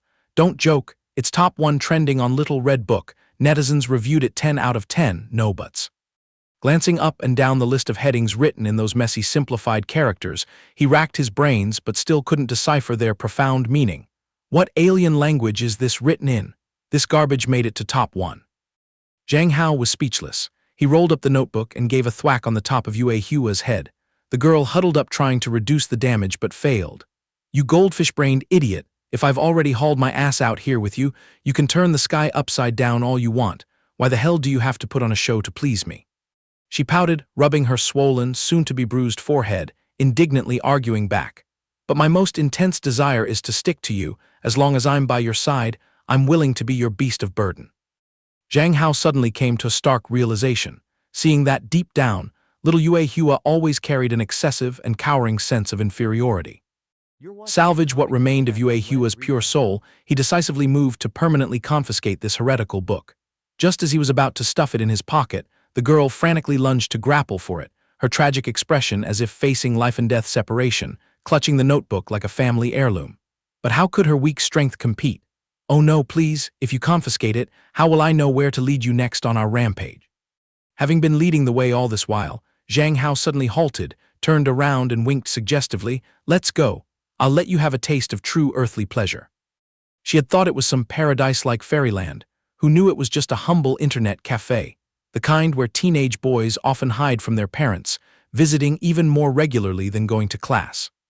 Settled in front of the massive gaming computers, Min Yue Hua stared blankly at the screen, showing no hint of interest. Completely opposite to the boldness she rarely showed in the cinema earlier, now she shrunk back like a bashful little flower. Casting a gaze that pierced straight into her heart, Zhang Hao smiled knowingly. Never been to an internet cafe before, right? Min Yue Hua obediently nodded. Yep, my family strictly forbids this. Seeing through the innocent bookworm nature of Min Yue Hua, Zhang Hao gently ruffled her hair to reassure her. Keep your mouth shut. Don't let your family find out, lest I be branded a sinner for corrupting a good girl. The girl quickly replied, sure. This little escape to go gallivanting suddenly turned into a small hidden corner at the bottom of their hearts. This will be our little secret then. Yep. Zhang Hao's unfinished game screen displayed consecutive notifications of wiping out the enemy, full of fervor to drag her into the sea of suffering. Ahem, the sea of joy, he cheerfully said, now it's your turn to choose your own fun. Alas, someone like Manhwa Hua, who had never laid a finger on a gaming keyboard since childhood, had no clue where to start. Her face revealed utter bewilderment. Zhang Hao, I'm completely clueless. Leaning over into Manhwa Hua's space, Zhang Hao personally picked a game and outfitted her character, his mouth rambling on, I know full well how strictly your family manages things, but as a girl, you gotta have your own hobbies too. Began expounding the philosophy of learning by doing to Zhao Hua, you're outstanding, high-scoring, from a well-off family, life's path paved with roses. But deep down, I just wish for you to laugh and have fun in the purest way. Everything was set, and he naturally morphed into a professional coach, meticulously guiding her step-by-step. Look, this is a 5-on-5 PvP mode. There's shooting, tanks, and even aircraft. I bet you'll love it. Let the master here teach you. Manhwa Hua swallowed all this new knowledge in a daze, her small mouth murmuring softly, okay. The label of top student wasn't just for show. Within mere minutes she had grasped the rhythm. The atmosphere instantly exploded, and in a flash, Zhao Hua's fingers were flying nimbly across the keys, and this one is VKSC, controlling direction, dead on, advance. The atmosphere was strangely harmonious, devoid of any bickering. Two people originally from opposing worlds now found all boundaries erased thanks to their spiritual synchronization. Aim carefully, right on target, open fire. The match concluded with a glorious victory. Zhang Hao didn't hesitate to lavish praise, casually flashing a thumbs up, excellent, your skills are top-notch. In truth, her hobbies had been under his radar long ago. He recalled last time, Manhwa Hua was crazy about gun models and loved binge-watching war movies. Sure enough, this girl was passionate about military themes. Thinking back, if she were in his old world, she'd definitely be a teenage girl obsessed with combat gear. Zhang Hao calmly pulled the tab on a can of soda with a crisp pop. Then slowly dropped a light remark into Manhwa Hua's ear, it's curfew time now. Having tasted such a top-tier and realistic game for the first time, Manhwa Hua still hadn't had her fill, hastily expressing her reluctance. Can we top up more money? I really don't want to stop yet. Zhang Hao put on a lecturing air, absolutely no addiction allowed, entertainment needs to know its limits. If you want more, I'll battle with you again next time. Manhwa Hua found that agreeable and instantly nodded her consent. The moments of immersion in the internet cafe had cleared both their minds, their spirits visibly lifted. It had been many seasons of falling leaves since he last gamed at a net cafe. This felt so great. Sure, there's a computer at home, but how can it compare to the atmosphere out here? Hey Zhao Hua, your darling phone is ringing. Zhao Hua hastily pressed the answer button. The other end of the line mumbled something unclear, only seeing her calmly respond, yep, understood, all right, won't go. Seeing that today's outing still seemed somewhat unsatisfying, Zhang Hao began to feel uneasy, trouble. Is it time to return to the palace? The girl gently shook her head and waved her hand, I still want to hang out with you more. Hitting right upon Manhwa Hua's desire to break free, Zhang Hao could only swallow his reluctance and compromise. All right, today we'll let you go all out till the end. Thinking that, he pulled her straight toward the next stop. Why hesitate? On to the next adventure. In a flash, the pair had landed in the claw machine, an arcade game zone in the heart of a bustling shopping mall. He guided her through all kinds of experiences, starting off by wildly swinging weird drumsticks on a drumming machine. Then the two wandered watching people dance on rhythm game pads. Zhao Hua's eyes sparkled with excitement, making Zhang Hao break into a sweat just glancing over. Not stopping there, they also stormed the simulated shooting system, right up Zhao Hua's alley. By the time they strolled out of the shopping building, the sunlight had faded. Zhao Hua suddenly spoke up, expressing her wish. Zhang Hao, I'm craving to preserve every moment of today. So later when I pull it out to look, I'll remember deep in my bones that this was the most wonderful day. She tagged along, skipping behind his heels, her radiant smile making her eyes curve like two soft silk ribbons. Zhang Hao suddenly realized this girl was quite interesting, and waved his hand, painting future plans. Don't worry, in the future we'll have plenty of chances to roam around together countless times. Manhwa Hua nodded promptly, yep. All of a sudden, a sleek black car scorched the road to a halt right in front of them both. But judging by its luxury level, it definitely wasn't a specialized vehicle for extortion. Zhang Hao flinched, telling himself surely Wei Nan's claws hadn't stretched all the way here. his face wrinkled with wariness. Wei Nan again. Thank heavens, the person stepping out was the butler of the Min household, making the trip specially to escort the young lady back. Miss, the master is already waiting at home.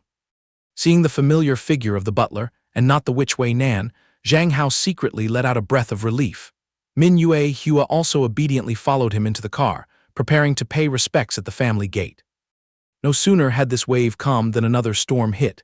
The head of the Min family hadn't just sent someone to fetch his daughter, but had also personally named Zhang Hao to come and talk. Mr. Zhang, our chairman has invited you. Zhang Hao broke out in a cold sweat hearing this, thinking he had escaped disaster. Authoritative man was already seated in his study, swiping through an iPad clearly displaying Zhang Hao's curriculum vitae, the one claiming to be his precious daughter's close friend. Never having met face-to-face, he assessed the young man through a highly critical lens, befriending Yue for barely a few days and already borrowing money, and even had a reputation as an online thug who liked to use his fists. There were even rumors that Yue had once brought this guy to the private residence. This heavyweight character was indeed Min Yue Hua's biological father, also the head of the famously filthy rich Min family. Normally, whatever mischief the young lady got up to, he wouldn't bat an eye. But when it touched the family's interests, that was another story entirely. Tusk, really cute, Yue actually dared to ignore my call for this brat, wandering the streets until this very hour. Turning back to the two, they had already arrived at the Min family estate and were strolling through the main hall. Clearly, Zhang Hao had only good intentions, inviting her to blow off some steam without any dark schemes. Yet somehow Min Yue Hua obediently nodded right away, making him suddenly panic as he realized he had just crossed paths with her powerful father. Today his father had already urged him about a matchmaking meeting, so why was Yue Hua so nonchalant, her reaction as light as a feather? Zhang Hao held his tongue, one hand rubbing the back of his neck, scratching his head in silent lament. This scene felt exactly like some bandit kidnapping the precious daughter of a noble family. The old butler, perfectly able to read his frantic expression, spoke up to reassure him. Young Master Zhang, please calm down. My master is very gentle, never one to pick a fight without cause. The two heavy ironwood doors were pulled apart, brilliant light from inside flooding out. Please come in. What met his eyes was an enormous banquet table surrounded by high-end leather chairs. Min Yue Hua's father was already seated at the head, with 3 neatly arranged place settings. It seemed he had been counting the seconds, waiting for this encounter. He spoke with cheerful directness, cutting straight to the chase. You're Zhang Hao, right? Make yourself at home. The young man didn't bother with formalities. Thank you, uncle. His sharp eyes swept over the powerful man's appearance, inwardly nodding in appreciation of his elegant demeanor. So this was Yue Hua's birth father? He looked so dashing. The two took their seats properly at the banquet table. Min En gently asked his daughter about her outing, but only heaven knew the deeper meaning hidden behind those words. Did you have fun? Min Yue Hua, with her straightforward mind, never one to overanalyze, innocently took it as fatherly concern and beamed in reply, absolutely wonderful. Min En waved his hand, subtly dismissing her. Go change your clothes, you're all dirty. Truly a veteran full of cunning, every word deeply layered. One featherlight sentence easily whisked little Hua away, creating a private corner to converse with Zhang Hao. Zhang Hao's perceptiveness naturally far surpassed Yue Hua's. He instantly caught on to Min En's intent, a plan to speak with him in private. Min En smiled warmly, asking, have you eaten yet? Join me for a meal. He quickly shed his reticence and accepted the goodwill. Yes, sorry to trouble you, uncle. Mid the clinking of knives and forks slicing steak, Min En brought up the topic of Yue Hua as bait again. I often hear Yue rambling about you, praising how well you take care of her. Of course, before showing his cards, he skillfully used sweet words to seal the other's lips. As a father, I truly must thank you. Zhang Hao scratched his head with a sheepish grin. It's nothing, uncle. Friends helping each other is only natural. But he knew full well this old fox was using gratitude to draw a line, thanking him while his eyes were elsewhere. Clearly Yue Hua's father didn't fancy him one bit, so the next script must be. Zhang Hao's mind instantly went into overdrive, cooking up a dozen melodramatic, dog-blooded romance cliches. Surely Yue Hua's father would sneer, look at your own status, do you have a chance to climb high? And then blatantly ask, how much do you need to let go of my daughter? Zhang Hao broke into a cold sweat on his forehead. Oh God, this corny motif. But Min En played it openly, piercing straight through. Just friends. Yue ditched the family's matchmaking schedule because of you, yet I was under the impression you two were dating. Though mentally armored, Zhang Hao still felt his head spin. Oh crap, he flipped the script faster than flipping a rice paper. A huge misunderstanding. He had no clue about that damn matchmaking thing, and suddenly he was being accused of something so huge. He had to correct it immediately. I apologize, uncle. I swear I knew nothing about today's meeting. Yue Hua wouldn't utter a single word about it even if you pried her mouth open. Min En flipped back to a kind smile, laughing heartily. I'm not accusing you, don't overthink. After all, I still have to thank you. Zhang Hao was dumbfounded. Huh, this uncle was just holding a grudge against me a moment ago and now he's beaming. Oh, thank me for what exactly? With that, the old man slid a prestigious black card straight toward Zhang Hao, a small token of gratitude.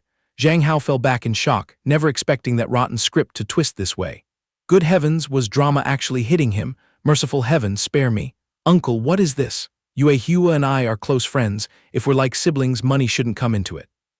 Min knew this kid was sharp, more than able to read the chessboard, so he didn't bother to spell everything out, leisurely raising a cup of tea and sipping the steam.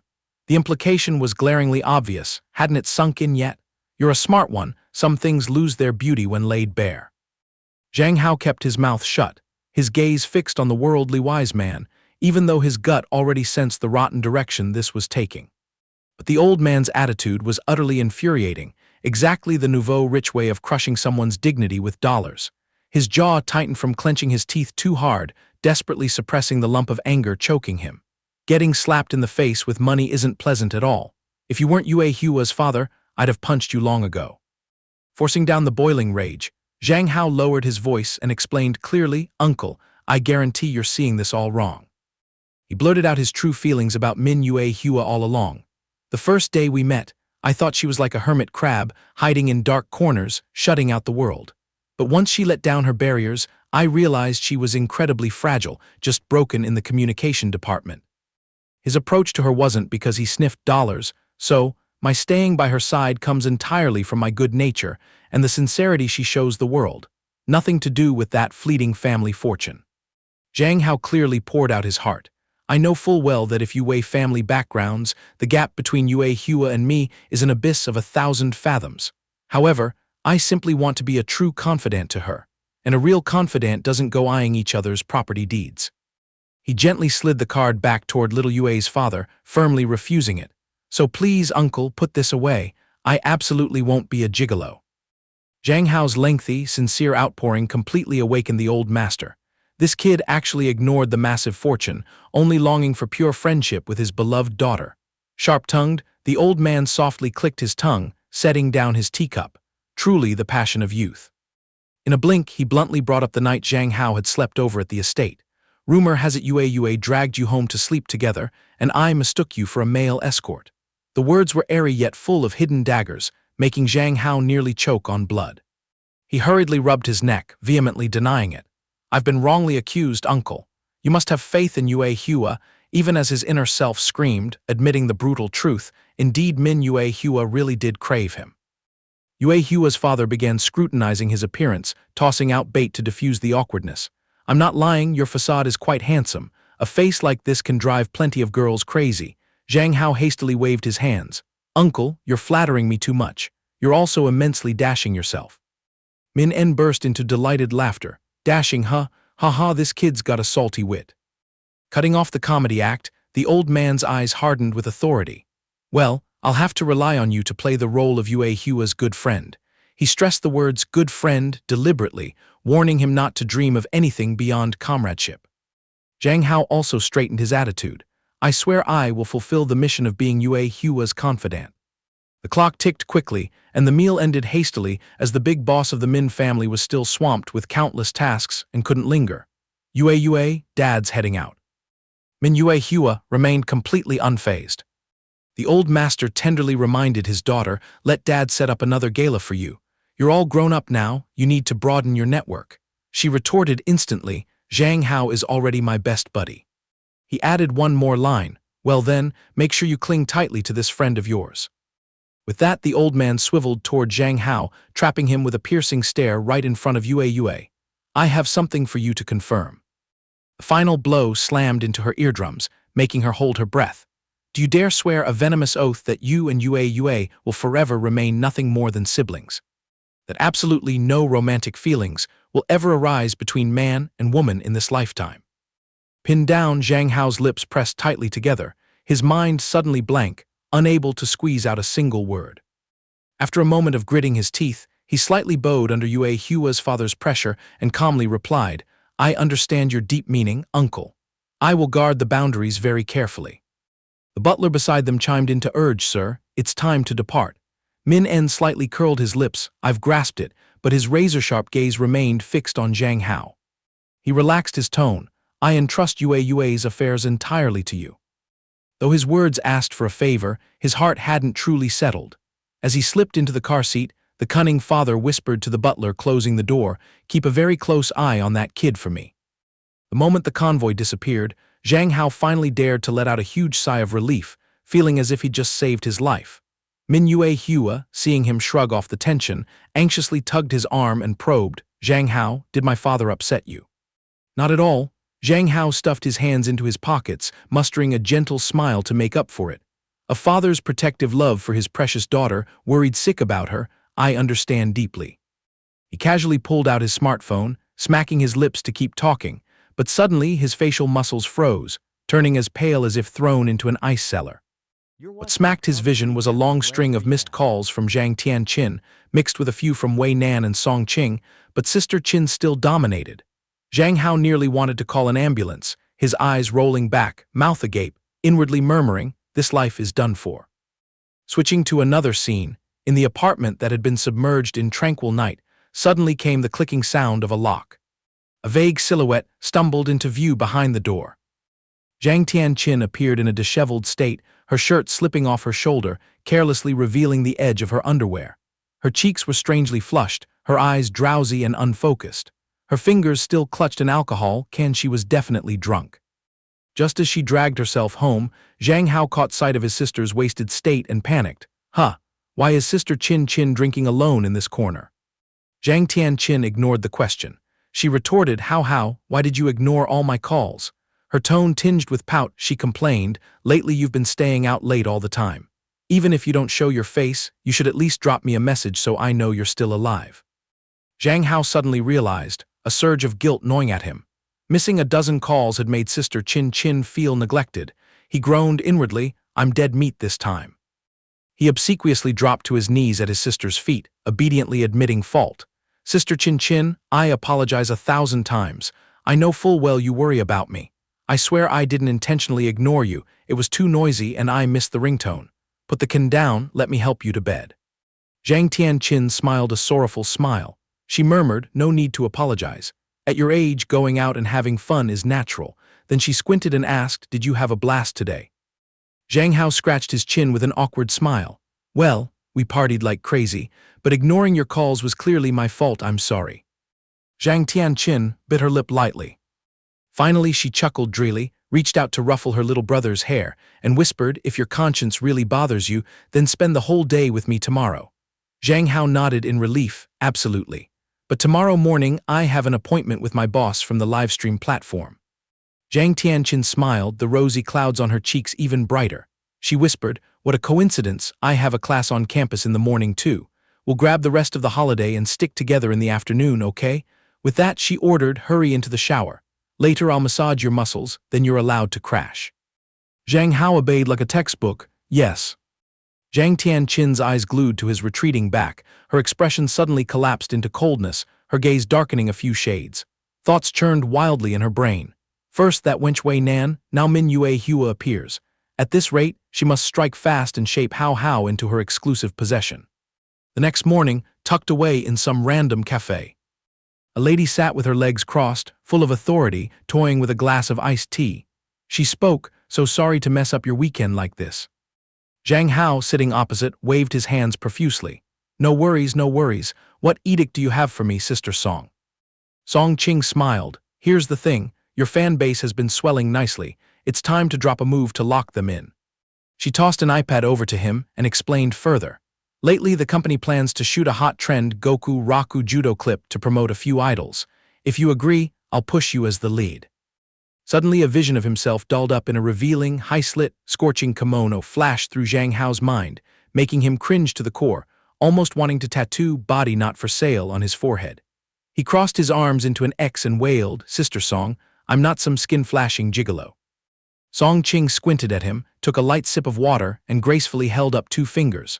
She concluded, "For that reason, I've already prepared an escape route with Plan B, a cosplay photo shoot." Finger tapped the screen, revealing the concept of a youth clad in a badass set of silver battle armor. Song Ching's voice murmured, "I know you don't like revealing outfits, so I settled on a cool character." Glancing at the draft, Zhang Hao muttered in praise, "This Arthur battle armor set is awesome, majestic, and perfectly matches my manly physique." He immediately sealed the deal. "Let's lock in this cosplay shoot. Finish the drink, then let's get to it. Everything's already ready." Song Ching's voice added right as he finished speaking. Zhang Hao's jaw dropped. "Huh, what the heck?" Song Ching smirked slyly, raising a thumb in pride. "Of course, I work very conscientiously." Zhang Hao's voice shot up sharply. "Conscientious, indeed. Why do I suddenly smell like I'm being lured into a trap?" The scene fast-forwarded, the photographer's shouts ringing out cheerfully. "Perfect pose. Now tilt your chin this angle." The young man with golden hair, sapphire eyes, clad in silver armor exuded an overwhelming aura, making the photographer shriek in delight. "Wonderful, outstanding. Hold still, freeze that pose for me. Got it." The continuous clicking of the camera mingled with the crowd of onlookers gathered outside, packed thick as bees. At the same time, this footage was displayed prominently on a screen at another headquarters. Right at this spot, a lady raised her hand to give a presentation. She poured out words. "This golden sand strip draws a massive crowd of backpackers and idle locals passing through. Even Western tourists flock here for the virtual living. This gold mine is immensely worth investing in to exploit." The fact that cosplayers are flocking here already proves its money-making potential. The entire boardroom held their breath, listening intently, dead silent. She ordered again, "Steer the flycam closer for a look." No one knew whose mouth uttered a gasp. "This cosplayer is so hot." Suddenly, the young man's gaze locked onto one spot, the smile on his lips vanishing in an instant. Enraged, he hurled his treasured sword straight at the flycam, ignoring countless bulging eyes in shock, and roared, "Whose toy is this? Shoving it right in my face, you got no decency doing business like this." Back in the VIP meeting room of the high-rise, the screen suddenly went black, displaying the words "Signal lost." All the guests seemed petrified, especially the woman standing at the podium, who froze like glue. Her face ashen as a slaughtered chicken, she frantically defended, "My apologies, I will immediately dispatch men to track down this cosplayer's background." "No need, on the contrary, you should be thanking him."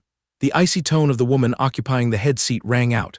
"Without that toss just now, I would have already kicked you out." Wei Nan narrowed her eyes, resting her chin on her hand with a faint, cold smile. "That divine throw is definitely that brat's signature. But how dare he smash my surveillance fly? I'll have to drag him out to pay for this." Switching back to the private residence, Zhang Hao slumped on the sofa, completely drained, wiped out like a dead dog. Who knew being a cosplay model would sap his stamina this much? Suddenly the doorbell rang jarringly, making him jolt. He muttered to himself, "Sister Chin Chin is back. Did her goldfish memory forget the keys again?" He shouted out, "Coming, hold on a sec." Just as he twisted the doorknob, he blabbered, "Sister Chin, have you descended from the heavens?" Except the person standing imposingly was Wei Nan. She glared with a mocking pout, "Open your eyes and look, who's your Sister Chin?" With a thud, she pounced and hugged Zhang Hao tightly, making him scream.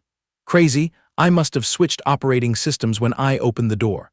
She retorted, "Ignored my calls, and now you're planning to shut the country and lock me out on the street." Wei Nan cracked her knuckles menacingly, taunting, "Want me to tear down this door for you?" He paled and begged for mercy. "Spare me, President Wei, show mercy and spare this pitiful door, I'm begging you."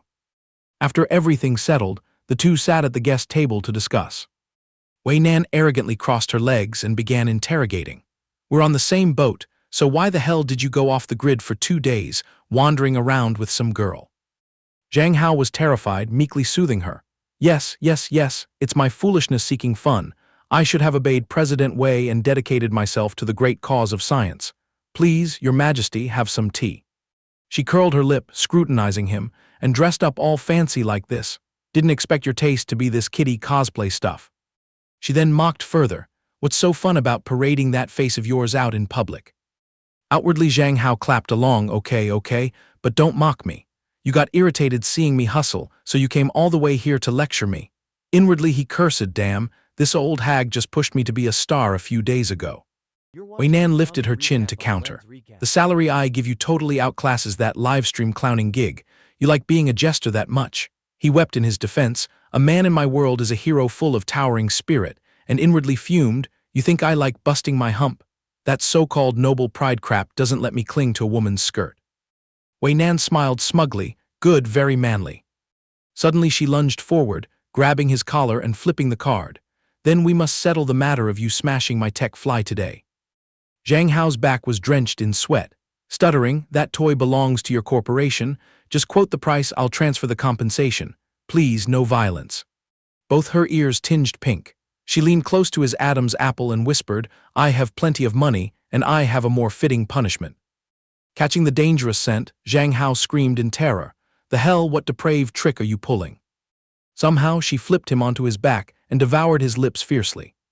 After the kiss, she licked the rim of her lips, her eyes glistening as she looked at Zhang Hao, dropping a teasing line. Looking at you, you actually look pretty handsome in this outfit. The young man looked as if his soul was snatched, his face burning red, staring at her resentfully as he shot back. Is that so? Where I come from, a woman like you is born to wear maid outfits with cat ears. She stared intently at him, dropping bait. Do you yearn to see me wearing one? Then she taunted, if you've got the guts, dress me yourself, but I bet you're too much of a coward to dare. Zhang Hao's manly blood boiled. Then watch and see if I dare to undress you.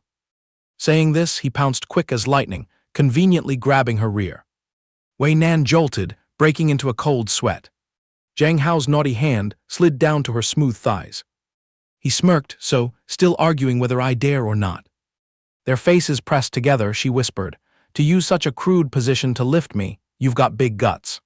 Unfortunately, his arms suddenly trembled uncontrollably, but she immediately mocked, seems the endurance isn't too high. He broke out in a sweat, yelling, no, it's just because you're too heavy. So he had to drop one arm. Wei Nan clicked her tongue in disappointment. What a pity, you were almost about to turn the tables. Zhang Hao gritted his teeth and told himself, I'm really screwed. This body's stamina is really pathetic, training hard every day yet still so pathetically weak. She teased again, Zhang Hao speaking of muscles. She pinched his cheek while mocking, you can't even carry my shoes. Then she lunged again, devouring his lips once more. Enduring this forced feast of beauty till his mouth was sore for a full 30 minutes, he finally regained his senses and snapped. Enough, done munching. What exactly did you come here for today?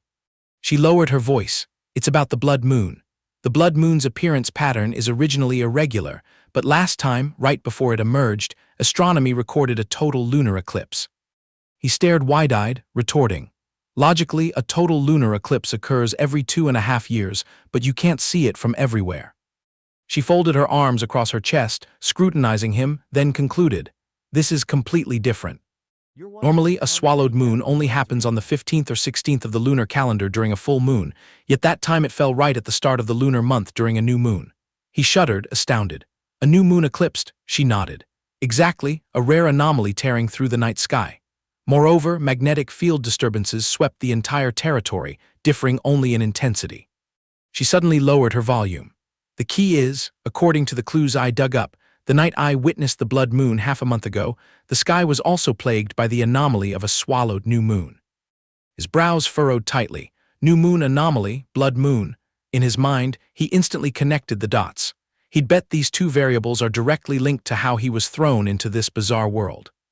At that very moment, Zhang Tianqin pushed the door open and poked her head in, cheerfully calling, How, I've landed. The young man nearly died of fright, wailing, Damn it, Sister Chin Chin suddenly descended. Wei Nan shot a dagger-sharp glance toward the door.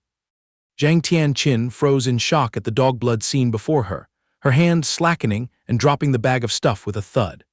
She stammered hesitantly, How, what the heck are you doing? Zhang Hao tensed up, hastily feigning a serious fake expression. Are you my master?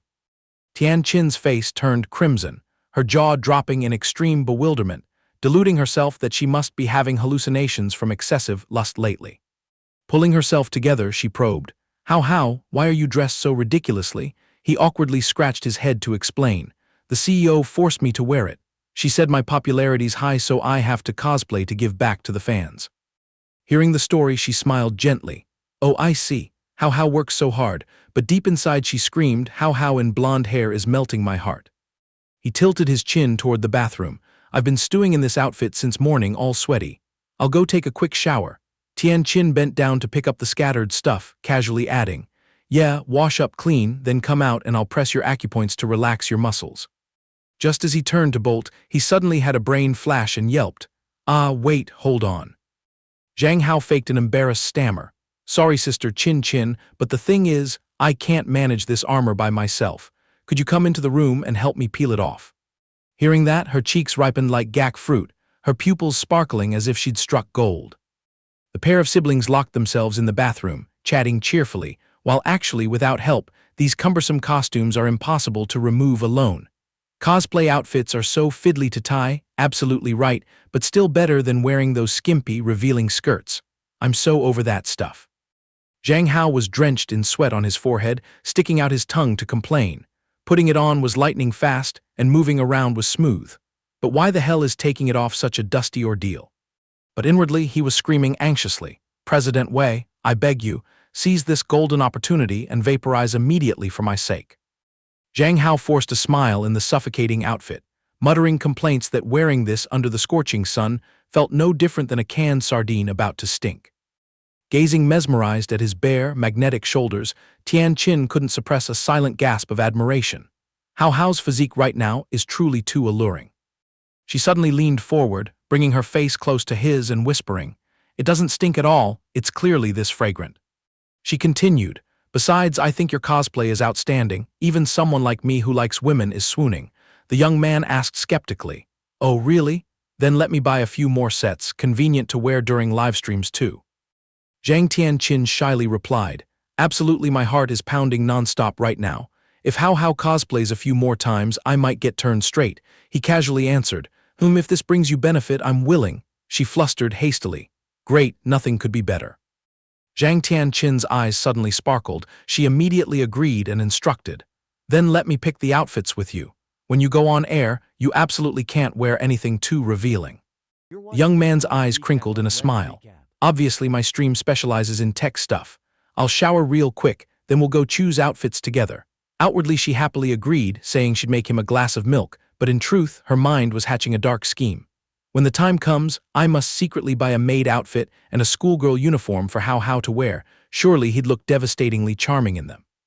Today was truly a beautiful day, with white clouds and golden sunshine. Right then, inside the bathroom sank into an oddly profound silence.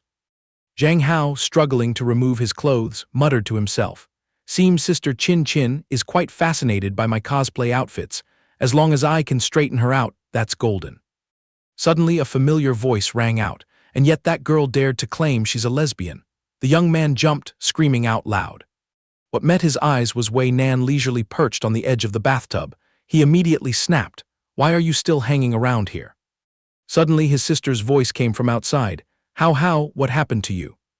Without a moment's hesitation, he flew over and clamped his hand tightly over Wei Nan's mouth.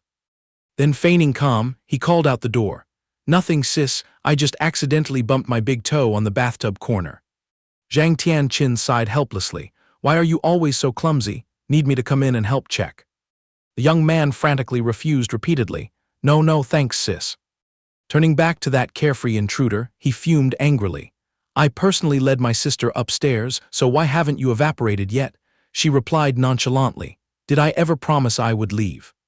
His expression darkened. Then why are you still planted here? Planning to mooch lunch at my place? Sorry, President Wei, my house doesn't have top-grade lobster to entertain you. She ignored his sarcastic tone and asked coolly, Are all men in that other world of yours able to stand bare-chested in front of women without batting an eye? Zhang Hao frowned and shot back. Whatever I am, I'm not as twisted as someone who lurks in other people's bathrooms. She mocked sarcastically. Your sister is full of tricks too, wanting to personally pick out your cosplay outfits, planning some kind of groom-the-boy game. He glared while putting his clothes back on. You were eavesdropping just now, weren't you? Her expression suddenly turned unusually serious. I only stayed to verify a few things. I warned you before, that sister of yours is definitely not simple. If she ever finds out you're not actually her real brother, guess what she'll do? He answered decisively, That's none of President Wei's concern. Right then Zhang Tianqin's voice came from outside the door. How, the milk is ready. Once you're done showering, come out so I can massage you to relax. Wei Nan hopped down, smirking provocatively. Oh wow, what a loving model sister. The young man panicked, turning to clasp his hands in desperation.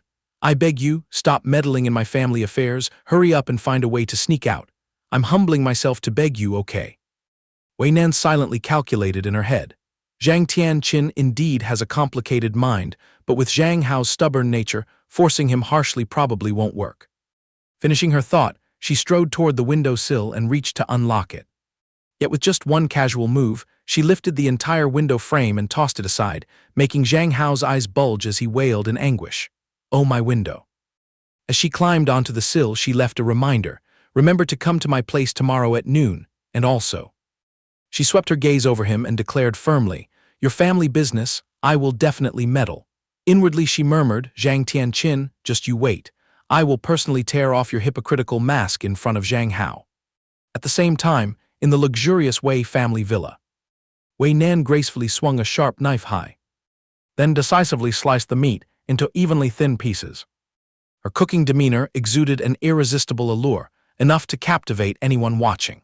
Zhang Hao stepped closer, clicking his tongue in amazement. Hard to believe, President Wei, who breathes fire, actually cooks in the kitchen herself. Hearing this, she calmly replied, find a seat and wait a bit, the food's almost ready. The young man rolled up his sleeves and said cheerfully, there's no reason you go through the trouble of cooking while I just sit around waiting to be fed. Let me lend a hand. As he reached for the apron, he marveled at her knife skills. Your knife work is precise, President Wei.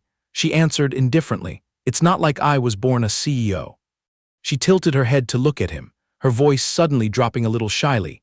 And besides, personally cooking for the man she had her eye on, wasn't that perfectly natural and right? The guy blushed bright red, breaking out in a sweat, and flusteredly cried out, please tone it down a bit, I'm getting goosebumps all over. Wei Nan gently teased, it's rare to see such a cute guy bustling about in the kitchen like this, really quite a visual treat. He argued stubbornly, I'm not cute at all, in the other world I've been used to living alone for years. Because of his clumsiness, he couldn't control the flame and it flared up fiercely. He jumped and yelped because he almost got burned. She immediately pulled his hand back, gently reminding, be careful. Then she awkwardly clarified, you're so clumsy it even made me stare.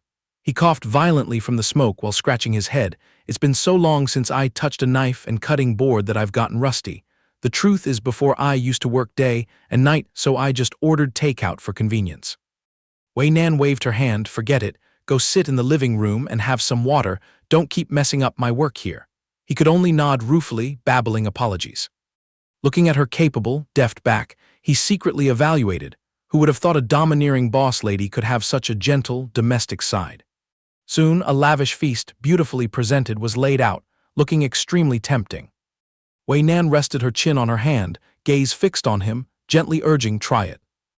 Zhang Hao picked up some food while thinking to himself, I didn't expect her to prepare such a grand spread. Let's see what level this domineering CEO's culinary skills have reached. After taking a bite, he commented with satisfaction, the flavor is excellent indeed. She raised an eyebrow and probed, really excellent, so if compared with your Jai Kinkin, who's better? Zhang Hao didn't even rack his brains, immediately blurting out, how can they compare? No matter what, Jai Kinkin is still my blood relative. She laughed out loud, sarcastically asking, do you really believe Zhang Tianqin considers you her real brother? He answered firmly, of course, among all the people I've ever met, she's the girl who treated me most sincerely. Being her younger brother is the greatest honor of my life. She slowly revealed the truth. A pure older sister would never pretend to be a lesbian to get close to you. He immediately flared up, loudly defending his sister, stop making up nonsense. A girl values her reputation like her life, who would be crazy enough to pretend to be a lesbian. Don't project that everyone has ulterior motives. Jai Kinkin is family to me, my dear sister. I treasure her immensely. Hearing this, her face darkened, and she asked irritably, treasure? He looked straight into her eyes and answered firmly, yes, extremely treasured. Wei Nan was furious inside. She gritted her teeth and cursed silently. That woman Zhang Tianqin is truly cunning and scheming. Swallowing her anger, she leaned back in her chair and said indifferently, fine, go on with your meal. He threw her an innocent, clear gaze and added, I'm very grateful for the favor Wei Zong has shown me, but the #1 spot in my heart will always belong to my family. Don't forget our cooperation agreement that you absolutely must not touch my family." She nodded sullenly. "I know, you've said it so many times, just eat quickly." Wei Nan's face fell as she thought to herself, "Zhang Hao, you cherish her like family, but she only sees you as a toy in her palm. Oh well, right now you're deluded. Even if I talk myself hoarse, you won't believe it. However, that peaceful place you keep praising as home is ultimately just a deceitful play staged by Zhang Tianqin alone." Secretary from Fang Hong Group knocked and entered, reporting seriously, "Wei Zong, we followed leads from the kindergarten to dig deeper, and unexpectedly discovered that the marriage of their parents seems to hide many dark corners. It seems that Zhang Tianqin herself was pulling strings in the dark to match them." Hearing this, Wei Nan was so furious steam nearly blew from her head. She coldly concluded, "This means Zhang Tianqin is using the label of stepsister to openly get close to Zhang Hao." The secretary stared at the report and added, "Indeed, this Zhang Tianqin has persistently stalked Zhang Hao like crazy, from kindergarten all the way until now." Wei Nan propped her chin on her hand, both angry and helpless, exclaiming, "Just a scumbag in human skin. If she were truly honorable, why would she need to stage such a roundabout play? This kind of despicable scheming will never deserve to stand beside Zhang Hao." From high up, she cast her gaze after his departing figure. Once she confirmed he was settled in the car, she turned around and grabbed her phone. Wei Nan immediately called her secretary, asking coldly, "How far along is the evidence file on Zhang Tianqin orchestrating for Zhang Yan and Chen Guxing?" The other end respectfully replied, "It's almost complete." She sneered inwardly, "Zhang Tianqin, I can't reveal my cards to you yet. But just think, if you're stripped of the status of Zhang Hao's sister, how miserable will you be? I'll make you taste the fitting consequences for daring to cross the line." Zhang Tianqin yanked open the window curtain forcefully. She looked up at the high blue sky, muttering to herself, "The decisive moment has come." Zhang Tianqin was tenderly holding some fresh flower buds in an extremely excited mood. The moment she saw his figure appear, she turned cheerfully, "My Hao, you're back." The guy was stunned and surprised. Why did Jai Kinkin get off work early today?" She gave a sweet smile. "Dad and Mom are away, so I wanted to sneak back a bit early." Her smile froze when she saw him bringing a friend home. "Oh my, Yue. Yue Hua also came to visit." The little friend shyly bowed. "Yes, hello to Zhang Hao's sister." The guy quickly turned and scratched his head. "Yue Hua, don't be too formal, just relax like you're at home." Zhang Tianqin smiled awkwardly, giving him a sideways glare. How, why didn't you tell me in advance you were bringing a friend?" He flusteredly explained, "Oh, I completely forgot. I'll remember next time." Then he leaned close to her ear and whispered an explanation. "I told you before, Yue Hua has social anxiety disorder. She spends all day locked in her room in a daze or buried in books. I can't bear to see her always alone like that." Yue Hua timidly spoke, "Zhang Hao, I've finished changing my slippers." The guy clapped in praise, "Awesome." Witnessing that, Tianqin pouted and thought, as if she's not even as good as a 3-year-old. Then Zhang Hao naturally took the girl's hand, turned his head and announced, "Jai Kinkin, we're going to my room." She forced a smile, "Let me go prepare some snacks for you too." But deep down, a volcano was about to erupt. That damn girl Min Yue Hua is really a lingering ghost, daring to jump out and ruin my good thing. Entering the room, he turned to ask Yue Hua, "Do you like playing games or borrowing books to pass the time?" The girl shyly looked around, softly exclaiming, "Zhang Hao, your room has such a pleasant scent and it's so tidy." The guy burst out laughing, "Oh come on, a boy's room is nothing special. Feel free to walk around and look, don't just sit there huddled up." Inwardly he secretly wondered, strange, does my room have some special smell? He then turned and suggested, "If you think your room is too bare, just refer to the decorations here and apply them." The girl's eyes lit up, quickly asking, "So can I borrow your things to take home and display?" He generously nodded, "No problem, whichever item you like, I'll give it to you." Immediately, the girl trotted over and obediently knelt in front of his personal cabinet. Then she pulled out a pair of his underwear with a Pikachu print, pointed, and said, "I'll take this one." Just as the words left her mouth, the room door was suddenly pushed open from outside by Zhang Tianqin. She stood rooted to the spot, mouth agape in shock. The guy panicked, jumping up to explain, "Jai Kinkin, big misunderstanding, let me explain." A moment later, all three sat cross-legged on the wooden floor. Tianqin with a stern face spoke, "What misunderstanding?" A girl just steps through the door and already wants to strip off your clothes.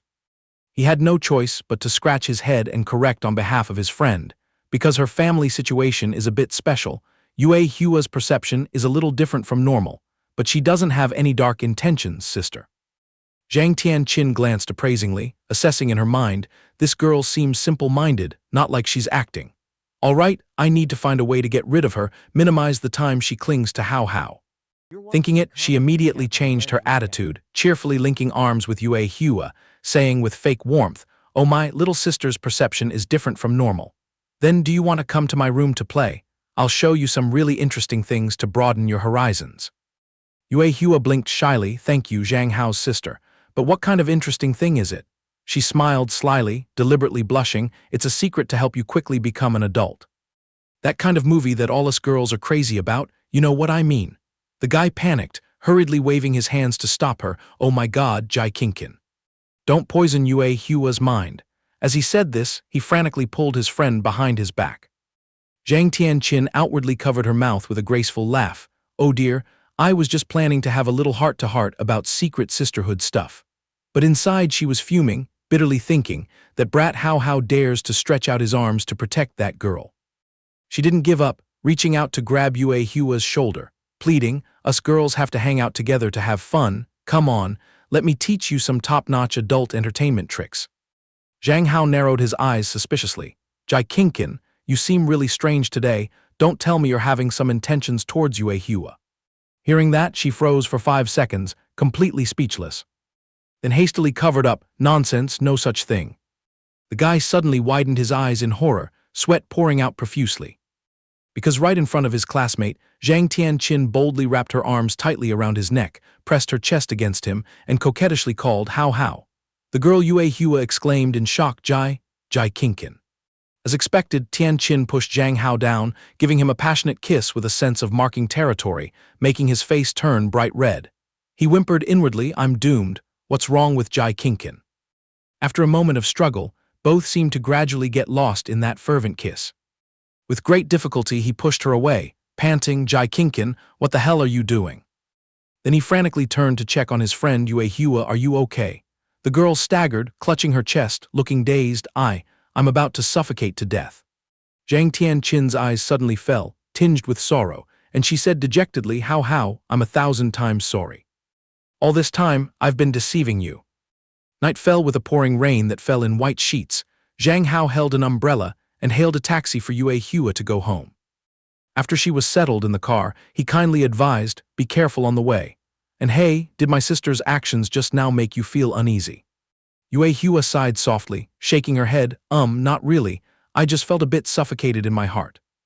Zhang Hao scratched his head with a sheepish smile, salvaging his sister's image.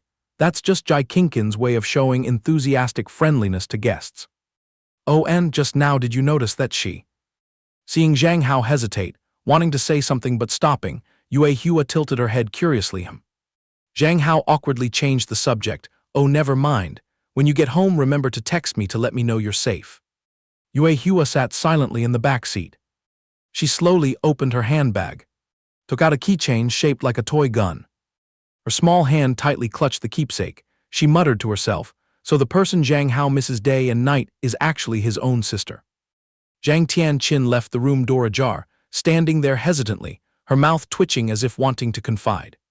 As soon as Zhang Hao caught sight of Zhang Tianqin's figure, he called out, "Jai Kinkin." Suddenly Wei Nan's sharp warnings echoed in his mind. A pure older sister would never pretend to be a lesbian to get close to you. He began to vaguely realize that Wei Nan had hit the nail on the head. He hesitantly probed, "Jai Kinkin, the truth is you're not a lesbian, right?" Zhang Tianqin stood rooted to the spot, facing his sharp gaze. She was extremely bewildered, her throat choked with bitterness, not knowing where to start explaining. Finally, she mustered the courage to nod and admit, "Yes, I'm not."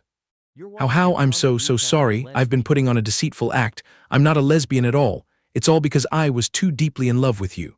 Zhang Hao felt as if struck by lightning, dumbfounded like a log, stammering, Zhang Tianqin sobbingly confessed, "I fell in love with you, but I knew full well that Mom would fiercely forbid it.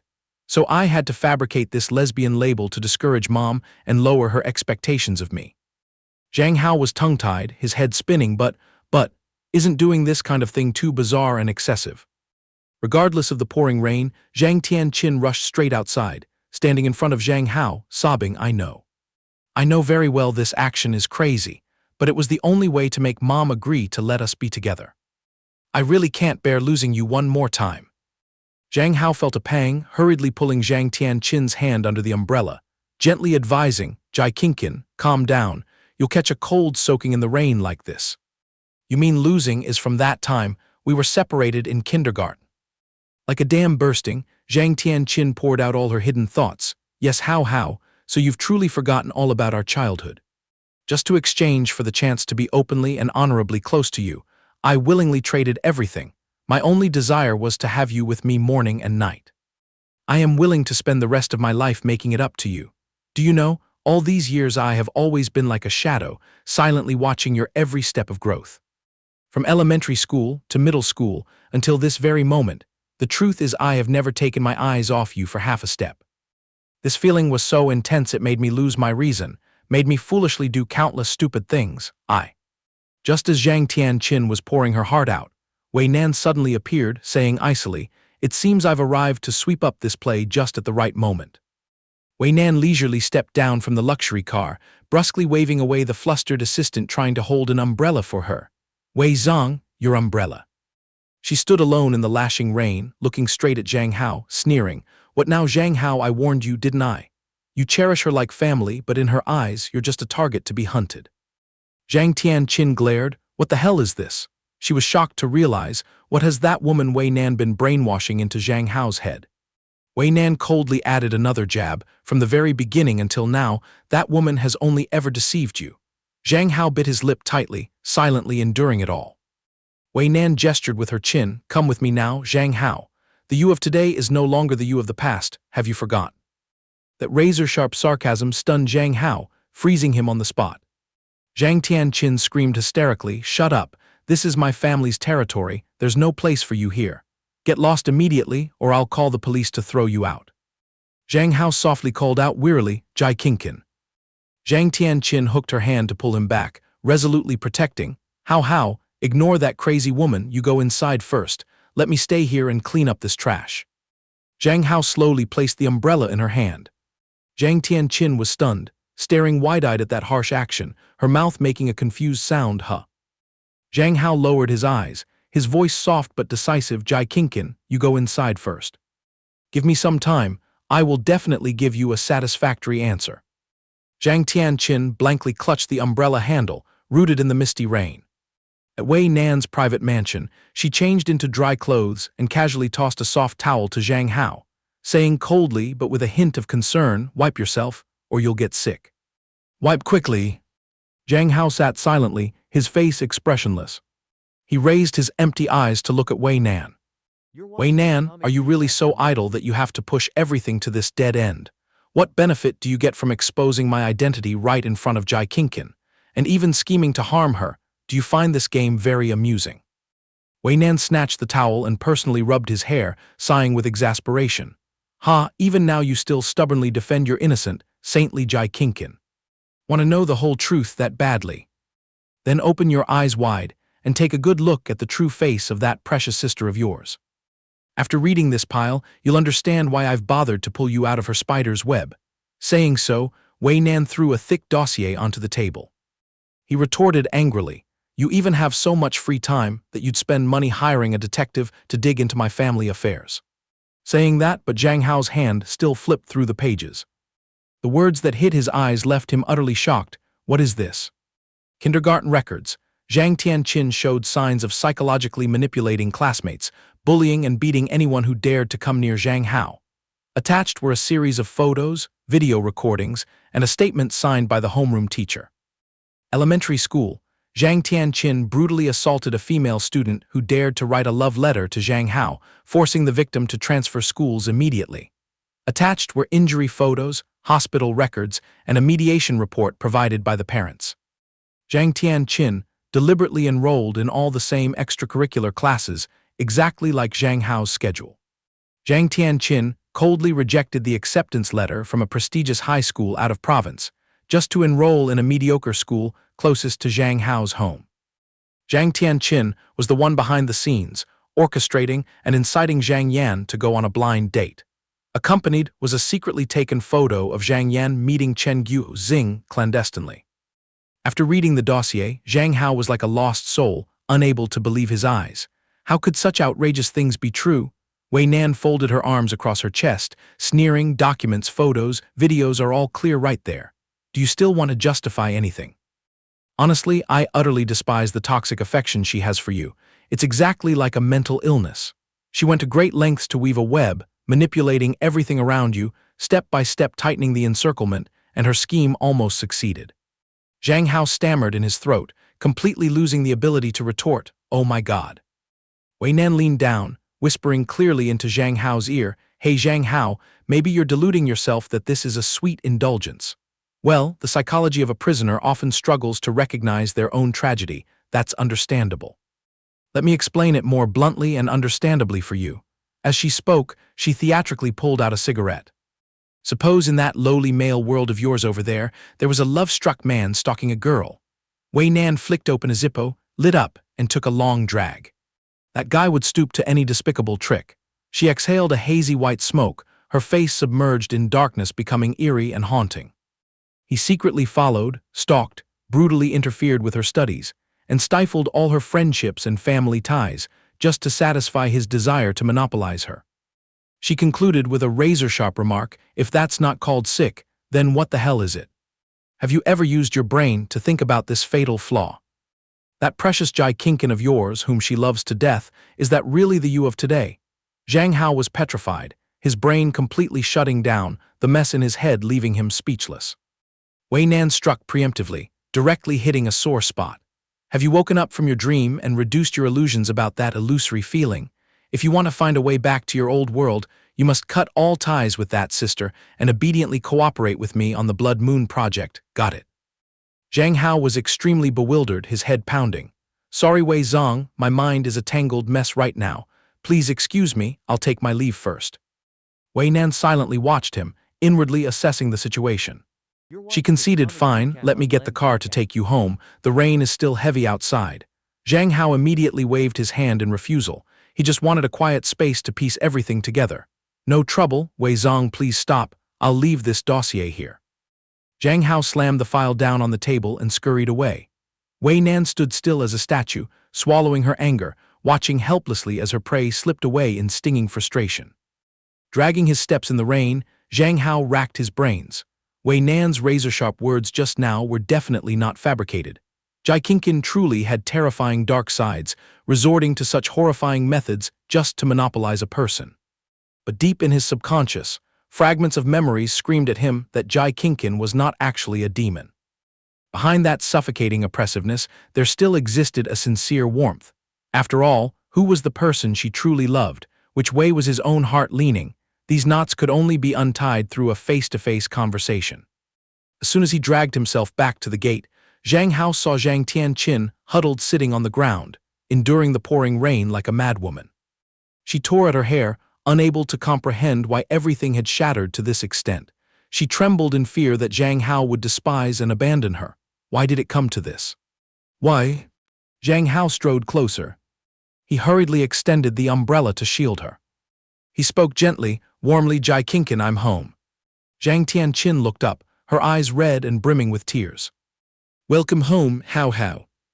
Zhang Tianqin hurriedly helped Hao Hao into the house, busily running to pour a glass of warm water, worriedly fussing over him. "Hao Hao, sit here, let me get hot water for you to soak and warm up." "It's storming outside, where did you go running around? You're soaked from head to toe, careful or you'll be bedridden." Zhang Hao pulled a chair and sat down, replying flatly, "Jai Kinkin, just leave me be, don't fuss. I have a few questions I need you to answer." Zhang Tianqin's heart leaped at his tone, a bad premonition washing over her. She stammered, fearfully probing, "What's the matter? Did that woman Wei Nan brainwash you with something again?" Zhang Hao went straight to the point, no beating around the bush. "Jai Kinkin, you once said you've always been close to me since we were little, but I guess that closeness wasn't simple at all, was it?" Zhang Tianqin's entire body trembled violently. Her face went pale as a sheet. She was utterly panicked. How, so you've seen through everything?" Zhang Hao honestly nodded. "That's right. Even though Wei Nan's way of handling it was somewhat low, that pile of clear evidence was so sharp that even if I didn't want to believe it, I had to. Upon hearing this, Zhang Tianqin. Her limbs gave way, and she collapsed to the floor.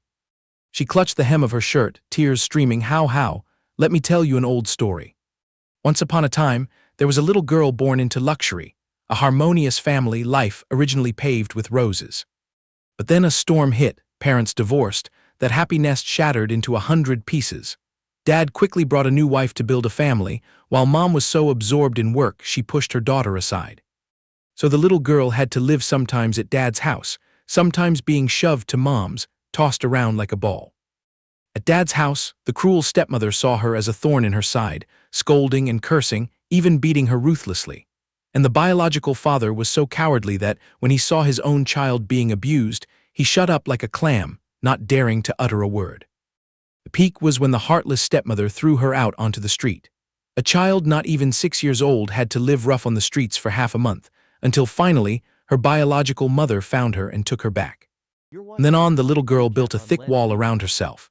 She became the target of cold shoulders. Parents in the class banded together to forbid their children from playing with her. Some even jeered, unruly brat with no upbringing. Why is she so filthy, been fighting again? With a fierce face like that, absolutely don't go near her, she'll pass on bad habits. Gradually, the little girl withdrew more and more, becoming a silent shadow. Until one fateful day, a little boy suddenly appeared and reached out to befriend her. Why are you always alone? Come on, let's go play together. That boy was like an angel descending into her dark classroom. The little boy clung to her like a little tail, constantly acting spoiled. Don't ignore me, I've got some tasty snacks hidden here, let's share them at lunch. The kids in the class flocked to curry favor with him. You're Zhang Hao, right? Stay away from that jinx Zhang Tianqin, she's trouble, look at her dirty body full of scars. Yeah, come play with us, don't get involved with that filthy, disruptive thing. Zhang Hao turned blankly to look at the little girl.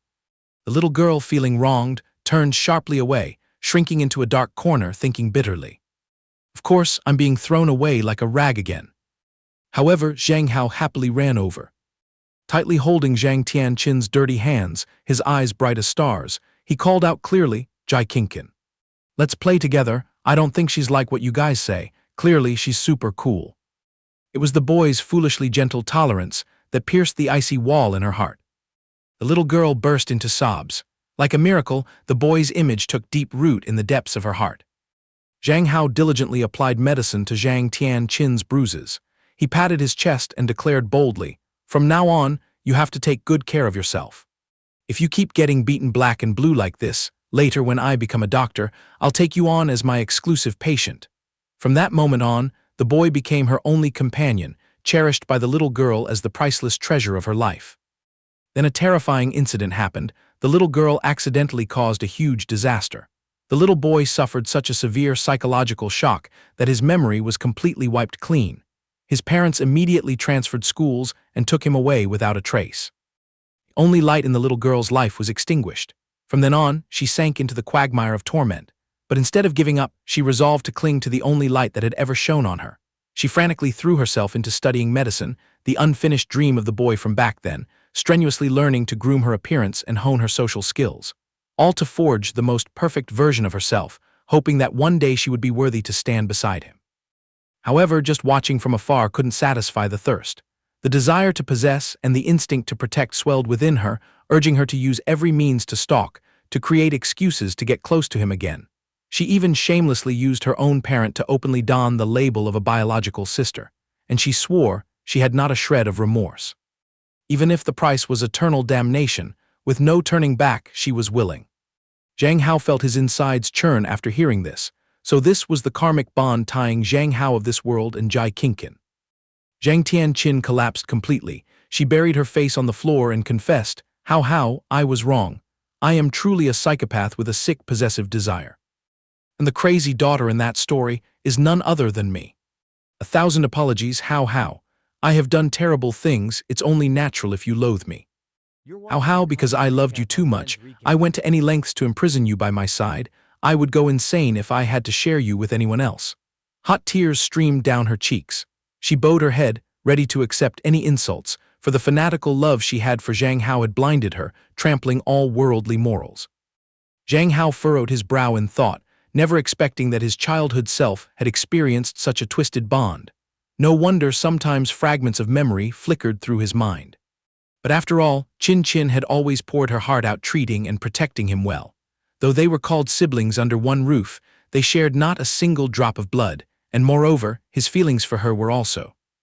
Zhang Tianqin wrestled with herself, sobbing, How, if you feel disgusted by me, I promise I'll pack my bags and leave immediately. I will crush this desire to live together with you, step far away, and never taint your life again. Zhang Hao stepped forward, using his rough fingers to gently wipe the tears from Zhang Tianqin's cheeks, and said firmly, Don't say sorry anymore. As long as I know your heart is devoted solely to me, that is more than enough. The young man blushed, shyly dropped the final word, Qin Qin, how about we officially start dating? Honestly, I like you too. Zhang Tianqin stared in disbelief, her brain stalling from the sudden burst of happiness. How? Heaven does not let down a devoted heart. It turns out my heart still holds only your image. No matter what shape you take in the future, I will still love you madly. She burst into loud tears and lunged forward to hug Zhang Hao tightly as if afraid he would vanish. Zhang Hao gently patted her back to soothe her. There now, stop crying my Qin Qin, your tears and snot are smeared all over my shirt. He secretly sighed inside. Haze, speaking of deception, I am also acting and deceiving you right now. Zhang Tianqin kept clinging to Zhang Hao without letting go, acting coy. I don't care, you just nodded and agreed with your own mouth, no taking it back. Zhang Hao flusteredly cried out, Hey, wait a minute Qin Qin, I can't breathe. Before I knew it, a few days had passed since I confessed to Qin Qin. In the room thick with sticky, ambiguous atmosphere, Zhang Tianqin clung to Zhang Hao like a limpet, hating that she couldn't embed him into her very skin. She took the initiative to attack fiercely, her deft little tongue weaving, raiding and seizing Zhang Hao's sweet lips. The deep, lingering kiss seemed to stretch on for a century. Only when Zhang Hao was about to suffocate did Qin Qin reluctantly pull away. Both panted heavily, their faces flushed as if drunk, making the room temperature spike several degrees. Zhang Hao hummed in satisfaction. The two of us right now are no different from a pair of newly blossomed first love, soaking in the intoxication of sweet honey. Qin Qin spoils me to no end. The two stick together like shadow and form. Qin Qin tenderly feeds Hao each delicious bite right to his mouth. She also gently takes care of him, personally using a towel to dry his soaking wet hair. In those moments sneaking her arms around him from behind, hugging him tightly full of coy affection. Zhang Tianqin blissfully exclaimed, How, these days feel like a fleeting gorgeous dream to me. I am so happy I'm about to go crazy. Zhang Hao felt his conscience sting, telling himself, but the more she does this, the heavier the boulder of guilt weighing in my heart becomes. Although I truly have feelings for Qin Qin, the crazy love she pours out is originally for the kid Zhang Hao of this world, not for an imposter like me. Zhang Tianqin cheerfully pecked his cheek. I'm going to deal with the backlog of work now. Tonight I'll call my darling out for dinner, my sweetie. Zhang Hao obediently nodded. Yes, I obey. He scratched his head, thinking, Haze, what evil spirit possessed me that day, making me impulsively nod and agree to love Qin Qin. Now calming down and reflecting, it's no different from me playing the role of a profiteer. My conscience is racked. I should find a time to lay the cards on the table and tell her the blunt truth.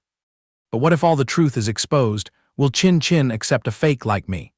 He took a risk and called out, Qin Qin. Actually, I have something. Zhang Tianqin turned back, tilting her head. What is it, my darling Hao? Zhang Hao felt a stab of guilt, sweat beating up. He completely lost the courage to expose the harsh truth. He had no choice but to change the subject to let it slide. Ah no, it's nothing, Qin Qin, go on with your work. He deflated like a punctured ball, unable to utter another word. And then, before this matter could settle, another storm came crashing in. The scene cut to the luxurious office of President Wei. Wei Nan arrogantly crossed her arms, taunting, Oh, today you obediently arrived on time, how commendable. Zhang Hao frowned, impatiently retorting bluntly, if you have something to say, just spit it out quickly. Wei Nan relaxed her posture, provocatively lifting her long, slender leg to brush lightly against Zhang Hao's calf, casting a flirtatious glance. I was just curious to ask a little something. Has the trouble between you and that precious big sister of yours been resolved yet? Zhang Hao panicked and quickly pushed her leg away, keeping distance, coldly dropping a line, no need for President Wei to waste breath worrying about others, we too are perfectly happy. Wei Nan's expression changed instantly. She coldly curled her lip, perfectly happy, huh? Why do you have to deceive yourself like that? You know full well that Chin Chin is infatuated with a different version of you, don't you? This blind love she's offering you now is just a shell built from the past. A needle in a bag will eventually poke through. When she wakes up and realizes you're a fake, heaven knows how she'll go mad and tear you apart. Besides, do you not plan to push forward the Blood Moon project anymore? Zhang Hao was speechless. Her razor-sharp words precisely stabbed the rotten spot gnawing in his mind, leaving him at a loss to retort. Wei Nan, don't you slander others. Oh dear, I'm done for. Wei Nan decided to put aside the intention of persuading him. The boy's mind is unstable. Forcing things now might spoil the broth. Zhang Hao, if you sink into the mire, I will have to pull you up by the collar in my own way. Wei Nan secretly plotted, then steered the conversation elsewhere. Hey Zhang Hao, about your live streaming gig, I'm brewing a cooperation deal. You're currently sitting comfortably in the top 3 game streamers, with some of the highest viewership on the platform, but you know well how fast internet phenomena lose their value. On the contrary, the prominent figures online all have their own empires. The purchasing power of fans is no joke. Your audience is full of young fashion enthusiasts, so the corporation has decided to back you to launch your very own clothing brand. Zhang Hao stared at the documents in bewilderment, clothes and whatnot, and corporation, what the heck is going on? I suspect this is your scheme, which corporation would be so idle? Wei Nan calmly retorted, think whatever you want. But this Wei Nan, when I throw money, I only rake in profit, never known what losses. Speaking of business, both I and the corporation are betting big on you. Speaking personally, I'm rolling up my sleeves to help you investigate that Blood Moon matter. As for money, you don't need to repay with your body. Just be a good partner and earn money to compensate my damages, that's the right script. Zhang Hao screamed inside. What a capitalist exploiter, but mumbled outwardly, repaying debt with one's body is taboo. But if you are passionate about pouring in capital, let's just go for it. Consider this my nod to repay your kindness for extending a hand to rescue me before. Zhang Hao scratched his head awkwardly, asking, but where do I even start with launching a fashion brand? Wei Nan leisurely took a drag of her cigarette.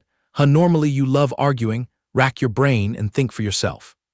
Zhang Hao glossed over retorting, well of course I have to consult the opinion of the mighty patron. All right, I'll drag myself home to research then. Farewell, President Wei. Wei Nan nonchalantly exhaled smoke. I'll be here awaiting your good news.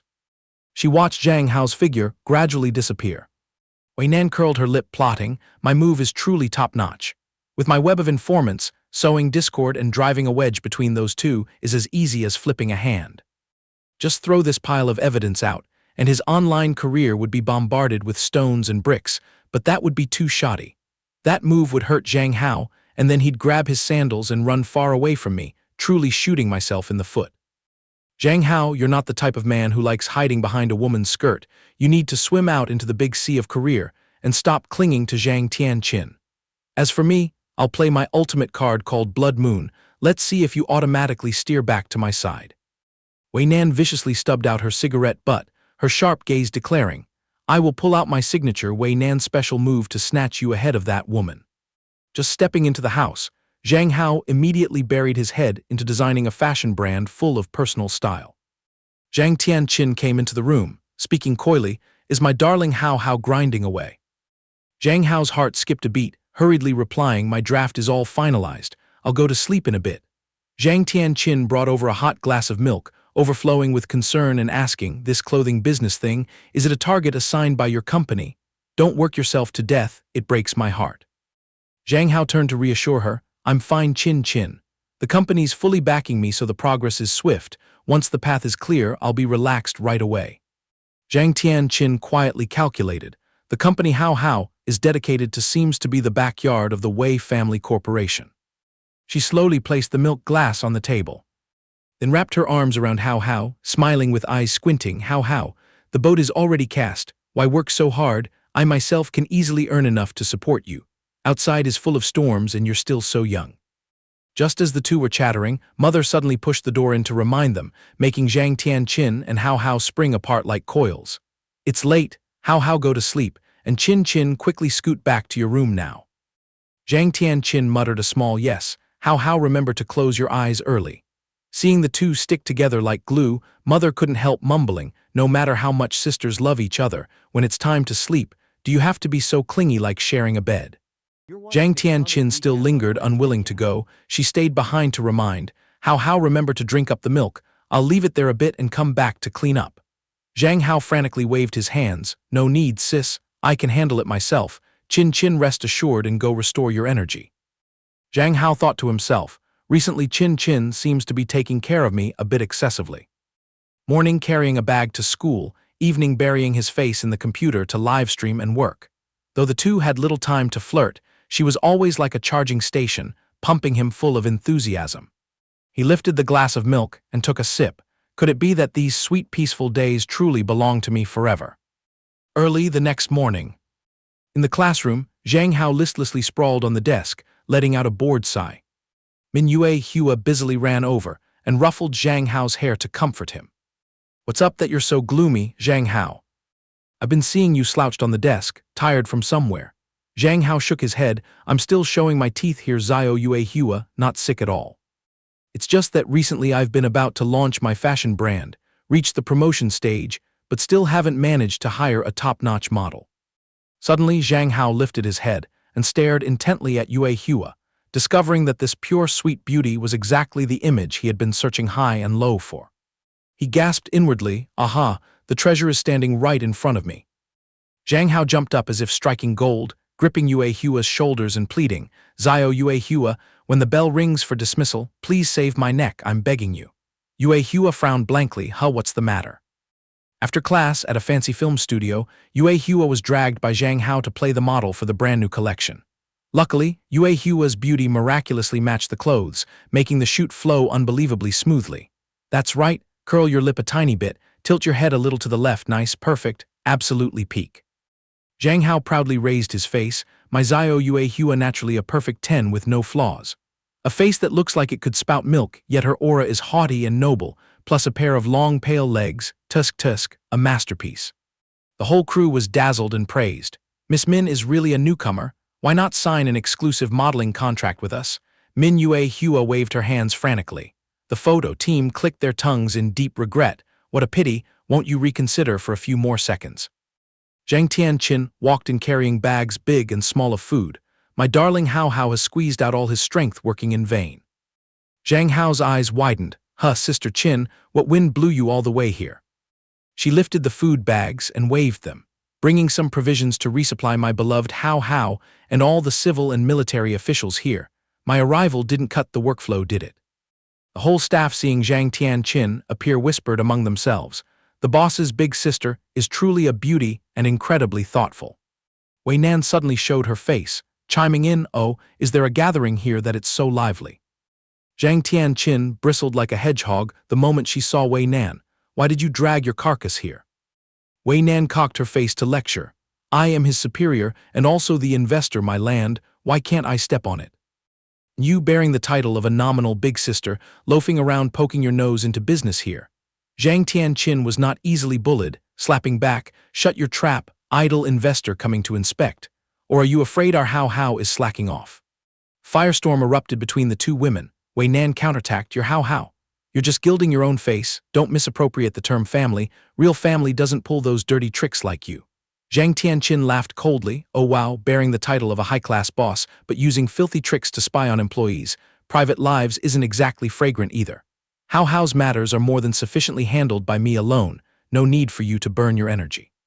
The two ladies aimed their daggers at each other without anyone yielding. This matter is firmly under this Mrs. Management. Zhang Tianqin stroked her face defiantly. Come on, if you have the guts, jump in and take my challenge to the end. Zhang Hao panicked and jumped in to put out the fire. Oh man, this thing. Chin, President Wei, both of you ease your mouths for my sake. Min Yue Hua again darted over to stir things up. Zhang Hao, my stomach is protesting, let's go eat. The two-time bombs suddenly had their fuses cut. And then both stared wide-eyed and roared indignantly. Wait a minute, Zhang Hao, that model you just showed off is Min Yue Hua, that classmate Yue Hua. Zhang Hao broke out in cold sweat, explaining, yes, because it's a youthful school-themed shoot, I had to rope Yue Hua in as a model. Wei Nan furiously pulled out her lipstick to touch up. Zhang Tianqin didn't hesitate to pull on a pair of sheer black sizzling stockings. Zhang Hao sweated, negotiating, "Hey you aunties, stop being childish. It's just a modeling gig and you have to tear each other apart." Wei Nan and Zhang Tianqin shot sparks at each other. "Get on camera, bearing the title of boss of family, sacrificing to help you, isn't that a natural duty?" Wei Nan half smiled. "Anyway, my capacity to support you beats that certain someone standing next to me." Zhang Tianqin sarcastically flipped back, Tusk, so confident. "Then let's get on stage and see who wins." In the shooting area, Zhang Hao stood scratching his head bewildered. Why suddenly making a total amateur like me wield a camera and shoot? What the heck? President Wei haughtily stroked her hair. "Stop mumbling. You think those common mortals out there are qualified to photograph this Wei Nan?" Zhang Tianqin huffed and twisted. "So President Wei means only our Hao is qualified." Wei Nan clicked her tongue. "So what if qualified? You planning on teaching me how to live?" Zhang Tianqin glared, warning Wei Nan to stop rubbing up against our Hao. Zhang Hao rushed in to block. "Please, my two moms, begging Chin, begging President Wei, let's hurry up and get this show done." Mingyue Hua skipped over excitedly. "Zhang Hao, if you need someone to pose, I'm more than enough to flaunt too." Zhang Hao's face twisted helplessly. "Zio Yue Hua, please don't light the fuse anymore, drop it all and get to shooting quickly." Zhang Hao waved his hands directing, Chin, put your hand lightly to your cheek, lower your chin a bit more." Zhang Tianqin blinked. "Oh, is this correct, bro?" Zhang Hao gaped in admiration. "Gotta admit Chin connects with the camera fiercely, both sultry and innocent. This combo is lethally high." Zhang Hao turned the camera seeking angles, hiding behind the lens full of praise. "Classmate Yue Hua is stunning. Curl a charming smile a little more, and it's absolutely flawless." He inwardly clicked his tongue. Yue Hua's smile is exactly a dose of mental tonic, just like a white rabbit folding its ears. "Oh nice, so satisfying." Turning to Wei Nan's turn, Zhang Hao nodded and praised. "President Wei strikes poses impressively." He muttered in his head, "This boss lady's aura is truly domineering.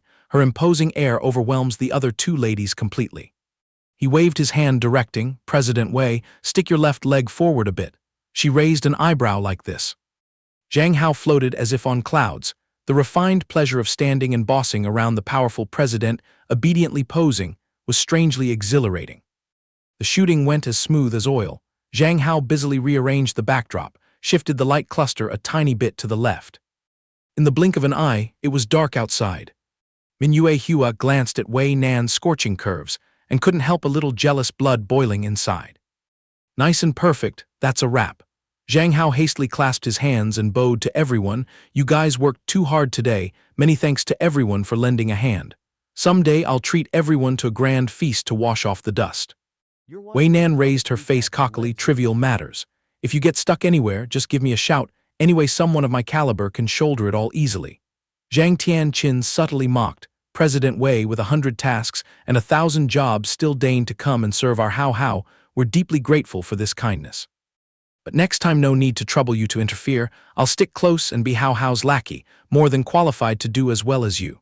Wei Nan curled her lip in disdain. "Are you dreaming in broad daylight? Daring to edge me out? If you're so good, keep your eyes peeled and watch the revenue report this time before you run your mouth." Zhang Hao sighed heavily. "Oh boy, this time I have to find a way to separate these two loudspeakers to live a long life." Evening at Zhang Hao's den. The young man sat checking his long-worn project. The interface hit his eyes with the purchase link already smooth. The customer service team arrangement also nicely set. First time playing big diving into creating his own product like this. Who knows if the ending will bloom or hit a dead end. Clasping hands, praying to heaven and Buddha, everything goes smoothly without breaking a wing. He boldly pressed the Go Live button. "Hello 500 brothers, welcome to dropping into the heart-to-heart session today. Brothers, cast your eyes down to the bottom corner to see the cute little shopping cart.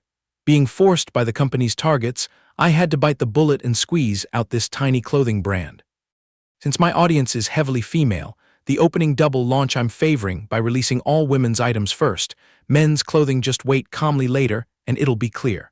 The livestream viewers buzzed with comments. "Oh my, even the 10,000 admirers male god has descended to peddle goods."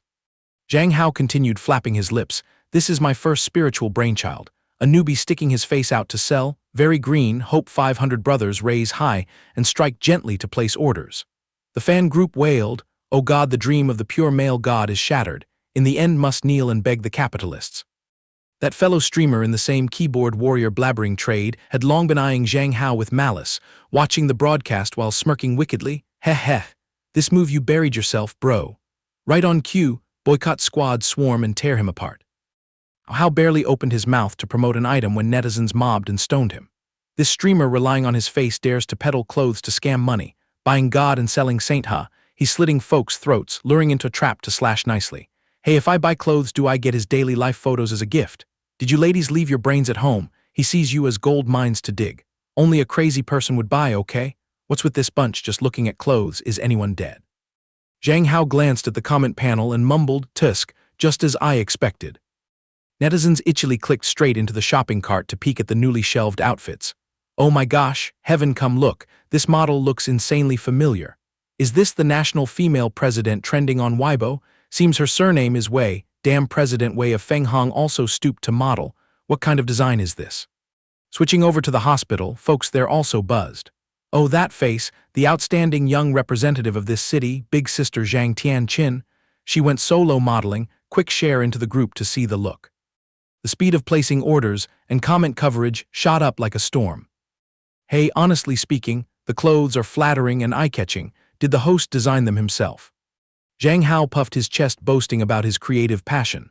Seeing everyone arguing like a marketplace, I'd like to clarify, this batch of clothes was crafted by my own hands from sketch to production. The source of inspiration actually came to me in a sleepwalk. In that dream, the roles of men and women were completely reversed, from fashion tastes, hobbies to style, all contrary to reality. So I dared to try a crazy move to smash the outdated aesthetic thinking up till now. The crowd turned around and praised in droves. Oh well, the core is the price is dirt cheap, plus ready stock you can grab immediately without deposit. The cut is on par with mass-market brands. Buying it also spares your wallet some ache. 500 brothers, I swung through the cart. The price is super smooth and matches student thin wallets. Fabric is so soft, especially those long-legged models. After seeing them, you just want to bend your orientation. Damn, just a tiny bit and you've been led by the nose already. Even paid shills dare to show face defending. At the company's end, Wei Nan sat stroking the screen watching the broadcast, nodding with satisfaction. Not bad, pump money to push his rooms trending further. The secretary hastily obeyed, yes, President Wei. The butler respectfully reported to Min Yue Hua, Miss, following your instructions, our side has cleaned out a whole batch of clothes. But how to report this to Madam smoothly? Yue Hua nonchalantly said, no worries, just cover it from my snack slush fund. In just a blink, the counter had jumped to the early hundreds. Hitting the mark of 123,300 products vanished. Zhang Hao gaped, jaw-dropping, holy cow, what kind of sorcery is happening? The speed of goods flying off the shelves is terrifyingly beyond regulation. Zhang Hao slouched scrolling the net, seeing headlines roaring about his fashion shop. Shock! Game streamer Zhang Hao's Blood Moon fashion brand just debuted and caused an online storm. Is this another attention-grabbing stunt or the century's internet phenomenon explosion? Glancing at another stream channel, saw it jumping on the trend selling knockoffs of male god Zhang Hao's designs. Grab the last of this order, close the book, rest up my loves. Oh, spare me, he moaned miserably. I just wanted to scroll, watch some comedy clips. Why the hell do I run into my own face everywhere? The power of virtual media is truly terrifying. Just a few days passed, and the crazy fans had pushed my channel into the top 3 of the gaming platform. Meanwhile, the shopping cart is scorched. The warehouse is frantically forcing progress to stuff more goods. Everything is too miraculous. But this thing, Wei Nan, Yue Hua, and also Chin Chin definitely had a hand in manipulating it. I have to bite the bullet and shrink my wallet to invite these 3 ladies to a feast of gratitude. The catch is herding these 3 bombs into one room. The atmosphere is bound to explode, truly a thorn in the flesh. While Zhang Hao was still hanging his soul in the clouds, Zhang Tianqin crept in. She pressed her fiery bosom against his back, cooing, darling Hao, what were you whining about just now, baby? Zhang Hao's heart stopped and nearly jumped. Oh, sis Chin, when did you sneak up behind me? She tightly wrapped herself around the young lad. Tianqin breathed hot air close to Zhang Hao's earlobe. Let this big sister divine a hex. Hao's clothing brand has been wildly famous lately, so the kid is tangled, not knowing what the next step is, right? Zhang Hao forced a smile and nodded. You hit the nail on the head. A novice toiling in the net world, there's a mountain of things I have to figure out step by step. Zhang Tianqin stroked Zhang Hao's cheeks and then drowned in his gaze. Deep into his eyes with sympathy, see, our Hao Hao is still at the age of wearing out school chair seats. Although it pains me seeing you grind so hard, after all, I'm willing to be a solid rear base backing Hao Hao, just rest your head on a high pillow and sleep. He softly replied, yes, many thanks to Sister Qin. Oh, almost forgot. Tonight I plan to set up a celebration feast to treat everyone to a proper meal. Remember to dress up and come join the fun. Zhang Tianqin happily nodded and agreed, deal. Now lazy worm Hao Hao, hurry up and move. I need to go scrub my royal body. Zhang Tianqin leisurely soaked her jade body into the steaming bathtub. A celebration feast, huh? I bet those two eyesores Wei Nan and Min Yue Hua will show up too. Those two troublesome types, one a toxic power freak, the other with a pedigreed noble tag but autistic and nuts. If I pat my chest and declare the dating with Hao Hao publicly right now, I might stamp the ownership, forcing those two to scram. But this move is too short-sighted. If the secret leaks, Hao Hao might get stuck in the middle not knowing where to hide his face, and might provoke those two witches into reckless actions, causing a mess. Best is to keep my mouth shut and eat the money. She leisurely picked up the yellow rubber duck and placed it on her knee, letting it slide down her long, smooth, pale thighs. The toy duck drifted to bump into the full swell of her bosom, and even it had to shyly turn away. Zhang Tianqin psyched herself up. Hang in there, Zhang Tianqin, be strong, Hao Hao's heart is mine, and my heart is wholly given to Hao Hao, this is the truth. Though currently being scrutinized and forbidden by the elders, not yet convenient to devour Hao Hao, but wait until the boy gets his graduation certificate, I'll definitely strip him bare. Ha ha, the final boss closing the book will always be me. The evening party was held at a nearby hotel, a row of luxury cars reeking of money stretched out right at the main entrance. Passers-by were wide-eyed gawking, too dazzling, which magnate threw money-scattering supercars so wildly. Wei Nan strode off her car carrying a banner glaring with words, wishing blood moon explosive orders. From the other front, Min Yue Hua lugged a huge flower basket inside. The two generals roared in chorus, Zhang Hao, this miss has descended. Zhang Tianqin stood at the edge, jealousy surging to her brain. She gritted her teeth grinding this eyesore pair. Zhang Hao awkwardly went to greet the guests. Welcome both of you, why go so big wasting money? Oh come on, hurry inside, find a place and settle first. The three ladies glared at each other, sparks flying everywhere. At mealtime, all three pairs of chopsticks stabbed into the same dish. The three women tore at each other over every vegetable strand and meat slice, resolute not to give an inch or retreat a step. Zhang Hao gloomily down the burning shot of alcohol.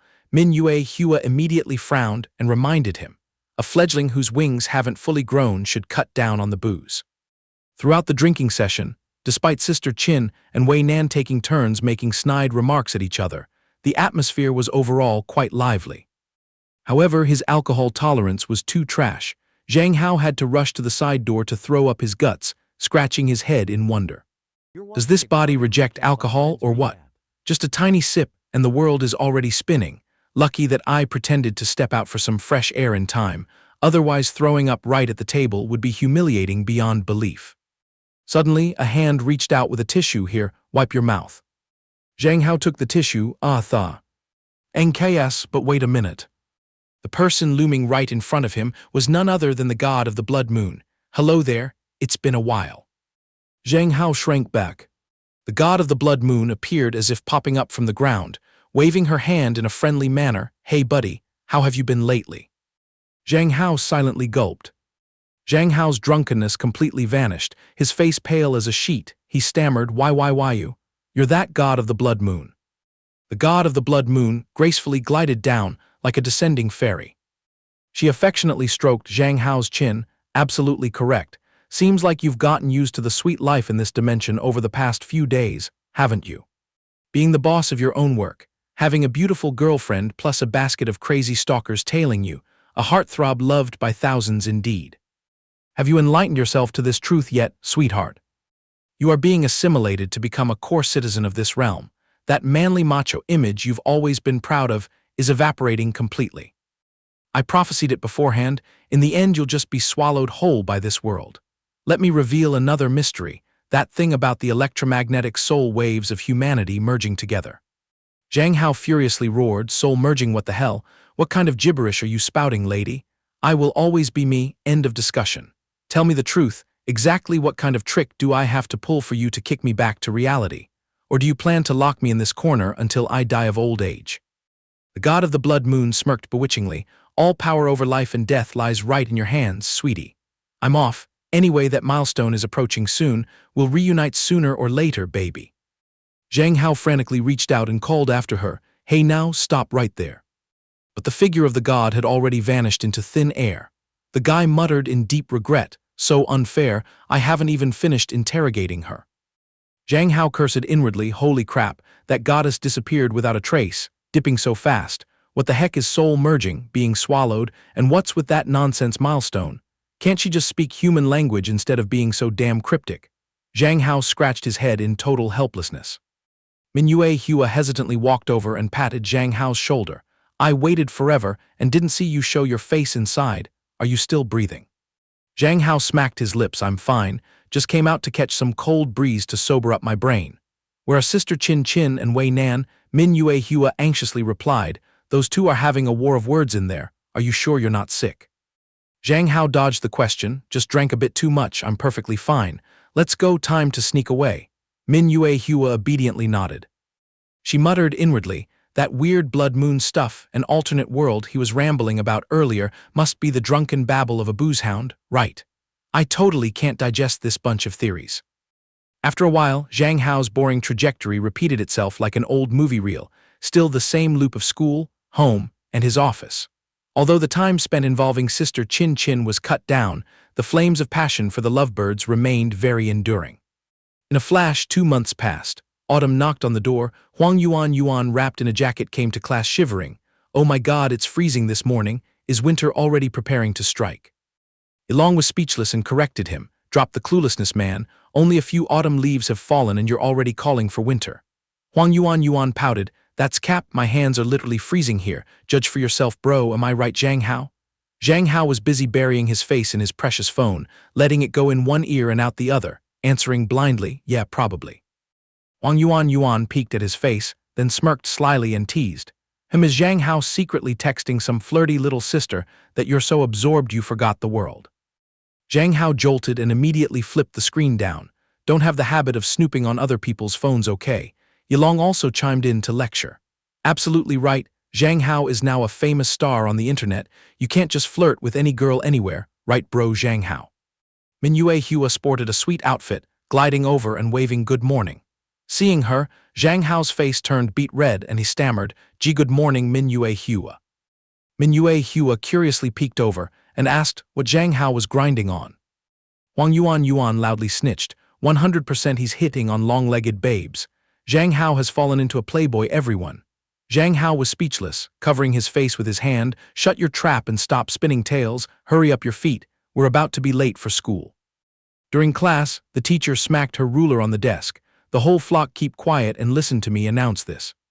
The upcoming event is the half-century golden birthday of this school. The school board finalized that there will be a massive dance performance to kick off the festival. This grand convention will have the whole city leadership inspecting. All subjects must be herded to pair up one boy and one girl for dancing. I strongly hope the long-haired faction takes the initiative to charge forward, dragging the boys in your grade into the trap. After the pairing list is completely finalized, you guys will have exactly half a month to mold it into something decent. Therefore, Zhang Hao, seeing as you've recently shown some artistic background, the school decided to slap the captain label on your head. As for where to dig up a dance partner, you handle it yourself, okay? Zhang Hao fell back with his jaw dropped. What the heck, I'm the leader, and you're even making me fish for a female dance partner myself. The teacher closed the case, leaving no room for the student to argue back. All right then, deal sealed, dismissed. The entire pack of female students stared intensely at Zhang Hao, exactly like a pack of wolves starved for 100 years. The girls swarmed up like a broken beehive. Oh heartthrob Zhang Hao, issue me a ticket please. Move aside you bitch, I am the martial arts overlord of this city, you know. It's dancing, not getting in a boxing ring. Martial arts my ass, move aside, let me. I once held an international dance trophy. Smells like being on TV. Zhang Hao, I beg you, pick me. Oh my god, heartthrob, pick me up, pick me up. Choose me, please choose me, quickly choose me, lock me in. Zhang Hao flared up and yelled loudly, holy shit, Back the hell off and do this young master a favor. Give me a bit of breathing room, good lord. Zhang Hao ducked into the restroom, looking up and groaning. Bearing the title of a heartthrob loved by thousands is truly brain-draining. Looking for a dance partner at school, scouring everywhere. The only one who can catch my vibe smoothly probably filters down to just. He dashed over at top speed to coax Min Yue Hua to dance with him. Min Yue Hua lowered her eyes guiltily. 1,000 apologies, Zhang Hao, I have to decline. Zhang Hao felt like he was struck by lightning. He was dazed and gritted his teeth. Holy crap.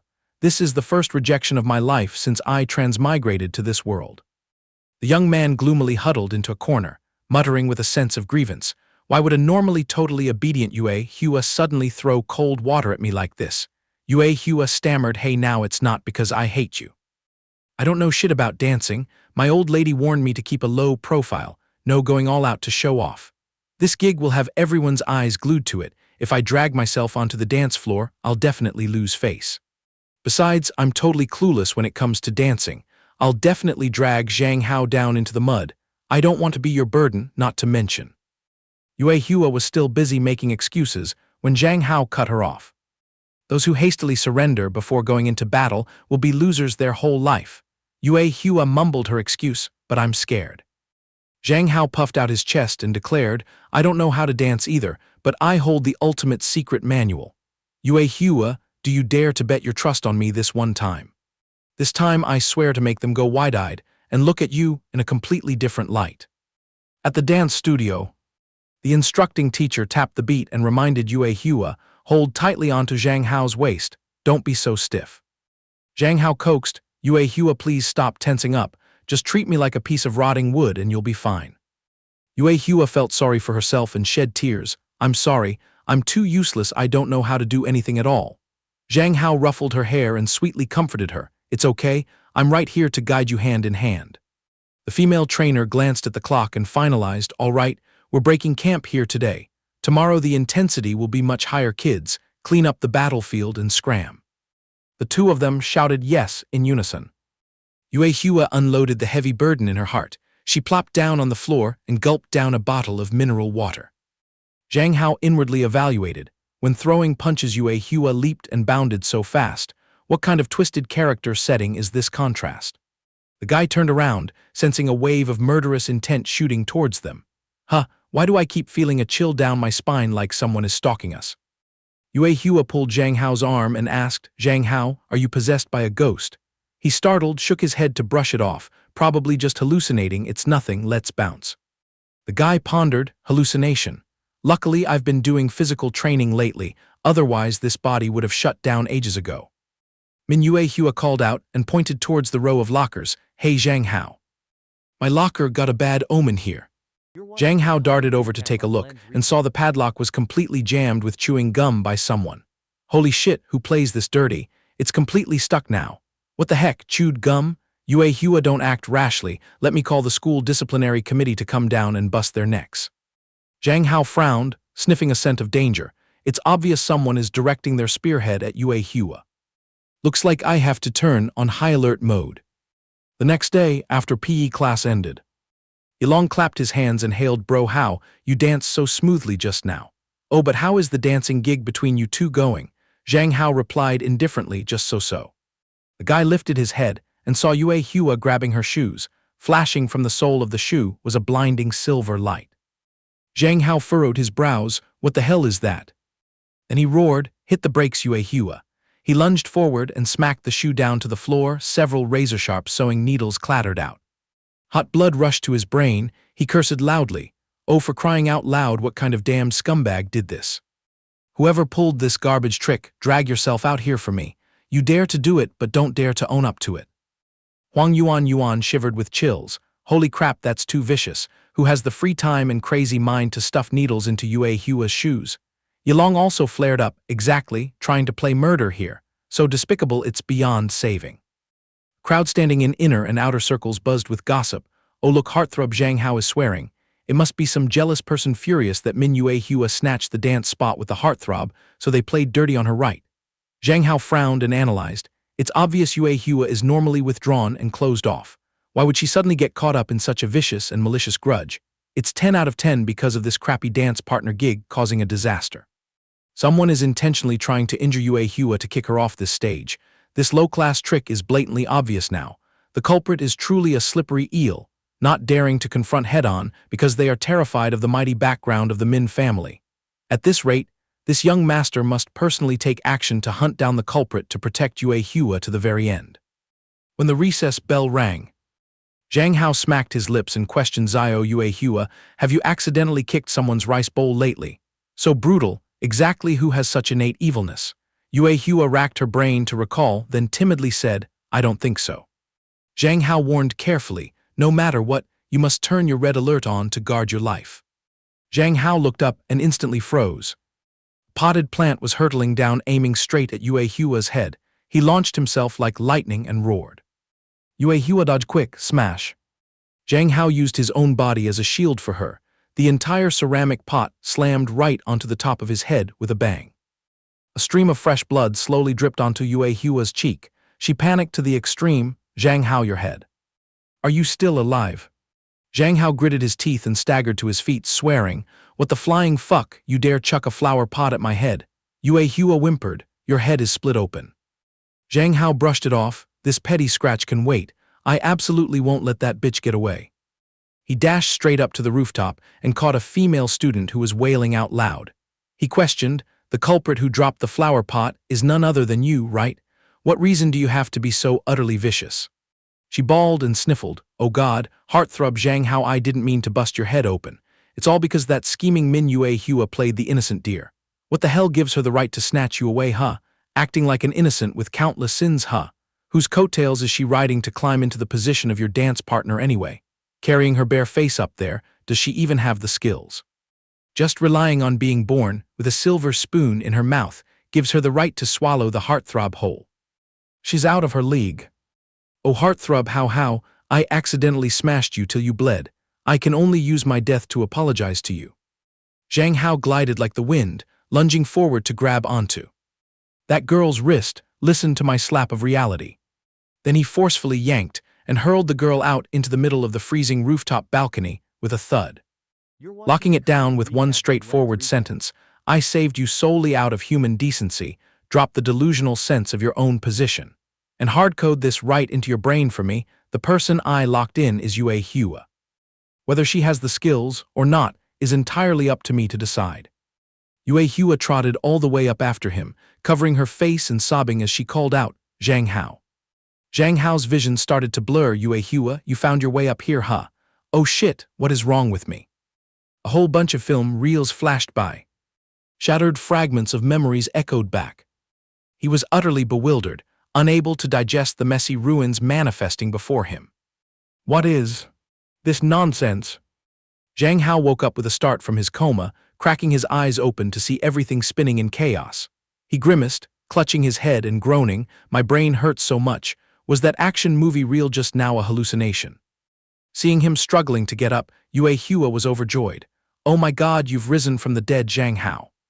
She heartbrokenly grabbed his hand, pressing it tightly against her cheek, tearing up, "I'm sorry, I jinxed you into getting your head busted open again."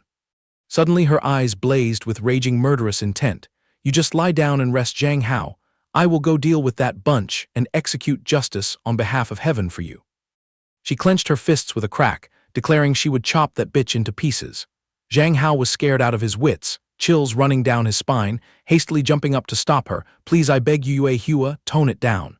Just hand these trivial matters over to the disciplinary committee and be done with it.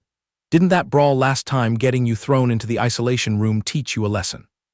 Zhang Hao swiftly kicked the blanket off and sprang to his feet. The guy flexed his biceps to show off to her, "Oh please, this tiny bug scratch is nothing. The deadline is right on our asses. The opening act only gives us exactly half a month. We have to run with our legs around our necks to practice the routine." Yue Hua was still restless and uneasy, "But your head is wrapped up in spiderweb bandages like that. How are you going to dance? The teacher is even considering finding a substitute." In the face of Yue Hua's dumbfounded gaze, Zhang Hao resolutely shook his head in refusal. The guy thumped his chest and loudly declared, "I promise to make everyone go wide-eyed for you, so I will definitely do it. A real man of character must walk the talk." A period of 2 weeks flew by in an extremely rushed training atmosphere. to support Yue Hua, we invited a professional dancer to come all the way here for guidance. Thanks to that, the knots in Yue Hua's heart were slowly untangled. Her confidence was also increasing day by day.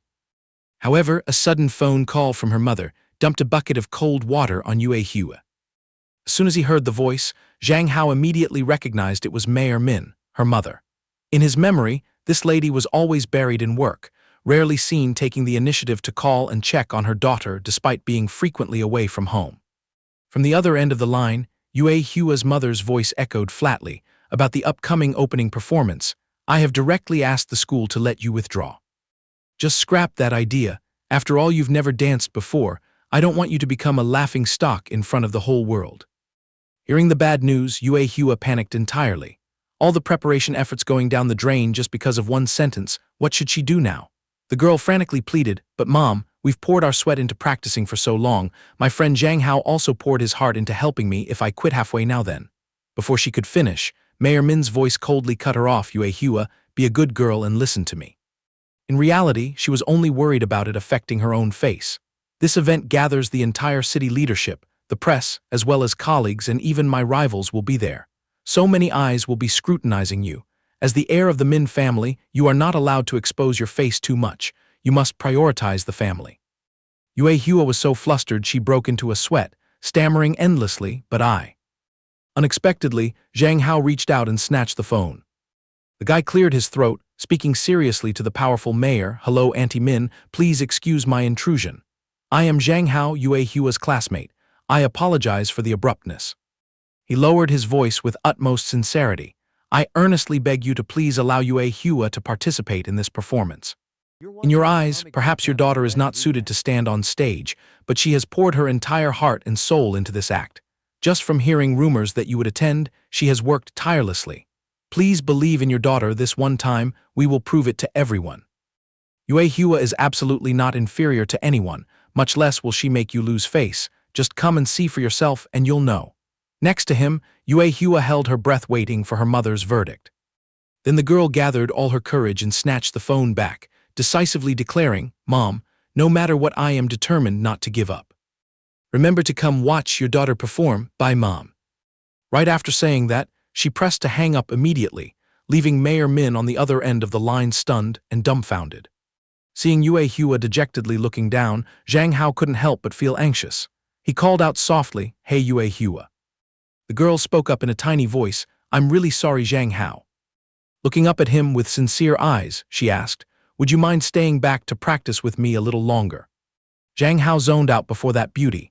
Truthfully, Yue Hua's serious expression right now looked incredibly gorgeous. How could he bear to refuse? He immediately nodded and replied, sure. However long you want to practice is no problem. I'll follow you to the end. The performance day finally arrived. The sky was clear and painted a solid blue. Throngs of people excitedly poured into the school campus. On the high podium, the principal began her speech.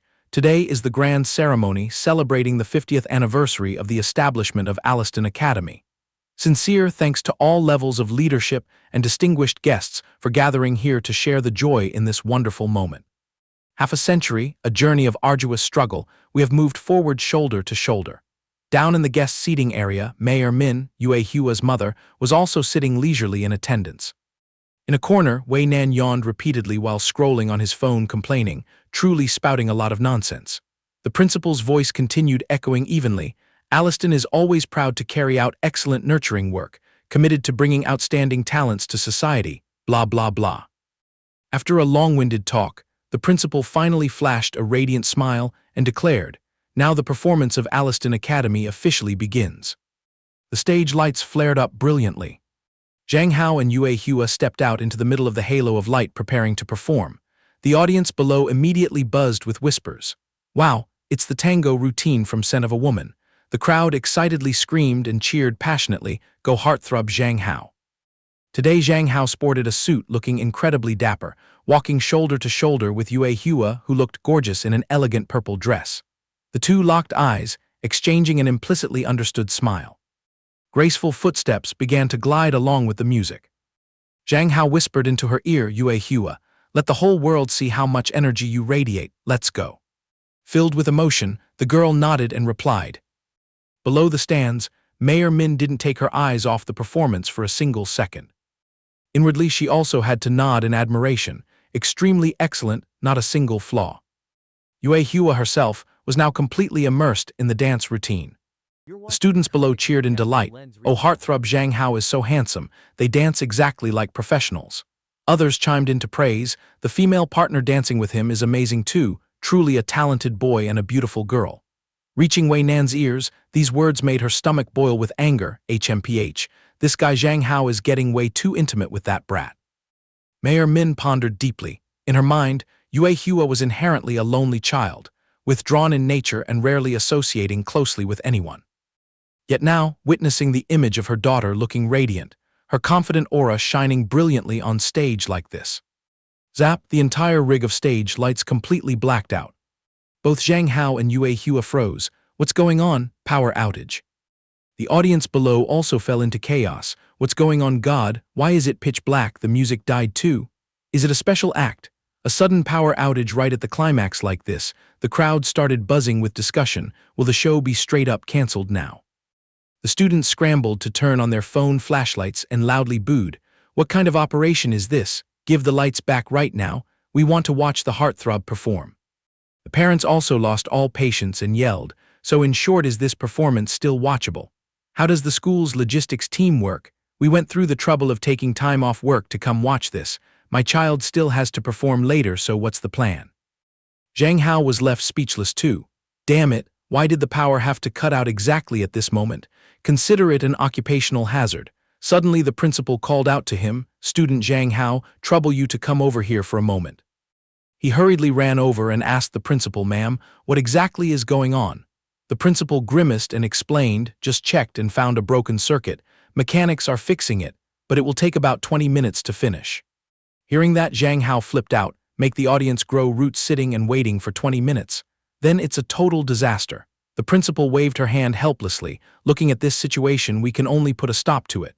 Zhang Hao frowned in distress. Good heavens, why did an incident happen at such a crucial moment? He cast his eyes at Yue Hua's silhouette, still standing silently out on the stage. With so much difficulty, the girl finally determined to score points in front of her mother, putting in so much effort to prepare for so long. Could it really end in such a lame way? The lady sitting next to Yue Hua's mother threw a sarcastic remark. Well, your young miss looks quite awkward, huh? Let's see how the kids handle this emergency situation. Mayor Min herself was also restless and extremely anxious at this moment. Just then, the principal hugged a megaphone and stepped out to pacify, dear delegates and all audience members. Due to an emergency power outage, we sincerely apologize. Therefore, tonight's performance must unfortunately. Before she could announce the end, Zhang Hao bolted out and snatched the megaphone, hastily stopping her. Wait a minute. He turned on his phone flashlight and held it high, loudly declaring, the show will still go on. Losing a bit of electricity is nothing. He turned and gave a mischievous wink to the principal. Alliston students are always prepared when going into battle. We definitely aren't short of backup acts, right, Madam Principal? His words made her jolt, huh? Right. He calmly shifted the atmosphere. Speaking of the power outage, it's really sad without light. But to make up for it, at least we still have flashlights to feel our way around. He tilted his chin and asked a trick question to the principal. Do you know what is even more tragic than a power outage in this situation? She froze and stammered, what is it? In her head she thought, is this kid Zhang Hao doing stand-up comedy in the middle of the stage? The guy burst into laughter. The answer is my phone only has exactly 5% battery left. If it powers off later, I'll truly be a blind man wandering on a battlefield. The principal could only sigh helplessly at the guy. All right then. Looking down at the crowd of audience who had fallen silent and stopped complaining, he thought inwardly, having been an MC for so long, joking skills have become instinctual, temporarily smoothed over the situation. The next part relies on you guys. Hurry up, bros. In the back, Huang Yuan lightly snatched the guitar, grinning broadly as he said, Miss, let me borrow this for a bit. The managing teacher frantically reached out after him. Hey, wait a minute, you have to fill out a proper request form. Lin Yilong scratched his head frantically trying to find a way, light source, need a light source, or maybe not use grid electricity anymore. But where the heck do we dig up something like that right now? At that exact moment, Wei Nan suddenly appeared and spoke up, needing light, want my help. Huang Yuan hugged the guitar and dashed out to the stage, joyfully yelling, "Bro Hao, the rescue team is here." Wei Nan directly carried the light, shining it straight onto the stage for them to continue performing. Zhang Hao gaped in astonishment. "Oh my god, Boss Wei personally ripped off her own car's headlight, huh? But luckily we managed to salvage this just in time." He immediately hyped up the atmosphere. "Ladies and gentlemen of the audience, our performance begs permission to continue."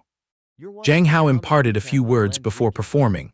Young people are always forced to become invisible molds, always being underestimated. But with the hot blood of youth, we aren't afraid of anyone. We refuse to be someone else's copy. We are just ourselves. Next up, we respectfully dedicate the song Hua to the entire hall. He glanced over to give strength to Yue Hua. "You got this, Yue Hua. I place my full trust in you."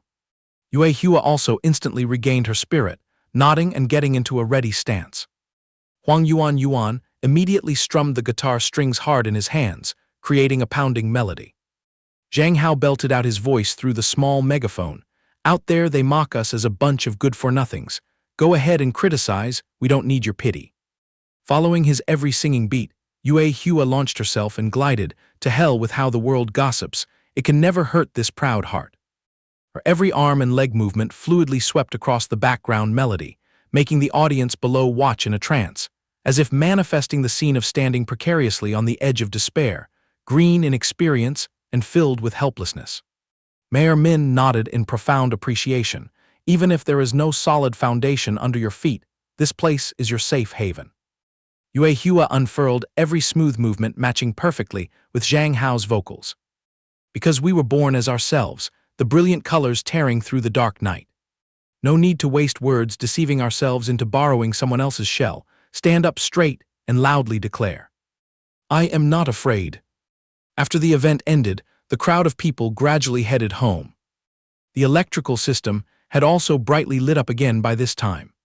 Mayor Min personally came to find Zhang Hao, speaking up to ask, "You are that young man Zhang Hao who snatched Yue Hua's phone, right?" The guy awkwardly scratched his head and defended himself. "Ah yes, that was me. 1,000 apologies, auntie." Inside, his heart was playing the lottery and sweating bullets. Good lord, why do people from this family always exude such an oppressive aura? Yue Hua timidly lowered her face and mumbled, "Mom, I truly thank you for staying back to watch me perform." Her mother stayed silent for a long time. Deep down, a sudden surge of indescribably complex emotions welled up. She shoved both hands into her vest pockets, regaining her usual poised demeanor. Her voice suddenly softened, gently calling Yue Hua. Mayor Min dropped a word of praise. "You did excellently today. You did not smear the face of the Min family at all. Whenever you're free, remember to invite this friend, Zhang Hao, over to our house as a guest." That statement surprised both Zhang Hao and Yue Hua so much they couldn't dare to believe this was actually happening. Yue Hua teared up with emotion, nodding repeatedly. She immediately threw herself into her mother's arms, hugging her tightly, sobbing, "Thank you, Mom." She was slightly flustered by this overly affectionate attitude from her daughter. Standing on the sidelines, Zhang Hao smiled in sheer satisfaction. Well, getting this scene in return makes all the effort put in extremely worthwhile. Mayor Min and Yue Hua intimately embraced each other in bursting happiness. Cut to the backstage.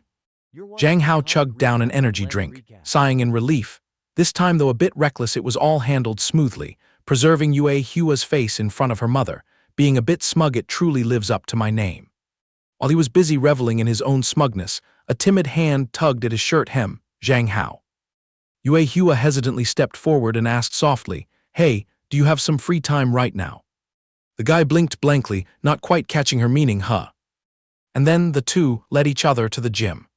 Zhang Hao scratched his head in confusion when Yue Hua led him out here. "Wait, Yue Hua, isn't this our practice ground? What do you want to do? Don't tell me you're dragging me out to keep practicing.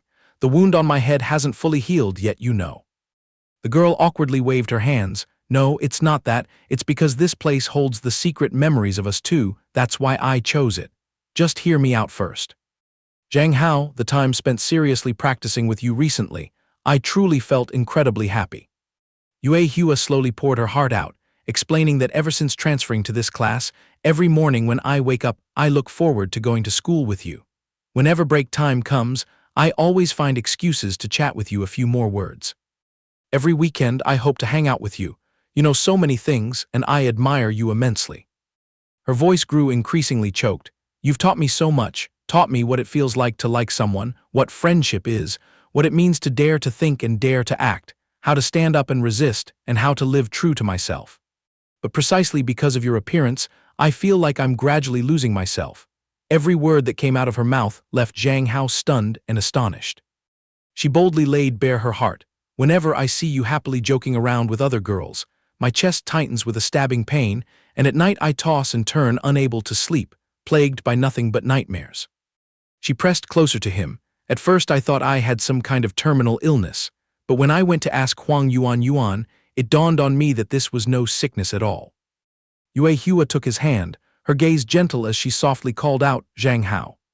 Her hand squeezed his tightly as she resolutely confessed, "By now I've come to understand my own feelings. I really, really like you, Zhang Hao." The direct question made Zhang Hao's face flush bright red. "Can we take things further together?" The guy was tongue-tied, deep in thought. "It seems Yue Hua is incredibly serious. Since we've known each other, I've never seen her open up and talk this much. Being with Yue Hua is truly very comfortable. Both her looks and personality are outstanding." But what troubled him most was that the image of Sister Qin had already taken root in his heart. What kind of man plays both sides at once? I absolutely cannot live so dishonorably. After pondering for a while, Zhang Hao hesitantly spoke up, "Yue Hua."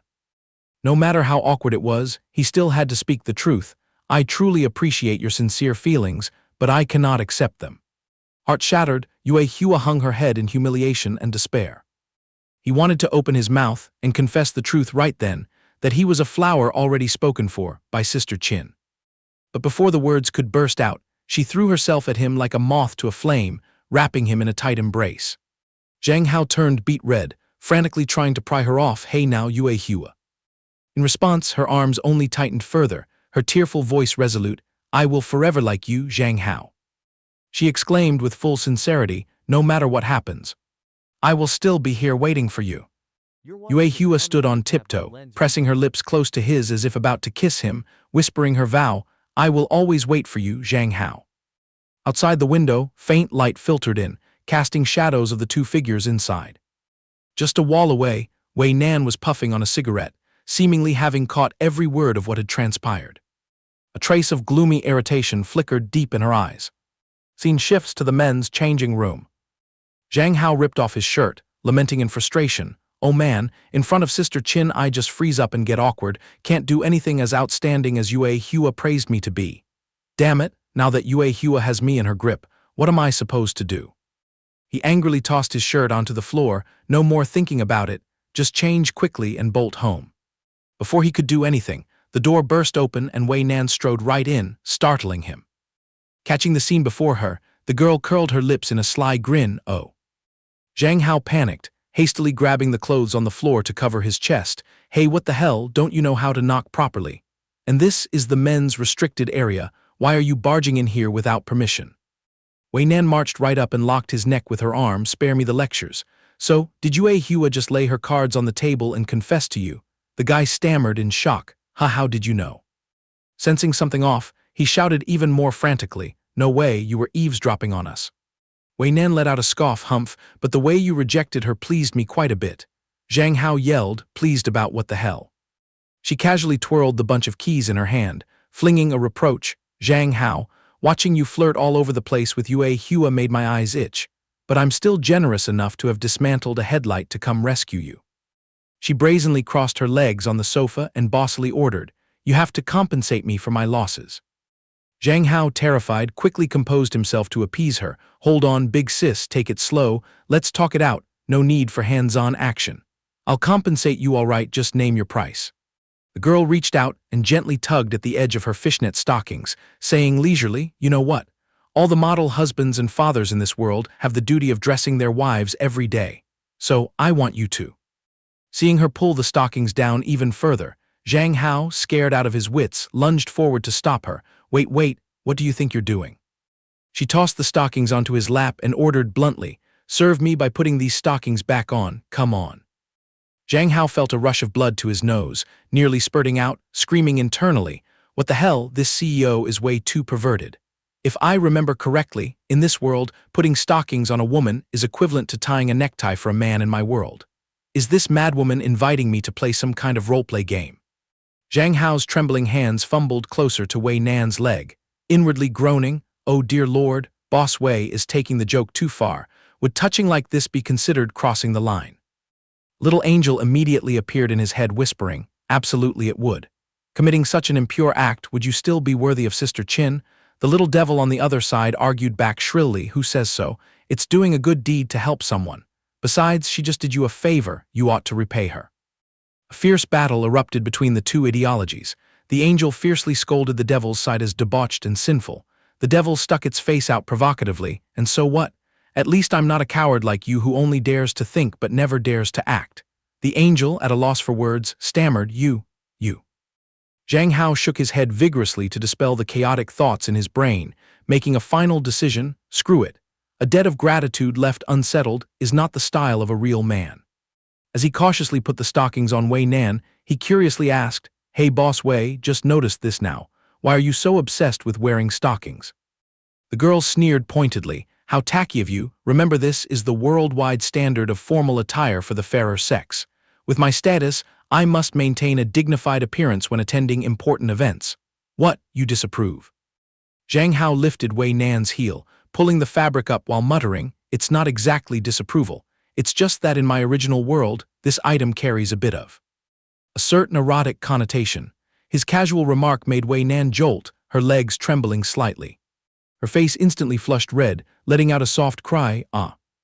Extremely embarrassed, she tried to pull her leg back, stammering, "Hey, cut out those unnecessary moves." Zhang Hao was dumbfounded by this strange reaction. What's going on? Normally this demoness doesn't react like this." Fumbling and still not done pulling up the stocking, he quickly forced an awkward smile to salvage the situation. "Sorry, my hands are a bit sweaty and slippery today." Wei Nan fixed her eyes on him, her heart tangled in confusion. In this whole world only this man has the ability to make my heart itch. Seeing the awkward expression on her face, Zhang Hao clicked his tongue and asked, "What's wrong, ticklish?" "Haha, don't worry, I'll be more careful with my moves." Wei Nan's face, already flushed, unconsciously turned an even deeper shade of red. She hastily changed the subject to probe. "Oh right, what was that deal about you ending up in the hospital last time? I've been swamped and didn't get a chance to swing by and visit." Zhang Hao casually answered, "Oh that, just got accidentally hit by a buddy during dance practice, a minor thing." Wei Nan immediately bared her teeth and glared, demanding the name of that person. Her attitude made Zhang Hao break into a cold sweat. Pitying the culprit, he quickly interceded, "Let it go, I've already settled it peacefully." Internally he cursed, "Damn, if I rat them out, you'll grab a cleaver and go after them, won't you? That person is still just a student." He awkwardly turned his face away, clearing his throat. The upper part is too high up. You handle it yourself. It's probably not convenient for me to touch." His blunt honesty made the girl bashful as well, mumbling, "HMPH, fine." Wei Nan regained her poised demeanor, "Sorry for putting you to the trouble." The guy awkwardly coughed a few times, not at all, no trouble." He immediately waved her off to see her out. "Boss Wei, why don't you take a stroll outside and get some fresh air first? I'll treat you to a meal once I'm changed, as thanks for your help." Honestly, he was completely taken aback by her polite words just now. Who knew Wei Nan could say such pleasant things? It made me jump. Wei Nan leaned against the door, teasing him with a roguish tone. "Geez, why are you acting all shy? I've already seen everything there is to see." Zhang Hao inside flustered and stammered, You, stop talking nonsense." Wei Nan leaned silently against the door, waiting for quite a while without throwing out any more jabs. Suddenly she received a call from her secretary. Why is she calling at this hour? She pressed the phone to her ear and snapped, "Hello, what's the situation?" The voice on the other end trembled as she reported, Boss Wei, sorry to disturb you, but this is really urgent." Wei Nan frowned, reassuring her, "Calm down, report slowly, what's going on?" The female secretary tried to steady her panting breath. We've finally found a lead." Upon hearing that, Wei Nan's eyes instantly reddened, a tear welling up. She said in a stunned, strained voice, "What did you just say?"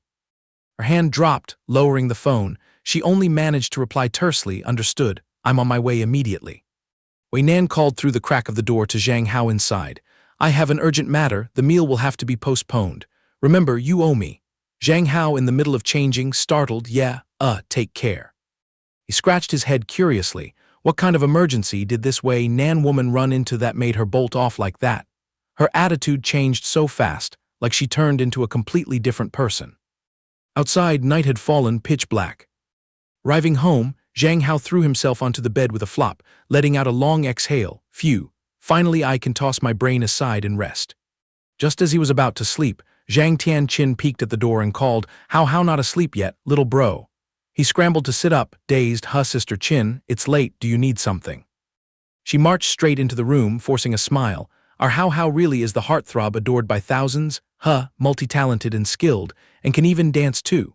Zhang Hao froze, not catching on to why his big sister was being so sarcastic. Zhang Tianqin shoved her phone screen right in his face, mocking, check it out. It's being shared like crazy all over social media.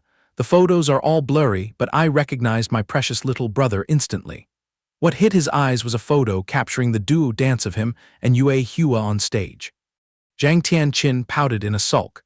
I already knew full well the school arranged for you to dance with that M1EABN Yue Hua or whoever, but I just can't shake this annoying feeling bubbling up inside me. Then she lunged over, wrapping herself tightly around Zhang Hao's neck, huffily interrogating, why wasn't it me gliding across the stage with you? She hugged him tightly, reproaching him continuously, why are you so attractive to other people? Can't you automatically keep your distance from those kinds of trouble? Clearly, I'm supposed to be the true love choice of your life. Her eyes brimmed with tears threatening to spill over, sobbing, could it be that having me by your side still isn't enough to satisfy you? How? As long as it's for you, I'm willing to throw away everything in this world. Zhang Hao felt his heart wrench horribly, letting the girl he cares for shed tears, where had his worth as a manly man gone? How could he possibly face and comfort Sister Qin now? The more Sister Qin clung to him, the more his guilt swelled. All things considered, maybe he really needed to lay his cards on the table and confess the whole truth. But before he could open his mouth, Zhang Tianqin bit down painfully hard on his neck, making him yelp, ouch. He stared wide-eyed in shock. Hey, Sister Qin, what are you biting me for? She curled her lip in warning, quit that flirty habit of yours. How? This bite is to brand you so you remember for life. Right at the climax, the bedroom door swung open, and a handheld mirror crashed to the floor, shattering into pieces. Zhang Hao's father stood frozen at the door, jaw dropped in astonishment. Wah, what are you two doing?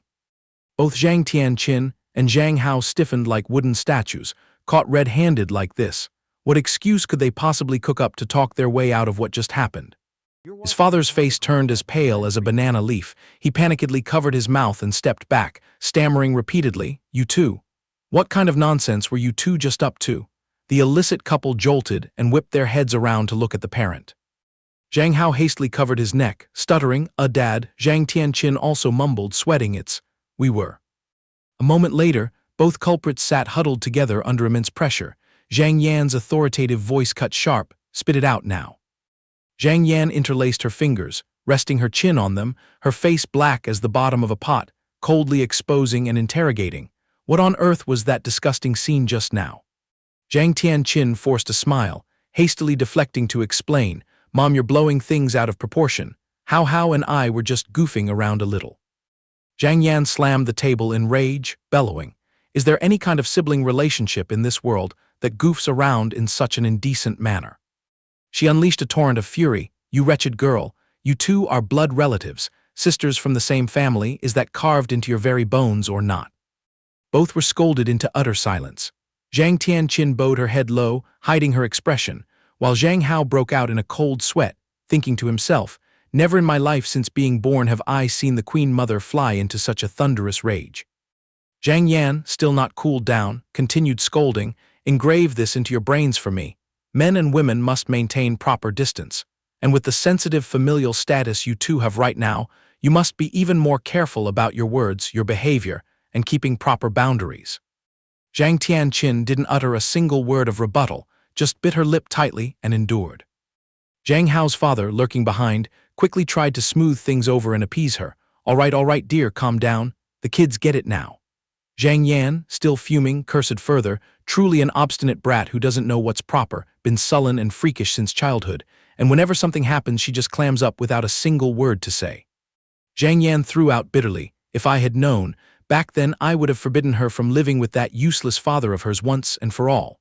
The cutting remark struck a psychological chord in Zhang Tianqin. Even a worm will turn when stepped on. Zhang Tianqin's face went ice cold, ready to flip the table and reveal everything. In that case, listen up, Mom. The truth is that Hao and I are. Sensing the danger, Zhang Hao sitting beside her immediately jumped in to intercept the looming disaster. Auntie, to be honest, Sister Qin and I were just rehearsing a play.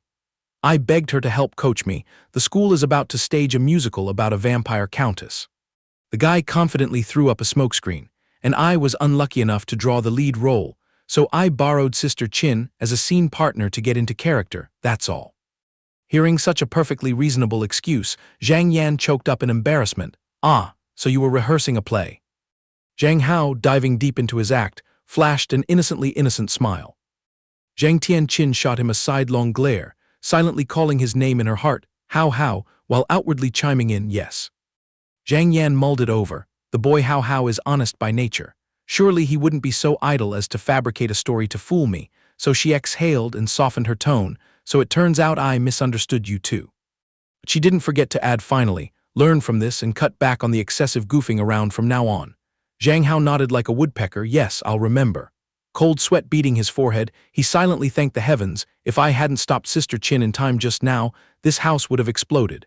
Beside him, Zhang Tianqin still maintained an icy, unfathomable expression. Zhang Hao furrowed his brows slightly, his guts churning in turmoil, but no matter how you hide it, the tale will show. Dragging this on forever is going to be a real headache, no joke. The days that followed, I buried my head in grinding through books and shining on live streams. Everything went as smoothly as a kite meeting the wind. Thanks to the memories from my past life, I arrogantly claimed the top spot in the final exams. My online streaming career also made a spectacular breakthrough. My account locked firmly into the #1 spot on the trending charts. Attached were a photo of Zhang Hao, imposing with his certificate on the podium, and a screenshot of his channel sitting smugly at first place. The universe was running precisely as it should, yet in the vast void, a single drop of water suddenly fell with a plop, breaking the calm surface of the lake, just like an omen of the storm about to hit. Fragments of distorted memories flickered on and off like a broken TV, images of a young Zhang Tianqin dragging him along as they ran for their lives. Little Zhang Hao, panting heavily, cried out, "Slow down, Sister Qin, running like it's life or death. Where are we even going anyway?" Young Zhang Tianqin's face lit up brilliantly back then, smiling radiantly, clutching a bouquet of sunflowers tightly in her arms. The little girl declared solemnly and swore, "Zhang Hao, with heaven above and earth below as witnesses, when I grow up, I will definitely take you as my husband." The reel skipped to a frigid winter. Zhang Tianqin buried her face in her woolen scarf, gripping his shoulders tightly to face her, pleading, "Just nod, okay? You're just as crazy about me, right? In this whole world, only you truly understand me, and I know you inside and out." Zhang Hao at that time, blushing furiously, refused. Move back a bit, you're way too close, sis." The final shot was the grown-up version of Zhang Tianqin, her face distraught and panicked as she covered her mouth tightly, stammering in accusation, You are absolutely not him. Just what the hell are you?" Zhang Hao jolted awake, drenched in sweat as if he'd just taken a bath, mouth agape and panting like a bellows. He scratched his head, asking himself, damn it, was that chaotic mess just now an illusion or the residual memories of the real Zhang Hao? Why is the boundary so blurry? Ever since that fateful night of the blood moon and the head injury, these dreams have been attacking relentlessly one after another, so vivid it makes my skin crawl. He was utterly bewildered. Has my brain really short-circuited? The setting shifts to the hospital, holding an X-ray film up against the light. Zhang Hao muttered, "Because of that head injury last time, plus all the stressful grinding lately, I had to drag myself in for a checkup." Scrutinizing the film carefully, he remarked, "Oh wow, how the hell is my brain completely normal, smooth without a single scratch? Who's calling?" Swiping the screen to answer, what greeted his eyes was a girl with pink hair tied in 2 buns, pacing restlessly like ants on a hot pan. Zhang Hao asked casually, "I'm listening, sis Lily, got some hot deal?" The girl wailed in a fluster, "Male god Hao, things have gone super critical." This character was Hu Lily from the premium livestream platform. She clasped her hands together and bowed repeatedly, "Male god, save me. You know full well that those short video platforms are stealing all our traffic. The platform is about to go bankrupt." Lily bit her nails anxiously as she explained, so the higher-ups decided to go big and prepare a grand offline event. And the person carrying the team to save this platform from the crisis is none other than. To reclaim the glory and crush the KPI targets, we can only rely on the power of male god Zhang Hao. Zhang Hao, after hearing this, was speechless, concluding with, "Just spit it out already, sis." He grumbled to himself, "Hayes, dragging me out to do some kind of special performance again, right?" Aloud he replied, "Sis Lily, is the company plotting some promotional activity to make me grind views again? My livestream performance has been dropping lately, how about we just skip it?" Lily waved her hand, cutting off his refusal. "Stop right there. How, this gig is super chill. Not to mention the pay is so insanely attractive you won't have the option to refuse." She immediately threw out the fat bait. "As long as you nod and salvage this one, every year the company will throw you a contract with an 8-figure salary, exempt from all those crappy ad KPIs, and even gift you 30 days of pure, unrestricted vacation." Zhang Hao's jaw nearly dropped upon hearing this. He screamed, "Are you kidding me?" Trying hard to hide his greed, Zhang Hao coughed to regain his composure and pressed, "All right, sis, sketch it out for me. What exactly is the gimmick, and where do I have to drag my carcass to?" The scene opened to romantic blue seas, white sands, and golden sunshine. Lily spread her arms and shouted, straight ahead to the Pearl Island of Kiangzhou. Sporting a black swimsuit mixed with a sheer, blindingly yellow cover-up, she winked, "Welcome to reality TV." After reading through the stack of scripts, Zhang Hao broke out in a cold sweat, eyes bulging. "What the hell do you mean 7 days of star survival on a deserted island? You're telling me to live rough on a deserted island for a whole week?" Zhang Tianqin, standing beside him, reassured, "Relax, your sister's got your back right here." Her pretext for swaggering onto the scene was concern for her naive little brother on his first trip away from home, so she boldly volunteered as his assistant to tag along. Watching Zhang Tianqin sauntering about, Zhang Hao blushed and turned away, thinking to himself, "What the hell, it's clearly freezing winter outside, but here in this Kiangzhou place, it's perfectly fine to strut around in swimsuits like this." As he stood there in a daze, a few bubbles suddenly drifted and floated past his face. It turned out to be Yue Hua blowing them. The girl beamed and called out, "Zhang Hao, I'm here to set up your cheer squad." Having just caught wind that he would be exiled to Kiangzhou, Yue Hua had pulled family strings to book out the entire vacation resort trip there. Wei Nan appeared out of nowhere, curling her lip with a pointed O in a tone thick with gunpowder. She folded her arms and snapped, "This is Zhang Hao's show. What the hell are you idle folks doing clinging to his coattails?" Wei Nan and Zhang Tianqin stood glaring at each other, both their expressions darkening. Zhang Tianqin voiced the challenge, "Boss Wei, isn't this reality show originally backed by your company? So why did you have to personally grace us with your presence all the way here?" Wei Nan casually replied, "I wanted to join in myself. With me backing him up, Zhang Hao's journey can go smoothly." Meanwhile, Min Yue Hua, stuck awkwardly between the two, stiff as a wooden statue, spoke up, "I'm just here on vacation and helping Zhang Hao out a bit on the side." Witnessing this silent showdown, Zhang Hao wailed inwardly, "This is a complete disaster. My gut tells me the next 7 days are going to be pure torture." Lily from a distance urgently called them over, "Male god Zhang Hao, Boss Wei, the guest lineup needs to gather for an urgent meeting. Family and assistants can go ahead and rest first." A short while later, in the meeting room area.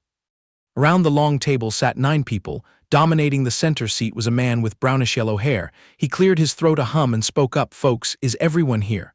Good, then let's get started." He enthusiastically self-promoted, "Greetings to all present, I am Rose, the official MC for this season's reality show. Right, no need for corrections, that would be me. Thank you all for gracing us with your presence in this super hot 7-day celebrity survival show on the deserted island." Zhang Hao caught those words, muttering to himself, "Sheesh, what a flashy name."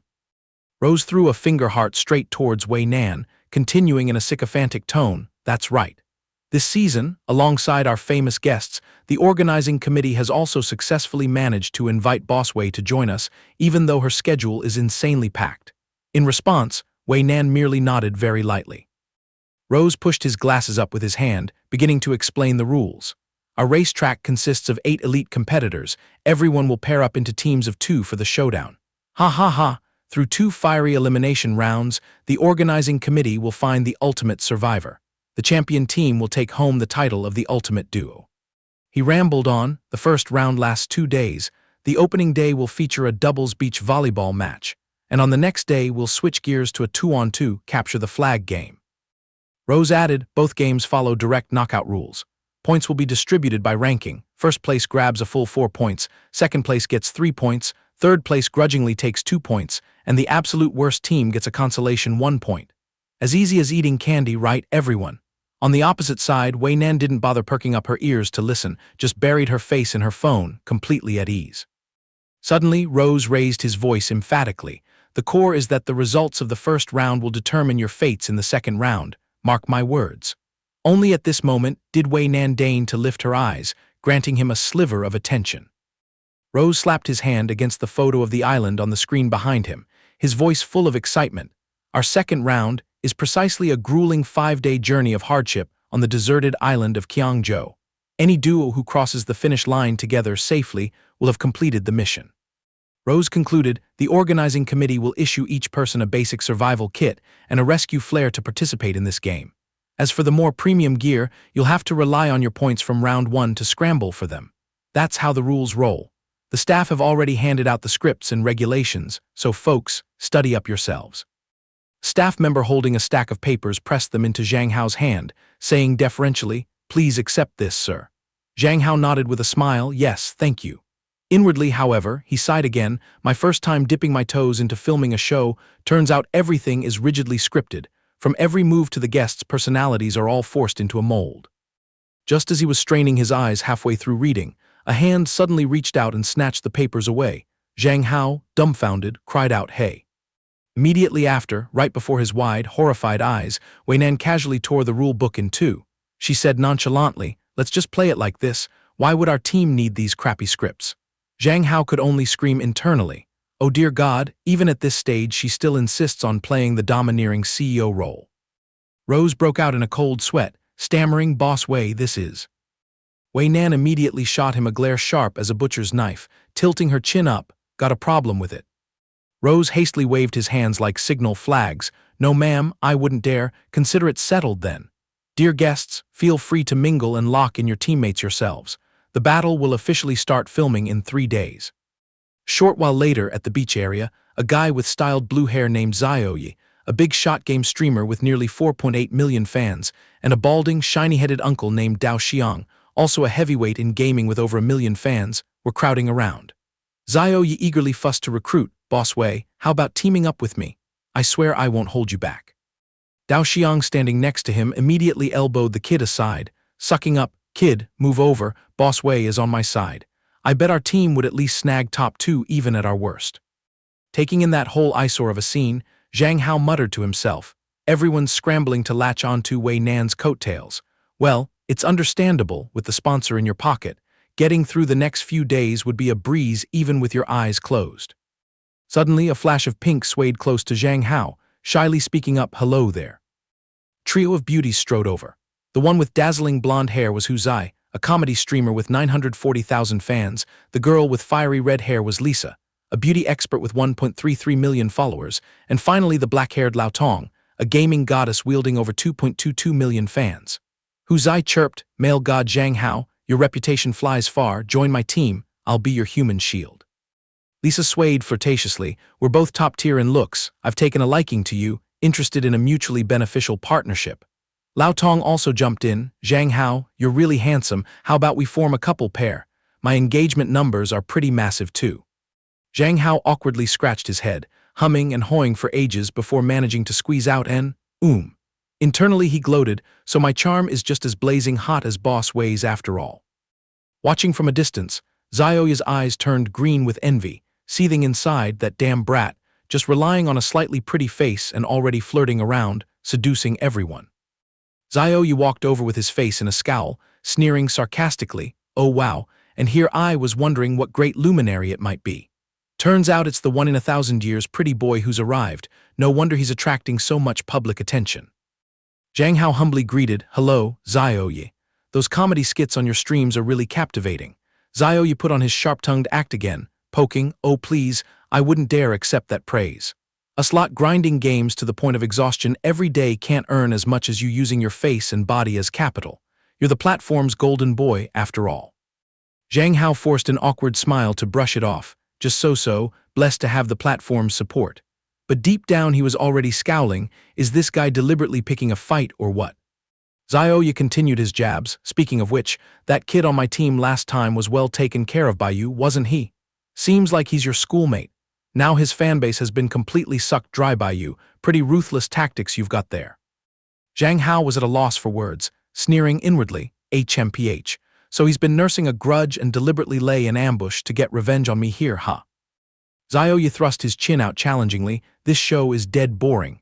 Got the guts to make a bet with me? Think of it as spicing up the show's effects. Whoever ends up ranked dead last quits streaming for an entire month, plus has to pin the title I am the loser on every single live session. Zhao slyly provoked. Those are the terms you dare to play? Just a bit of fun, really. He smirked smugly to himself. Ha, once I lock in the deal with Boss Wei, you brat Zhang Hao can just wait to lick my boots. Right at that moment, Wei Nan appeared, speaking up. Let's go then, teammate. Zhao heard the voice and quickly turned his head, cheeks flushed with excitement, blinking as he asked me, let's go, who's afraid? Wei Nan directly reached out and put her arm around Zhang Hao's shoulder, dropping cold words. Zhang Hao and I are already locked in as a team. Oh, and also, you've caked way too much makeup on your face, and your perfume reeks of cheapness. What kind of merchandise are you trying to package yourself as? Standing nearby, Zhang Hao awkwardly mumbled to gloss over the situation. Having said that, the two walked away side by side, leaving Zhao standing there in dismay.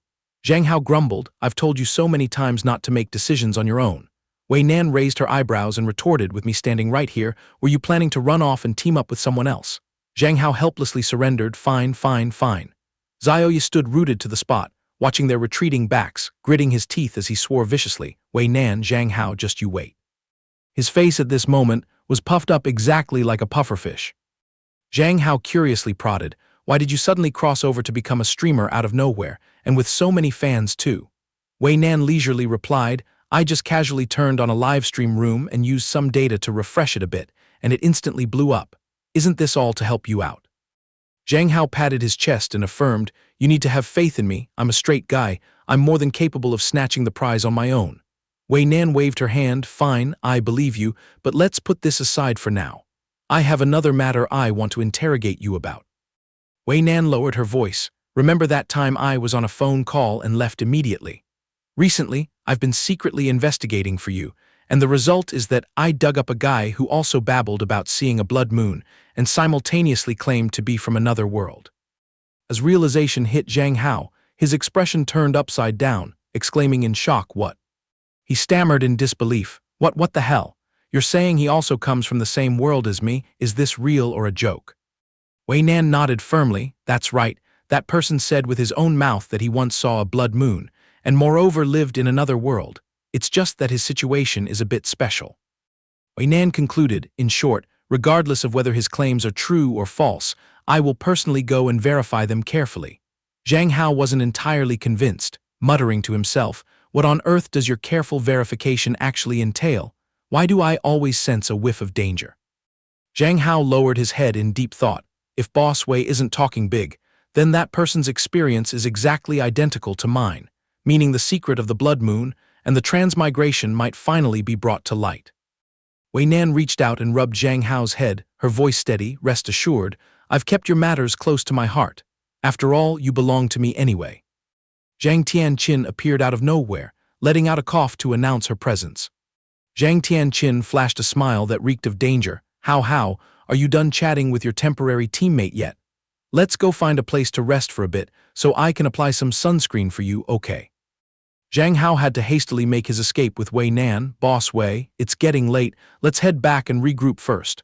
I'll prepare for the match later. Wei Nan kept a cold face, saying nothing. With her eyes glued to their retreating backs, Wei Nan hissed Zhang Tianqin's name through gritted teeth. While later at the beach, Rose waved his arms and shouted loudly to hype up the surrounding atmosphere. Hello to all the viewers behind the screens, welcome to the 7-day survival battle on the deserted island. Today is the kickoff day, and we'll open the floor with a 2-on-2 beach volleyball event. The red team will feature the participation of Zhang Hao and Wei Nan. Rose held up the ball, summarizing the rules. The 8 players will be divided equally into 4 paired groups and randomly drawn for the knockout rounds. This sand volleyball match is based on a 15-point scale. Whichever side scores 15 points first wins. The two winning teams from round 1 will walk hand in hand into the finals, which is a battle among the strongest, and the top team will receive 4 precious points.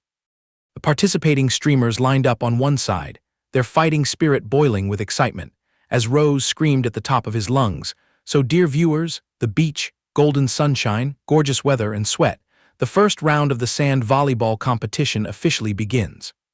Back to just now with Rose acting as referee. He raised his hand and called for the players on both sides to get ready, red team to serve. On the blue team's side were Dao Xiang and Hu Zai. Hu Zai confidently swaggered and said, "Hehe. Our side won't show any mercy, male god Hao Hao." Dao Xiang, standing nearby, also cackled in agreement. The round ball was tossed high up into the sky. Boss Wei leapt up, swinging her arm to deliver a tremendously powerful smash into the ball. Right in the opening match of the first round, Zhang Hao and Wei Nan had drawn the comedic duo, Dao Xiang and Hu Zai. The ball shot out like a cannonball, plunging straight into the opponent's court, grazing past Hu Zai's face before smashing violently into the sand. The air pressure from the ball distorted the corners of Hu Zai's mouth. Hu Zai only had time to utter a huh because he had absolutely no idea what the hell had just happened. The two of them couldn't react in time at all. As a result, Zhang Hao's red team barely had to do anything, relying solely on Wei Nan's violent serves to defeat the blue team, securing a 15-0 victory and majestically marching into the finals. Zhang Hao fearfully asked, "Hey Wei Nan, were you planning to completely obliterate them?" Blue team suffered a miserable defeat, the two of them hugging each other while trembling uncontrollably. Behind them were craters in the sand churned up by Wei Nan's serves. Hu Zai tearfully wailed, "Boss Wei, were you playing for real?" Dao Xiang burst into tears, "Boo-hoo, we're live streaming, don't we need our dignity?" Wei Nan nonchalantly replied as if it were a given, "Oh my, didn't you yourselves say you wouldn't show any mercy?" Stepping into the second half of the finals, it truly was enemies on a narrow path, as Zhang Hao and Wei Nan's red team clashed with Xiao Yi and Ajiu's blue team. Xiao Yi stood way in the back, provoking them, "So a powder-faced pretty boy like you actually made it to the finals today. Did you rely on that strong woman? But no matter, I will personally defeat you. Let's see how long you can stay stubborn." Zhang Hao turned his head, tilting his chin up and asking "Huh," completely clueless in his mind about what nonsense that guy was making such a racket over. Xiao Yi looked up at the sky, taking a step forward and twisting his words, "Do you know why we're competing in volleyball this round?" Xiao Yi stuck out his tongue, drawing a hand across his neck in a threatening gesture. "It's because I suggested it to the program organizers. I'm an expert in this field, prepare to lose face on the live stream." Zhang Hao sighed in annoyance, "Why is this guy such a jinx?" Both teams got into position. Rose shouted loudly, requesting the players on both sides to get ready. "The match is about to begin, blue team to serve." Ajiu threw the ball up into the air. Immediately after, she gathered momentum and launched herself high into the air. Ajiu hovered in midair tracking the ball, her arm raised high with terrifying authority. Zhang Hao opened his mouth in astonishment, exclaiming, "High, so high, flying way too high." Wei Nan's expression changed as she hurriedly warned, "This is a jump serve technique, and a professional level one at that. If you think you can't block it, then get out of the way, don't force it." Ajiu swung her arm, slamming a thunderous force into the ball. "Ball!" Rose yelled into commentary, this top-tier jump serve is enough to scare the living daylights out of anyone." The cursed ball flew straight ahead to make intimate contact with Zhang Hao's face. Rose rattled on rapidly. It's appeared, the technique of catching the ball with the face. It seems the blue team's strategy is to aim directly at the red team's back row boy Zhang Hao. Wait, is there bloodshed? That's a once-in-a-millennium beauty, although it's a bit cruel. Targeting the opponent's weak point is indeed very effective.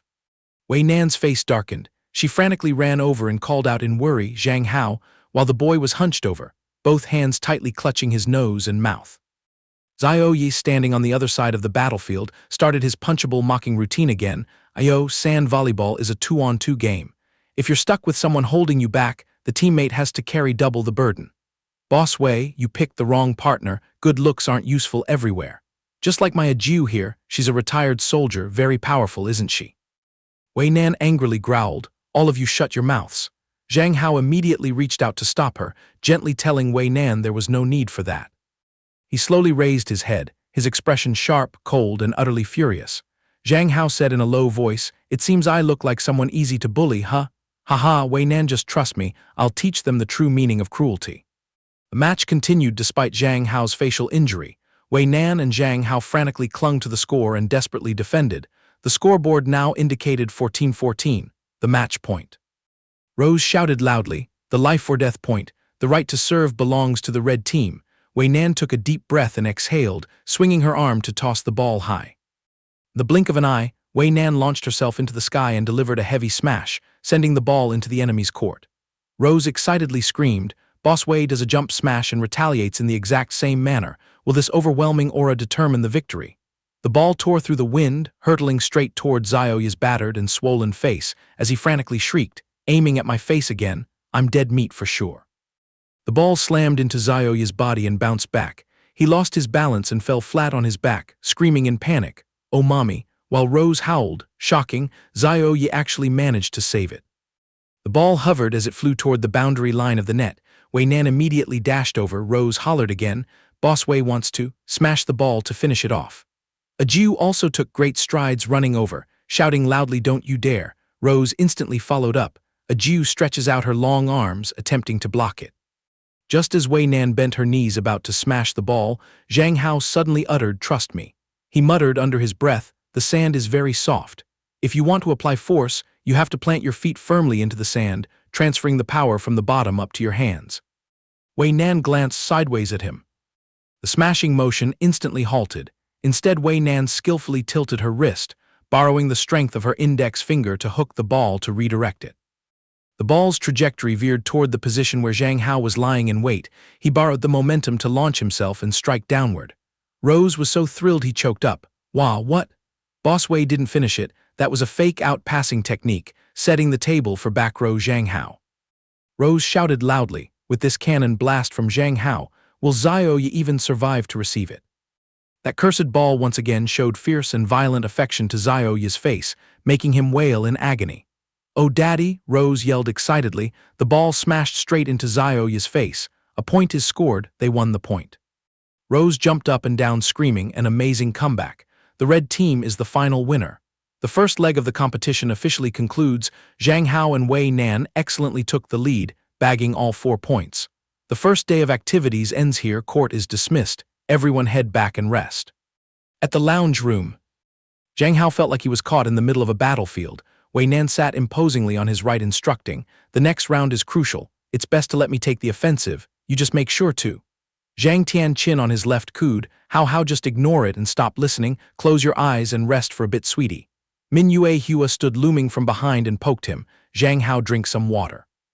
Boss Wei frowned and spoke up in annoyance, "Hey, Zhang Tianqin, you call yourself an older sister but don't know any boundaries at all. People are trying to discuss things." Zhang Tianqin didn't hold back either, sharply snapping back immediately. "If I remember correctly, this is the designated rest period, right? Boss Wei, do I need to write a report to you about my boundaries for whatever I do?" Min Yue Hua stuck to her script. "Zhang Hao, water's here."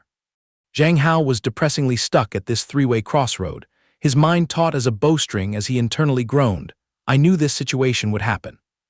Zhao was lurking outside the door, stealthily holding up his phone to record a video. He chuckled darkly in his mind, Well, Zhang Hao, you little brat, I've finally caught your weak spot. A grown man being overly ambiguous with 3 women at once, you're so done for." Zhao's face was already deformed and swollen to begin with. Now flexing an evil expression made it look as repulsive as a hideous demon. Zhao gnawed on his hatred. "This time I'll make you humiliate yourself. Cackle, cackle. Who can you blame? You can only blame yourself for poking this fire ant nest that is me." Zhang Hao strolled out into the corridor. He pushed the door open and entered the makeup room area. The people inside simultaneously locked their eyes on Zhang Hao, gathering in small groups whispering, gossiping extremely animatedly. Zhang Hao pulled up a chair and sat down, turning his face to look at them, his mind overflowing with question marks. What's going on today? Why is everyone using me as a topic of discussion? Just then someone sidled over to strike up a conversation. "Mr. Streamer, you've really stirred up quite a storm. Have you browsed the Weibo hot search yet?" Zhang Hao blankly chewed on those words, Weibo hot search. Zhang Hao immediately pulled out his phone to check. Slapping right on the front page of Baidu hot search was an exposé article about him. The content explicitly read inappropriate photos of streamer Zhang Hao leaked, 1 man 3 women, throwing a physical exercise party. It was only at rank 2 that a flicker of news about the deserted island survival show appeared. Zhang Hao's blood boiled as he cursed inwardly, "What the hell is this crap?"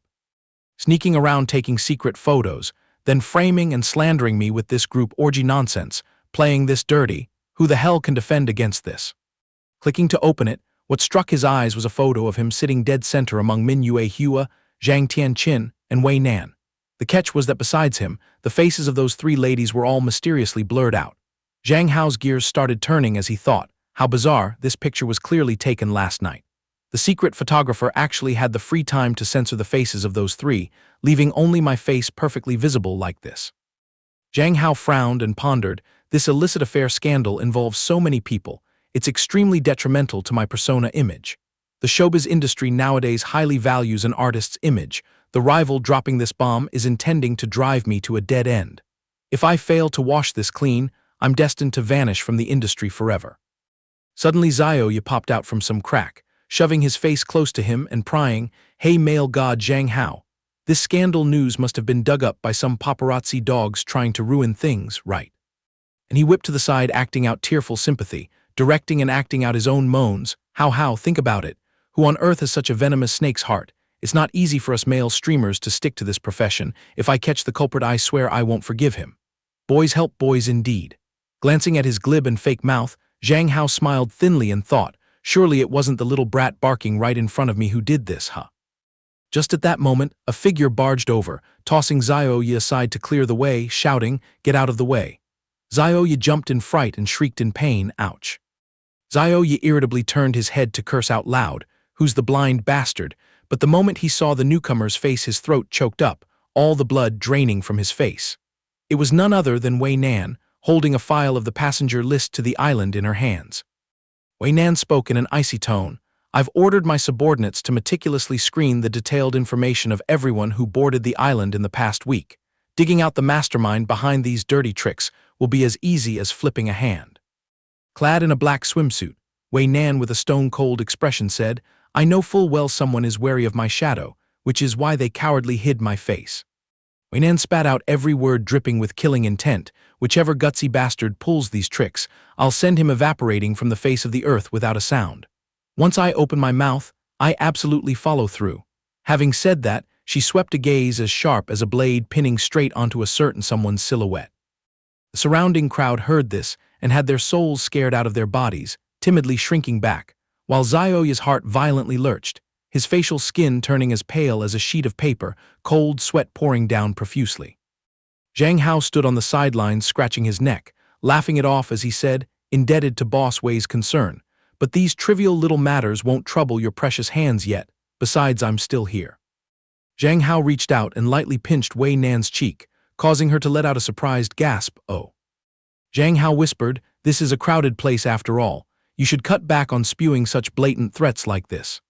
Wei Nan was like a wild cat with its fur standing on end, glaring a warning at him, "Quite insolent, aren't you?" Zhang Hao smiled back, "In conclusion, boss, just rest assured, I'll single-handedly handle this entire mess perfectly." The staff standing on the sidelines erupted into gossip again. The blue-haired girl widened her eyes. What kind of script is this? Was Boss Wei clearly craving him just now? How could it be so magical? The red-haired lady smacked her lips. Looks like Zhang Hao really clung onto a massive backer this time. Whoever's foolish enough to offend him better get ready to buy a coffin. Zhang Tianqin and Min Yue Hua breathlessly pushed the door and barged in, their faces tight with tension, full of restless anxiety.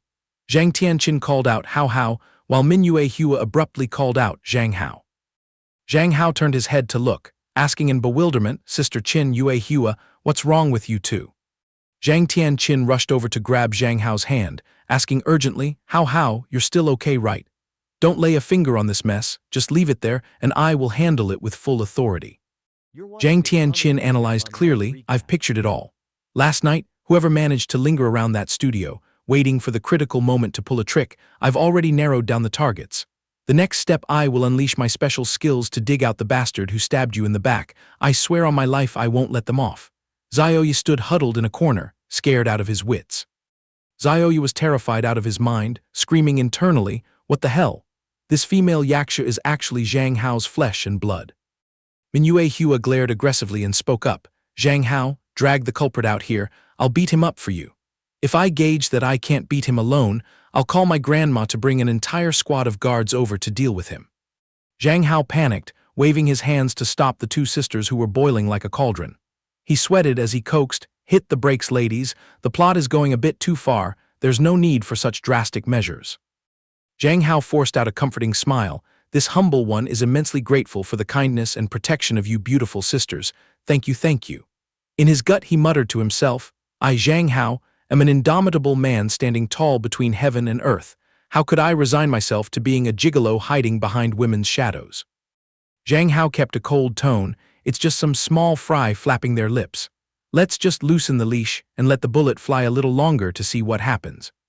Zhao shrunk himself in the corner of the wall, scared speechless, his face as green as a leaf, his pupils contracted in sheer panic, glued tightly to the floor.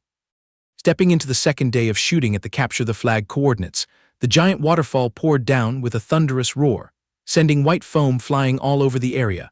On the lush green grass along the stream at the tail of the waterfall, a massive crowd had already gathered. Right at this moment, the swarm of reporters was being held back by a line of bodyguards, competing to strain their necks and yell at Zhang Hao, "Mr. Zhang Hao, could you please give us a few minutes for an interview?" Paparazzi excitedly shoved their mics forward. "May we ask about the leaked sensitive photos that climbed to the top of Weibo last night? What are your thoughts? What is the actual relationship between you and the faceless beauties in the picture? Did you guys really throw a group orgy party?" Wei Nan caught these insolent words and clicked her tongue in dissatisfaction. Zhang Hao moved closer to comfort her. "Let me handle it." Having said that, he valiantly faced the swarm of press, calmly uttering his words. "In reality, this whole mess is nothing as complicated as your rich imaginations make it out to be." Zhang Hao clasped his hands together, looking troubled as he said, "The thing is, late last night, after finishing the match, some secretly taken photos of me resting in the lounge were unfortunately leaked out, suddenly turning into a mixed hot pot for the public to gossip about, wasting internet resources. I'd be infinitely grateful if everyone just let it go. Surely everyone is eager to gossip about what kind of tangled ties the three ladies in the photo have with me, right?" Zhang Hao waved his hand, pointing straight toward Zhang Tianqin, who was holding an umbrella for shade, and Min Yue Hua, who was clicking away on a camera in the distance, nonchalantly tearing through the fog. In reality, the two ladies appearing in the photo, respectively, one is my blood-related older sister, and the other is my schoolmate. The camera lenses eagerly panned toward Zhang Tianqin. She immediately squeezed out a gentle smile and waved affectionately. As Zhang Hao added, she packed her bags and tagged along just to take care of my 3 meals and sleep.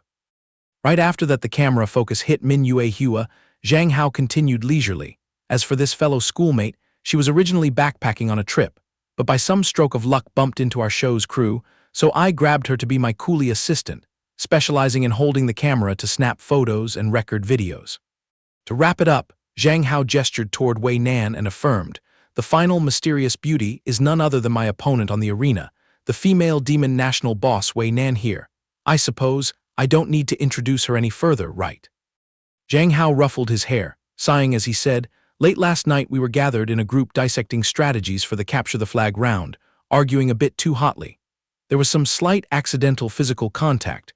Who would have thought it would fall into the lenses of some idle troublemakers, and then get cooked up into a pot of pig slop to drag me and these noble ladies down?"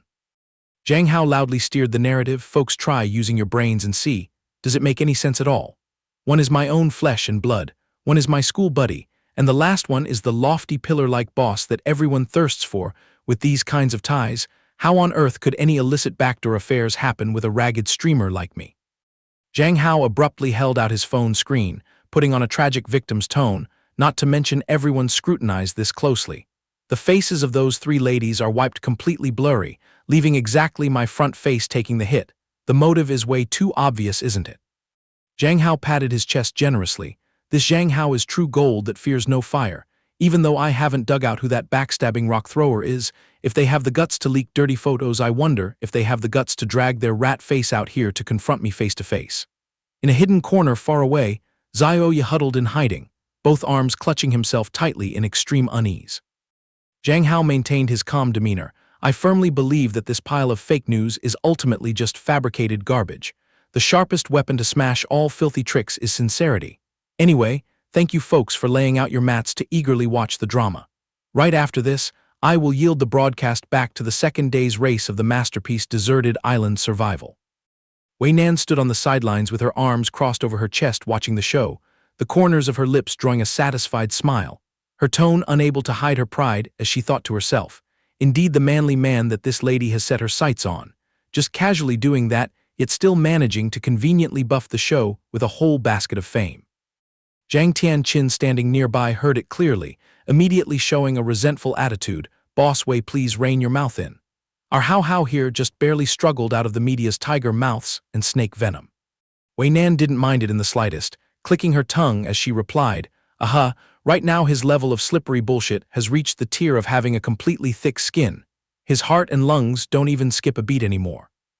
At this part, Wei Nan widened her eyes, projecting a provocative aura of killing intent toward Zhang Tianqin, then dropped a sarcastic remark. What's wrong? As someone from the same household, don't you realize this Zhang Hao has completely changed from the old days? Zhang Tianqin frowned in annoyance, shooting a gaze as sharp as a carving knife pinning straight into Wei Nan. Zhao locked himself in the restroom, weakly letting out a long, drawn-out sigh. His stomach was doing flips, certain that the group still hadn't sniffed him out. This time, as long as he grit his teeth and stubbornly denied it, even the heavens couldn't do anything about it. Suddenly, Zhang Tianqin's insinuating voice echoed from outside the door. The stash of photos hasn't been dug up yet, right? Zhao was so deep in thought he blurted out a response by reflex. Spot on, I disposed of them cleanly a long time ago. The moment the words left his mouth, his throat choked up like a strangled duck, his two eyes twitching crazily. Zhao hurriedly spun around, hollering in panic, wait a minute, you're Zhang Hao's older sister. Zhang Tianqin indifferently dropped her words, it is exactly this lady here. Just now I vaguely heard you confessing your crimes, didn't I? Zhao immediately switched on his clown acting mode. What the heck? Doing what the hell? I don't even understand what you're rambling about. Zhang Tianqin abruptly held up her beloved phone and slapped him metaphorically in the face with it. Cut the stubborn mouth, sweetie. Earlier when your underling was busy running errands, I conveniently took a look through your phone, even if you did clear the trash. Zhang Tianqin leisurely spat out each word. I happen to have learned a little bit of these data recovery tricks. Conveniently, in my free time, I also dug up an entire truckload of deep-seated scandals of yours from past seasons, like that under-the-table bribery for a position swap. Zhao trembled like a drenched dog. Stop, shut your mouth. To sum it up, what do you want? Craving money, thirsting for an apology, or forcing me to pack up and leave this show before you're willing to let it go? In his stomach, he was tearing his underling to shreds. Damn it, that useless, destructive lackey. Once I get home, I'll toss you in the trash completely. Zhang Tianqin blossomed a smile as bright as a flower, her plump red lips parting slightly to squeeze out one word, Zhang Tianqin's complexion instantly sank into a freezing darkness. She hissed, I don't crave any of that at all, I just need you to evaporate permanently. Zhao's soul left his body, stammering, what did you bark? Zhang Tianqin took strides, pressing closer. She reached out and grabbed Zhao's collar tightly, lifting him right up, as he frantically struggled with a shrill voice, Motherfucker, what the hell are you trying to do? It's an era of strict laws now, you know. Just for a brat like Zhang Hao you dare risk going to jail. Zhang Tianqin casually admitted, how the hell could that be wrong? For my Hao I would even dare hold up the sky if it fell. Zhang Tianqin narrowed her eyes, revealing a cold and ruthless killing intent. She joked mockingly, however, to crush a small fry like you, I'm not foolish enough to dirty my hands. After all, I plan to walk to the very end of the road with Hao anyway. Zhao bulged his frog eyes, shrieking out, Ack.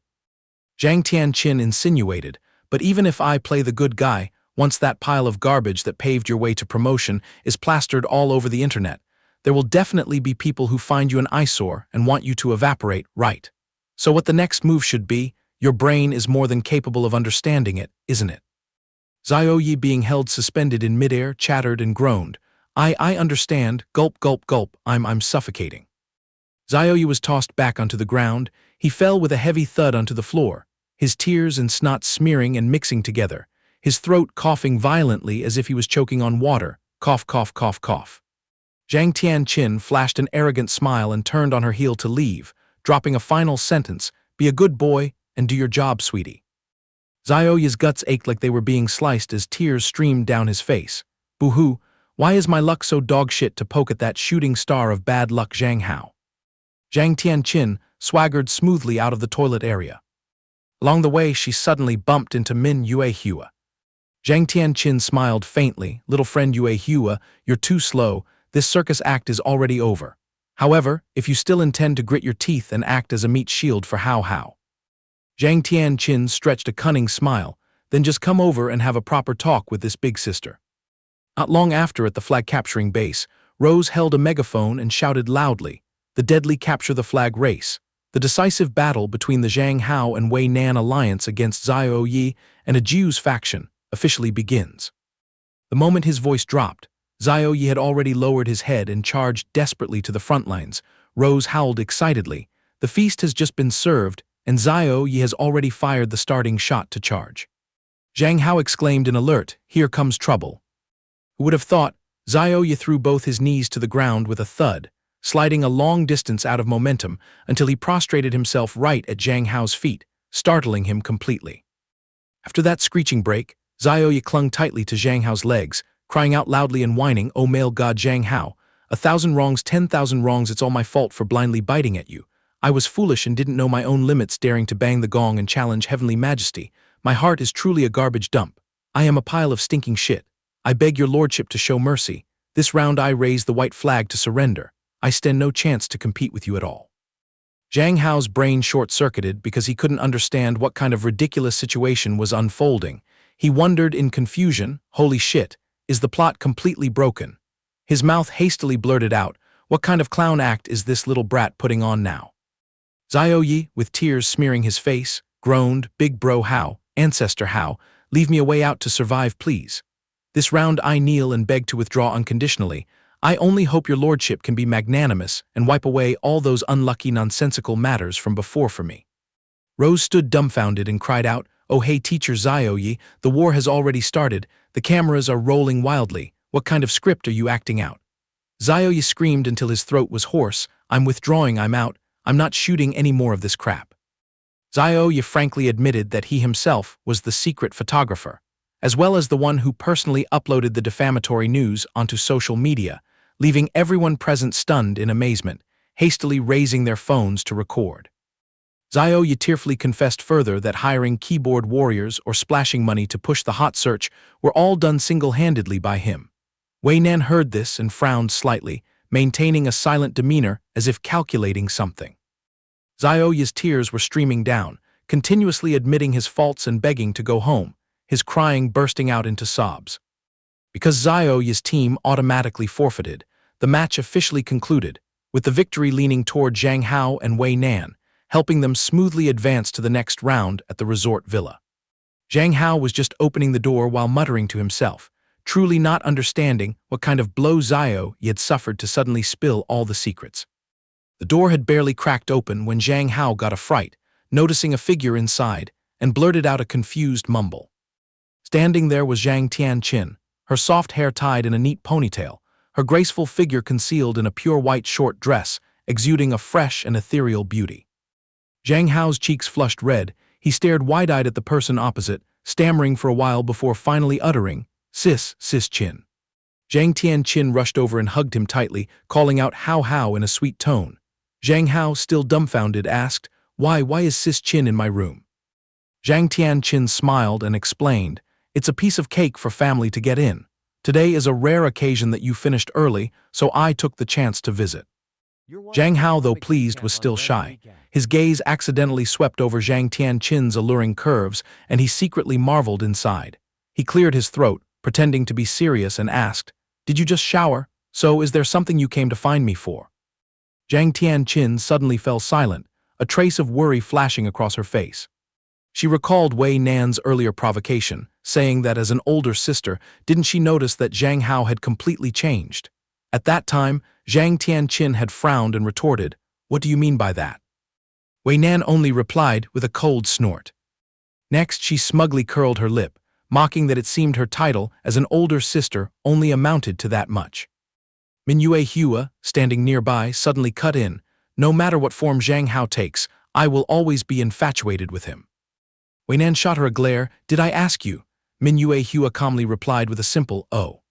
At that moment, Zhang Tianqin furrowed her brows tightly, her lips pressed together, and the atmosphere around her seemed shrouded in gloomy irritation.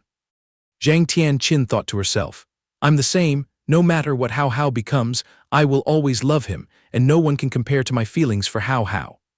Zhang Tianqin gently spoke up. I plan to clearly tell our parents about our relationship. What do you think? Zhang Hao felt a bit uneasy, silently wondering if she was feeling insecure again. Zhang Hao gently lowered his gaze to look at Zhang Tianqin. Then he actively stretched out his arms to embrace her fully, softly calling out Sis Qin.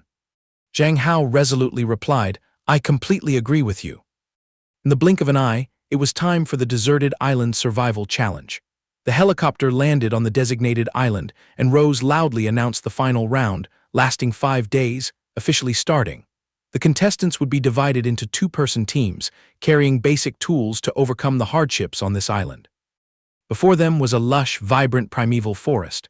Rose continued, in this pristine place, food, drinking water, and even a place to rest are all difficult problems. Poisonous insects, wild beasts, and dangerous swamps lurk everywhere. The streamers will bet their lives on this hellish challenge, so let's all watch together. Right at the forest's edge, Zhang Hao and Wei Nan, dressed in dynamic field gear, were enthusiastically warming up and stretching. Zhang Hao secretly stole a glance at Wei Nan, inwardly marveling. No matter how many times I look, President Wei's figure is truly deadly alluring. Wei Nan turned her head, curled her lip teasingly. What are you daydreaming about? Scared already? Don't worry, I've got your back. Zhang Hao awkwardly turned his face away, stammering an excuse. No, nothing.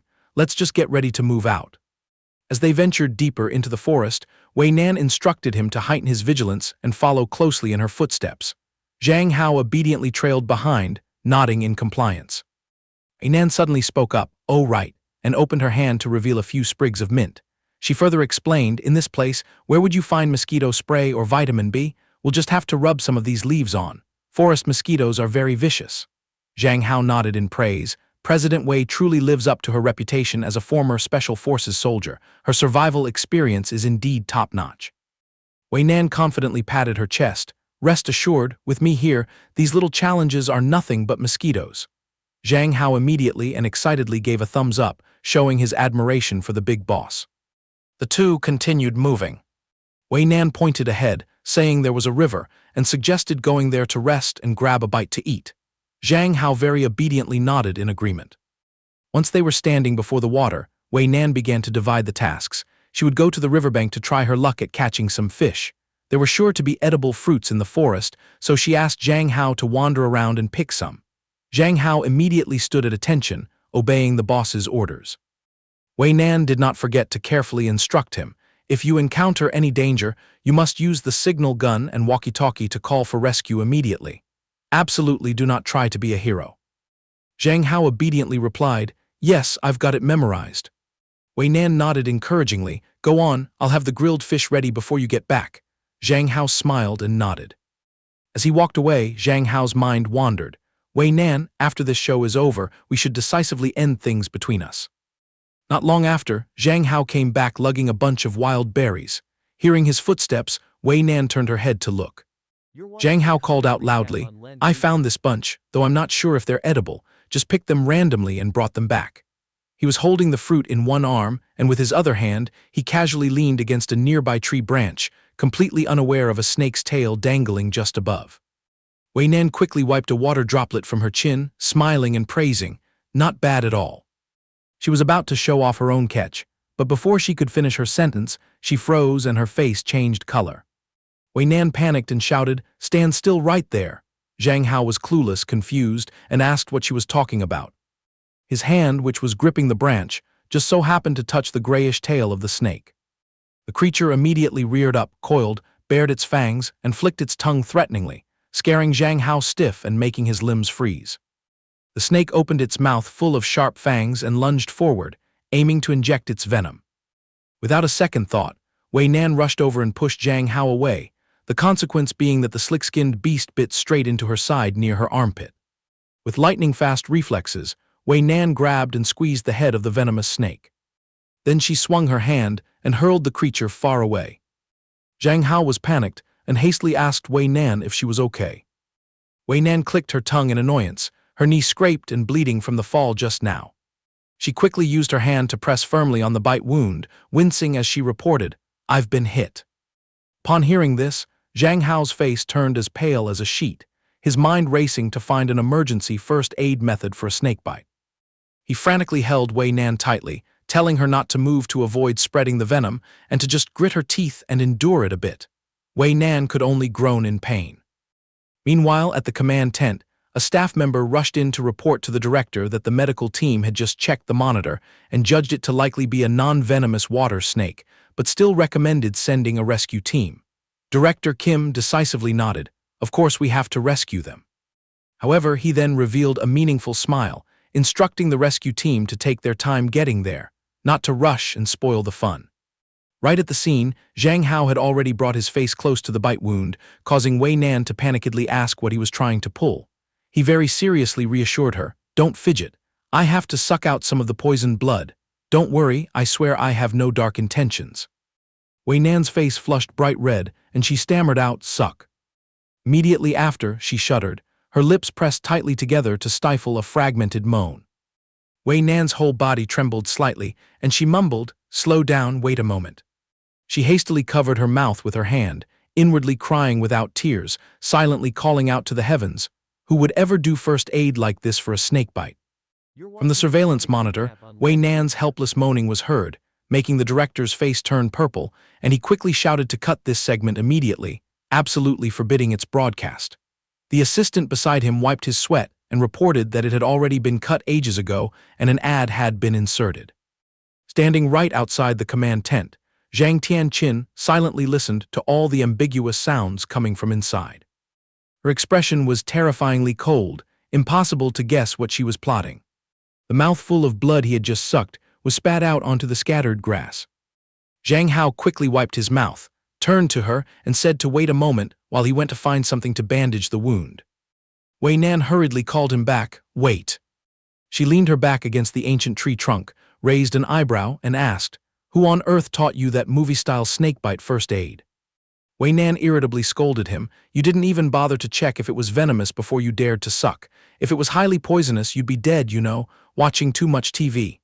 Zhang Hao, his face burning with embarrassment, asked back, "Huh, what?" Wei Nan sighed and explained, "That reptile wasn't poisonous at all. Stop overreacting. Just washing it with water is enough." She decisively ordered, "Help me to the riverbank to rest." Zhang Hao could only nod and comply.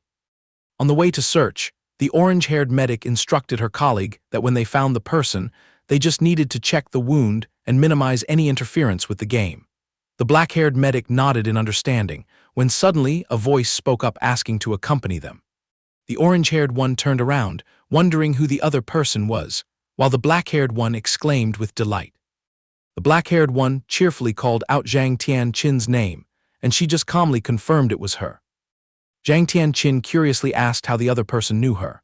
The black-haired girl, admiration evident on her face, gushed that she was a huge fan, greatly admiring a student who had personally developed a medical project, truly a rare genius. Zhang Tianqin humbly replied, "You flatter me too much. It was all thanks to the dedicated help of my professors and the school." Zhang Tianqin sincerely proposed, "If you two are going up the mountain to rescue, please allow me to accompany you. Whether as a medical professional or as a family member of Zhang Hao, I need to personally confirm their condition." The black-haired girl instantly agreed, "Of course you can. It's our honor to have you along."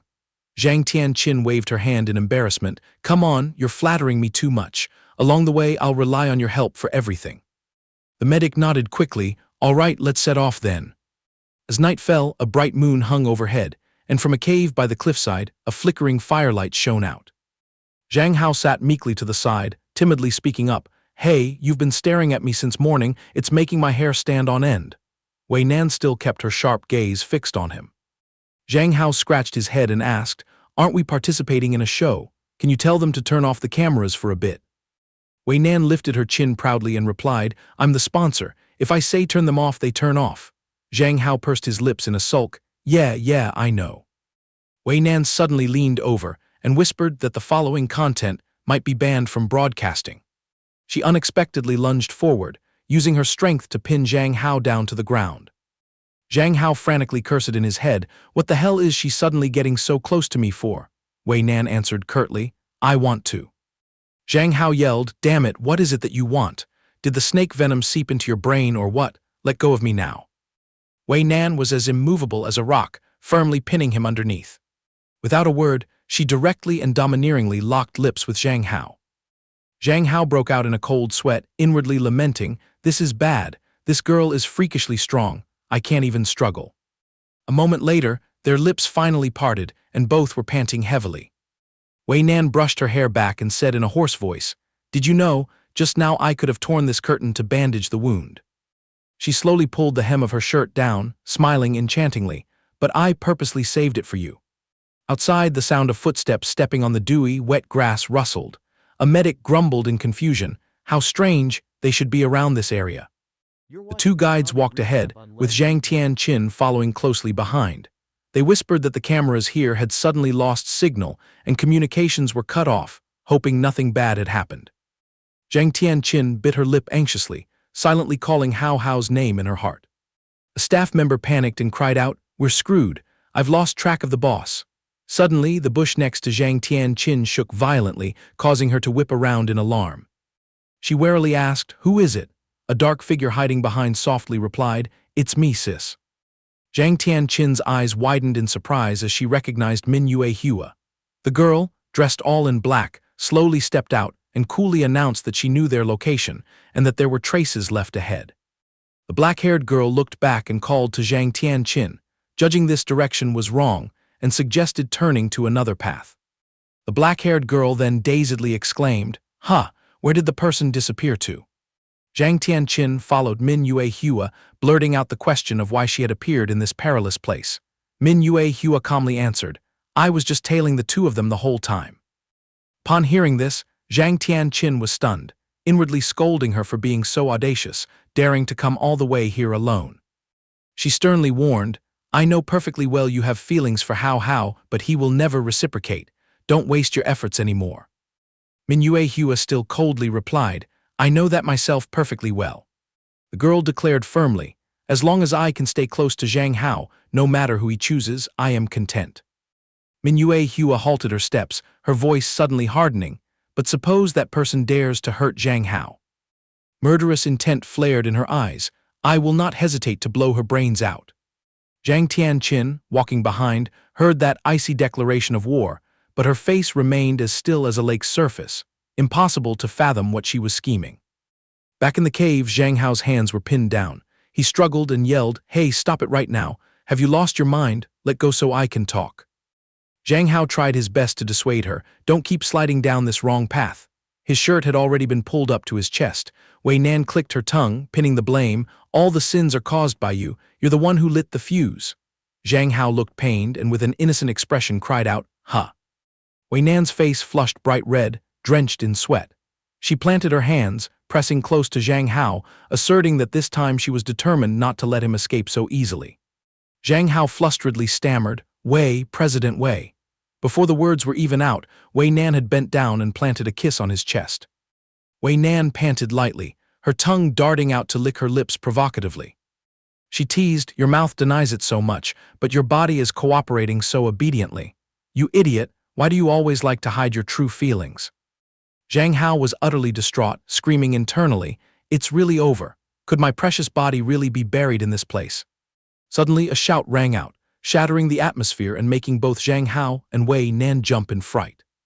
Zhang Hao frantically pushed her away. "Oh crap, why did my sister and Yue Hua come all the way here? Get up quickly, please." Wei Nan clicked her tongue in extreme annoyance at being interrupted. She glanced outside with resentment, her face radiating a cold, irritable look, and grumbled furiously, "These two women are like lingering ghosts, ruining my good thing again." Zhang Tianqin and Min Yue Hua walked straight in, her anxious voice calling out, "Hao Hao." Both of their eyes immediately swept a circle around the scene. They saw that Zhang Hao and Wei Nan had already hastily tidied up their clothing. Zhang Hao spoke first, "Sis Qin, Yue Hua, how did you two trek all the way to this place?" He gently scolded, "This remote place lacks everything, and it's so dangerous to come here." On his neck, a distinct bright red mark was unexpectedly imprinted. That brazen mark caught Zhang Tianqin's eye, and she immediately ground her teeth audibly, snarling Wei Nan's name. Wei Nan waved her hand dismissively and sneered, "It seems you two have no business in this competition zone." Rage boiled over in her head, and Zhang Tianqin lunged forward, throwing a punch meant to smash Wei Nan's face, cursing furiously. "You bastard, you dared to do something so depraved to Hao Hao." Wei Nan easily raised a hand to block her punch and contemptuously replied, "Oh, you want to throw hands?" She taunted, "Then I'll play along," and as soon as she finished speaking, she retaliated with a devastating punch to Zhang Tianqin's stomach, causing her so much pain she choked and couldn't make a sound. Zhang Hao was horrified and cried out to the heavens, "Sis Qin." He clutched his head in despair and lamented, "Oh my God, they're fighting again." Wei Nan looked down at Zhang Tianqin, who had fallen over, and arrogantly said, "Yeah, I was bullying Zhang Hao. What right do you have to stand out and lecture me?" Wei Nan tilted her eyes upward. Suddenly, Mingyue Hua also charged into the fray. Mingyue Hua took momentum and delivered a hammer-like blow from above, the impact force causing Wei Nan to stagger backwards. Even so, Wei Nan remained as steadfast as a rock, her face cold and sharp as she glared at her opponent. Mingyue Hua immediately shifted her stance, gliding to the side in an attempt to hook-punch Wei Nan's flank, coldly declaring, "Anyone who dares to lay a finger on Zhang Hao is my sworn mortal enemy." Immediately, she launched a devastating splitting kick straight at Wei Nan. Her opponent calmly crossed her arms in defense, using the momentum to step back and neutralize the force of the strike. Mingyue Hua didn't stop swinging her hands, growling, "Whoever bullies him, I will absolutely mince them." Wei Nan retreated, her hands scraping against the ground to break sharply, crouching to maintain a solid balanced stance. Suddenly she burst into gleeful laughter, "Ha ha ha." Wei Nan straightened up, her face as cold as an iceberg, her voice emitting a chilling aura, "Very well. Both of you come at me at once to save time." Zhang Tianqin leaned on the rock wall to stand up and spat out, cursing, "I really never imagined that the head of the Hongfeng group could be this perverted and shameless. Even after being exposed so harshly, are you still so brazen?" Wei Nan ground her teeth audibly and roared at her to shut up. Zhang Tianqin still hurled venomous words, clinging to a high school student, an old cow trying to graze on young grass. "Don't you find yourself disgusting?" Wei Nan flew into a rage and charged over, screaming, "I told you to shut your mouth." The backhand swing, she delivered a slap that made Zhang Tianqin see stars, sending her flying. Zhang Hao witnessed that, and his heart leaped into his throat, a curse slipping from his lips. He rushed out to mediate. "Wei Nan, Sis Qin lost her cool just now, but you know perfectly well she's no match for you. Calm down, I'll apologize on her behalf." Wei Nan remained seething with anger, hissing, "This crazy bitch." Wei Nan, still fuming, exposed the truth. "Every move of that woman is to trap you, to satisfy her sick desires, and yet you still speak up to defend her," Zhang Hao panikedly urged. "Wei Nan, please just listen to my explanation first." Zhang Tianqin coughed violently. "Cough cough, Hao, you don't need to humble yourself and apologize to her." She took Zhang Hao's hand. "We haven't done anything wrong. It's clear she was the one forcing you first." Zhang Hao cried out in distress, "Sis Qin, the corner of your mouth is bleeding." He inwardly blamed Wei Nan's slap just now for being too vicious. Wei Nan raised a hand to stop them but was too late and had to swallow her anger. Zhang Tianqin wiped the blood from the corner of her lip and sneered, "She is, after all, just an outsider. Why should we bow our heads and admit fault? Even if I have to risk my life today, I won't let her touch a single hair on your head." Wei Nan curled her lip in a grim laugh. "Ha, such big talk. Zhang Tianqin, you're really tired of living." Zhang Hao quickly placed a hand on her shoulder to dissuade her. "Wei Nan." He took a deep breath and enunciated each word. "Stop causing trouble. I'm officially dating Sis Qin now." Both Wei Nan and Min Yue Hua were petrified on the spot upon hearing this. Only Zhang Tianqin broke into a radiant, satisfied smile. Zhang Hao bluntly said, "I've decided to withdraw from your research project. From the very beginning, I planned that once this show was over, we'd go our separate ways. All the earnings I make will be transferred to you, considered as settling old scores." He continued, "I refused you before because we are completely out of sync. Now, there's even less chance of us being together, because the person reigning in my heart right now is Sis Qin." Outside in the deep forest, the female medic and the green-haired girl were still diligently searching.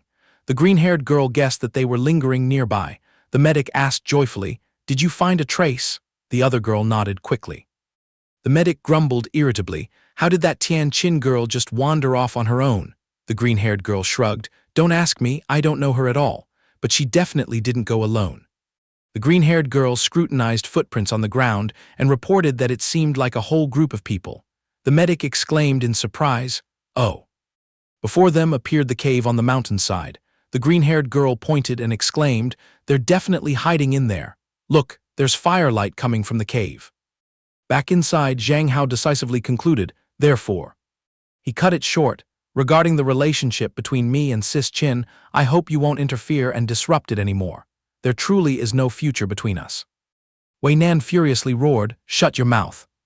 She punched the rock wall in fury. "I don't care what kind of love potion this crazy bitch fed you. After I beat her to a pulp, we'll settle this." Zhang Hao, infuriated, grabbed her wrist and snapped, "Can you stop being so stubborn? You can press oil and fat, but you can't force love. Don't you understand such a basic principle?" Just as things were at fever pitch, Mingyue Hua added fuel to the fire. "Zhang Hao, just let them slaughter each other. I'll take on the last survivor." Zhang Hao clutched his forehead in despair. "Yue Hua, please stop adding fuel to the fire." Zhang Tianqin puffed out her chest and stood tall, declaring loudly, "Wei Nan, I don't deny you're very skilled in martial arts, but if it's to protect Hao Hao, I will absolutely not back down." In the midst of the tense atmosphere, a shriek came from outside, "Ay-ya!" Everyone inside was stunned, and the suffocating murderous aura dissipated. Zhang Tianqin craned her neck to look outside and saw the green-haired girl had tripped and fallen flat. Peeking from behind a boulder was the medic, trembling and muttering curses under her breath. What a clumsy idiot. The medic scratched her head and sheepishly crawled out of her hiding spot, chuckling awkwardly.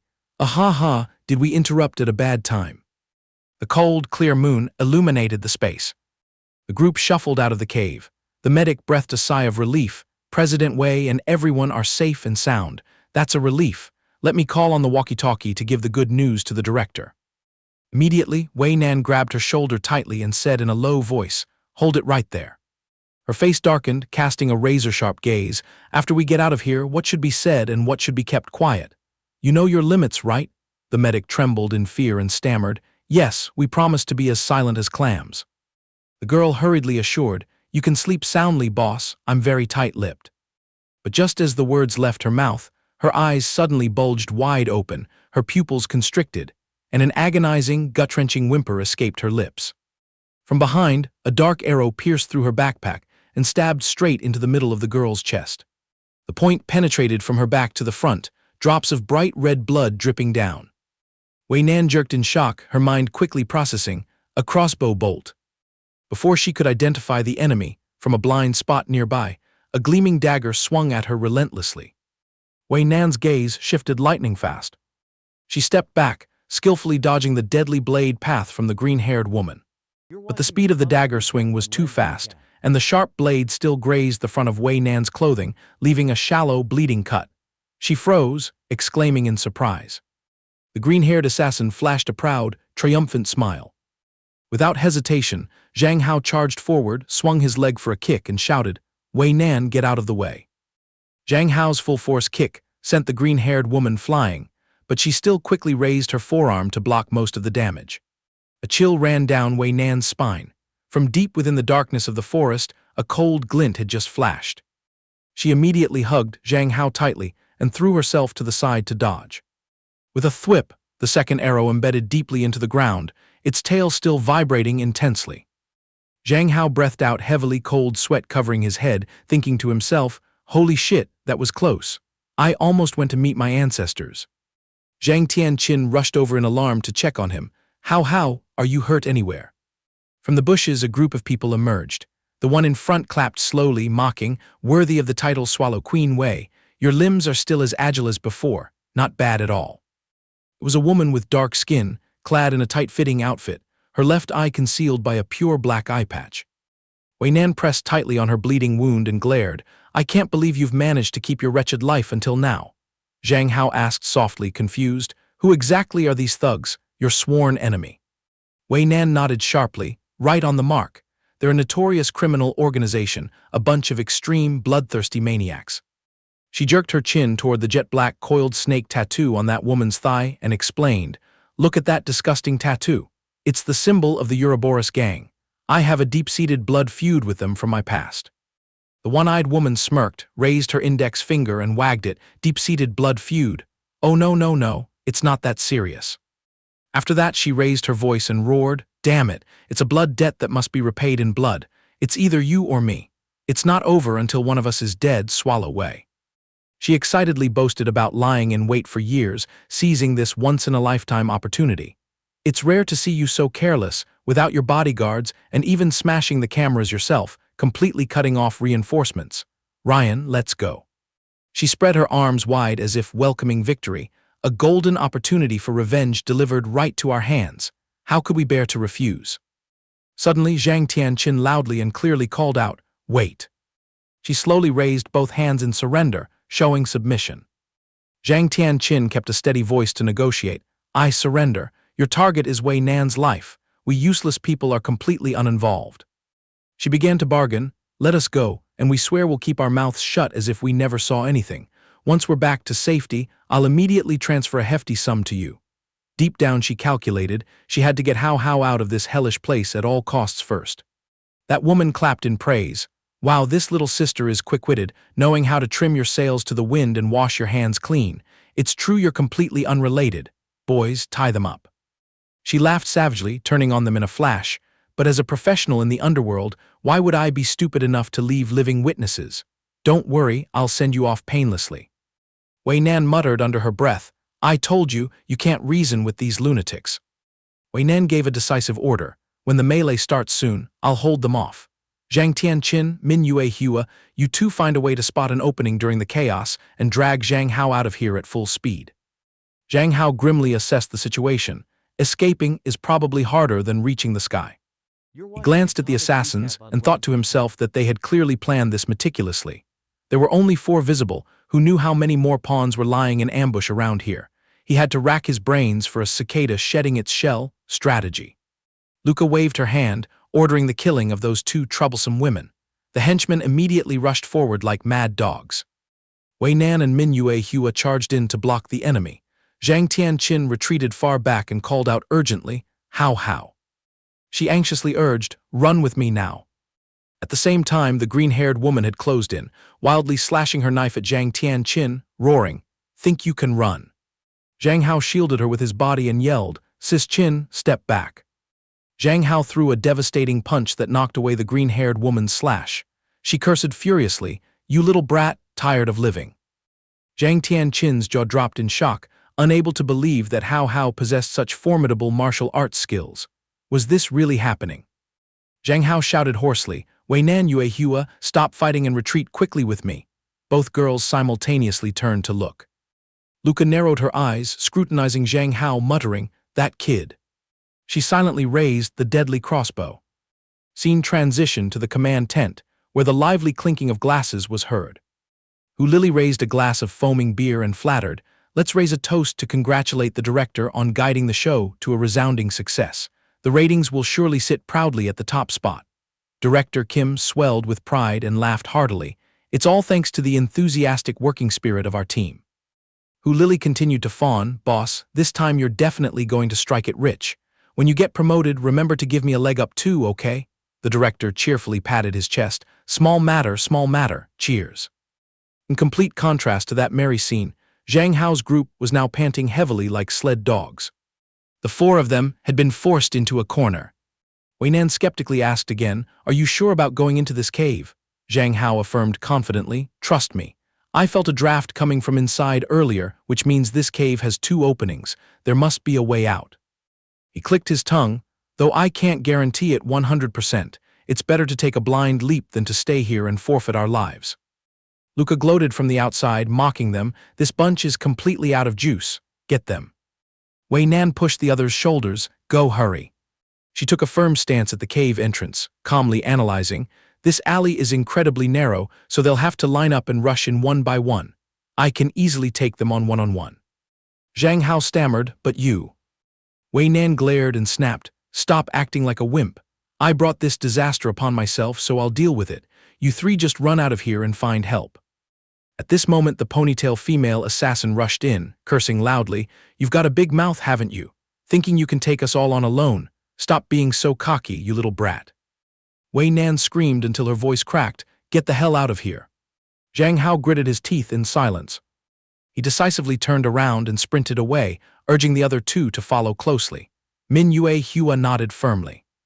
Zhang Tianqin fell silent, her lips moving as if she wanted to say her last words. Zhang Hao ran for his life, panting heavily while analyzing. Who knows, there might still be some supplies left ahead that we haven't cleared out yet.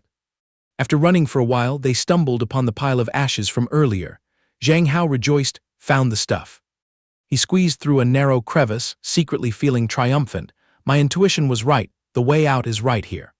Zhang Hao decisively assigned tasks. Sister Tianqin, Yue Hua, you two grab the stuff and escape first. There's a signal transmitter in this pile, I'll leave the communication to you. I have to turn back and support Wei Nan. Zhang Tianqin panicked and tried to stop him. Wait, how are you going back to throw your life away? Let's just escape together. Zhang Hao sighed, Sister Tianqin. He expressed sincerely, although we usually bicker with Wei Nan, we can't just abandon her in times of crisis. I have to save her. He urged, you two need to get out of here right now.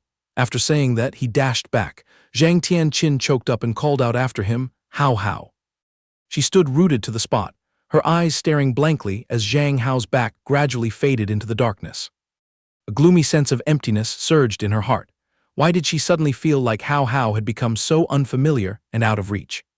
Back at the cave entrance, the ponytail female assassin was being choked, gasping for air. Blue veins bulged on her forehead, her eyes popped out, and her face was contorted in extreme ugliness. Wei Nan lifted her up like a grim reaper, shouting with burning, killing intent, if you want to meet the king of hell, just step right up.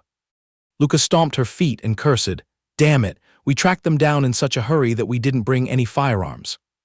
Seeing Wei Nan standing proudly blocking the narrow passage, Luca evaluated bitterly. This godforsaken terrain is too disadvantageous for a group attack, and in a one-on-one fight, none of us can beat this little Wei brat. Wei Nan tilted her head up provocatively. Luca, what you said earlier wasn't wrong at all. She gritted out each sharp word. It's either you or me. This won't be over until one of us is dead. As Wei Nan skillfully retreated step by step into the cave, she threatened, sooner or later, I will level your entire trashy organization for this debt. Just you wait and see. Luca was startled, her face turning ashen as fear and panic struck her. She frantically raised her crossbow to take aim, gritting her teeth and hissing, this damn bitch. The arrow tore through the wind, shooting into the dead silence of the cave's darkness. Luca clenched her fists, determined that at all costs she couldn't let the tiger return to the mountain. She ordered her subordinates to guard the cave entrance, while she would lead the sisters to flank around the back of the cliff. Her lackeys hastily obeyed their leader's command. On his way rushing back to Wei Nan, Zhang Hao cursed inwardly, this damn show suddenly dragged an entire gang of cold-blooded assassins here to claim Wei Nan's life. I hope she's still safe. Suddenly, he spotted a familiar figure staggering ahead. It was Wei Nan. She was leaning weakly against the rock wall, clutching her stomach tightly with one hand, while an arrow was lodged in her shoulder, dripping with blood. Zhang Hao called out her name in horror. Zhang Hao rushed over, asking in a panic, what is this? Did you get hit by their arrow? Wei Nan replied weakly, are you crazy? Why did you come back here?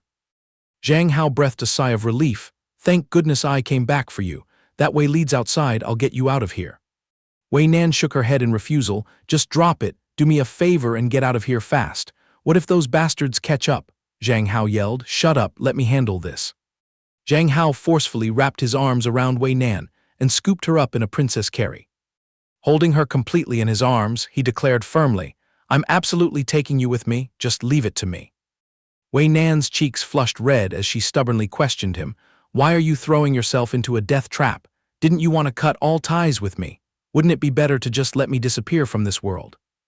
Zhang Hao snapped, better my ass. He cut her off, stop your nonsense, you're covered in blood. Let's get out of here alive first, then we can settle whatever score you want. Wei Nan fell silent, looking up at him with wide, round eyes. A sweet feeling surged in her heart, and being carried and protected by him suddenly brought an unusual sense of peace. The space outside was surrounded by pitch-black night, with a crescent moon hanging in the sky. At the other end of the cave, Zhang Tianqin and Min Yue Hua were like cats on a hot tin roof. She paced back and forth, grumbling, I'm worried to death, why hasn't Hao shown up yet? Zhang Tianqin couldn't stay patient any longer, declaring, I have to go get Hao. Just as she was about to dash into the darkness, she stopped short upon seeing a figure approaching. Zhang Hao called out, "Sister Tian Qin, no need." He panted, "I've brought her out." Mingyue Hua praised him effusively. "Zhang Hao, you're truly amazing. Just as you predicted, the cave has a way out, the path is just a bit narrow."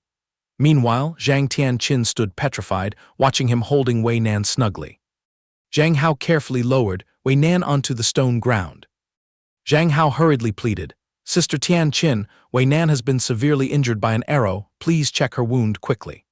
Zhang Tianqin frowned, "Yeah, I got it." She crouched down to examine the wound, giving a rough analysis. "It's a blessing that the arrow didn't hit any vital spots, but she's losing a lot of blood, and we don't have any medical supplies. We'll just have to bandage it temporarily to immobilize it and prevent any movement from tearing it further." With that said, Zhang Tianqin stripped off her outer jacket. Next, she forcefully tore off a strip from her inner shirt. Then she used the fabric strip to wrap tightly around Wei Nan's wound. The latter asked with full skepticism, "Do you truly want to save my life?" Zhang Tianqin gave a faint smile.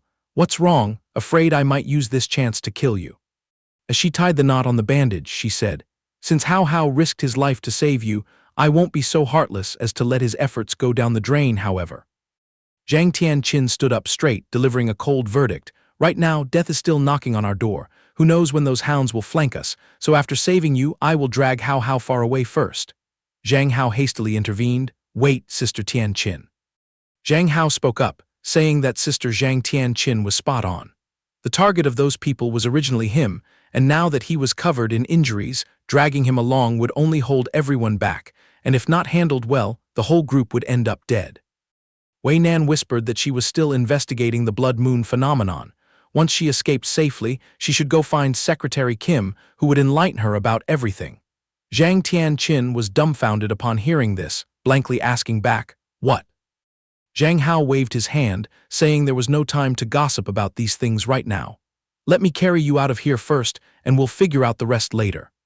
Zhang Tianqin lightly scolded him. How, are you really planning to be buried alongside her? At the end of the day, this is their underworld grudge. We ordinary folks just got caught in the crossfire." Zhang Tianqin continued to advise him, "Stop being so stubborn. Just be good and come back with me to our peaceful life from before, okay?" Zhang Hao dejectedly lowered his head, as silent as a grave. Zhang Hao spoke in a melancholy voice, saying that the way back was probably already blocked. He muttered to himself that after all, he was no longer the Zhang Hao from the old days. He whispered that Wei Nan had saved his life once. As a true man, even if it meant rushing into a death trap, he absolutely couldn't just stand by and watch at this moment. Zhang Tianqin froze for 5 seconds upon hearing this. Mingyue Hua blinked her bright eyes, gushing with praise that Zhang Hao was incredibly cool. Zhang Hao confessed that this was the principal brother Lin Yilong had always ingrained in him.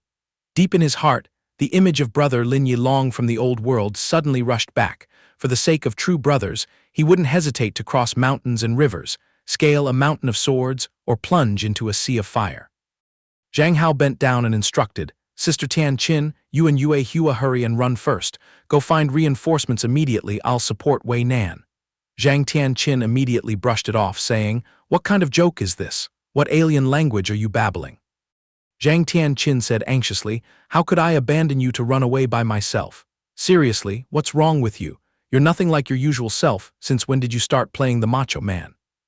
Zhang Hao sighed and blurted out, "I'm 1,000 times sorry, Sister Tianqin, but I am no longer the little Hao Hao of the past." Having said that, he scooped Wei Nan up into his arms. As he walked, Zhang Hao turned his head back to throw in one last remark. "If God still gives us a chance to survive, I'll confess everything to you later." Zhang Hao reaffirmed, "I am truly no longer the Zhang Hao of the past. I hope I'll still have my life later to explain things clearly to you." Zhang Hao said urgently, "But the assassins are hot on our heels. The pressing matter now is to escape quickly and call for backup. Listen to me just this once, Sister Tianqin and Yue Hua, hold hands and run now." Mingyue Hua shook her head vigorously and answered, "Zhang Hao, I'm not going anywhere. I have to stay here and be your bodyguard." Mingyue Hua flipped her hair, striking an incredibly cool pose, and declared, "I also want to transform into a macho man." Then she looked bewildered and corrected herself. "Ah wait, it should be a macho woman. What on earth is a Zhang Hao man? Zhang Hao must be using terms from another universe. Whatever, let's just ignore it." Zhang Hao replied helplessly, "Yue Hua, I accept your heart of gold, but to keep us all alive, please just run away with Sister Tian Qin first. The assassins are breathing down our necks. Please realize how dangerous this is." Mingyue Hua frowned, seemingly refusing as she said, "But—" Zhang Hao had to plead desperately, "Please stop talking and run for your life."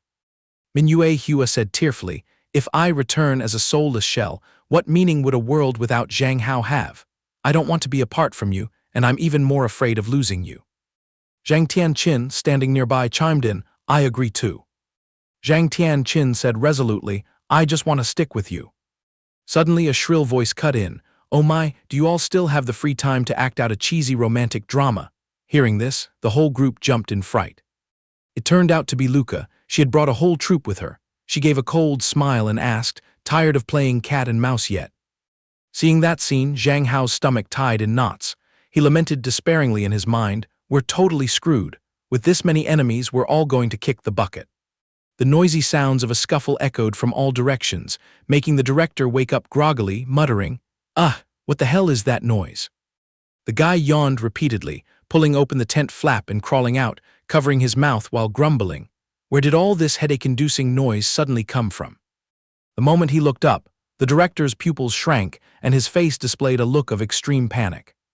All he saw was a fleet of helicopters filling the sky, heading straight into the forest. The director stood dumbfounded, stammering, What earth-shattering event is happening here?" Zhang Hao lay flat on his stomach like a frog on the ground, groaning in pain. Us. All four of them had been captured. Behind Zhang Tianqin, Wei Nan, and Mingyue Hua, there were guards looking like assassins holding knives to their necks. Zhang Hao alone was escorted right in front of Luca. The moon overhead suddenly turned blood-red. Luca looked down from above, bursting into laughter. "Ha ha ha, it seems these ladies are all head over heels for this guy." She leisurely drew a razor-sharp knife from her side, clicking her tongue as she evaluated. "He looks pretty decent, and even knows a little martial arts for self-defense. If I weren't busy right now, I'd probably want to have a taste. What a pity." Luca ruthlessly swung the knife, aiming straight at the back of Zhang Hao's neck and plunging it down. But strangely, just as the blade was about to touch his flesh, it slammed on the brakes with a screech. She smirked, turning to stare fixedly at Wei Nan. Luca chuckled mockingly. "Haha, Wei Nan, do you want to borrow a mirror to take a look? See how pathetic your current face is. Who would have thought you'd end up in this situation one day, ha ha ha ha." Wei Nan's entire body was battered. She gritted her teeth and kneeled in silence. Luca continued to taunt her, "Normally you're so careful when you're out and about. I took the trouble to ambush you for years without finding a single loophole, yet today you were suddenly careless and dropped all your guard. It turns out it was all for this guy." Two streams of tears rolled down Wei Nan's cheeks. She trembled and blurted out, "Luca, please spare him. Whatever condition you want, I'll agree to it all." Luca acted as if she had just heard a hilarious joke, laughing maniacally before responding sarcastically, "Really? You'll accept any condition, little F. Wei." She coldly snapped, "You dare beg me to spare his life? Little F. Wei, has falling in love blinded you? When my brother died, did you people ever feel any compassion and spare him?" Luca grabbed a fistful of Zhang Hao's hair and yanked his head back, pressing the freezing knife against his neck, threatening with murderous intent, "Today, don't even dream that any of you will keep your lives." The sharp sound of metal slicing through flesh rang out, and fresh blood splattered. Zhang Hao only had time to lament in his mind, "Oh well, I'm really going to meet my ancestors now." He collapsed into a pool of crimson blood, his eyes turning dull and losing focus. Suddenly, pinkish-red locks of hair appeared floating midair, fluttering gently. Zhang Hao whispered weakly, "You." He wondered why the blood moon goddess had managed to find her way here. She was crouching precariously, observing him with her chin resting on her hands, sporting a smug little smile. The blood moon goddess teased, "Use your brain and guess." Zhang Hao woke up with a start, screaming in shock, "Ah."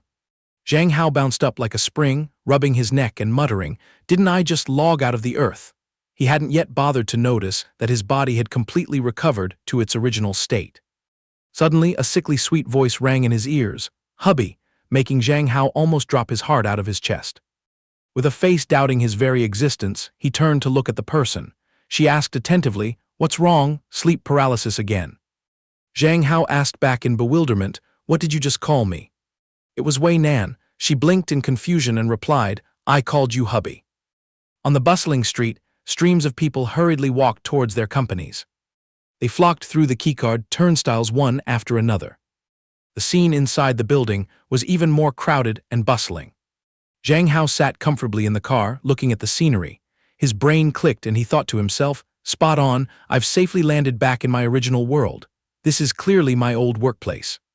He stealthily glanced at the beauty sitting next to him, telling himself, "And Wei Nan is sitting comfortably in the director's chair at my company." Wei Nan was wearing a brown office suit paired with a very Western-style white shirt, crossing her legs and scrolling through her phone. Zhang Hao broke into a cold sweat, thinking, on top of that, she's playing the role of my fiancée too. He was absolutely certain this was definitely the masterpiece of the blood moon goddess. Wei Nan looked up, saw him spacing out and asked, "Where is your head at?"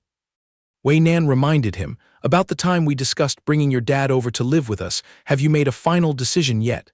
Zhang Hao jumped in surprise and uttered, "Ah." Wei Nan calmly analyzed, "Our dad had a really hard time raising you as a single father. You need to know how to repay his kindness. Our new home is spacious. Whatever room Dad likes to pick is fine." Wei Nan rubbed her belly, speaking with overflowing maternal love. "Besides, if a little Zhang Hao pops out in the future, while we are buried in work making money, Dad will be at home to help take care of our grandchild. What could be better than that?" Right on her ring finger sat a dazzling gold ring. Zhang Hao stammered, "Wei Nan, oh." Wei Nan reached out to grab his tie and pulled him closer, smiling as she said, "You're having amnesia again." Wei Nan pulled him close to her body, leaning in slightly to say playfully, "Didn't we make a deal that whenever there are no outsiders around, you have to call me wifey? Did you forget?" Zhang Hao blushed beet red and replied, "Hold on a sec, calling you that is a bit." Wei Nan narrowed her eyes suspiciously, Zhang Hao clumsily let out a silently evaluating in his head that when she acted up like this, her temper was exactly the same as the Wei Nan from the other world. Zhang Hao brazenly had to call out shyly, "Why, wifey?" Wei Nan nodded smugly, "That's a good boy." Wei Nan waved her hand, saying, "All right, I won't keep you from grinding at work anymore. Go quickly, I'll drive over to pick you up this afternoon." Zhang Hao obediently replied, "Yes, ma'am, then I'm off." The driver sitting in the front seat, having been force-fed a mouthful of PDA, could only swallow hard and sigh inwardly. Zhang Hao dragged his feet into the office, his mind in a daze as he thought, "Who would have expected I'd drag my body back to the old world using such a bizarre method?" He slumped into his office chair, but his eyes were spaced out, not even glancing at the monitor, his mind a tangled mess. If I supposedly flew back here because I lost my life, what about Sister Tian Qin and Yue Hua? In the future, will they be fed lead by those mercenaries? Zhang Hao held his forehead in frustration, complaining inwardly, "Sigh, after going in such a huge circle in the end, I'm still helpless and can't carry them." A few seconds later, an idea popped into his head. His eyes lit up and he slapped his thigh. "That's it." Zhang Hao busily clicked his mouse, muttering his speculations. "I wonder what profession Sister Tian Qin and Yue Hua are in this universe. Previously, Sister Tian Qin was an awe-inspiring doctor. Could she have changed careers here?"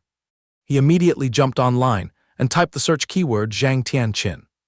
Scrolling until his eyes were sore without seeing any trace of his loved one, Zhang Hao was extremely bewildered, thinking, "How weird, I can't find a single trace. Could it be that in this dimension, without bumping into Zhang Hao, Sister Tian Qin completely quit the medical field?" Zhang Hao shamelessly refused to give up, changing his search target. If so, what about Yue Hua? Right before his eyes was a hot news page about Min Yue Hua's biological mother, Madame Min Tianshu. The media threw a clickbait headline. On May 16th, the female magnate proudly squeezed into the top 500 notorious tycoons with total assets reaching 95.74 billion, securing a seat among the top 20 filthy rich billionaires in Ludang City. Zhang Hao's eyes and mouth formed O-shapes as he muttered, "Wait, hello. Yue Hua's family had a military background, didn't they? Why did they suddenly jump sideways into becoming merchants?" The guy sighed in disappointment. "In this place, they and I are like parallel lines that never bother to intersect, and now I don't even know if they're dead or alive." Zhang Hao pitied himself. "Even as for myself, I clearly found my way back to the right home, but somehow ended up snagging the title of fiancé to CEO Wei Nan." Gluing his eyes to the sparkling gold chunk on his ring finger, Zhang Hao looked dumbfounded and questioned himself. "Wait a minute. Oh crap, what kind of weird flirting did I do to manage to woo a boss lady CEO?" Zhang Hao tilted his head back to the sky and complained, My brain is completely empty without a single bite of data, suddenly shoving this surreal result down my throat. Who could possibly digest it? Zhang Hao didn't bother to care anymore. He just dragged his body out of the company, wandering around like a sleepwalker. While sitting on the bus, he just rested his chin on his hand, absent-mindedly watching the scenery rolling backwards through the glass window. Quietly taking everything into his sight, Zhang Hao sank into his thoughts, feeling why this world constantly gave off a half-familiar, half-strange vibe. Zhang Hao stood in a daze in front of the old residential complex. He screamed emotionally in his heart, "After all this time, I finally dragged myself back to my beloved lair." Zhang Hao smiled wryly and muttered to himself, "I wonder how the old man at home has been living his virtual life lately." Suddenly, a bone-melting hubby rang out behind his back. It turned out to be Wei Nan. She opened her eyes wide in surprise and asked, "How come you've already landed here when it's not even time to clock out yet?"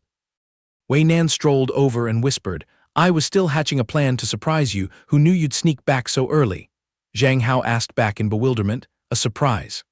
Wei Nan smiled sweetly and replied, "Do you have a goldfish memory? Today is the day you popped out of your mom's belly. I already invited Dad beforehand, intending for the two of us to roll up our sleeves in the kitchen and make a grand feast to give you a makeover." Zhang Hao scratched his head and ears in confusion. "Turns out today is my birthday, so that's how it is." Wei Nan fell silent and didn't answer, her eyelashes lowering slightly. After hesitating for a while, she pressed on, "Is something on your mind?" Zhang Hao jumped in surprise and obediently nodded, "Yeah." Zhang Hao scratched his head frantically, explaining, "I'm just experiencing a bit of culture shock seeing you suddenly so gentle and demure." Hearing this, blood rushed to Wei Nan's brain, and she snapped, "What's the deal with you suddenly mocking me like that?"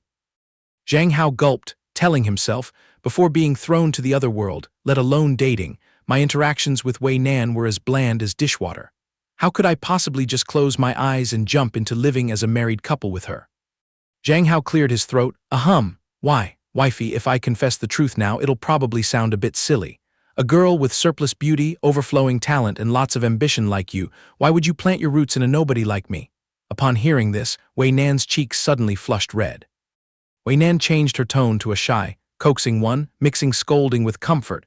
"What exactly is wrong? Being so timid and shy like this doesn't suit your image at all." Wei Nan naturally wrapped her two arms around Zhang Hao's neck. Gently lifting Zhang Hao's chin with one hand, Wei Nan teased, "Don't tell me you're suffering from pre-wedding jitters. Don't worry, I will take full responsibility for your life so you can marry me with peace of mind." After dropping those words, she immediately rewarded Zhang Hao with a hot, quick peck on the cheek. Wei Nan waved her hand, saying, "All right, let's lock it in. If you have anything on your mind, we'll bring the blankets out and have a heart-to-heart tonight." Wei Nan urged, "Pick up the pace. Dad has been waiting for us until his throat is dry." Wei Nan rested her chin on her hand, sitting quietly, her eyes stealthily darting back and forth. She just saw the dad taking a sip of water. Zhang Hao scooted closer and whispered, "Dad, is Wei Nan really planning to pitch her tent and sleep over at our house tonight?" He nodded firmly. "That's exactly right." Zhang Hao whined, "But our doghouse of a home only has 2 rooms. Am I supposed to roll over and sleep with you?" He put the water glass down on the table, clicking his tongue. "You're acting way too dramatic, son." Zhang Hao was completely clueless, exclaiming, "Huh." He wisely patted his shoulder and said, "I've experienced life, I understand. We are human, not machines. We can't always be full of energy. If there's a malfunction, just go to the hospital for maintenance, tune up your body, and that's it. It's no big deal. You couples should try to be honest, yield to, and understand each other." Zhang Hao looked at his dad helplessly. "Oh, for goodness sake, that's not what I meant." He stood up abruptly, waving his hand. "All right, drop it, drop it. Just slide into the kitchen and help Wei Nan wash the dishes. This old body is going to rest." He strolled back to his room, and right before closing the door, he threw back a line, "Happy birthday, you little brat." Zhang Hao stood dumbfounded and uttered, Right after that, the sound of the door lock clicked decisively. Zhang Hao was completely at a loss with his dad. The guy sat out in the living room, letting out a heavy sigh. Rolling up his sleeves neatly, he strolled into the kitchen, volunteering, "Let me give you a hand." Wei Nan covered her mouth, giggling, "You clearly still had a lot of stamina yesterday. Why are you so deflated and powerless today?" Zhang Hao was shocked to the core, asking back, You eavesdropped on all of that." Wei Nan blushed shyly and pressed on, Or is it because I demanded too much, so your body acted up and went on strike? Zhang Hao's face burned hot like a tomato, screaming inwardly, "Oh crap." He sneaked a peek at her, secretly panicking. Have Wei Nan and I really reached the step of getting into bed together? His gaze unconsciously slid down to Wei Nan's behind. Zhang Hao didn't know whether to laugh or cry, thinking, the miserable thing is that my brain hasn't saved any memory file about that intimate scene. Zhang Hao cleared his throat to initiate, about that thing you brought up yesterday afternoon. Wei Nan was startled. Wei Nan smiled as she reminisced. So do you remember the first time we crossed paths? Back then, I was still fresh out of the boat taking the director position. Wei Nan slowly recounted. During that time, the company hosted a banquet to entertain clients.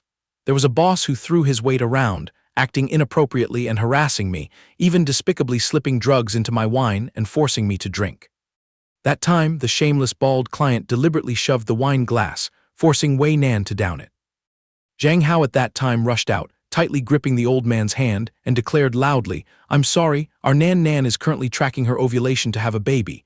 As her fiancé, please allow me to take the bullet and drink this glass for her. The client was scared out of his wits upon hearing this, stammering, Huh, what? Right after that, Zhang Hao downed it all in one gulp. Wei Nan continued her story. I don't know where you borrowed the courage of a tiger and a bear to audaciously play the role of my fiancé and rush out to bail me out, even chugging that drugged glass of wine. You were knocked out cold right after one glass.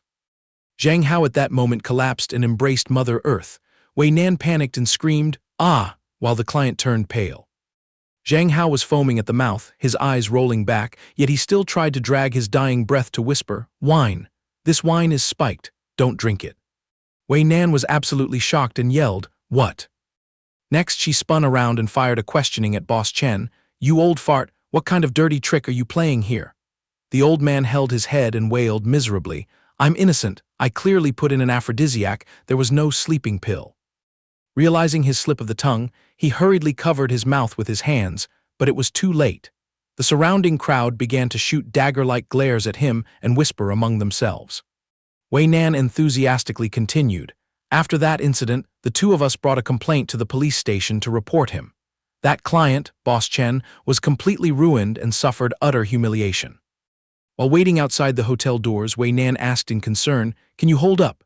Zhang Hao at that time, with both nostrils stuffed with cotton, opened his mouth and replied, Yeah, I'm still fine, I just overacted a bit, and when I fell with a thud, I forgot to hit the brakes. Wei Nan was curious, That's really impressive, how did you sniff out that the wine was poisoned? Zhang Hao casually explained, Because my eyes were glued to him the whole time, and I accidentally caught him sneaking powder into the wine glass. Wei Nan let out an awe of realization. Zhang Hao pouted, Rumor has it that this bastard of an old man is super obsessed with girls.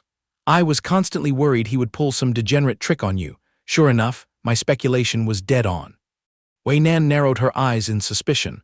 Wait a minute, why were you being such a busybody, worrying sick about me like that? Wei Nan asked bluntly, Are you planning to hit on me? No way. Zhang Hao defended himself. I just found it offensive to my eyes and ears. Honestly speaking, the staff gossips negatively all day when seeing a beautiful young flower like you manage to climb into the CEO seat. Zhang Hao explained, Perhaps because my seat is right next to your office, I got to witness firsthand exactly how hard you had to grind. Hearing this, Wei Nan's face flushed red with shyness. Zhang Hao reasoned further, Suppose you got caught up in a scandal with that awful old man, wouldn't their malicious gossip suddenly become true? Wei Nan teased, making up all sorts of excuses. This clearly shows you were caring about me. If it wasn't romantic interest, what was it? Zhang Hao got flustered, sweating profusely as he looked for an excuse. Good heavens no, I swear I just wanted to play a righteous hero. Wei Nan let out a long sigh, dropping a flat sentence. Yeah, right, a righteous hero indeed. Zhang Hao's face froze in confusion. Wait, why are you suddenly putting on such an incredibly regretful look?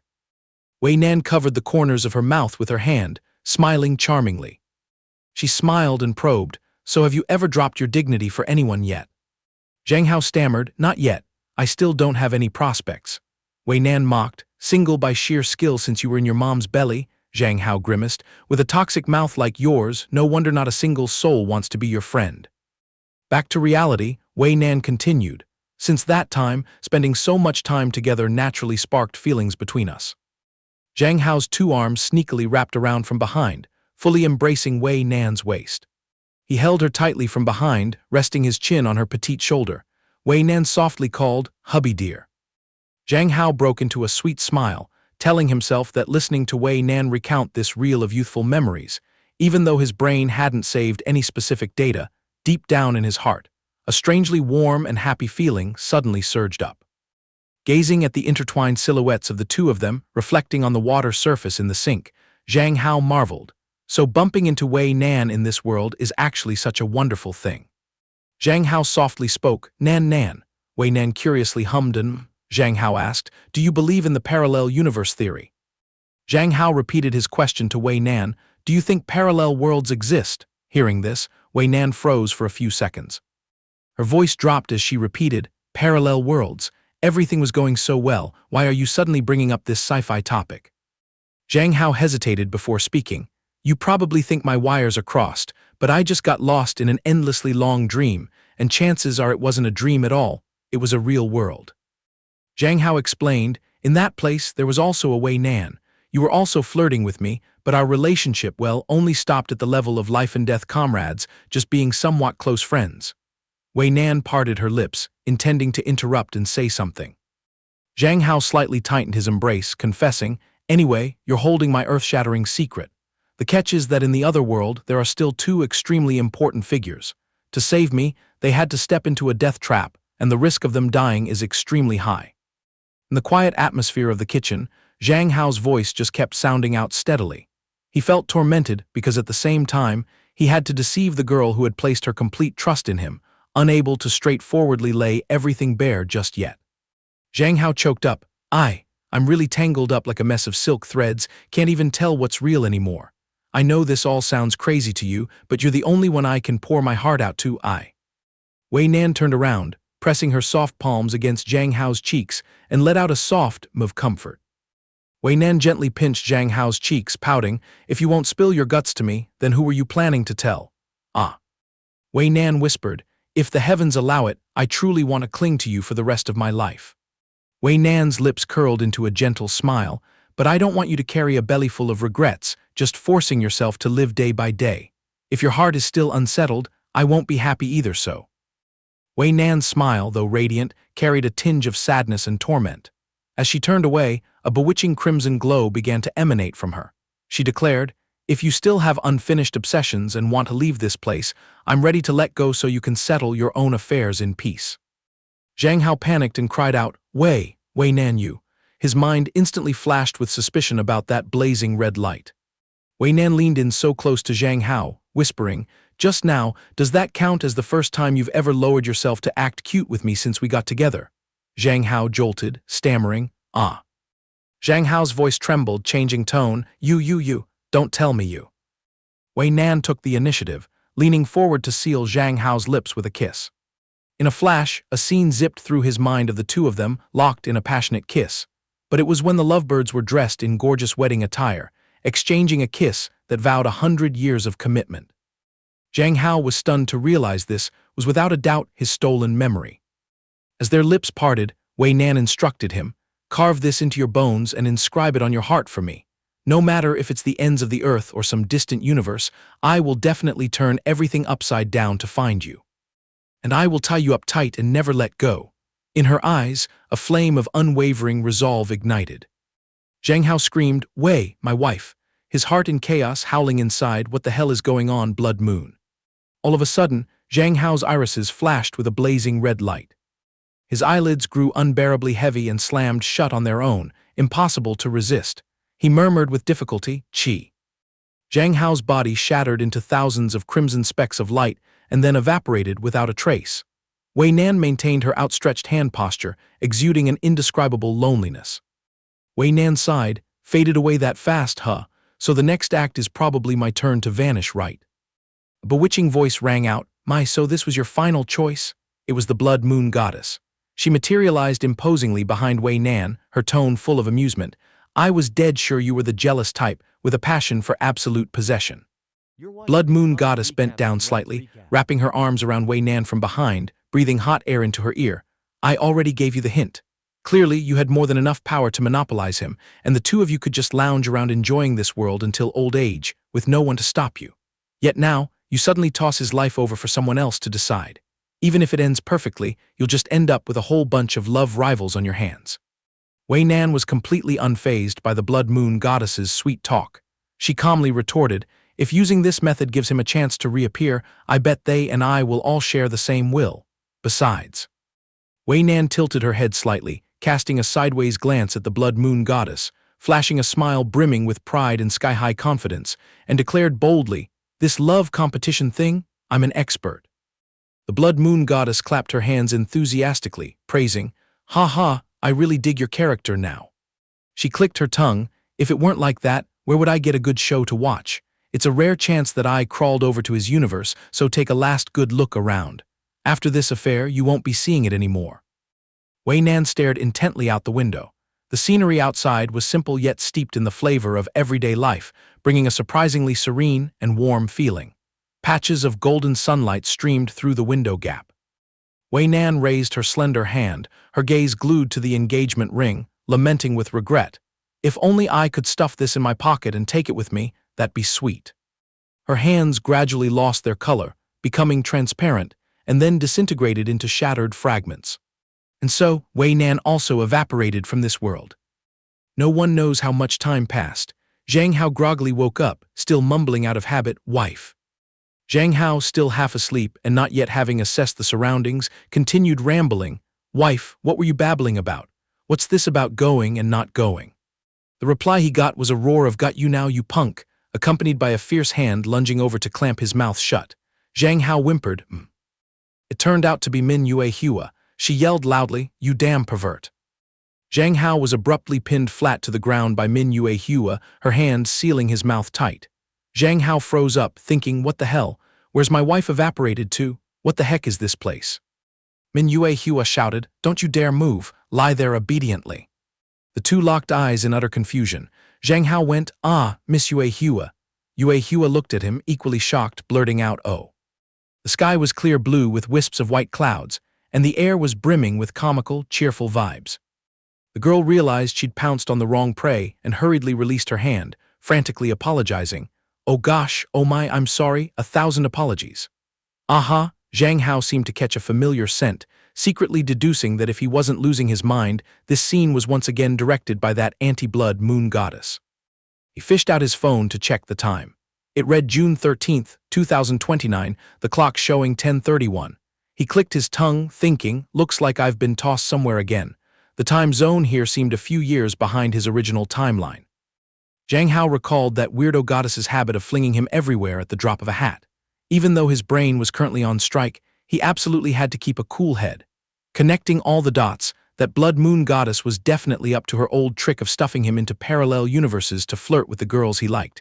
And once it was done, she'd yank him away to admire his embarrassed face. What a detestable piece of work. Suddenly, a hand waved in front of his face, making him jolt and look up. After hanging up the phone, Min Yue Hua cautiously approached, her face bright red with embarrassment. Sorry about that, I caught the wrong person. You're Zhang Hao, right? Would you mind sparing some time to come to the station with me to write a statement?" Zhang Hao forced a wry smile and nodded. "Ah, okay." He secretly wondered, in this timeline is Min Yue Hua in the police force, but it seems they aren't that clingy with each other, or maybe. So saying, she hopped onto her vehicle and waved at him. "Let's go then, hop on quick." Zhang Hao scurried over, responding, "As you command." Along the way, he kept marveling inwardly, Tusk, who'd have thought our Yue Hua has grown up so much, with such a free-spirited and energetic personality. In no time, they pulled up at the police station gate. The girl boomed out her voice, infinite apologies to Captain Chen. The moment she stepped into the boss's office, she bowed deeply to confess, "I've brought trouble to the station again, 1,000 times my fault." The captain glanced at her, sighed heavily, and scolded, "Comrade Zio Min, we are public servants of the people. In our work, the people must come first." His gaze flickered with irritation as he added, "But look at yourself. Everything you do is rash and clumsy. I know full well you want to prove yourself and score points during your internship, but your skills are limited and your overzealousness ruins everything.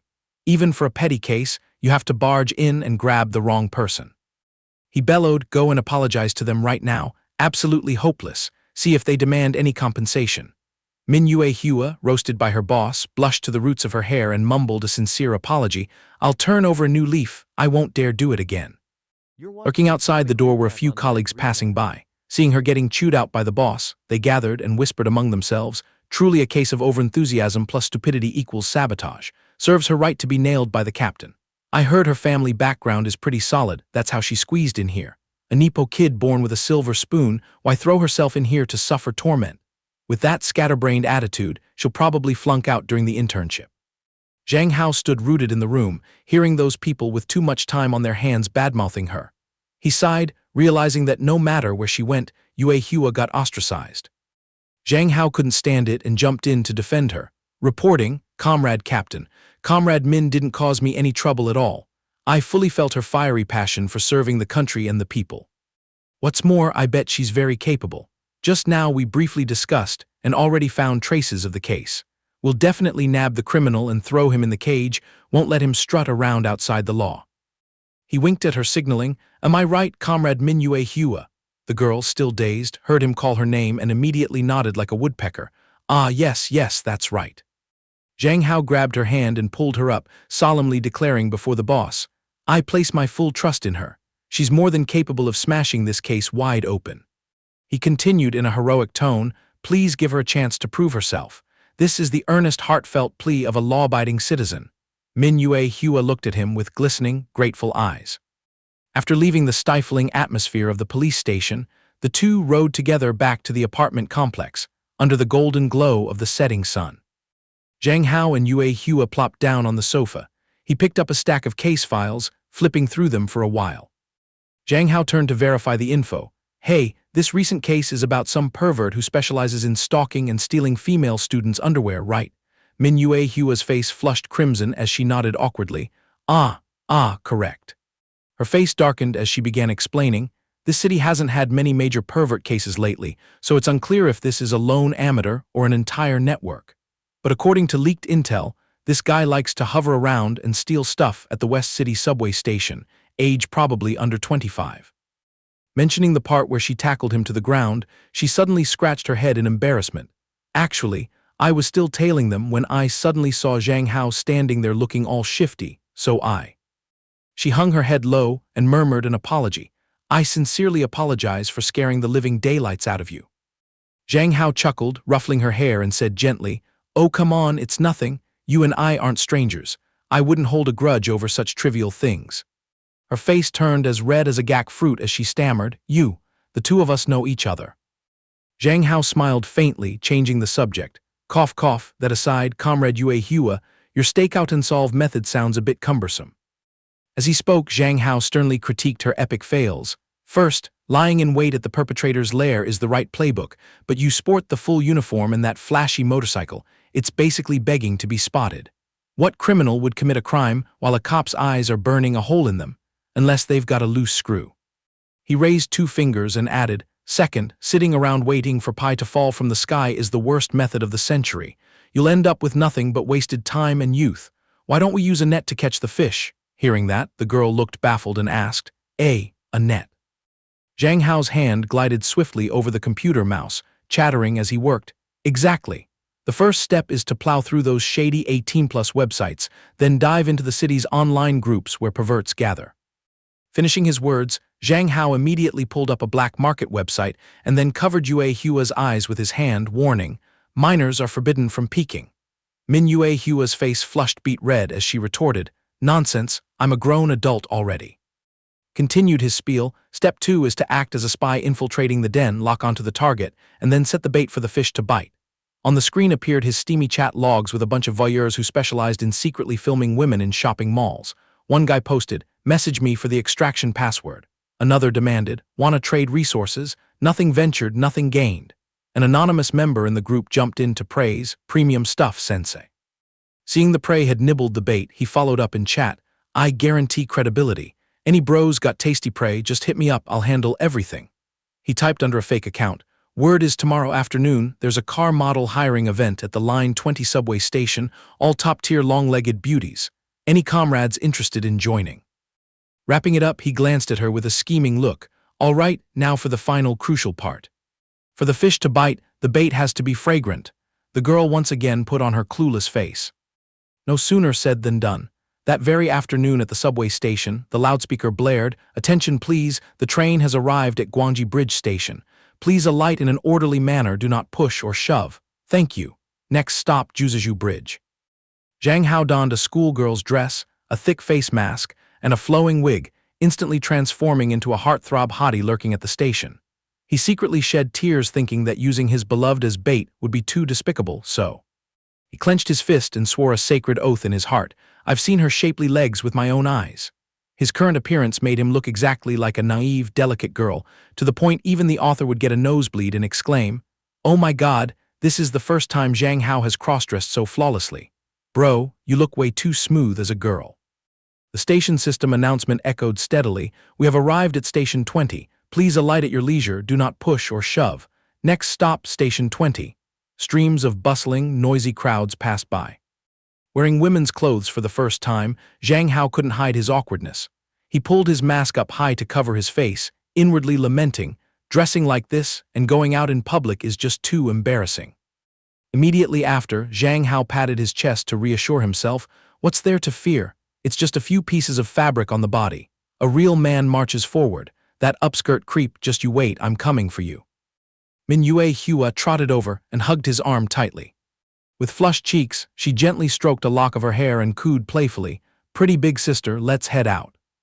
Hearing that, Zhang Hao's face turned red as a ripe tomato. Sister, my foot. Why do I feel like I'm being made a laughingstock here?" The subway doors were sliding shut. Where on earth had that obedient, docile Yue Hua from the past disappeared to? The station announcement sounded again routinely, "The train is about to depart. Please stand firm and offer your seat to those in need. Thank you." Inside the carriage, an elderly man with an awkward expression brushed right past them. The moment Mingyue Hua saw the old man approaching, her professional disease flared up again instantly. She glared, shooting out a murderous aura so intense it made the old man break out in cold sweat. Zhang Hao, sensing trouble, reached over to pinch her cheek lightly and whispered a reminder, "Yue Hua, tone down that criminal investigation reflex. If you go overboard, the real criminal will be scared witless and run off." The girl murmured back softly, I know. I'll try to hold back." Zhang Hao's eyes darted around observing everything, secretly wondering, "Been on the train for a while now, why hasn't that pervert shown his face yet?" His gaze swept past two male students egging each other on. "Hey, after class, wanna go play soccer, or hit the internet cafe for a few rounds?" Next was a man with a grimacing face grumbling irritably, "Damn it, the price dropped again." He started analyzing in his head, those high school kids heading to school this early definitely aren't the ones, and that office worker uncle worried sick about the stock market, someone who's only obsessed with money like that, cross him out too. Zhang Hao's eyes then rested on the elderly man from earlier. He clicked his tongue, deducing, "Don't tell me the culprit is a veteran senior. My eyes are sore from looking, and I still can't dig out any suspicious characters." Zhang Hao rubbed his head, tugging at his hair, beginning to doubt his life choices. Could it be the trap I laid was too obvious? No way. The intel clearly tipped that there'd be good prey today. At this rate, is it gonna be another total bust? Mingyue Hua, standing beside him, gently patted the head of her frustrated friend to comfort him. "Don't get discouraged, no rush. If we don't catch him today, we'll stake out another day." Suddenly, the train carriage lurched violently, scaring the living daylights out of both of them. The two stumbled, nearly falling over. Seeing his friend about to hit the deck, Zhang Hao panicked and cried out, "Yue Hua, be careful." Due to losing her balance, Mingyue Hua crashed straight into Zhang Hao. By a stroke of bad luck, her hand latched right onto his plump fake breasts. Zhang Hao hastily pulled her upright, gripping her shoulders tight and instructing, "Hey Yue Hua, hold on steady, okay?" The girl nodded sheepishly, "My got it." Two young men standing nearby secretly fixed their eyes on the two sisters with extremely sleazy expressions. One drooled, "Damn bro, check out those two chicks over there. So steamy, total top-tier perfection." Mingyue Hua, both cheeks flushed, leaned into his ear and whispered, "Zhang Hao, as expected, no matter what form you're in, you look absolutely scrumptious." Hearing his friend's teasing words, Zhang Hao quickly pushed her slightly away and asked in bafflement, "What the heck are you talking about?" The train announcement sounded again. "Due to a technical issue ahead, the train will be temporarily delayed for a few minutes. Please remain calm, thank you." Passengers around began murmuring in worry. What happened? A collision up ahead? Or did someone fall onto the tracks? Jinx, stop spouting nonsense. Right at this moment, Zhang Hao suddenly felt something weird behind him. His eyes widened in shock, thinking, it feels like some dirty hand is groping my butt. Zhang Hao glanced back and spotted a middle-aged man lurking furtively. Finally, the tail's showing. Zhang Hao crouched down slightly and caught sight of a hidden camera peeking from under the hem of his skirt. Well, the fish has taken the bait. Without hesitation, Zhang Hao unleashed a stomping kick straight onto the man's foot. The man immediately clutched his foot and howled in pain. Ah, you crazy bitch, what the hell are you doing?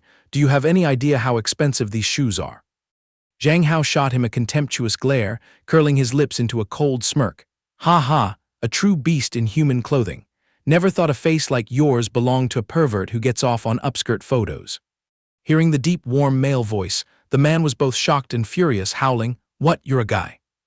The man hastily pushed up his glasses, deflecting, Ah, so you're the real pervert. A grown man in broad daylight wearing women's underwear. What the hell are you doing? Zhang Hao remained unfazed, pointing straight at the man's backpack and declaring, We still don't know who the real sicko is. If you've got the guts, hand that backpack over to security for inspection, He attacked relentlessly. Just now, you used this backpack as a shield to secretly place a camera under my skirt, didn't you? The man's hands, clutching his backpack tightly, began to tremble. Hit right in the bullseye, the man stammered, breaking out in a cold sweat. Crazy, talking nonsense, you're a damn lunatic. He frantically tried to slip away. I'm not wasting words with you freaks. Just as he turned to escape, Zhang Hao reached out and grabbed him, freeze right there. The man was slammed to the floor, squealing, leaving the surrounding passengers gaping in shock. Mingyue Hua needed only a second to twist his arm and restrain him. The pervert still stubbornly screamed, What gives you the right to arrest me? What right do you have to lay hands on me? The girl's face was ice cold as she replied with iron authority, Police, we're enforcing the law.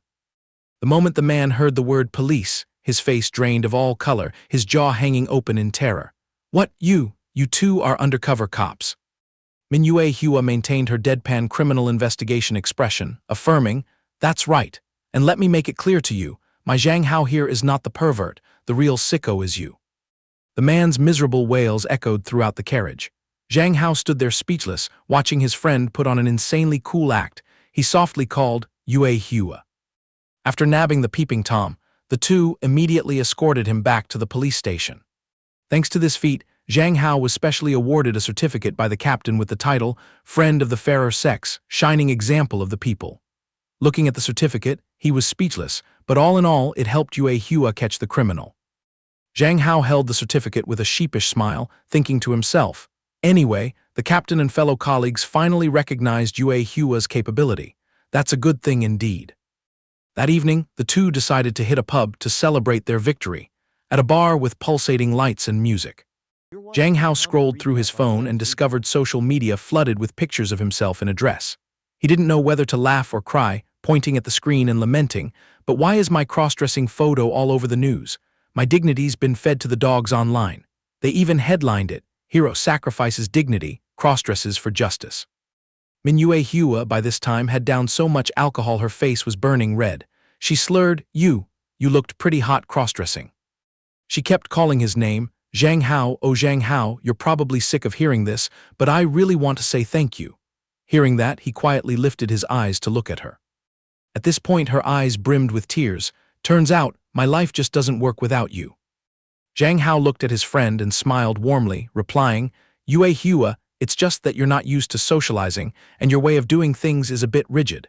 Skills can all be honed. I firmly believe you'll become an outstanding police officer. The girl's face reddened as she frantically refuted, No, that's not what I meant about work. Honestly, I'm not willing to accept it at all. Her soft hands suddenly reached out and pressed firmly against his face, making Zhang Hao jolt and widen his eyes. Mingyue Hua wrapped her arms around his neck, her expression bashful yet brave as she confessed, What I mean is, my life cannot be without you.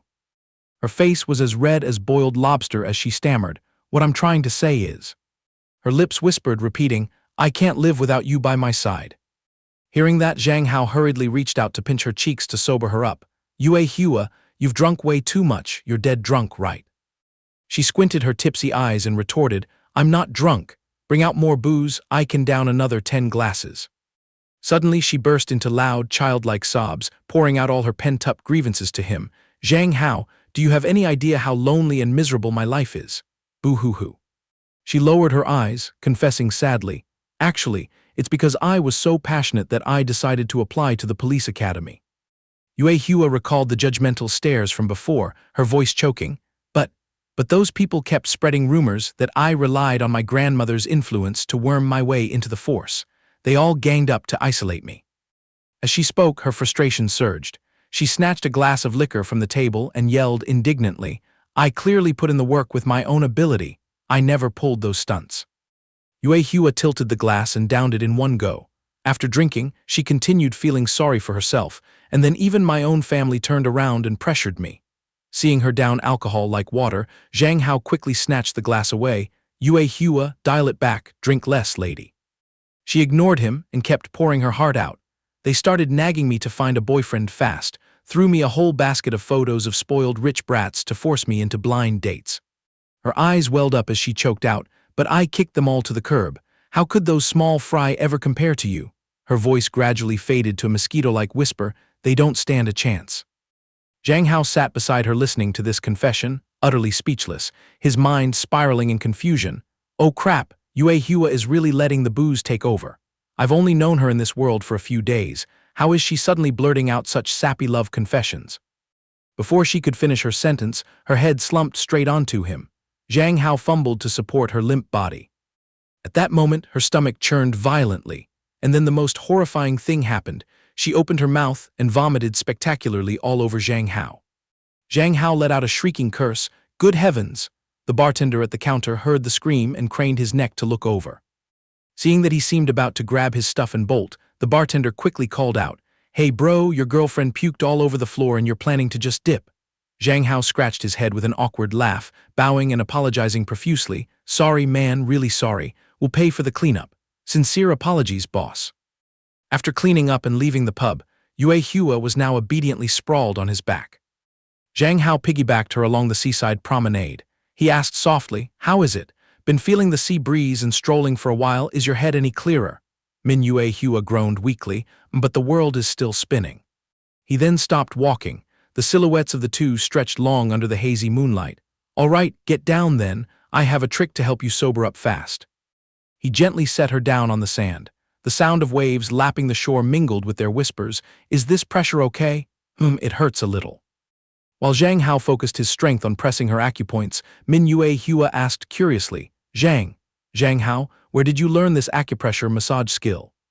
He smiled and bowed his head to explain, Back in the day, I was an office worker, 8 hours a day, sitting so much my neck would get stiff, so I taught myself some massage techniques.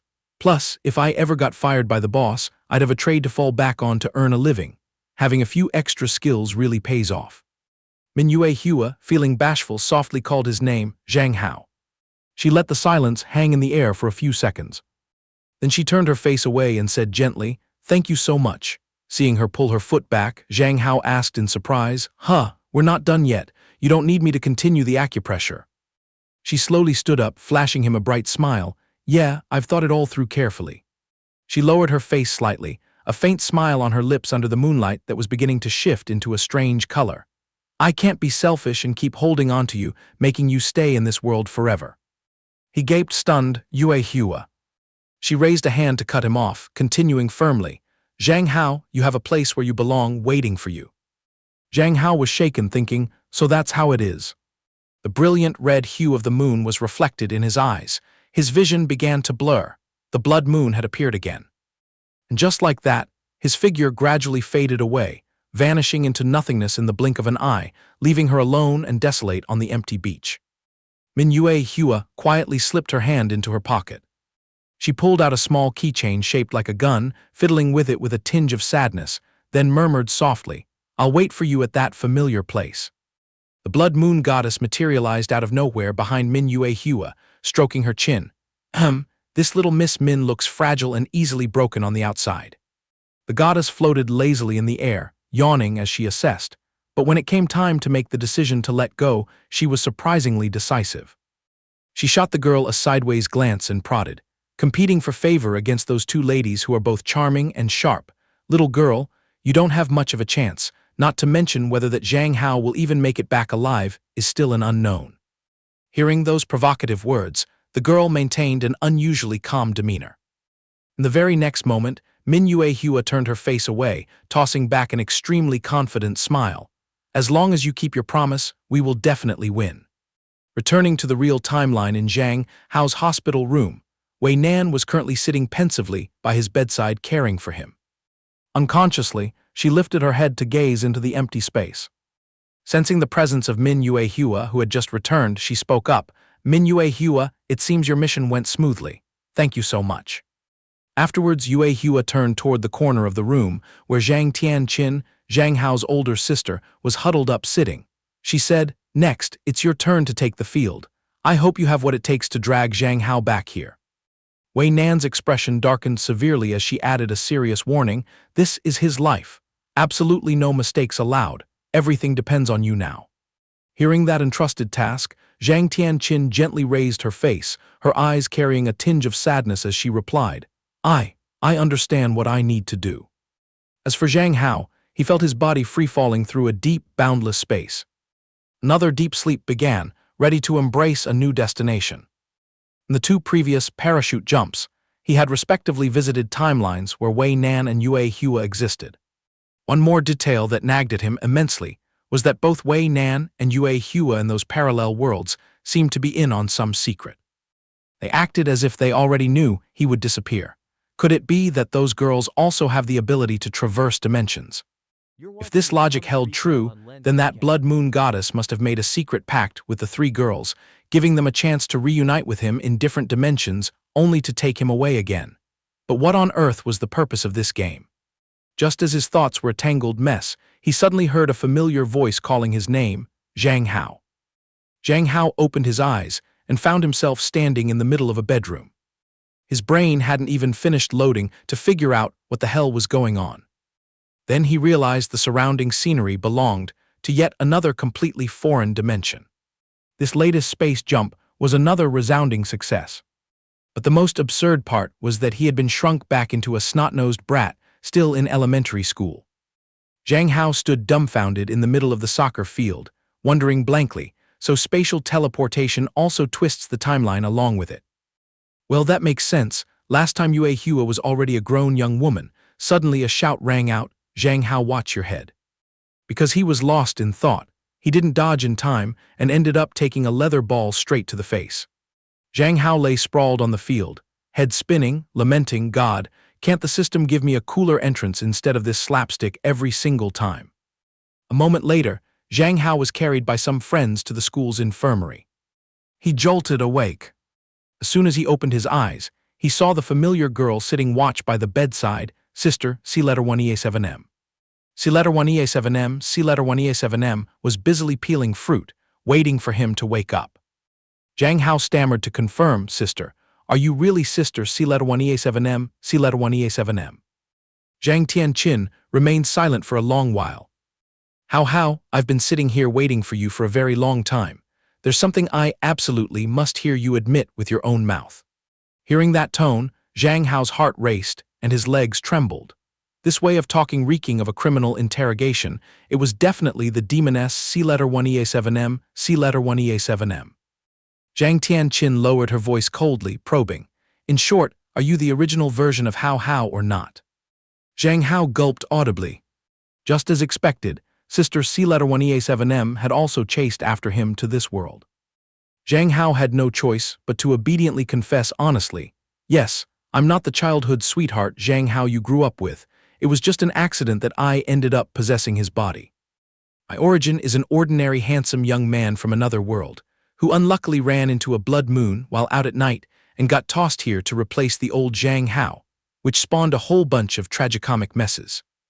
In my head, I still have some lingering memories of the real Zhang Hao, and I don't even understand what karmic affinity pushed us into this situation. The only thing I dare to affirm is that I really like you, Sister Zhang Tianqin. Zhang Tianqin stared at him blankly. A few tears rolled down her cheeks. So the Hao from the past still has a chance to come back, right? Tell me, right? Zhang Hao scratched his head awkwardly. I'm sorry, on this matter I'm stumped, I'm not too knowledgeable. The half-peeled apple in Zhang Tianqin's hand dropped to the floor with a thud. Tianqin hung her head low, her hand gripping the handle of the fruit knife. The only meaning she had to cling to in this life was Hao. Sensing danger, Zhang Hao panicked and jumped up from the bed.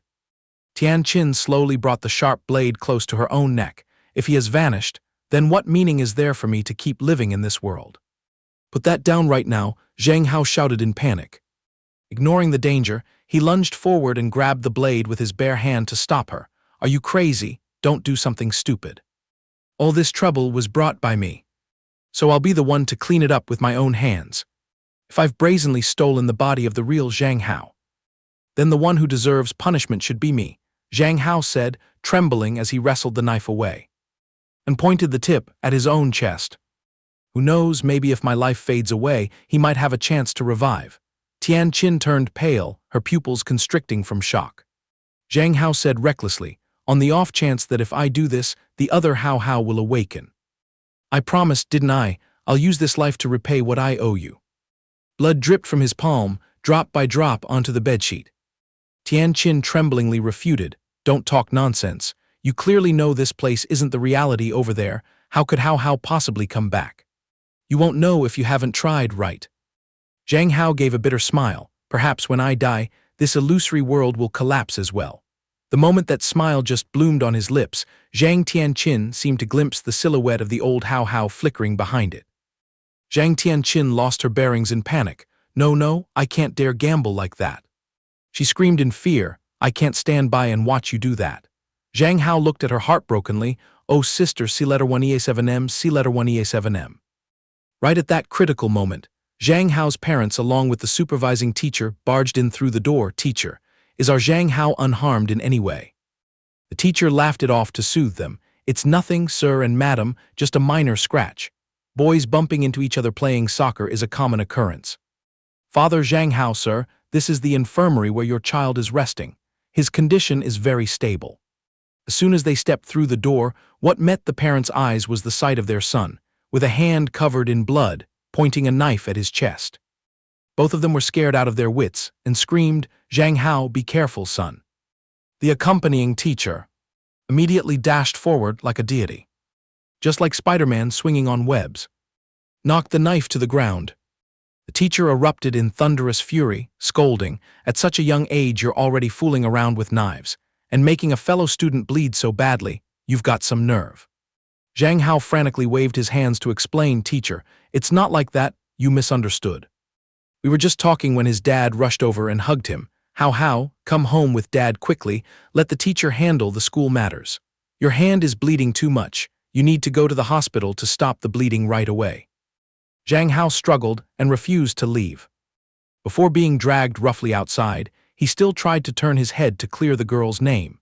Teacher, sister C-1EA7M, C-1EA7M is innocent. I brought this upon myself. He shouted with all his might, sister C-1EA7M, please try to wait for me. I'll definitely come back for you no matter what. Meanwhile, that teacher was holding sister C-1EA7M's hand tightly as if she were a criminal, while using his other hand to dial the phone to urgently report the situation to the school board. May I ask if your class has a student named Zhang Tianqin? I just caught her red-handed holding a weapon and injuring a fellow student in the infirmary. Luckily, I intervened in time, or a second later, there would have been a murder. Please call this student's parents to the school immediately. The family of that stabbed student isn't to be trifled with. With this behavior, the disciplinary board should consider expulsion. A warning isn't enough. Early the next morning, at the teacher's office, Zhang Tianqin's stepfather showed up with an obsequious face to apologize. Yes, 1,000 apologies to the school. The teacher's reprimands are completely correct. Lately, my girl's mental state has been a bit abnormal. I'm planning to request a leave of absence for her to recuperate at home for a while, to let her head settle back to normal. I hope the school can be lenient. Her nature isn't bad. As her stepfather, I also bear responsibility for not supervising closely enough. From now on, I will discipline her properly. As he spoke, he stealthily slipped an expensive gift box onto the table, but the homeroom teacher waved his hand and firmly refused. Please take it back. School regulations forbid us from accepting gifts in any form. We also sympathize with the family's distress. You can take the child home and wait for notification. We will hold a meeting to decide the most humane disciplinary measure for her." The stepfather bowed his head and smiled wryly. "Yes, yes, then we entrust everything to the teacher's leniency. We'll take our leave now." The moment they stepped past the school gate, Zhang Tianqin immediately faced a storm from her stepfather. "Zhang Tianqin, you've sprouted wings now, huh? Do you go to school to study or to create trouble for me to clean up?" When her mother saw him whip out his leather belt, she rushed over in panic to shield her. "Oh, please, don't hit her. I beg you, she knows she's wrong." The man roughly shoved his wife aside. "It's because I had to come to school to deal with this brat's mess. I missed out on a billion-dong contract. Do you know how much money I lost? Spending all that money to stuff her into that fancy school is truly throwing money out the window."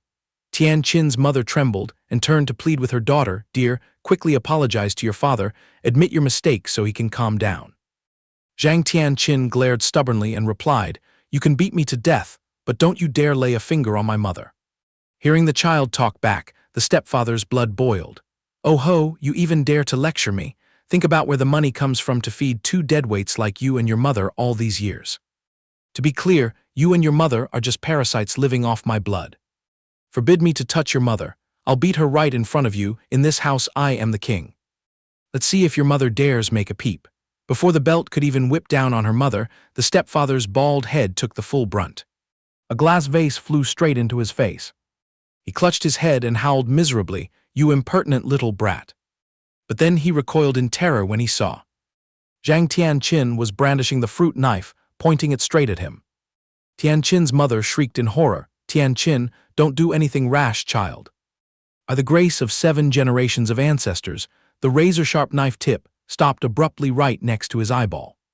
Zhang Tianqin enunciated each word coldly. "Mom, we don't have to endure humiliation from this kind of scum. The two of you sign the divorce papers immediately." The stepfather was scared out of his wits, stammering to placate her. Okay, put the knife down. We can talk this over slowly. See letter 1EA7M, see letter 1EA7M. There's always a way. We can negotiate father and child." His mouth said that, but his hand seized the opportunity to grab her knife-wielding arm and violently flung her.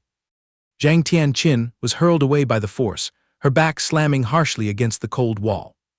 The stepfather, enraged and clutching his bleeding forehead, stepped forward. "You bastard, so not only do you love to fight, but your brain circuits are fried too, right? You little punk, if you've got guts, talk tough again. Today I'll beat you to death to vent my anger." With that, the brute raised his foot and mercilessly kicked repeatedly at the head of an elementary school girl. Tianqin's mother covered her face in horror, crying and begging, "Please, don't hit her anymore."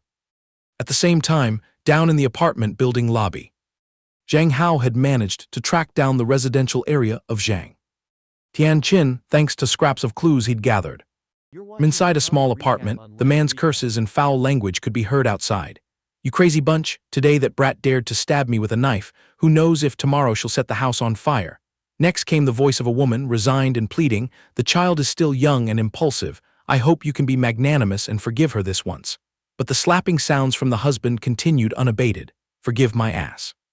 Zhang Tianqin lay feebly on the floor, her body covered in bruises, silently listening to her stepfather in the living room loudly decreeing her future. "I've decided, tomorrow I'll pack her off to a reform school for someone else to re-educate." He added, "I told you to send her back to your ex-husband, but you insisted on clinging to this burden." The weak biological mother tried to speak up in defense. "See letter 1EA7M, see letter 1EA7M isn't a burden. If we hand her over to my ex-husband, she will." Before she could finish, the girl lying in the dark room had tears welling up and let out a long, heavy sigh. She gritted her teeth, forced herself up with her hands, soothed her aching wounds, and bitterly realized in her head, so no matter which world I drift to, I'll always be a miserable, useless wretch." She turned on her heels and looked toward the window where the sunset was glowing fiery red, reminiscing about the day the boy she loved vanished without a trace while she remained oblivious. Then looking back at this broken, pieced-together family, it was truly a disaster. Zhang Tianqin dragged her bare, injured feet forward, inwardly mocking herself. Perhaps from birth I was never qualified to receive love from anyone. She ambled toward the balcony, inadvertently catching a glimpse of her own battered reflection in a dim mirror, her face still smeared with tears. Tianqin despairingly berated herself. Turns out I'm just a lunatic making a laughingstock of myself for the world. She bitterly concluded, just a fool blinded by love. Her small, bruised hand reached out and tightly grabbed the curtain, as if clinging to a last glimmer of hope. Her eyes were empty and lifeless, tears dried up but sorrow still overflowing as she looked out at the outside world. She forcefully yanked the curtain open, cast her vacant gaze down to the deep ground below, her scratched-up face mumbling the final verdict, well then, let it end here. She asked herself, if I end myself in this world, will my soul be permanently erased? Just as she was about to throw herself down, a familiar voice rang out brightly outside the window. That boy was trembling and clinging to the balcony outside, smiling ingratiatingly while stammering. Hello sister, see letter 1E7M. Nice weather this afternoon, huh? Seeing him suddenly appear, she jolted and swallowed her tears back, eyes wide in bewilderment as if seeing an alien. It took a few seconds for Zhang Tianqin to regain her composure. She let out an ah of extreme astonishment. Her face turned pale. She panikedly interrogated Zhang Hao. Are you crazy? What are you doing climbing out there? This is the 6th floor, do you know that? How did you? Before she could finish venting her shock, he laughed and scratched his head to gloss over the awkwardness. Zhang Hao scratched his cheek and laughed it off, brushing the matter aside. Oh, come on, just a minor detail, don't worry about it. Meanwhile, on the upper floor, a window-washing worker was scratching his head looking for something. Huh, weird. I just went for a smoke, and the safety harness sprouted wings and vanished. His expression suddenly turned serious. He looked straight at her wounds and spoke coldly. Forget that. Did that bastard stepfather just lay hands on you? He admitted outright, actually. While I was lurking at the main door, I clearly heard the arguing and smashing sounds inside. Hearing him hit the nail on the head, Zhang Tianqin quickly turned away to avoid his gaze. She frowned and spoke with difficulty. My family's business doesn't need you to worry about. Then she lowered her eyelids, her voice tinged with sadness. If you're not my Hao, she denied his efforts, then you don't need to waste your efforts on these useless antics. There's no ray of hope between us, she concluded bitterly. Hearing her be so harsh, Zhang Hao immediately opened his mouth and resolutely refuted dead wrong. He grinned a sunny smile at her and boldly declared, it's not because of you that I'm doing this. He paused, then resolutely continued, the things I'm doing, simply because I see them as righteous acts that must be done. That's what a real man does. Behind him, the brilliant sunset was slowly sinking below the horizon. After whispering and plotting together for a while, Zhang Tianqin cautiously cracked open the room door and peeked out to observe. What met her eyes was the stepfather puffing on a cigarette, his head still wrapped in white bandages, and beside him, her mother staring wide-eyed in astonishment at her daughter. The little girl's eyes were filled with contempt and disgust as she glanced at the two of them. She pursed her lips slightly. Stepfather spat his cigarette onto the floor, glared at her with bullet-like eyes and sneered. Well, your daughter's got some guts lately, even knows how to pick the lock to get out. Looks like grounding you is useless now. Seeing him getting riled up, her mother frantically ran over and yelled at her child. See letter 1E7M, see letter 1E7M, are you crazy? Quickly go back inside and close the door for me, she urged hysterically. Seeing the girl still standing there stubbornly, he stubbed out his cigarette in the ashtray, curled his lip and growled, if a kid insists on being stubborn, then an adult has to bring out the rod to discipline her properly. With that, he whipped out his leather belt, his face fierce with killing intent, brandishing the weapon as he advanced toward her and mocked, a little rabbit trying to break out of its cage, have you taken the wrong medicine lately? But Zhang Tianqin still stood motionless, her face cold as stone before his threat. The next second, the leather belt cut through the air, heading straight for her face. Zhang Tianqin trembled slightly, squeezed her eyes shut, bit her lip and braced herself to take the blow without any intention of resisting. But then a small hand suddenly reached out and stopped the belt's path right in midair. Zhang Hao appeared out of nowhere like a god, his hand grabbing the end of the leather belt and pulling it taut like a string. He smirked slyly. Oh, you're pretty strong, sir. The man jolted, his eyes bulging at the kid who fell from the sky. He smiled insincerely, greeting, hello everyone, first time visiting, please take care of me, while the girl behind him craned her neck and gaped in astonishment at his appearance. The man was so shocked he forgot his rage, stammering and shouting, you brat, you're the one who got stabbed at school this morning, right? Then he raised his voice and demanded, how did you get into my house? What are you sneaking in here for? Seeing him ask stupidly, the boy smiled with narrowed eyes, still gripping the taut belt, and answered clearly, Uncle, I'm Tianqin's childhood buddy. He paused and added, I heard she got suspended from school, so I trekked over to check on her health. He provided an extremely proper reason. Immediately after, Zhang Hao's expression hardened. He looked at the man with a sideways glance and mocked. Who would have thought Sister Tian Qin's family discipline would be so lively, truly a touching display of filial piety. Hearing the sarcasm, the stepfather's face darkened as he shouted, "What nonsense are you spouting?" Then he inwardly assessed, this snot-nosed brat has some beastly strength. Seeing the brat still clinging to the belt, the man resentfully let go, let out a cold chuckle and probed, "HMPH, not bad, your name's Zhang Hao, right?" Then he confidently thumped his chest, "I bet you came all the way here to extort compensation, right? Just spit it out, how much do you want?" He tilted his chin arrogantly like a rich man. Zhang Hao, seeing him let go, also dropped the belt. He exhaled and lifted his chin to negotiate. "If you act like I'm greedy for your money, I only have one condition." He paused and resolutely declared firmly, "That is, you must disappear from the lives of Zhang Tianqin and her mother immediately." Hearing this, the girl behind him rounded her eyes in extreme astonishment. Zhang Hao continued his psychological attack. "I'll take all this evidence of abuse straight to the police station." He concluded without mincing words, "Someone like you isn't even worthy to wipe her shoes, let alone be a father." Hearing the brat threaten loudly, the stepfather threw his head back and laughed savagely. "Ha ha ha ha ha ha, you're threatening to call the cops?" He asked back with disdain. He clutched his stomach, laughing so hard tears came out, bent down and patted the boy's shoulder mockingly. "Turns out you've been infected by superhero movies and want to be a peace ambassador. Ha ha ha ha." Meanwhile, her mother quietly retreated behind the sofa, huddling in a corner watching the confrontation. Continued his crazed laughter, glaring at the boy with a fierce look. "Truly ridiculous. Let me ask you honestly, you little punk." He clicked his tongue and challengingly tilted his head. "With what evidence can you prove I'm committing domestic violence? And let me tell you, even if I did beat them, do the police have the time to believe a snot-nosed brat like you? Where's the evidence you've hidden? Show me," he raved. Faced with the man's insolence, Zhang Hao just calmly stared back with contempt. The girl behind him bit her lip nervously. The man continued to boast, "Even if you had evidence, my high-ranking buddies could easily sweep this trivial matter under the rug." The two siblings looked at him like he was a pile of trash. Then pointed at the woman cowering on the sofa, laughed smugly. "Quit your delusions of power, kid. When you have both money and power in hand, you can do whatever you want." He tilted his chin and retorted, "Go ask her yourself. Isn't the reason they cling to me because they crave the title of a rich man's wife?" He continued his psychological manipulation. "I bet she wouldn't dare talk back to me even a word." Then he turned to the girl triumphantly. "If it weren't for this gold mine that is me, would you be living this cushy, well-fed life?"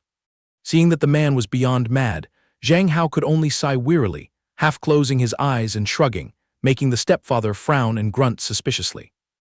Immediately, Zhang Hao raised the fancy smartwatch on his wrist. A mechanical voice clearly rang out, recording file saved. He smirked victoriously at the man. "Sorry, sir. This brand's mic is top-notch, crystal-clear recording." Then he revealed his lethal plan. "I'm not stupid enough to hand it to the police. I'll throw this file straight into the inboxes of the big bosses at your company. Plus the obvious injuries on Sister C1E7M, I don't believe you won't lose your job and end up behind bars." Zhang Hao concluded, full of confidence. Seeing the brat play this dirty trick, the stepfather turned pale, staring wide-eyed at the tiny object in his hand, stammering, a children's tracking watch." Before the man could digest the shock, Zhang Hao flashed a cunning smile, his eyes sharp as daggers glaring at him. "Have you ever tasted the ultimate move of attacking from underground?" He posed a suggestive question. Right after taking advantage of his modest elementary school height, he launched a rising uppercut square into the man's crotch, bursting out with a cheer, "Ada." When the powerful fist connected with the sensitive area, the man howled in agony, his face twisted out of shape, drool spilling, glasses falling to the floor, looking utterly pathetic, while the boy yelled the exclusive technique's name, "Monkey steals the peach." The stepfather's face twisted and turned as pale as a drowned corpse. The grudges of the underworld were settled fair and square. He let out a gurgle, collapsed clutching his vitals, his eyes rolling back white. Next came a pitiful scream, tearing through the quiet of the apartment complex, echoing up to the high blue sky. After escaping the mess, he put his hands on his hips, raised his head high and took deep breaths of free air, laughing gleefully, "Ha ha, good thing I was born with legs for sprinting. Looks like that old man's out of breath and can't chase anymore." At that moment, Zhang Tianqin was still obediently trailing behind him. Suddenly the girl spoke up, cutting in, "I don't understand," a sentence that made the surrounding atmosphere drop to sub-zero. Zhang Hao stared blankly, unable to catch the pace. He turned his head to look at her. "Zhang Tianqin, drenched in sweat, frowned at him and voiced the doubt in her heart. This place is essentially a virtual dimension or just a silly dream. Why do you recklessly do these unnecessary things? Then she poured out her heart in short, I still can't swallow the fact that someone else has taken over Hao Hao's body. At this moment, both their bodies began to flicker like a TV with bad reception. Zhang Hao truly was a protagonist with a halo. Once he confessed, he went straight to the point without any beating around the bush. Who cares if this world is real or fake, but the wounds on your skin are 100% real. Just seeing you get bullied, I can't stand by and watch that bastard. Most importantly, I like you, no reason needed. Let me ask you, back then when you transformed yourself into a better person for that guy Hao Hao, did you care about the reason why? The girl stood frozen in place, taking in the domineering and direct confession from the boy. Her cheeks blushed with embarrassment. Zhang Tianqin softly uttered a thank you.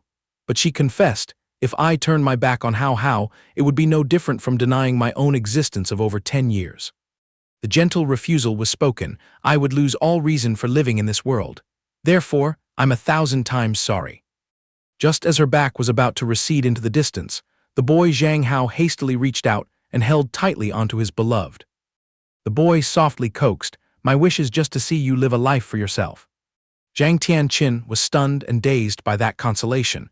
You were never anyone's burden, let alone have the obligation to carry this unreasonable load of guilt. The chain of past days walking together with Hao Hao was like an invisible shackle tightening around her heart, making her whisper repeatedly, Hao Hao, Hao Hao. She asked in a panic, if right now I lean toward you and discard Hao Hao, then how is that boy in the other dimension supposed to live? The moment the words left her mouth, the long-suppressed moral burden suddenly vanished without a trace.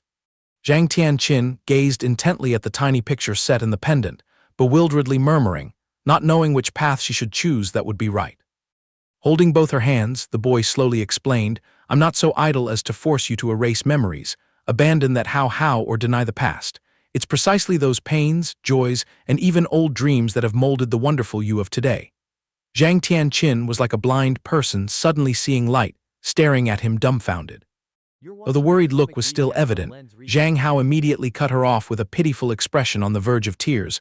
People can't just keep hiding in the nooks of the past.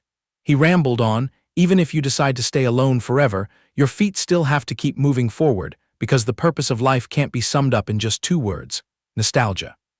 The boy tenderly stroked those soft hands and called out Zhang Tianqin's name. Amid the gentle breeze swirling the yellow leaves fluttering down, he extended an invitation, let's start everything over again. Zhang Tianqin was extremely flustered, her mouth stammering, unable to utter anything except the word I. Immediately, an unfamiliar hand reached over and gently touched her, accompanied by an affectionate voice wafting over, that kid is absolutely right. Sister C-1EA7M, C-1EA7M. That sound made her jolt. She immediately turned her head to look around, thinking in shock this voice. It's Hao Hao. He himself was stunned at being discovered, had to wave his hands and feet to check the situation, mumbling blankly, why am I like this? Witnessing her old friend, Zhang Tianqin's entire body trembled violently. Discarding all doubt about illusions, she exclaimed, Hao Hao, is it really you? He kindly replied, no mistake about it. It's me, Sister C-1EA7M, C-1EA7M. The truth is I never left.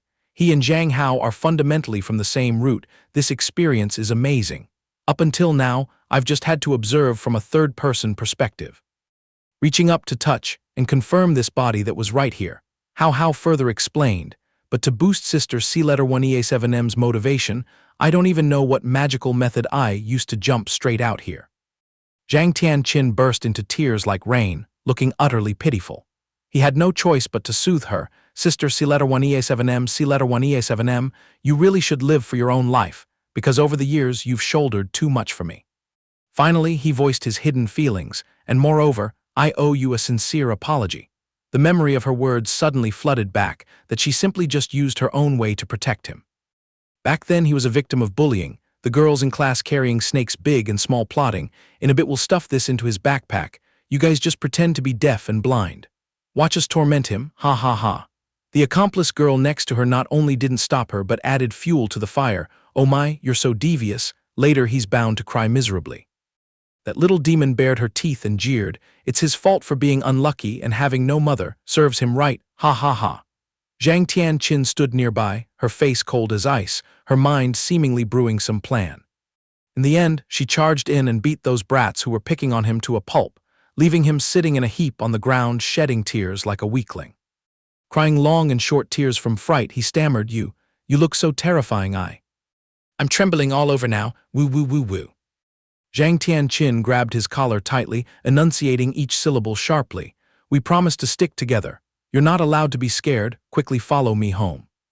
Though young in age, her eyes blazed with an overwhelming killing intent. An outsider might easily judge her as crazy. She declared resolutely, In your life, I alone am enough. These brats aren't qualified to stand beside you. She escorted him to her house. Zhang Hao had barely set foot in the strange place before trembling. Sister, C-1EA7M, C-1EA7M. What kind of weird place is this? Zhang Tianqin nonchalantly advertised, It's my mansion. I've taken a liking to you. From now on just stay and live at my house. No need to drag yourself to that lousy kindergarten anymore. The precious words had just finished when he roared in protest, I don't want to.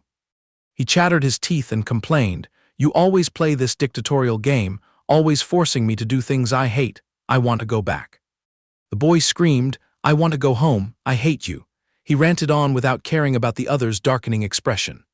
Each word sharp as a blade, he added a fatal blow, I never want to see your face again, pushing her into a dazed state, her face turning as white as a sheet. Flipping through that chain of the past, he finally admitted, I am the culprit who turned Sister C-1EA7M, C-1EA7M into this situation. He was drenched in tears, his conscience gnawing at him extremely. I knew full well that Sister C-1EA7M, C-1EA7M always protected me from childhood, but the more she put up a front, the more cowardly I became, not daring to face her. Zhang Hao directed a tormented gaze toward Zhang Tianqin, because I myself understand that I am the one who stabbed you with the most fatal blow. 1,000 apologies to you, Sister C-1EA7M, C-1EA7M. Zhang Tianqin, after hearing it, felt her entire heart go soft. She gently called Zhang Hao. Witnessing this tear-jerking scene, Zhang Hao, standing on the sidelines, also felt somewhat relieved. Back in reality, she was still collapsed on the cold ground, sobbing as she poured her heart out, Zhang Hao, if you find me repulsive, I'll just pack up and vanish from your sight, toss away this foolish dream of clinging to you, and disappear without a trace to spare you any more trouble. Zhang Hao hurriedly reached out to help her up. You don't need to trouble yourself with apologizing. He hesitated for a moment, Chin, I. Deep within the subconscious, Zhang Hao nudged Zhang Hao's shoulder, Chin just confessed her feelings to you. Zhang Hao hung his head dejectedly, Yeah, I heard her. He implored earnestly, Please don't cruelly reject her. Zhang Hao jolted in shock, What do you mean? He lifted his face to meet his gaze, You've naturally become her entire world. If you brush her off, do you think she'd still want to live? This might very well be the last time the two of us get to sit and talk like this. After hearing that philosophical tirade, his expression turned completely sullen. The only one who can save her right now is you. I'm counting on you for everything, my twin other self. I sincerely apologize, Chin.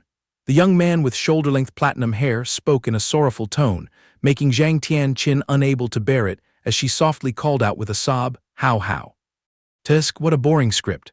Suddenly, a sharp female voice cut through. She clicked her tongue while blowing out a thick cloud of white smoke.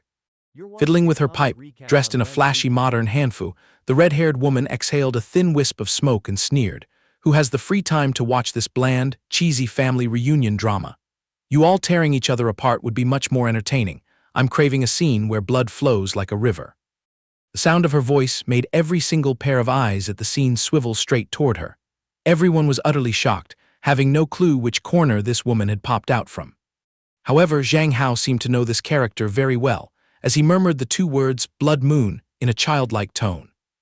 After spinning me around like a top for so long, bouncing me back and forth across 3 different worlds, just what exactly are you trying to pull? What's your endgame after this whole string of farces? Zhang Hao raised his voice to interrogate the person across from him. Her long red hair billowed and danced flirtatiously. She challenged, so what? The one called Blood Moon swayed her hips and lowered her center of gravity down to his eye level, arched her brow, and blew a puff of white smoke directly into Zhang Hao's face. Ignoring the frantic way he raised his hands to cover his mouth and nose, she asked in a bewitching tone, Getting angry now, are we? Through the hazy shroud of smoke, her eyes flashed with a mocking glint as she spoke, HMPH, I shouldn't really have to explain myself to you, but your personality and your reckless streak are truly intriguing. They've brought me tons of amusement. Fine, I'll make a special exception and open up today. After saying that, she interrogated, "Hey little brat, still remember dragging your sorry self to the island to film that show and then getting murdered by those evil scumbags?" She drew the curtain back to that fateful night, when both the night sky and the moon were stained a dark, bloody red. Blood Moon had suddenly descended to the mortal realm and crouched down beside him, resting her chin on both hands, watching with sheer curiosity as he gasped and struggled, asking how it had come to this. The woman narrated leisurely, "At that very moment, you were literally just a hair's breadth away from death.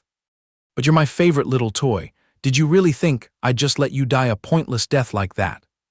A clip of Blood Moon waving her magic over Zhang Hao's body flickered through his memory. She continued casually, "I fished your life back up, but unfortunately, you refused to wake up right away and instead fell straight into a deep coma.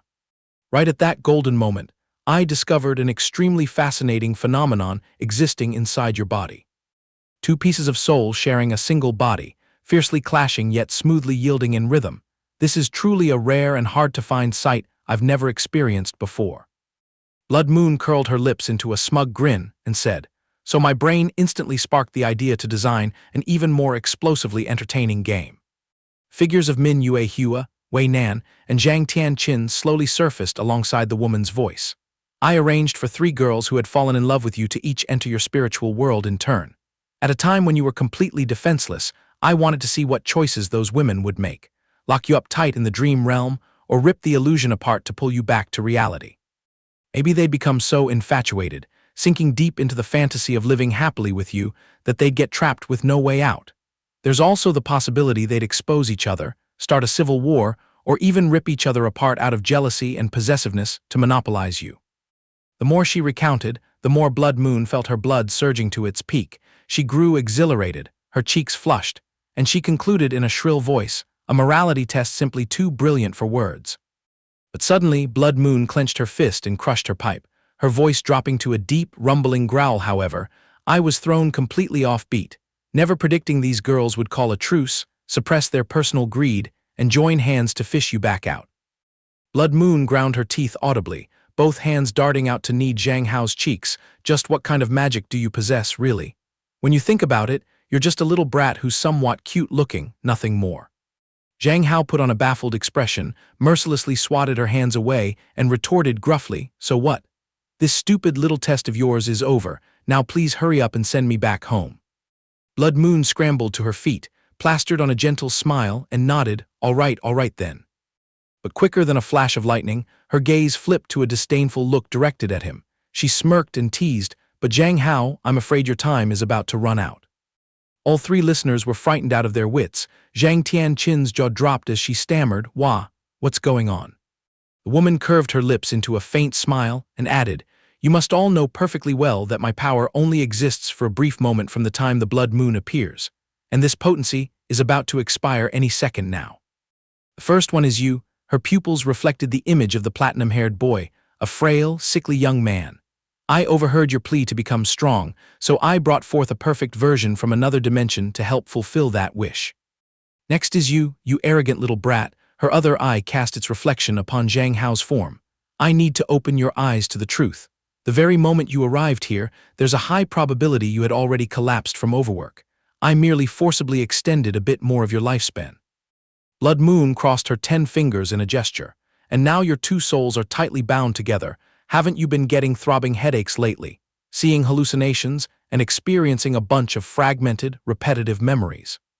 Hearing this, Zhang Hao felt his brain was about to explode. He audibly gulped, his voice trembling as he shot back, "Then tell me, where exactly is our fate heading?"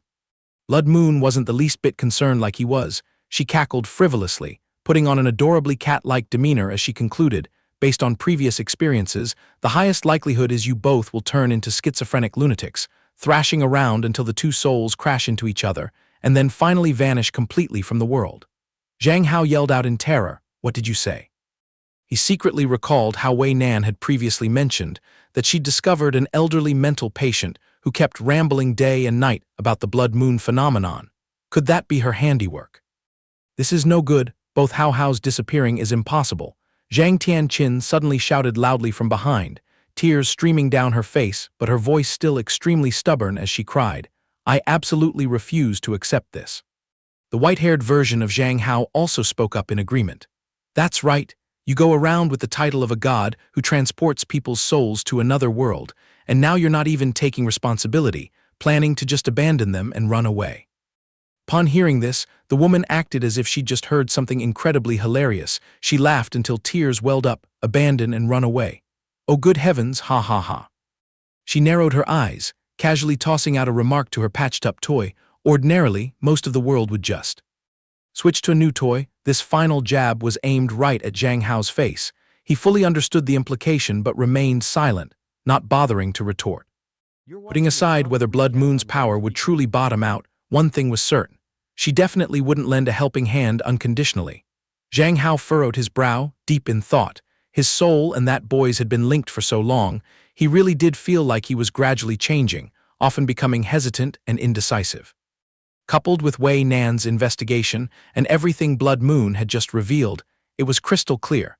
Two souls possessing one body would sooner or later lead to a mental breakdown, turning into a total madman. Clenched his jaw tight, his inner self screaming, what to do, what to do, what to do now. Blood Moon had only ever viewed him as a toy, messing around until she got bored, and then discarding him was simply logical. He had no way to control her, and giving his body back was even more of a dead end. Blood Moon would surely just sit back with folded arms and watch him go insane. This was unmistakably the sick amusement of a deranged goddess. The two words death suddenly flashed through his mind, causing everyone's spirits to deflate with exhaustion. "All right then," Blood Moon's voice rang out again. "Now that my explanation's done, I'll send you all home quickly. Try your best to enjoy your final moments together." Immediately, a tear in spacetime violently ripped open in the empty air above. The white-haired youth standing behind couldn't stop wiping his tears, so Zhang Hao barked out, "Stop it. Being so mushy doesn't suit me at all. From this moment on, follow my lead." The white-haired Zhang Hao was all ears, mumbling a "huh." Zhang Hao turned his head back, looking utterly annoyed as he said, "Soon, you'll watch my actions and then do the exact opposite. If I use my left hand, you throw out your right hand. If I lift my left leg, you raise your right leg." The white-haired Zhang Hao panicked, his still damp eyes wide open staring at him. What if Blood Moon is right and this world was originally built from my own subconscious mind? Zhang Hao stared intently at his alternate version, his gut full of worry but his voice resolute as he concluded, "Just do exactly as I say. I am indeed the one in control of this world. So, if my spirit becomes strong enough to a certain point, it's bound to have an impact on the physical laws operating here." Zhang Hao imagined to himself.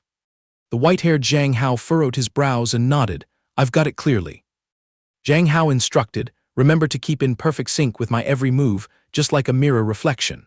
"Trust me." The white-haired Zhang Hao clumsily mimicked Zhang Hao's small movements, but in the opposite direction and replied, "Okay. Our personalities are clearly worlds apart, our upbringings are totally mismatched, but ultimately we can still understand each other." Blood Moon stood staring blankly at the pair, completely clueless about what the hell was going on. Zhang Hao's voice continued to ring out, "I think the source of our bond is our shared affection for Qin Qin." Zhang Tian Qin suddenly heard her name called, and she snapped her gaze up. Zhang Hao rambled on passionately, "We both want to treat her so well. We both can't bear to see her slip deeper into the quagmire of self-blame and guilt, so the two of us should just merge into one." The white-haired Zhang Hao was scared out of his wits. "Huh? What? How? How can we possibly merge into one?" Zhang Hao's gaze suddenly became incredibly sharp. "Don't hesitate, just try closing your eyes. You absolutely must shout with all your sincerity." He started a countdown. "Get ready now, 3, 2, 1. The pair brought their heads together, shouting in unison at the top of their lungs, "Zhang Tianqin, I like you." "Ah ha ha ha." Blood Moon, who'd been watching from the sidelines, burst out laughing so hard her mouth stretched wide as she writhed in amusement. She clutched her stomach, laughing until tears streamed down her face, mocking, "You two stop making me laugh. At a life-or-death moment like this, who goes around confessing their feelings?" Suddenly, the position where the two Zhang Haos stood exploded with a bang. A thick, pure white cloud of smoke billowed up furiously, forcing even Blood Moon to widen her eyes and stare. As the smoke slowly cleared, it revealed a sturdy figure, with fair, toned, and robust skin. Zhang Hao had suddenly taken on a much larger and more impressive frame, jet black hair, bright blue eyes, a body incredibly taut and masculine. Staring intently at his own firm arms, the young man muttered, "A complete success." Blood Moon was flabbergasted, her mouth and eyes wide open in shock as she scrutinized Zhang Hao. Even the real Zhang Hao himself couldn't believe the reality. He stared blankly, dazed. Oh, did it actually succeed? Zhang Tianqin was utterly horrified, her eyes turning white as she took in the whole scene unfolding before her, her voice trembling as she burst out, the two Hao Haos merged into one. What on earth is going on here? Her mind spun, completely blank. Her soul felt like it was about to leave her body and faint dead away. Oh my God. Quicker than lightning, a firm hand reached out and grabbed her by the shoulder. That familiar warm and deep voice spoke up, Qin. Zhang Hao pulled Zhang Tianqin entirely into his embrace, leaning her against his chest, and asked attentively, "Are you okay?" Zhang Tianqin lifted her eyes to behold the younger brother who had now grown into a strapping man about a decade older than her mouth stumbling and hesitating. "You." Zhang Hao cut her off immediately, not even letting her finish. "I know perfectly well what you want to ask, Qin, just relax. At this moment, I am truly Zhang Hao, a Zhang Hao who carries the memories of both lifetimes. Even if the sky comes crashing down, I will always be here." Zhang Hao broke into a radiant smile, a warm glint flashing in his eyes as he added, "There's absolutely no need to doubt that." Suddenly, Blood Moon's voice interjected, her two pupils blazing with an unusually crazed fervor, the corners of her lips stretched to their limit. She marveled, "Zhang Hao, you are indeed my most entertaining toy." Two entirely separate worlds, two completely different entities, yet able to resonate to such an extent. Blood Moon spread her arms and sashayed gracefully over to Zhang Hao, prattling on, "The pinnacle of it all is you even merged into one single being. How very amusing." "Those who have fallen into my hands before," Blood Moon stroked her chin, sneering as she summarized, "basically all suffered a mental collapse and disorder, or else they had to bow down to the rules of this world, getting assimilated into another creature, losing their own self."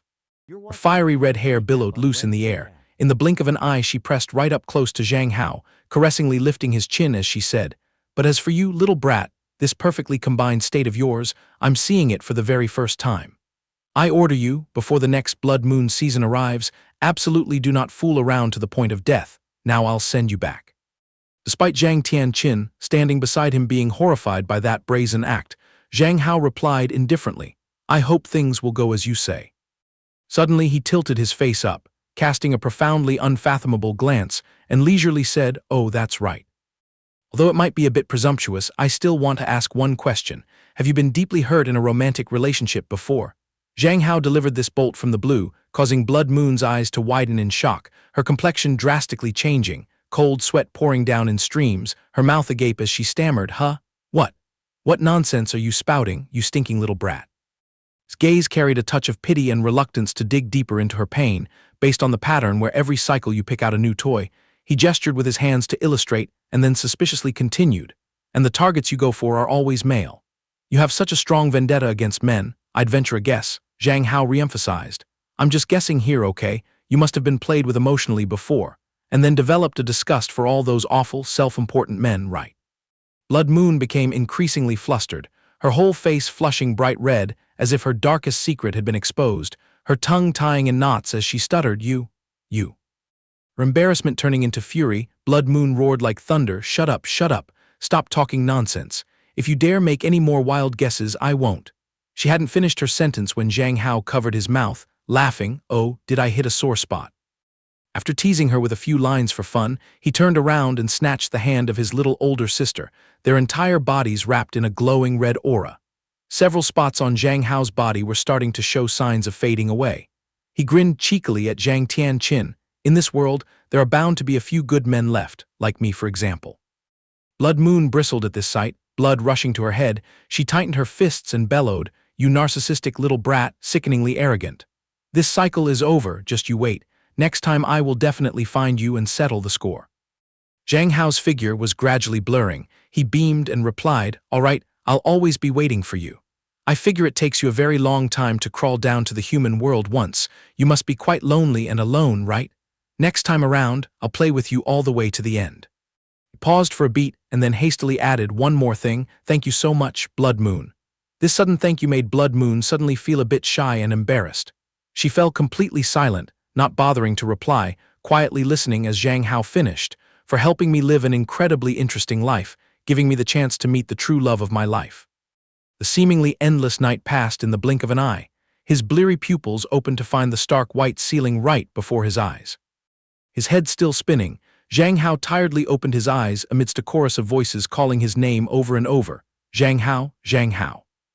Manhwa Hua, her eyes brimming with tears, cried out, "You're awake." Wei Nan also jolted and darted her eyes over. He really woke up, Wei Nan screamed internally, "Wow, so Zhang Tianqin finally thought things through. Well, that's just great then." Manhwa Hua chattered nonstop, "Zhang Hao, just now for some reason your hair suddenly turned black, and your ek flatlined. I was worried to death about you." Wei Nan immediately chimed in, "That blood moon hag didn't pull any tricks on you, did she? Is there anything abnormal with your body?" "It's nothing, everything's normal." Zhang Hao clicked his tongue to reassure them, "I've returned safely."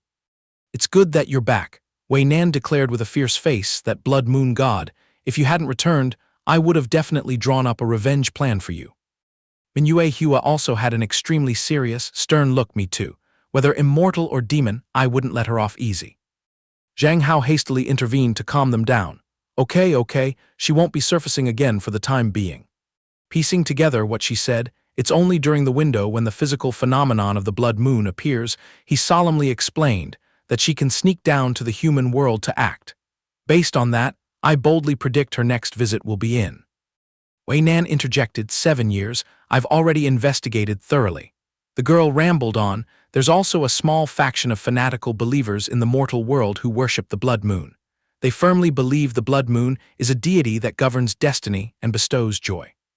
Wei Nan furrowed her brows, looking displeased as she gazed at him, and added gruffly, Don't you worry, I will do my utmost to protect you thoroughly. Zhang Hao had nothing else to say. He could only force an awkward smile. Abruptly, a familiar voice rang out, seizing all of Zhang Hao's attention, Hao, I'm sorry. Zhang Tianqin awkwardly and sheepishly confessed, it was all because of my own selfishness that you almost. Zhang Hao, horrified, hurriedly cut her off. Qin, between you and me, there's no need for these polite formalities. I'm the one who should be saying a deep, heartfelt thank you to everyone. Everyone was gathered around Zhang Hao's hospital bed, the atmosphere brimming with familial warmth. He murmured softly, I've returned safe and sound. Zhang Tianqin placed her hand on her chest, enthusiastically proposing, Hao, from now on, live together with me, her face slightly flushed as she continued. Whether as a lover or an older sister, just leave that spot for me to protect you. This straightforward confession left Zhang Hao dazed for a while. But Wei Nan's sharp voice immediately cut through. The girl, not yielding an inch, declared, such a lie. The future I clearly see is me and Zhang Hao being stuck together. Hearing this, Zhang Hao instantly whipped his head around, staring dumbfounded at Wei Nan. Manhwa Hua wasn't outdone either. The young girl with the pretty face shyly blushed on both cheeks. Zhang Hao, how do you plan to choose? All three of us will absolutely respect your decision. The girl even added a coaxing line, I am extremely obedient, you know. Zhang Tianqin directed an urging gaze at him, Hao, choose, I trust you. Wei Nan also joined in, staring fixedly at him, that's right, whichever door you pick, we will all agree. The moment they finished saying this, both their cheeks flushed red in turn. Conversely, Zhang Hao wasn't at all comfortable, sweat pouring down in streams, as he just forced an awkward laugh and replied, about that. Zhang Hao scratched his head, his face reddening completely as he laid it bare. To be honest, what I'm about to say sounds kind of awful, but it's truly from the bottom of my heart. Pretending and being fake is not my style of living. How about, he trailed off as the shadows of the girls stretched across the floor from the sunlight shining in, and then Zhang Hao's voice boomed out, dropping a bombshell, the four of us try moving in together. He scratched his head and grinned while suggesting, how about all four of us live under one roof? Yue Hua, Qin, plus Wei Nan all put on a stiff, dumbfounded face, wondering internally just what this guy was saying. Qin, both embarrassed and furious, screamed right into his face, Zhang Hao, what kind of nonsense are you spouting right now? While Wei Nan furrowed both her brows tightly in a blazing rage. Then Qin swung her hand and smacked his shoulder, continuing her scolding, Hao, don't tell me that after the body merger, you're suffering side effects that messed up your brain. Do you even realize what you're saying? She threw him a completely bewildered look, and then analyzed, then again, thinking about it, if this two-timing situation gets discovered by others, have you even considered the terrifying pressure from public opinion and the public? The image of the poor boy being squeezed dry flashed through her mind. Look at this, not knowing how to keep appropriate distance at all. One man hooking up with 3 girls, what body could even handle that?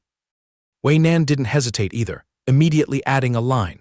You little thing, no matter how much money you need, I will absolutely never accept sharing you with anyone else.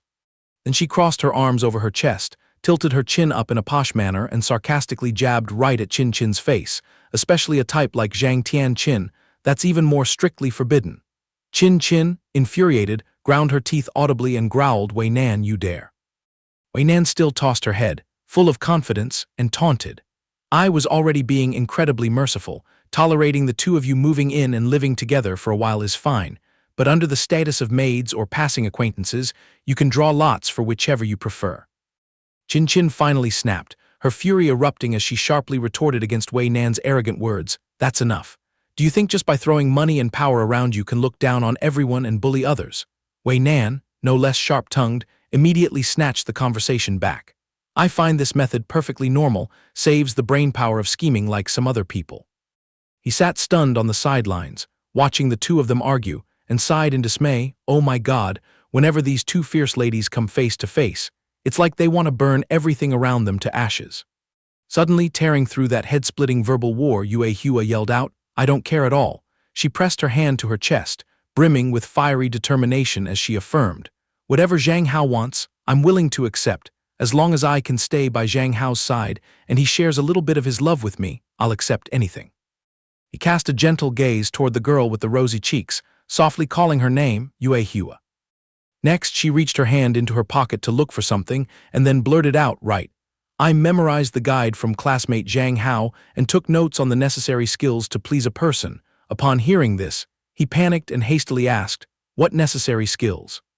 She pulled out a tiny notebook from her person, buried her face in it, and started reading aloud. Through poverty or wealth in this life, in health or in sickness and disease, I am willing to stay by Zhang Hao's side, to take him home as my husband.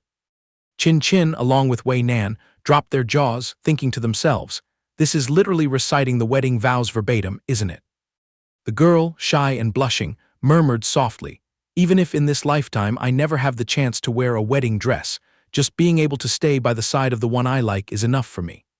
He bowed his head deeply, a surge of intense emotion welling up as he quietly spoke, Yue Hua. Truly, I'm so fortunate to have encountered all of you in that world. I was originally just an ordinary man drifting through life day by day, and it was Qin who warmed me with priceless affection right when I was struggling the most. Qin Qin grew bashful unconsciously. He continued, Wei Nan gave me a one-of-a-kind love that nothing else can compare to. Wei Nan's expression at this moment was just as awkward as Qin Qin's. Then he listed the strengths of Yue Hua, and Yue Hua brought me a sense of absolute steadfastness and trustworthiness. Immersed himself in the three brilliant, sparkling lights ahead and uttered, the three of you are like three warm, glowing lanterns, illuminating the path and showing me which way I truly must keep walking. He unconsciously placed his hand tightly over his own chest, directing his gaze at the three girls as he poured his heart out. I know full well my request sounds incredibly unreasonable. But I swear this is my final decision after a process of extremely thorough thinking. I don't have the courage to choose one of you and then heartlessly leave the other two to endure the pain and suffering, so I wish for the four of us to live together under one roof. I am willing to sacrifice everything to protect this relationship, but the intangible price we must pay is that we will forever lack a legal marriage certificate. The three beautiful women all stood rooted to the spot, frozen in place for a long while, lost deep in contemplation. Wei Nan suddenly burst out laughing, shattering that tense, suffocating atmosphere. Then the girl lunged forward and fiercely pinched and pulled at both his cheeks, her erupting fury making her scream, you greedy little brat, still harboring dreams of building a harem, He broke out in a cold sweat from her pinching, howling in pain, it hurts, it hurts, it hurts. She shot him a glare and continued, and on top of that, you had the audacity to want to collect me too. If it were any other man, they'd have been done for a long time ago, but since it's you, I can reluctantly reconsider. She pressed herself aggressively close to him, flaunting her long, seductive legs as she set a condition. But I have one mandatory requirement. Once we step into our private space, those other two are absolutely not allowed within my line of sight.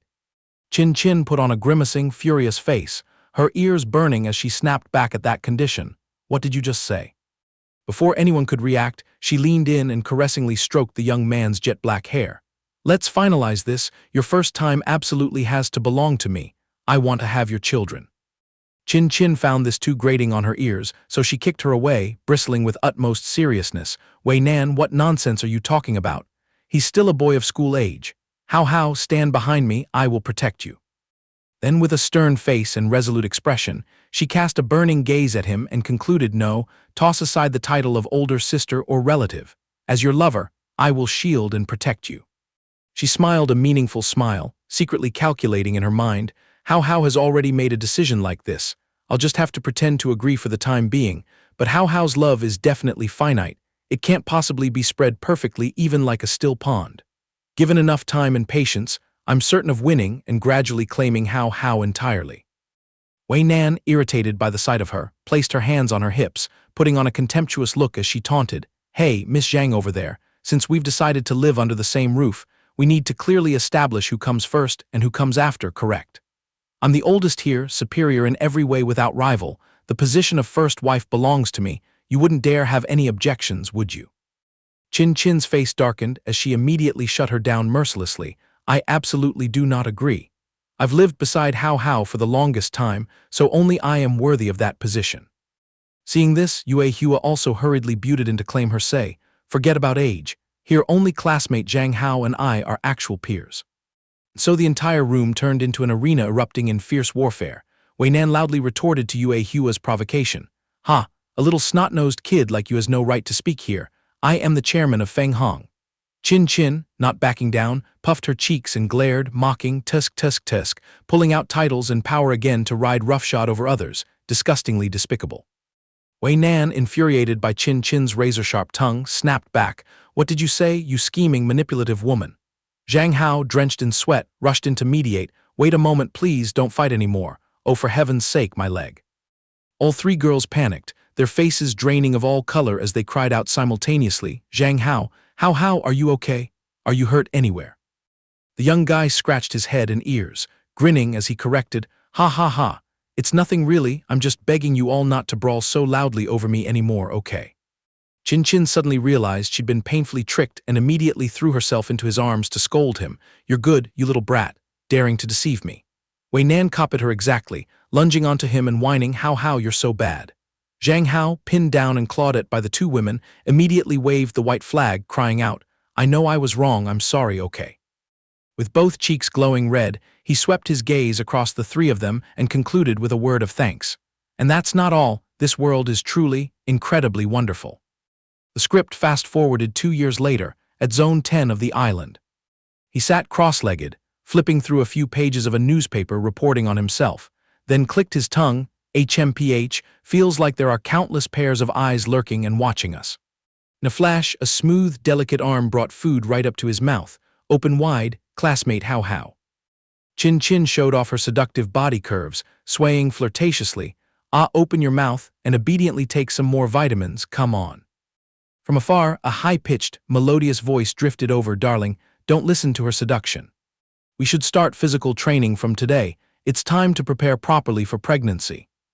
So it was Wei Nan. The guy was holding a newspaper with a sly smile and invited Chin Chin, "Hey sis Chin, wanna go exercise a bit?"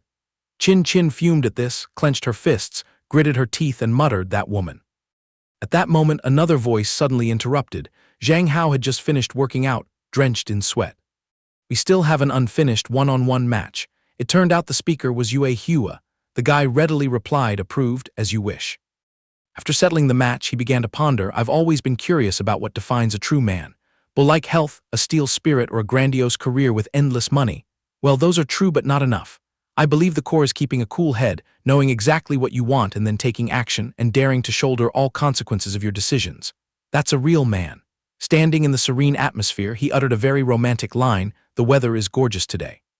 He turned his head and declared solemnly, "In conclusion, I must go enjoy my blissful life. Dear readers, may you always keep a cool head and be the director of your own life." Time flew swiftly, a few years later. His father wore a face of utter shock, completely bewildered, tugging at his wife's sleeve and asking, "Dear, can you explain what this bizarre situation is all about?"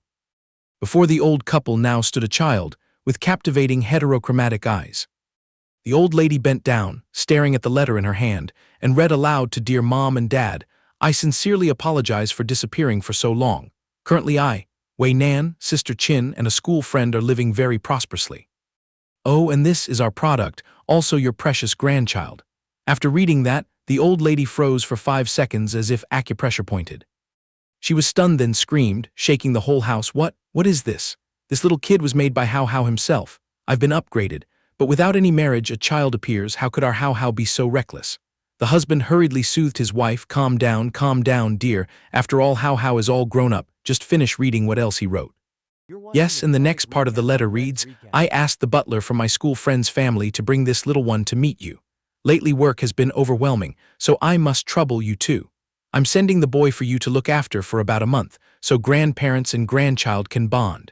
In 1 month, the child's mother and I will drag ourselves home to visit the family. Mua, lots of love to mom and dad, goodbye. Reading this far, the old couple once again turned to stone for round 2.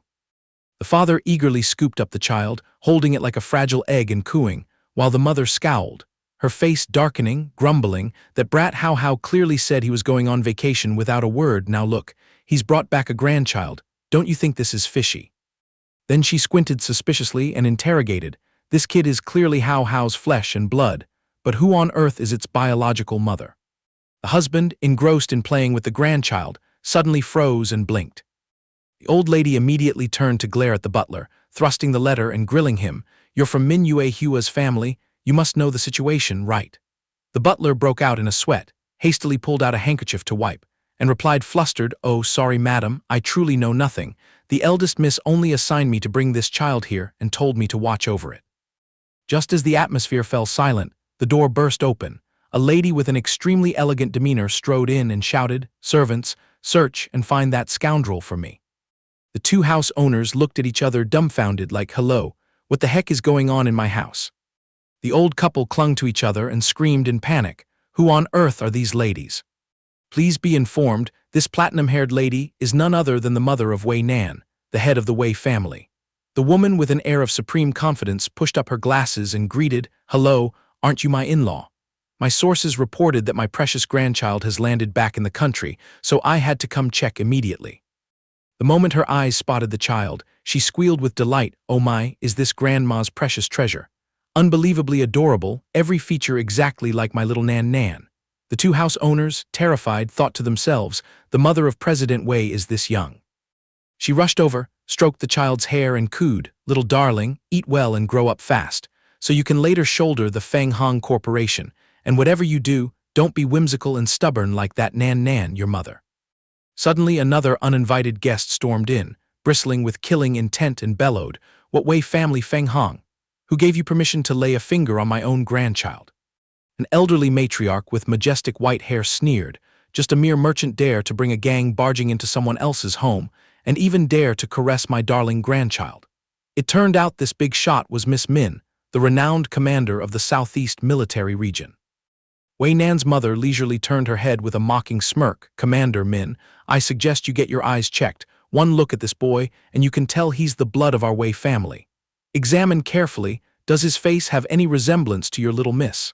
I affirm this is the product of my Nan. The commander grimaced and shot back immediately. I'm telling you, don't spout nonsense. I personally checked military intelligence files. This child is 100% Yue Hua's from our family. Wei Nan's mother instantly retorted, oh please, how can your information network compare to mine? I know crystal clear that Nan and Zhang Hao have been stuck together the longest. The 2 future in-laws jumped up and argued noisily, so what, are you going to play rough to snatch the child? Commander Min accused. Nan's mother didn't back down and snarled back, for my family, I don't care about such petty things. Seeing the messy scene, Zhang Hao's mother could only hold her forehead sigh and throw out a comment, hey everyone, could we be missing a clue? What if this kid is actually Chin's product? Back to the fierce battlefield of the 2 elderly ladies, Manhwa Hua's grandmother gave a satisfied sneer, saying, it seems the Wei family won't resolve this with you without using fists. Evenly matched, Wei Nan's mother immediately chimed in, ridiculous, come on, I'll fight you to the bitter end. Just as the 2 were about to lunge and unleash moves, a shrill cry from the little kid extinguished the entire flames of war. Everyone present froze.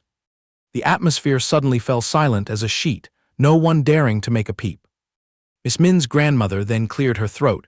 What kind of nonsense are we old folks up to? Wei Nan's mother also covered her face in embarrassment and said, "Such an adorable baby being tugged by us like a tug-of-war is truly disgraceful." His father quickly rocked and soothed the child, saying, "Quite right, Zhang Hao said he'll show his face in about a month. By then the rice will be cooked and everything clear. Even if you ladies jump up and down now, it solves nothing." Finally, the two ladies cooled down and spoke properly. Mingyue Hua's grandmother beamed brightly and stated, "I'll decide this. Regardless of whether he's my blood, I will still dote on this boy like my own grandchild. Look at that pitiful chubby face." Nan's mother, hearing this, also laughed falsely and chimed in, "Exactly, if not a biological grandchild, we'll adopt him as one, no loss at all." The whole group fixed their eyes on the little angel before them and clucked, "Zhang Hao is extremely close to our daughters, so that boy's child must be raised properly. Hey kiddo, eat a lot and grow up fast, okay?" The camera panned to a mysterious space. The blood moon god smirked, looking into a crystal ball and thought, "It seems those who bring wandering souls to another world are all equipped with some bizarre superpowers. Your bloodline will surely inherit the talent of seducing others just like you. It looks like from now until the next cycle, I won't have to worry about a lack of entertainment." The camera then panned back to the male lead with the three beauties of his life. Mingyue Hua anxiously interrogated Zhang Hao, "You dumped the little boy back in the hometown all alone, don't you feel guilty?" Chin also frowned with equal worry. "That's right, Tian Nan is barely over a year old, still wet behind the ears." Wei Nan standing nearby nodded in agreement. "We all go off gallivanting like this. Won't people curse us as irresponsible parents?" He leisurely put on cool black sunglasses and said, "Relax, ladies. He's my son, so I have to trust him. And honestly, where can you find better security than our home country? Not to mention there's a whole division from Nan's family and Yue Hua's family waiting on him hand and foot." All three girls let out a chorus of protests, but he strode over, spread his arms, and embraced all three, caressing them. "Stop overthinking. The grandparents only have to be nannies for 1 month. Besides, my child isn't so fragile that a gust of wind would cause trouble." Right then, the loudspeaker announcement rang out clearly, "Private jet number 520 is ready for takeoff. Please settle into your seats." He grinned happily, pointing toward the boarding gate. "Let's go, my ladies. Our quartet's honeymoon officially begins." He smirked with a playboy charm and flirted, "Although I can't give you a legal marriage certificate, life needs ceremony. Whatever others enjoy, you three must not be deprived of." Yue Hua, hearing this, trotted over and asked Zhang Hao, "So can we hold hands and go get that little red book? I see everyone outside has one." He grimaced and sighed, "This might be mission impossible because our squad size is 4. She still naively asked, "Then all 4 of us go register together." He was speechless, blinked, and replied, "If you're urging me to make fake papers, then I surrender. After all, you are all the angel wings of my life." Chin and Wei Nan found it too irritating and simultaneously scolded, "You really are a bottomless pit of greed." The whole group clustered together, teasing and laughing merrily. Dear viewers, don't forget to hit the like button and leave a comment below to share your euphoric feelings after finishing the story, I Rely on Women in Another World, with fellow comrades.